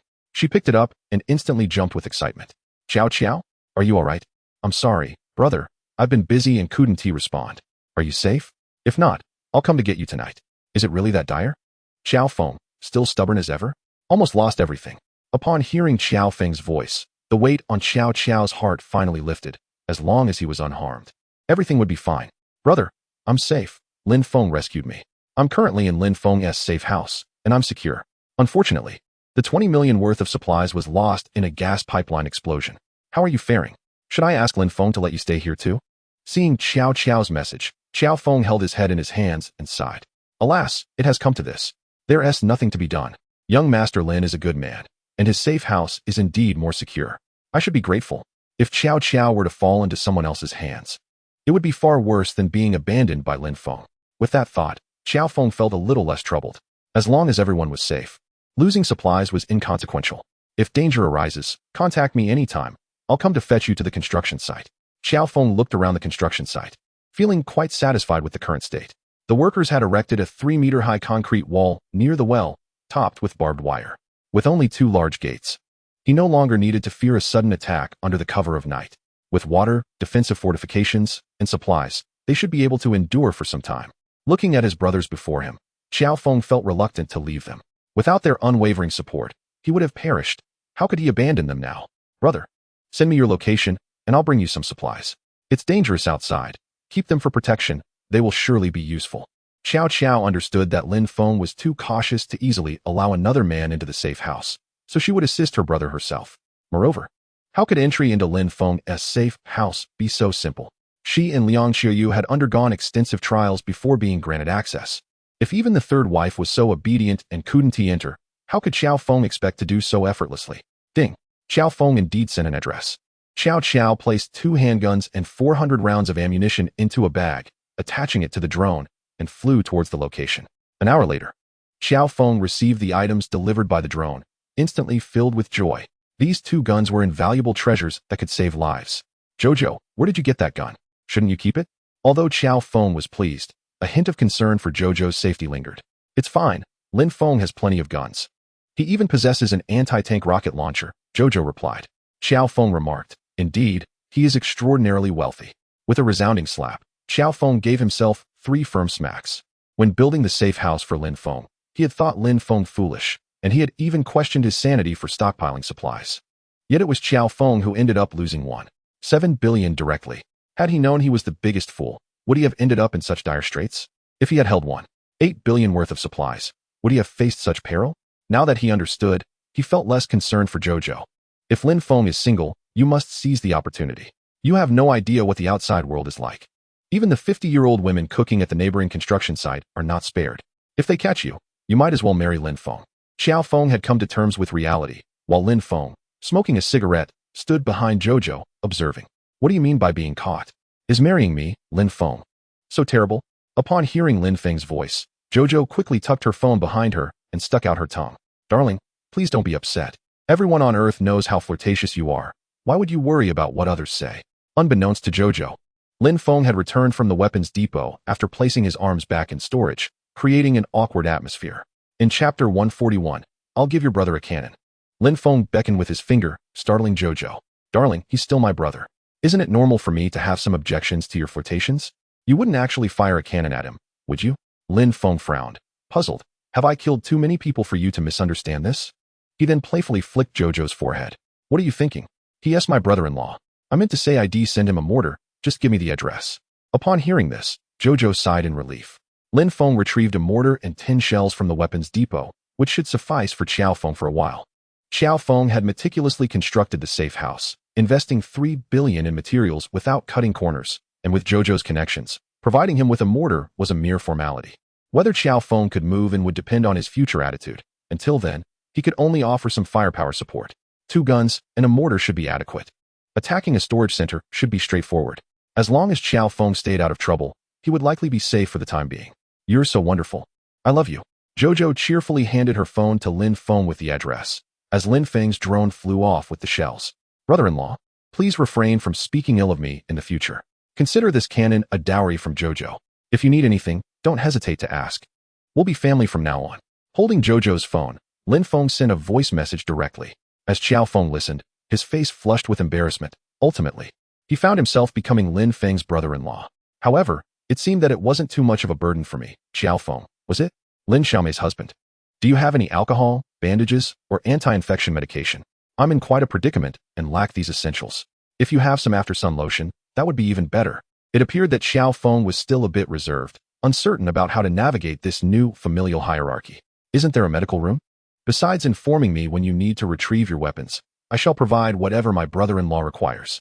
Otherwise, if my brother-in-law gets hurt, wouldn't that be a blow to my reputation, Lin Feng? With a cigarette dangling from his lips, Lin Feng departed, having handed over the weapons, which were merely filled with blanks, directly to Qiao Feng, who would surely be overwhelmed. Naturally, the 2 guns given by Qiao Qiao were her own, with real ammunition. Thank you, darling, you are truly wonderful. Qiao Qiao exclaimed joyfully, realizing that as long as she complied with Lin Feng's wishes, he would grant her anything. Had she known this earlier, why would she have resisted Lin Feng? Would it not have been better to simply recline on her bed and relish the comforts? After all, happiness is not a solitary affair. A little cooperation ensures that everyone shares in joy. Lin Feng was right. Happiness must be shared to be multiplied. Of course, it wasn't without its costs. One must keep a ledger. On a certain day of a certain month, Qiao Qiao took from me 2 handguns for 100 rounds of ammunition, 1 mortar with 10 shells, and various medical supplies. She owes me 10 jelly treats, 10 popping candies, and 10 instances of blood donation. As he spoke, Lin Feng pulled out a small notebook and began to jot down the transactions. Qiao Qiao and Liang Qiuyu exchanged glances. Qiao Qiao, I feel that you owe him so much that you might never be able to repay it in this lifetime, Liang Qiuyu said sympathetically. Compared to Qiao Qiao, she felt that her own debts could be settled with some effort. What is the harm in being in debt? The more lice, the less itch, the more debts, the less worry. Haven't you heard that those who owe money are the Lord's? I've borrowed from Lin Feng so many times, he must fear for my life. If I were to perish, who would repay the debts?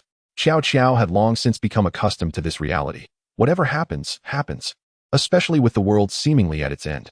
Rising, she headed to the medical room to fetch supplies for Qiao Feng, reasoning that the medical supplies would eventually expire if left and used for too long.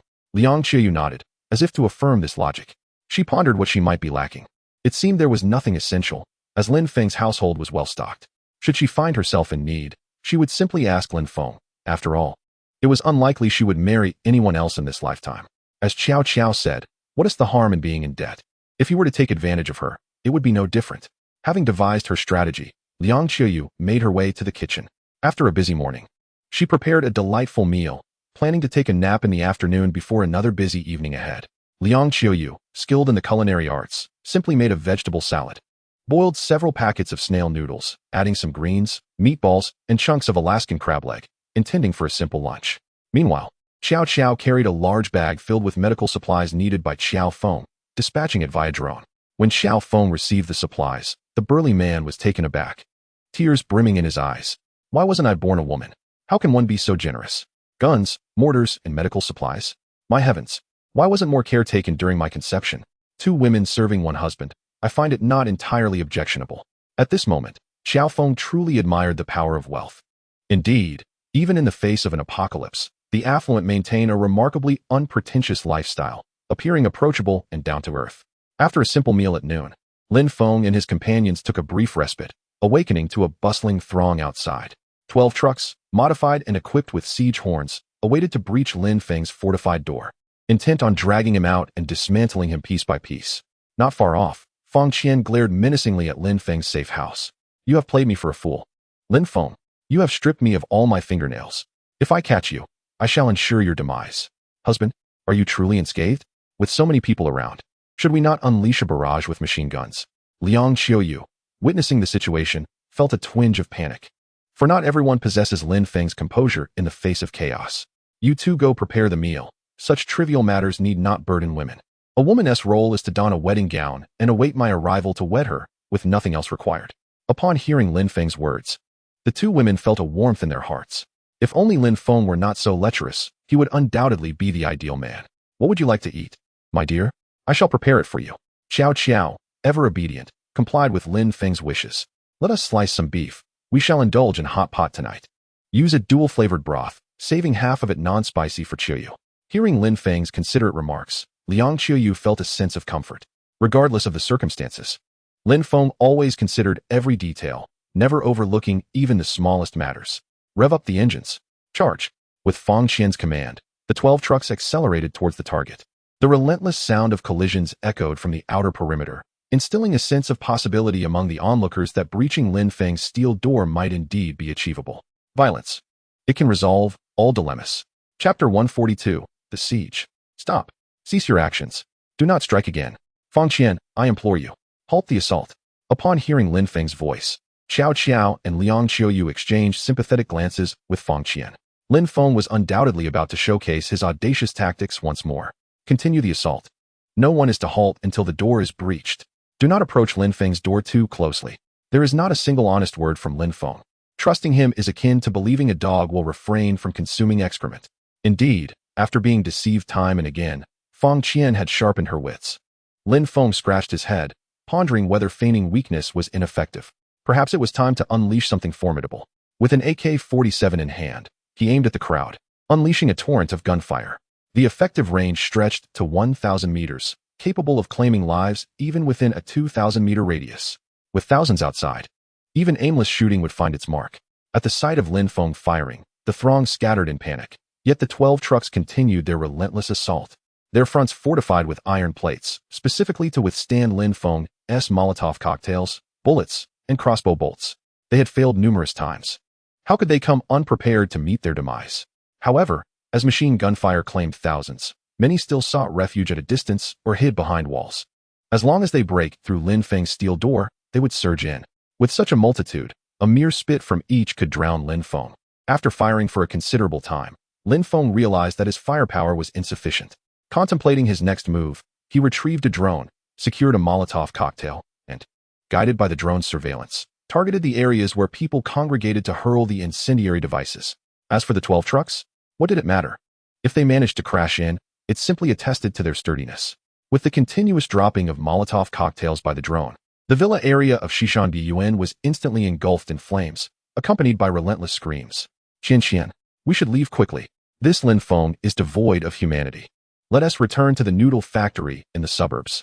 Although there's no internet there, we would have no worries for food and drink for our lifetimes. Wang Peng never anticipated Lin Feng could be so ruthless. This was nothing short of a massacre. No internet, no electricity, just the two of them. Even if they had food and drink, he would not go. What difference would it make to being dead? Feng Qian was unwilling to abandon her goal of living in a safe house. She had no desire to return to the countryside as a village girl. In the past and now, that remained unchanged. At this moment, Lin Feng also spotted Feng Qian and Wang Peng amidst the chaos. He smiled faintly, took out a Barrett rifle, and aimed at Feng Qian's right hand. He couldn't kill her with a single shot. He intended to savor her demise slowly. With a resounding bang, Lin Feng found himself abruptly seated on the ground. What the heck? Is the recoil that intense? Embarrassed, he stood up and brushed off his pants. It was his first time using the Barrett, and he had not anticipated the powerful kick that sent him tumbling. He glanced over at Feng Qian. She appeared unscathed. However, misfortune befell Wang Peng, whose left arm was shattered at the elbow. It was evident his left hand was rendered useless. The unfortunate soul who stood in line with him bore a gaping wound from the shot, clearly not surviving this ordeal. Peng, are you all right? What are we going to do? Feng Qian was evidently unaware of Lin Feng's formidable weapon, frightened as she pulled Wang Peng to flee home. Lin Feng attempted to take aim again, but they had already vanished into the crowd, making them impossible to track. Bang! With the explosion of a truck at the front, the remaining vehicles began to suffer mishaps in rapid succession. Under such immense strain, it was either an explosion or a disintegration of the cargo area, or the siege equipment was smashed. Out of the 12 trucks, 8 lay incapacitated on the ground, while the remaining 4 hastily attempted to drive away. After all, they had paid for these vehicles and were reluctant to abandon them. A few individuals disembarked to inspect the windows and steel doors, apart from some minor scrapes. Everything else seemed intact. I will never return to Lin Feng's place. Even after crashing my vehicle, I couldn't break in. Let those with tanks handle the assault on Lin Feng. A group of onlookers, witnessing the continued futility of their attempts, distanced themselves. Fearing Lin Feng might unleash another barrage of gunfire, Lin Feng tossed a smoke grenade towards the entrance, then opened the door to unleash his war vehicle. Climbing into the car, he pressed the horn. Beep beep. Since we're here, let us have a meal before we leave. With that, Lin Feng slammed the accelerator and charged toward the crowd. In an instant, people fell like blades of grass before a mower, toppling in rows. This vehicle was forged from thick titanium alloy. Is the mortal flesh capable of resisting? As Wang Peng and Fang Qian dashed back into the corridor, the sound of an approaching vehicle resonated behind them. Turning back, they were met with a horrifying sight. Blood splattered all over them in an instant. Had they delayed even a second longer, they would have undoubtedly been reduced to mere pulp beneath Lin Feng's onslaught. Qian, let us retreat to the suburbs. Lin Feng is nothing short of a demon.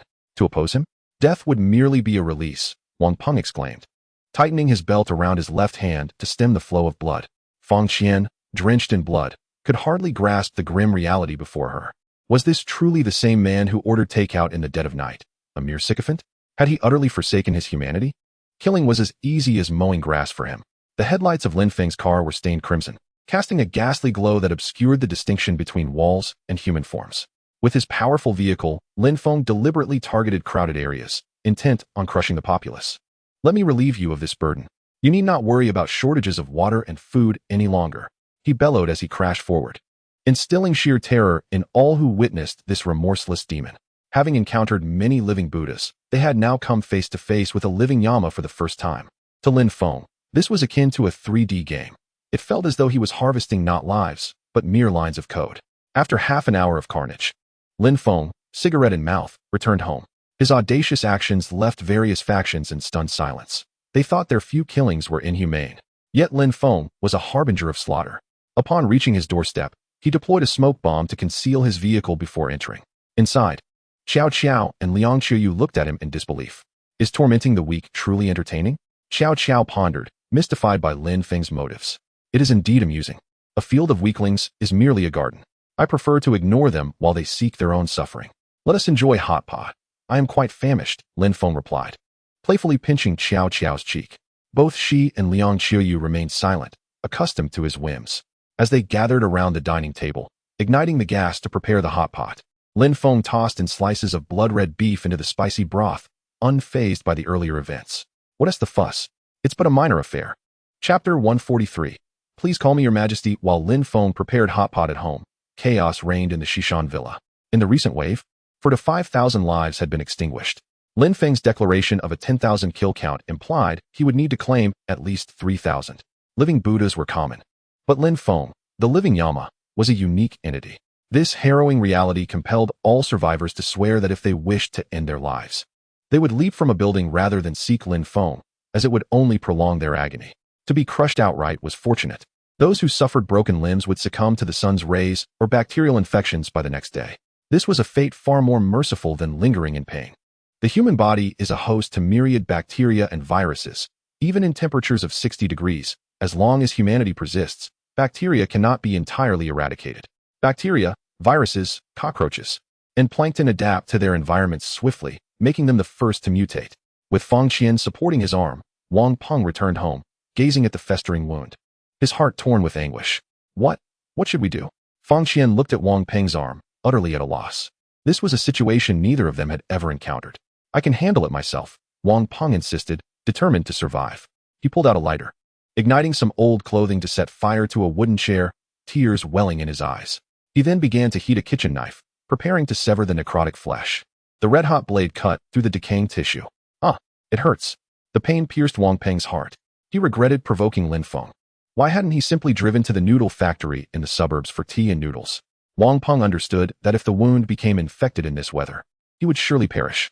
Therefore, he cut ruthlessly, removing substantial healthy flesh. Meanwhile, Fang Qian had distanced herself, unwilling to offer any assistance. In her eyes, Wang Peng was already beyond saving, no better than finding a new sycophant. Gritting his teeth, Wang Peng examined his left hand, resigned to the likelihood that it would be forever impaired. Having been struck by a Barrett, he doubted he could ever recover, even before the apocalypse. Qian, pass me your anti-inflammatory medicine. I need to apply some, he requested after cutting away the rotten flesh. Fang Qian clutched the medicine behind her back, refusing to give it to him. My nails and toes aren't healed yet. What if I run out and get infected? She insisted, this is the only bottle. I might not even have enough for myself. Wang Peng's temper flared at her selfishness. Had his sycophantic nature nearly cost him his life? This time, he had awakened, transforming from a mere follower to a warrior. It's because of you that I had to confront Lin Feng. I don't even know him. I sustained these grievous injuries for you, and you want to even let me use a bit of ointment? I finally understand why Lin Feng doesn't bother with anyone else's nails. He only targets yours. You deserve this. Hand over the ointment. Wang Peng pressed the kitchen knife against Fang Qian's neck. Fang Qian, you forced my hand. Tears streaming down her face, she reluctantly surrendered the medicine. Peng Peng, please don't be angry. I can apply it for you, she offered. Gritting his teeth, Wang Peng began to apply the ointment to his wounds. As he looked at Fang Qian, her face twisted with resentment. Thoughts of taking her to the suburbs for noodles evaporated. He had fought so hard for her, yet she wouldn't even grant him a bit of medicine. All those years of devotion felt utterly wasted. Strip off your clothes. If I have a moment of pleasure, I might spare your life. I've lost a hand for you. You are fortunate I don't kill you. After all those years of servitude, Wang Peng resolved to be more assertive. All right, just don't kill me. I'll do as you say. Fang Qian wept as she began to undress. Knowing it was not her first time, another Wang Peng made little difference. Losing one Zhuo Peng was inconsequential. Wang Peng seethed with rage, his movements brutish and unrefined. The following content is a paid program. Gifts must be given to view. The future is bright. A smooth path ahead. Damn it. I thought you were a pure maiden. Turns out, it's all just a charade. I truly regret saving you.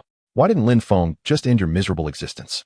Upon hearing Wang Peng's furious tirade, Fang Qian dared not utter a word, biting her wrist, yearning only for a swift conclusion. Half an hour later, Wang Peng had vented his frustrations completely, seizing Fang Qian's ointment without a shred of sympathy for her plight. Damn it, just fend for yourself. Lin Feng possesses the means. Sparing your life is merely a game to him.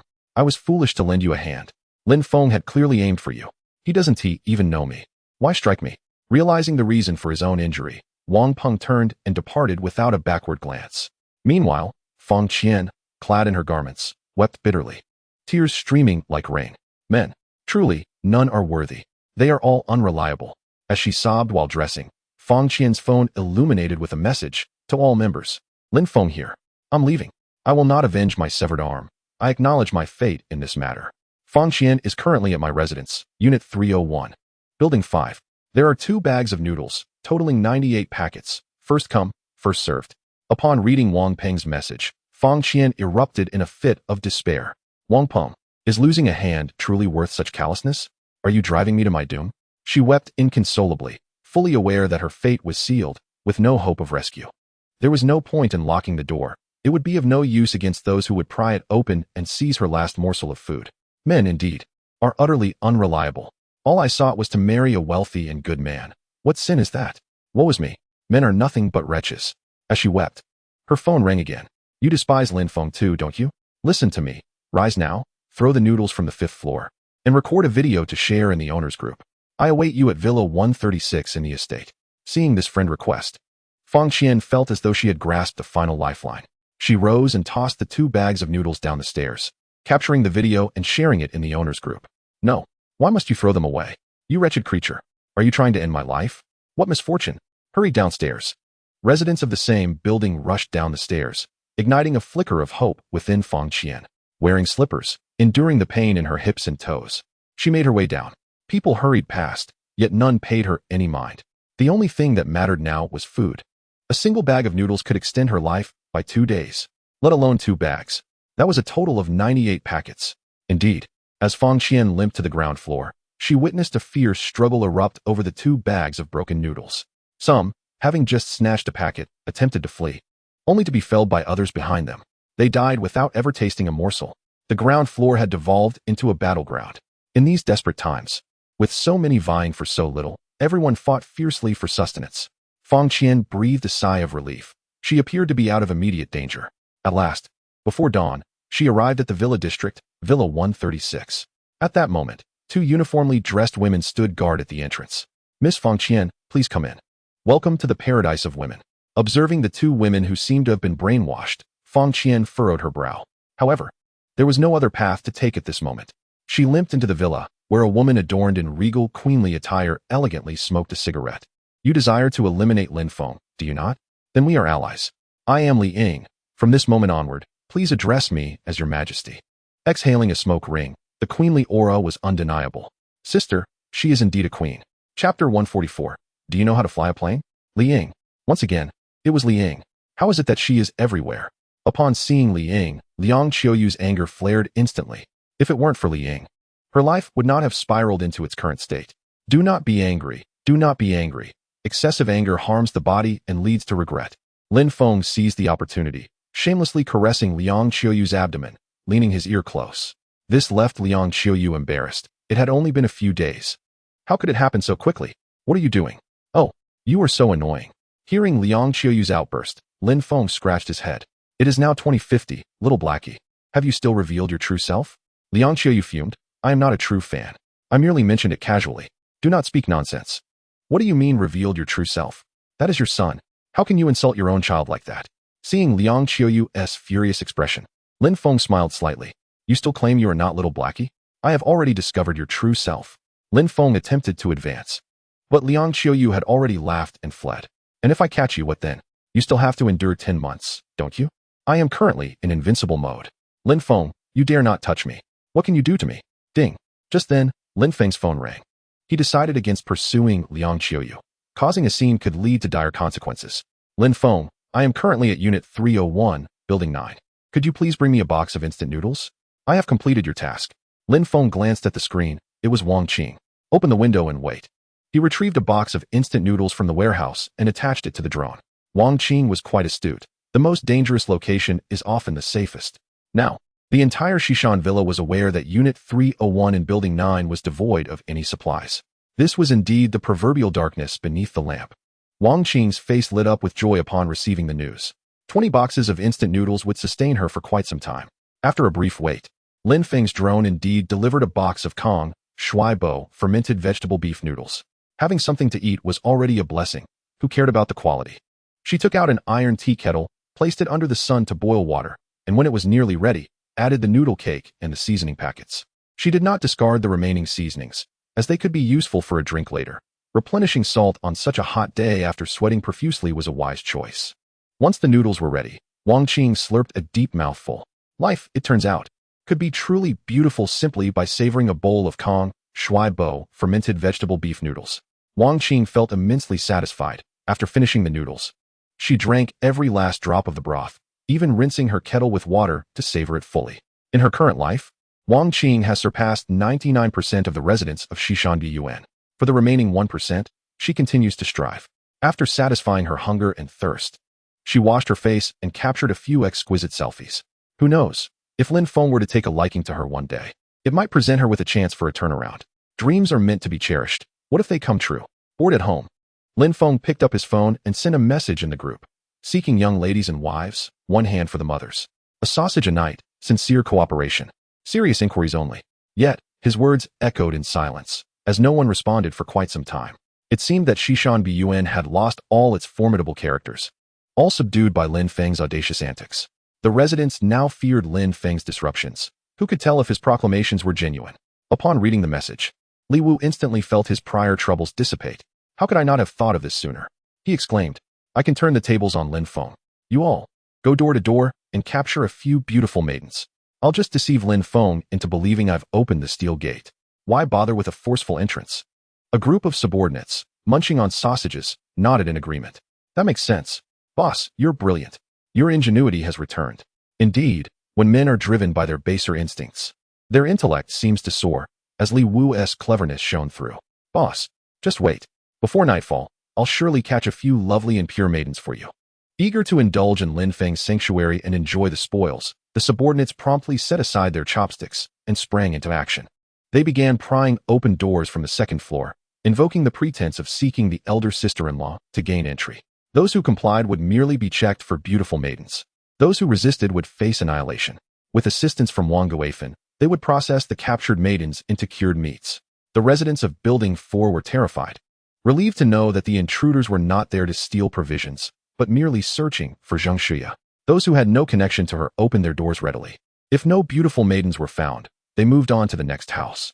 Why are you capturing my daughter? One mother cried out. Hurry back. It's better for one to perish than for all to meet their end. Enough chatter, or else we'll wipe you all out. They threatened, and the stakes grew dire. Ultimately, before darkness fell, they successfully captured 3 beautiful maidens, the eldest being 21 and the youngest 16. The girls were engulfed in despair, questioning why they were being taken when they had merely sought the elder sister-in-law. To avoid death, wash your faces and follow my instructions. Message Lin Feng and express your desire for sausages.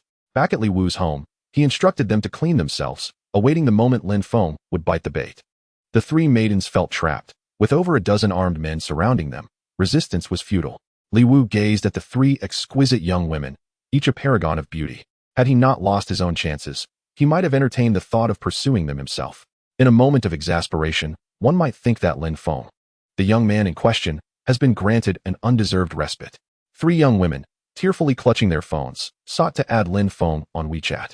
To avoid arousing his suspicion, Li Wu instructed them to do so in shifts. Ding! As Lin Feng slumbered, his phone chimed with a notification. Upon glancing at it, he discovered that someone had indeed reached out regarding a project on pipeline clearing. He accepted the request and perused the social media posts. Ling Wenya, a 21-year-old from the Kyoto University of Aeronautics and Astronautics, appeared quite appealing. Can you pilot an aircraft? Lin Feng casually inquired, amused by the thought that he possessed a plane, yet lacked the skill to operate it. Brother, how should I respond to his question about flying? Ling Wenya, kneeling on the ground, directly posed her query to Li Wu, hesitant to fabricate a response. Say you can, Li Wu encouraged. Ling Wenya nodded, mindful that a straightforward affirmation might evoke skepticism from Lin Feng.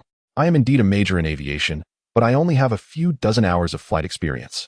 So I am not particularly adept, she replied truthfully, still a student without hands-on piloting experience.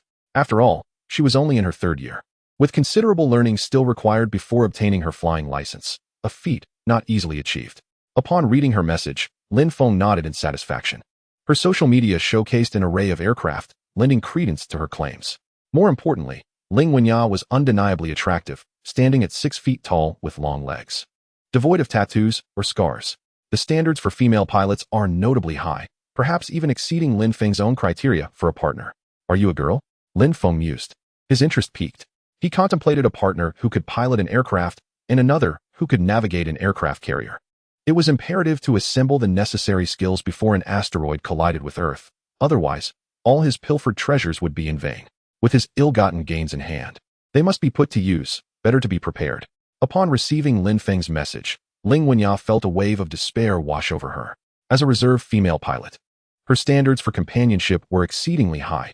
Even wealthy heirs failed to pique her interest, as she sought someone of leadership caliber. Who could have foreseen that before she found a partner, the world would face apocalyptic turmoil, reducing her to an object for men's whims? Indeed, in such dire times, women, particularly those of beauty, suffer the most. I am a girl, and as you know, our training is rigorous, leaving little room for romance, she tearfully messaged Lin Feng, already despondent about her future. After all, he was the notorious Lin Feng, a ruthless figure. What fate awaited her should she approach him? Would she become a mere plaything, subjected to his whims?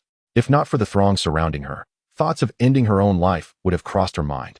In her current plight, she pondered that perhaps a leap from a height would be a more merciful end. Death, after all, is but a fleeting agony. While life is an enduring torment, better to endure a moment's pain than a lifetime of suffering. Bring over a sausage, let us share the night together. A fair exchange, where we each benefit. Happiness must be shared, wouldn't you agree? Lin Feng chuckled, revealing his bottom line. Typically, one would expect a maiden to maintain her standards, likely elevating her price. Even Li Ying had contemplated placing $1 billion on herself. Brother, should I agree or disagree? Li Wu did not expect Lin Feng to bite so easily. Of course, I must agree. Inform him. All right, tonight. Let him open the door. Ling Wenyaz nodded and sent a message to Lin Feng. I agree. I will come tonight. Just open the door for me when I arrive. Lin Feng, cigarette in mouth, paused for a moment. Is he really agreeing so readily? Another one trying to con me for a sausage? Have swindlers become so prevalent these days? Fine. Send a message when you arrive. I will open the door for you. Lin Feng's vigilance began to rise. He was prepared for anything. Brother, he has agreed to open the door. If I help you finish this, will you spare my life? Ling Wenyaz could only pray for a shred of humanity from them. At this juncture, preserving her life was a blessing. As long as you step through Lin Feng's steel door, I will spare you. Li Wu agreed readily. But the gazes of his dozen or so subordinates towards Ling Wenyaz were filled with other intentions. With her fair skin, beauty, and long legs, had the situation been different, they would not have minded sampling her charms. Let us eat, drink, wait for the sun to set. Bring our Iveco van over. We can all fit, Li Wu exclaimed, rising to fetch drinks. This opportunity is a one-time affair. There may not be another chance. Just as Lin Feng is unlikely to appear a second time. Brother, does this mean we are free to leave? The two other girls timidly asked from the floor. Get lost. Just seeing you irritates me. Could Li Wu not be annoyed? With his dignity as a man diminished, what need had he for women? Though his subordinates felt a twinge of dissatisfaction. They thought of the riches awaiting them behind Lin Feng's steel door, billions in resources, and countless women to choose from. Thus, they remained silent. Thank you, brother. The two girls hurriedly got to their feet and departed, leaving Ling Wenyaz alone, despairingly gazing out the window. Why is it always me who suffers misfortune? Why do I have such a wretched fate? Abandoned by my parents for being a daughter, raised in an orphanage, I finally worked hard to become a pilot. With government subsidies, I managed to buy a home, only for my parents to return? And with cancer? After bidding farewell to them, is this the end of my world? And now, there are so many thugs around. They even devour people. Why is it always me who gets hurt? Ling Wenyaz looked at the blood splattered across the floor and immediately realized what they had consumed. She had known in the group chat that this gang feasted on human flesh. For now, her beauty held value. But what would happen when that value diminished? The outcome was all too obvious. As the group finished their drinks and feasted on meat, the sun set. It was only then that Li Wu trimmed his lower body hair a bit. Today I must go. If I don't slice Lin Feng's vital parts into pieces, he will regret it for a lifetime. Brother, the Iveco van has arrived, a 12-seater. I've removed the seats. We can all fit. Li Wu lit a cigarette and asked Ling Wenyaz, can you drive? She nodded. If she could pilot a plane, driving a car was no challenge at all. The vehicle halted 2 meters from Lin Feng's doorstep. There was no escape. Retreat was futile. All that was needed was for Lin Feng to open the steel gate. And I vowed to spare your life. Upon hearing Li Wu's words, Ling Wenyaz nodded in agreement. Given the dire circumstances, her only hope lay in the veracity of Li Wu's promise. Descending the stairs, Li Wu took a seat in the passenger side, brandishing a knife, while a dozen henchmen, similarly armed, crowded into the rear. It was a short distance. Once Lin Feng opened the door, they would leap from the vehicle, ready to inflict severe harm upon him. Ling Wenyaz parked the Iveco van just 2 meters from Lin Feng's home. At this proximity, should Lin Feng choose to open the door, he would find it impossible to close it again. All the henchmen stood poised, awaiting the instant Lin Feng would unlock the door, a moment of surprise attack. A message was sent to prompt him to open the door. Li Wu pressed the blade against Ling Wenyaz's neck, causing her to nod in fear, leading her to send a message. I have arrived. Please open the door. Lin Feng, seated on his bed, immediately rose and responded. Please hold on. I will come right away. He informed his older brother. He has asked me to wait. Upon confirming the authenticity of the message through a glance at Ling Wenyaz's phone, he instructed her, go downstairs and ring the doorbell. Do not even think about escaping. You cannot flee. Ling Wenyaz rubbed her eyes, attempting to make them appear less red from crying. This was her final chance for survival. Ding dong. She rang the doorbell, and Lin Feng observed through the surveillance camera. An Iveco van. Whose foolish idea was this? Such a large vehicle would require dozens to disembark. It was an amateurish ruse. If Lin Feng were to open the door, it would be sheer folly. He glanced at Ling Wenyaz, noting her delicate features and beauty, her eyes red from distress, clearly indicating she had not come willingly. I will give you 3 seconds. Count to 3, 2, 1, and then run. Your survival depends entirely on you, he instructed, before deleting the message. Ling Wenyaz's spirits lifted upon reading the message. Perhaps Lin Feng was not as ruthless as the tale suggested. Chapter 146, Li Wu offline. She deleted the message and began to count silently. 3, 2, 1. Then, summoning all her strength, she bolted away. Seeing her attempt to flee, Li Wu panicked. Yet, before he could exit the vehicle, Lin Feng did not even open the door. He simply hurled a grenade tied to a Molotov cocktail beneath the vehicle. Son of a... Li Wu's exclamation was cut short as an explosion erupted. Boom! The Iveco van was instantly overturned, igniting in a fierce blaze. A multitude of individuals were either injured by the blast or trapped within the vehicle. The knives they clutched saw frantic exchanges, each stabbing at the other in chaos. In an instant, the interior was filled with anguished cries, soon to be engulfed by flames. Lin Feng, I will not kill you, even as a ghost. I will not let you go.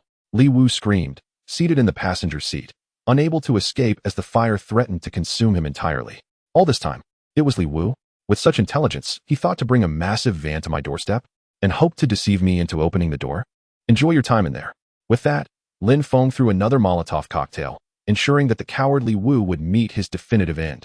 After playing for quite some time, Li Wu, it is high time for you to log off. Lin Feng picked up his phone and played a piece of music to uplift the spirits of those struggling within the van. The melody, dedicated to the children in honor of the Qingming festival, roused Xiao Qiao and Liang Qiuyu from their slumber as they rubbed their eyes and approached. Who is this? Do you not find it unsettling to play such a song? Xiao Qiao remarked, massaging her shoulders, feeling a chill creeping down her spine.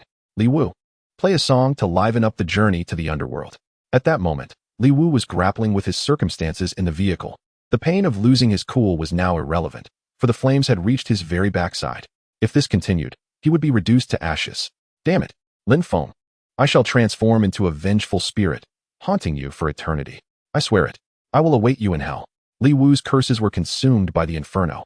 A van full of people was trapped inside. They would perish in flames. Meanwhile, Ling Wenya, having run for a considerable distance, turned back only to witness the dreadful fate of Li Wu and the others. She sank to the ground, cradling her head and weeping bitterly.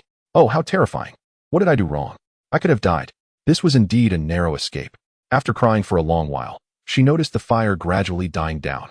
Ling Wenya then took her phone and messaged Lin Feng, saying, "Thank you, Lin Feng. Had you not saved me, I would have perished. Why did you save me? They all say you kill without a second thought." Ling Wenya was curious. Had Lin Feng not alerted her, she would have certainly sustained injuries from the grenade explosion. There's no particular reason. It seems you weren't genuinely seeking a transaction with me this time. I understand the pressure you were under. I'll forgive you this once. But next time, come to me when you truly wish to negotiate. I possess considerable knowledge in pipeline engineering. A fair exchange, mutually beneficial, fostering growth and joy. Upon reading Lin Feng's message, Ling Wenya felt her cheeks flush. How shameless to utter such words. She glanced at Lin Feng's villa, capturing a reflection in her phone. An inch and a half thick bulletproof glass. The fortitude was akin to that of a bunker. No wonder so many had failed to breach it. If only she could reside there. Perhaps today's calamity would have been averted. Ling Wenya cast a glance at her home in the distance. The world outside had grown increasingly deranged, with humanity resorting to cannibalism. If she remained outside, such occurrences would inevitably repeat. Would she be fortunate enough to survive again? Ling Wenya felt a wave of despair. Despite her height of 180 centimeters, she was still a woman. How could she withstand a dozen assailants? Moreover, many individuals now wielded firearms.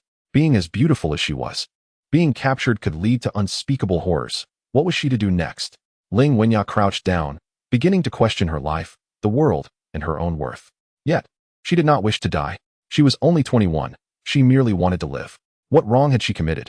In her contemplation, Ling Wenya thought of Lin Feng. In the entire Shishan villa, only Lin Feng dared to confront anyone. Ultimately, she would face her fate. Rather than wait for the inevitable, she would take the initiative. She would cling to the strongest ally she could find. Lin Feng is undeniably handsome. The unattractive are merely compared to the sharp edges of a wall, while the handsome engage in profound exchanges, sharing joy willingly. What am I even thinking? Ling Wenya, blushing, messaged Lin Feng. Lin Feng, I am willing to meet your conditions, but I wish to move in. Is that permissible? Lin Feng stroked his chin, glancing at his two wives. Suddenly allowing someone to reside with them would surely displease them. Moreover, he was not well acquainted with Ling Wenya and had no desire to grant her such a request. I cannot meet your condition. I hardly know you. What if you were to take advantage of me while I sleep? I have already offended too many people and prefer to avoid any risks. Upon receiving Lin Feng's message, Ling Wenya panicked. Is even moving and not an option? Then I suppose I have no choice but to return home and end it all. All right then. I appreciate your saving me once, she replied, rising to prepare for her return home. In this world, it seemed that only death remained, and it would be a more straightforward escape. With nothing else to occupy his time, Lin Feng took out his drone to observe what Ling Wenya might be planning. After all, while it was relatively easy to find a novice in romance, a novice who could also pilot a drone was a rarity. As the drone flew out of the safe house, it revealed the charred remains of those in Li Wu's vehicle. Following Ling Wenya, he noticed her expression was vacant as she climbed higher and higher, reaching the rooftop. What was she doing? Was she contemplating suicide? Lin Feng felt perplexed. Was her mental fortitude so fragile? Had he uttered anything particularly provocative? Compared to Qiao Qiao and Liang Qiuyu, this situation was vastly different. Ling Wenya gazed despairingly at the mound of mummies stacked atop the rooftop. It was evident these would serve as future sustenance. Even in death, she had no desire to resort to such fare. Standing on the edge of the rooftop, she stared down into the pitch-black night, devoid of any glimmer of light. Akin to a life shrouded in darkness and devoid of hope. That darkness resembled an abyss, yawning wide to welcome the next passerby. With water and food supplies cut off at home, hope had completely vanished. All she wished for was that in her next life, she would not have to return. As she closed her eyes, preparing to leap, Lin Feng's voice reached her ears. Beautiful lady, since you were so set on ending it, why not fulfill my wish? Ling Wenya looked up to see a drone hovering above, her anger flaring. Are you out of your mind? Even if I were to jump, I would not do so to accommodate you. Lin Feng shook the drone, provoking her curiosity. What are you doing? Do you need to witness my jump in person? Ling Wenya retorted angrily. What was there to observe in such an act? Let me prepare, confirm the address, and I will wait for you below. I must seize the moment. I am ready, so jump. His words pushed Ling Wenya back from the edge. Are you insane? I refuse to jump now, even in death. You won't leave me be? You wish to seize the moment even then? Do you have no humanity? Chapter 147. I truly can pilot a plane. Xiao Xiao. Does this scene seem familiar to you? Upon hearing Lin Feng's words, Liang Qiuyu was reminded of the terror she once experienced under his influence. This is nothing. I was treated far worse by Lin Feng. Countless times I have contemplated ending my life, only to be thwarted by his audacious antics. Jojo nodded in agreement. Lin Feng's mischief was abundant, and she held the most authority to comment. It seems we are destined to gain another sister. What is it about Lin Feng that captivates her? Is it merely a penchant for virginity that drives him? Does he possess an obsessive collectoress instinct? Liang Qiuyu pondered, wondering if all men have a tendency to collect certain things. Does Lin Feng have a preference for female warriors? Must he assemble all 108 of them? This reflects a narrow-minded perspective. One must understand that while the concept of using a rocket launcher against an aircraft is straightforward, piloting a plane is an entirely different matter. Encountering someone skilled in aviation may be a rare phenomenon in one's lifetime. Lin Feng's words held merit, yet Jojo and Liang Qiuyu instantly flushed with embarrassment. That's enough, they exclaimed in unison. You've truly gone too far. The two women cursed as they headed to the screening room to watch a film, resigned to Lin Feng's whims. Shall we provide you with a place to land then? Why must operating a plane be deemed perverse? I am referring to an actual aircraft. You two cannot fly. What are you arguing with me for? This is nothing but jealousy. Utterly transparent jealousy. Your envy has distorted your very appearances. Lin Feng found himself speechless. Employing a rocket launcher against a plane, with pilots piloting aircraft. What a perfectly normal operation, yet it was deemed perverse. Lin Feng, you already have two women in your room. Why tease me further? Let them handle the rocket launchers while you pilot the plane. Must you insult me? The voice of Ling Wenyao broke through, prompting Lin Feng to realize that the microphone had not been turned off. Why do you think so impurely? I shall ask you once more. Can you truly pilot a plane? Ling Wenyao seemed to sense Lin Feng was not jesting and nodded. Speaking candidly, I should be able to fly a not too complicated aircraft. I merely lack a formal pilot's license, with only 39 hours of flight experience. Upon hearing this, Lin Feng felt a wave of relief wash over him. The distance to acquiring a pilot's license was not insurmountable. 39 hours was sufficient. Soon no one would question her unlicensed flying. Hearing Lin Feng's words, Ling Wenyao scratched her head in confusion and inquired, Lin Feng, do you actually have a plane? Otherwise, why seek a pilot? Lin Feng knew he could not reveal his cards and certainly could not speak the truth. It is prudent to be prepared. Since you possess a skill, I shall offer you an opportunity. Come help me pilot a plane. It is a science. I can arrange for you a comfortable living situation without worries or dangers. Will you accept? If you choose not to, I won't pressure you. Upon hearing this, Ling Wenyao felt a glimmer of hope. Becoming a driver meant she could exchange her role for a place with food and shelter. What a rare opportunity. The world was in chaos, and who else could afford an aircraft but Lin Feng? This chance was too good to let slip away. Count me in. I shall come find you immediately. With a skip in her step, Ling Wenyao hurried down to seek out Lin Feng. 20 minutes later, she arrived at the door of Lin Feng's safe house and rang the doorbell. Lin Feng, cigarette in mouth, ensured the surroundings were clear before opening the door. You must be Lin Feng. The moment Ling Wenyao laid eyes on him, her heart fluttered. Standing at an impressive 185 centimeters, exuding a devil-may-care attitude, and possessing striking good looks, he was indeed the embodiment of every woman's dream lover. Lin Feng nodded in satisfaction with Ling Wenyao, acknowledging her charm despite not possessing Qiao Qiao's ample curves. Come in, enjoy this chocolate, he said, observing Ling Wenyao's lack of inclination to reject him. He holstered his weapon and offered her a red wine-filled chocolate. Ling Wenyao nodded, entering the room and consuming it without any hesitation. One must admit, she remained rather innocent. The fifth room is the bathroom. You should wash up first, Lin Feng suggested. Following the light, Ling Wenyao stepped inside, only to be astonished by the sights within the safe house. The cool temperature, the immense block of ice for cooling, a dining area, a kitchen, a medical room, and a weapons cache brimming with armaments. It was nothing short of a paradise in a post-apocalyptic world. Entering the expansive bathroom, she gazed longingly at the grand hot spring. Indeed, the world of the wealthy was so astonishingly approachable.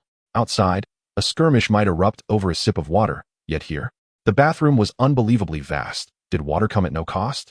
Suddenly, the iron door slammed shut behind her. Ling Wenyao thought little of it. After all, one needed to close the door when bathing, right? In such a large bathroom, Lin Feng certainly had no shortage of water. However, where had Lin Feng parked his plane? There was no airport nearby.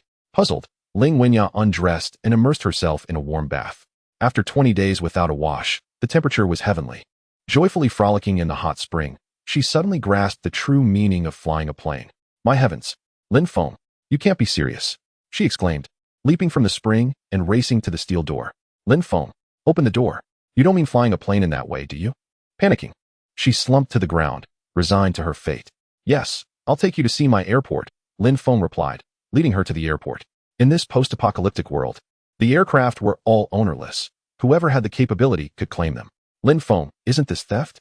These planes don't belong to you, Ling Wenyao protested, her timid nature surfacing. Lin Feng examined her face under the dim light. Her oval face, double eyelids, high nose bridge, and captivating peach blossom eyes made her stunningly beautiful. He realized he had stumbled upon a treasure. What constitutes theft? This is resource utilization. Pick any aircraft you fancy. You can take it for a spin. If you're unsure, I have flight manuals, Lin Feng encouraged, eager to see if Ling Wenyao could actually pilot a plane. He handed her his phone, which contained the flight manuals. Oh my, how embarrassing, she exclaimed, covering her face, admitting her misinterpretation. Don't make any mistakes. Life is singular. Handing her the phone, Lin Feng stepped away, hoping she would remain true to her word. Ling Wenyao accepted her fate. In this world, survival necessitated proving her worth. Grasping the phone, she opened the flight manual, summoned her courage, and with the aid of the computer, successfully took to the skies. Operating a plane was a skill, and without experience, one could easily err. The knowledge I acquired from the flight materials I once downloaded was not in vain. Everything is aimed at reconstructing the future of human civilization. My life, as Lin Feng, has been worthwhile. Witnessing this scene, Lin Feng felt a profound sense of satisfaction. Should a crash occur, it is only Ling Wenyao who would perish. If you cannot even pilot a plane, what use are you to me? Chapter 148. Preparing for the new year, Lin Feng took a drag from a cigarette. Pausing for a moment. The cultivation of rice truly demands a great deal of physical exertion. From this day forth, I shall be your woman. Let me stay, will you? At that moment, Ling Wenyao awoke and embraced Lin Feng from behind. Feeling the softness against his back, Lin Feng remained silent for a long time. Meanwhile, Xiao Qiao and Liang Qiuyu, having just finished watching a film, approached. One was a woman, the other was their man. They saw no issue, no need for discretion. You've observed the situation in the room. If you agree, you can only be the fourth wife. I offer you two choices, for my transactions are always fair. 1. I shall provide you with a handgun and 200 rounds of ammunition. You can return home, and should issues arise, you may contact me for further dealings. 2. I will arrange a safe place for you to stay. Once I ascertain that you pose no danger to us, I will allow you to reside with us. However, as the fourth wife, you must heed not only my words, but also those of the three others. Upon hearing Lin Feng's words, Xiao Qiao and Liang Qiuyu felt considerably relieved.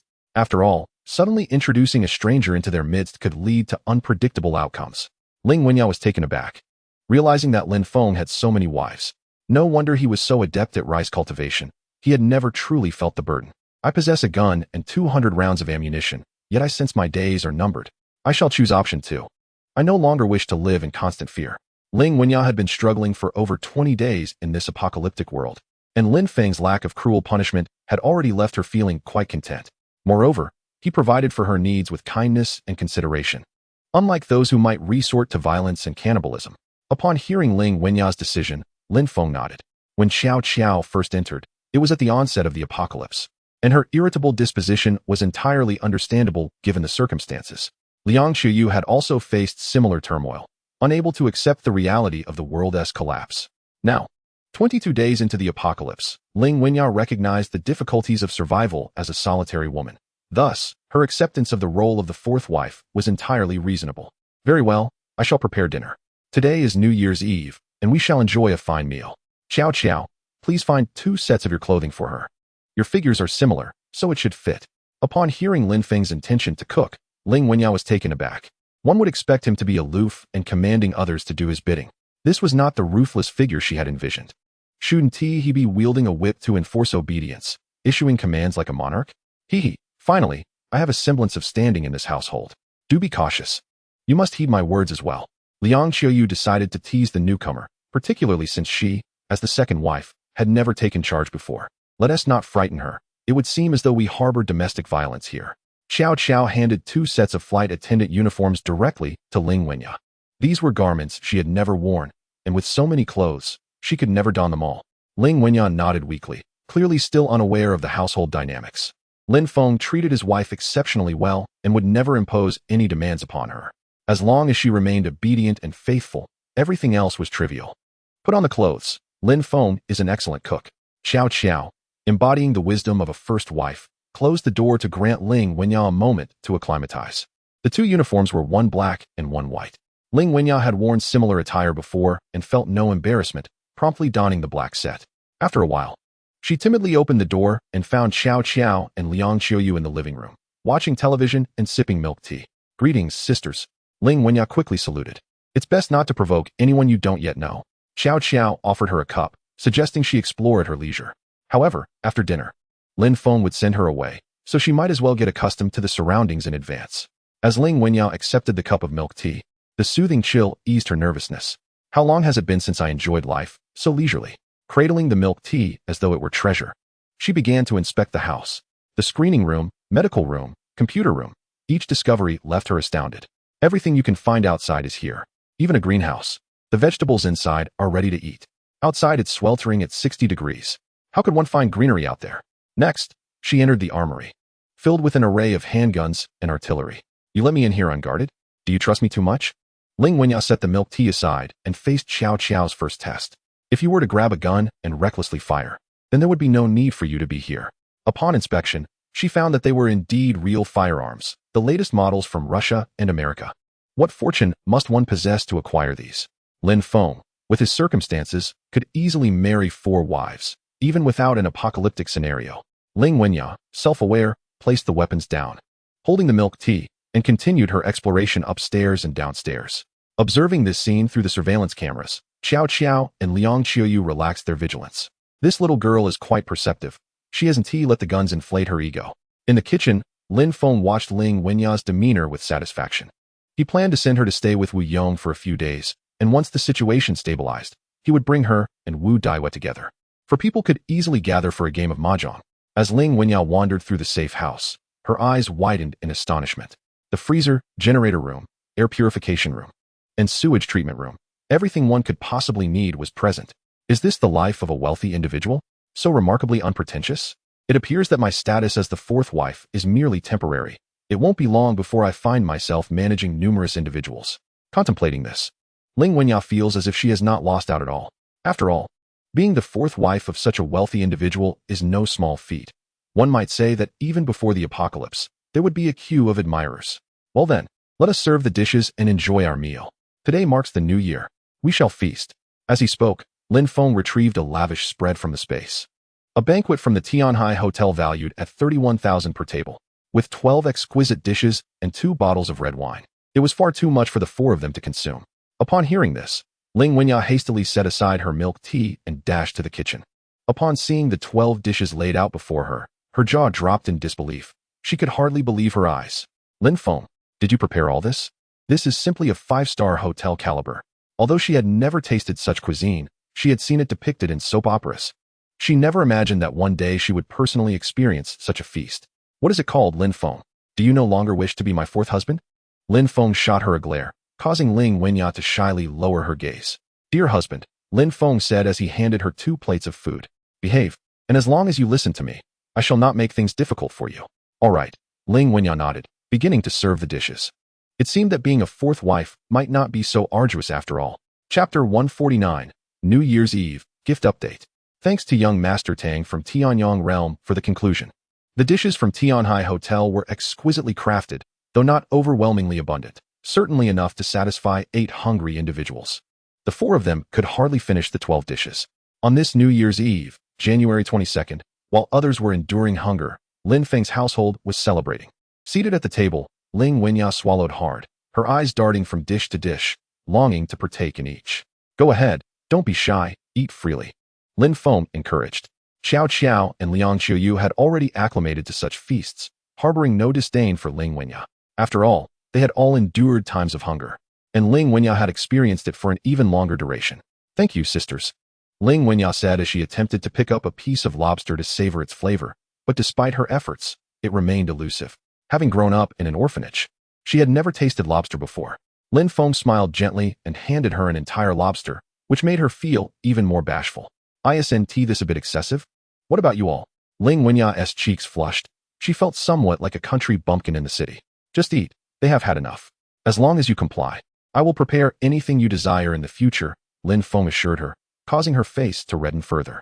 She had initially thought of Lin Feng as a heartless demon. Yet here he was, surprisingly gentle. Care for a bit of red wine? Xiao Xiao opened a bottle and inquired of Ling Wenya, who immediately stood up, believing it to be her duty to serve. Allow me, sisters. I couldn't possibly, she protested. It's all right.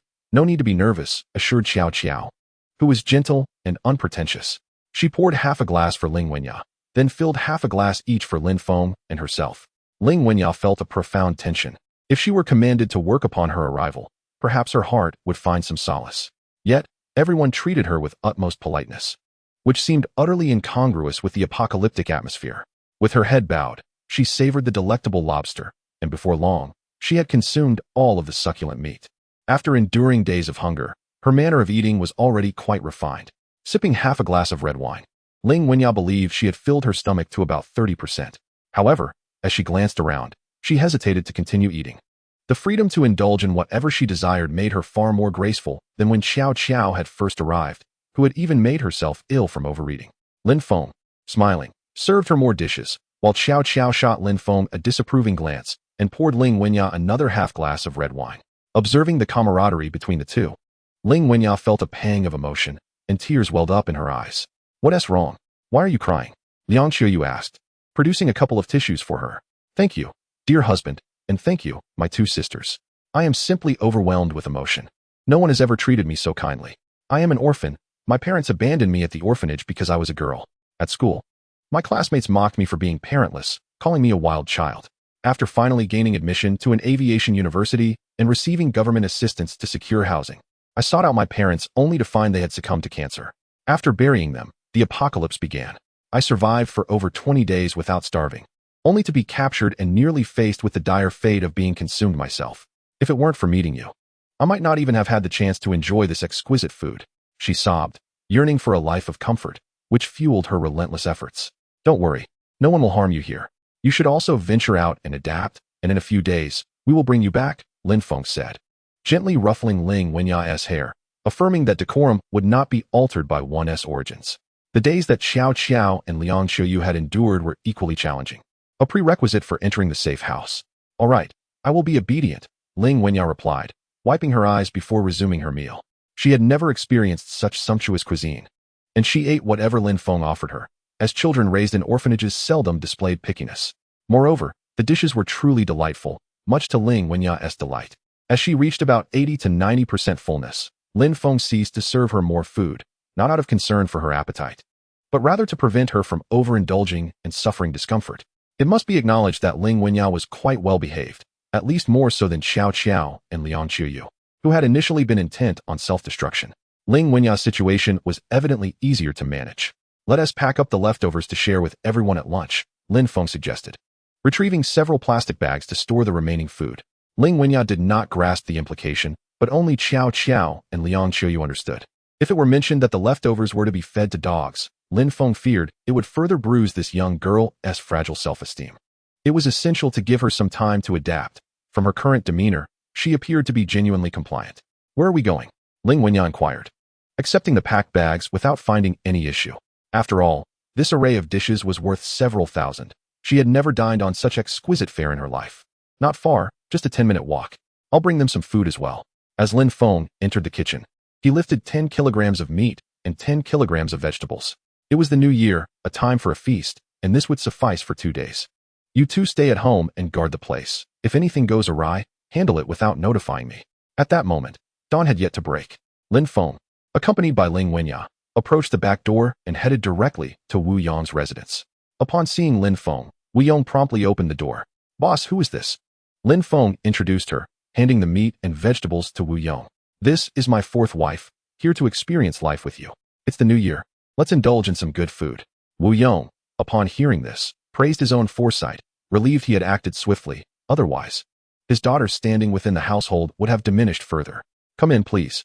Wu Yong welcomed them inside as Ling Wenyan nodded obediently and entered the villa, a place she had never before inhabited. This is indeed the realm of the affluent. I find it incomprehensible. Lin Feng Gij, you've come to see me. Upon entering, Wu Daiwei greeted him with a warm embrace. Ling Wenyan immediately recognized her as Lin Feng's third wife. Who else would dare embrace such a formidable figure? How have you been lately? Lin Feng planted a kiss on Wu Daiwei's cheek, noting her affectionate nature. Of course, I've been good. Wu Daiwei beamed, unconcerned about Lin Feng's multiple wives. After all, she was already his. Once inside, Wu Yong led them upstairs, indicating an empty room adjacent to Wu Daiwei's. You may stay here. The second floor is safer. Ling Wenyan nodded slightly and expressed her gratitude. Thank you. I am content wherever I reside. She surveyed the room with satisfaction. Despite the indoor temperature exceeding 40 degrees, the dampness offered a refreshing coolness, far superior to her previous home. Wu Daiwei tugged gently at Lin Feng's arm, whispering, Lin Feng Gij, shall we watch Pleasant Goat and Big Big Wolf together? Though her voice was soft, both Ling Wenyan and Wu Yong overheard. Wu Yong's face flushed with embarrassment. At his age, watching cartoons seemed rather juvenile, prompting him to retreat into another room. Ling Wenyan, equally shy, closed the door, fearing Lin Feng might insist she join them. Very well, I will accompany you to watch Pleasant Goat. Lin Feng readily agreed, a testament to his fondness for spending time with others. As the cheerful theme song played, Lin Feng found himself engrossed in the animated series. Maintaining a youthful spirit and indulging in cartoons, even in these dire times, was a rare pleasure. Chapter 150. The Fire of Prosperity. While Lin Feng sought out Pleasant Goat, he had no desire to emulate the character of Big Big Wolf. Meanwhile, Wang Guifan arrived at Lin Feng's doorstep, prying open a vehicle to extract the charred remains of Li Wu, now nothing more than a heap of ashes. Oh Wu, cradling her son's lifeless body, now reduced to charred remains. Wang Guifan wept inconsolably, her voice reduced to mere whimpers. Today of all days was the new year, the very first day of the year, and her son lay dead. What mother could possibly endure such a devastating blow? In her desperate bid for her son's survival, she had sacrificed everything, even her husband, tearing him apart in the process. Though the household lacked for nothing materially, the absence of her son rendered her existence devoid of meaning.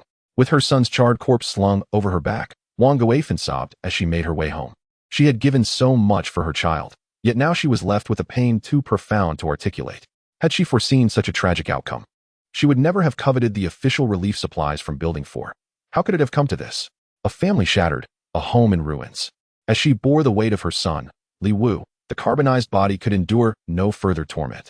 Upon arriving home, Wang Guifan wept as she laid Li Wu on the bed. Standing at the bedside, her gaze fixated on her beloved son, she was momentarily lost in contemplation. Without her son, what purpose did her life hold? Though it was the eve of the spring festival, the entire Shishan courtyard felt desolate. Aside from the Lin family, how many households had food to share? Wang Guifan understood that, should sustenance run dry, her neighbors would soon face dire straits. She was the first to resort to cannibalism in Shishan courtyard, yet she would certainly not be the last. Strangely, she found herself reminiscing about her weak husband, Li Dagua, who had been brutally killed by their neighbors while trying to protect their son. Li Dagua had lived a life of meekness, yet in his final moments, he had shown true valor. Had she not intervened to prevent the neighbors from purchasing food, but instead rallied them to resist this calamity together, might the outcome have been different? Or had she not targeted Lin Feng, but sought to cultivate a harmonious relationship with him? Could they now coexist peacefully? Furthermore, had she distributed the official relief supplies, would the neighbors from Building 4 have knocked on her door? Would Li Dagua still be alive? Would Li Wu have avoided the injury to his hand? If she had stopped Feng Jiruwei from approaching Zheng Shuya, or had chosen to accompany Feng Jiruwei into danger, would Zheng Shuya have harbored such hatred that she would have sought revenge on Li Wu, even to the point of self-mutilation? Perhaps Zheng Shuya would still be at home, caring for her family of 3. Regrettably, there had been so many opportunities for different choices. Yet, in this world, there are no what-ifs. Wandering slowly through the room, Wang Guifan pulled out blankets and clothes, strewing them across the floor. She stood at the window, her eyes wide open, gazing at the scorching sun. She realized she could no longer endure this life. Her husband was gone, her son was lost, and the grandchild she had longed for was now an impossibility. She had lost everything, utterly and completely, with nothing left to her name. In this apocalyptic world, there were 2 things too blinding to behold: the sun and the human heart. Before long, as she stared at the blazing sun, Wang Guifan felt herself fading away. Standing beneath the blazing sun, Wang Guifan inhaled several deep breaths of fresh air, a subtle smile gracing her lips. The last act she could perform for her son was to ensure he would have a complete body. At the moment she raised the lighter, she felt as though she glimpsed hope and light once more. I was wrong. Wait for me. I will join you. She envisioned her son standing on the Niha bridge, her husband beckoning to her. As she cast the lighter onto the clothing lying on the ground, the room was engulfed in flames under the intense heat. Yet, amidst the inferno, Wang Guifan danced gracefully, believing that this solitary dance would suffice for a lifetime. The flames licked at her hair, yet with each movement, she felt rejuvenated. Her skin tightened, her muscles grew taut, and the dance never ceased. This was her final performance, until she suddenly collapsed beside her son. If only I had one chance to choose again. In the midst of the fiery chaos, she extended her hand, fiercely embracing her son, and slowly closed her eyes. Damn it! Is that scoundrel Lin Feng setting fire to the building again? How could building 4 be ablaze once more? Exclaimed the others. No, this time it's Wang Guifan's doing. Quick, everyone in building 4, flee. They cursed her. That old hag wants to die and drags us down with her. Building 4 is doomed. Run for your lives. She deserves to go to hell, truly a bane to others without benefit to herself. The group chat buzzed with excitement due to Wang Guifan's arson, igniting lively discussions once more. Ling Wenya, glancing at her phone, felt grateful for her decision to become Lin Feng's 4th wife. If not, she would surely be in building 4 now, and even armed. She might have perished in the flames. Perhaps it was destiny? Lin Feng was gentle, his 2 sisters treated her well, and his younger sister didn't seem too temperamental. To be alive and well-fed was indeed a stroke of luck. As she listened to the cheerful sounds of Pleasant Goat and Big Wolf and the bleating of sheep from the neighboring television, her cheeks flushed deeper. Everything was pleasant, except for Lin Feng's mischievous nature. Ling Wenya, still a young girl, was unaware that being a pilot also meant long hours of work. Gazing at the raging fire consuming building 4, she felt a pang of sorrow. The home she had worked tirelessly for over 20 years had been reduced to ashes in an instant. The fruits of her labor had turned into mere illusions. Dear sisters, I hope you continue to treat me well.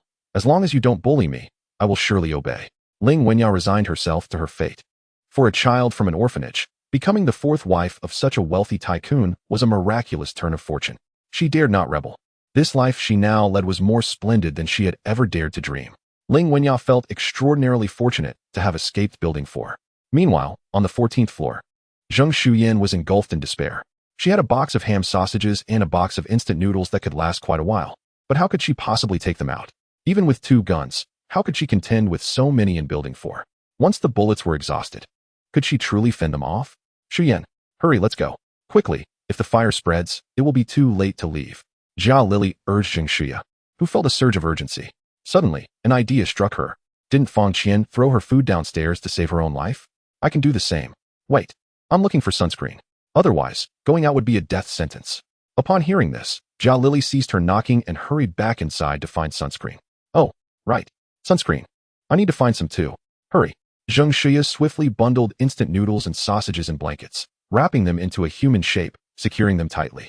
With so many corpses outside, as long as she didn't scatter the contents, it was unlikely anyone would bother to check the package. She could retrieve it later at night. The remaining issues were minor. Heaven, please protect me. Don't let it scatter. This is my last food. I do not wish to perish. After her prayer, Zheng Shuya threw the package from the 14th floor, hoping it wouldn't fall apart. Grabbing the sunscreen and 2 guns, she exited her room, taking the remaining food from the kitchen as well. With these supplies and her weapons, she hoped no one would dare to rob her. Chapter 151. Escape from Building 4. Lily, let's go. Bring the umbrella. We must find shelter before sunset. Otherwise, we will perish. Upon hearing Zheng Shuya's words, Jia Lili nodded in agreement. Damping a towel with water, she covered her mouth and nose, gathered the last of their supplies and the sunshade, and stepped out into the fire escape. The corridor was engulfed in thick smoke, nearly rendering it impossible to see. Fortunately, there were no flammable materials in the fire escape. Otherwise, they would have faced certain death. Compared to burning alive, jumping from a height seemed far more merciful. After nearly 20 minutes of stumbling and grasping the handrail, they finally reached the 3rd floor, where the corridor was crowded with people. Outside, ultraviolet rays radiated, and no one knew where to go, all huddled at the staircase. Having raided Wang Guifan's home, supplies in building 4 were relatively ample, with everyone clutching their belongings, fearful of being robbed. Make way. We just want to get out. Don't come any closer, or I will shoot. Zheng Shuya pointed her gun warily at the surrounding crowd, while Jia Lili clutched the supplies behind her. Leaning against the wall, inching forward. Seeing that Zheng Shuya had a gun and minimal supplies, the crowd obediently parted. as they descended the stairs and exited the building. Everyone kept their distance. The scant food wasn't worth risking their lives for, especially when someone had a firearm. Shia, we're out. Where to now? Jia Lily, raising her sunshade to shield herself from the sun, began to cough incessantly, clearly affected by the smoke, seeking Zheng Shiya's guidance. To Building 6. Upon hearing this, Jia Lily's eyes widened in disbelief. What? Are you unaware that Building 6 is where the cannibalism is most severe? Isn't that akin to seeking death? Zheng Shiya was well aware, but she glanced towards the direction of the package. She had to go to Building 6. The most dangerous place was often the safest. Surely they wouldn't break into the same room twice. Moreover, there were many vacant rooms in Building 6 with water. They could hold out a few more days. Zheng Shiyan's words elicited a nod from Jia Lily. There was truth in her statement, prompting the two to proceed to Building 6. An additional reason for their visit to Building 6 remained unspoken. Behind Building 4 lay Building 5, adjacent to Building 6, where they could spot the instant noodles and sausages they had discarded. Upon reaching the third floor of Building 6, they found an empty room with a pried-open door. Its interior in disarray, blood staining the floor, clearly having been ransacked. The two hastily restored the door to a semblance of security. It could be locked, and any sound would alert them, providing a rudimentary defense. Inside, aside from food, nothing of value remained. The layout consisted of 2 bedrooms and a living room, which allowed Zheng Shiyan to exhale in relief. Here, Lily, should I fall asleep, you will have a weapon for self-defense, she said, handing over the handgun with fewer bullets to Jia Lily, while keeping the fully loaded one for herself. Zheng Shiyan, after all, regarded Jia Lily as a confidant, which was why she would never have entrusted her with a firearm, even one with diminished ammunition. All right, Shiyan, I'm exhausted. I'm going to rest for a while, Jia Lily replied, her fatigue evident after a sleepless night, only to be confronted with such chaos upon waking. As Jia Lily retreated to their quarters, Zheng Shiyan turned her gaze towards the window, assessing whether her belongings had been scattered. Fortunately, luck was on her side. They remained intact. Not far away, in the shade, a few individuals lingered, yet none seemed interested in the contents of her package. The curiosity that once drove passers-by to investigate the street's luggage, woven bags, and bundled items had all but dissipated. Once, these had contained either currency or people. Now, they were predominantly filled with the latter, rendering them of little interest. With people plentiful on the streets, the desire for sustenance was easily satiated. Zheng Shiyan felt a wave of relief wash over her. Planning to discreetly retrieve her belongings once night fell, believing she could endure for a while longer. Lying on the bed, she felt both warm and fatigued. This was hardly a life fit for a human. Lin Feng, what must I do for you to allow me into the safe house? I promise to obey. I'll do whatever you ask. I can no longer bear these anxious days. I would even be treated like a dog if it meant your favor. Zheng Shiyan messaged Lin Feng in despair. Without his tasks, she questioned how much longer she could endure. Meanwhile, Lin Feng, drenched in sweat after counting sheep, was at the edge of his bed indulging in a post-coital cigarette when he noticed Zheng Shiyan's message. Are you out of your mind? If you want tasks, pay attention to the group chat and don't bother me with trivialities, he replied. Zheng Shiyan was taken aback by Lin Feng's response. Could it be that he had learned of Feng Jirui's involvement? HPV is not typically transmitted orally, is it? I have bathed and rinsed my mouth several times. Doubt began to creep into Zheng Shiyan's mind. If she were indeed ill, the prospect of ever entering Lin Feng's safe house seemed bleak. In a world on the brink of collapse, how many would accept a woman with HPV? Damn you, Li Wu. Damn you, Feng Jirui. If it weren't for you, would I have fallen to this state? Zheng Shiyan began to search her phone for the early symptoms of HPV, uncertainty gnawing at her as she questioned her own health. Meanwhile, Lin Feng gently covered Wu Daiwei with a blanket. At that moment, she had already succumbed to exhaustion and fallen asleep. Smoking 2 cigarettes, Lin Feng donned his clothes and descended the stairs. Twice a day is indeed exhausting, and upon returning home, he sought to rejuvenate with a brief nap. The heat in Wu Yang's place was stifling. Each visit left him drenched in sweat, reminiscent of a sauna. His own safe haven offered far greater comfort. Boss, are you leaving already? It's New Year's Day. Won't you stay for a simple meal at noon?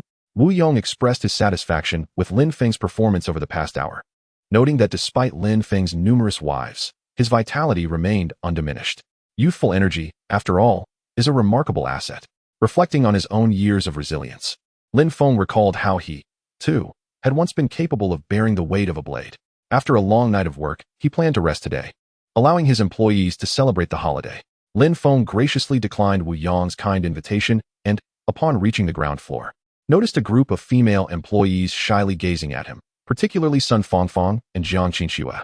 Feeling fatigued, Lin Feng chose not to tease them and instead retrieved his sunglasses and sunscreen before heading home. Take care, boss. Happy New Year, the employees respectfully called out, grateful for Lin Feng's presence, which had safeguarded their positions. Halfway home, Lin Feng still felt the sun's harsh rays and picked up an umbrella before finally returning to his abode. Back already? An hour and a half? Not bad. Inside, Xiao Qiao and Liang Qiuyu were engrossed in watching Zhan Huanzhuan, seemingly preparing for their future roles in the harem. What's the matter, eldest wife? Are you feeling jealous? I assure you, I shall not favor one over the other, Lin Feng teased, leaning in to plant a kiss on Xiao Qiao, who playfully pushed him away. Change your clothes and take a shower. You reek of sweat. Lin Feng, unfazed by her reaction, recognized that Xiao Qiao and Liang Qiuyu's attitudes were already quite favorable. What more could he ask? Must he beg for their approval as they watched him take on additional wives? This demeanor was sufficient, and in time, they would grow accustomed to it. Chapter 152, Happy New Year. Grateful for the 15 cups of milk tea from Hugua 888. Gifts lead to more updates. After a shower and changing his attire, Lin Feng scrolled through his phone, discovering that Building 4 had been set ablaze by Wang Guifan. This Wang Guifan was truly heartless, wishing for her own demise while rendering many homeless. Setting the phone aside, Lin Feng realized that there would be no more instances of others kicking his alternate account from the group. Do you still have the audacity to criticize others? As if your hands are clean, Xiao Qiao shot Lin Feng a glare, clearly displeased. Come here, eldest wife. Let us take a nap. Lin Feng scooped her up and carried her back to bed. This left Xiao Qiao blushing. Is this your daily routine now? Yet, Lin Feng refrained from any further advances. Genuinely exhausted, before long, he succumbed to slumber. Xiao Qiao, taken aback, realized that his notion of napping was merely that, a simple rest. Leaning against Lin Feng's shoulder, she too felt the need to sleep. If only he could be this honest every day, how much suffering she would be spared. One must admit, Xiao Qiao still had much to learn. She longed for such a mundane existence. Liang Qiuyu stood at the door, observing the scene. Truth be told, she envied the bond shared between Lin Feng and Xiao Qiao. Regardless of how many wives Lin Feng may take in the future, the status of the eldest wife would forever remain unassailable. Dearest, since we cannot overcome them, let us join forces. Liang Qiuyu gently caressed her abdomen, retreated to her chamber, and closed the door to rest, utterly fatigued. Once the child arrives, the path ahead shall surely become smoother. From this moment forth, I shall be an indomitable second wife in Lin Feng's eyes. Throughout the day, the three of them slumbered soundly in their respective shelters, a testament to the reliability of a safe haven. As dusk approached and the sun began its descent, the occupants of Building 4 finally dispersed to various locations. Some sought refuge with relatives or friends, while others searched for vacant rooms. Without shelter, they faced the dual perils of ultraviolet exposure during daylight and the risk of dehydration. Fortunately, there were numerous unoccupied rooms at the Western Mountain Villa, capable of comfortably accommodating the surviving residents of the building. Zheng Shuyuan gazed down from her window as the crowd dissipated. Securely stowing her firearm, she stealthily approached Jia Lily's room to listen. Inside, the sound of rhythmic snores indicated that Jia Lily remained in slumber. Zheng Shuyuan exhaled in relief. Food had become synonymous with life, and she was unwilling to share her provisions with anyone, Jia Lily included. Unless absolutely necessary, Zheng Shuyuan wished to keep her remaining supplies concealed. What if Jia Lily, in her desperation, resorted to consuming her? Such a scenario was one Zheng Shuyuan would not wish to endure a second time. Descending to the third floor, she cautiously lifted a quilt and made her way home. The sky had just darkened, and with no water or electricity yet restored, the streets were sparsely populated, allowing her to return unnoticed. Safely ensconced in her abode, Zheng Shuyuan unwrapped the quilt for inspection. Although the instant noodles had been crushed, they were still edible, and miraculously, her supplies remained undiscovered. How splendid! I can endure for quite some time now. Joyfully, Zheng Shuyuan intended to hide the instant noodles and sausages when, at that moment, Jia Lily stirred, rubbing her eyes before opening Zheng Shuyuan's door. Wow! So many instant noodles and sausages. Where did you get them, Shuyuan? Upon spotting the sausages, Jia Lily's delight was palpable. Without hesitation, she reached for one, snapping it in half and devouring it. Delicious. It has been ages since I savored the taste of meat. Watching Jia Lily consume her beloved sausages, Zheng Shuyuan felt a pang of heartbreak. This was sustenance she had fought hard to procure. Did she not think to ask for my consent before indulging? Lily, perhaps you should eat a little less. Food is so scarce, and I worked hard to gather this. We must be frugal. However, Jia Lily finished one sausage and promptly reached for another. It's fine. It's been so many days. Besides, today is New Year's. The authorities won't neglect us. And it's January. The weather can't remain this warm forever. I'm having another one. So delicious. Zheng Shuyuan's heart brimmed with resentment. How could she have forgotten to lock her bedroom door in her moment of happiness? With such a voracious appetite, how long could these few items last? Yet, she reminded herself that Jia Lili was a cherished friend of many years. Not only did she advocate for her, but she also provided her with shelter. For the time being, Zheng Shuyuan could not bring herself to deny Jia Lili's sustenance. A couple of sausages to satiate her hunger would suffice. Times had changed, and food must be conserved. Zheng Shuyuan tucked the sausages and instant noodles beneath her bed. Jia Lili fixated intently on the box beneath the bed, her eyes wide with longing, yearning for more to eat. Shuya, I am still hungry. It's the new year. Could you possibly give me one more?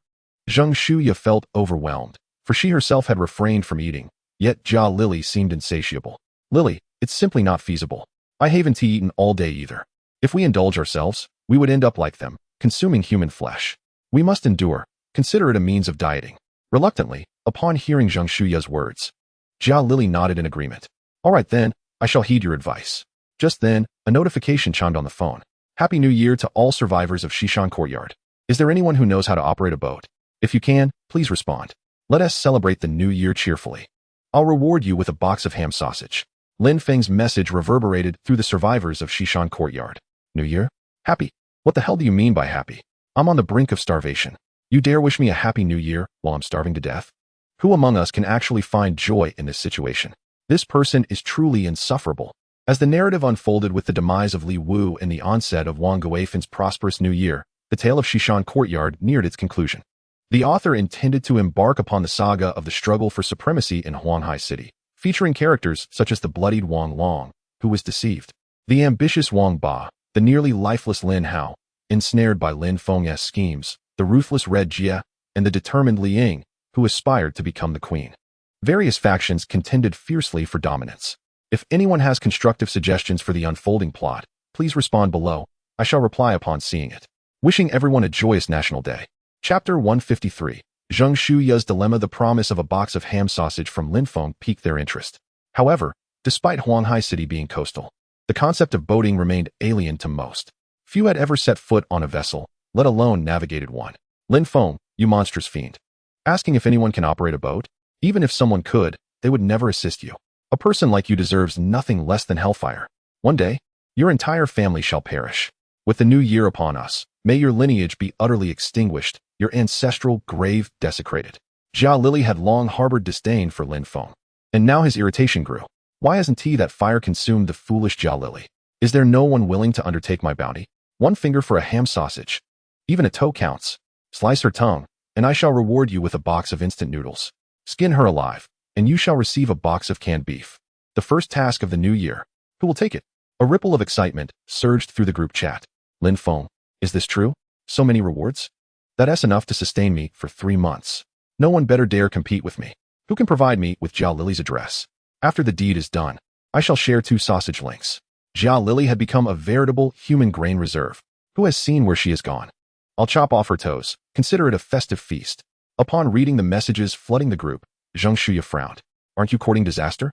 Why provoke Lin Feng during the new year? Doesn't everyone know that he reigns supreme in Shishan Courtyard? Did you really consume only 2 of the sausages that Lin Feng provided? What audacity drives you to challenge him? How have you become so inflated with bravado? Who granted you this courage? Was it not me? Perhaps it was Liang Jingru? Lily, you should hastily apologize to Lin Feng. If you dare to show your face now, this group will truly flay you alive. Moreover, today is New Year's. Why provoke Lin Feng? Yet, Jia Lili remained obstinately defiant. She directly posted a picture of a handgun in the group chat. Lin Feng, if you have the guts, confront me yourself.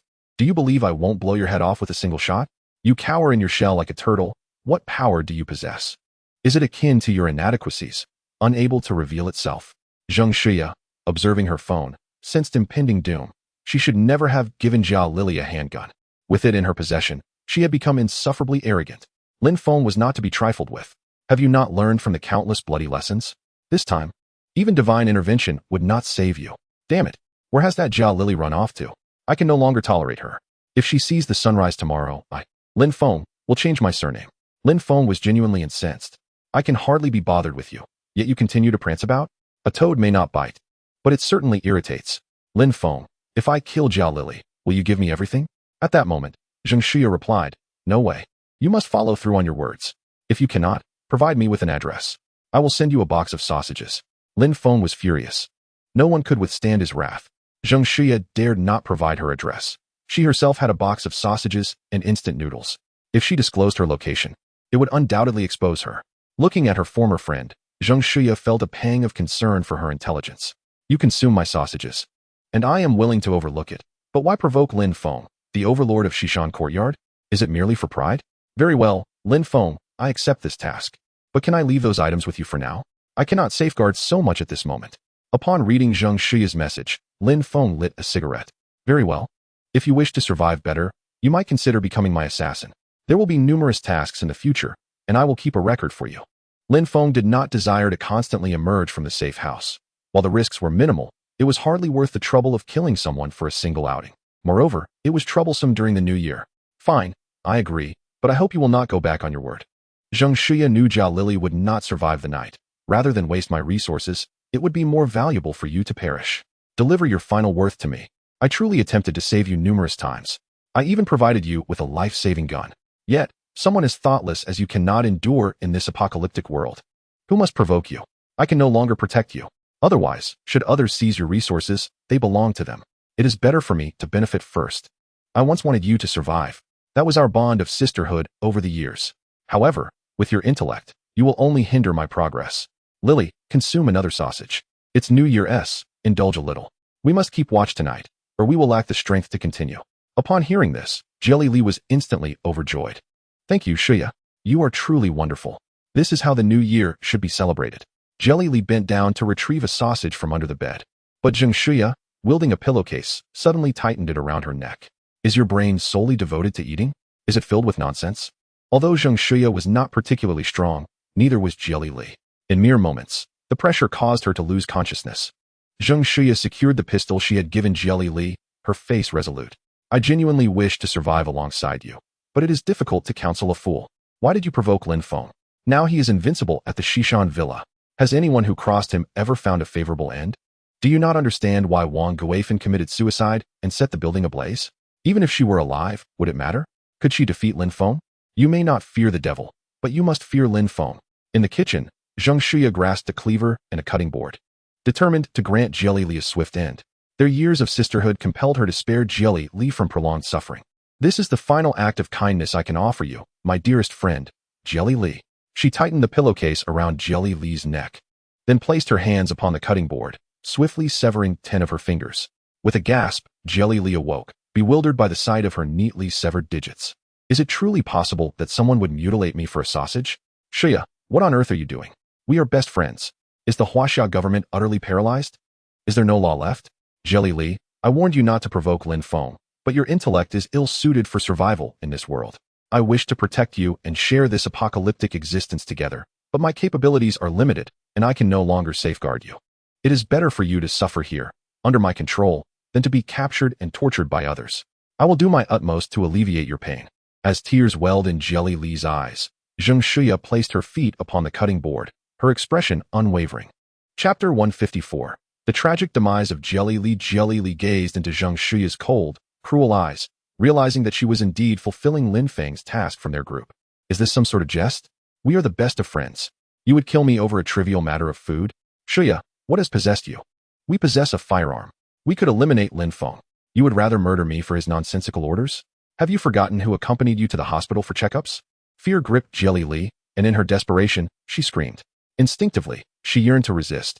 Even without fingers, she did not wish to die. The desire to live is an innate instinct in every being. Do not resist. Zheng Xia shouted. I remember all your kindness. I am helping you end your suffering swiftly. I will cut off your toes in one stroke. Others would do it one by one. Better a short pain than a long one. Zheng Xia's fierce voice startled Jelly Li. Was this truly the gentle Zheng Xia she once knew? Seizing the moment of Jelly Li's days, Zheng Xia struck, severing her 10 toes in a single, decisive blow. Jia Lili was overwhelmed with despair, tears streaming down her face. She was unaware that from the moment Zheng Xia was pushed out to serve Feng Jiawei, the end of the world had already dawned upon her. If one did not act ruthlessly, one would ultimately perish. From the instant she witnessed Feng Jiawei's affliction, The once gentle and refined Zheng Shuya had already met her demise.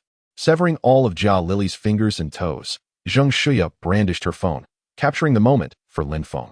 Is this satisfactory, Lin Feng? With a contented puff of smoke.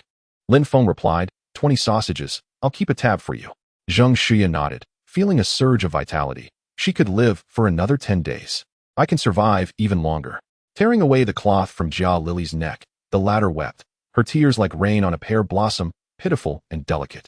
Shuya, what have I done wrong? Why do you treat me this way? Why do you trust Lin Feng?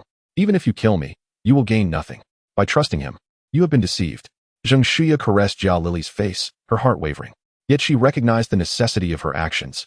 If she did not eliminate Jia Lily, she would ultimately be dragged down by her. Jia Lily would consume all her resources and incessantly provoke Lin Feng, leading to her own demise. Lily, do not blame me. In your next life, perhaps bring a bit more wisdom. This is not a drill, it is truly the end of days. With a bone-cutting knife in hand, Zheng Shuya struck Jia Lily's temple, rendering her unconscious. A painless death is the least I can offer you. Following this, she severed Jia Lily's tongue and sent the footage to Lin Feng.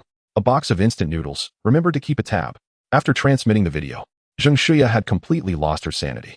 Well done, I'll remember this, Lin Feng remarked as he noted it down. Upon receiving his message, Zheng Shuya understood that she could never return to her former self.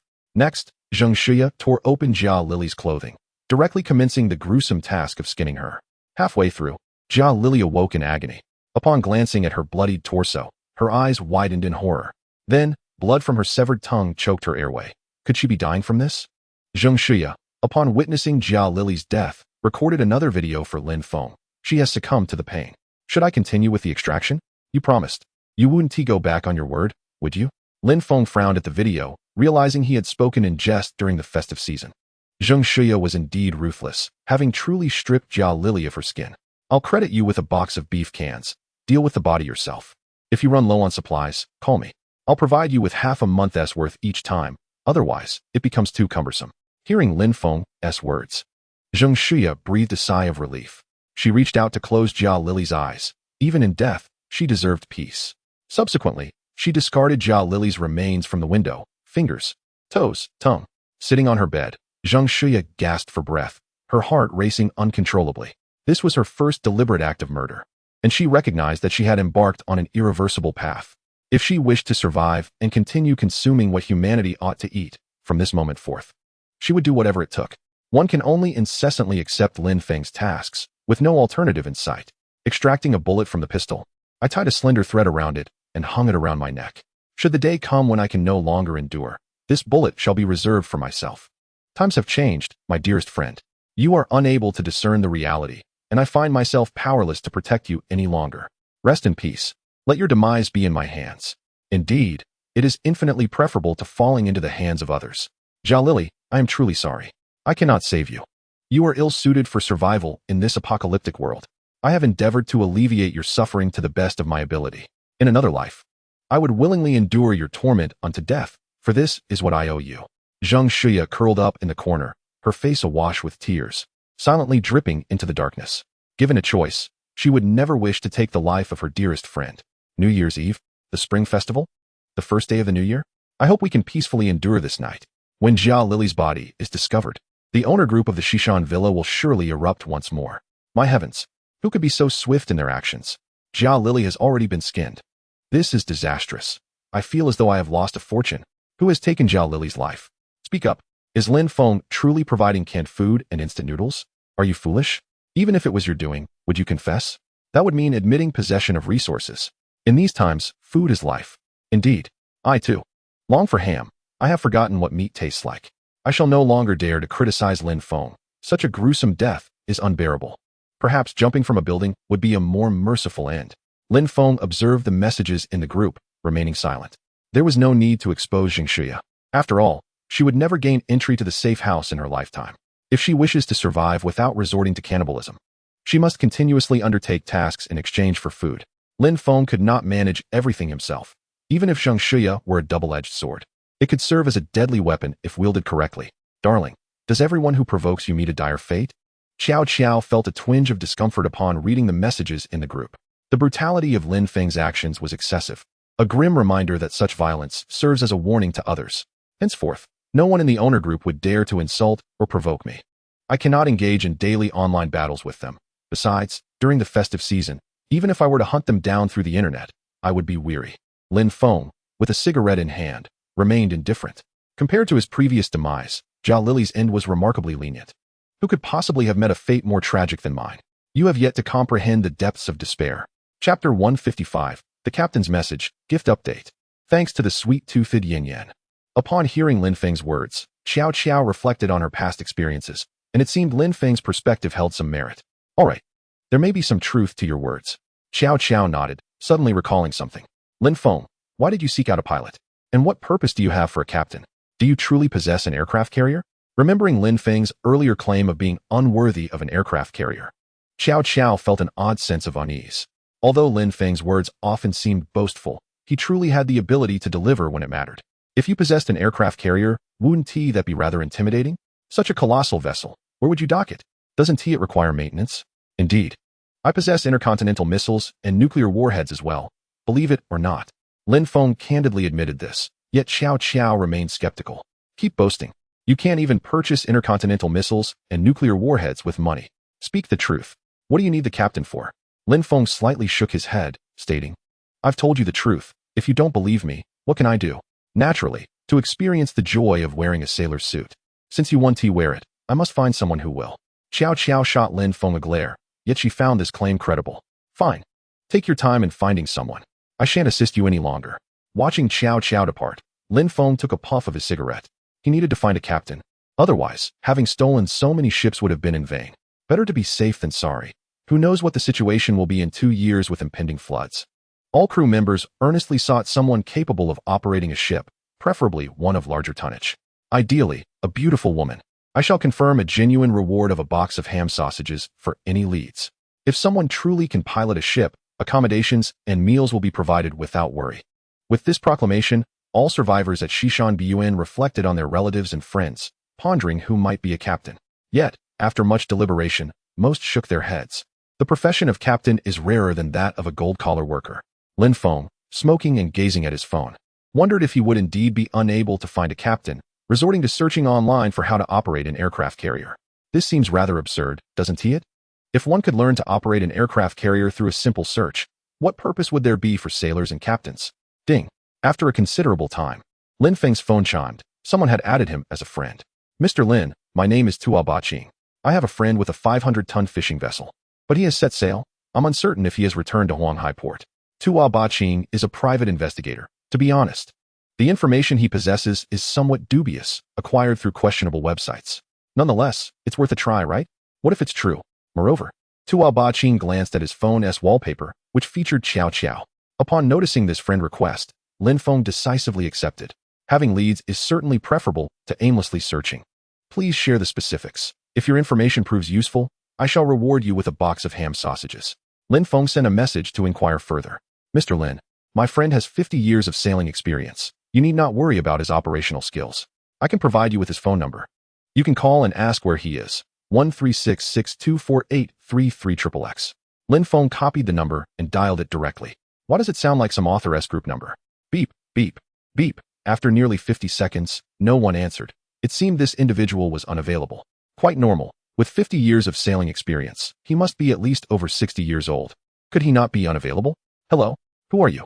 As Lin Feng was about to hang up, a delicate voice piqued his interest. Hello, I am Lin Feng. May I inquire if you are capable of navigating a vessel? On the other end of the line, a young woman in her 20s was struggling to maintain control of the ship's helm amidst tumultuous waves. At that moment, only she and 2 sailors remained aboard. With the sun's ultraviolet rays beating down mercilessly, making the situation dire. I have no time for idle chatter. My ship cannot dock at this moment. Can you contact the Coast Guard? Please, call for help. This is the first call I have managed to reach in over 20 days. Upon hearing this, Lin Feng's heart raced with excitement. I am indeed with the official maritime authority of Huanghai City. Please provide me with your coordinates, and I will come to your rescue immediately. The woman's spirits soared upon realizing she was communicating with the Maritime Bureau. We are currently situated 300 nautical miles east of Huanghai. The winds are too fierce for us to approach the shore. We urgently request assistance. Lin Feng sprang to his feet, urging her to hold on. Stay strong. I will be there shortly. The urgency in Lin Feng's demeanor startled Xiao Qiao and Liang Qiuyu. Lin Feng, what is the matter? Why are you so anxious? Nothing of great concern. Just keep an eye on the house. If anyone shows up, do not hesitate to act. I must step out for a moment. There are matters to attend to. With that, Lin Feng hurried towards the door, prompting both Xiao Qiao and Liang Qiuyu to exchange puzzled glances, having never witnessed such seriousness in him before. Once outside, Lin Feng swiftly retrieved his Lamborghini, racing towards Huanghai Harbor. In less than 20 minutes, he arrived, driven by a sense of urgency. After parking, he expanded his spatial abilities to locate the vessel. However, upon stepping out, the ferocious winds nearly swept him off his feet, explaining why they could not approach the shore. You truly know how to challenge me, don't you? 300 nautical miles away, and I cannot operate a boat. Am I to swim there? That would be exhausting. Even if I could swim, how would I bring anyone back? My spatial abilities cannot accommodate others. Scratching his head, Lin Feng contemplated, perhaps I could just store seawater in my space. It is vast enough, after all. With determination, I could potentially contain all of Huanghai. Thus commenced his unconventional endeavor, as he stood by the shore and began to collect seawater into his spatial realm. Occasionally, he captured some surviving marine life, storing them in another corner of his space. No longer would he worry about a lack of seafood. Indeed, nothing is insurmountable for those with resolve. A colossal waterspout emerged in Huanghai, reminiscent of a scene previously witnessed at Lake Baikal. Were it not for Huanghai's connection to the Pacific, Lin Feng could have emptied the sea. Countless abandoned vessels were drawn into his space by the whirlpool, but he paid no heed. Let them be stored for now. They may prove useful someday. The surviving marine life brought Lin Feng joy, ensuring he would no longer fret over seafood shortages in the future. 300 nautical miles seemed quite distant indeed. Even the formidable Lin Feng, with his extraordinary water pump, could not withstand the vastness of Baikal Lake, which spans 15 million square kilometers and reaches depths of 600 meters, let alone the 770,000 square kilometers of the shallow Huanghai, with an average depth of merely 18 meters. Now, one could easily inundate the area using seawater. Chapter 156. The anomaly of Huanghai. After 2 hours of frenzied water extraction, Lin Feng finally spotted the fishing vessel. The 3 individuals aboard were left utterly bewildered by the bizarre transformation of Huanghai. Was this some sort of joke? The fishing boat, with a maximum speed of merely 20 knots, 20 nautical miles per hour, would take 2 hours to cover 300 nautical miles. Was this the speed of a torpedo? How could this be so absurd? Upon noticing the boat's arrival, Lin Feng ceased his water pumping. At that moment, had it not been for the Pacific Ocean's influx into Huanghai, the latter would have been entirely depleted. He then procured some wood, doused it in gasoline, and ignited it, creating a beacon of smoke in the darkness to guide them. As the fishing vessel gradually approached the shore, 3 figures disembarked, 1 woman and 2 men. The men appeared to be in their 30s, while the woman seemed to be in her early 20s. Their expressions were far from pleasant. The sun and wind had left their faces sallow, their lips chapped, and their skin darkened, clearly exhibiting the after-effects of their maritime ordeal. Hello? We've been at sea for 3 months and are unaware of what has transpired. Is this Huanghai port? The trio, upon seeing the flames, wore expressions of incredulity. Their communication had been severed, isolating them from the world, and many had succumbed to the elements, leaving them oblivious to the unfolding events. Given that their provisions were meant to last over 6 months, Lin Feng was confident they had not resorted to cannibalism. I am Lin Feng, the head of the Maritime Bureau. You just called me. Weren't you still 300 nautical miles away? How is it that I arrived just as you did? Lin Feng feigned innocence, as he could not reveal that it was he who had orchestrated this situation. The 3 scratched their heads, uncertain how to explain the bizarre circumstances. Perhaps your electronic devices malfunctioned? The solar flare has disrupted global communications. This isn't the first time such an incident has occurred. Follow me. I will take you to safety. Lin Feng refrained from disclosing the apocalyptic state of the world, fearing the stark contrast would be too much for them to bear.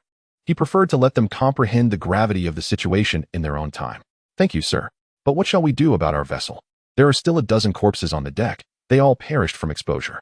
Some were washed overboard by the waves, and we're unsure how to handle them. Awaiting your directive for an autopsy.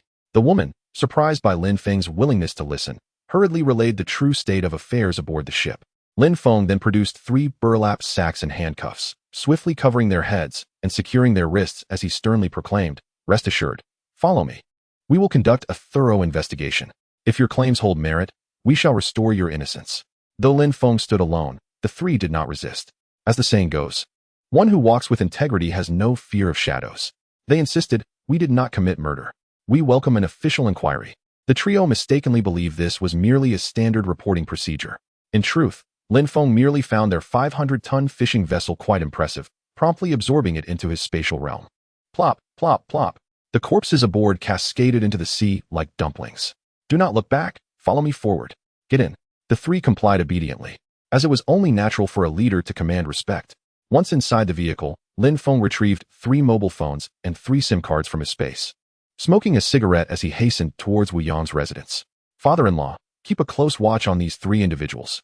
Should they exhibit any extreme behavior, contact me immediately. Wu Yang, who was particularly attentive to Lin Feng's instructions, promptly acknowledged. Understood, boss. Lin Feng nodded, recognizing Wu Yang's worth, as he indeed possessed some utility. Choosing not to traverse underground, Lin Feng followed the highway back to the West Mountain Villa. Sir, my name is Bai Miaoshui. How did you acquire my grandfather's phone number? The girl in the vehicle spoke up, to which Lin Feng casually replied, the Tianyin detection indicated you were in peril, thus I dialed the captain's number. What about your grandfather? Has he also perished? Upon hearing this, Bai Miaoshui sniffled, her voice betraying her tears. On January 1st, I do not know what happened, but the communication system malfunctioned, and the sun's rays were unbearably harsh, resulting in many aboard suffering from sunburns. We lacked sufficient medical supplies, and numerous individuals succumbed to infections. Before my grandfather passed, he implored me to return the ship, as it embodied generations of effort from the Bai family. It cannot be lost. Sir, will our vessel remain safe where it is?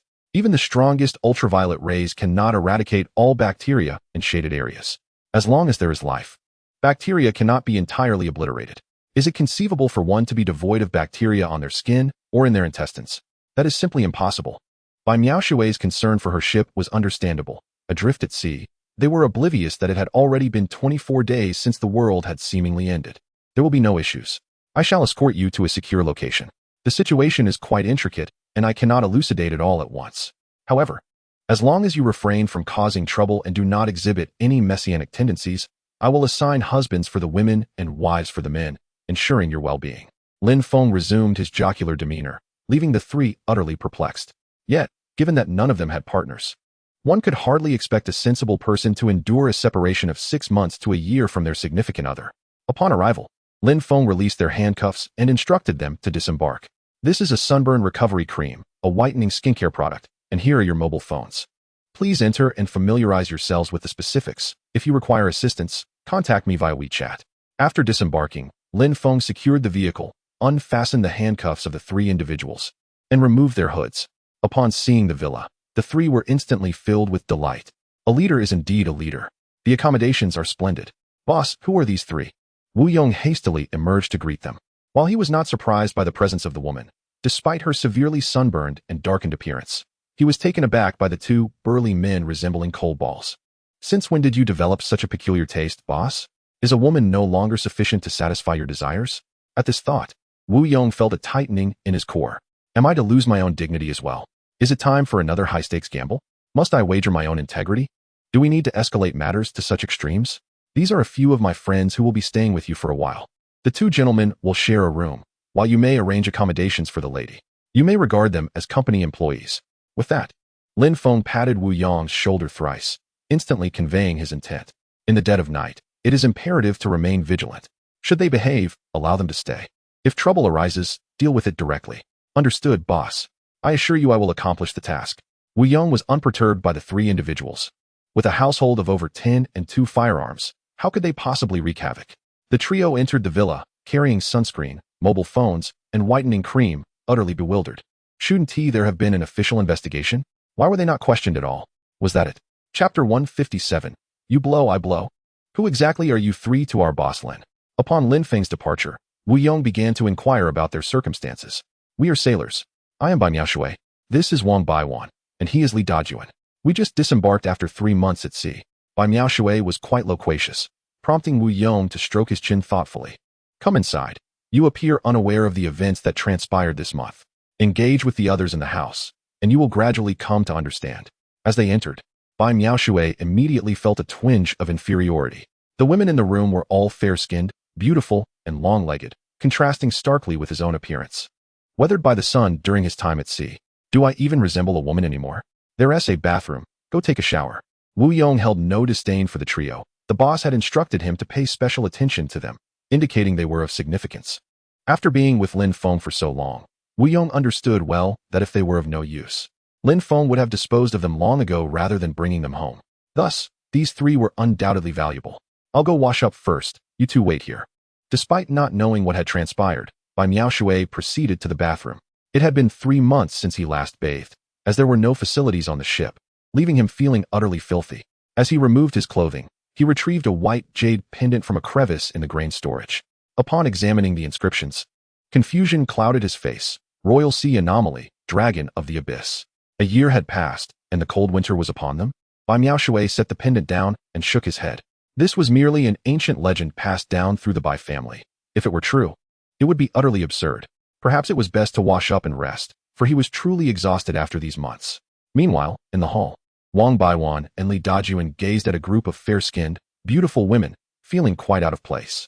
The harshness of the sea had aged them, making them appear as though they were in their 30s, when in fact, they were merely 25. No need to be anxious. Coming here is like returning home. The boss has provided you with phones. Why not contact your families? Wu Yong aimed to ascertain whether their families were safe. If they were, then they would require special attention. After all, with the world in turmoil, those who missed their loved ones could easily encounter peril. Wang Baiwan and Li Dajuan nodded, then proceeded to unpack their phones, inserting their SIM cards to reach out to their families. After half an hour and dozens of calls, they found none of their relatives could be reached. Upon logging into WeChat, I encountered the final message from my family, and in an instant, tears streamed down my face. Boss Wu, is this truly the end of the world? Wang Million and Li Dajuan, the formidable men, shed tears. Although he had suspected something amiss while at sea, hearing the news still overwhelmed him with sorrow. Each day aboard the vessel, he witnessed the relentless demise of those around him, and that ominous premonition had finally materialized. It became evident that this calamity was not confined to the ocean. The land suffered similarly. Let us adapt for a while, refrain from venturing outside during the day, and do not disclose to anyone that we possess food here. In this apocalyptic era, cannibalism had become a grim reality. Wu Yong patted the shoulders of the two men, who nodded in understanding. Some of their family members had perished from starvation, having their provisions forcibly taken from them. Reflecting on them was futile. Survival became the paramount concern. Half an hour later, Bai Miaoshui emerged, having cleansed herself of the black mud, her long hair cascading down. After washing her face, Wu Yong's eyes widened. The transformation was akin to a swan emerging from a chrysalis. Despite the remnants of sunburned skin and chapped lips, she turned out to be a woman of mixed heritage. Are you not of Huaxia descent? How is it that you are so fair? Wu Yong inquired with curiosity. Bai Miaoshui candidly replied, my father was a sailor, and my mother is a mixed blood. Hence, I possess certain Caucasian features, yet I am indeed Huaxia. Observing Bai Miaoshui, Wu Yong tightened his grip on his pistol. Should he eliminate her? What man could resist the allure of such a mixed-race beauty? He conceded that she was far more attractive than his own daughter. Why was it so unfair? Were all mixed-blood women this stunning? After some contemplation, Wu Yong deemed it unwise to take such a risk. His daughter had painstakingly ascended to the position of the third wife. To jeopardize that would be a lifelong regret. Bai Miaoshui, with her fair complexion and striking beauty, stood at a height of 166 centimeters, neither too tall nor too short, with long hair, rosy lips, and perfect figure. Her slightly blue eyes indeed showcased a stark contrast to pure Huaxiao individuals. Wu Yong shook his head, deciding to let nature take its course. With his financial prowess, acquiring a multitude of mixed-blood beauties was effortless. Eliminating this one would serve no purpose. How old are you? Can you navigate a ship? Do you have any relatives? Wu Yong intended to know his adversary well to secure victory in any encounter. Why was the boss so insistent on finding someone capable of sailing? In this sweltering heat, with no water in sight, could a flood be imminent? I was born in 2029, making me 22 this year. I grew up on a ship, so I can navigate most vessels. My parents perished in a maritime disaster, and my grandfather also died at sea this time. I have no family left. At this point, a trace of sorrow crossed Bai Miaoshui's face, clearly indicating her struggle to accept her grandfather's death. Furthermore, they had failed to protect his body, which was swept away by the waves. Well, you are fortunate to have encountered our boss Lin Feng. Otherwise, your survival would have been in jeopardy. Upon mentioning Lin Feng, Bai Miaoshui expressed his astonishment at the remarkable fact that a journey of 300 nautical miles was completed in merely 2 hours. Even if equipment malfunctions were to occur, the wisdom garnered from 16 years of nautical experience, spanning from the age of 6 to 22, is infallible. After all, 300 nautical miles equates to a staggering 556 kilometers. Bai Miaoshui, having never pursued formal education, comes from a lineage of fishermen, where navigating a fishing vessel is a family tradition, rendering academic knowledge practically obsolete. His focus has solely been on mastering various languages, understanding written texts, acquiring maritime knowledge, and troubleshooting mechanical failures. Everything else is deemed unnecessary. Could it truly be so? Thank you, Mr. Lin. Is he not part of the Maritime Bureau? Can a leader indeed double as a proprietor? By Miao Shui, wiping the water from his hair, curiously inquired of Wu Yong. Wu Yong, taken aback by this query, pondered how Lin Feng could be boasting again. Could you kindly inform me beforehand next time you decide to brag? He thought. How am I supposed to respond to that? The Maritime Bureau's leadership certainly includes our boss Lin Feng, who operates in both legitimate and illicit spheres, earning respect from both realms. Assisting you with this is merely a trivial matter. After a moment of contemplation, Wu Yong decided to join in the embellishment, thinking, if you can boast, so can I. I shall simply continue to copy your work. Who cares if the answers are correct? I wouldn't be able to solve them myself anyway. Now that the officials have fled, who would even apprehend me for my exaggerations?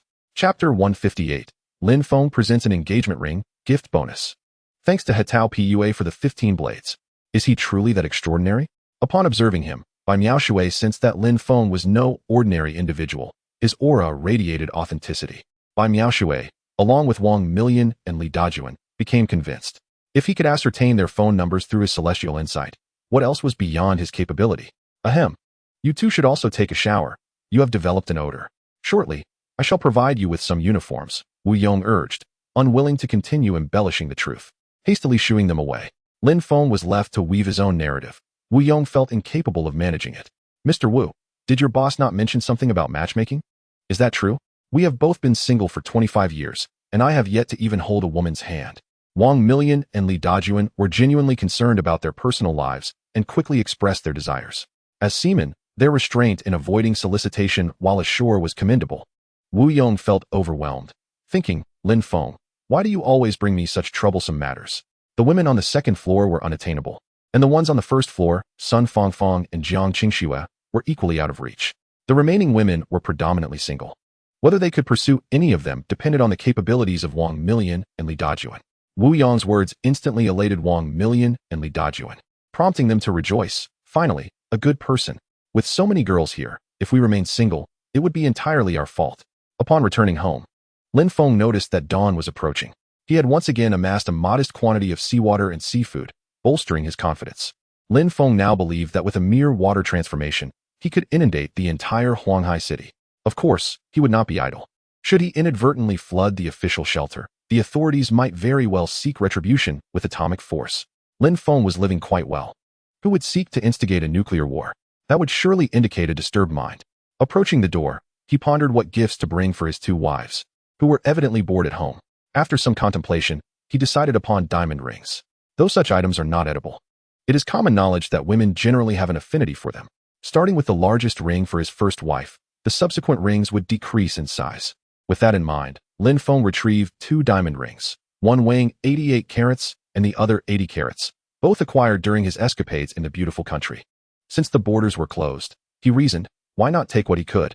He had even borrowed the Statue of Liberty. When the beautiful country ultimately fell, he could proudly display it in his backyard as a talisman. Admittedly, there were larger diamonds available, but Lin Feng had not gone out of his way to steal them, as they served no practical purpose. Upon returning home, he found his wives peacefully asleep, clearly unconcerned about his well-being. Lin Feng, the man adept at survival, would surely not meet his demise unless the earth itself were to explode. Once inside, he presented the larger ring to Qiao Qiao and the smaller one to Liang Qiuyu. He could always obtain more rings for any future wives. After all, he had no shortage of diamonds. Darling, you're back? Qiao Qiao rubbed her eyes and, upon feeling the weight of the ring, exclaimed, my goodness, such a massive diamond. It must be worth millions. Her astonishment roused Liang Qiuyu, who then chimed in. I have one too. Although smaller, it brings me immense joy. Liang Qiuyu, too, appreciated the ring, for the size of a diamond often reflects the depth of love. Such grandiose gems were far beyond the reach of ordinary affection. Being married to both of you, gifting a diamond ring is merely a token of our union. Lin Feng chuckled, pleasantly surprised by their delight in the gifts. Had he known they would cherish such items, he might have arranged for a jewelry store. After all, with the world nearing its end, the beautiful country would hardly investigate the origins of jewels. Darling, I do like it, but what does Bella inscribed on the inner band mean? Qiao Qiao asked, having noticed the name. Lin Feng's mind momentarily faltered. He had forgotten that many rings are custom-made, and bear unique names. There was no escaping that fact. Bella? It's merely the brand name of a high-end luxury label. It's understandable if you haven't heard of it. He hastily fabricated an explanation, only for Liang Qiuyu to reveal her own ring. Karina? I graduated from university. Are you certain this isn't the English name Karina? Lin Feng's mind once again stumbled at her words. Had he anticipated this outcome, he would never have gifted them rings. Was he merely courting trouble? Oh, I was just playing with you too. Consider it a magic trick. Just watch, he exclaimed, as he activated his spatial abilities and inscribed the name Qiao Qiao on the first ring and Liang Qiuyu on the second. Having such capabilities was undeniably convenient. If the names were incorrect, he could rectify them on the spot. My heavens, they are indeed personalized rings. Where did you have these custom made? Did the diamond company not go bankrupt? Lin Feng. Jojo, this clever woman, is truly hard to deceive. Her question left Lin Feng speechless. Upon hearing Jojo's words, Lin Feng felt that giving a diamond ring was merely a trivial pursuit. How was he to respond? This ring was crafted by my own hands. You both must cherish it. I nearly blinded myself engraving your names. Yet Jojo remained unconvinced, producing her small gold ring and presenting it to Lin Feng. Darling, could you engrave another one for me? I wish to see how you do it. Would that be all right? Lin Feng, truly at a loss for words, he thought. Am I merely seeking unnecessary trouble? What good is a diamond ring now? If every woman were as astute as Jojo, I would surely be exasperated. Why must women be so tedious? Do you want it or not? If not, I shall take it back. Lin Feng, feeling flustered and angry, realized that further inquiry would only lead to revealing the truth. I stole it. Why must you insist on asking where it came from? How am I to fabricate a story? Yes. Must I not inquire any further? Jojo did not anticipate Lin Feng's sudden shift in temperament. Was her question truly so outrageous? Unbeknownst to Jojo, when a man suddenly erupts in anger, it is often to mask a far greater issue. Women are no different. Liang Qiuyu touched the ring, sensing an oddity, yet she could not discern what was peculiar. After some contemplation, she decided to wear it. This exclusive diamond ring for my second wife must not be lost. This 80-carat diamond was indeed stunning, gleaming, and radiant. If it were Zhou Kaihua, he could never afford such a beautiful diamond in 10 lifetimes. Even though Liang Qiuyu was not a materialistic woman, receiving such a precious gift warmed her heart. It reflected a man's regard for the woman he cherishes. Seeing that neither of them asked further questions, Lin Feng breathed a sigh of relief. Next time, he would engrave the names in advance. This constant ruse could easily lead to a heart attack. Chapter 159. Tuoba Qing's realization having appeased his two wives, Lin Feng opened his phone and messaged Tuoba Qing. Send me an address. Your information has proven invaluable, and I owe you a box of ham sausages. Tuoba Qing, who had guarded the door all night, was suddenly delighted to receive this message. Indeed, the wealthy never lack for sustenance. Lin Min's feasts are notorious. This transaction is worthwhile. Lin, I'm at Building 2, Unit 3, 601. I'll open the window and await your arrival. Lin Feng nodded, retrieving a box of ham sausages from the kitchen and sending it over via drone. Tuoba Qing stood by the window, eagerly anticipating the sausages. He had not eaten for 3 days, resorting to chopping his leather shoes and belt to make soup. Upon seeing the box of sausages, his face illuminated with joy. 50 sausages in a box could last him half a month if rationed. Truly, the heavens have not forsaken Tuoba Qing. A computer cannot serve as sustenance. However, sausages can. Faced with the box of sausages, Tuoba Qing began his last struggle in this apocalyptic scenario. Thank you, Lin. In the future, feel free to consult me with any questions. To be honest, I am a private detective. I possess a wealth of information at my disposal, and provided you offer adequate remuneration, I assure you that I can uncover every detail about the individual you wish to investigate, down to their very essence. Lin Feng glanced at his phone, surprised by this unexpected opportunity. Although it wasn't particularly necessary, he stroked his chin and decided to send a message to Tuoba Qing. Could you assist me in locating someone skilled in the operation of intercontinental missiles? Gender is irrelevant, as long as they possess the expertise. Tuoba Qing. It is no wonder Tuoba Qing responded with a question mark. His usual inquiries revolved around extramarital affairs, celebrity scandals, and corruption among officials. Not the operation of intercontinental missiles. Where on earth am I supposed to find someone like that? Moreover, what do you need such an individual for? Are you planning to launch an intercontinental missile? He decided against further inquiry, stating, if there is anything else, feel free to reach out. Upon observing Tuoba Qing's 3 question marks, Lin Feng recognized the formidable challenge he had presented.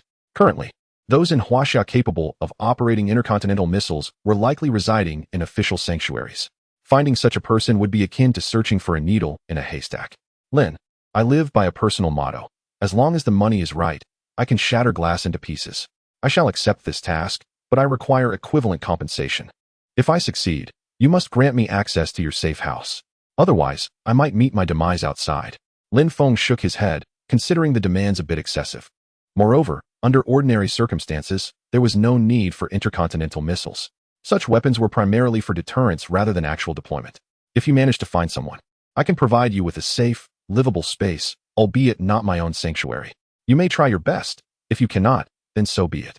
Lin Feng contemplated that if Tuo Ba-Qing could truly locate such an individual, it would signify his exceptional talent, warranting his continued existence.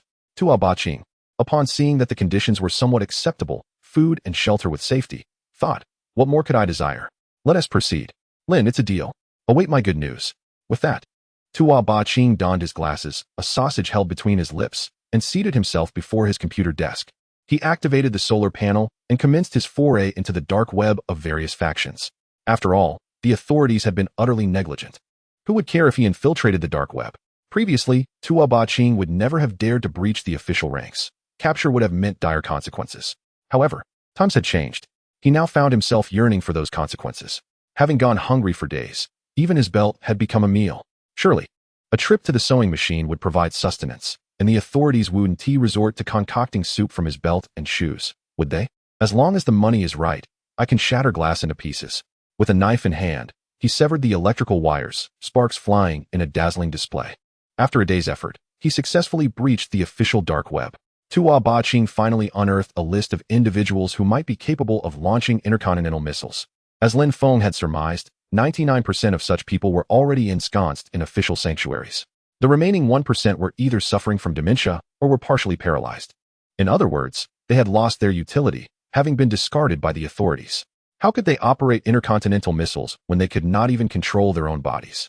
After consuming a sausage and sipping some water, Tuo Ba-Qing truly grasped the daunting nature of the task Lin Feng had assigned to him.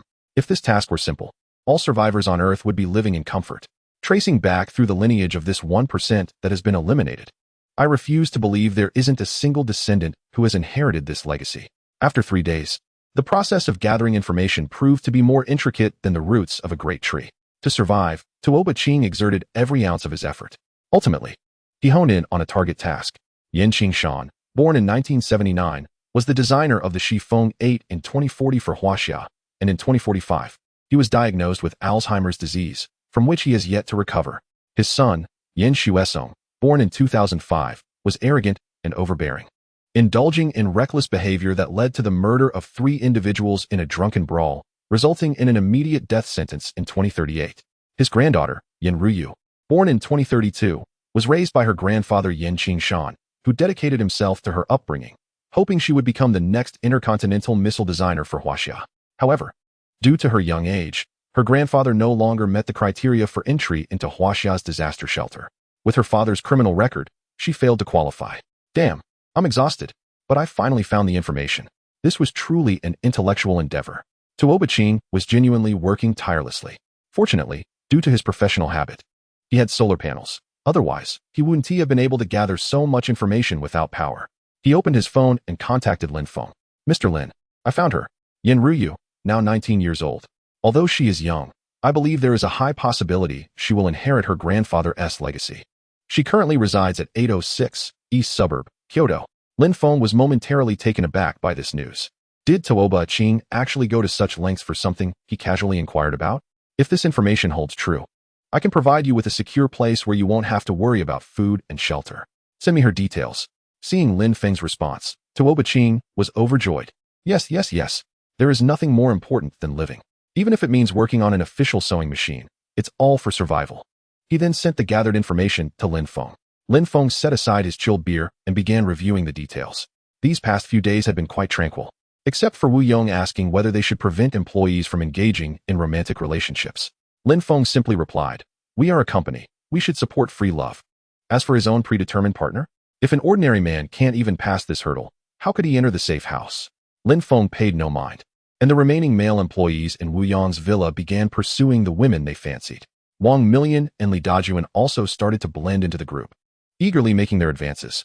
Meanwhile, by Miaoshui, Sun Fongfong, and Jiang Qingsnow felt somewhat bewildered. Were we not good enough? Or not pretty enough? Why was no one pursuing us? Chapter 160. The search for Yin Ryu. The survivors in Wu Yang's villa were no fools, who would act like a sycophant. Finding someone compatible, even if not a goddess, was already a stroke of luck. Such deities should be left for the boss. We certainly don't want to jeopardize our jobs. Everything we have comes from the boss. It's quite satisfactory. Competing for the boss's partner? Was it the excessive consumption of horse urine, or merely a disdain for the prolonged passage of time? In the second floor, Wu Daiyue and Ling Wenyaz had already formed a bond akin to sisterhood, bathing together without a shred of modesty. Both possessed gentle temperaments, unfazed by Lin Feng's affairs. One was an ardent fan, while the other bore the scars of a lonely childhood. They perceived Lin Feng's actions as entirely natural, content with the prospect of being his third or fourth wife. How much is too much? What more could one desire? My dear wives, I must step out for a brief errand today. Should anyone arrive, do not hesitate to take decisive action. After a few days of tranquility, Lin Feng feared that the two might grow complacent. Hence he felt compelled to offer his parting words. Where are you off to this time? Would it be convenient to take us along for a stroll? Staying cooped up at home is becoming unbearable. Xiao Qiao and Liang Qiuyu expressed their desire to venture outside, approaching Lin Feng with their request. Unfortunately, that is not feasible today. This is no casual outing. Why not occupy yourselves with exploring the uses of jelly and pop rocks until I return to review your assignments? Upon hearing Lin Feng's response, Xiao Qiao shot him an annoyed glance. Given Liang Qiuyu's current condition, I shall be the one returning with the assignments, won't I? Very well, if anything urgent arises, do not hesitate to call. Ordinarily, I shall return within the day. Lin Feng was bound for the eastern city of Kyoto, a distance of 300 kilometers, which could be traversed in an hour. Considering the need to locate someone, a day should suffice. All right, take your time, Xiao Qiao replied with a casual wave of farewell. It was daytime, yet Lin Feng chose not to travel via conventional roads. Instead, he sought a secluded corner to tunnel directly to Kyoto, as the authorities had seemingly retreated into seclusion, with no indication of when they might emerge. An hour later, he arrived, pulling into an uninhabited nook to park his vehicle. He then perused the photographs and information on his phone, beginning his search. Number 806, outskirts of Kyoto's 8th ring? The map fails to reveal its exact location. Upon arrival, Lin Feng discovered an old, dilapidated residential area. Numerous door plates bore no addresses, rendering the search arduous. The surroundings were chaotic, littered with refuse and corpses, the air heavy with noxious odors. Had it not been for the intense ultraviolet radiation eliminating the majority of flies and mosquitoes, the air would have been thick with their buzzing. It would not be long before mutated flies and mosquitoes would swarm the skies. Lin Feng recalled that flies and mosquitoes were among the first to mutate, given their remarkable reproductive capabilities, ensuring that some descendants would inevitably adapt to their environment. Number 720? It should be in that direction. Lin Feng, cigarette in mouth, proceeded to follow the door plates, the overwhelming stench reminiscent of rural latrines. After a short while, he found himself in a dead end. Good grief. It is the year 2050. How can such a decrepit area still exist? This is Kyoto, albeit on the outskirts. But surely this is not how it ought to be. Lin Feng seethed with frustration. He retrieved his post-apocalyptic vehicle, revved the engine, and charged straight into the wall. With a resounding crash, the wall crumbled before him. As long as the payment was sufficient, the glass shattered into oblivion. Perfectly fine. Lin Feng had lost all patience for a leisurely search. In this sweltering heat, was he truly wasting his time in pursuit of someone whose fate remained uncertain? With a resounding crash, a number of individuals emerged, scarves wrapped around their heads, brandishing knives and clubs. Observing their anxious demeanor, it seemed that the cannibals had made their appearance. Lin Feng, disinterested in idle chatter, promptly seized his phone and inquired, Yin Ryu, room 806. Does anyone know where it is? Ah, go to hell. Cannibals. A middle-aged man at the forefront, without a moment's hesitation, brandished a hoe and aimed to smash the car's windshield. Bang. Lin Feng, without further ado, shot him in the head. Do not test my patience. I have no interest in you. I shall ask once more.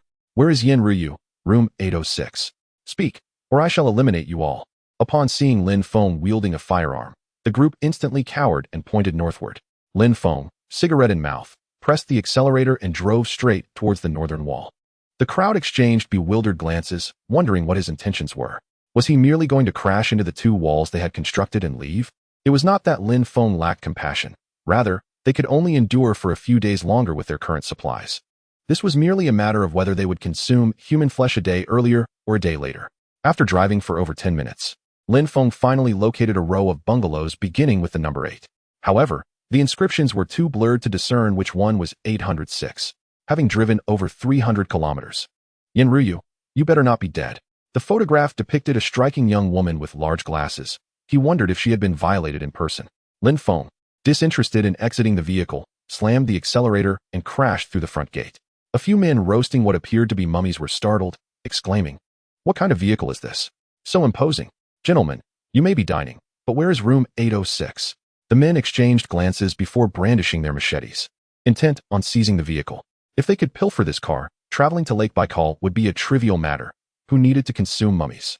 Kid, get out of the car if you wish to live. Bang. Lin Feng did not wait for him to finish his sentence, firing a shot that sent him to meet his ancestors. No more nonsense. Where is 806? The men, startled, realized this young man was no ordinary foe. Not only did he possess such an impressive vehicle, but he was armed as well. In the adjacent fourth building, one of them stammered.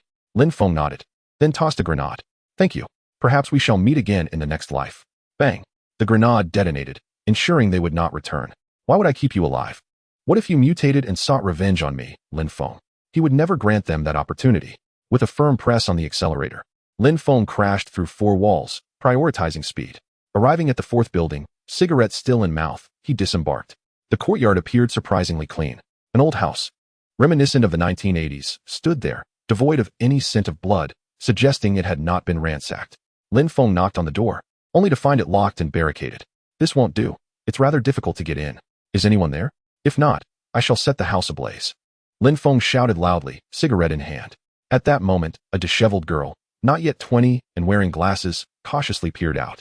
Her appearance was haggard, but Lin Feng recognized her instantly. She was Yin Ruyu. Who are you?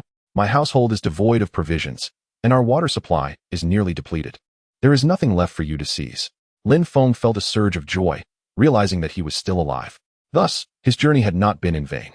Chapter 161. Confirming missile location. Thanks to He Tao Pua for the Grand Sword. Gifts lead to an additional update. Lin Feng rapped on the glass and addressed her. I am Lin Feng, the leader of the missile launch team from Huaxia. I extend a special invitation to Mr. Yen Qingshan to return to the official domain. Upon hearing Lin Feng's words, the small kitchen knife that Yin Ruyu had concealed behind her fell to the ground. In an instant, tears streamed down her face uncontrollably. Only she and her grandfather knew how they had survived this month. Grandfather, come out quickly.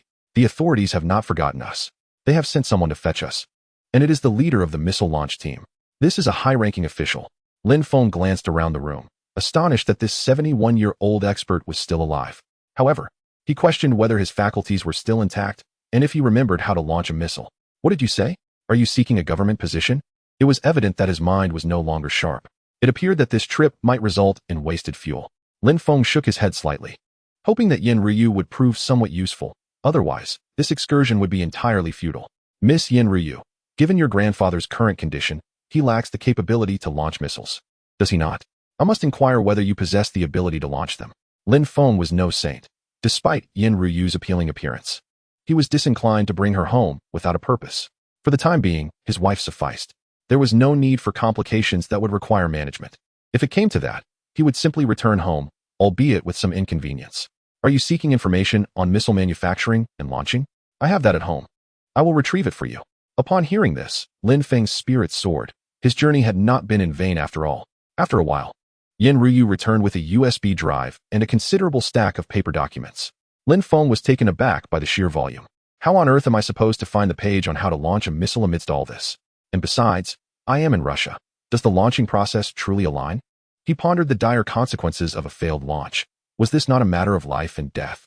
Miss Yin, these documents are classified official files. From where did you obtain them? Through the window, Lin Feng casually perused one of the documents and confirmed that it contained various missile-related information. However, it seemed of little use. In the face of an apocalyptic scenario, he could hardly continue missile production. 6 years ago, my grandfather was diagnosed with dementia, and these are sketches he created during his idle hours. I could not oversee him while attending school. He would draw at home during the day, and I would back them up on a USB drive each night. I thought they might prove useful someday, so I planned to submit them to the authorities. However, when I attempted to do so, the staff dismissed me, saying that if a person with dementia could manufacture missiles, then he could surely construct an aircraft carrier. Thus, they have remained at home, gathering dust. Lin Feng nodded, acknowledging that the staff indeed acted in an official capacity, flawlessly in line with the ethos of Huaxia. Then, do you possess the ability to launch missiles? After all, you have reviewed this information, haven't you? Upon hearing Lin Feng's words, Yin Ruyu adjusted her glasses and replied earnestly. I comprehend the principles. My grandfather has imparted this technical knowledge to me since childhood. However, I have never encountered a real missile. I am merely engaging in theoretical discussions. I am uncertain whether I would be able to launch a missile. Lin Feng, upon hearing this, sensed potential. All right, hand everything over to me. You all tidy up and accompany me to the official shelter. He collected all the documents and USB drives through the window and opened the rear compartment of the armored vehicle, storing them directly within. This information should prove useful, though I wonder if the parameters drawn by this elderly expert, suffering from dementia, are still accurate. Inaccuracy could lead to catastrophic consequences. Thank you, sir. We have been out of food for 3 days. If you do not arrive soon, we will perish from hunger. I shall follow you immediately. Moreover, there is nothing of value at home, as I traded it for food recently. Lin Feng nodded, acknowledging that he had neither stolen nor purchased food from Kyoto. The famine here was not as severe as in Huanghai City, which was quite normal. In his previous life, one could still buy food with money in Huanghai City within a month, but upon his rebirth, it had transformed into a disaster zone. After clearing away the dilapidated furniture from her home, Yin Ryu took her household registration and property certificate, supporting her grandfather, Yin Qingshan, as they stepped outside. Yin Ryu was slender and petite, standing at a height of 158 centimeters, with a messy ponytail and a pretty face. However, her large glasses gave her an air of foolishness. After assisting her grandfather out of the house, she returned to gather their belongings. At 71 years old, Yin Qingshan was hunched over, alternating between moments of confusion and clarity. He would gaze around, seemingly lost in thought. Old senior, where are the missile bases of Huaxia? Lin Feng's range of inquiry extended only 1,000 kilometers. Searching in the northwest would undoubtedly be arduous. Perhaps this old man might have some insights. Which country aspire you? I would never betray Huaxia. As the chief designer of the West Wind 8 missile, I will never disclose that there are 3 missiles beneath Daeong Mountain in the northern suburbs of Kyoto. There is 1 underground at the Ming Tombs, 2 in the Kyoto Grand Canyon, 8 in Dunhuang, northwest. Lin Feng, taken aback, hastily took out a small notebook to jot down the information. Although it might not be useful at the moment, it could prove beneficial in the future. Wait a moment. You are speaking too quickly. I cannot keep up. Yin Qingshan's dementia was quite severe, as he divulged everything without reserve. As long as Lin Feng had a general idea of the locations, he could pinpoint them later. Before long, his notebook was densely filled with missile launch sites. Lin Feng felt exhilarated, for he was certain that many of the locations provided by Yin Qingshan were indeed accurate. He had already identified where those missiles were located in the capital. With this space and the presence of such an elderly man, Lin Feng felt invincible. Just then, Yin Ruyu emerged, pulling a suitcase containing clothing for both herself and her grandfather. However, upon stepping outside, she was taken aback to hear her grandfather passionately recounting his past glories and the locations of missiles.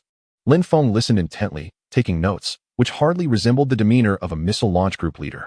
As the leader, shouldn't he inquire about the whereabouts of the missiles? Clearly, Lin Feng is a fraud. Grandfather, enough already. He is not an official. He is an enemy agent. If you continue, the nation will face ruin. With Yin Ruyu's interruption, Yin Qingshan scratched his head and turned to Lin Feng. So, are you an enemy agent? Lin Feng casually replied, certainly not. I am the leader of the missile launch group of Huaxia. My task is to hear you out completely. Please, proceed. As he spoke, Lin Feng drew his gun and aimed it at Yin Ryu. I don't mind putting in the effort to find someone knowledgeable about missiles, but knowing their location is paramount. Without missiles, what use is it to find anyone? Huaxiao is vast. Should I search one by one? With this old gentleman to guide me, why waste the effort? Chapter 162. I will cool down the planet.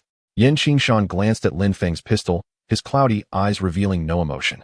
He nodded and continued speaking. Yin Ryu stared at the gun in disbelief. There was no other choice but to leave it to fate. If this fellow shot her, Yin Qingshan would undoubtedly have the same reaction. After all, the old man's dementia was beyond saving. He would say whatever came to mind. In the shade at the entrance, Yin Qingshan recounted his heroic deeds for several hours until the sun set, his struggles in missile production, being bribed by foreign powers, and past assassination attempts by mercenaries, among other tales. As he grew weary, Lin Feng thought it might be time to offer him some milk, since he was in no rush. It was uncertain how many days this old veteran had left. Better to jot it down for future reference and study its authenticity. Yin Ryu was utterly exasperated with her grandfather. Why must you suffer from such an ailment? Now, Huaxia is doomed. As darkness fell, Lin Feng realized that much of what the old man had said was repetitive, and he had lost the patience to continue taking notes. Let us go, old veteran. Get in the back seat, and let us head to the northern suburbs. Lin Feng, cigarette in mouth, opened the car door, intending to investigate Daong Mountain in the northern suburbs of Kyoto. Supporting Yin Qingshan, Yin Ruyu climbed into the last row of the car in silence. Lin Feng was being overly cautious, sitting 3 rows away, thus feeling secure from any sudden moves from Yin Ruyu. There's milk and bread in the back seat. You must be starving. Go ahead and eat. Yin Ruyu, you are quite astute. I am indeed not an official. However, take a look at this information first before you speak. Saying this, Lin Feng opened his phone and tossed Yin Ruyu the documents. Upon seeing the contents on the phone, Yin Ruyu was instantly brought to tears. Just because my father is a murderer, we are dismissed by the authorities? My grandfather has accomplished so much. Yet it is all negated due to his dementia? Yin Ruyu was deeply saddened. She had no reason to doubt the authenticity of Lin Feng's documents. After all, why didn't the officials come? Why was it Lin Feng instead? You needn't be so distressed. To live, one must possess value to endure longer. To the authorities, you no longer hold value. But to me, Lin Feng, you still possess worth. Lin Feng drove the apocalyptic war vehicle northward, while Yin Ruyu seemed to have guessed his intentions. You cannot possibly be contemplating launching a missile, can you? Do you even comprehend the gravity of such an act? This is PG. We would all perish. Panic gripped Yin Ruyu. She could not fathom the audacity of Lin Feng. I didn't suggest you target Huaxiao. Merely aim one at Mount Fuji. The Earth's temperature is already soaring. I must do something to cool it down. Lin Feng, defiantly smoking, displayed a brazen nonchalance.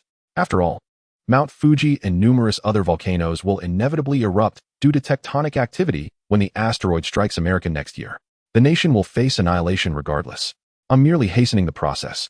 The volcanic ash from Fuji will ascend into the stratosphere, blocking some ultraviolet rays, thereby potentially lowering the Earth's temperature. I, Lin Feng, am merely performing a service for the world. Impossible. Absolutely out of the question. Even if I had ever launched a missile, I would not do it. Although Yin Ruyu had been abandoned by the authorities, she still held her principles. I would never resort to such actions. This is the prelude to a third world war. Enough with the nonsense. Act or perish. I am giving you 3 seconds to decide. With that, Lin Feng turned, aiming his gun at Yin Ruyu. In an instant, her temper flared. Absolutely not. Even if you shoot me, I refuse to comply.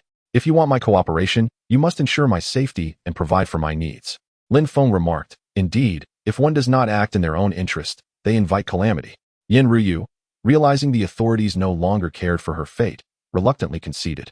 Contemplating her survival, her stomach growled. She was genuinely famished. Eat up. If you perform well, it won't just be bread.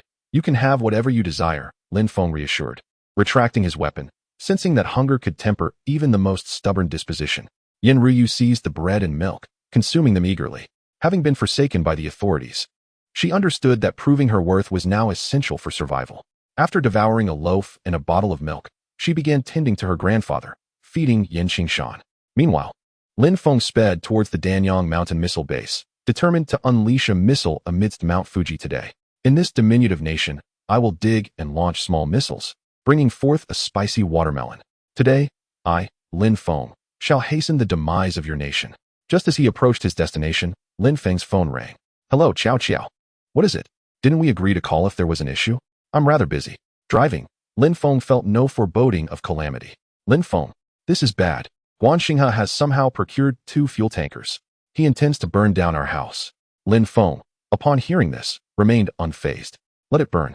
Our home is constructed from titanium alloy and aircraft-grade materials. It won't catch fire. However, Qiao Qiao was frantic. Lin Feng, it's not as simple as you think.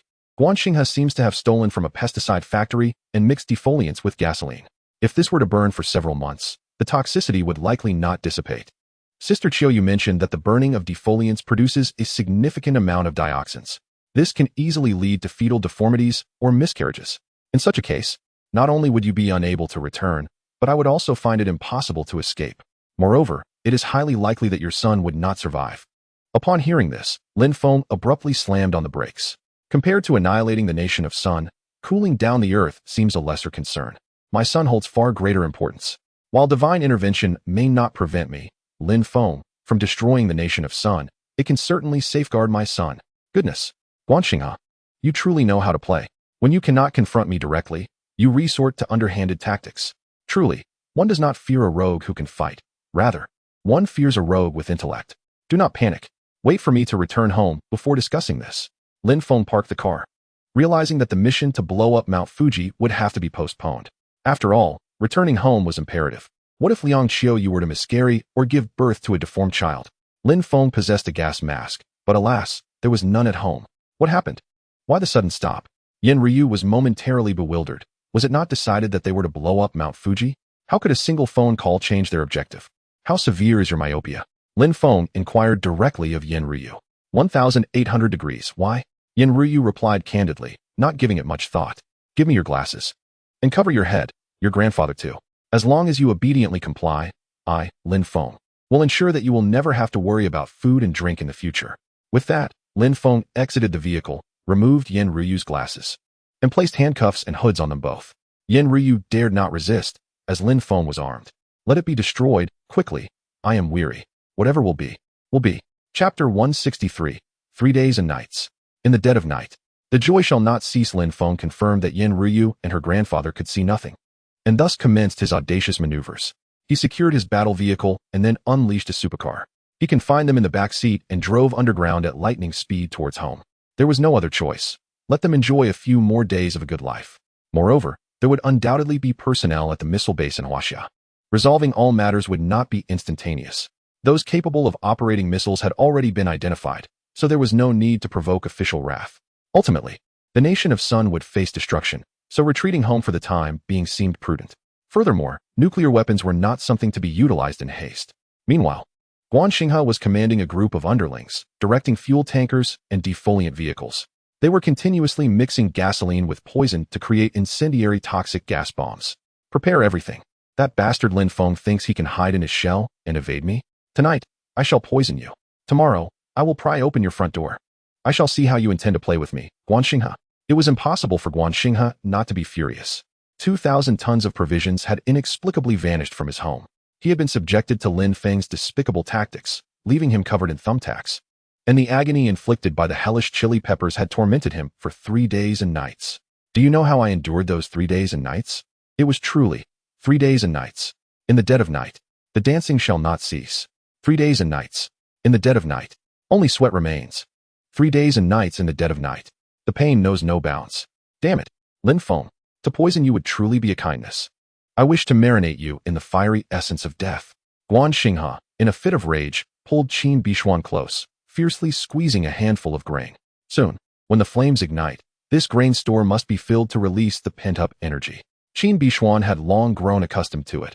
Her idol was of no use now, and no one would come to her aid in this vast sea of fans. Perhaps she would even find herself caught in a crossfire. However, being alone with Guan Xinghe was far preferable to being in the midst of millions of fans. Without comparison, there is no pain. How much longer until it is all prepared? Guan Xinghe retrieved a cigarette case, shaking it until the last cigarette tumbled out. He tossed the case aside and lit up. Starting today, he might have to quit smoking. Yet, perhaps not.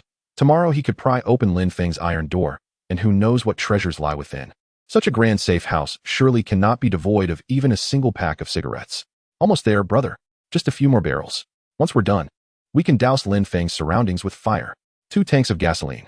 2 trucks of defoliant. That will surely bring an end to that bastard Lin Feng. At that moment, Lin Feng approached from a distance, casually asking, "Who are you calling a bastard? You bastard. How dare you show your face?" Guan Xinghe exclaimed, incredulous that Lin Feng was not at home. Yet, Lin Feng merely took his time to retrieve a cigarette, lighting it leisurely while asking, "Who is being called a bastard now?" This infuriated Guan Xinghe. He pointed at Lin Feng and shouted, "You are the bastard. Are you deaf?" "Oh, I heard that." Lin Feng replied nonchalantly, provoking Guan Xinghe's wrath. "Everyone, come here. Surround Lin Feng. He dares to appear. This makes things easier for me. Bring me a knife and cover it in chili powder. Be careful. Don't kill him with one blow." At that moment, Qin Bishuan tugged at Guan Xinghe's arm, whispering, "Xinghe, he just called you a bastard, didn't he you hear?" In an instant, Guan Xinghe's face turned a deep shade of purple. Meanwhile, Lin Feng took a slow drag from his cigarette. "Such a clever one, aren't you? You got it right, but there's no reward for you." Hearing Lin Feng's arrogant words, Guan Xinghe erupted in anger. "Lin Feng, do you dare flaunt your wit? You are surrounded. Hand over the key to the safe house, and I might spare your life." As he spoke, Guan Xinghe clicked the safety off his gun, aiming it at Lin Feng.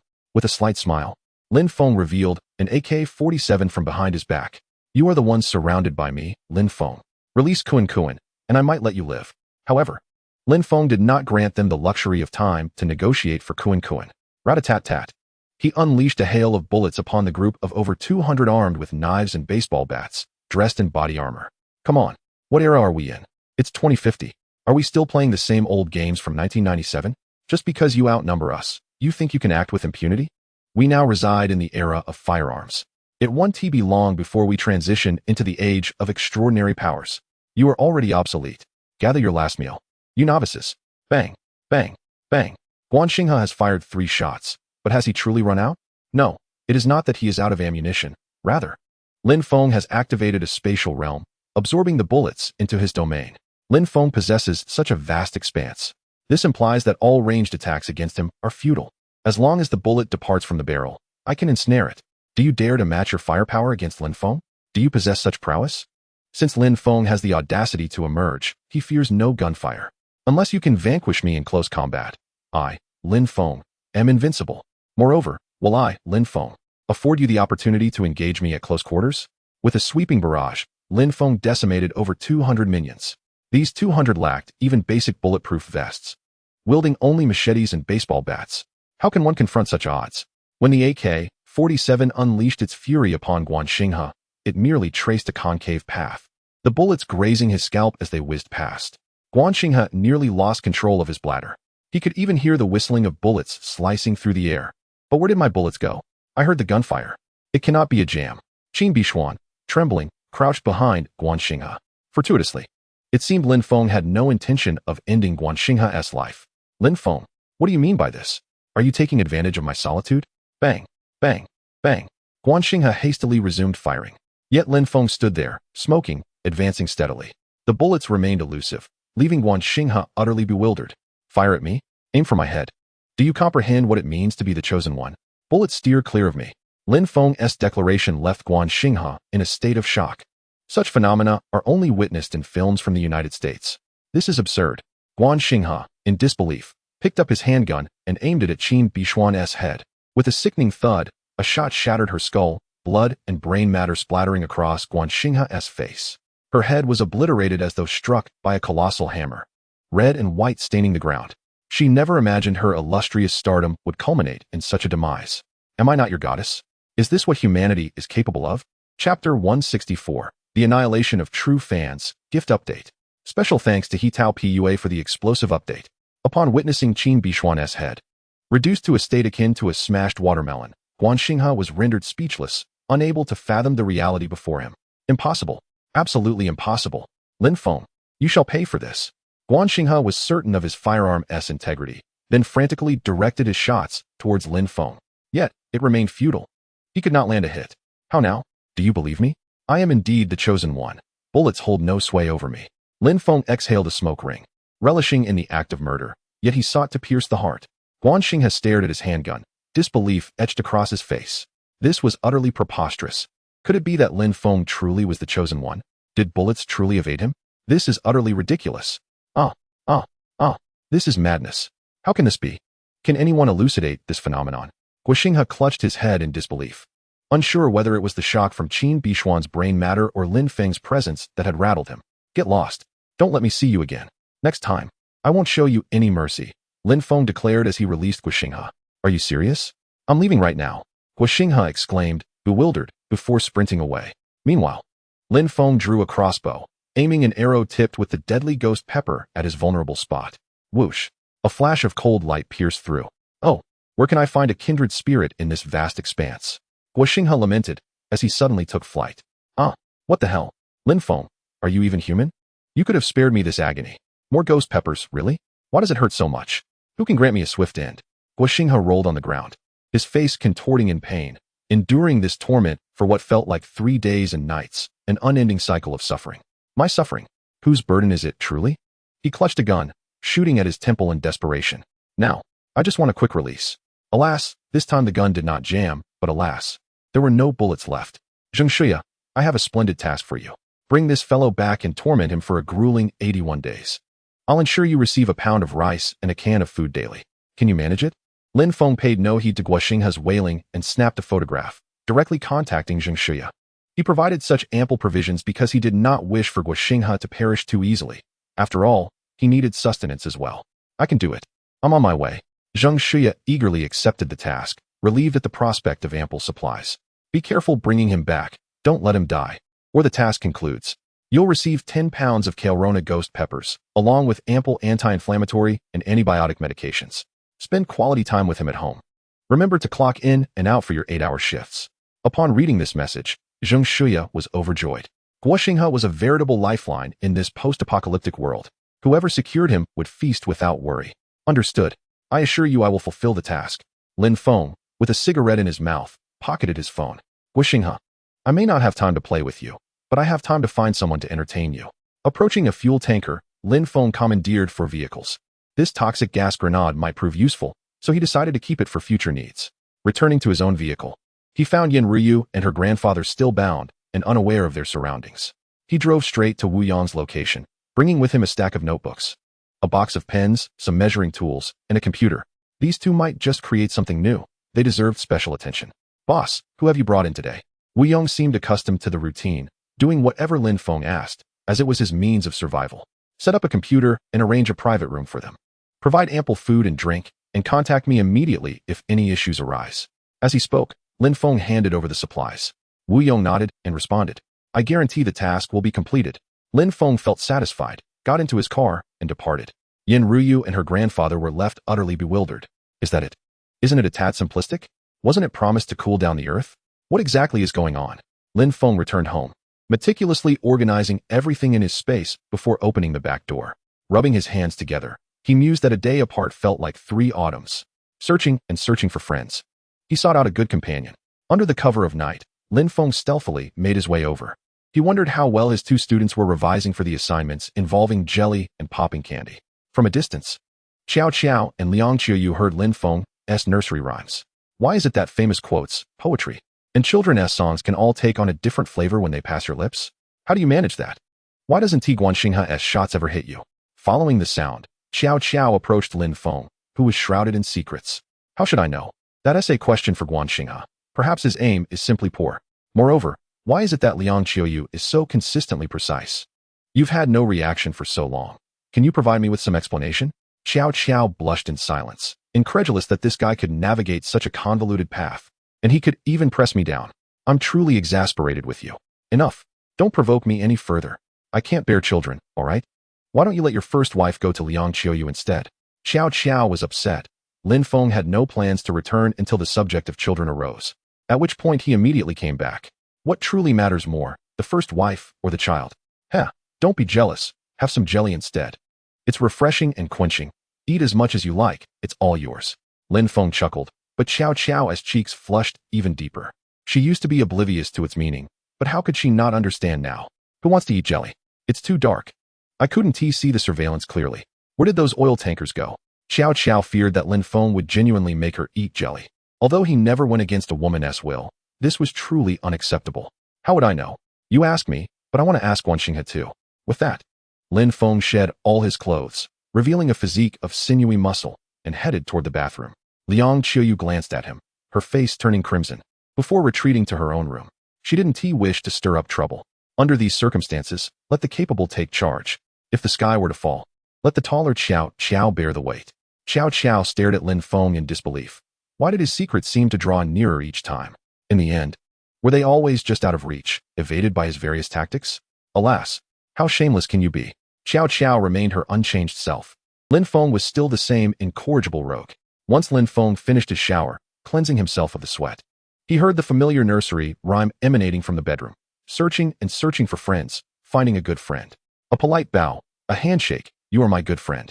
Popping candy, icy jelly, you are my first wife. Planting rice, clearing the pipes, software hardening is my forte. Chapter 165. Out of resources, Lin Feng is at home seeking friends, while Zheng Shuya has also found her good friend, Guan Xinghe.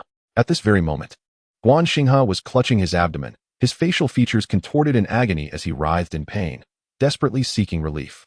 However, his efforts proved futile. Those who understood the reason behind this futility were well aware.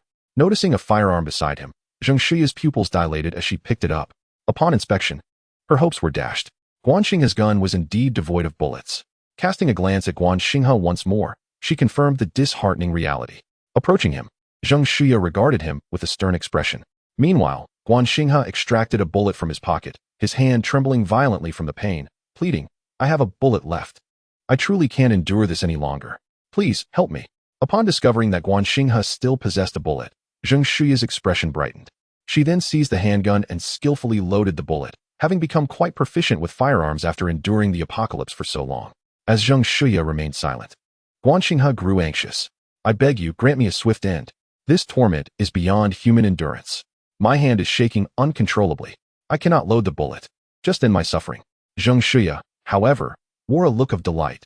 This task was quite advantageous, providing food, drink, and even weapons and ammunition. It appeared that enduring for 81 days would pose no challenge. "Do you know the quickest way to alleviate pain?" Zheng Shuya inquired, leaving Guan Xinghe momentarily bewildered. "What? If you can end my suffering, I am willing to do anything." Guan Xinghe had succumbed to despair, longing for an escape from his torment. The fastest way to conclude suffering, Zheng Shuya revealed, was to confront an even greater pain that would numb the nerves and induce unconsciousness, a notion of treating pain with pain. With that, Zheng Shuya executed a 180-degree kick, striking directly between Guan Xinghe's legs. "Ouch, that feels a bit numb," he thought, before closing his eyes and fainting. This time, he had truly exhausted all options. Having experienced so much, Zheng Shuya was well aware of a man's vulnerabilities. There was no man who could not be subdued with a single kick. If there was, another kick would suffice. Observing Guan Xinghe unconscious, Zheng Shuya bent down to collect the scattered bullets on the ground. Upon rifling through Guan Xinghe's pockets, she discovered a stash of spare bullets. She was taken aback. Even in such dire circumstances, he still had an ample supply of ammunition. Now, with 3 firearms and an abundance of bullets at her disposal, Zheng Shuya felt considerably more secure. With supplies provided by Lin Feng, as long as she wasn't besieged by zombies, she could manage quite well. After securing the gun, she removed Guan Xinghe's belt and bound his hands with it, dragging him back to her home. Daily, she would torment him for 8 hours, providing him with a pound of rice and a can of food each day. This arrangement would sustain them for 81 days, and with her existing supplies, it would suffice for over 6 months. Moreover, now armed with a gun, if she ever found herself unable to endure any longer, she could simply end it with a bullet, an escape that promised a swift resolution. This was indeed a good life, surpassing that of 99 of those in the Shishan courtyard. At the very least, she did not have to resort to cannibalism or live in constant fear. In order to surpass that final 1%, Zheng Shuya must exert herself. Yin Ryu accompanied her grandfather into Wu Yong's residence, and upon witnessing the surroundings, she was taken aback. The individuals within appeared vibrant and well-nourished, utterly devoid of the signs of famine that plague the outside world. "Is it convenient for you two to share a room? If not, I can arrange separate accommodations for you," Wu Yong offered, cognizant of Lin Feng's request for special care. "It's quite convenient. My grandfather suffers from dementia, and we live together at home, so this arrangement works perfectly," Yin Ryu responded, her heart filled with joy. Wu Yong gestured towards the internet cable, instructing Li Dajuan, "Please set up the computer for her. She can reach out to me with any issues." As Li Dajuan went about installing the computer, Bai Miaoshui curiously regarded Yin Ryu. After several days of transformation, Bai Miaoshui's complexion had become even more alluring. She had always been fair-skinned, but now, with the dust of the world washed away, she appeared even more captivating. "Do you possess any special skills? Otherwise, Lin Feng wouldn't have allowed you in here," Bai Miaoshui inquired. Having gathered some context over the past few days, she could operate a boat, Ling Wenye piloted planes, and Wu Daiyue's culinary skills rivaled those of a 5-star chef. While even Jiang Qingxue had graduated from medical school, surely, a newcomer without any skills would not receive such special treatment from Lin Feng? I just started university. I don't have any skills," Yin Ryu timidly confessed, not daring to admit that she could launch missiles. Her knowledge was purely theoretical, lacking any practical experience. Yin Ryu was certainly no Lin Feng. She was not one to boast. "That's impossible. To my knowledge, Lin Feng is not one to act without personal gain. He is not kind-hearted by nature." Ling Wenye had the most authority on this matter, as her previous experience had been far from voluntary. She had been caught in Lin Feng's grand scheme. How could she have known that rice cultivation was involved? Had Lin Feng been forthright, she might have considered jumping off a building. "Missiles. I have an inspiration. Quickly, hand me some paper." At that moment, Yen Qingshan seized the paper and pen, diving into a fervent frenzy of writing and drawing, completely absorbed in his work. Bai Miaoshui and the others could only watch in bewilderment, unable to comprehend his actions. I apologize. My grandfather has dementia and often forgets current events, yet he retains clarity on matters from the past. I cannot discern the truth of his statements. But rest assured, he will not harm or scold anyone. He merely scribbles and draws, never disturbing others. Yen Ryu had finally discovered a suitable place for food and shelter and was determined not to be expelled. It's fine. We are merely observing and will not interrupt your grandfather. Why don't you take a shower? The bathroom has water. Wu Daiwei was equally curious about the elderly gentleman. Can parameters for something like a missile truly be drawn? All right, I will go take a shower. The prospect of bathing brought Yen Ryu immense joy, as she had not washed in a month and felt filthy. Meanwhile, Bai Miaoshui's expression grew serious. While it seemed that Lin Feng sought out beautiful individuals, a deeper reflection revealed a different reality. A medical professional, a chef, a pilot, a captain, and now a missile designer? Was Lin Feng planning a rebellion? What purpose could he possibly have for gathering such talents? Lowering her gaze, she glanced at the Bai family's ancestral jade tablet. Above, there is a record of a legend passed down through generations. The dragon transforms into a celestial being, and divine retribution descends. The world trembles, and not a soul survives. As she pondered the next line, Bai Miaoshui fell into deep contemplation. The preceding verses seemed to align perfectly, yet the latter part appeared rather far-fetched. Although Bai Miaoshui had only encountered Lin Feng once, the aura of mystery surrounding him compelled her to think further. Moreover, she had recently inquired many locals, including Wu Yong, about Lin Feng, and the accounts painted him as almost mythical. Full rental properties, safe houses, billions in resources, an obsession with stockpiling weapons. Her thoughts drifted back to that day when they had traversed 300 nautical miles in just 2 hours. Bai Miaoshui was increasingly convinced that Lin Feng was undoubtedly involved. Could it be that Lin Feng possessed superhuman abilities? Shaking her head, she dismissed the notion. Impossible. That was utterly preposterous. While she could believe in Lin Feng's financial prowess, the idea of him having superpowers was simply absurd. Stowing away the jade tablet, she refuted her own thoughts. Meanwhile, Yan Qingshan was engrossed in scribbling and sketching, oblivious to the utility of his creations. With a mind reminiscent of senility, he had nearly forgotten all present matters, retaining only memories of past experiences. Chapter 166. Has Lin Feng's secret been revealed? After meeting with his good friend, Lin Feng sat on the edge of the bed, indulging in a cigarette.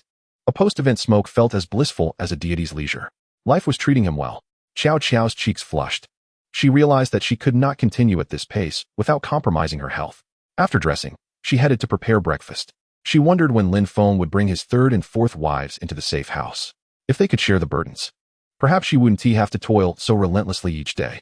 With chores to complete, washing clothes, cooking, feeding the dog, and washing dishes, she also had to tutor Lin Feng in the evenings. Even an Iron Man could not withstand such relentless labor. Lin Feng, cigarette clenched between his lips, picked up his phone to message Tua Ba-Ching. One must not forget the well digger when savoring the water. Tua Ba-Ching was indeed of some use. The person has been located. Pack your belongings and head to Villa District 206. Look for someone named Wu Yong and simply state that I sent you. Tua Ba-Ching, who had been napping at home, groggily picked up his phone upon hearing it ring. Opening the screen, he was greeted by a new photo of Qiao Qiao. Realizing it was a message from Lin Feng, Tua Ba-Ching was instantly elated. Finally, a place to eat and stay. Thank you, General Lin. From now on, just give me a word, and I will face any peril without hesitation. Tua Ba-Ching hastily gathered his laptop and some sausages, taking advantage of the early dawn when most had returned home, to rush to Villa District 206. Father-in-law, at a person. Tua Ba-Ching can be treated as an ordinary employee. He holds little significance. Meanwhile, Wu Yong also received Lin Feng's message regarding the arrival of a person named Tua Ba-Ching, with the assurance of ordinary treatment. Understood, boss. It's a trivial matter. Wu Yong thought little of it. Since Lin Feng was not personally delivering the individual, he assumed it was not of great importance. As the sun began to rise, Tua Ba-Ching arrived, burdened with his computer and sausages. Are you Tua Ba-Ching? Wu Yong asked, cautiously brandishing his firearm. Vigilance was paramount at such a time. I am indeed Tua Ba-Ching, sent by General Lin. Upon receiving confirmation, Wu Yong holstered his weapon, standing at a modest height of 162 centimeters. Tua Ba-Ching appeared rather slender, adorned with a large hat, exuding an aura that seemed to pose little threat. Go on, your room has been prepared for you. Given the length of this apocalypse, you should be well aware of the rules. As long as you refrain from causing trouble, our boss can provide for you until the end of your days. Upon hearing this, Tua Ba-Ching's spirits soared. Finally, he had a place that offered food and shelter. Thank you, Mr. Wu. Should you require my assistance, do not hesitate to ask. Excitedly, Tuo Baqing followed Wu Yong into the room, but his expression soured upon entry. The room contained 4 beds, 3 of which were occupied by men. The overwhelming stench of socks nearly caused him to faint. Encountering foot odor in such sweltering heat, especially from 3 individuals, was nothing short of torturous. Mr. Wu, I hope you don't mind me asking, but is there a separate room available? It wouldn't be very convenient for me to share with them.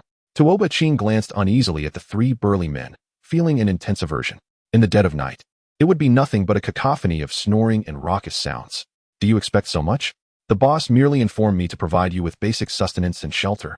Wu Yong adjusted his glasses, unimpressed with Tuo Baqing's concerns, deeming him unworthy of special attention from Lin Feng. Besides, isn't it necessary to have a few strong men keeping an eye on you?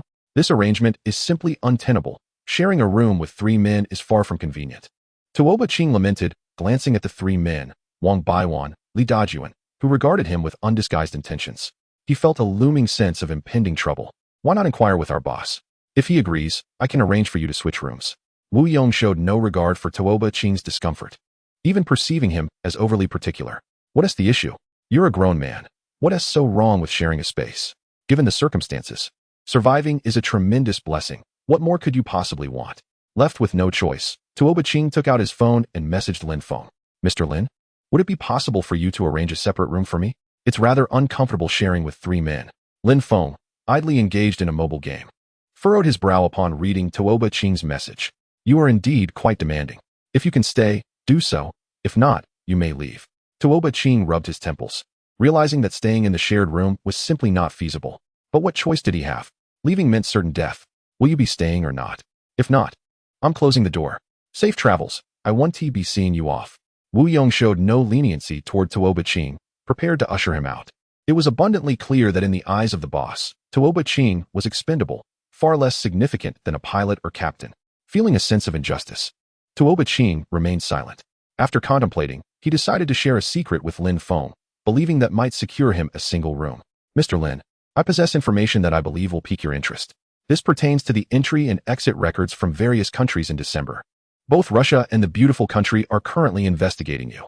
However, due to natural disasters, they have yet to gather decisive evidence. This investigation involves millions of individuals, including you, who traveled to Russia, the beautiful country, and Huaxiao in December. Lin Feng, upon receiving this message, instantly sat up. It's been a month of apocalyptic chaos. Are you still at it? You're investigating me in secret? Lin Feng became acutely aware that if his location were to be pinpointed, the ensuing circumstances would be far from enjoyable. It seemed that this period of tranquility was destined to conclude prematurely. What if the United States and Russia, in a desperate frenzy, decided to launch a nuclear strike on the imperial city? What would become of me, Lin Feng? Game over. In the current predicament, who could predict whether they might unleash a barrage of missiles? I have indeed conducted an inquiry into your affairs, for your foresight has transcended that of all humanity. The rental market is evidently a Ponzi scheme, bound to collapse sooner or later, yet you still dare to return home. I truly admire your audacity. Not only are the Russians and Americans investigating you, but the authorities of Huaxia are also scrutinizing your actions. However, as of now, they have not uncovered any substantial evidence. I am unaware of the activities you have engaged in within Russia and America, as the documents pertaining to these matters are classified as supernatural SSS secrets. I dare not breach them lightly, for I would surely be discovered. Nevertheless, Lin, as long as you provide me with sufficient courage, I can demonstrate my own bravery. I reiterate, as long as the funds are in place, I can shatter the glass entirely. Although I do not dare to tamper with their SSS-level secrets, I can certainly modify your boarding information amidst the millions being investigated. Upon receiving news of Tuo Baqing, Lin Feng lit a cigarette and sent a message to Wu Yong, instructing him to arrange a private room and adjust the meals to a normal standard. Wu Yong, curious about what Tuo Baqing had communicated to the boss, nodded in agreement, trusting Lin Feng's judgment without question. Come on, I'll get you a single room. Tuo Baqing let out a sigh of relief. While he was unaware of Lin Feng's secrets, he was equally unwilling for others to uncover his own. With so many people living together, it was only a matter of time before his secrets were exposed. Tuo Baqing wished to safeguard his secret for a lifetime. Chapter 167. The Investigation of Tuo Baqing. Gift Update. Thanks to Hitao Pua for the explosive update. Go on in, I'll get you a separate room. But don't get too carried away, Wu Yong said as he led Tuo Baqing to a corner room on the first floor near the bathroom. which was unoccupied due to the intense sunlight during the day. Meanwhile, Wang Million and Li Dajuan, along with their companions, were displeased, grumbling about how Tuo Ba Qing seemed overly effeminate. Just wait for your chance. We'll show you what real men engage in. Playing on the computer every day? Is that what a real man should be doing? You're playing like a little boy. Aren't you afraid of collapsing in front of your screen? Following Wu Yong to the newly assigned room, Tuo Ba Qing felt an immense weight lift from his heart. Although the room faced the sun and would surely be hot during the day, it was indeed a clean private space. He would rather die than share a room with a bunch of smelly men. Thank you, Wu. I truly appreciate your assistance. Tuo Ba Qing quickly bowed in gratitude, and Wu Yong waved his hand dismissively. Just follow Lin Feng's instructions. Don't pull any tricks, or I can't guarantee how your demise might unfold. Wu Yong turned and exited, locking the door behind him. All the locks in this villa could not be locked from the inside. The handles outside were fixed, and Wu Yong possessed the key. Here, Wu Yong intended to observe the circumstances of each employee closely. If there are any issues, please do not trouble Lin Feng unnecessarily. Otherwise, wouldn't that render Wu Yong utterly useless? Upon noticing Wu Yong's departure, Tuo Ba Qing set down his computer and sausage to send a message to Lin Feng. Rest assured, Mr. Lin, your compensation is sufficiently generous. Currently, no official state has traced anything back to you. I merely need to alter your boarding information, and for the time being, it will go unnoticed. After all, this investigation spans multiple nations, and official data from various countries is not synchronized. Nations prefer to keep their secrets from one another, as you surely understand. Upon reading Tuo Ba Qing's message, Lin Feng nodded. The incident involving 3 missile bases in Russia could never be divulged to the United States, and similarly, the loss of a naval base would remain concealed from the world. The lack of synchronized official information and the complexity of those involved ensured that his own culpability had yet to be revealed. You are quite astute. Since you have conducted your inquiries into me, you are aware of my integrity, Lin Feng. Work diligently, and rewards will follow. However, should your performance falter, you are also cognizant of my methods. Tuo Ba Qing felt a chill at Lin Feng's words. Those who had crossed Lin Feng had invariably met with dire consequences. Understood. I will amend your boarding information. However, I cannot guarantee how long it will remain undiscovered. Should any issues arise, I will inform you at the earliest opportunity. Lin Feng nodded, acknowledging the truth that there are no secrets that remain concealed forever. Once an act is committed, it is only a matter of time before the truth emerges. There is no such thing as a perfect crime, merely a question of whether one wishes to investigate. Presently, with natural disasters prevailing, official agencies are preoccupied, or else Lin Feng would have already been implicated. Proceed, and keep me informed of any developments so I may prepare accordingly. Certainly, Mr. Lin, trust in my expertise. As long as the funds are in place, everything will be handled seamlessly. Tuo Ba Qing connected his computer and began to alter Lin Feng's boarding information. Although he was unaware of Lin Feng's reasons for secrecy, he harbored a suspicion that the losses in Huanghai City and Kyoto were undoubtedly connected to Lin Feng. If there were no ties, Lin Feng would not fear scrutiny. Judging by Lin Feng's demeanor, it was highly plausible that he was involved. The resources lost across several states in the United States must surely exceed trillions. And even if Lin Feng had participated in some clandestine organization to seize such wealth, how could he transport it back to Huaxia? Surely, Lin Feng did not possess some personal space capable of containing Lake Baikal. Impossible. Absolutely impossible. Such notions were preposterous. It is now the year 2050. I must trust in science. As Tuo Ba Qing munched on sausage, he continued to modify Lin Feng's information. Merely a few immigration records needed alteration, simply inserting names of the deceased who resembled Lin Feng. After all, with the current chaos in Russia and the United States, there was little time to investigate lost items. Otherwise, Lin Feng would have been located long ago. The modifications were not particularly challenging. By concealing his tracks, along with the information and modification records, and considering the mutual distrust among the 3 nations, with millions under investigation, it would take time for anyone to discover the truth. Even if discovered, it would be difficult to trace, given that Tuo Ba Qing had added the details of deceased individuals. With so many deceased, how could one possibly clarify the situation? It was exceedingly difficult.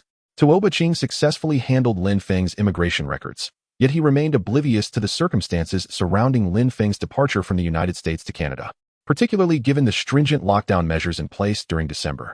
The borders were heavily fortified with armored vehicles and helicopters, rendering any attempt to cross nearly impossible.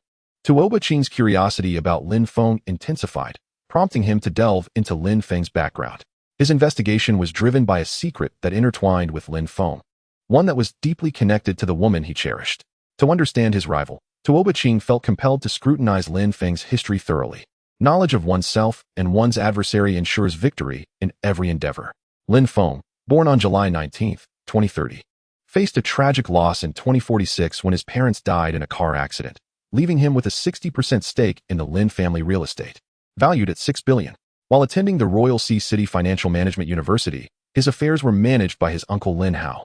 Throughout his academic journey, he had never engaged in the management of the company, leading to a dilution of his shares from 60% to 30%, reducing their worth to $2 billion. The university's goddess, Fang Qian, indulged him with luxurious gifts, including jewelry, bags, and property, as she was Lin Tian's mistress, meant to keep Lin Feng entangled. He epitomized the archetype of a reckless, affluent heir squandering his wealth.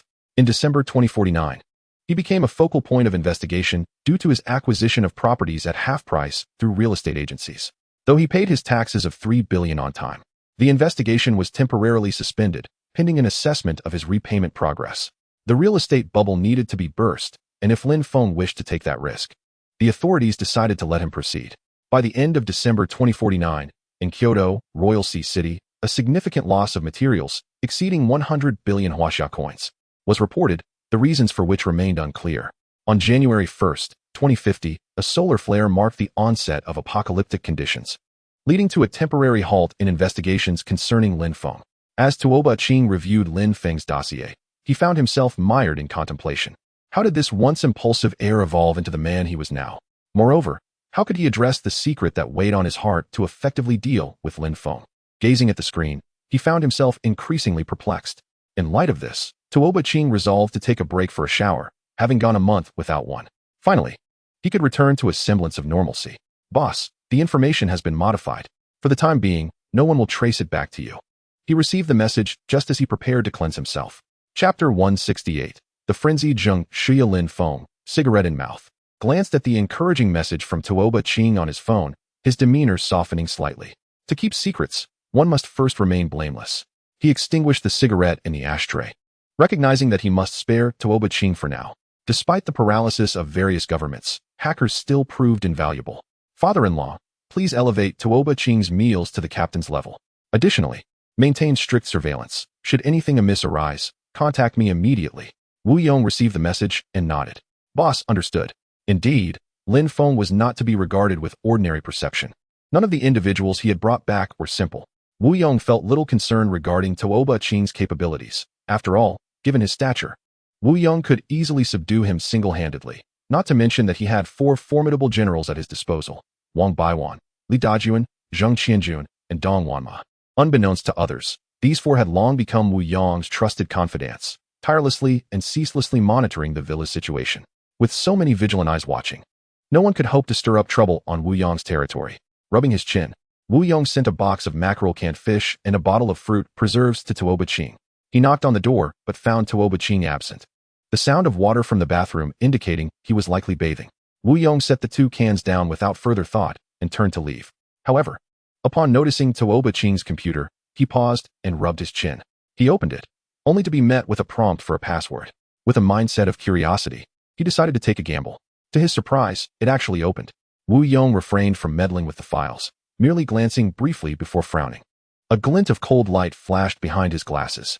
This Tuoba Ching required special attention. Rising, he shut the computer and departed from Tuoba Ching's room. After a while, Tuoba Ching finished his bath and returned to his room, elated to find the 2 cans. Indeed, one must prove their worth to live a better life. Finally, he could enjoy a good life.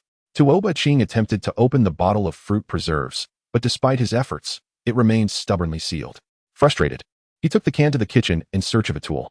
Upon exiting, he encountered Wang Baiwan, who regarded the diminutive figure of Tuoba Ching with disdain and scorn. Are you really that useless? You can't even open a can? Pathetic, are you even a man? With a swift motion, Wang Baiwan effortlessly twisted open Tuoba Ching's can, leaving him even more embarrassed. Thank you, Tuoba Ching murmured as he returned to his room. Though the situation was awkward, the contents of the can were indeed delightful. Having canned goods daily was the best life one could aspire to in such dire times. Meanwhile, Lin Feng languidly perused Tuoba Ching's social media, filled with various promotional ads, confirming that this fellow was indeed merely a paparazzo and hacker, posing little threat. Ding. At that moment, Zheng Shia sent her daily check-in. Lin Feng glanced at the torment inflicted upon Guan Xinghe, nodding in satisfaction. Keep it up, but don't kill him outright. Opening the window, he prepared to distribute supplies. Zheng Shuya felt a surge of joy. She too could survive for quite a while. Upon opening the window, Lin Feng delivered anti-inflammatory medication, antibiotics, a week's supply of rice, canned goods, and 10 pounds of Calirona death peppers. Giddy with joy, she received the supplies, reminiscing about how long it had been since she savored the taste of canned food. Boss, I just saw a drone flying towards our Building 6, laden with supplies, surely containing food. By the way, Zhao Lily's body was also discovered outside our Building 6. That fellow must have completed numerous tasks for Lin Feng. How many residents are left on the lower floors of Building 6? Which household is it? Just then, Zheng Shuya heard the voices of Zhang Zhun and his group outside, sending a chill down her spine. She quickly set down the supplies and picked up her handgun, alertly watching her dilapidated door. If discovered, Zhang Zhun could easily kick it open. Boss, this door seems off. I remember it was already pried open before. Who fixed it? You should go in and check. Perhaps there are newcomers hiding inside. Hearing the voices outside, Zheng Shuya realized she had ultimately been discovered. If one wishes to remain unknown, one must refrain from wrongdoing. However, Zheng Shuya was no longer the person she once was. Her hands stained with blood, she was unafraid of further violence. With a resounding thud, the door was indeed kicked open. Bang! Zheng Shuya decisively fired her weapon, striking the man squarely in the chest. Damn, there really is someone armed. Let's retreat. That guy must have supplies inside. Zhang Zhun, without hesitation, abandoned one of his subordinates and led the remaining members back to summon reinforcements. Meanwhile, Zheng Shuya approached to check on the critically injured subordinate, ensuring he had drawn his last breath before contemplating her next move. Her home had connections to Xinghe, a long-term source of sustenance. She couldn't simply relocate in such a short time.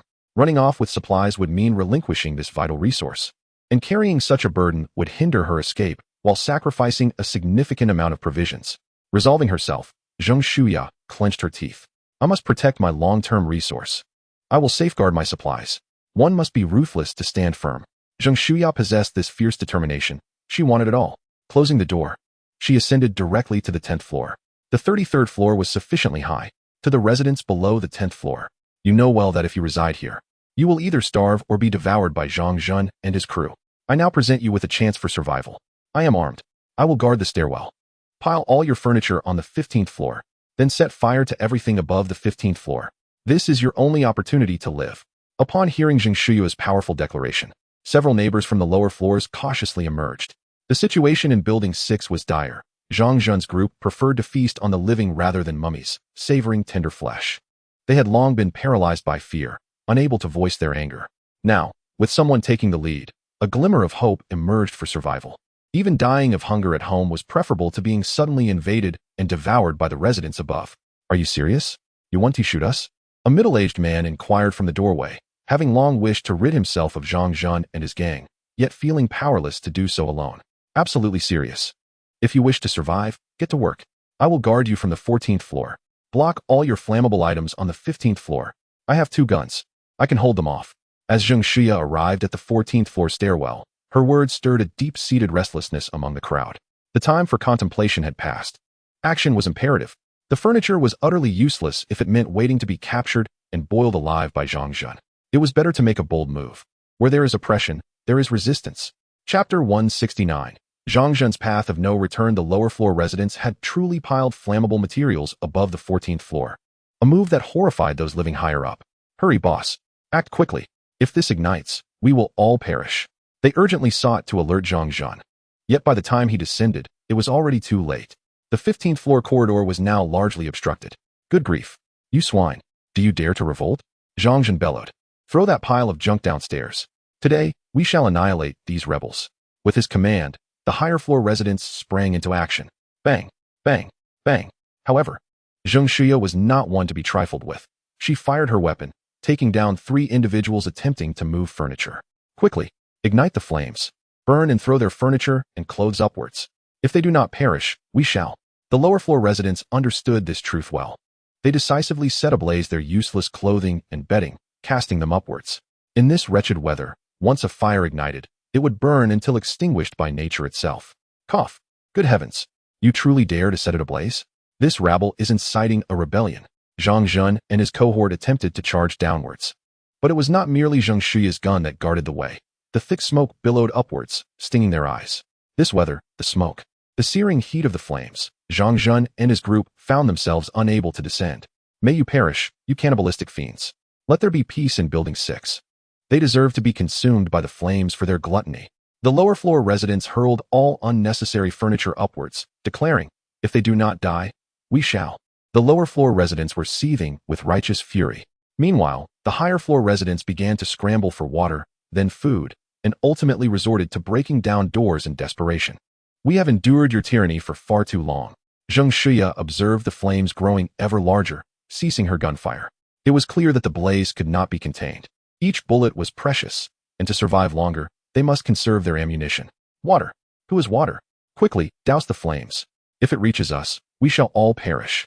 Zhang Zhun frantically rallied the higher floor residents to extinguish the fire. Yet, their efforts were but a drop in the bucket.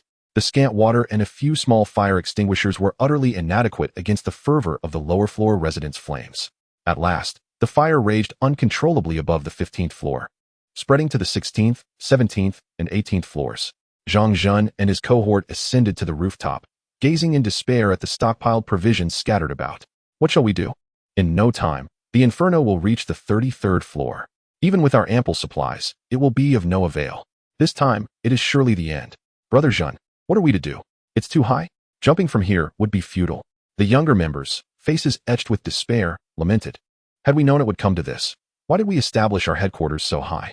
The granary was indeed secure, but now their very lives hung in the balance. Zhang Zhun, with an expression of utter despair, gazed at the rising black smoke and pulled out a bottle of Tu Liang of Beijing Erguotu from his pocket. He twisted off the cap and took a sip. This was his hidden treasure, reserved for moments of joy or when facing death, his last Tu Liang. This bottle cost merely 2 yuan, a sum he had previously deemed unworthy of his attention. Now, however, he resolved to take that final sip. Preparing himself, he thought that for those unwilling to endure suffering, leaping from the building was a preferable option. Falling to one's death was certainly more merciful than being burned alive. Zhang Zhun was acutely aware that there was no hope left for them. Their fate was sealed. After finishing the liquor, he was the first to ascend to the rooftop. He cast a glance into the abyss below. It was said that those who had killed would descend into hell. With a decisive leap, he plunged downwards, unhesitatingly. He had been the first to partake in cannibalism, and now he would lead the way to death. 18 years later, he would still be a hero. Huh. Life should be spent as a remarkable individual, and in death, one ought to be a legendary spirit. Witnessing Zhang Zhun's swift resolution, his followers felt an even deeper despair. It would not be long before they too would meet a fiery end. One by one, they began to rummage through their pockets, removing their shoes, and lighting their last remnants of provisions, be it a final sausage, a last biscuit, or a solitary cigarette. There was no salvation. The situation had reached a point of no return. After consuming and smoking their last, they closed their eyes and leaped down, choosing a quicker end over the agony of burning alive. Meanwhile, down below, Zheng Shuya breathed a sigh of relief. Upon returning to her room and witnessing people plummeting outside her window like dumplings, her heart felt devoid of any tumult. Zheng Shuya had come to grasp the rules of this apocalyptic world. It was either you devour me, or I devour you. If she did not take the initiative to eliminate Zhang Zhun and his group today, she would find herself at the mercy of their bullets. Now, take your medicine, she commanded. Back in her room, she opened the antibiotics and anti-inflammatory medication sent by Lin Feng and fed it to Guan Xinghe. At that moment, Zheng Shuya had cut Guan Xinghe's tongue, fearful that his cries might attract unwanted attention. Kill me, Guan Xinghe muttered, shaking his head in refusal. His words mumbled and indistinct. He did not wish to take the medicine. He understood his fate was sealed. He could not comprehend why Lin Feng insisted on tormenting him. Killing was but a matter of a moment. Why inflict pain while attempting to heal? Was there still humanity left? Was there any morality? Zheng Shuya did not indulge Guan Xinghe, nor did she wish to concern herself with the deep-seated enmity between him and Lin Feng. Every day, she subjected Guan Xinghe to 8 hours of torment, with meals included. This delightful arrangement was such that, upon Lin Feng's command, countless individuals at Shishan Courtyard would scramble to have their turn. They would forcibly pry open Guan Xinghe's mouth to administer medicine and porridge, indifferent to his suffering or desire for death. After all, Zheng Shuya herself did not wish to die. Guan Xinghe was utterly despondent. He deeply regretted having offended Lin Feng for the sake of an 800-handed Qin Bishuan. His once loyal fanbase had been annihilated, and the prince of the grain depot had fallen to such a state, having even killed Qin Bishuan with his own hands. Had he known this would be the outcome, he would have saved that bullet for himself. Now, even death was beyond his reach. Lin Feng watched from his drone, observing Guan Xinghe's torment at the hands of Zheng Shuya, his heart feeling considerably lighter. Amidst a multitude of comrades, I have managed to ensnare but one. For 7 days and nights, I have endured the trials of the Kunfei egg. I shall ensure that each of you experiences this torment, and it shall be magnified manifold. Lin Feng, is it not too cruel for Guan Xinghe? I fear that your actions may lead to psychological turmoil. Zhou exhibits no sympathy for Guan Xinghe. Instead, she is apprehensive that Lin Feng's psyche may spiral further into darkness. If one becomes a habitual tormentor, can one truly remain unscathed? There are personal matters I wish not to elaborate on, but rest assured, I am not one to betray your trust. I maintain a triad of standards for my adversaries, the common folk and maidens alike. As long as you remain loyal to me, I assure you, I shall not wrong you. As he spoke, Lin Feng drew Zhou closer. Her cheeks flushed with a hint of crimson. Not today, she protested, for my time has come. Lin Feng merely smiled. If the waterways are obstructed, we may traverse the land paths. Zhou shot him a glare before hastily departing. I tell you, that is absolutely out of the question. You have gone too far. Lin Feng, with a cigarette perched between his lips, did not press the matter. There would be time in the future, a gradual unfolding. Chapter 170. What concern is it of mine whether you live or die? Gratitude to Hitao Pua for the explosive updates. Flowers X10. Just then, a notification chimed. Upon opening his phone, Lin Feng discovered he had been added to a group chat. The group was named Shishan Bun Building Leaders Chat. The Shishan Bun comprises 32 buildings. The first 12 are upscale residences, while the subsequent 20 constitute ordinary dwellings. As the leaders of these buildings, the total number of participants amounts to 33, including Lin Feng. A cursory glance at the roster revealed that the majority were unfamiliar faces. Furthermore, several leaders from buildings 1, 4, 6, and the one obliterated by his anti-tank rocket had already met their demise, likely never to utter another word. Greetings, esteemed leaders. Happy New Year. Allow me to bestow upon you a generous red envelope and extend my belated wishes for the season. With that, Lin Feng distributed a sum of 666 yuan, divided into 33 portions. The remaining leaders, still among the living, were incensed by this gesture, nearly choking on their indignation. What is the point of a red envelope at such a time? A mere 10,000 cannot even procure a single strand of hair. Are you attempting to flaunt your wealth? I am Dai Lumao, the leader of Building 2. I've brought you into this group to discuss a matter of importance. As he spoke, Dai Lumao eagerly claimed a portion of the red envelope. While money held little value in their current predicament, a gift of any kind was not to be dismissed. A few other lurking leaders joined in the fray, seizing the opportunity. For one could never predict when such currency might prove useful. Lin Feng, cigarette in hand, could hardly suppress a chuckle. These individuals, once perched high above, exuding an air of superiority, now scrambled like beggars over a mere token. A paltry red envelope, and they are eager to negotiate? Where has their dignity fled? Is there something you wish to discuss, leaders? If not, I shall retire for the night. I eat, I sleep, and repeat ad infinitum. It is rather tiresome. The leaders, incensed by Lin Feng's nonchalance, seethed, we can scarcely afford a proper meal. Every day is fraught with anxiety, wondering if we might be devoured by others. We find ourselves in a state of hunger and sleeplessness, while you indulge in your own extravagance. Lin Feng, please do not retire for the night just yet. I am Song Rintu, the head of Building 8. We have brought you into this conversation to discuss a matter of importance. As the saying goes, a distant relative is not as valuable as a close neighbor. We are in need of your assistance, and I trust you possess the means to help us. It has been said that your vast resources remain untouched, yet you must realize that such wealth could sustain you for a lifetime. Furthermore, items such as ham, chicken legs, and vacuum-sealed foods have a shelf life of merely 6 months, and in this sweltering heat, they will spoil if not consumed soon. Why not propose terms that we can accommodate? Perhaps you would consider offering us work in exchange, or even selling some of your provisions. Surely, we could barter goods with you. Otherwise, if you allow your supplies to linger and spoil, would that not be a tremendous waste? Upon reading Song Rentu's message, Lin Feng chuckled. What a clever scheme he had devised, but alas, it bore no fruit with Lin Feng. Do you have a wife? He inquired, leaving all the building heads momentarily speechless. Could it be that Lin Feng harbored ulterior motives? Such an outrageous condition. Who demands a spouse upon first meeting? I have no wife, but if you seek a woman, I can certainly assist you in finding one in Building 8. Song Rintu replied earnestly. Lin Feng retorted, you are akin to Zhu Beiji dreaming of marrying. Your appearance belies your aspirations. His words rendered Song Rintu speechless. Lin Feng was correct. He could seek companionship on his own without allowing these intermediaries to profit off him. I am Li Zongping, the head of Building 12, and an expert from the Ministry of Agriculture. Based on my analysis, your residence spans 5 floors, equating to approximately 50,000 square meters. Excluding your living space, if you were to utilize 30,000 square meters for cultivation, you could sustain over 1,000 individuals, with your expansive space lying dormant. Allow me to bring a team to help you grow vegetables. This way, you will have food to eat, and we shall not perish from hunger. You could even assume the role of a landlord, enjoying a life of luxury while collecting rents from multiple wives. Upon reading Li Zongping's proposal, Lin Feng found amusement in the absurdity. Did you presume that by granting you entry, I would transform into your landlord? If I allow you in, is it not inevitable that you would engage in a game of cards? Such foolishness. What kind of expert formulates such thoughts?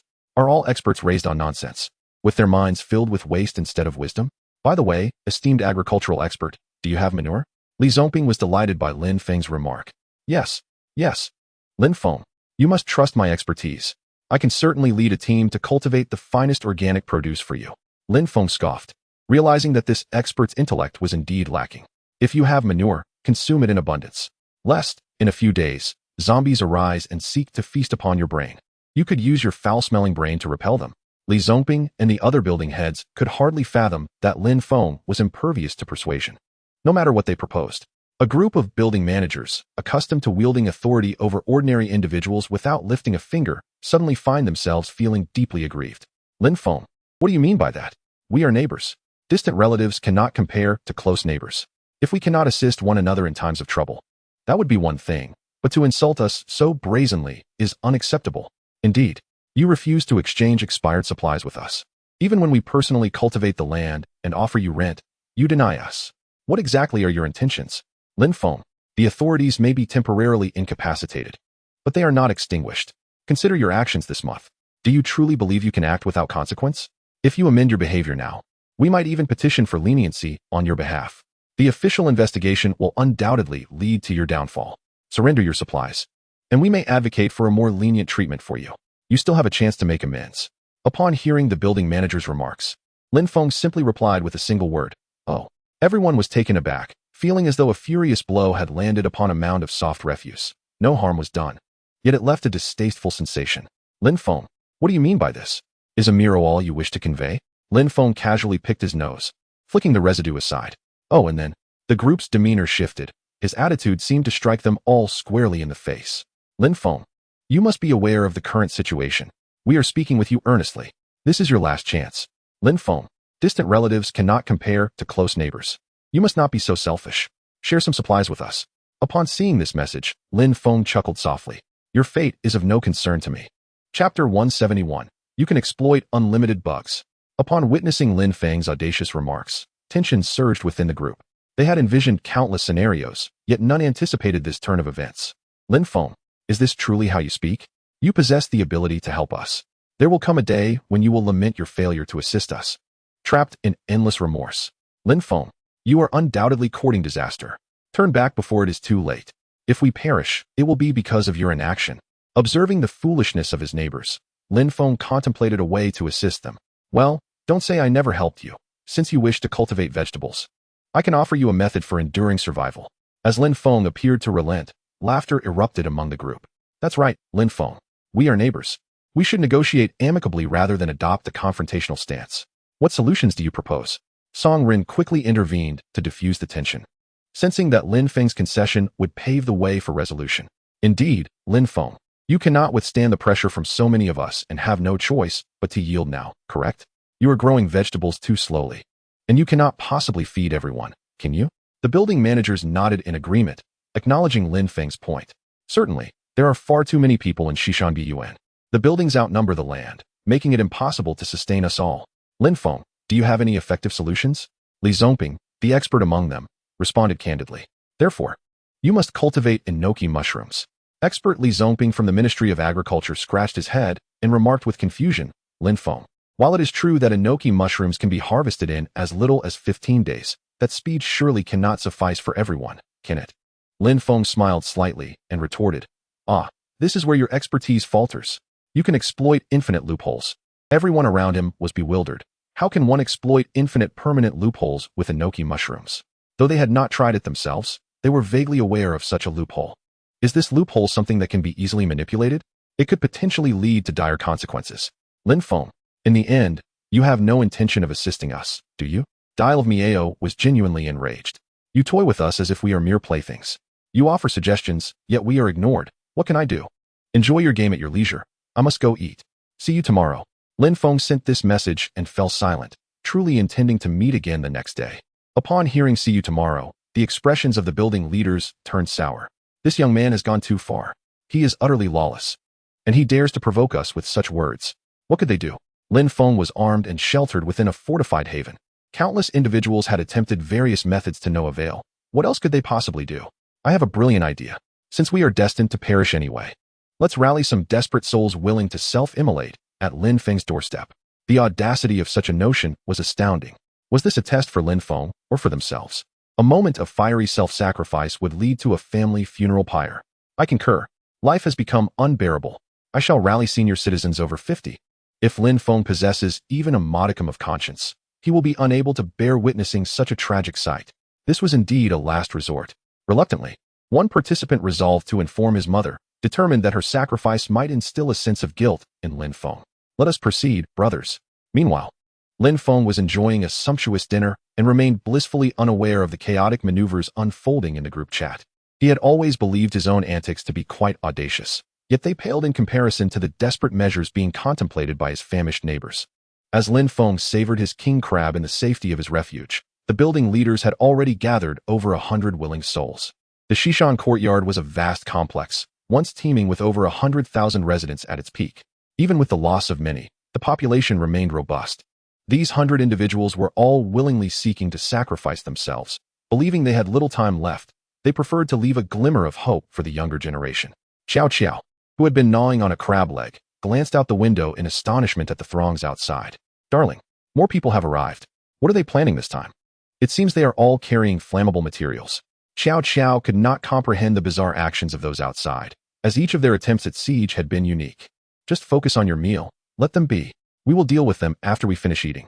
Lin Feng, sipping a glass of red wine, paid them no mind. As long as you do not disturb my meal, you may do as you please. For the sake of Lin Feng opening the door, for the survival of future generations, now is your chance to demonstrate. You are all aware that your time is limited. Since death is inevitable, why not die with purpose? You must be willing to sacrifice yourselves. Let Lin Feng be condemned by his conscience. Sooner or later, he shall find himself engulfed in endless regret for failing to assist you. Song Rintu, wielding a loudspeaker, began to shout. This notion was conceived by him, and thus he must see it through to the end. After all, a dead horse can be treated as a living one. Physical assaults prove ineffective against Lin Feng. Perhaps magical attacks will yield better results? Mental assaults might just work wonders. Upon hearing this, Lin Feng spat his 1982 law fight onto the ground in disbelief. Indeed, their efforts as death warriors were not in vain. They inflicted 1 point of damage upon Lin Feng, wasting a sip of his wine. They had succeeded. This marked the first time anyone had caused Lin Feng tangible harm, even if it was but a single point. Together, heed my command. Ignite. As he spoke, hundreds of elderly individuals began to set themselves ablaze at Lin Feng's doorstep. They understood that their existence merely squandered resources. To avoid burdening future generations, and to denounce Lin Feng with their lives, they willingly came to self-immolate. After all, they were destined to perish sooner or later. Thus, they resolved to die with purpose. Their sacrifice was entirely voluntary. Selected from thousands, 100 death warriors stood ready. This night, they embraced death without fear. At Song Renta's command, they ignited the flames. In such dry, high temperatures, the fire spread rapidly. As Song Rintu gazed at the flames, he led the chant. Burn my frail body, sacred flames arise. What joy in life, what sorrow in death. To eradicate evil, only the light remains. Joy and sorrow return to dust. Pity for the world, burdened with woes. Lin Feng opened the door, his conscience pricked. Provide me with resources, or I shall show you death. The holy fire consumes me, leading to blissful rebirth. Lin Feng, witnessing this scene from within his dwelling, was utterly speechless. Which brilliant strategist conceived of this absurd method to confront me, Lin Feng? A collective self-immolation at my doorstep? Are you attempting to conquer magic with magic? Song Rintu, your name is truly no less than that of Bai Qi. I had no intention of killing you. You are offering your lives so willingly. Is this the path to ruin? Have you succumbed to a mode of reckless despair? Chapter 172, Defeating Magic with Magic. One must live long enough, Otherwise, one may never witness the lengths to which some will go to survive, conjuring such fantastical schemes.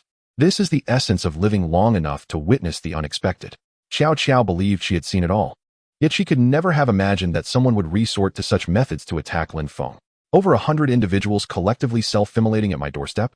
Is this truly a concept conceivable by carbon-based life forms? Are you attempting to vanquish magic with magic? My dear, have they gone mad? What on earth is this all about? Xiao Qiao was equally perplexed. While she could comprehend burning one's own home, to set oneself ablaze for the sake of others.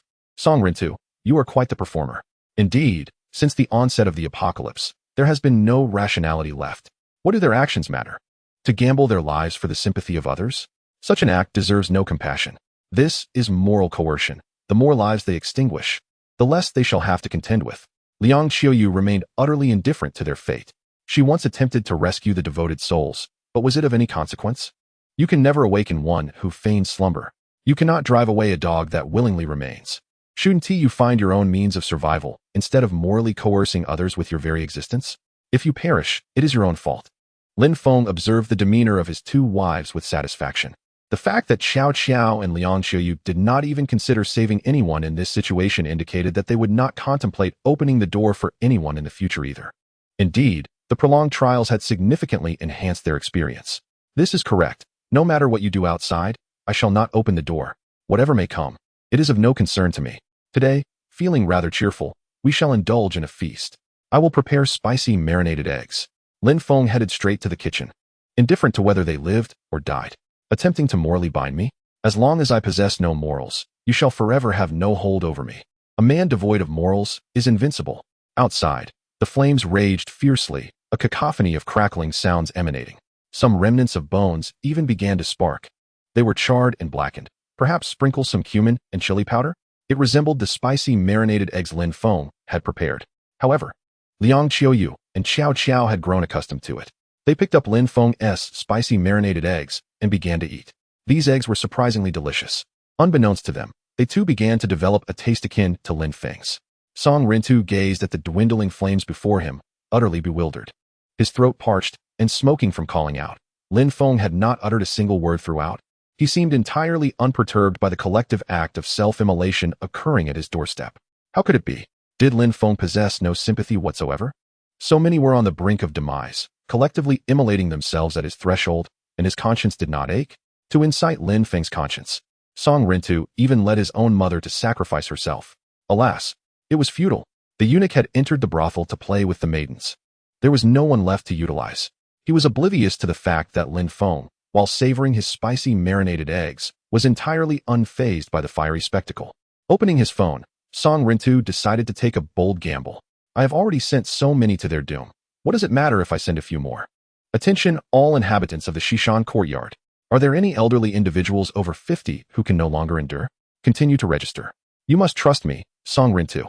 As long as enough of our people perish, Lin Feng's psychological burden will be immense. We can pile up the heads until Lin Feng opens the door.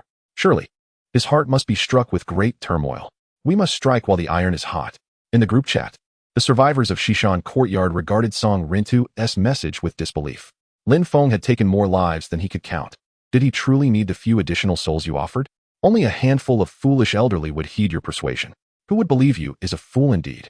As expected, apart from that 100 or so gullible old souls who fell for Song Rintu's plot of self-immolation, the vast majority remained lucid. There was little to be done.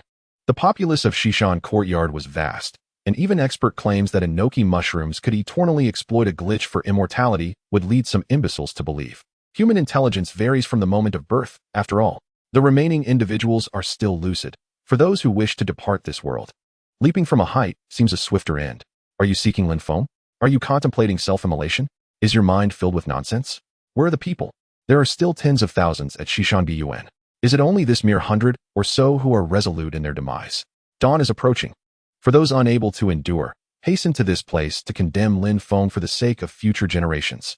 After all, death will come to you all eventually. Why not make your end hold some value? Let Lin Feng feel remorse for not aiding you. Even in death, let him carry the burden of a haunting memory. You must believe me. Song Rintu is still in the group rallying others to sacrifice themselves. His plans are evidently failing. Regrettably, aside from the initial 100 or so, no one heeds his misguided calls. Although Shishan Bun has been shattered by Lin Feng, and nearly every household is depleted, must one really venture out to offer themselves? Song Renta's voice is hoarse from shouting, yet no one pays him any mind. You wish to affect Lin Feng through your death? Then go ahead. We shall not accompany you. Exhausted, Song Rintu gazes at the charred remains scattered around, seemingly aged decades. The hearts of the people are not united. This group is unmanageable. I have already sacrificed my own mother, and you dare to lag behind. The gaming experience has deteriorated terribly. Xiao Xiao and Liang Qiuyu finish their meal, silently observing the words of Song Rintu in the group. Even without food or drink, one cannot simply organize a sacrifice. Why are you two looking at me? I have nurtured Shishan Bun, and now I must tend to Huanghai City. From there, I must support North China. After North China, the entire nation. And after the nation, the world. This door cannot be opened. There is no room for negotiation. I have no resources to sustain so many without compensation. Lin Feng, smoking a cigarette, exhibits no hesitation. Xiao Qiao and Liang Qiuyu nod in agreement, believing Lin Feng's assertions to hold merit. If the authorities cannot afford to support them, why should Lin Feng be burdened? Is that not asking too much? After glancing at a new plate of spicy marinated eggs, Xiao Qiao and Liang Qiuyu take a taste. Though it appears quite intense in flavor, it proves rather delightful. Night falls, and as dawn breaks, the three remain on one bed, with Lin Feng making no moves. Relatives have arrived at Xiao Qiao's home, and Liang Qiuyu has visitors as well. There is no choice but to endure for a couple of days. Tonight, they must find shelter elsewhere. After all, they have witnessed so many lives lost today. Lin Feng is not inclined to escalate matters further. Should a life be lost within the confines of his home, it would be disastrous. Meanwhile, Xiao Qiao and Liang Qiuyu feel a deeper sense of satisfaction. Although Lin Feng is merciless to outsiders, he has never imposed any burdens upon them. Chapter 173, The Resurgence of Feng Jurue. Thanks to Hetao Pua for the explosive gifts and additional updates. At this moment, a force, led by the rootless Feng Jurue, is preparing for a final offensive. Damn it, Lin Feng. You have caused me to sacrifice my own. Tonight shall be your end. Although Lin Feng successfully cured Feng Jirue's HPV, he simultaneously stripped him of his manhood. While the wolf Feng Kuan remains functional, Feng Jirue has been rendered devoid of his tools for crime. This time, the issue has been addressed at its root, ensuring that he will no longer experience discomfort. However, the necessity of squatting to relieve himself presents an intolerable indignity for a man like Feng Jirue. Boss, we're ready. All vehicles have been reinforced with iron plates, and the rollers are prepared. As soon as the sun sets and the temperature drops tonight, we shall set forth to confront Lin Feng. Wei Zhongxian, having been promoted by Feng Jirue, reflects that without his timely intervention, Feng Jirue might have succumbed to his condition, albeit now, he is unlikely to regain his former vigor. All right, Xiao Wei, you've worked hard lately. The modifications to the vehicle are impressive. With a 1 centimeter thick steel plate armor, not even bullets can penetrate, let alone Lin Feng's inferior incendiary devices. Feng Jirue knocked on the roller's door, questioning its formidable power. Surely this immense force will crush Lin Feng's safe house. Boss, what are you saying? It's my duty as your subordinate. Wei Zhongxian exclaimed. That scoundrel Lin Feng has gone too far. If we capture him, I will ensure he suffers. What began as a mere attempt to flatter quickly turned into a misstep for Wei Zhongxian, who found himself at the receiving end of a fierce slap from Feng Jirue. Who are you calling a coward? Mention that again, and I shall take your life. Feng Jirue's anger flared, feeling as though salt was being rubbed into his wounds. Boss, please don't be angry. That was not my intention. Don't overthink it. I was merely frustrated with Lin Feng. Wei Zhongxian hastily shielded his face and stepped back, recognizing that one should never broach such sensitive matters with a man of strong resolve. Enough. Everyone take a moment to rest. After the sun sets tonight, let us feast and prepare to eliminate Lin Feng. Although Feng Jirue ceased his assault on Wei Zhongxian, he carried an internal burden that weighed heavily upon him. A group of men began their simple meal, slicing the mummy's ham and laying it out to dry in the sun until it sizzled with oil. The flavor resembled that of dried beef, albeit with finer fibers and a slightly tangy taste. Yet, with hunger prevailing, they could hardly afford to be choosy about flavor. Merely having enough to eat marked them as part of a privileged class. After satisfying their hunger, they settled down to sleep. In the first-floor corridor, Feng Jirue's subordinates sprawled in disarray, the windows open to catch the fleeting breeze. With the temperature nearing 50 degrees, lying directly on the ground offered some respite. Despite its hardness, under such oppressive heat, with the air conditioning failing and power outages during the day, this was the most effective means of cooling down. Rest was elusive, for the unforgiving ground made it easy to awaken from heat. Nevertheless, There was little concern about others attempting to seize their supplies. The only thing available was the mummy. And who would be so idle as to steal that? Furthermore, with mummies scattered everywhere, there was no need for theft. As dusk descended, everyone rose to partake in their evening meal. Tonight's fare consisted of mummy skeletal soup, gnawing on bones, and sipping broth, lacking oil, salt, or any seasonings. The meal was unappetizing, yet hunger prevailed. After their fill, the group of subordinates prepared to embark. Each vehicle was fortified with a layer of armor, rendering them impervious to Lin Feng's drone suicide attacks. At 10 o'clock at night, they arrived at Lin Feng's doorstep, where countless lifeless bodies lay strewn about, desiccated and hardened by the sun's relentless rays. Feng Jiruwei furrowed his brow. Although he had witnessed many spectacles, the sheer number of deceased was unprecedented for him. The elevated temperature of the corpses would prevent decay. Should anyone be inclined to partake, one could easily harvest a body and sustain themselves for a month. It was no surprise that many had resorted to cannibalism in secrecy. Desperation often leads one to dire measures. Many, unable to withstand the pangs of hunger and unwilling to consume mummies, chose instead to leap from heights. Life had become unbearable after more than a month of disaster. The authorities had seemingly abandoned all hope. Is there truly a better solution? The devastation was particularly acute in densely populated areas, while suburbs and rural regions fared comparatively better. The agrarian lifestyle, where sustenance is cultivated rather than purchased, had proven advantageous. Many farmers possessed thousands of pounds of grain, initially intended for sale, now transformed into a lifeline. Given the high temperatures and arid air, the grain remained unspoiled, requiring only occasional vigilance to prevent it from igniting. Overall, rural inhabitants could endure for quite some time. As a convoy of armored vehicles came to a halt outside his home, Lin Feng noticed through the surveillance cameras, with a cigarette dangling from his lips. He stepped behind the door, counting over 20 vehicles, amounting to more than 100 individuals. Who could this assembly belong to? Peering through binoculars, he was unable to discern the occupants within. The windshields were also reinforced with steel plates, leaving only a narrow slit for visibility of the road ahead. Who were these individuals? Their preparations seemed remarkably thorough. Had they finally come equipped with some semblance of intelligence? Lin Feng surveyed his surroundings. In addition to a dozen small cars, 2 bulldozers, and a compactor were present. Judging by their weight, the compactor likely weighed around 30 tons. Could it pose any threat to his sanctuary? Naturally, someone as cautious as Lin Feng would never permit even the slightest risk. Seeing the situation unfold, Lin Feng recalled those he had previously offended. It had to be Feng Jiruwei. After all, no one else possessed the capability to orchestrate such an extensive operation. Stop. Cease your actions immediately. Do not ram my steel door. I surrender. Just let me open it. Lin Feng began his antics, leaving Qiao Qiao and Liang Qiuyu utterly speechless. Were it not for their knowledge of Lin Feng's possession of an anti-tank rocket launcher, they might have believed his farcical claims.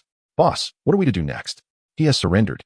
Wei Zhongxian inquired from his vehicle, to which Feng Jiruwei responded with a resounding slap across the face. Are you out of your mind? Can you truly believe Lin Feng's words?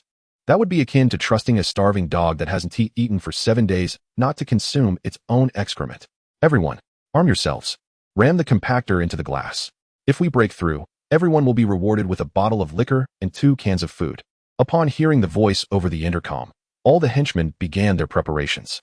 The heavy machinery roared to life, and the bulldozer surged forward with full throttle. As the glass of Lin Feng's safe house shattered with a shrill sound, the rumble of a road roller approached from a distance, its engine roaring ominously as it barreled toward the glass. This startled Lin Feng, who thought to himself, if you damage my safe house, will I have to repair it myself? Absolutely not. I, the cunning King Lin Feng, shall not permit such an occurrence. Chapter 174. In a narrow encounter. Victory belongs to the brave. Lin Feng could not allow the road roller to crash into his sanctuary, not even for a fleeting moment. He swiftly drew his Barrett rifle, aiming it at the operator's cabin of the machine.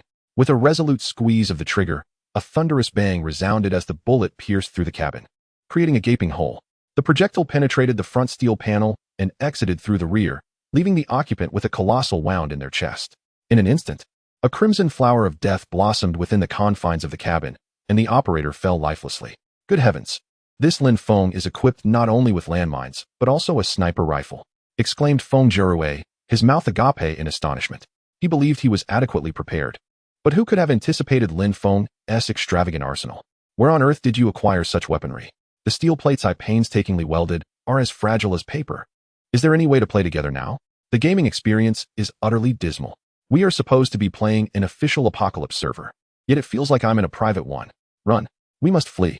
Why didn't Lin Feng reveal his sniper sooner? Had I known, I would have never shown up today. Feng Jiruwei, not one to be foolish, realized that with the road roller now shot through, it was a death wish to remain. His gang quickly scrambled into their vehicles to escape, while Lin Feng readied his firearm, targeting Feng Jiruwei's car. Bang, bang, bang. 3 consecutive shots tore through Feng Jiruwei's vehicle, the 1-centimeter-thick steel plating offering no resistance against the Barrett. With those 3 shots, the occupants were obliterated, and Feng Jiruwei's car collided with a nearby building, resulting in his immediate demise and disconnection from the game. With a cigarette dangling from his lips, Lin Feng switched off the surveillance and stepped outside, revving his apocalypse war machine before pursuing the fleeing gang. His vehicle, powered by dual engines, dwarfed their cars, which appeared as mere toys in comparison. By heavens, this audacious Lin Feng dares to emerge. Open fire. Eliminate him. A group of subordinates, seizing the opportunity, flung open their car doors and began shooting at Lin Feng. The sound of gunfire erupted, bullets ricocheting against the vehicle like children's toys. Apart from leaving a few scratches, the assault bore no consequence. Ah, friends, now that you are here, shall we not share a meal before departing? With Feng Jiruwei eliminated, Lin Feng deemed it unnecessary to prolong this encounter.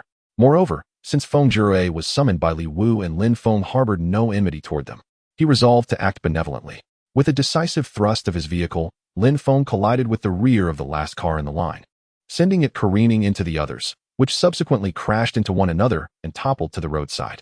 Lin Feng, with a benevolent heart, opened the window and hurled a Molotov cocktail.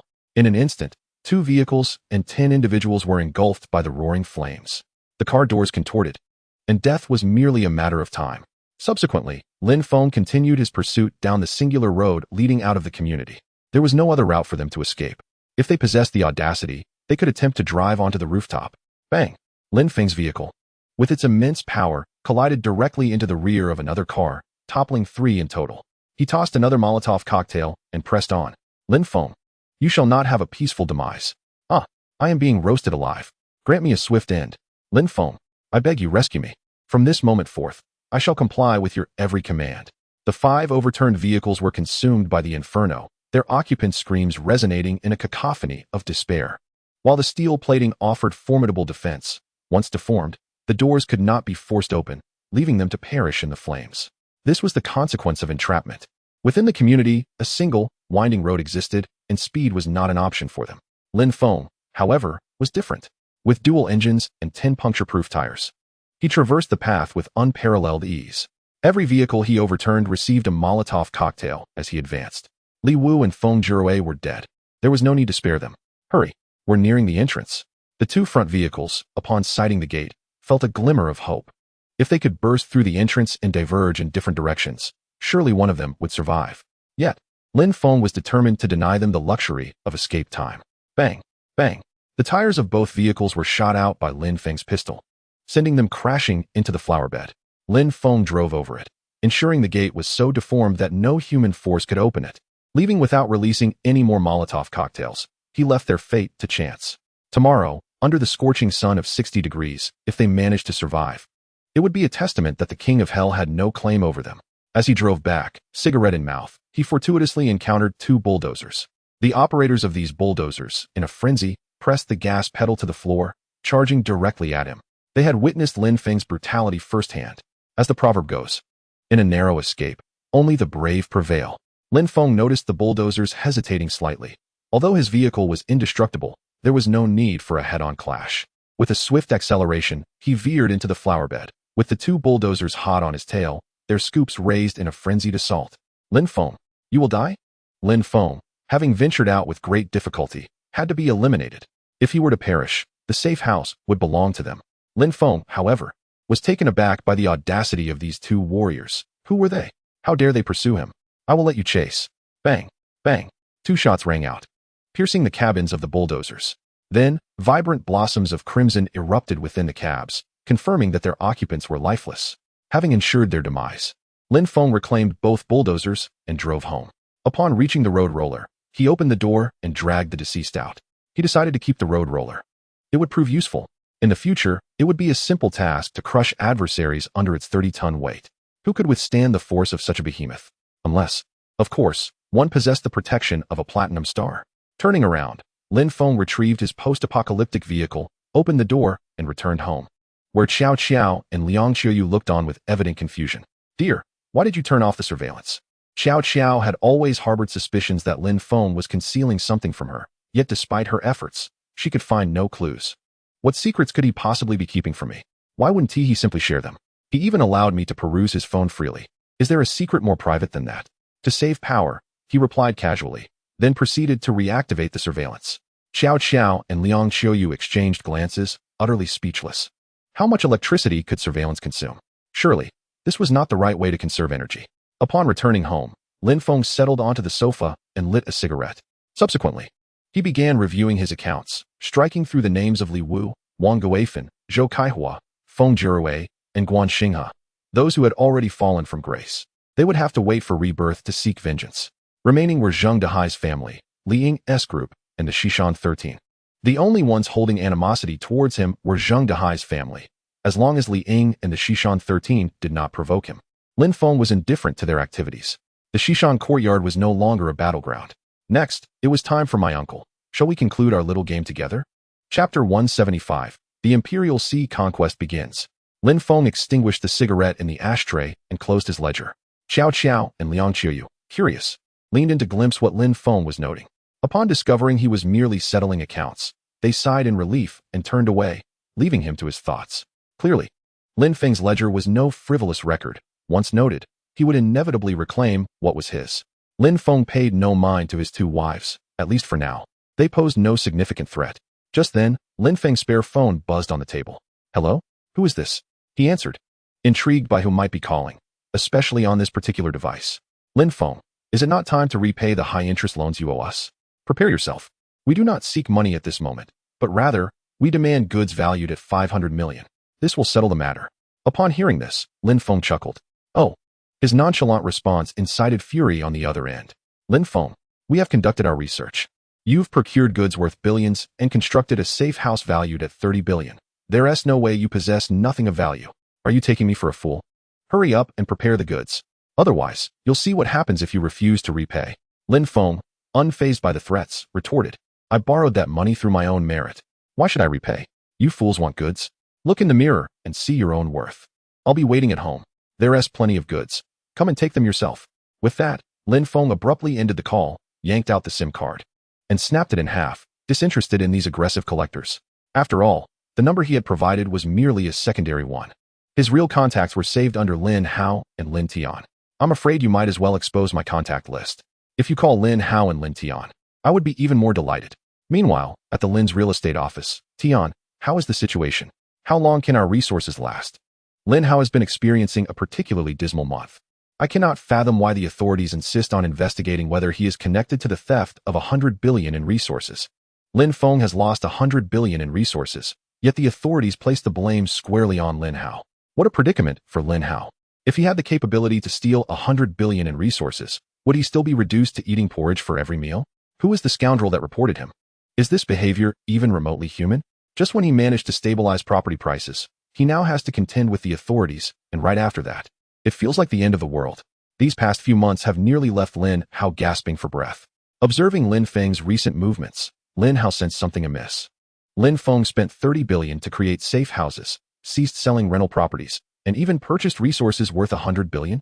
After all, Lin Hao has navigated the business world for decades and possesses a highly attuned instinct. The market is akin to a battlefield, and he felt something was off, prompting him to act decisively. He exchanged some of Lin's real estate properties for a few resources, only to realize that the world truly was ending. This situation resembles Lin Feng's previous life, except this time Lin Hao is left financially drained, having acquired only a meager amount of resources. Now, there is barely enough to sustain a few loyal confidants, and the current stock of resources is evidently running low. In just a few days, they might not be able to hold on any longer. He cannot even fathom what they will eat moving forward. Father, try to remain optimistic. Our situation is not as dire as it could be.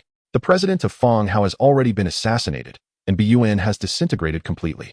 The resources we possess, coupled with some staff reductions, might allow us to endure for another 10 days. Perhaps after 10 days, the calamity will have passed. Lin Tian continued to comfort his father, albeit with no real solutions, simply comparing their misfortunes.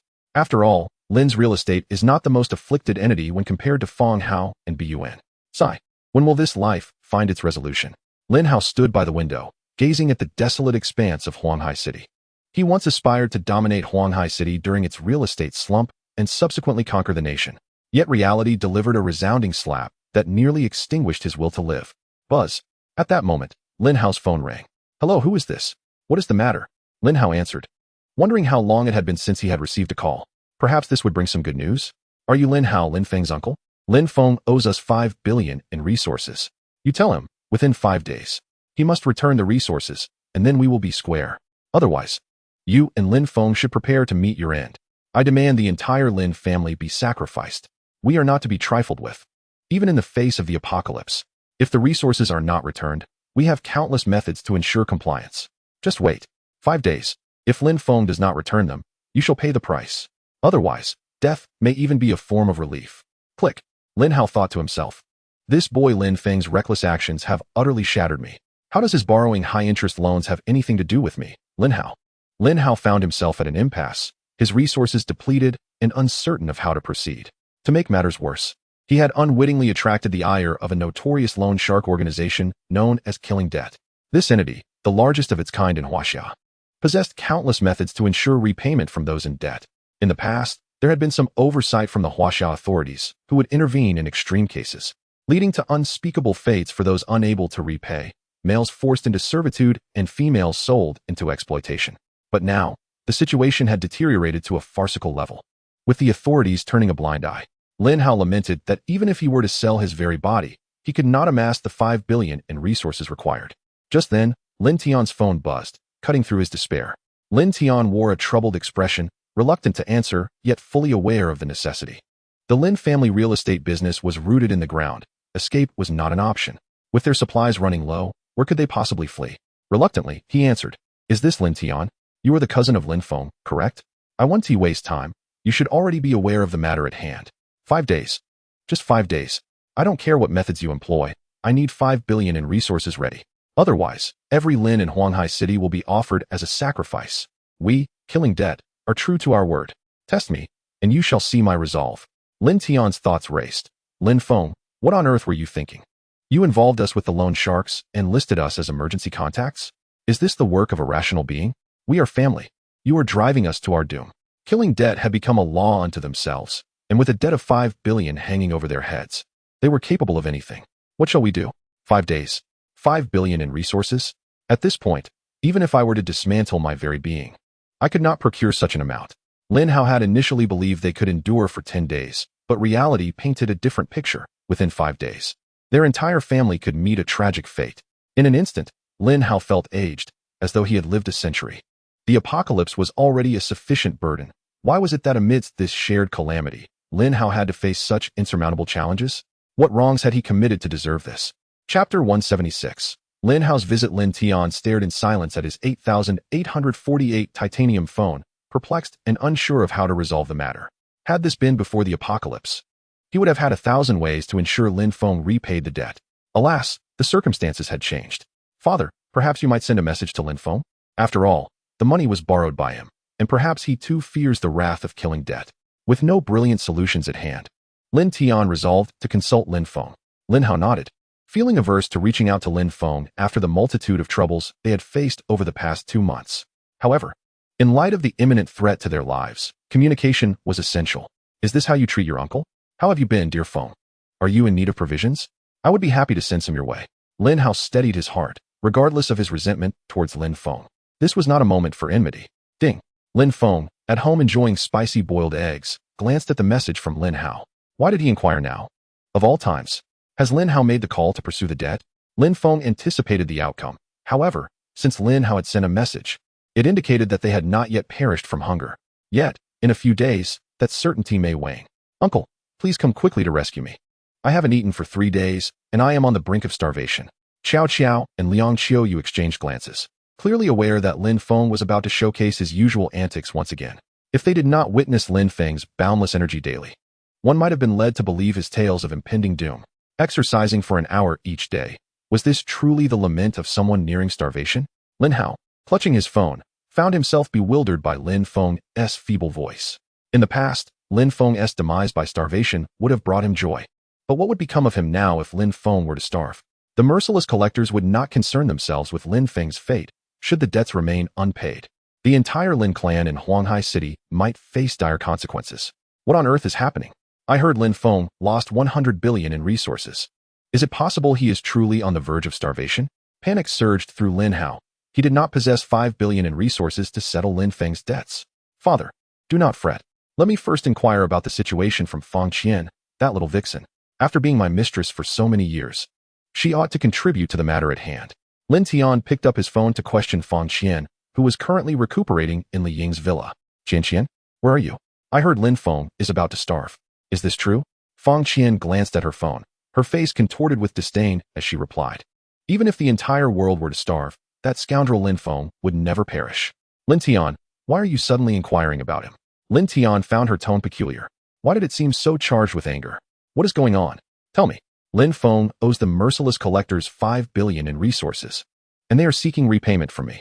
Did he not claim he lost 100 billion in resources? Could he possibly still have any left? The more Fang Qian pondered, the angrier she became. Lin Feng, you lack integrity. Do not blame me for being ruthless. What could have been a simple discussion, and you had to treat me this way? Do not be surprised if I expose you. Trusting Lin Feng's words is less reliable than believing a dog would consume its own filth. Lin Feng has built a 30 billion safe house. Bullets cannot pierce its steel door. He feasts on seafood and king crab daily, sipping on 82 Lafite. Moreover, he has ice to keep cool and 2 women at his side. His 100 billion in resources is undoubtedly intact. I just wonder when he moved into that safe house. I will send you photos for proof. With that, Fang Qian forwarded pictures taken by Lin Feng himself to Lin Tian. Upon viewing them, Lin Tian's mind sparked with an idea. Lin Feng's home, brimming with resources, could easily cover the 5 billion owed to the merciless collectors, leaving enough for a lifetime of sustenance. Since Lin Feng had the means to repay, the problem seemed resolvable. Thank you, Qian. Once I manage to open Lin Feng's safe house and retrieve the resources, you will not be overlooked in the benefits. It has been so long since we've seen each other. Have you missed my grand presence? Fang Qian's face lit up upon reading Lin Tian's message. Clearly, Lin Feng was no longer a viable option, but Lin Tian offered a glimmer of hope. After all, Lin Tian's intellect surpassed that of Lin Feng by leaps and bounds. For many years, Lin Feng has been relentlessly oppressed. Is that not a testament to one's intellect? I miss you too. Once you open Lin Feng's door, we must engage in a fierce battle for 3 days. My dear 13, I am already burning with anticipation. Lin Tian smiled faintly, feeling quite satisfied. This little flask, pretending to be pure and charming with others, ignited a fire in my presence. Setting down his phone, Lin Tian had devised a plan to deal with Lin Feng. Father, tell Lin Feng that you wish to bring him some food. If Lin Feng's claims hold truth, we can deceive him into opening the door and seize his sanctuary. With such a secure dwelling, it is unlikely that Lin Feng would dare to retaliate against us. Conversely, if his words are false, we will still find a way to trick him into unlocking his home. We can reclaim the 5 billion worth of supplies, which would be more than sufficient for our needs. After hearing Lin Tian's strategy, Lin Hao nodded in agreement. This plan is feasible. Fenger, do not fret. Your uncle is on his way with provisions. Although my own supplies are dwindling, ever since your father passed, I have been like your own father. I shall depart immediately. Upon hearing Lin Hao's words, Lin Feng nearly spat out the spicy marinated egg in his mouth. How utterly revolting. To liken himself to my father? Just wait. I have already conquered the Western Mountain Villa instance. With time to spare, it is high time to torment you. Hurry, uncle. If you do not arrive soon, I am doomed. Lin Feng's voice was feeble, igniting a glimmer of hope in Lin Hao to subdue Lin Feng. All right, I shall go at once. Stay at home and await my arrival. Lin Hao quickly applied sunscreen to his face. Though it was daytime, the relentless debt collectors did not distinguish between day and night. These final 3 days are crucial. Lin Feng must be taken down. Lin Tian summoned his 2 formidable companions. Surely, for strong men could handle one Lin Feng? The 4 men endured the sweltering heat of 60 degrees as they climbed into the vehicle, the tires seemingly on the brink of melting, the interior akin to a steamer. There was no need for air conditioning, as it would be futile. They simply opened the windows to allow the hot breeze to offer a modicum of relief. After over an hour, they encountered a section of asphalt that had melted, forcing them to navigate around it before finally arriving at the Western Mountain Villa. Upon seeing the corpses strewn across the ground, the charred vehicles, and the collapsed buildings, Lin Hao and Lin Tian were taken aback. As the Third World War truly commenced, the chaos outside was palpable, and the disorder at the villa was even more pronounced. Why is it so chaotic? No wonder Lin Feng is on the verge of starvation. I believe he spoke the truth. Who would dare default on the exorbitant loans from the debt collectors? Lin Hao struggled to comprehend the scene before him. While Lin Tian's expression darkened, why did he feel an ominous premonition? A man's sixth sense can often be remarkably accurate. In conclusion, the saga of the Imperial Sea City begins in earnest. The supernatural arc shall unfold much later. There is no need for haste. Should you have any questions, opinions, or new ideas, please comment below this message. I will respond upon seeing them. Thank you all for your support. Thank you. Chapter 177. Did you not sever my father's brake line? I shall retaliate with a super double. Lin Tian and his companions arrived at the Villa District, where they beheld the colossal steel fortress erected by Lin Feng, worth 30 billion. The four were simultaneously astonished, swallowing hard at the sight. Such an immense bastion. Would Lin Feng perish within its confines? It was almost laughable. Surrounding the villa lay a grim scene of lifeless bodies strewn about, abandoned vehicles, and charred remains, resembling a hellish battleground. Lin Hao wiped the sweat from his brow and took a sip of water to steady his nerves. Though he had witnessed grand spectacles before, nothing compared to this. Let us grab some instant noodles and check the situation, Lin Hao declared. They had come this far. There was no turning back easily. Lin Tian, clutching the noodles, approached the villa's entrance and rang the doorbell. The four had already conspired that the moment Lin Feng opened the door, they would take action. Surely, four of them could subdue one Lin Feng, right? Ding dong. Lin Feng was lounging on the sofa, engrossed in a game when the doorbell rang. After pondering for a moment, he rose. This kind uncle has come to offer me food. As a younger relative, should I not express my gratitude? One must reciprocate kindness. I shall treat you to some delicacies as well. Lin Feng leisurely retrieved his notebook to settle old scores. Didn't you tamper with my father's brake line? Here's a super double in return. Lin Feng contemplated his course of action, determined not to play too harshly. After all, debts must be settled gradually. One should not drive another to despair over a reckoning, right? Meanwhile, the four outside were nearly succumbing to the heat. They retreated to their vehicle, realizing that even sunscreen could not shield them from the scorching sun. What is going on? Is there a mistake in the information? Has Lin Feng already perished at home? Why hasn't he come to answer the door? Lin Hao sighed, beginning to doubt the veracity of Feng Qian's words. No way. Why don't you try calling Lin Feng? Lin Tian also took a sip of water, equally perplexed about the situation. Lin Hao began dialing Lin Feng's number. But after a considerable time, it remained unreachable. I can't take it anymore. It's sweltering. If this continues, I'll suffer heat stroke. Lin Hao truly felt he could not endure any longer. Despite the car providing some shade, the interior temperature, exceeding 50 degrees, felt hotter than outside. I'll call Feng Qian and inquire. If it doesn't work, we'll leave. Lin Tian hastily dialed Feng Qian, who answered promptly. Hello, what's the matter? Feng Qian, what is Lin Feng's situation? He invited us here, but once he opened the door. Is he starving at home? Upon hearing Lin Tian's words, Feng Qian chuckled. You all should return. Lin Feng will not open the door. I have been there 3 times, aside from basking in the sun. He won't answer the door. He has plenty of food at home. Even if all of humanity were to starve, he would not perish. He is simply toying with you. It's impossible for him to open the door. All right, I understand. We shall discuss further at another time. Lin Tian hung up, his face contorted with anger. When did Lin Feng, this useless individual, acquire such audacity? Just wait until I catch you. I will unleash upon you a torrent of humiliation, a veritable deluge. Let us depart. If we linger any longer, I fear the heat will truly become unbearable. Lin Hao, upon hearing this news, could no longer endure the situation and felt compelled to leave this place immediately. Lin Tian nodded, igniting the car, preparing to make their exit. Come, let us gather the entire company tonight. Lin Feng must perish this evening. To eliminate Lin Feng, it seems that a gentle approach will not suffice. We must resort to more forceful measures. Just as Lin Tian was about to depart, the door creaked open. Wait, Tian, the door has opened. Lin Hao felt a glimmer of hope. Perhaps the situation was not as dire as Feng Qian had portrayed. Deep down, did Lin Feng still harbor some regard for his uncle? At the very least, Lin Feng would not shut his uncle out entirely. Get out. Grasp your daggers tightly. Upon entry, subdue Lin Feng at once. The 4 men nodded in agreement, alighting from the vehicle, firmly clutching their daggers. Surely, 4 against 1 could not end in defeat? That would be utterly disgraceful. As they entered the house, a refreshing chill enveloped them. Yet, an eerie silence pervaded the atmosphere. Anxiety gripped the group. Why was there no one present? This vast, empty abode resembled a haunted house, devoid of life. All the steel doors were firmly shut, leaving them uncertain of what lay within. However, in the distance, they spotted a table laden with food, quietly awaiting their attention. Unconsciously, The four men swallowed hard. 4 bowls of rice rolls. And they appeared to be adorned with sausage and egg? After more than a month of apocalyptic conditions, this was nothing short of a culinary delight. What on earth is happening? Feng, uncle is here. Lin Feng, are you present? Lin Hao surveyed the strange circumstances within the house and began to call out for Lin Feng. Yet, after calling for some time, his efforts proved fruitless. The silence was reminiscent of a ghostly abode, chilling to the bone. Boss, I believe these rice rolls look freshly made. Should I sample one? Is there poison? One of the bodyguards, rubbing his stomach, lamented that he had subsisted on mere scraps this month. The sight of the rice rolls ignited a desperate yearning within him. Even if they were poisoned, he was willing to take the risk. After all, it was better to die full than to starve. Then take a bite from each portion. And if anything seems amiss, do inform me. Lin Hao did not deter him, feeling a lingering sense of unease, though he could not pinpoint its source. Understood, boss.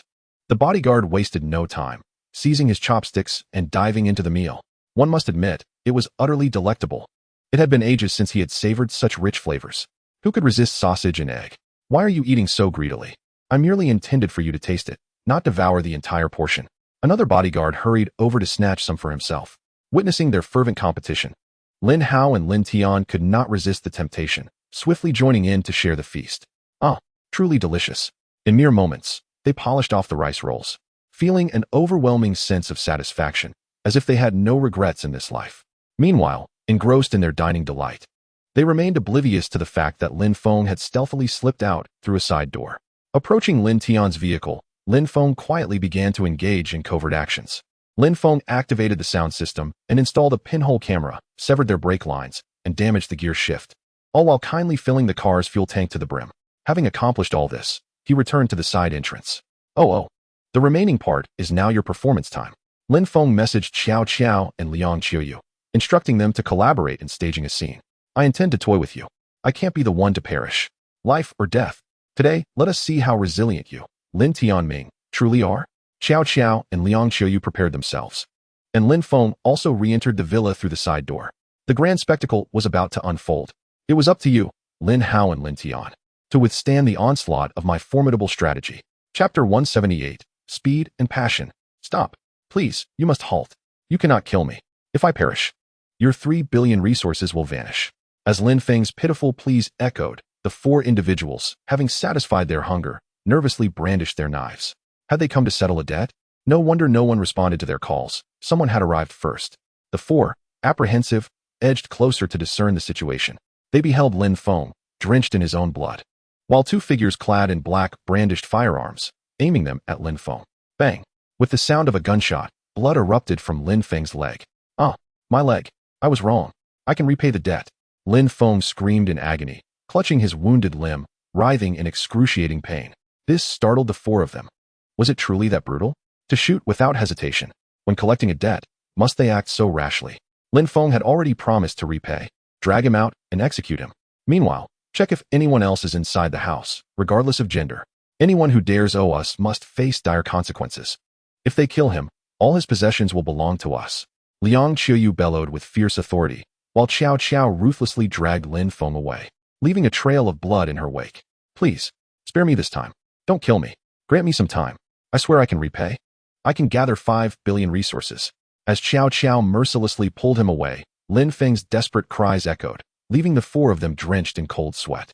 In that instant, they dared not utter a single word, their anxiety palpable, beads of sweat cascading down their cheeks. Is there truly no fault in this? If they kill him, won't the money and resources belong to you? Gripping their small daggers tightly, they pondered how to contend with such lethal weaponry. Bang! Outside the villa, another gunshot rang out, sending the 4 into a state of terror. This brutality was overwhelming. If discovered, would it not spell their collective demise? Search thoroughly. Such a large house cannot possibly harbor only one individual. I will search upstairs, you check downstairs. Upon hearing the cold command of the figure in black, the 4 of them dared not breathe a word. Any noise could lead to their undoing. Fortunately, after they had dispatched Lin Feng, one ascended the stairs while the other descended. It seemed the first floor had already been searched. How fortunate they were. Let us leave swiftly. If we are discovered, we are doomed. Lin Tian decisively led the group away, eyeing the slightly ajar door. 4 individuals stealthily departed from the villa, gently closing the door behind them. With a flick of their sleeves, they left without a trace. Consider it as though I, Lin Tian, never graced this place today. Any supplies are owed by Lin Feng, not by me. Do not come seeking me for anything. We are utterly devoid. Upon exiting the villa, the four dashed towards their vehicle. It was no wonder Lin Feng had remained unresponsive. It seemed he had met a dire fate. This time, Lin Feng was surely doomed. Once inside the car, Lin Tian ignited the engine, flooring the accelerator and propelling them forward with remarkable speed. The gears shifted with fluidity, resembling the effortless flow of water. Clearly, Lin Tian was an adept driver, exhibiting the skills of a seasoned veteran. The vehicle surged forward at an astonishing pace. One could not deny the sheer velocity of luxury cars. In such dire circumstances, what were they waiting for? Were they to await a bullet? Their Lin Realty was a legitimate business.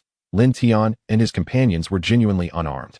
Inside, Lin Feng, accompanied by Qiao Qiao and Liang Qiuyu, meticulously cleaned the remnants of tomato sauce from the floor before securely locking the door.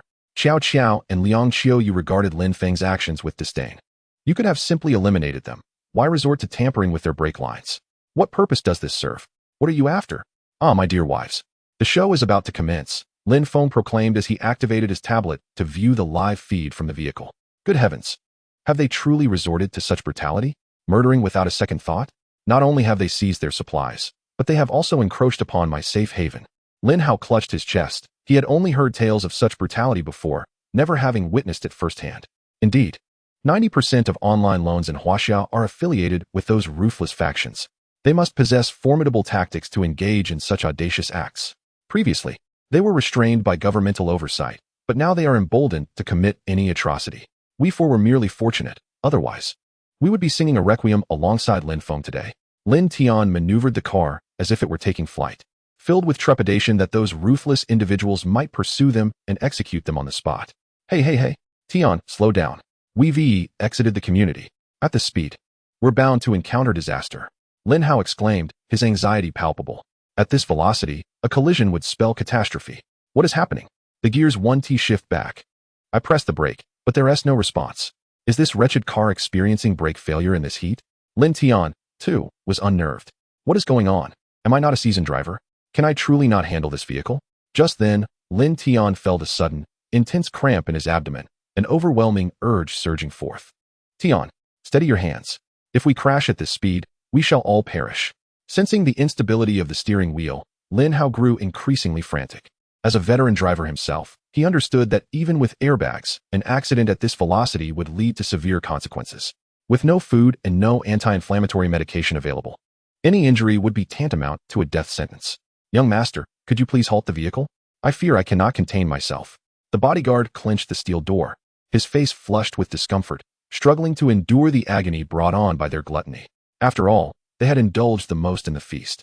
Suddenly, his body convulsed violently, and it felt as though he could no longer contain the overwhelming force brewing within him. Gurgle, gurgle. The four of them began to feel a tumultuous churn in their stomachs. Initially, they managed to endure it, but the discomfort was growing unbearable.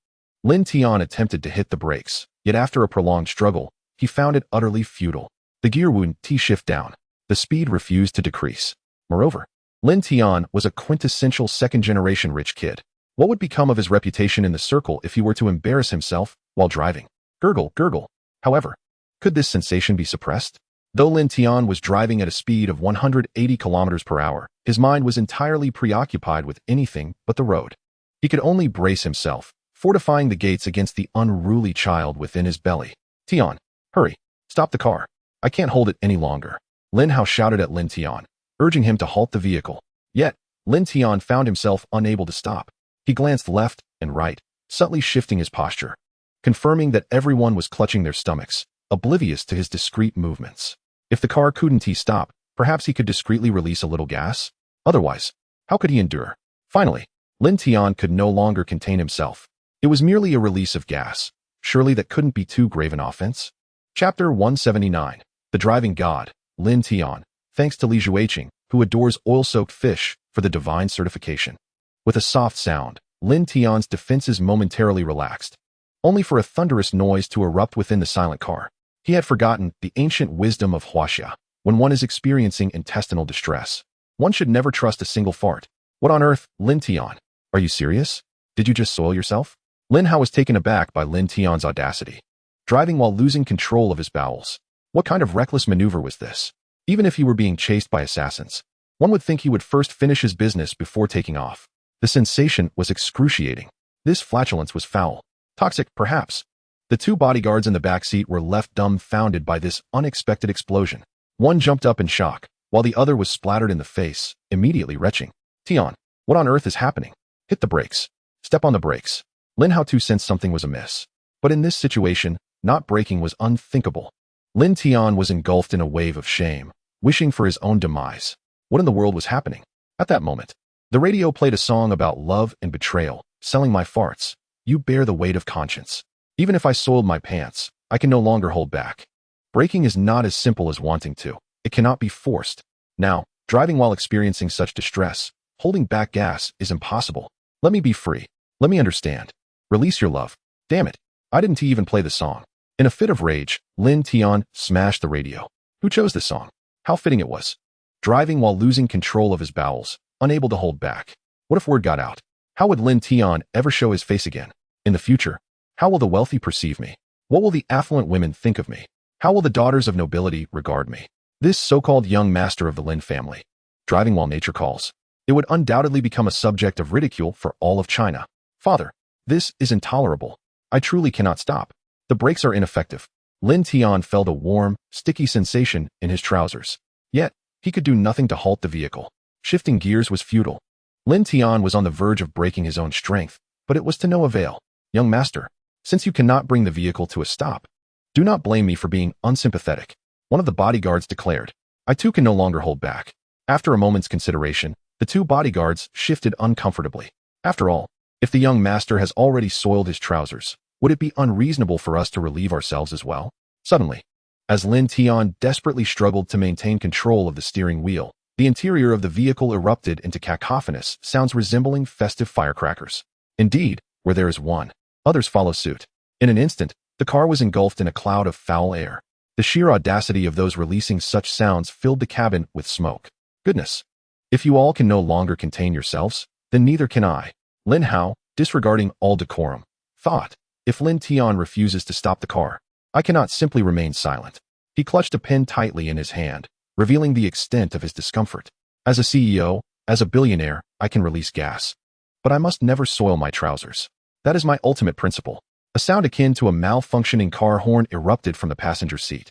The timbre of that sound was astonishingly resonant. One might think Lin Hao had pressed the horn. Boss, we are all in the same predicament. If you cannot hold it in, then let it out. The bodyguard in the back seat quickly advised, while Lin Hao's face flushed crimson, a mixture of embarrassment and desperation. With a resounding release, another even louder sound emanated from the back seat. Each sound was laden with significance. Within the confines of the vehicle, the four men held their breaths, their faces turning green from the stench. However, with Lin Tian refusing to stop, what could they do? They could neither endure nor halt the vehicle. Their only recourse was to succumb to the inevitable. Is it possible that the brakes have been compromised due to the heat? This cannot continue. You must find a way to stop the car, Lin Hao urged, feeling somewhat relieved after releasing a high-pitched sound. Problems must be resolved. And this was not the time for accountability. Soon enough, the car would run out of fuel. After driving for over an hour with only half a tank, it surely could not last much longer. Lin Tian began to console himself, thinking, no fuel? That might be a stroke of luck. However, upon glancing at the fuel gauge, he was astounded to see it was completely full. What on earth is happening here? A full tank can easily cover over 800 kilometers. When will this drive conclude? Goodness. When did you fill the tank, Tian? Fuel is so scarce now. Why did you not inform me? Lin Hao cast a glance at the fuel gauge, overwhelmed with excitement, to the point that he crushed the ballpoint pen in his grasp. Previously, the sudden fullness of the fuel tank would bring him immense joy. Yet now, under these circumstances, who on earth could possibly be pleased? The remaining fuel would barely last until nightfall. Ding dong. Uft, uft, uft. Bang, bang, bang. Lin Tian, driving with a kitchen knife in hand, was slicing through the wires. Sparks flew as he raced through the streets of Huanghai City, unable to stop. The pressure was building, and he could neither hold back nor pause. Nature called insistently.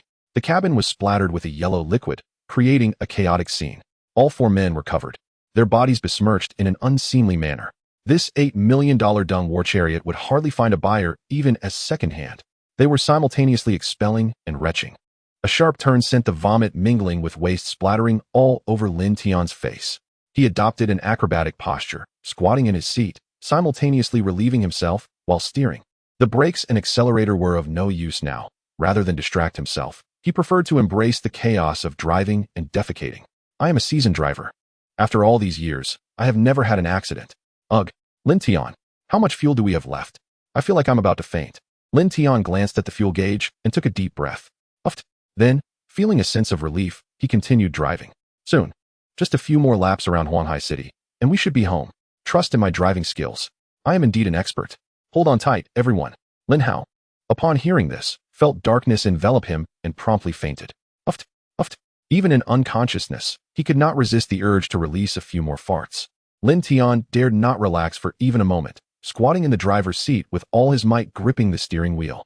A slight miscalculation at this speed could lead to utter disaster. It was time to showcase true skill. Uffed. With a sudden burst, Lin Tian's vehicle shot forth, releasing a stream of yellow liquid. In broad daylight, the streets of Huanghai City were devoid of other cars. Otherwise, calamity would surely have struck. However, the deed was done. That day, a big bumblebee appeared on the roads of Huanghai City, moving at a speed so astonishing it defied comprehension. Lin Tian transformed into a jet-propelled warrior, leaving all in his wake. As he relieved himself while driving, a yellow flash sped by like lightning. His driving skills left all seasoned drivers in awe. From that day forth, the legend of the driving god Lin Tian would echo throughout Huanghai City. This golden legend would likely remain unchallenged, not even by Lin Feng. Truly impressive. Chapter 180. This novel is available on Tomato. Please support original works. The Yellow Flash. The Golden Legend. It was only when the excrement obscured the camera that Lin Feng finally ended the live stream. I am professionally trained. I rarely laugh, unless I cannot help it. Ha. Xiao Qiao and Liang Xiuyu looked at Lin Feng in disbelief, utterly astonished. Your outrageous antics have truly shattered us. Did you both see that? It had me in stitches. Look at that posture. Uffed. And the jet-like acceleration. Truly, a seasoned driver. Who else could accomplish such a feat? Lin Feng, recalling Lin Tian's driving skills, found himself laughing uncontrollably on the ground, mimicking Lin Tian's squatting posture while driving. One must admit, Lin Tian truly embodies the essence of a seasoned driver. To maneuver a vehicle in such a manner without flipping it is nothing short of remarkable. Lin Feng questioned whether he could surpass Lin Tian's driving prowess. Meanwhile, Xiao Qiao and Liang Xiuyu looked on with a mix of helplessness and bewilderment. They simply did not comprehend that sometimes a man's joy is delightfully uncomplicated. While women may choose to abstain, one cannot deprive a man of his happiness. This was precisely why Lin Feng had introduced 4 servings of intestines filled with an excessive dose of laxatives for Lin Tian and his companions. The concoction was potent, capable of causing grave consequences. A single piece could incapacitate an individual, while a mere half could reduce one to a pitiful state. Who does he think he is? If the neighboring male protagonist were to witness this, he might assume that Lin Feng was incapable of administering a proper dose. Take it away, take it away. The intestines. Bring me another piece. One for each of you. I've cut your brake lines, sabotaged your gear shifts, and filled your tanks. Whether you survive or not is now in the hands of fate. Reflecting on the past, Lin Feng vowed to repay the harm inflicted upon his parents with double the intensity. If you can indeed circle around Huanghai City 8 times today, then we shall continue our slow game next time. I will not tire of tormenting you. Darling, is all this effort truly for that? Your tastes have certainly become more extravagant. Can you really find pleasure in this? Xiao Qiao and Liang Xiuyu exchanged glances, speechless. They could somewhat accept the display of heartfelt emotions, but to exert such effort merely to have him drive, while experiencing gastrointestinal distress, seemed absurd. Cough, cough. You wouldn't understand a man's joy. I have the capability to eliminate them directly, but would that not be rather dull? Moreover, Lin Hao and Lin Tian severed my parents' brake lines, leading to their tragic demise. Today is merely the beginning of settling the score. Upon hearing Lin Feng's words, Xiao Qiao and Liang Qiuyu nodded in understanding. Anyone whom Lin Feng did not directly eliminate surely bore a grudge against him. Darling, what do you plan to do next? Xiao Qiao inquired, sensing that Lin Feng was about to showcase another of his clever schemes. Joy, of course, is meant to be shared. Lin Feng glanced at Xiao Qiao, who shyly lowered her gaze. Have you forgotten? My relatives are coming to visit. You might have to wait a few days. Lin Feng rolled his eyes, pondering what was on her mind. I meant to say, I intend to share my joy with everyone in Huanghai City. With that, Lin Feng uploaded the footage of Lin Tian driving while in distress to the internet. The title read, Yellow Flash, Golden Legend. The description proclaimed, the heir of Lin Enterprises, a 100 billion company in Huanghai City, Lin Tian. Today he showcases his astonishing driving skills while simultaneously attending to nature's call. Who in Huanghai City dares to challenge him? If you dare not, then prepare for battle. Then, Lin Feng posted the unedited video. Tomorrow's headlines in Huanghai City would undoubtedly feature none other than Lin Tian. Lin Tian, don't you aspire to be first in everything? This particular first will remain uncontested throughout your lifetime. Yellow Flash, Golden Legend. Your story will become a household name, forever remembered in infamy. The best in the world, unmatched. After a brief while, Lin Feng, with a cigarette in hand, quietly observed the comment section. Wait a minute. Is that Lin Tian from Lin Enterprises? Is he really that fierce? The speed of this car must be around 180 miles per hour. Such driving skill. I am utterly impressed. Can such a battered vehicle really be driven like that? I consider myself a seasoned driver with over a decade of experience. Yet, compared to Lin Tian's driving prowess, I wouldn't dare showcase my own skills. What on earth is happening? Is being an internet celebrity now so fiercely competitive? Is this truly the end of the world? To earn a bit of traffic money and make headlines, are people willing to sacrifice their dignity? Isn't Lin Tian a rich second generation? Is it really necessary to resort to such antics for fame? You know nothing. Who cares about a little traffic money in this live streaming game? The primary motivation is the thrill. Lin Tian, I support you. Drive recklessly. Unmatched. For your next live stream, I have a suggestion. You could stream while balancing on a tightrope and relieving yourself simultaneously. If you dare to do that, I will shower you with gifts. Lin Feng, upon seeing this comment, gave it a thumbs up. What a splendid idea. I shall do just that next time. After all, there are so many high-ranking officials at Shishan Courtyard. I'll find time to set up a tightrope. If Lin Tian can manage to walk across while dealing with such a situation, I, Lin Feng, will spare him once more. Lin Feng looked through the comments, liking them one by one. Indeed, the comment section was filled with talent. Moreover, many began sending gifts to Lin Feng, causing his nearly depleted wallet to swell once again. Lin Tian, you truly are relentless. To put yourself through such turmoil and still manage to drive the car back. I, Lin Feng, respect that. Observing the balance in his account, Lin Feng felt as though he had received some interest. Indeed, one must not rush when it comes to calculations. It is best to take one's time, for pushing someone too hard could lead to dire consequences. Xiao Qiao and Liang Qiuyu exchanged glances, utterly speechless. To have offended Lin Feng? What a relief it would be to perish. How pathetic. Who could rival his level of audacity? Lin Feng's cunning knows no bounds. We must avoid crossing him in the future. His methods are too numerous to withstand. Xiao Qiao thought to herself as she looked at Liang Qiuyu, who nodded in agreement. Indeed, those who sought to end Lin Feng have never met a good fate. Given our current situation, we are already quite fortunate. In an instant, Xiao Qiao and Liang Qiuyu widened their eyes, staring at each other. Why do I feel like I can hear your thoughts? Lin Feng stroked his chin, somewhat pleased with the peculiar changes in his two wives. At least, from the bottom of their hearts, they harbored no thoughts of plotting against me. By the way, I must ask you both, do you feel any sensations akin to your head about to explode, or feelings of burning, electric shocks, or freezing? Close your eyes and give it a try. Lin Feng needed to ascertain the progress of human extraordinary ability awakening. In his previous life, the first batch of complete awakenings emerged roughly a year later. Otherwise, the mortality rate during the second year's cold wave would be even higher. The two wives pondered for a moment, then closed their eyes, following Lin Feng's instructions. After a long while with no sensations, they opened their eyes and shook their heads. Lin Feng stroked his chin, pondering the peculiar situation. I will send a message to the group, seeking individuals in the Shishan Courtyard who may have awakened extraordinary abilities. After all, with a large population base, perhaps someone has awakened more swiftly? Lin Feng must urgently determine the speed of these abilities' awakenings. What if tomorrow morning a magneto dismantles my steel door? Lin Feng mused. Chapter 181. The 10 Empresses play all members. Is there anyone alive in the Shishan Courtyard who can respond? Have any of you occasionally felt as though you could hear the thoughts of others? If so, please share your experiences. Useful information will be rewarded with a box of ham sausages.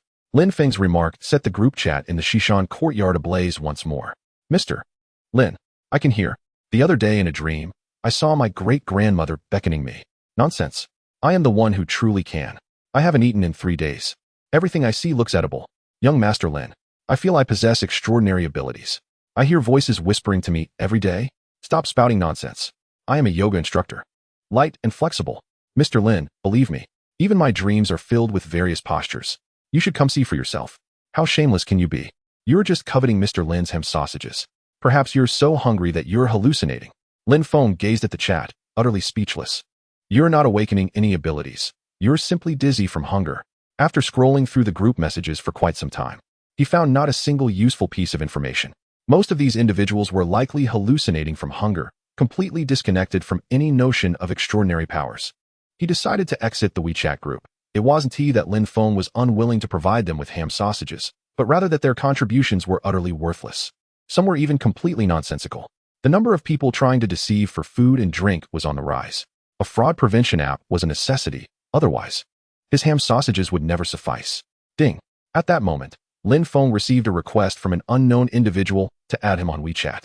A half-immortal? Lin Feng glanced at the profile and was momentarily perplexed.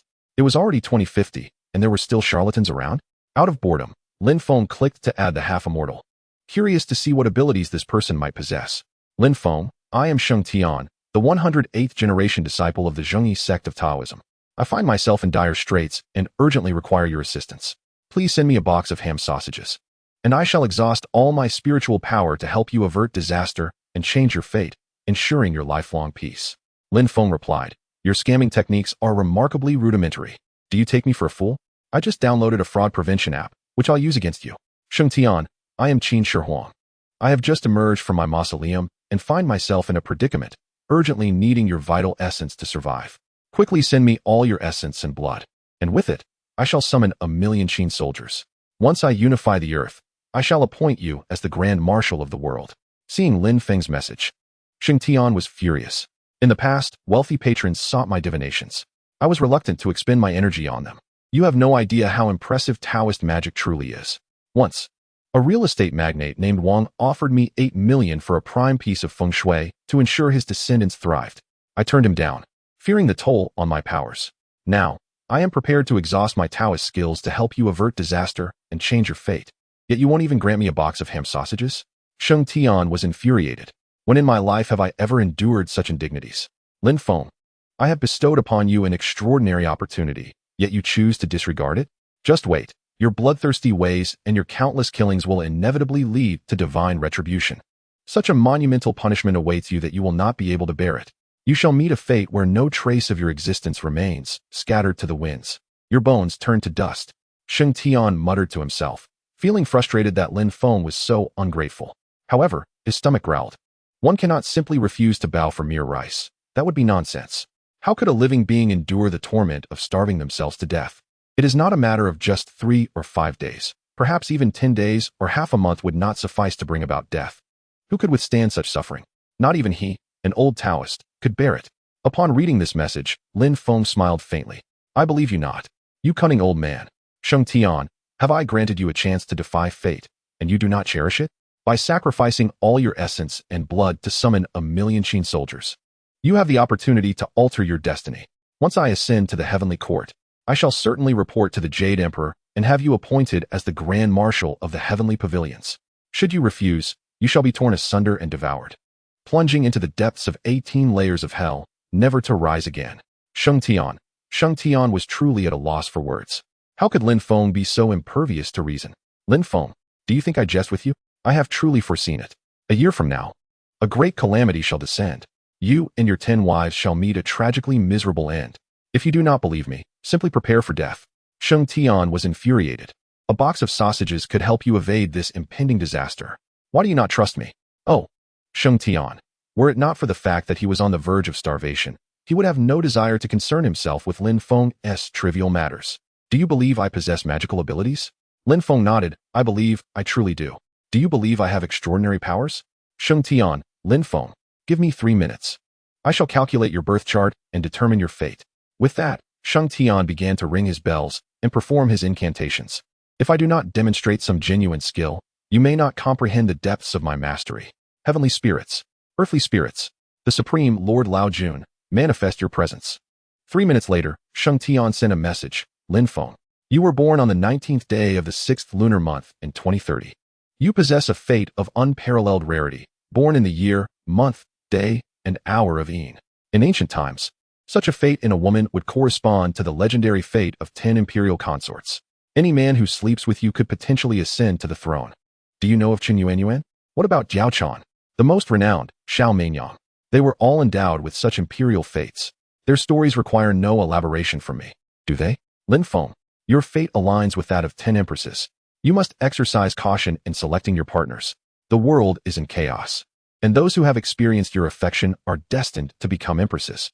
Upon seeing this message, Lin Feng slowly opened Baidu Encyclopedia. He then took a screenshot and sent it to Sheng Tian. Is this all? Must I rely on you for such knowledge? A simple search reveals everything. Uffed. Sheng Tian glanced at the information and was instantly infuriated, nearly spitting blood. The wisdom I have painstakingly gathered only to be outdone by Baidu Encyclopedia? Lin Feng smiled faintly. This old charlatan is quite amusing, weaving tales one after another with such fervor. Your ability to fabricate nonsense surpasses even mine, Lin Feng. This anti-fraud app is certainly not in vain. Is there anything else? If not, I shall block you. Upon witnessing Lin Feng's audacious response, Sheng Tian's hands trembled with fury. I have exhausted my powers solely to offer you a divination. If you do not believe me, so be it. At least grant me some sustenance to prolong my existence. In this world, there is no one as despicable as you, Lin Feng. Chapter 182. The Half-Saint Sheng Tian. Thanks to Li Jueqing, who adores oil-soaked fresh fish. For the divine certification. Sheng Tian, upon reading Lin Feng's message, was so incensed that he nearly choked. Alas, with the decline of spiritual practices, belief in such matters has indeed diminished. Sheng Tian understood that this concept exists for those who believe, and is non-existent for those who do not. Wiping the blood from the corner of his mouth, he struggled to sit up. Currently, Lin Feng is likely the only one in the Western Mountain courtyard with provisions. Do you wish to avoid death? Do you wish to avoid becoming a mummy? Then you must seek Lin Feng. Lin Feng, I am indeed a half-saint. I am not a fraud. Your sins are far too grave. If this continues, divine retribution will surely befall you. The impending calamity a year from now will be insufferable for you under your current reckless ways. I am truly a half-saint. I possess mystical powers. Please believe me. Lin Feng. Lin Feng shook his head. It is 2050. If I were to believe you, would I not be a fool? Do you think you are a legendary figure? If I trust you, will I attain immortality? You possess such prowess? Why not divine your own fate and alter your destiny? Lin Feng chose not to block him. This old charlatan was rather amusing. Since he was quite bored, he decided to see what new tricks the man might conjure in the coming days. Ding! At that moment, Wu Yong sent a message. Boss, I saw your message in the owners group. I inquired among the staff, and it seems my daughter and Wu Daiyue, along with Ling Wenya, are experiencing the situation you mentioned. Should you come and take a look? They seem to be able to sense what each other is thinking. I am uncertain about the circumstances. It's up to you to decide, boss. This matter is somewhat mysterious, and I do not dare to take charge. Instantly, Lin Feng was bewildered. Could it be mere coincidence? Is this not a jest? Flipping back to the old charlatan's message, Lin Feng took out a cigarette, took a puff, and fell into contemplation. 10 empresses? This is absurd. Even if 4 wives could be explained, what of Abe? Could it be that Abe took advantage of my slumber? With a cigarette in his mouth, Lin Feng's face reflected disbelief. Impossible. Absolutely impossible. Such a notion is too outrageous for Lin Feng to accept. Perhaps since my rebirth, I have been affected by some radiation. Are those around me mutating at a faster rate than others? After finishing his cigarette, Lin Feng nodded. This hypothesis at least seems somewhat scientific and reasonable. 10 empresses? Could you be any more ludicrous? It is 2050. Who still believes in fortune-telling? After finishing his cigarette, Lin Feng decided to reply to the old charlatan. One must leave a line for others, so they may meet again in the future. I, the cautious King Lin Feng, cannot afford even the slightest misstep. Is it merely a matter of nurturing an old charlatan? Who knows when it might come in handy? Adding insurance is, after all, never a mistake. Oh, venerable fortune-teller, may I inquire where you reside? Share your address, and I shall reward you with 20 caddies of rice. Within Lin Feng's domain, there lies an abundance of trivial matters, so this little offering is of no consequence. At that moment, Sheng Tian, who had been on the brink of despair, suddenly glimpsed a flicker of hope. Lin Feng, you now believe in me, do you not? I truly possess the art of divination. I have 6 decades of mastery. I can indeed alter your fate. Lin Feng, bemused, found the old fortune-teller rather amusing. Had he deceived others so frequently that he had begun to believe his own fabrications? Truly, the first step in deception is self-deception. If one does not believe in oneself, how can one expect others to? I trust you not at all. You, old rascal, are quite the scoundrel. Do you accept or not? Decline, and I shall feed you to the dogs. Sheng Tian lamented, alas. I must bow for the sake of mere grains. Very well, I reside in Building 11, 6th floor, room 602. Lin Feng produced a drone, dispatching 20 caddies of rice from the grain depot of Guansheng directly to him. Let him sustain himself for a few days, perhaps in due time. He would concoct new tricks to swindle me of my sustenance. Sheng Tian wiped the blood from the corner of his mouth and opened the window. Awaiting the rice Lin Feng was to deliver. Though it was not the sausage he craved, to have rice at this juncture felt like a divine blessing. Sheng Tian calculated the heavens, the earth, and the hearts of men. Yet, despite the myriad teachings of his ancestors, he had never been instructed on the whereabouts of the grain depot. Moreover, each divination depleted his magical essence, shortening his lifespan, and at 68 years of age, he could hardly afford such exertions. No sum could entice him to divine this year. After a while, seeing the drone deliver the bags of rice, Sheng Tian finally felt relief. This 20 caddies of rice, if rationed wisely, could sustain him for an additional month.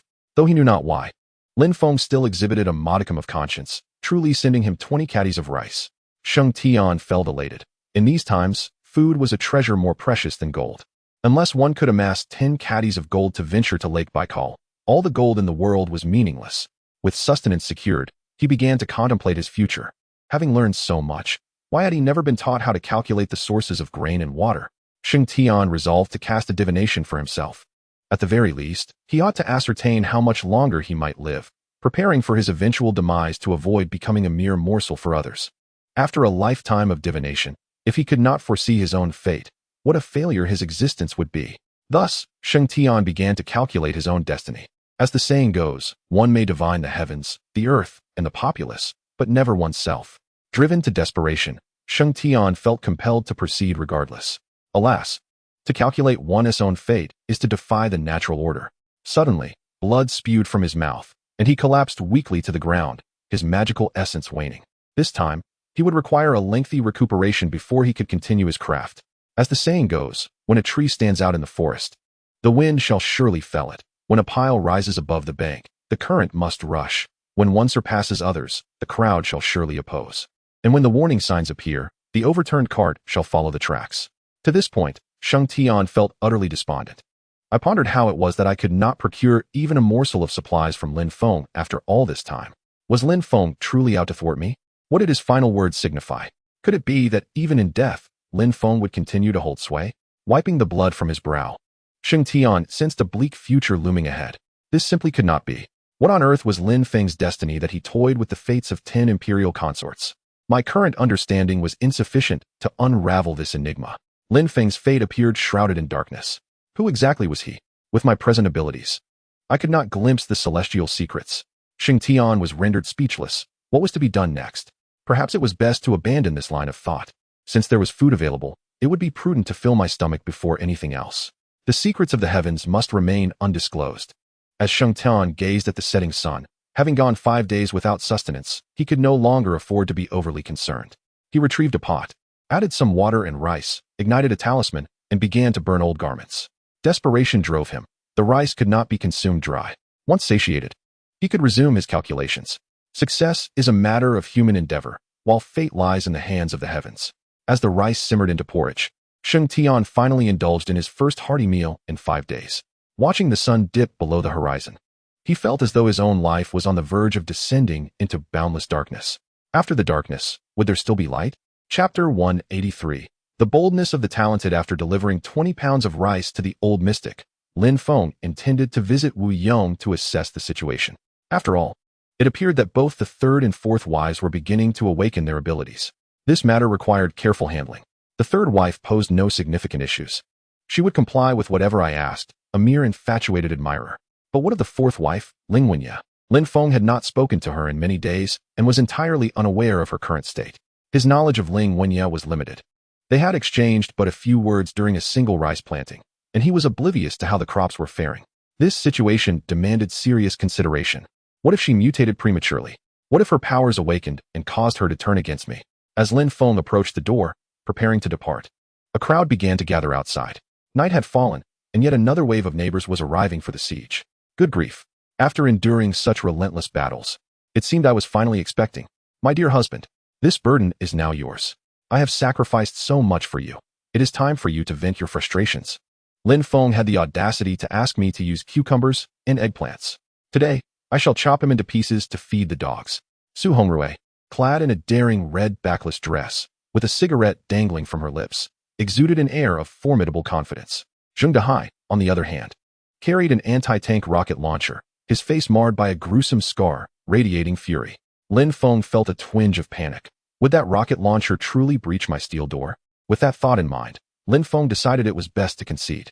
As long as the mountains stand, There is no fear of lacking firewood. Brother Dahai, please, do not be so enraged. Put down the cannon. Can we not speak civilly? A man must have the strength to rise, yet the wisdom to yield. Lin Feng's words only served to intensify Zheng Dahai's anger. Lin Feng, you are so self-righteous. Do you have any idea what I, Zheng Dahai, have endured? All because I lack the proper stature. I am incomplete. What a wretched era this is. There isn't even a hospital. All of this is your doing. Everyone despises you. I am determined to ascend step by step. I, Zheng Dahai, shall reach the pinnacle. Tears streamed down Zheng Dahai's face, a profound sense of grievance enveloping him.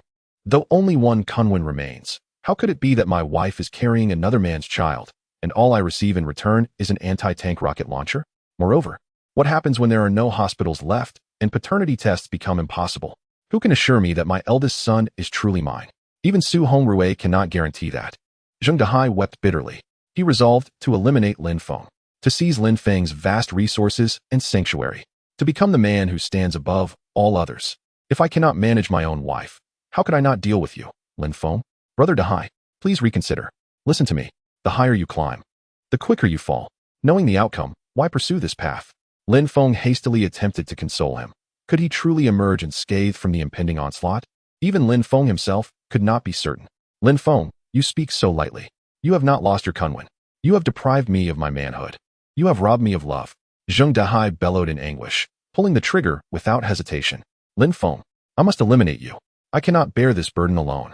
Today, we shall determine victor and vanquished, and seal our fates. Whoosh. A group of underlings was knocked to the ground by the shockwave of the anti-tank rocket. In that fleeting moment, Su Hongrui's long skirt billowed, revealing her tattooed legs. With a disdainful smile, she discarded the Isama. Lin Feng, no matter how fortified you are, you cannot withstand an anti-tank rocket. After enduring relentless bombardments for days, do you think I have suffered in vain? If you can withstand this shot, I shall acknowledge your child as bearing your surname. Just as everyone glimpsed the beam of light slicing through the darkness, Lin Feng quietly activated his space. With a wave of his hand, he took nothing but the clouds with him. What you presume to be reality is, regrettably, not as you imagine. Unless you unleash a nuclear explosion, I, the crafty Lin Feng, shall seize whatever I desire. Having awakened such vast space, should I not indulge myself? After collecting the anti-tank rocket launcher, Lin Feng nodded with satisfaction. Zheng Dahai was indeed serious. They say the bold are often skilled, but you, my friend, are audacious. Brother Dahai, you truly possess remarkable courage. Are you not afraid of my retribution? Having secured an anti-tank rocket, Lin Feng finally confirmed that anything detached from human hands could be absorbed into his space. This time, he could rise to greatness. Who would dare claim that possessing spatial abilities is inferior to having a mere dog? With this ineffective long-range firepower at play, I, Lin Feng, shall feast upon your resources for 3 years. My spatial advantage shall allow me to thrive for a lifetime. Zheng Dahai stared, bewildered, at the anti-tank rocket that suddenly faltered and extinguished. What is happening? Can someone explain this to me? Hongrui, I have never used this before. Is it my fault in operating it? It has already been launched. Even if it cannot penetrate Lin Feng's steel door, should it not at least produce a sound? Zheng Dahai pointed towards the steel gate of Lin Feng's home, posing a profound inquiry. Although Zheng Dahai feared his wife, he felt compelled to seek clarity. Much like his eldest son, Zheng Long, he needed to ascertain the truth of the matter. Meanwhile, Su Hongrui stood in a daze, utterly bewildered by the unfolding events. It was inconceivable, absolutely impossible. Although the recent loss of the armory remained a mystery, we had a backup stockpile. This anti-tank rocket launcher could not possibly be counterfeit. What on earth was happening? As she spoke, Su Hongrui approached to examine the barrel, ensuring everything was in order. Then, her gaze shifted towards Zheng Dahai's groin. Could it be that he had indeed pilfered her anti-tank rocket launcher? Rui, why do you look at me like that? It's making me feel quite exposed. Zheng Dahai remarked, unaware of the saying about the audacity of a man with one testicle. However, the memories of past trials flashed through his mind, leaving him feeling vulnerable. Had it not been for his fortuitous survival from infection, he would have been unable to protect the only remaining piece of his manhood. This woman was audacious indeed. Zheng Dahai had no doubt that if Su Hongrui took on the role of a gang matriarch, she would not hesitate to sever his remaining testicle. I have but one left. Even if it serves no purpose in the future, could you not leave me with a semblance of hope? He lamented. The audacity attributed to a man with one testicle seemed to diminish rather than grow. It's impossible. Absolutely impossible. Though I have never tested this anti-tank rocket launcher, I have thoroughly inspected its material and production date. It is a standard domestic product. Surely, if fired, it must produce a sound. How could it possibly be silent? Su Hongrui, holding the barrel, could hardly believe her eyes. I have allowed others to play with it for so many days. Was it all for naught? A life was lost in the process. Surely, it cannot be without a sound. Such a notion was utterly unacceptable to Su Hongrui. Chapter 184. Let the hunt begin. Zheng Dehai and Su Hongrui were in a state of panic, while Lin Feng remained as composed as ever. Let the hunt begin, he declared, producing an RPG and taking aim. With Zheng Dehai and dozens of his subordinates as targets, missing would render him utterly ineffectual. Bang! Lin Feng fired the RPG, and it detonated amidst the crowd. Boom! With a wave of explosive force, his subordinates were left unaware of their fate. Lin Feng pulled out his phone and turned off the surveillance. The hunt is on. Today is no different. Zheng Dehai, we have played this game long enough. As the last small boss of Shishanbi Yuan, it's time for me to explore a new map. With that, Lin Feng opened the door and unleashed his post-apocalyptic vehicle, flooring the accelerator as he barreled towards Zheng Dehai's remaining forces, crushing them underfoot. Ah, help! Lin Feng, you are no human. You are a demon. I was wrong. Spare me. It was all Zheng Dehai's doing. I swear I want to return. Please, grant me my life. Flames soared into the sky, smoke billowed, and cries of despair echoed continuously. Wherever Lin Feng went, no one was left unscathed. Even in the face of desperate pleas for mercy, Lin Feng mercilessly trampled over them. I have played long enough. It is time to leave the novice village and explore the grand city of Huanghai. Today, I, Lin Feng, shall demonstrate to you the meaning of cruelty. Due to the blaze and the swirling smoke, I cannot discern the positions of those around me. Thus, I drive haphazardly, crushing indiscriminately. This has ignited a flicker of hope in Zheng Dehai and Su Hongrui. Zheng Dehai discards his rocket launcher, dragging his cumbersome body frantically towards home. Meanwhile, Su Hongrui, covering her face marred by shrapnel, races forward with wild abandon. The blood staining her tattoos glistens with an alluring vibrancy, resembling a blood-red poisonous rose in full bloom. Should she survive this night, it is likely that another tattoo will grace her exquisite visage. Zheng Dehai sprints homeward, while Su Hongrui veers towards the verdant belt of the community. It is evident. This round has already been shattered by Lin Feng's merciless onslaught.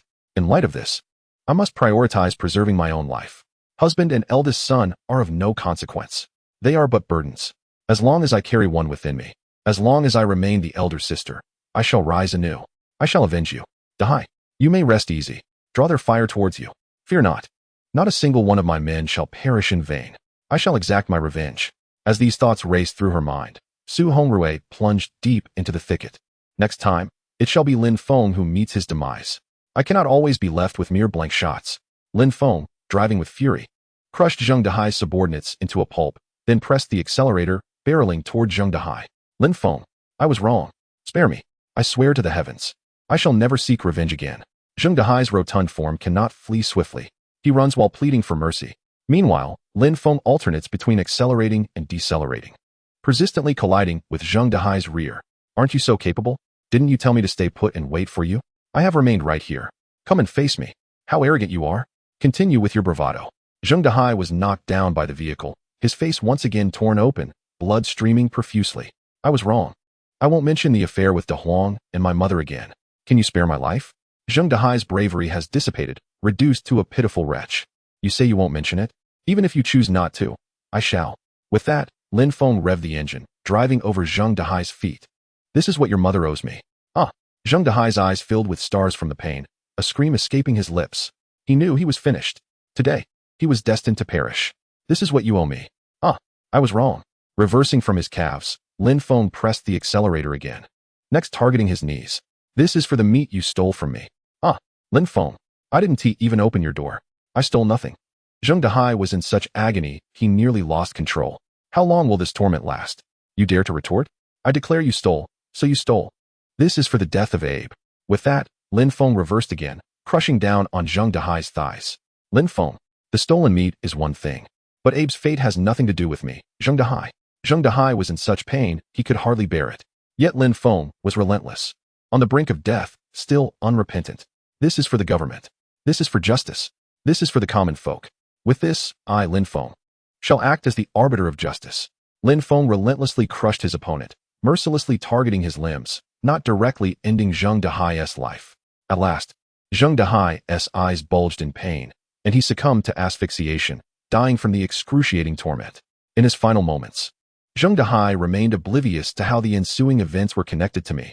Upon witnessing Zheng Dehai's demise, Lin Feng harbored no intentions of sparing him. With a swift acceleration, he drove over Zheng Dehai's head, crushing it on the narrow road, transforming it into a mess akin to a spicy watermelon. This time, Zheng Dehai, you shall not mutate in advance. Oh, my son, the vast ocean. Lin Feng, you fiend. Do you not fear the repercussions of your unhinged cruelty? Yu Jing, hearing Zheng Dehai's agonized cries, rushed out of the house, only to find that he had already perished from the relentless pain. Even after enduring the agony of losing his manhood, Zheng Dehai could not withstand the continuous torment of being crushed. Ah, is that not Aunt Yu? I did not come looking for you, yet you sought me out. I have plenty of premium steaks at home. Would you care for some? Lin Feng lowered his car window, grinning mischievously at Yu Jing. Upon seeing Lin Feng's devilish grin, Yu Jing felt as though she were facing a demon. How could he smile so merrily after having ruthlessly slaughtered her son? Lin Feng, you monster. Is it such a crime to simply take a little frozen meat from you? We are neighbors, after all. Would paying you not suffice?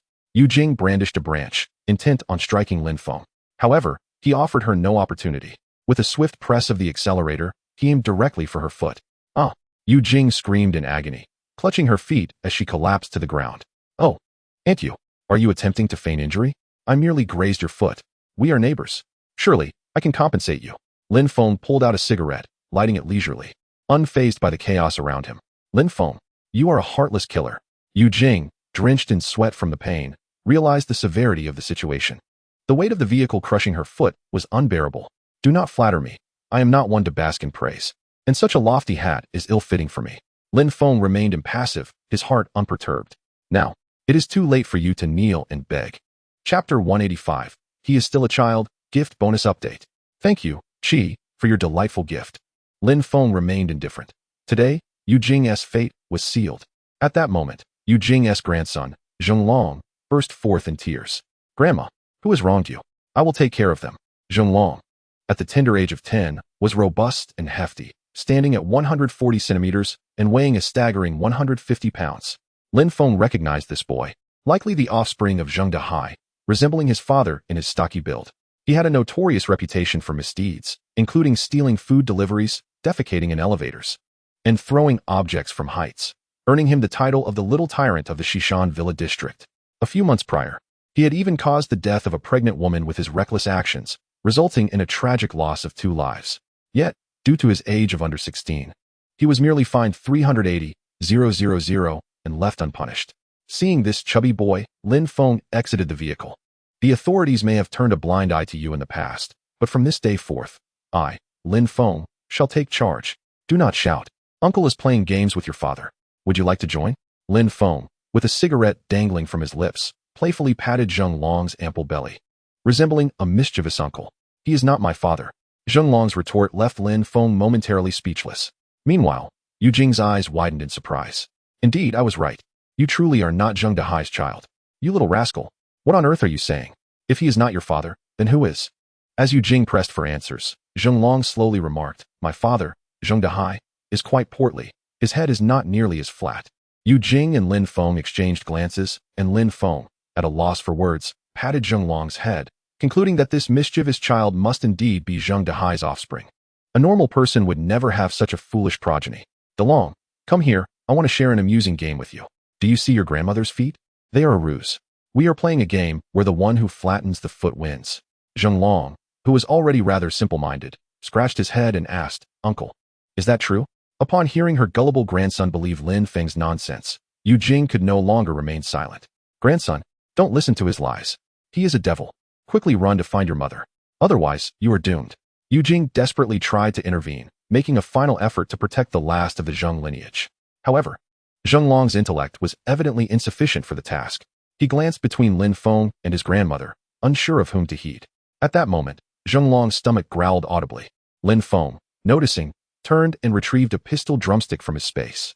Even when faced with imminent peril, he concealed his secrets. Aren't you fond of drumsticks? Do you see that hammer? If you flatten your grandmother, the first prize is a drumstick. Upon seeing the drumstick, which he had not eaten in over a month, Zhonglong's mouth watered. You mean it? If I flatten her, I get a drumstick? For a 10-year-old chubby boy with limited intellect, the allure of a drumstick was immense. Grandson, don't listen to his nonsense. He is deceiving you. Go find your mother. She is the only one who can assist you. Otherwise, both of us will perish. Yu Jing attempted to rise and intervene, yet her feet were crushed and she was utterly powerless to stop him.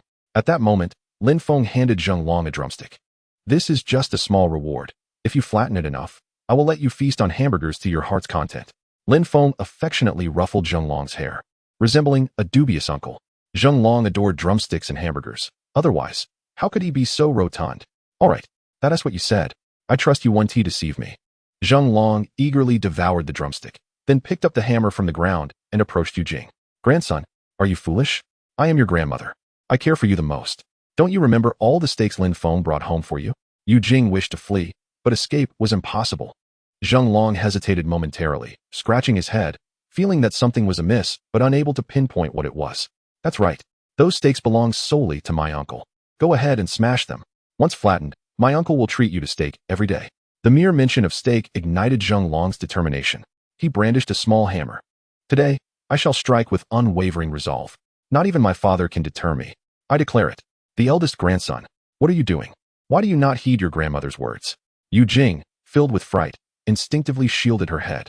Who wouldn't be terrified? Bang! Ah! A muffled thud resounded as Zheng Long struck Yu Jing's arm. Zheng Long possessed considerable strength and continued to wield the hammer. It must be flattened. This blow hardly made an impression. Grandson, how could you believe Lin Feng's words? Are you foolish? Ah! Lin Feng, witnessing the scene, lit a cigarette, got into his car, and played a song from the youth training manual. Smash with your left hand, right hand, in slow motion. Hey, right hand, left hand. Replay in slow motion. Ah, this iron hammer brings me joy. Are you not afraid of me? Smash hands and feet, crush nose, eyes, and ears. Hey, the hammer dances. No flattening, no finesse. Ah, the hammer evokes countless unknown speculations. What does it matter to flatten hands and feet? My apologies to grandmother. Strike with all your might. No holds barred. With chicken legs in hand, filled with boundless vigor, a man fears nothing. The secret manual of perverse training. As the song concluded, Yu Jing was utterly flattened by her own grandson's relentless hammering. She could never have imagined that her own flesh and blood would bring about her demise, blow by blow. At this moment, Yu Jing lay in a bloody, mangled heap, life extinguished. Yet, from her earlier pleas and screams, it was evident how desperate she had been before her untimely end. Perhaps this is what they call dying with one's eyes wide open. Lin Feng produced a hamburger, generously slathered with death's chili powder. He is but a child. I shall never relent. Here, enjoy this hamburger. Finish it in 3 bites for a reward. Upon hearing of the reward, Zheng Long's spirits soared. He promptly devoured the hamburger, coated in the infernal chili powder. Delicious. Uncle, what is the reward? Zheng Long's intellect, clearly oblivious to the gravity of the situation. Then, Lin Feng took out a packet of death's chili powder and, before Zheng Long's eyes, poured it into a can of cola. If you down it in one go, there's another reward. Handing the cola to Zheng Long, he hesitated not and gulped it down. Good. Soon you'll feel as if you're soaring. Do you believe me? Ruffling Zheng Long's hair, the boy's eyes gleamed with naive clarity. Suddenly, the heat surged. Uncle, what is happening to me? Why does my stomach hurt so much? Oh, it hurts. What is going on? Zheng Long suddenly clutched his belly, rolling on the ground, his plump lips visibly swelling at an alarming rate. This time, who can save this child? Chapter 186. To Oba Ching's computer, if you dislike scenes of torment, please skip to Chapter 312, Awakening of Abilities. Lin Feng, indifferent to his fate, dismissed it. The amount of death's chili was already lethal. Previously, the authorities seemed indifferent when lives were lost due to reckless actions. This time, however, I, Lin Feng, shall take matters into my own hands. Ah, the agony. The pain is unbearable. Who can come to my rescue? What on earth is happening? Zheng Long's heart-wrenching cries echoed with despair. Meanwhile, Lin Feng stored his vehicle, grasped his mobile phone, and began his journey homeward, a mere 200 meters away. As he walked, he activated the surveillance footage. The remaining Qiao Qiao and Liang Qiuyu could watch as they pleased.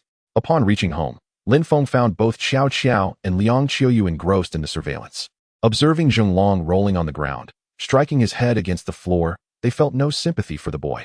The incident of a heavy object falling from above and fatally injuring a pregnant woman had become common knowledge among the residents of Shishan Courtyard. Unfortunately, reporting it to the authorities yielded no results, leaving only civil compensation as recourse. The sight of this troublesome child meeting his demise in such a painful manner seemed oddly satisfying. Once at home, Lin Feng rubbed his temples and glanced out the window. The night was still young. Perhaps he should rest a bit before tomorrow's visit to Wu Yong to inquire about the conditions of his third and fourth wives. With Xiao Qiao nestled on one side and Liang Xiuyu on the other, they were reluctant to take the longer route. Thus, he decided to endure the discomfort. After all, one could not let matters escalate to life and death. As dawn broke, Lin Feng observed his two wives still in slumber. He chose not to disturb them and continued to rest, as there was little on his agenda. After taking a shower, brushing his teeth, and shaving, he donned a fresh outfit and applied sunscreen. It was essential to tidy up before visiting his third and fourth wives. Retrieving some seafood from his storage, which was abundantly sourced from the imperial seas, far more than one could consume, he considered it a fine opportunity to enhance his employees' meals as well. Ding dong. Upon reaching Wu Yong's doorstep, he rang the doorbell. Wu Yong appeared, visibly fatigued with dark circles under his eyes. It was evident that he had not been sleeping well. Boss, you're here?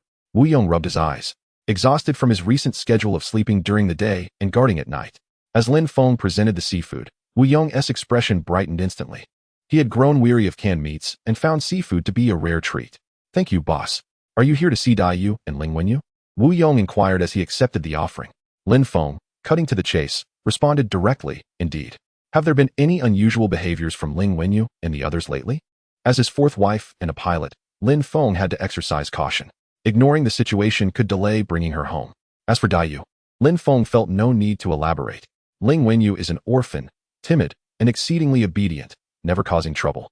Bai Miaoshui is quite extroverted and has recently been inquiring about you, seemingly quite curious. However, she has no relatives and has not behaved inappropriately.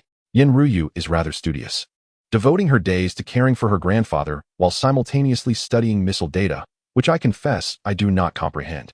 The only concern lies with Tuoba Qing, Wu Yong reported candidly, having access to Tuoba Qing's computer while the latter was preoccupied with personal grooming, gaining some insights without direct interference. Tuoba Qing? That private investigator? What has transpired? Lin Feng stroked his chin, pondering the detective he had never encountered before. Had they merely exchanged a few words on WeChat? The boss had discovered that many of the search records on the man's computer were linked to him. Additionally, there were reports regarding lost materials in Huaxia and eerie incidents of disappearances in several states of the Northeast in the United States. My computer skills are lacking, so I only glanced at the search history. I dared not delve further, fearing detection. Lin Feng patted Wu Yong on the shoulder, impressed by the man's sharp intellect. He was wise enough to avoid tampering with the files on the computer. Wu Yong, you have done exceedingly well. You deserve to accompany me through life. Rest assured, no one can undermine the position of my beloved wife, Dai Yu. From this day forth, I shall regard you as a father-in-law. You are a clever man and well aware of the current circumstances. Should you ever need assistance, just give me a call. There is no problem in this world that Lin Feng cannot resolve. Upon hearing Lin Feng's words, the weight in Wu Yong's heart finally lifted. With Lin Feng as his formidable ally, he no longer had to fear waking up one day to find his life in jeopardy. Where is Tuoba Qing? I must see what schemes he is concocting.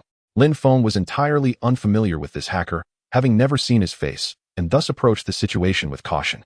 If anything seemed amiss, he would have to eliminate the threat. Otherwise, it could lead to endless troubles. The room nearest to the bathroom belonged to the enigmatic Tuoba Qing, who always seemed to be lost in his own thoughts, refusing to dine with the others.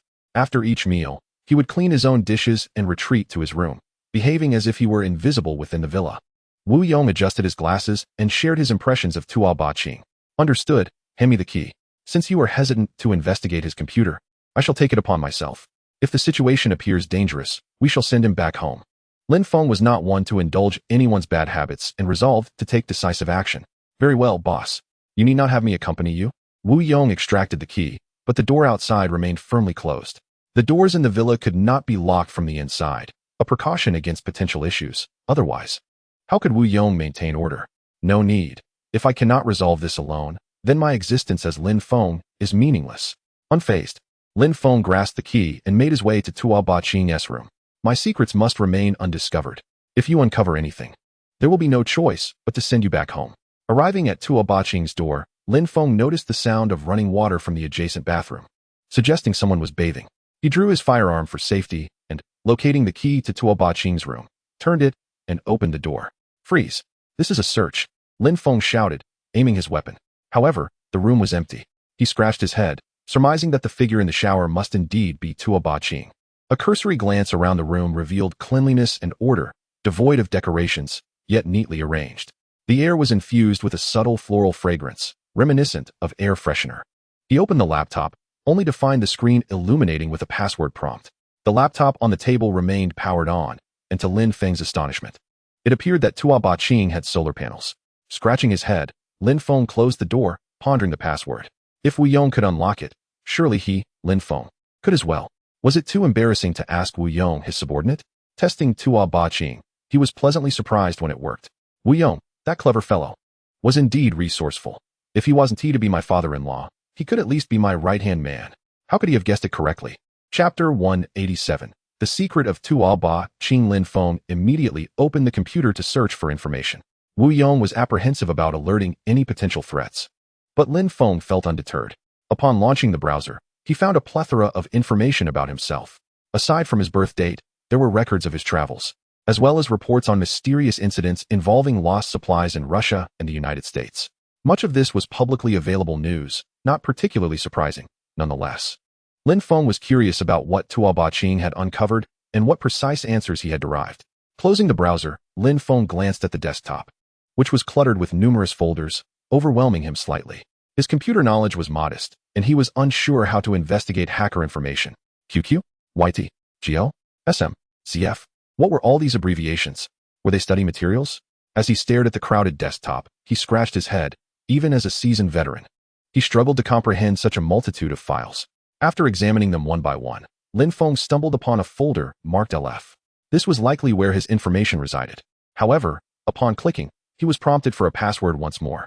Inputting Tuo Ba-Ching yielded an incorrect result. Lin Feng had no knowledge of any other passwords. Contemplating, he looked down at the keyboard. The password should be either 4 or 6 digits long, with countless variations. Surely it was improbable that he would guess it by chance. Yet, Lin Feng had a strategy. He activated his spatial awareness to inspect the wear on each key. At last, he noted that the numbers 0, 1, 4, 7, and 8 showed significantly more wear than the others, with the number 1 being the most worn. Tuo Ba-Ching was a private detective and a hacker. How might he have combined these digits? Lin Feng pondered deeply. It should be a 6-digit code, and he frequently used the number 1.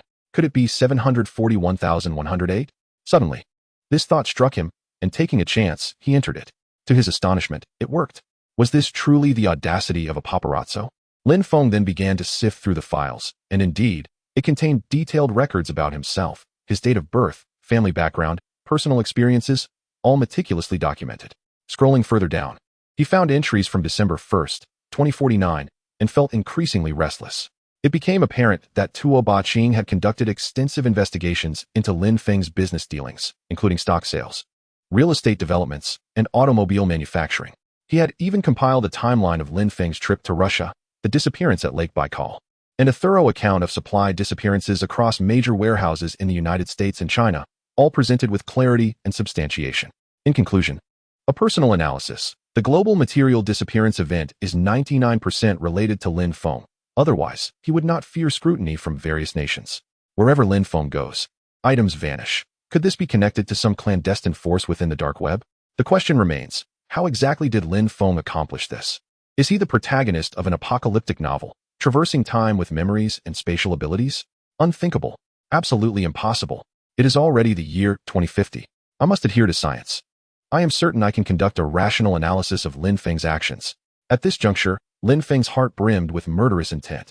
This Tuo Ba-Ching is courting death, isn't he? Why can't he simply live in peace? Why must he secretly probe into my secrets? And astonishingly, he has stumbled upon the truth. Lin Feng seized Tuo Ba-Ching's computer and, armed, made his way to the bathroom. Such a person cannot be spared. Upon reaching the bathroom door, he found Tuo Ba-Ching bathing. Cautiously, Lin Feng took out his key and turned the doorknob. Tuo Ba-Ching, you dare investigate me in secret? Do you realize you are courting death? He burst into the bathroom, gun drawn, aiming it at Tuo Ba-Ching. Ah! With a scream akin to a groundhog's howl, Lin Feng clutched his ears, overwhelmed by the noise. What are you screaming for? I have yet to finish my inquiry. You must wait until I have posed my questions. In an instant, Tuo Ba-Ching was rendered speechless. Cowering in the bathtub, utterly mortified, Lin Feng glanced and noticed Tuo Ba-Ching's long hair cascading down, a visage of terror, a well-filled pantry, and porcelain skin. This individual spoke in such a neutral tone. To think all along, they were a woman. Wu Yong, hearing the commotion, arrived, equally bewildered, and promptly secured the bathroom door. It dawned on him that Tuo Ba-Ching, typically donning a hat and possessing a neutral voice, exhibited rather feminine behaviors. So she truly is a woman. No wonder she refused to share living quarters with men. Stop shouting. I have seen nothing. I am closing the door now. Let us discuss matters civilly. Wu Yong spoke the truth, having only glimpsed Tuoba Qing's flowing hair in the bathtub.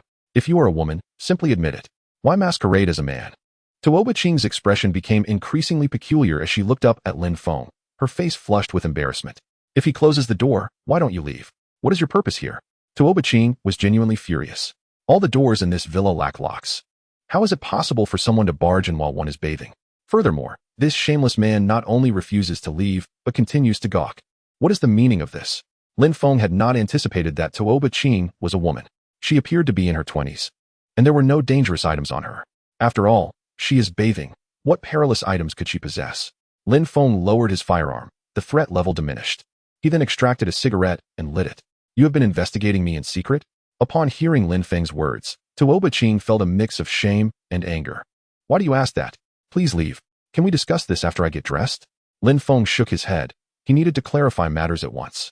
Moreover, only in this manner could he fully exert pressure. Speak. Why are you investigating me? Tell me now. Otherwise, I will seize you. Once I capture you, you shall succumb to my whims. Although Tuoba Qing's visage leans slightly towards that of a man, it nonetheless scores a commendable 10. Her face is charmingly delicate, slightly round, while her physique, regrettably, pales in comparison to Liang Qiuyu, earning merely a 3. Observing her demeanor, it is evident that her predicament stems not from the two round objects, which are indistinguishable as front or back. Witnessing Lin Feng's mischievous grin, Tuoba Qing is rendered speechless. The rationale behind her appearance is quite straightforward. She harbors no affection for men. Since her youth, her heart has been captivated solely by women. By presenting herself in a masculine guise, she hopes to attract the affection of a woman. Lin Feng, you must leave. Only then will I divulge the truth. Tuoba Qing is utterly repulsed by men, having perceived them as filthy from a young age. The stench of feet, foul breath, and body odor, including the odor of sweat, is a stark contrast to the fragrant presence of women. Many men are unhygienic, greasy, and slovenly, whereas women tend to be cleaner and more aesthetically pleasing. You want me to leave? Are you not aware of the situation? This is my domain. If anyone is to leave, it shall be you. With that, Lin Feng approaches the door. Indeed, Lin Feng is perpetually the most audacious among them. Chapter 188. The Enigmatic Intrigue. Gift Bonus Update. Grateful to Qi. I truly appreciate your gift group. This revelation terrifies Tuoba Qing. I am utterly unclothed. How can I possibly exit? It would be one thing if you alone saw me. But there are numerous men within this villa. Do not open it. Lin, I was wrong. Is that not sufficient? With so many witnesses, how shall I face the world again? Helplessly, under the eaves, one must bow. Tuoba Qing capitulates, and Lin Feng withdraws his hand. Now tell me, why have you been investigating me? Lin Feng, cigarette in hand, declares, without a reasonable explanation today, you are doomed. Tuoba Qing's complexion flushes. She has her reasons, yet cannot disclose them. Contemplating briefly, she concocts a fabrication. Lin, I am merely curious about how you amass such wealth. Given that we are in apocalyptic times, I wish to secure some leverage. Once I have thoroughly investigated you, you would be less inclined to cast me aside. Noticing Tuoba Qing's evasive gaze, Lin Feng is convinced she is deceiving him. Lin Feng is no benevolent soul. This matter poses a threat to his very safety, necessitating drastic measures. Otherwise, she shall not comply. Still spinning tales? It appears I must teach you the meaning of cruelty, though you may lack certain endowments. Do not forget you are still a woman. Lin Feng strides forth, intending to employ force. Clearly, you are resorting to nonviolent resistance. Lin, I speak the truth. I merely wish to understand more. This knowledge will ensure my survival. As Lin Feng approaches, Tuoba Qing's face is painted with despair. Given her current state, unarmed and defenseless, she lacks the capacity to resist. I, Lin Feng, abhor idle chatter. Either you speak the truth, or I shall demonstrate the extent of my methods. Lin Feng seizes Tuoba Qing by the throat, lifting her from the bathtub. Tuoba Qing clutches Lin Feng's wrist with all her might, utterly astonished by his strength. Subsequently, Lin Feng tests her resolve. To his surprise, she offers no resistance. Lin Feng had lost interest in using her as a mere object of desire. It seemed that she would have to be left for others to contend with. Wu Yong, summon all the male employees from the villa. Today, the boss has a special treat for you. At Lin Feng's command, Wu Yong hurried to gather the single male staff. Understood, boss. I shall rally a mighty force. They had all been unable to find suitable partners, and this month had surely left them yearning. Tuoba Qing, in tears, glared at her legs, filled with regret. Had she known Lin Feng was this ruthless, she would never have dared to investigate him. Lin Feng, I was wrong. I admit it, can we just move on? Tua Ba-Ching was thoroughly intimidated. To be humiliated by a crowd of men would be more despairing than death itself. Seeing Tua Ba-Ching relent, Lin Feng released her grip. Who exactly was Tua Ba-Ching working for? A governmental body or a personal organization? Russia? The United States? Or perhaps China? Lin Feng needed to clarify this. Facing such a situation unprepared was simply unacceptable. Thus, Tua Ba-Ching remained valuable. She could not be eliminated. Speak. I can discern truth from lies with ease. Which organization do you belong to? Lin Feng issued her ultimatum, observing Tua Ba-Ching clutching her throat. If Tua Ba-Ching remained silent, she would soon find herself overwhelmed by a throng of men. Cough, cough. Lin Feng, I am not affiliated with any organization. I investigated you because. Tua Ba-Ching coughed while attempting to articulate the crucial point, yet hesitated. You are being rather cowardly. Don't tell me you investigated me out of love. Wu Yong, bring the others. Lin Feng could hardly tolerate the difficulty of extracting information. No. I'll tell you. I investigated you because of Qiao Qiao. I know she is your primary wife. I want to understand why she willingly chose to be with you. Lin Feng was taken aback by this melodramatic revelation. What was going on? Was this some sort of absurd fabrication? Wu Yong, have the men arrived? With Lin Feng's loud command, Tua Ba-Ching's psychological defenses finally crumbled. I will tell you. I will. I have known Qiao Qiao since childhood. I love her. I want to know why she chose you over me. Lin Feng was truly stunned by this confession. Could it be she is not lying? But it seems improbable. If she is lying, who would concoct such an outrageous excuse? Lin Feng decided to call Qiao Qiao to clarify the situation. Hello? Qiao Qiao? Do you know someone named Tua Ba-Ching? On the other end of the line, Qiao Qiao rubbed her eyes, clearly still drowsy. Tua Ba-Ching? I don't recall.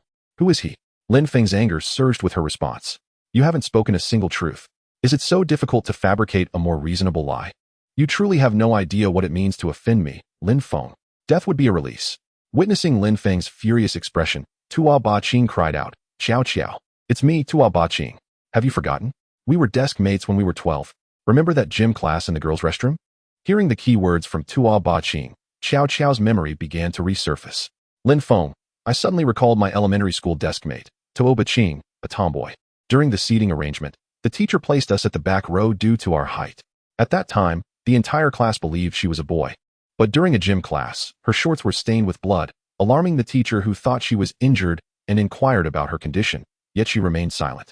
Later, I discovered she had begun her menstrual cycle, and I lent her a sanitary pad so she could change in the girls' restroom. It was then that I realized she was indeed a girl. We parted ways when we entered middle school and lost contact thereafter. What has become of her? Why do I feel as though I hear her crying?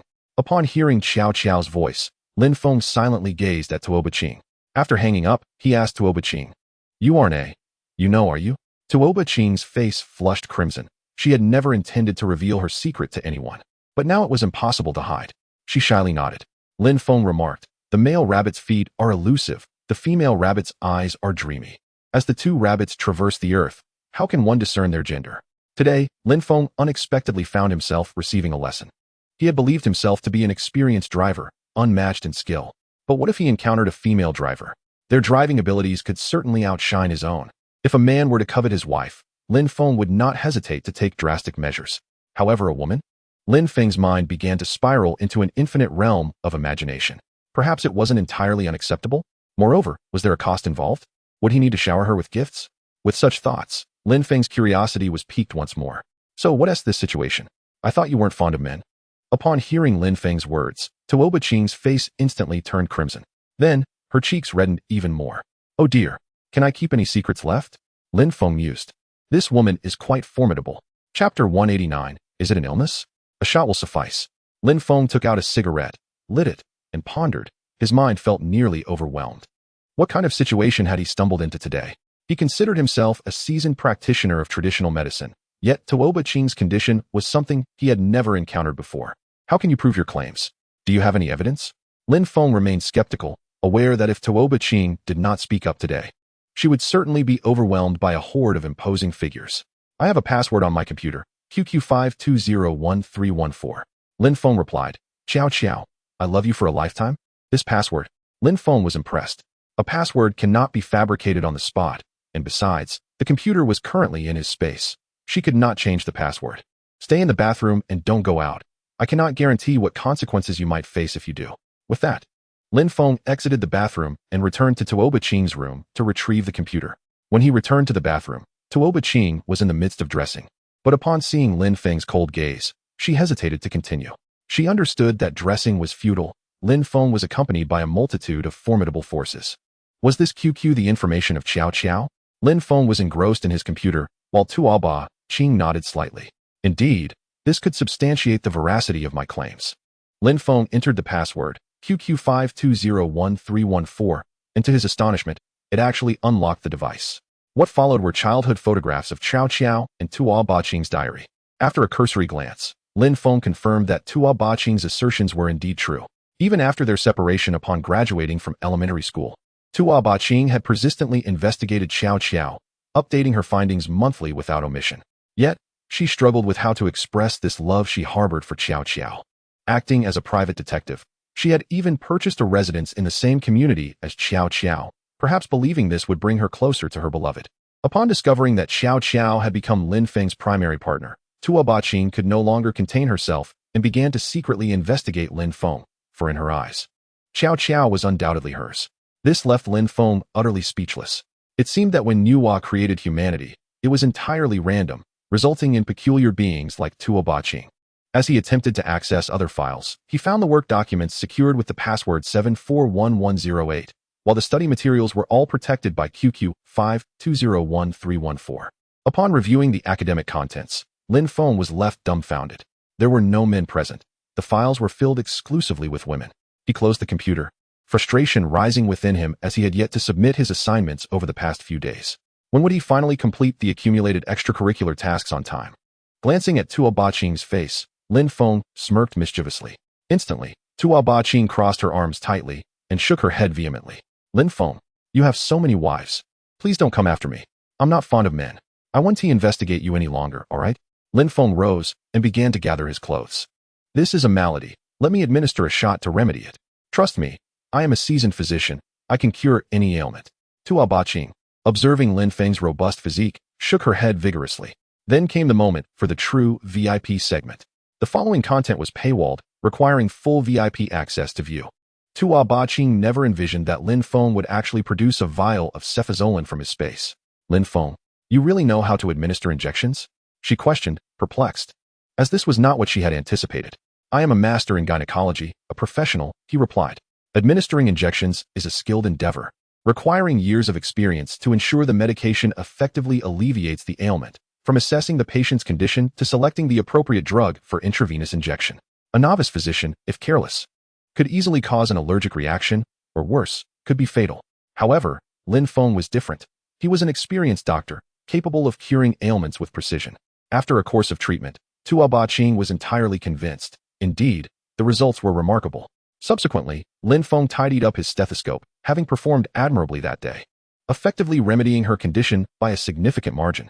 Observing Tuoba Qing drifting into slumber, he wrapped her in a towel and carried her back to her room. However, the computer had to be confiscated. Should she continue her investigations, she might uncover secrets best left hidden. Outside the bathroom, the once boisterous crowd had long dispersed, and another proprietress had officially made her entrance. From this point onward, they shall have no further involvement. How are you feeling? Have you recovered? As Tuoba Qing was carried into the room, she could hardly fathom that today she had lost both her reputation and her dignity. Much improved, indeed. Tuoba Qing's face flushed deeper, as she had always believed that men were of little worth compared to the allure of women. Today, however, Lin Feng's administration of ceftriaxone had significantly alleviated her ailment. When unwell, one must consult a physician. Enduring it alone is simply untenable. The computer has been confiscated. From now on, no investigations may proceed without my command. You must comprehend that I am the authority here. Lin Feng lit a cigarette, his expression stern. For the time being, Tuoba Qing remains of utility and must be closely monitored. After all, while the official apparatus of the beautiful country is merely incapacitated, it is not entirely defunct. Very well, I shall heed your words, Tuoba Qing conceded, feeling powerless to resist. Since resistance is futile, she resolved to recline and embrace the experience. Whatever Lin Feng dictated, she would abide by. A glance at Tuoba Qing confirmed Lin Feng's suspicion. This young lady possessed no medical expertise. Shakespeare once remarked that when one effortlessly enters a domain, it is often not due to their prowess, but rather because predecessors have paved the way. Clearly, Tuo Baqing's path had narrowed. Here, it is best to listen obediently, perhaps indulge in some light-hearted games like Angry Birds on your phone, and refrain from indulging in any unhealthy distractions, for they serve you no benefit. As Lin Feng dressed, he imparted his advice to Tuo Baqing. This caused her such embarrassment that she withdrew her head beneath the covers, wishing to disappear. Even in the face of dire circumstances, one must strive to preserve their integrity. Alas, her life seemed irrevocably altered. Not a single secret remained intact. How mortifying! Once Lin Feng had donned his attire, he realized that half of his purpose for coming had been accomplished. Tuo Baqing was settled, but matters concerning his third and fourth wives still awaited resolution. Exiting the room, he found the living room enveloped in silence. It was rather awkward. No one approached to listen. Here, Lin Feng was the undisputed leader, free to act as he pleased. He was unperturbed. After all, what did it matter? It was merely a matter of consuming one individual, not something more sinister. This was but a minor episode. Rising, he ascended to the second floor. Inside, Wu Daiwei and Ling Wenyao were engaged in hushed conversation.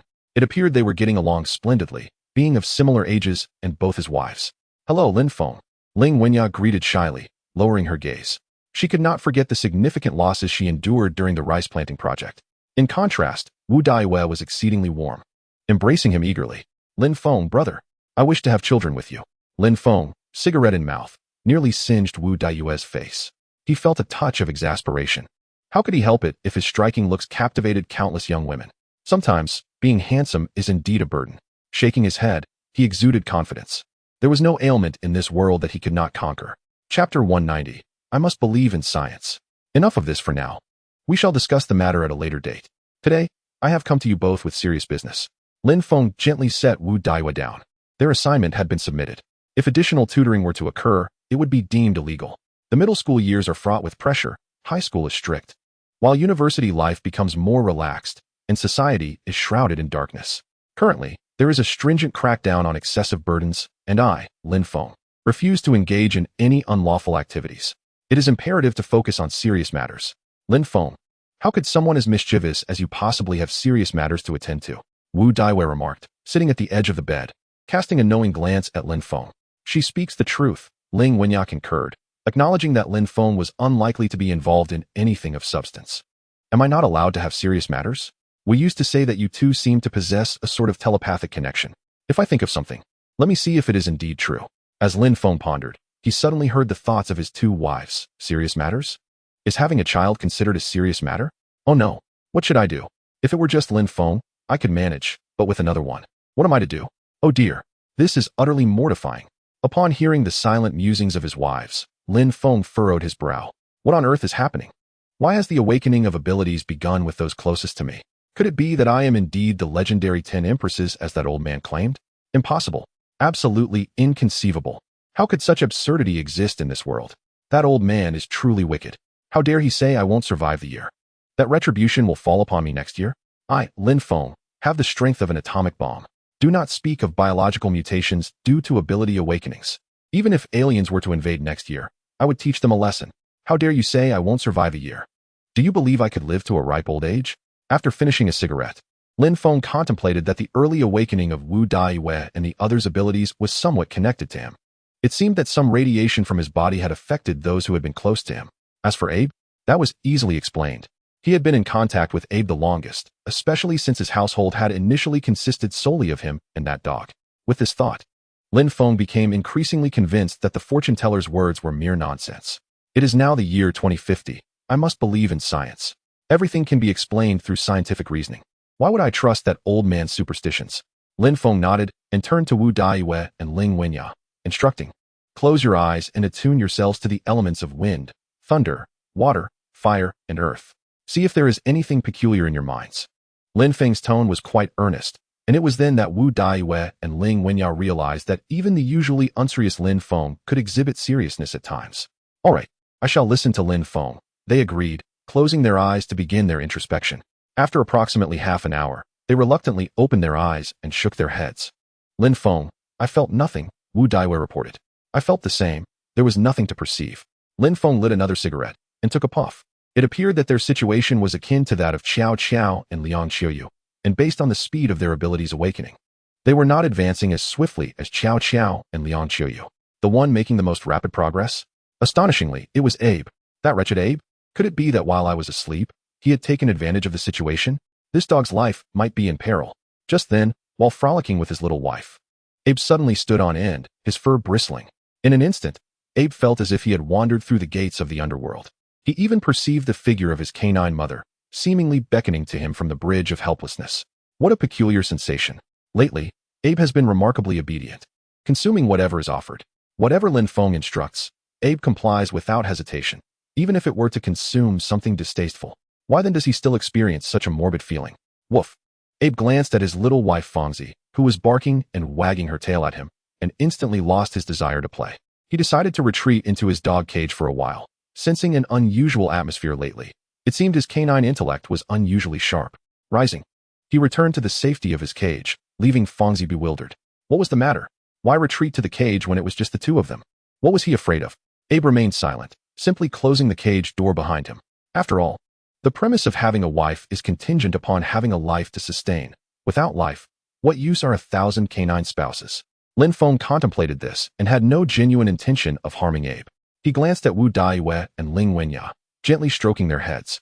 If you ever feel something peculiar, do inform me, so I may be prepared. At his words, both wives' cheeks flushed crimson. All right, brother Lin Feng, I will strive to be diligent. Husband Lin Feng, I do not possess a pregnancy test.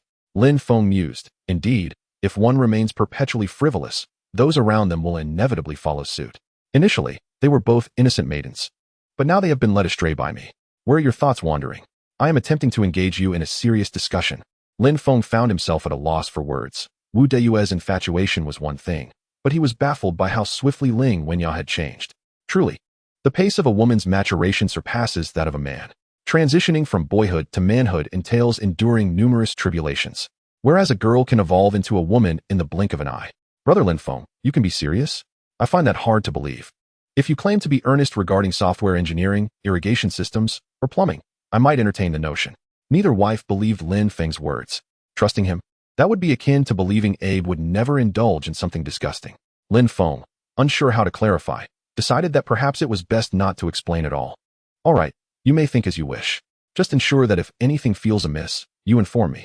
Is that acceptable? The two wives nodded, and then Wu Daiyue pouted, saying, Brother Lin Feng, a kiss before you go.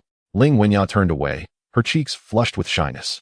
Come now, one kiss each. Fairness is paramount. Lin Feng, undeterred by Ling Wenya's reluctance, sought to bolster her courage, for in his eyes, he never judged them by their status or identity. Such distinctions held no significance. Obediently compliant, I shall never allow my wife to shield bullets for me. After bestowing a kiss, Lin Feng turned to depart. Remember, if any issues arise, do not hesitate to call me. The two wives nodded obediently. Brother Lin Feng is truly handsome. Apart from his lecherous tendencies, Lin Feng harbors no significant flaws. However, he possesses a certain foolishness. Who could possibly remedy that? Chapter 191. Lin Feng's Cure for All Ills. Additional chapter, Due to Gifts. Thank you all for your generous contributions. Who dares to be so audacious as to label me a fool? Upon stepping outside, Lin Feng paused for a moment. After taking stock of his surroundings, he realized it was not Wu Daiyue or Ling Wenya who had spoken. Confirming the source, it turned out to be this Tuo Baqing. Has the speed of awakened abilities accelerated to such an extent? Is this the legendary swift progress, akin to a day equating to 1,000 miles? With a cigarette in his mouth, Lin Feng descended the stairs to assess Tuo Baqing's situation. This is disastrous. Why does it feel like I can hear Lin Feng's innermost thoughts? It cannot be true. Could there genuinely be superpowers in this world? I believe I now comprehend how Lin Feng managed to pilfer billions worth of resources from the beautiful nation. Lin Feng truly possesses supernatural abilities. Oh my heavens! I am doomed. Tuo Baqing, stop your wild imaginings. I have uncovered Lin Feng's secret. He will certainly kill me. Lin Feng is approaching. He is coming. I am finished. Why is my fate so tragic? What sins have I committed? Bang! Lin Feng pushed the door open forcefully, while Tuo Baqing cowered in the corner of the bed. Upon witnessing the murderous intent in Lin Feng's gaze, she realized that this man, known for his cunning, could indeed take her life. Gulp. Tuo Baqing swallowed hard, wiped away the tears at the corners of her eyes, and forced a rather unappealing smile. Darling, why have you returned? Is it true that absence makes the heart grow fonder? Lin Feng gazed at Tuo Baqing, utterly speechless. This individual is indeed suited for detective work. Her capacity for fabricating lies is almost innate, flowing effortlessly from her lips. Had I not overheard your thoughts, I might have believed your fabrications. Have you been with any other men? Lin Feng inquired, cigarette in hand. No, I have always been fond of women. Before Tua Ba-Qing could utter another word, Lin Feng had already heard her thoughts. His expression softened slightly upon this revelation. Fifth wife, do you not think you know too much? Lin Feng stated seriously. Tua Ba-Qing nodded, realizing that possessing too much knowledge while being unable to control her thoughts could be perilous. Husband, I am truly frightened of you. Please do not kill me. I still have value. My hacking skills are exceptional, and I genuinely do not wish to die. Though Tua Ba-Qing spoke these words, her thoughts betrayed her. I cannot accept death so easily.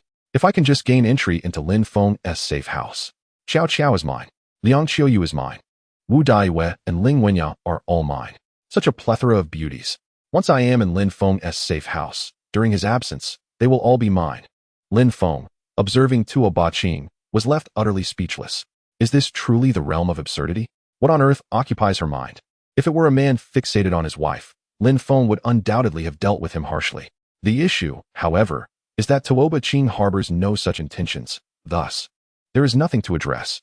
The sole consolation is that Tua Ba-Qing's interest lies in Lin Feng's wife, without any desire to harm Lin Feng. Otherwise, Tua Ba-Qing would find himself in a precarious situation, barely settling into his seat before facing dire consequences. Your predicament is rather absurd. I suppose I shall work an extra hour and administer another dose to you. Lin Feng truly finds Tua Ba-Qing perplexing. What could possibly be occupying his mind?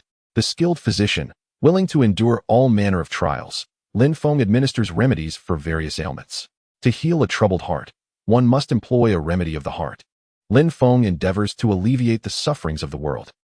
It is time for the customary gift-giving. Otherwise, the following content cannot be accessed. After working an extra hour, Lin Feng provided Tua Ba-Qing with another injection. You truly are remarkable, my dear husband, Tua Ba-Qing repeatedly thought to himself at that moment.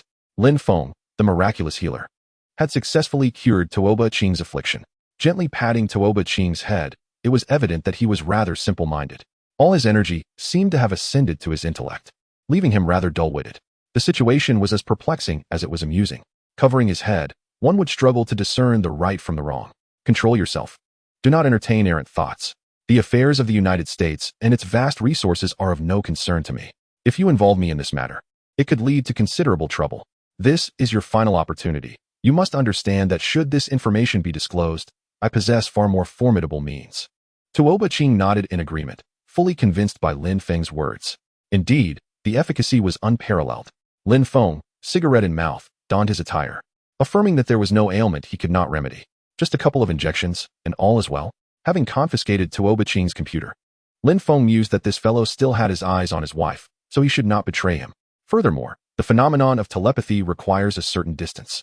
If one is too close, the connection diminishes. Upon exiting the room, Lin Feng sent a message to Wu Yong, father-in-law. Ensure that Tua Ba-Qing is kept at a distance from Wu Daiyue and Ling Wenyao. Do not allow them within 3 meters of each other. Wu Yong glanced at his phone, uncertain of the reasons, but promptly acquiesced. Understood, boss. I will take care of it. As Lin Feng headed home, he felt assured that as long as they maintained a sufficient distance, all would be well. Lin Feng's abilities were of a higher caliber, granting him far greater perceptiveness than Wu Daiyue and the others. At level 1 of spatial abilities, he could open a modest dimension, merely a few cubic meters in size. At level 2, the space expanded immensely, spanning a radius of 1,000 kilometers. At level 3, he could sense everything within the space akin to radar. Of course, this is merely Lin Feng's speculation. In his previous life, Lin Feng could not ascertain such matters. When he passed, the vast majority were at level 1, with only a select few achieving level 2. As for what lies beyond level 2, no one could claim to know. Has the awakening of special abilities begun? Perhaps I should contemplate ways to elevate my powers. Imagine if I were to awaken spatial teleportation or spatial slicing. Would defeating them not become a mere game? With a cigarette in hand, Lin Feng began to ponder the future. The 3rd level of spatial abilities has already surpassed ordinary individuals. Were it not for the fear of exposing such powers, Lin Feng could have effortlessly wreaked havoc with the elevated highway, bridge piers, and road rollers he had previously stolen, potentially causing mass casualties. The secret of spatial abilities must be taken to the grave. Otherwise, it could lead to significant troubles in the future. Dressed appropriately, Lin Feng made his way to the entrance. At that moment, Wu Yong descended the stairs, and Wu Daiwei along with her mother, Dong Shi, emerged from the kitchen. Brother Lin Feng, won't you sample my culinary skills before you leave? Seeing Wu Daiwei's enthusiastic demeanor, Lin Feng felt unable to decline. Wu Daiwei was far more suitable to enter the safe house than the previous choices of Qiao Qiao and Liang Qiyu. However, Lin Feng had no intention of bringing Wu Daiwei into the house at this moment.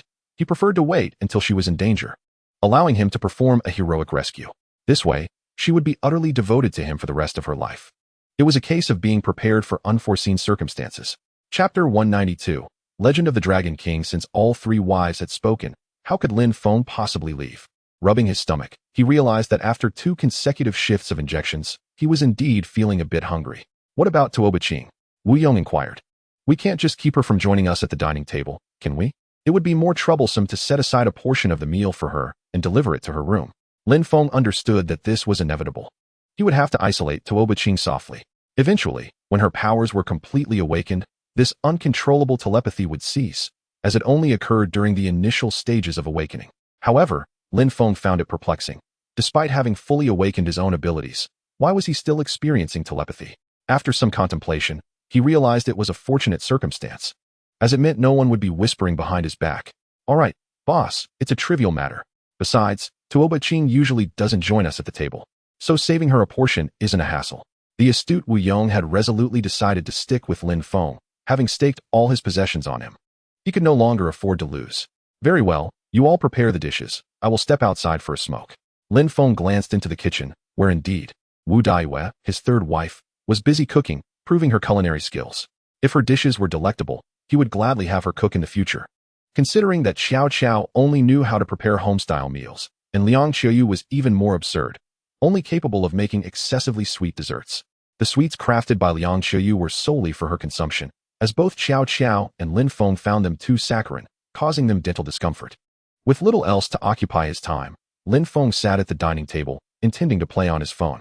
However, just as he retrieved his device, he noticed a figure peering over his shoulder from behind the black screen. Startled, Lin Feng turned abruptly, only to lock eyes with Bai Miaoshui, who was equally taken aback and quickly retreated, hurrying back to her room. Lin Feng paused, bewildered. Who was this woman? He did not recognize her. With her light blue pupils and fair complexion, she seemed to be a foreigner. Securing his phone, Lin Feng approached, wary of the possibility that she might be a spy sent by Russia or the United States. This matter was not to be taken lightly. Reaching the door where Bai Miaoshui had gone, Lin Feng knocked gently. Knock, knock. Inside, Bai Miaoshui was quite tense. This was only the second time she had encountered Lin Feng, and given the intensity of his gaze, she wondered if opening the door would lead to trouble. After some contemplation, Bai Miaoshui understood that it was imperative for her to conduct the voyage, regardless of her personal inclinations. Her subordinates, sailors Wang Million and Li Dajuan, had already found their partners here and had become sycophants to Wu Yong. They were thriving far better than she was, enjoying daily libations and completely disregarding their former captain. Moreover, due to the disparity in skin color, the women around her regarded her with a peculiar gaze. Though they did not voice their thoughts, Bai Miaoshui was not naive and could sense their scrutiny. Here, aside from having her basic needs met, she was not particularly content with her living conditions. Rising from her seat, she approached the door, believing that Lin Feng, now devoid of resources, would not engage in any reckless behavior. With a creak, the door opened, and Bai Miaoshui bowed, greeting him with a smile. Good day, boss. I am eternally grateful for your life-saving kindness. Hearing her voice, Lin Feng scratched his head. The girl sounded familiar, yet he could not quite place her. Who are you? Have we met before? Despite his efforts, Lin Feng's memory failed him. He had too many wives to keep track of. Boss, it's me from Huanghai Shipping. Do you not remember? At the mention of a key phrase, Lin Feng's memory was instantly jogged. Ah, that is why you seem so familiar. I didn't recognize you at first. Have you recovered from your sunburn? They say girls change significantly after turning 18. Bai Miaoshui instinctively tugged at her clothing, acutely aware of Lin Feng's gaze, fearing that everyone in the West Mountain Villa was privy to it. Should Lin Feng ask her to take the helm, she would readily agree. However, if he requested her to captain the ship, she would vehemently refuse, even at the cost of her life. Navigating a vessel was no simple task. It required skill in rowing, an understanding of the current, wind direction, weather conditions, and various technical knowledge, none of which could be mastered without extensive training. Boss, you jest. None of the wives here are as beautiful as you, Lin Feng remarked, noticing Bai Miaoshui's nervousness, leading him to suspect something amiss. In a sudden motion, he seized her by the neck, lifting her off the ground. I've sensed the presence of individuals outside both the second and first floors. Speak. Who sent you? What is your intention? What purpose did you have in eavesdropping on our conversation? Bai Miaoshui was astonished that Lin Feng had detected her presence outside the door. How could he have known? Yet, she was unaware that Lin Feng was merely bluffing, having no real evidence of her intentions, but sensing that something was off with her. Cough. Boss, are you the legendary Dragon King? Upon hearing this, Lin Feng furrowed his brow. I am unaware of any Dragon King, but I do believe I can live up to the title of Sea King Lin Feng. Enough banter. Why were you eavesdropping on us? Lin Feng, realizing he had diverged from the topic, quickly redirected the conversation. Have you heard of the legend of the Dragon King? Cough. If you release me, I will explain everything. Intrigued by her words, Lin Feng leaned in. The legend of the Dragon King? What is this thing of which I am unaware? Speak. Clarify your reasons for trailing and investigating me, or I might consider seeking another captain, he warned, releasing her and tossing her onto the bed. Lighting a cigarette, he took a moment to collect his thoughts. Cough. Boss, you are not a sailor, so you might not understand. The maritime clan of the Bai family has long passed down a legend of the Dragon King, and I can't help but feel that this tale is about you. Upon hearing these words, Lin Feng furrowed his brow. Do tell, he urged. Bai Miaoshui took a deep breath and began. According to the legend of the Dragon King, in ancient times, there came an ominous sign from the heavens. A great lake dried up, the land scorched, and the climate turned arid. Livestock perished, and the harvests failed. 9 out of 10 people died, and time became unmeasurable. The royal waters stirred, and the dragon of the depths drew forth the water. A year passed, and winter followed. The dragon transformed into its true form, and divine retribution descended. The earth trembled, and death reigned supreme. The dragon faced its tribulations and ascended as the Dragon King, unifying the realm. Yet, when the dragon faltered, it was reduced to ashes. The following year brought floods, and none survived. Upon hearing Bai Miaoshui's account, Lin Feng took out a small notebook, sensing the gravity of the matter and feeling compelled to jot down these details. Have you been reborn or traversed through time? Did your dubious author script you to become an empress or to unify the earth? Speak. Otherwise, I shall sever your connection this very moment. You bear the semblance of a hidden SSS-grade boss. I, the cunning Lin Feng, shall not grant you the time to grow. Bai Miaoshui replied. To be honest, I understood what Bai Miaoshui said, yet I did not comprehend Lin Feng's words. What on earth is happening here? Chapter 193. I present you with a win-win solution. Bai Miaoshui felt a bit bewildered. Lin Feng's thought process seemed even more absurd than her own recounting of the Dragon King legend. Boss, why do you react so strongly after hearing the Dragon King tale? Do you also believe there is truth to my words? I did not intend to pry into your affairs. It's merely that the events at Huanghai that day bore a striking resemblance to the dragon drawing water in the legend, coupled with the earlier verses of the tale. The drying of Lake Baikal marked the beginning, followed by the calamities of scorching heat and drought, the deaths of livestock, and the failure of crops. 9 out of 10 perished, and time became unmeasurable. It all aligns perfectly with the Dragon King legend. If you doubt me, I can provide evidence. As she spoke, Bai Miaoshui began to unzip her jacket. Wait, what are you plotting now? Is this a beauty trap? A seductive technique? A scheme to ensnare me? I assure you, it's utterly impossible. You cannot use this as a test against me. Which leader could withstand such a trial? Lin Feng halted by Miaoshui's actions, determined not to be swayed. I, Lin Feng, have encountered all manner of women in my lifetime. You cannot test me with such tactics. It is simply out of the question. A conspiracy. This is undeniably a blatant scheme. A beauty trap? A ploy of false allure? Trying to catch me off guard? I, Lin Feng, shall never fall for such tricks. I want to admit that after 2 shifts of injections today, I am indeed feeling somewhat weak. As Lin Feng ruminated internally, he found himself grappling with a mixture of desire and restraint, though he would never admit to his current state of vulnerability. Upon hearing Lin Feng's words, Bai Miaoshui instantly blushed. Initially, she merely intended to unzip her jacket to retrieve something. However, recalling the 2 battles that transpired in Tuo Qing's room below, she, now an adult, understood all too well what was truly at stake. Oh, Lin Feng, why must you be so mischievous? Who would want to engage in such antics with you? I simply wish to show you something. Bai Miaoshui's face instantly flushed. After all, she is an unwed maiden, a delicate flower in her prime, in the solitude of a room shared by a man and a woman who could remain unembarrassed. Have you zipped up? What more could you possibly reveal to me? As for I cannot afford that. Lin Feng would not grant Bai Miaoshui an opportunity. Even disregarding whether her script depicts her as the empress of a unified earth, with the limited arsenal at his disposal, he doubts he could manage this woman. After all, although Liang Qiuyu has shown signs of capitulation, The haunting memory of their 4-hour, 7-round battle would linger in Lin Feng's mind for eternity. If Bai Miaoshui truly wishes to engage in a duel with me, let her await my recovery and fortification before we clash for 3 days and nights. Lin Feng, how shameless of you. I possess you know. I intend to show you the jade token that has been passed down through generations of the Bai family. I am not jesting with you. What are you imagining? With that, Bai Miaoshui lowered her zipper and retrieved a jade token from the edge of C's blade. Lin Feng was taken aback. Such a maneuver was unexpected. Upon accepting the jade token, he held it to his nose and inhaled, then grinned mischievously. Could this be the scent of the sea? Bai Miaoshui's cheeks burned crimson, overwhelmed by embarrassment. However, Lin Feng was not merely a jester. He took the white jade token and ran his fingers over it. In this sweltering heat, the ancient token exuded a coolness, possessing an aura of mystery. No wonder Bai Miaoshui would keep it close. It seemed akin to a natural summer respite. After a prolonged examination, Lin Feng found himself perplexed by its material. Yet, gazing upon the crooked, traditional characters inscribed upon it, he was certain this was indeed an antique. How ancient, he could not ascertain. Upon scrutinizing the text, it matched what Bai Miaoshui had just mentioned.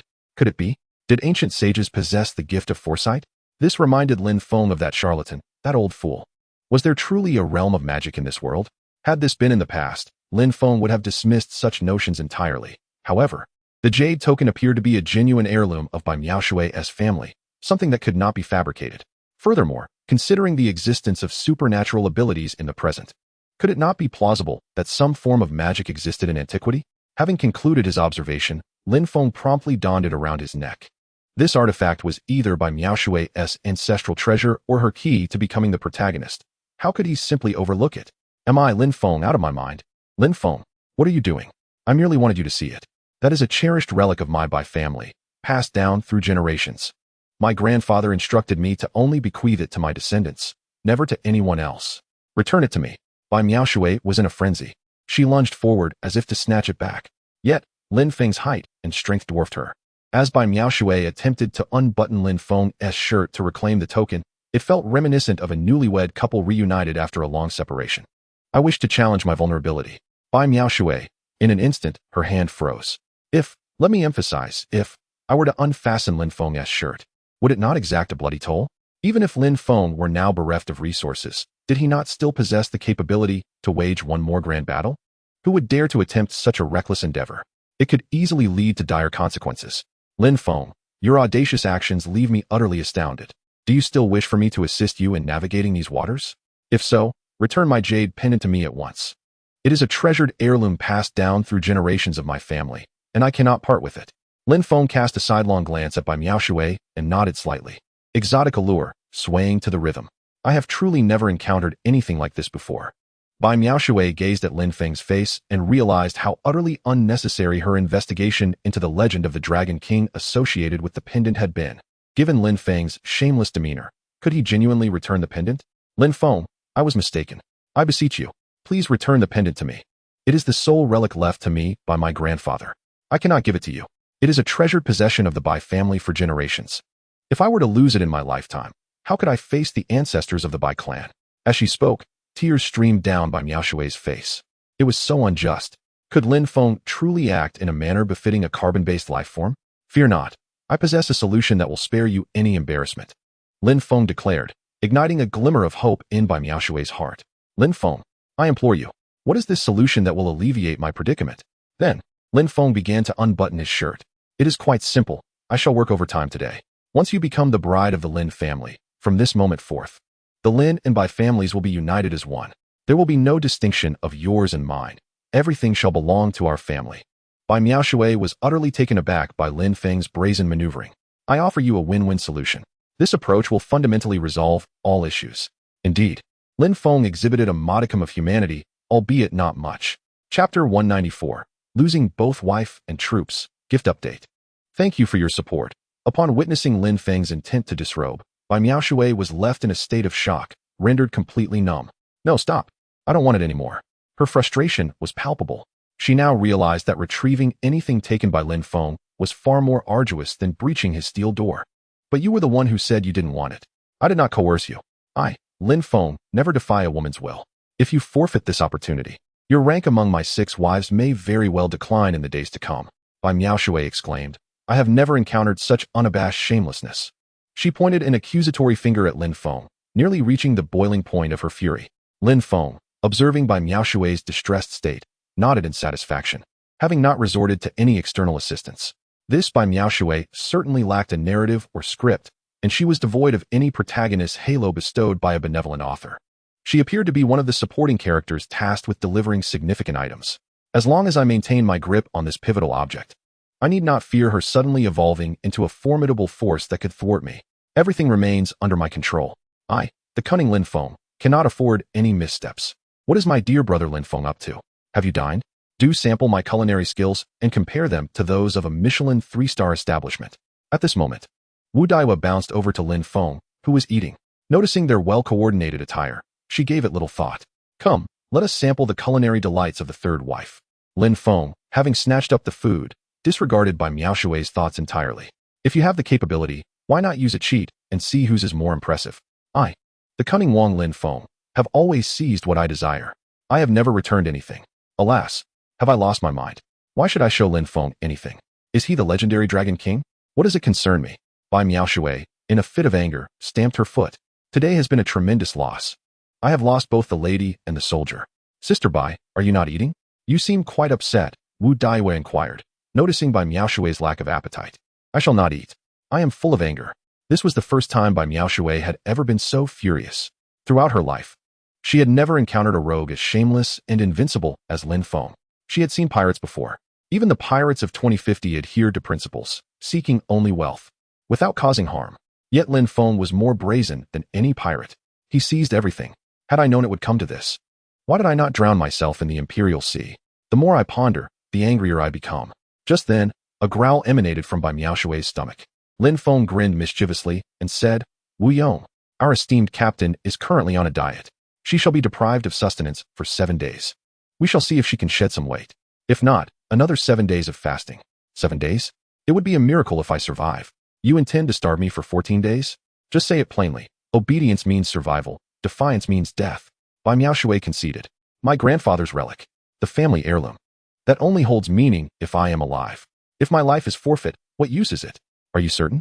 Lin Feng grinned wickedly. Compromise exists in only 2 forms, 0 or infinite. I, Lin Feng, shall never yield. Therefore, you must yield instead. I am certain. I shall go eat now. Bai Miaoshui, gritting her teeth in frustration, found herself powerless against the situation. Eat. Only with a full belly can I regain the strength to reclaim my possessions. As she passed by Lin Feng, his hand audaciously brushed against her. This sudden contact made Bai Miaoshui leap in surprise. Lin Feng, what do you intend to do? I have given up on my family heirloom.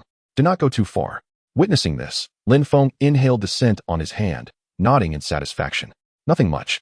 You seem quite suited to be my 6th wife. Perhaps we could engage in deeper discussions and enrich your nautical knowledge. From Bai Miaoshui's reaction, it was evident that her innocence was no longer in question. She shot Lin Feng an exasperated glance before turning on her heel in anger. She had long known that Lin Feng's audacity knew no bounds, but only after their encounter did she realize that his boldness encompassed the entire cosmos. There is no way out. Fighting is futile, and retrieving what was lost is impossible. To venture outside now equates to courting death. Under such a roof, one must lower their head. Bai Miaoshui refrained from uttering a word, for she knew that for every sentence she spoke, Lin Feng would have 100 retorts waiting. While one may cast doubt upon the government's disaster relief capabilities, there exists no room for skepticism regarding Lin Feng's ingenuity. Noticing Bai Miaoshui's silence, Lin Feng cast a glance at Wu Daiwa. This little girl had managed to smear flour on her face while cooking, rendering her a veritable little feline. Lin Feng leaned down and planted a kiss on Wu Daiwa's cheek, playfully consuming the flour. Brother Lin Feng, what are you doing? Wu Daiwa's cheeks flushed crimson, a hint of embarrassment clouding her features. Was it possible that Lin Feng still retained his youthful charm? The taste was a delightful blend of sweet and sour, with a touch of saltiness. In these extraordinary times, every morsel of food must be cherished. Come, let us dine. With an arm around Wu Daiwa's slender waist, he strolled directly to the dining hall. Wu Daiwa appeared quite elated, though she pondered when she might be blessed with a child. Boss, please have a seat. Wu Yong cleverly remarked, addressing Lin Feng as boss in the presence of others, but reverting to father-in-law when alone. Lin Feng, unfazed, took a seat, leaving the place of honor for Wu Yong and Dong Shi, for they were, after all, his in-laws. Although formalities were scant in these times, Lin Feng did not feel the need to always occupy the foremost position. Wu Yong and Dong Shi understood Lin Feng's intentions without further ado and seated themselves at the head table. They both felt a warmth in their hearts. Despite Lin Feng's somewhat lustful nature, he remained a figure worthy of trust. After all, what man is devoid of desire? And given the current circumstances, as long as Lin Feng treated his daughter well, all else was trivial.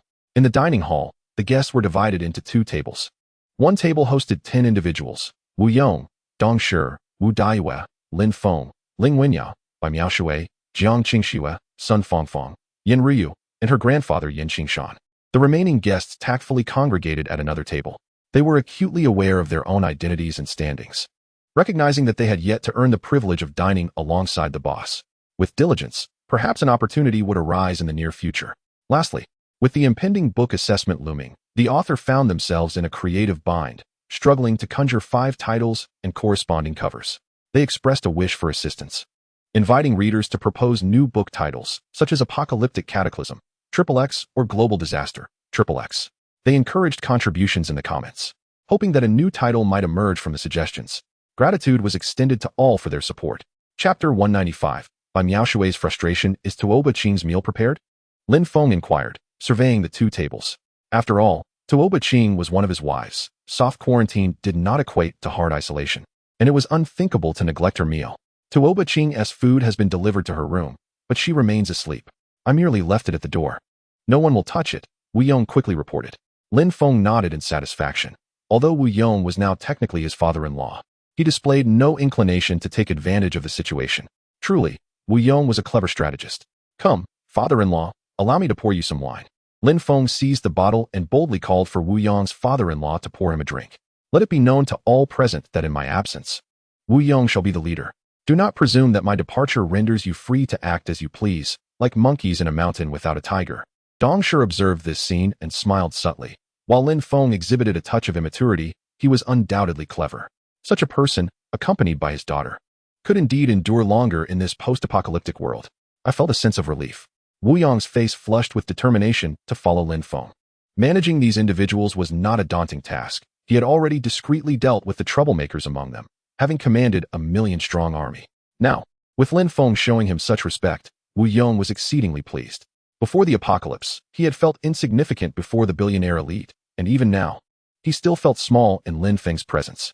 Lin Feng had granted him dignity, and Wu Yong was committed to reciprocating. Thank you, son-in-law.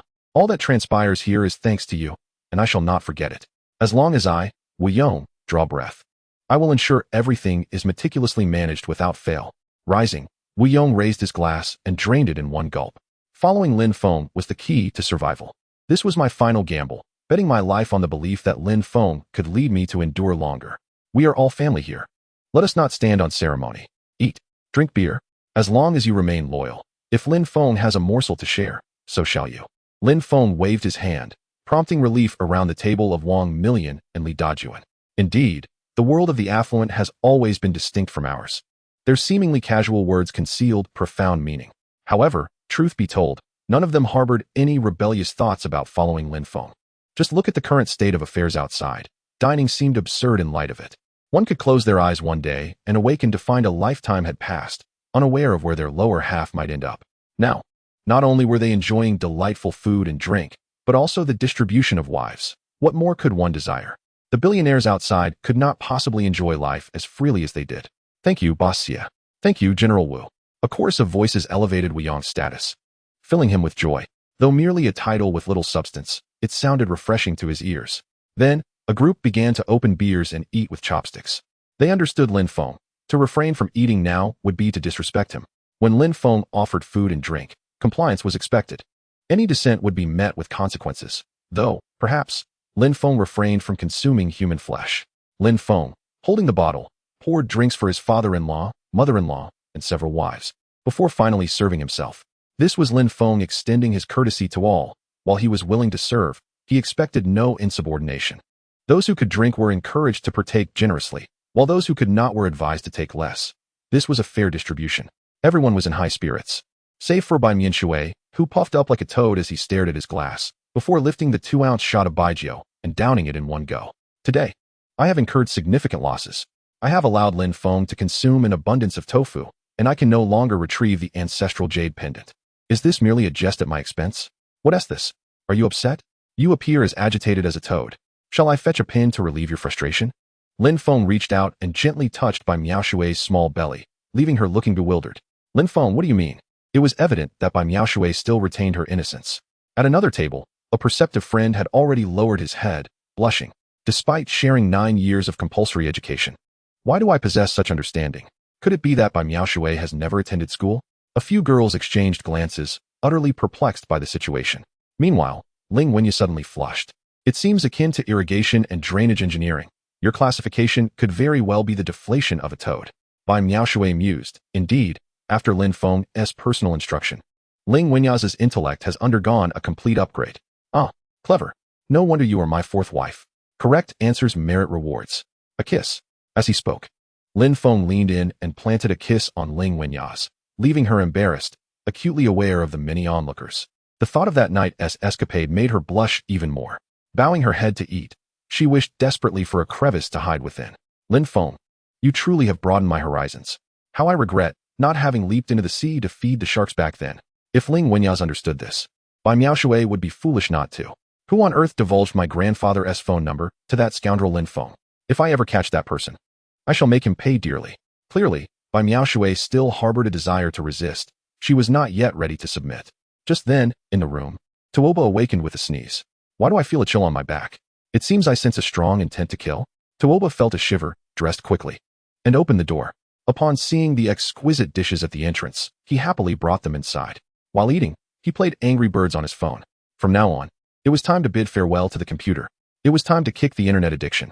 Lin Feng observed Bai Miaoshui's demeanor and remained unperturbed. After all, she could not escape. If she had the ability, she would sail back to the Pacific, but here, she was firmly within his grasp. Brother Lin Feng, try my roasted meat. If you don't eat now, it will get cold and lose its flavor. At that moment, Wu Daiwei sweetly placed a piece of sliced roast beef onto Lin Feng's plate. Very well, let us eat first. With strength comes the energy to pursue other endeavors. After Lin Feng spoke, Bai Miaoshui felt her appetite dissipate with fear. Could it be? Am I truly unable to escape Lin Feng's clutches? She raised her head, tears brimming in her eyes. What sins have I committed in this life? Lin Feng, what is it that draws you to me? Is it merely my ability to sail? There are plenty of sailors out there. Why must it be me? Chapter 196. Is it because I have attended school so little? Bai Miaoshui was lamenting her fate when she happened to catch sight of Lin Feng. He, with an air of elegance and gentlemanly grace, deftly speared a piece of steak. His chiseled features were striking, and as he savored the slightly pink morsel, his clean and refreshing hair swayed gently with each chew. His piercing eyes, resembling those of a dragon and phoenix, radiated an alluring charm. Indeed, it seemed that being handsome was not without its advantages. After all, no woman could resist a man who stood 185 centimeters tall, orphaned yet possessing a fortune of billions, and, to top it all off, was astonishingly handsome. Bai Miaoshui found Lin Feng's overt flirtatiousness exasperating, yet now, was it her turn to feel the allure? Perhaps it was not entirely unbearable after all. Lin Feng glanced up, their eyes locking momentarily. He paused for a moment before nodding in acknowledgement. The steak was exquisite, tender and juicy, with just a hint of spice and a balanced flavor. This dish rivaled the culinary standards of a 5-star hotel, indeed a delightful treat. Bai Miaoshui felt as if she understood, yet not entirely. Was it due to my limited education? Did the 9 years of compulsory schooling leave me behind? Meanwhile, Yin Ruyu, adorned with oversized glasses, offered her grandfather a slice of steak.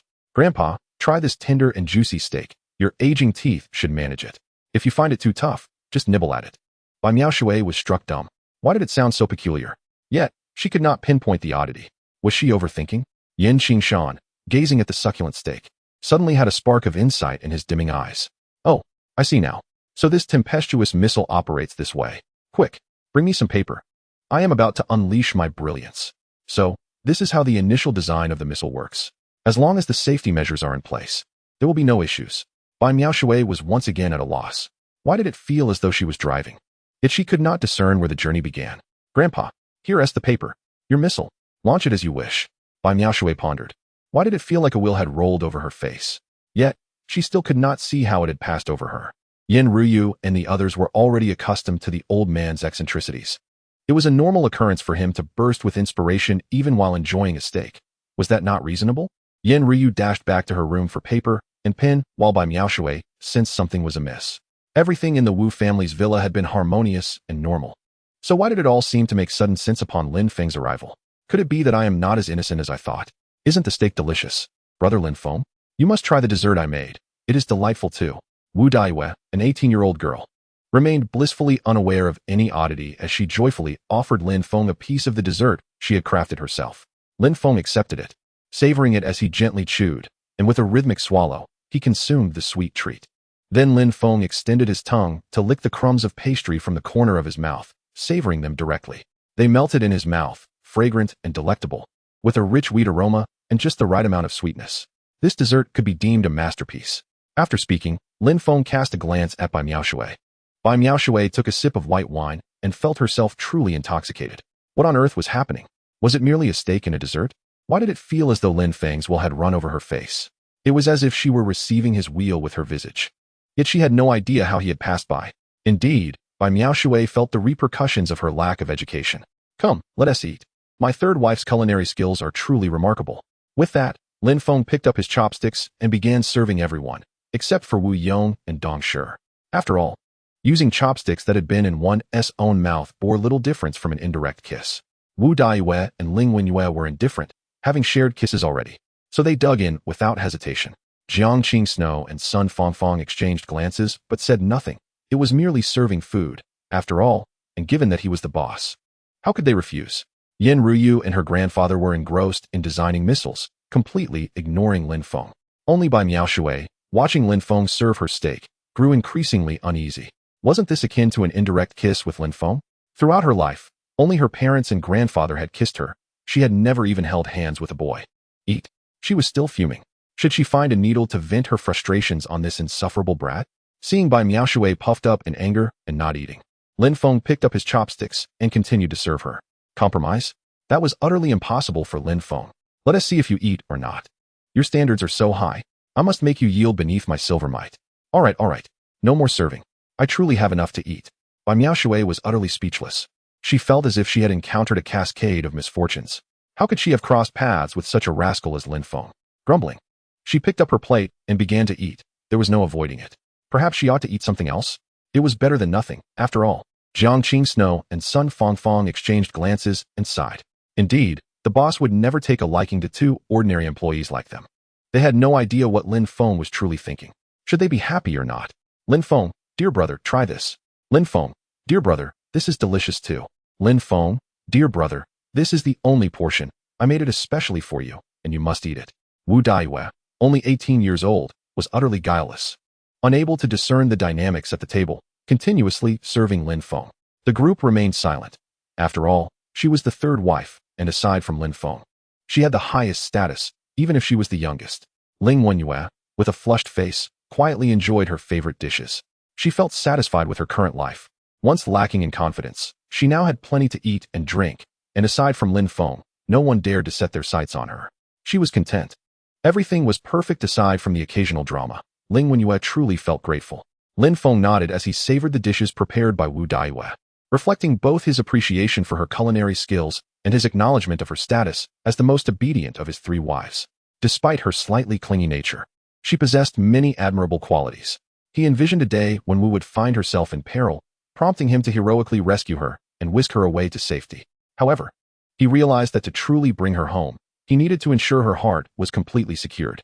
Chapter 197, The Lantern Festival, Gift Update. Thanks to Qiang Feng for the divine certification. With this thought in mind, Lin Feng cast a glance at his fourth wife, Ling Wenyue, who was quietly enjoying her meal. By Lin Feng's standards, she was undoubtedly suitable, possessing a tall stature but a timid disposition, always compliant and unaware of how to resist. This was not an issue, as the four wives could enjoy a game of mahjong together, keeping each other entertained. As for Tuo Baqing, for now, it was best to keep her at bay. She was privy to too much information, and the idea of placing her in the safety house while he was absent raised concerns about her intentions towards his wives. If action were to be taken, it would have to be when Lin Feng was present. With this thought, a grin spread across Lin Feng's face. Achieving a full VIP status seemed rather delightful. The group observed Lin Feng's mischievous expression, rendered speechless by his unabashed demeanor. You're quite brazen, aren't you? Lin Feng addressed his daughter and Ling Wenyue, cautioning them to maintain their distance from Tuo Baqing, aware of her unpredictable nature. Wu understood the risks posed by Tuoba Qing, concerned for the purity of his daughters. The two girls, innocent and unaware of the true situation, nodded in understanding. The others were well aware of Tuoba Qing's reputation and recognized the necessity of steering clear of her. Well then, I've had my fill. The dishes were delightful. Happy Lantern Festival to everyone. Just then, Lin Feng stood to leave. It dawned on them that today was indeed February 6th, the Lantern Festival. A celebration they had momentarily forgotten due to recent calamities. Happy Lantern Festival, dear husband. Wishing the boss a joyful Lantern Festival. The group hastily conveyed their wishes. And Lin Feng merely nodded, preparing to depart. Enjoy your meals and drinks, but don't overindulge. Your life may depend on it. Understood, boss. The group rose to see Lin Feng off, and he affectionately kissed several of his wives, even bestowing a peck on Bai Miaoshui. All right, I'm off. Stay safe, and call me if anything arises. Bai Miaoshui was irked. I'm not your sixth wife. Why kiss me? However, with circumstances dictating otherwise, she reluctantly accepted it. Lin Feng refrained from kissing Yen Ruyu, as she was engrossed in the pursuit of knowledge. Meanwhile, Jiang Qingxue and Sun Fangfang felt a twinge of disappointment, wondering why they hadn't received a kiss. Was it due to their lack of specialized skills? Or perhaps because they didn't possess the beauty of Lin Feng's wives? Or were they merely employees, the overlooked women? A sigh escaped from Jiang Qingxue and Sun Fangfang, pondering their place in this intricate web. It seems that whether before or after the apocalypse, aspiring to be the cherished partner of a billionaire is not a task to be taken lightly. The competition is fierce, and the opportunities are scant. It is utterly impossible to distribute affection equitably among so many. Very well, my esteemed father-in-law, wives, I shall take my leave. With that, Lin Feng opened the door and stepped out into the night, where the darkness rendered an umbrella unnecessary. Lin Feng, dear brother, do visit often. Wu Daiyue finally enveloped Lin Feng in a warm embrace, reminiscent of a clingy little wife. All right, while I am away, be sure to heed your parents' words. Lin Feng affectionately ruffled Wu Daiyue's twin ponytails, which indeed held a unique charm. He decided it would be best to await the replenishment of his ammunition stockpile before launching a grand offensive. Certainly, Daiyue will behave. Wu Daiyue watched with joy as Lin Feng departed, while Wu Yong and Dong Shi closed the door with a sense of relief. Although Wu Daiyue was somewhat naive, as long as Lin Feng was present, her position among the three wives remained unassailable. Should they have a son or daughter, they would never need to worry again. All in, a gamble of wisdom. In this hand, I, Wu Yong, have once again triumphed. I admit to having a penchant for risk, but fortune favors the bold. At this moment, night had fallen, and the outdoor temperature had plummeted to around 45 degrees. Darkness enveloped the surroundings, silence reigned, interrupted only by a sliver of moonlight, making visibility nearly impossible. Under the relentless sun, corpses lay strewn about, and the scorched earth yielded no life, as ultraviolet rays proved fatal to all living beings. Only a few hardy plants, adapted to the shadows, managed to survive in unseen corners, while some rodents and cockroaches scavenged by night, feasting upon the desiccated remains. No one can alter the environment. One can only adapt to it. The darkness was so profound that Lin Feng, disinclined to retrieve a flashlight, merely produced a cigarette from his pack and lit it.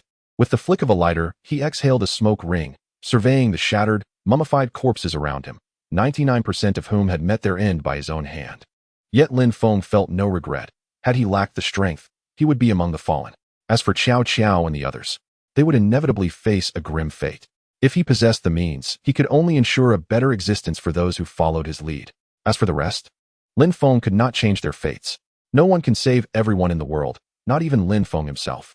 With a cigarette in his mouth, the faint glow of the ember appeared insignificant beneath the moonlight. Alone on the path home, he felt a profound solitude. Raising his gaze to the full moon, he noted how exceptionally round it was on this 15th day of the lunar month. The 36th day since the onset of the apocalypse. Had the awakening of abilities begun so soon? Hadn't Bei started to mutate? This pace seemed alarmingly swift.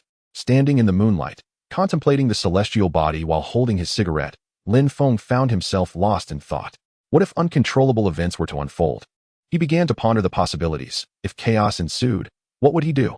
His spatial abilities had already reached level 3, encompassing spatial storage, vast expanses, and spatial perception. Faced with the myriad of newly awakened abilities, I possess an overwhelming advantage. Within my spatial realm lie excavators, road rollers, bridge piers, and an astonishing 30 billion tons of steel, capable of crushing any ability user below level 3. Moreover, with the vast waters of Lake Baikal and the Emperor Sea at my disposal, flooding the entire city poses no challenge. In my past life, my knowledge was woefully insufficient. At that time, the highest ability level in the entire Emperor Sea City was merely level 2. Now, encountering a level 2 ability user, I am indeed capable of instantaneously eliminating them. Yet, what formidable prowess lies beyond level 3? I remain uncertain. Can a level 3 spatial ability truly accommodate such immense items? And what of a level 3 strength type ability? Would they not soar like a superhuman? Can I truly use 30 billion tons of steel to vanquish them? Furthermore, until the day of life and death arrives, I wish to keep my spatial ability concealed. Once it is revealed, the entire world would become aware of the trillion resources at my disposal. This is far beyond mere billions. I would find myself at odds with the entire globe. Lin Feng gazed at the full moon in the sky, contemplating the uncertainties of the future. Can I truly annihilate every person in the world? On the 15th day of the first lunar month, the Lantern Festival, the path ahead remains shrouded in mystery. Chapter 198. Ominous Signs. Celestial Retribution. As Lin Feng inhaled from his cigarette, he fixated on the brilliant full moon, lost in thought.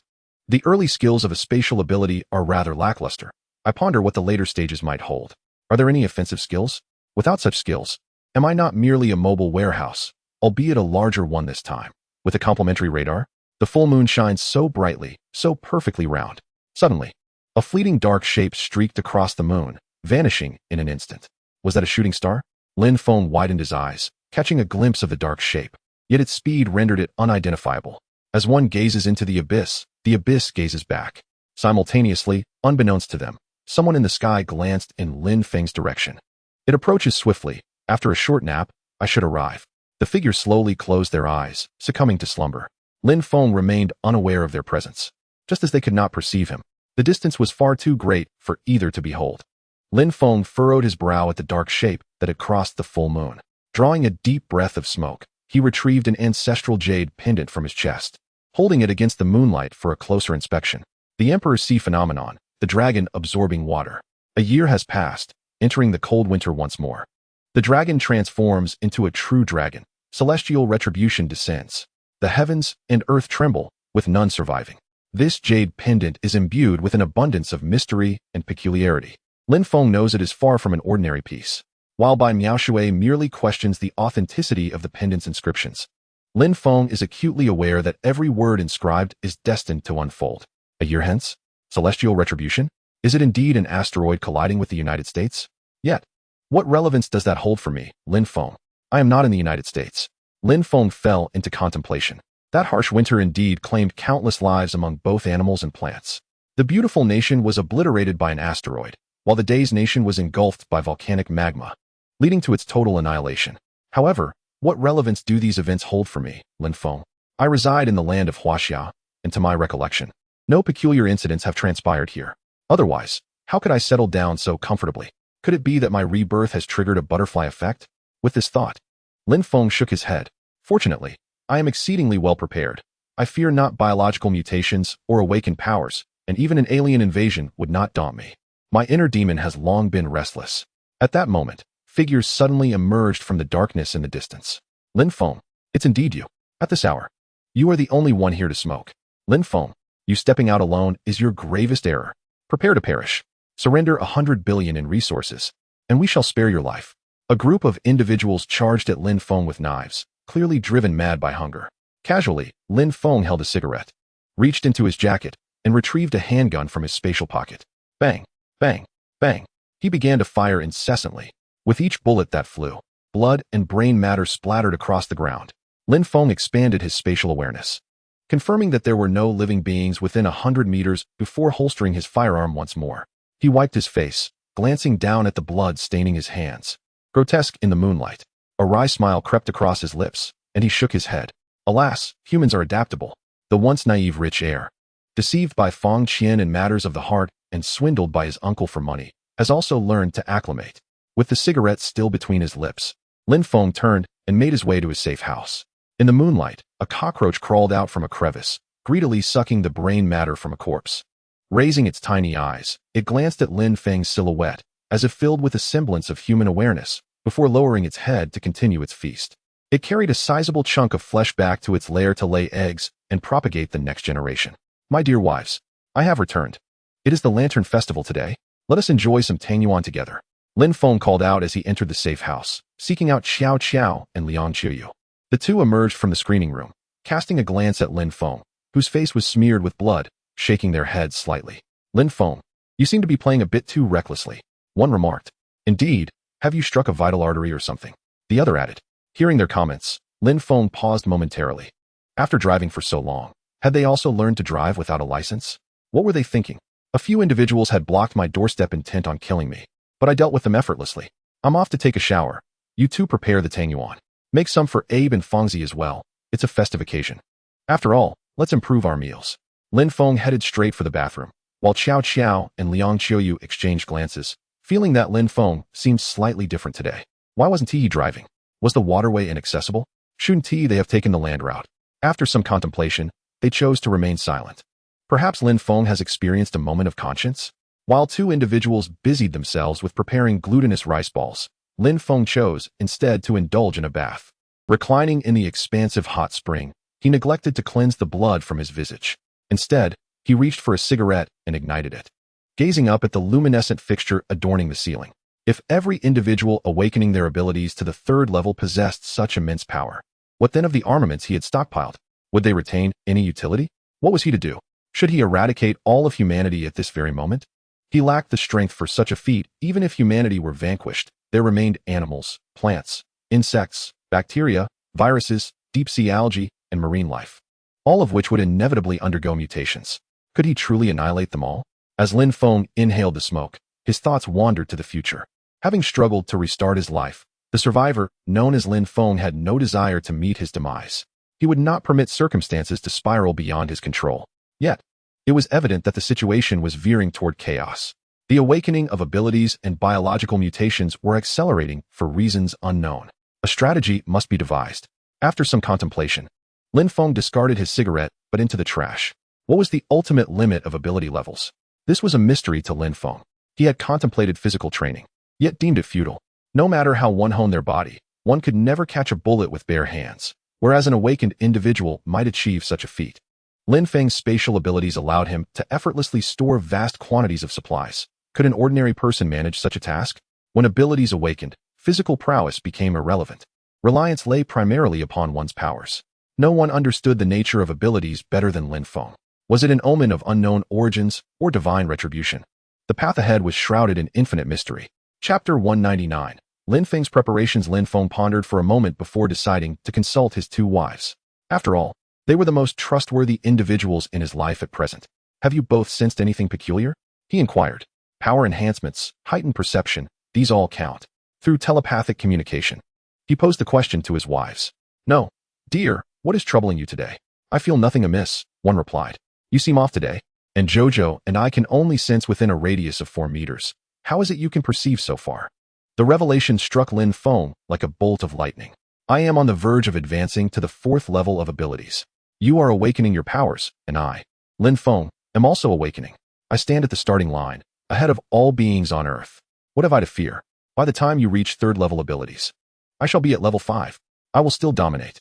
What is this? Abilities? Have you had too much to drink, dear? Jojo interjected. Do not dismiss this. Have you not felt that we have all been quite strange lately? It is entirely possible that we are truly on the cusp of awakening abilities. Upon hearing his wife's words, Lin Feng quickly suppressed his thoughts, relieved that he had not previously considered spatial matters, lest he expose himself. When you can sense 10 meters, do let me know. The true excitement of this world is just beginning. Lin Feng casually picked up the cool jade pendant from his chest. Do dragons truly exist in this world? He could not ascertain, as such matters belong to the realm of legends and the Shanhai Jing from millennia past. Who could definitively claim what is real or fabricated? Never mind, he thought. At the current pace, it would take at least 6 months for Qiao Qiao and her companions to awaken their abilities. Ordinary individuals would likely begin their awakening around the time of the asteroid colliding with the United States. He had already gained an advantage at the starting line. Now, all he needed to do was maintain his position and avoid reckless actions, ensuring his victory was certain. Lin Feng felt a sense of certainty, and the panic within him diminished significantly. I even possess nuclear weapons, let alone the awakening of supernatural abilities or biological mutations. Even if extraterrestrials were to invade Earth, I would manage. He set down the jade pendant and began to wash his face. At that moment, Qiao Qiao entered the bathroom with a set of clothes. They had been together long enough that there was no need for pretense. Lin Feng, Off to charm some young lady again. Have you given her your token of affection? Upon entering, Xiao Qiao noticed the jade pendant on Lin Feng's chest, an object she had never seen before, undoubtedly a gift from some girl. Yet, she chose not to comment. She had grown accustomed to such things. I took the white rice. Is the Tang Yuan ready? Lin Feng dried himself and replied honestly. Aside from the spatial abilities, there's nothing I can't discuss. Almost done, dear. What kind of supernatural ability do you think I'll awaken? Xiao Qiao asked, perplexed.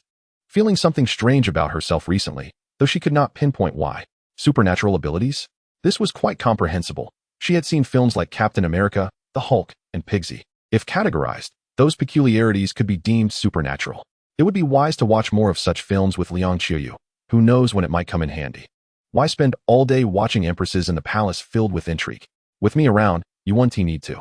Having dressed, Lin Feng decided it was time to prepare Qiao Qiao and Liang Qiuyu for what lay ahead.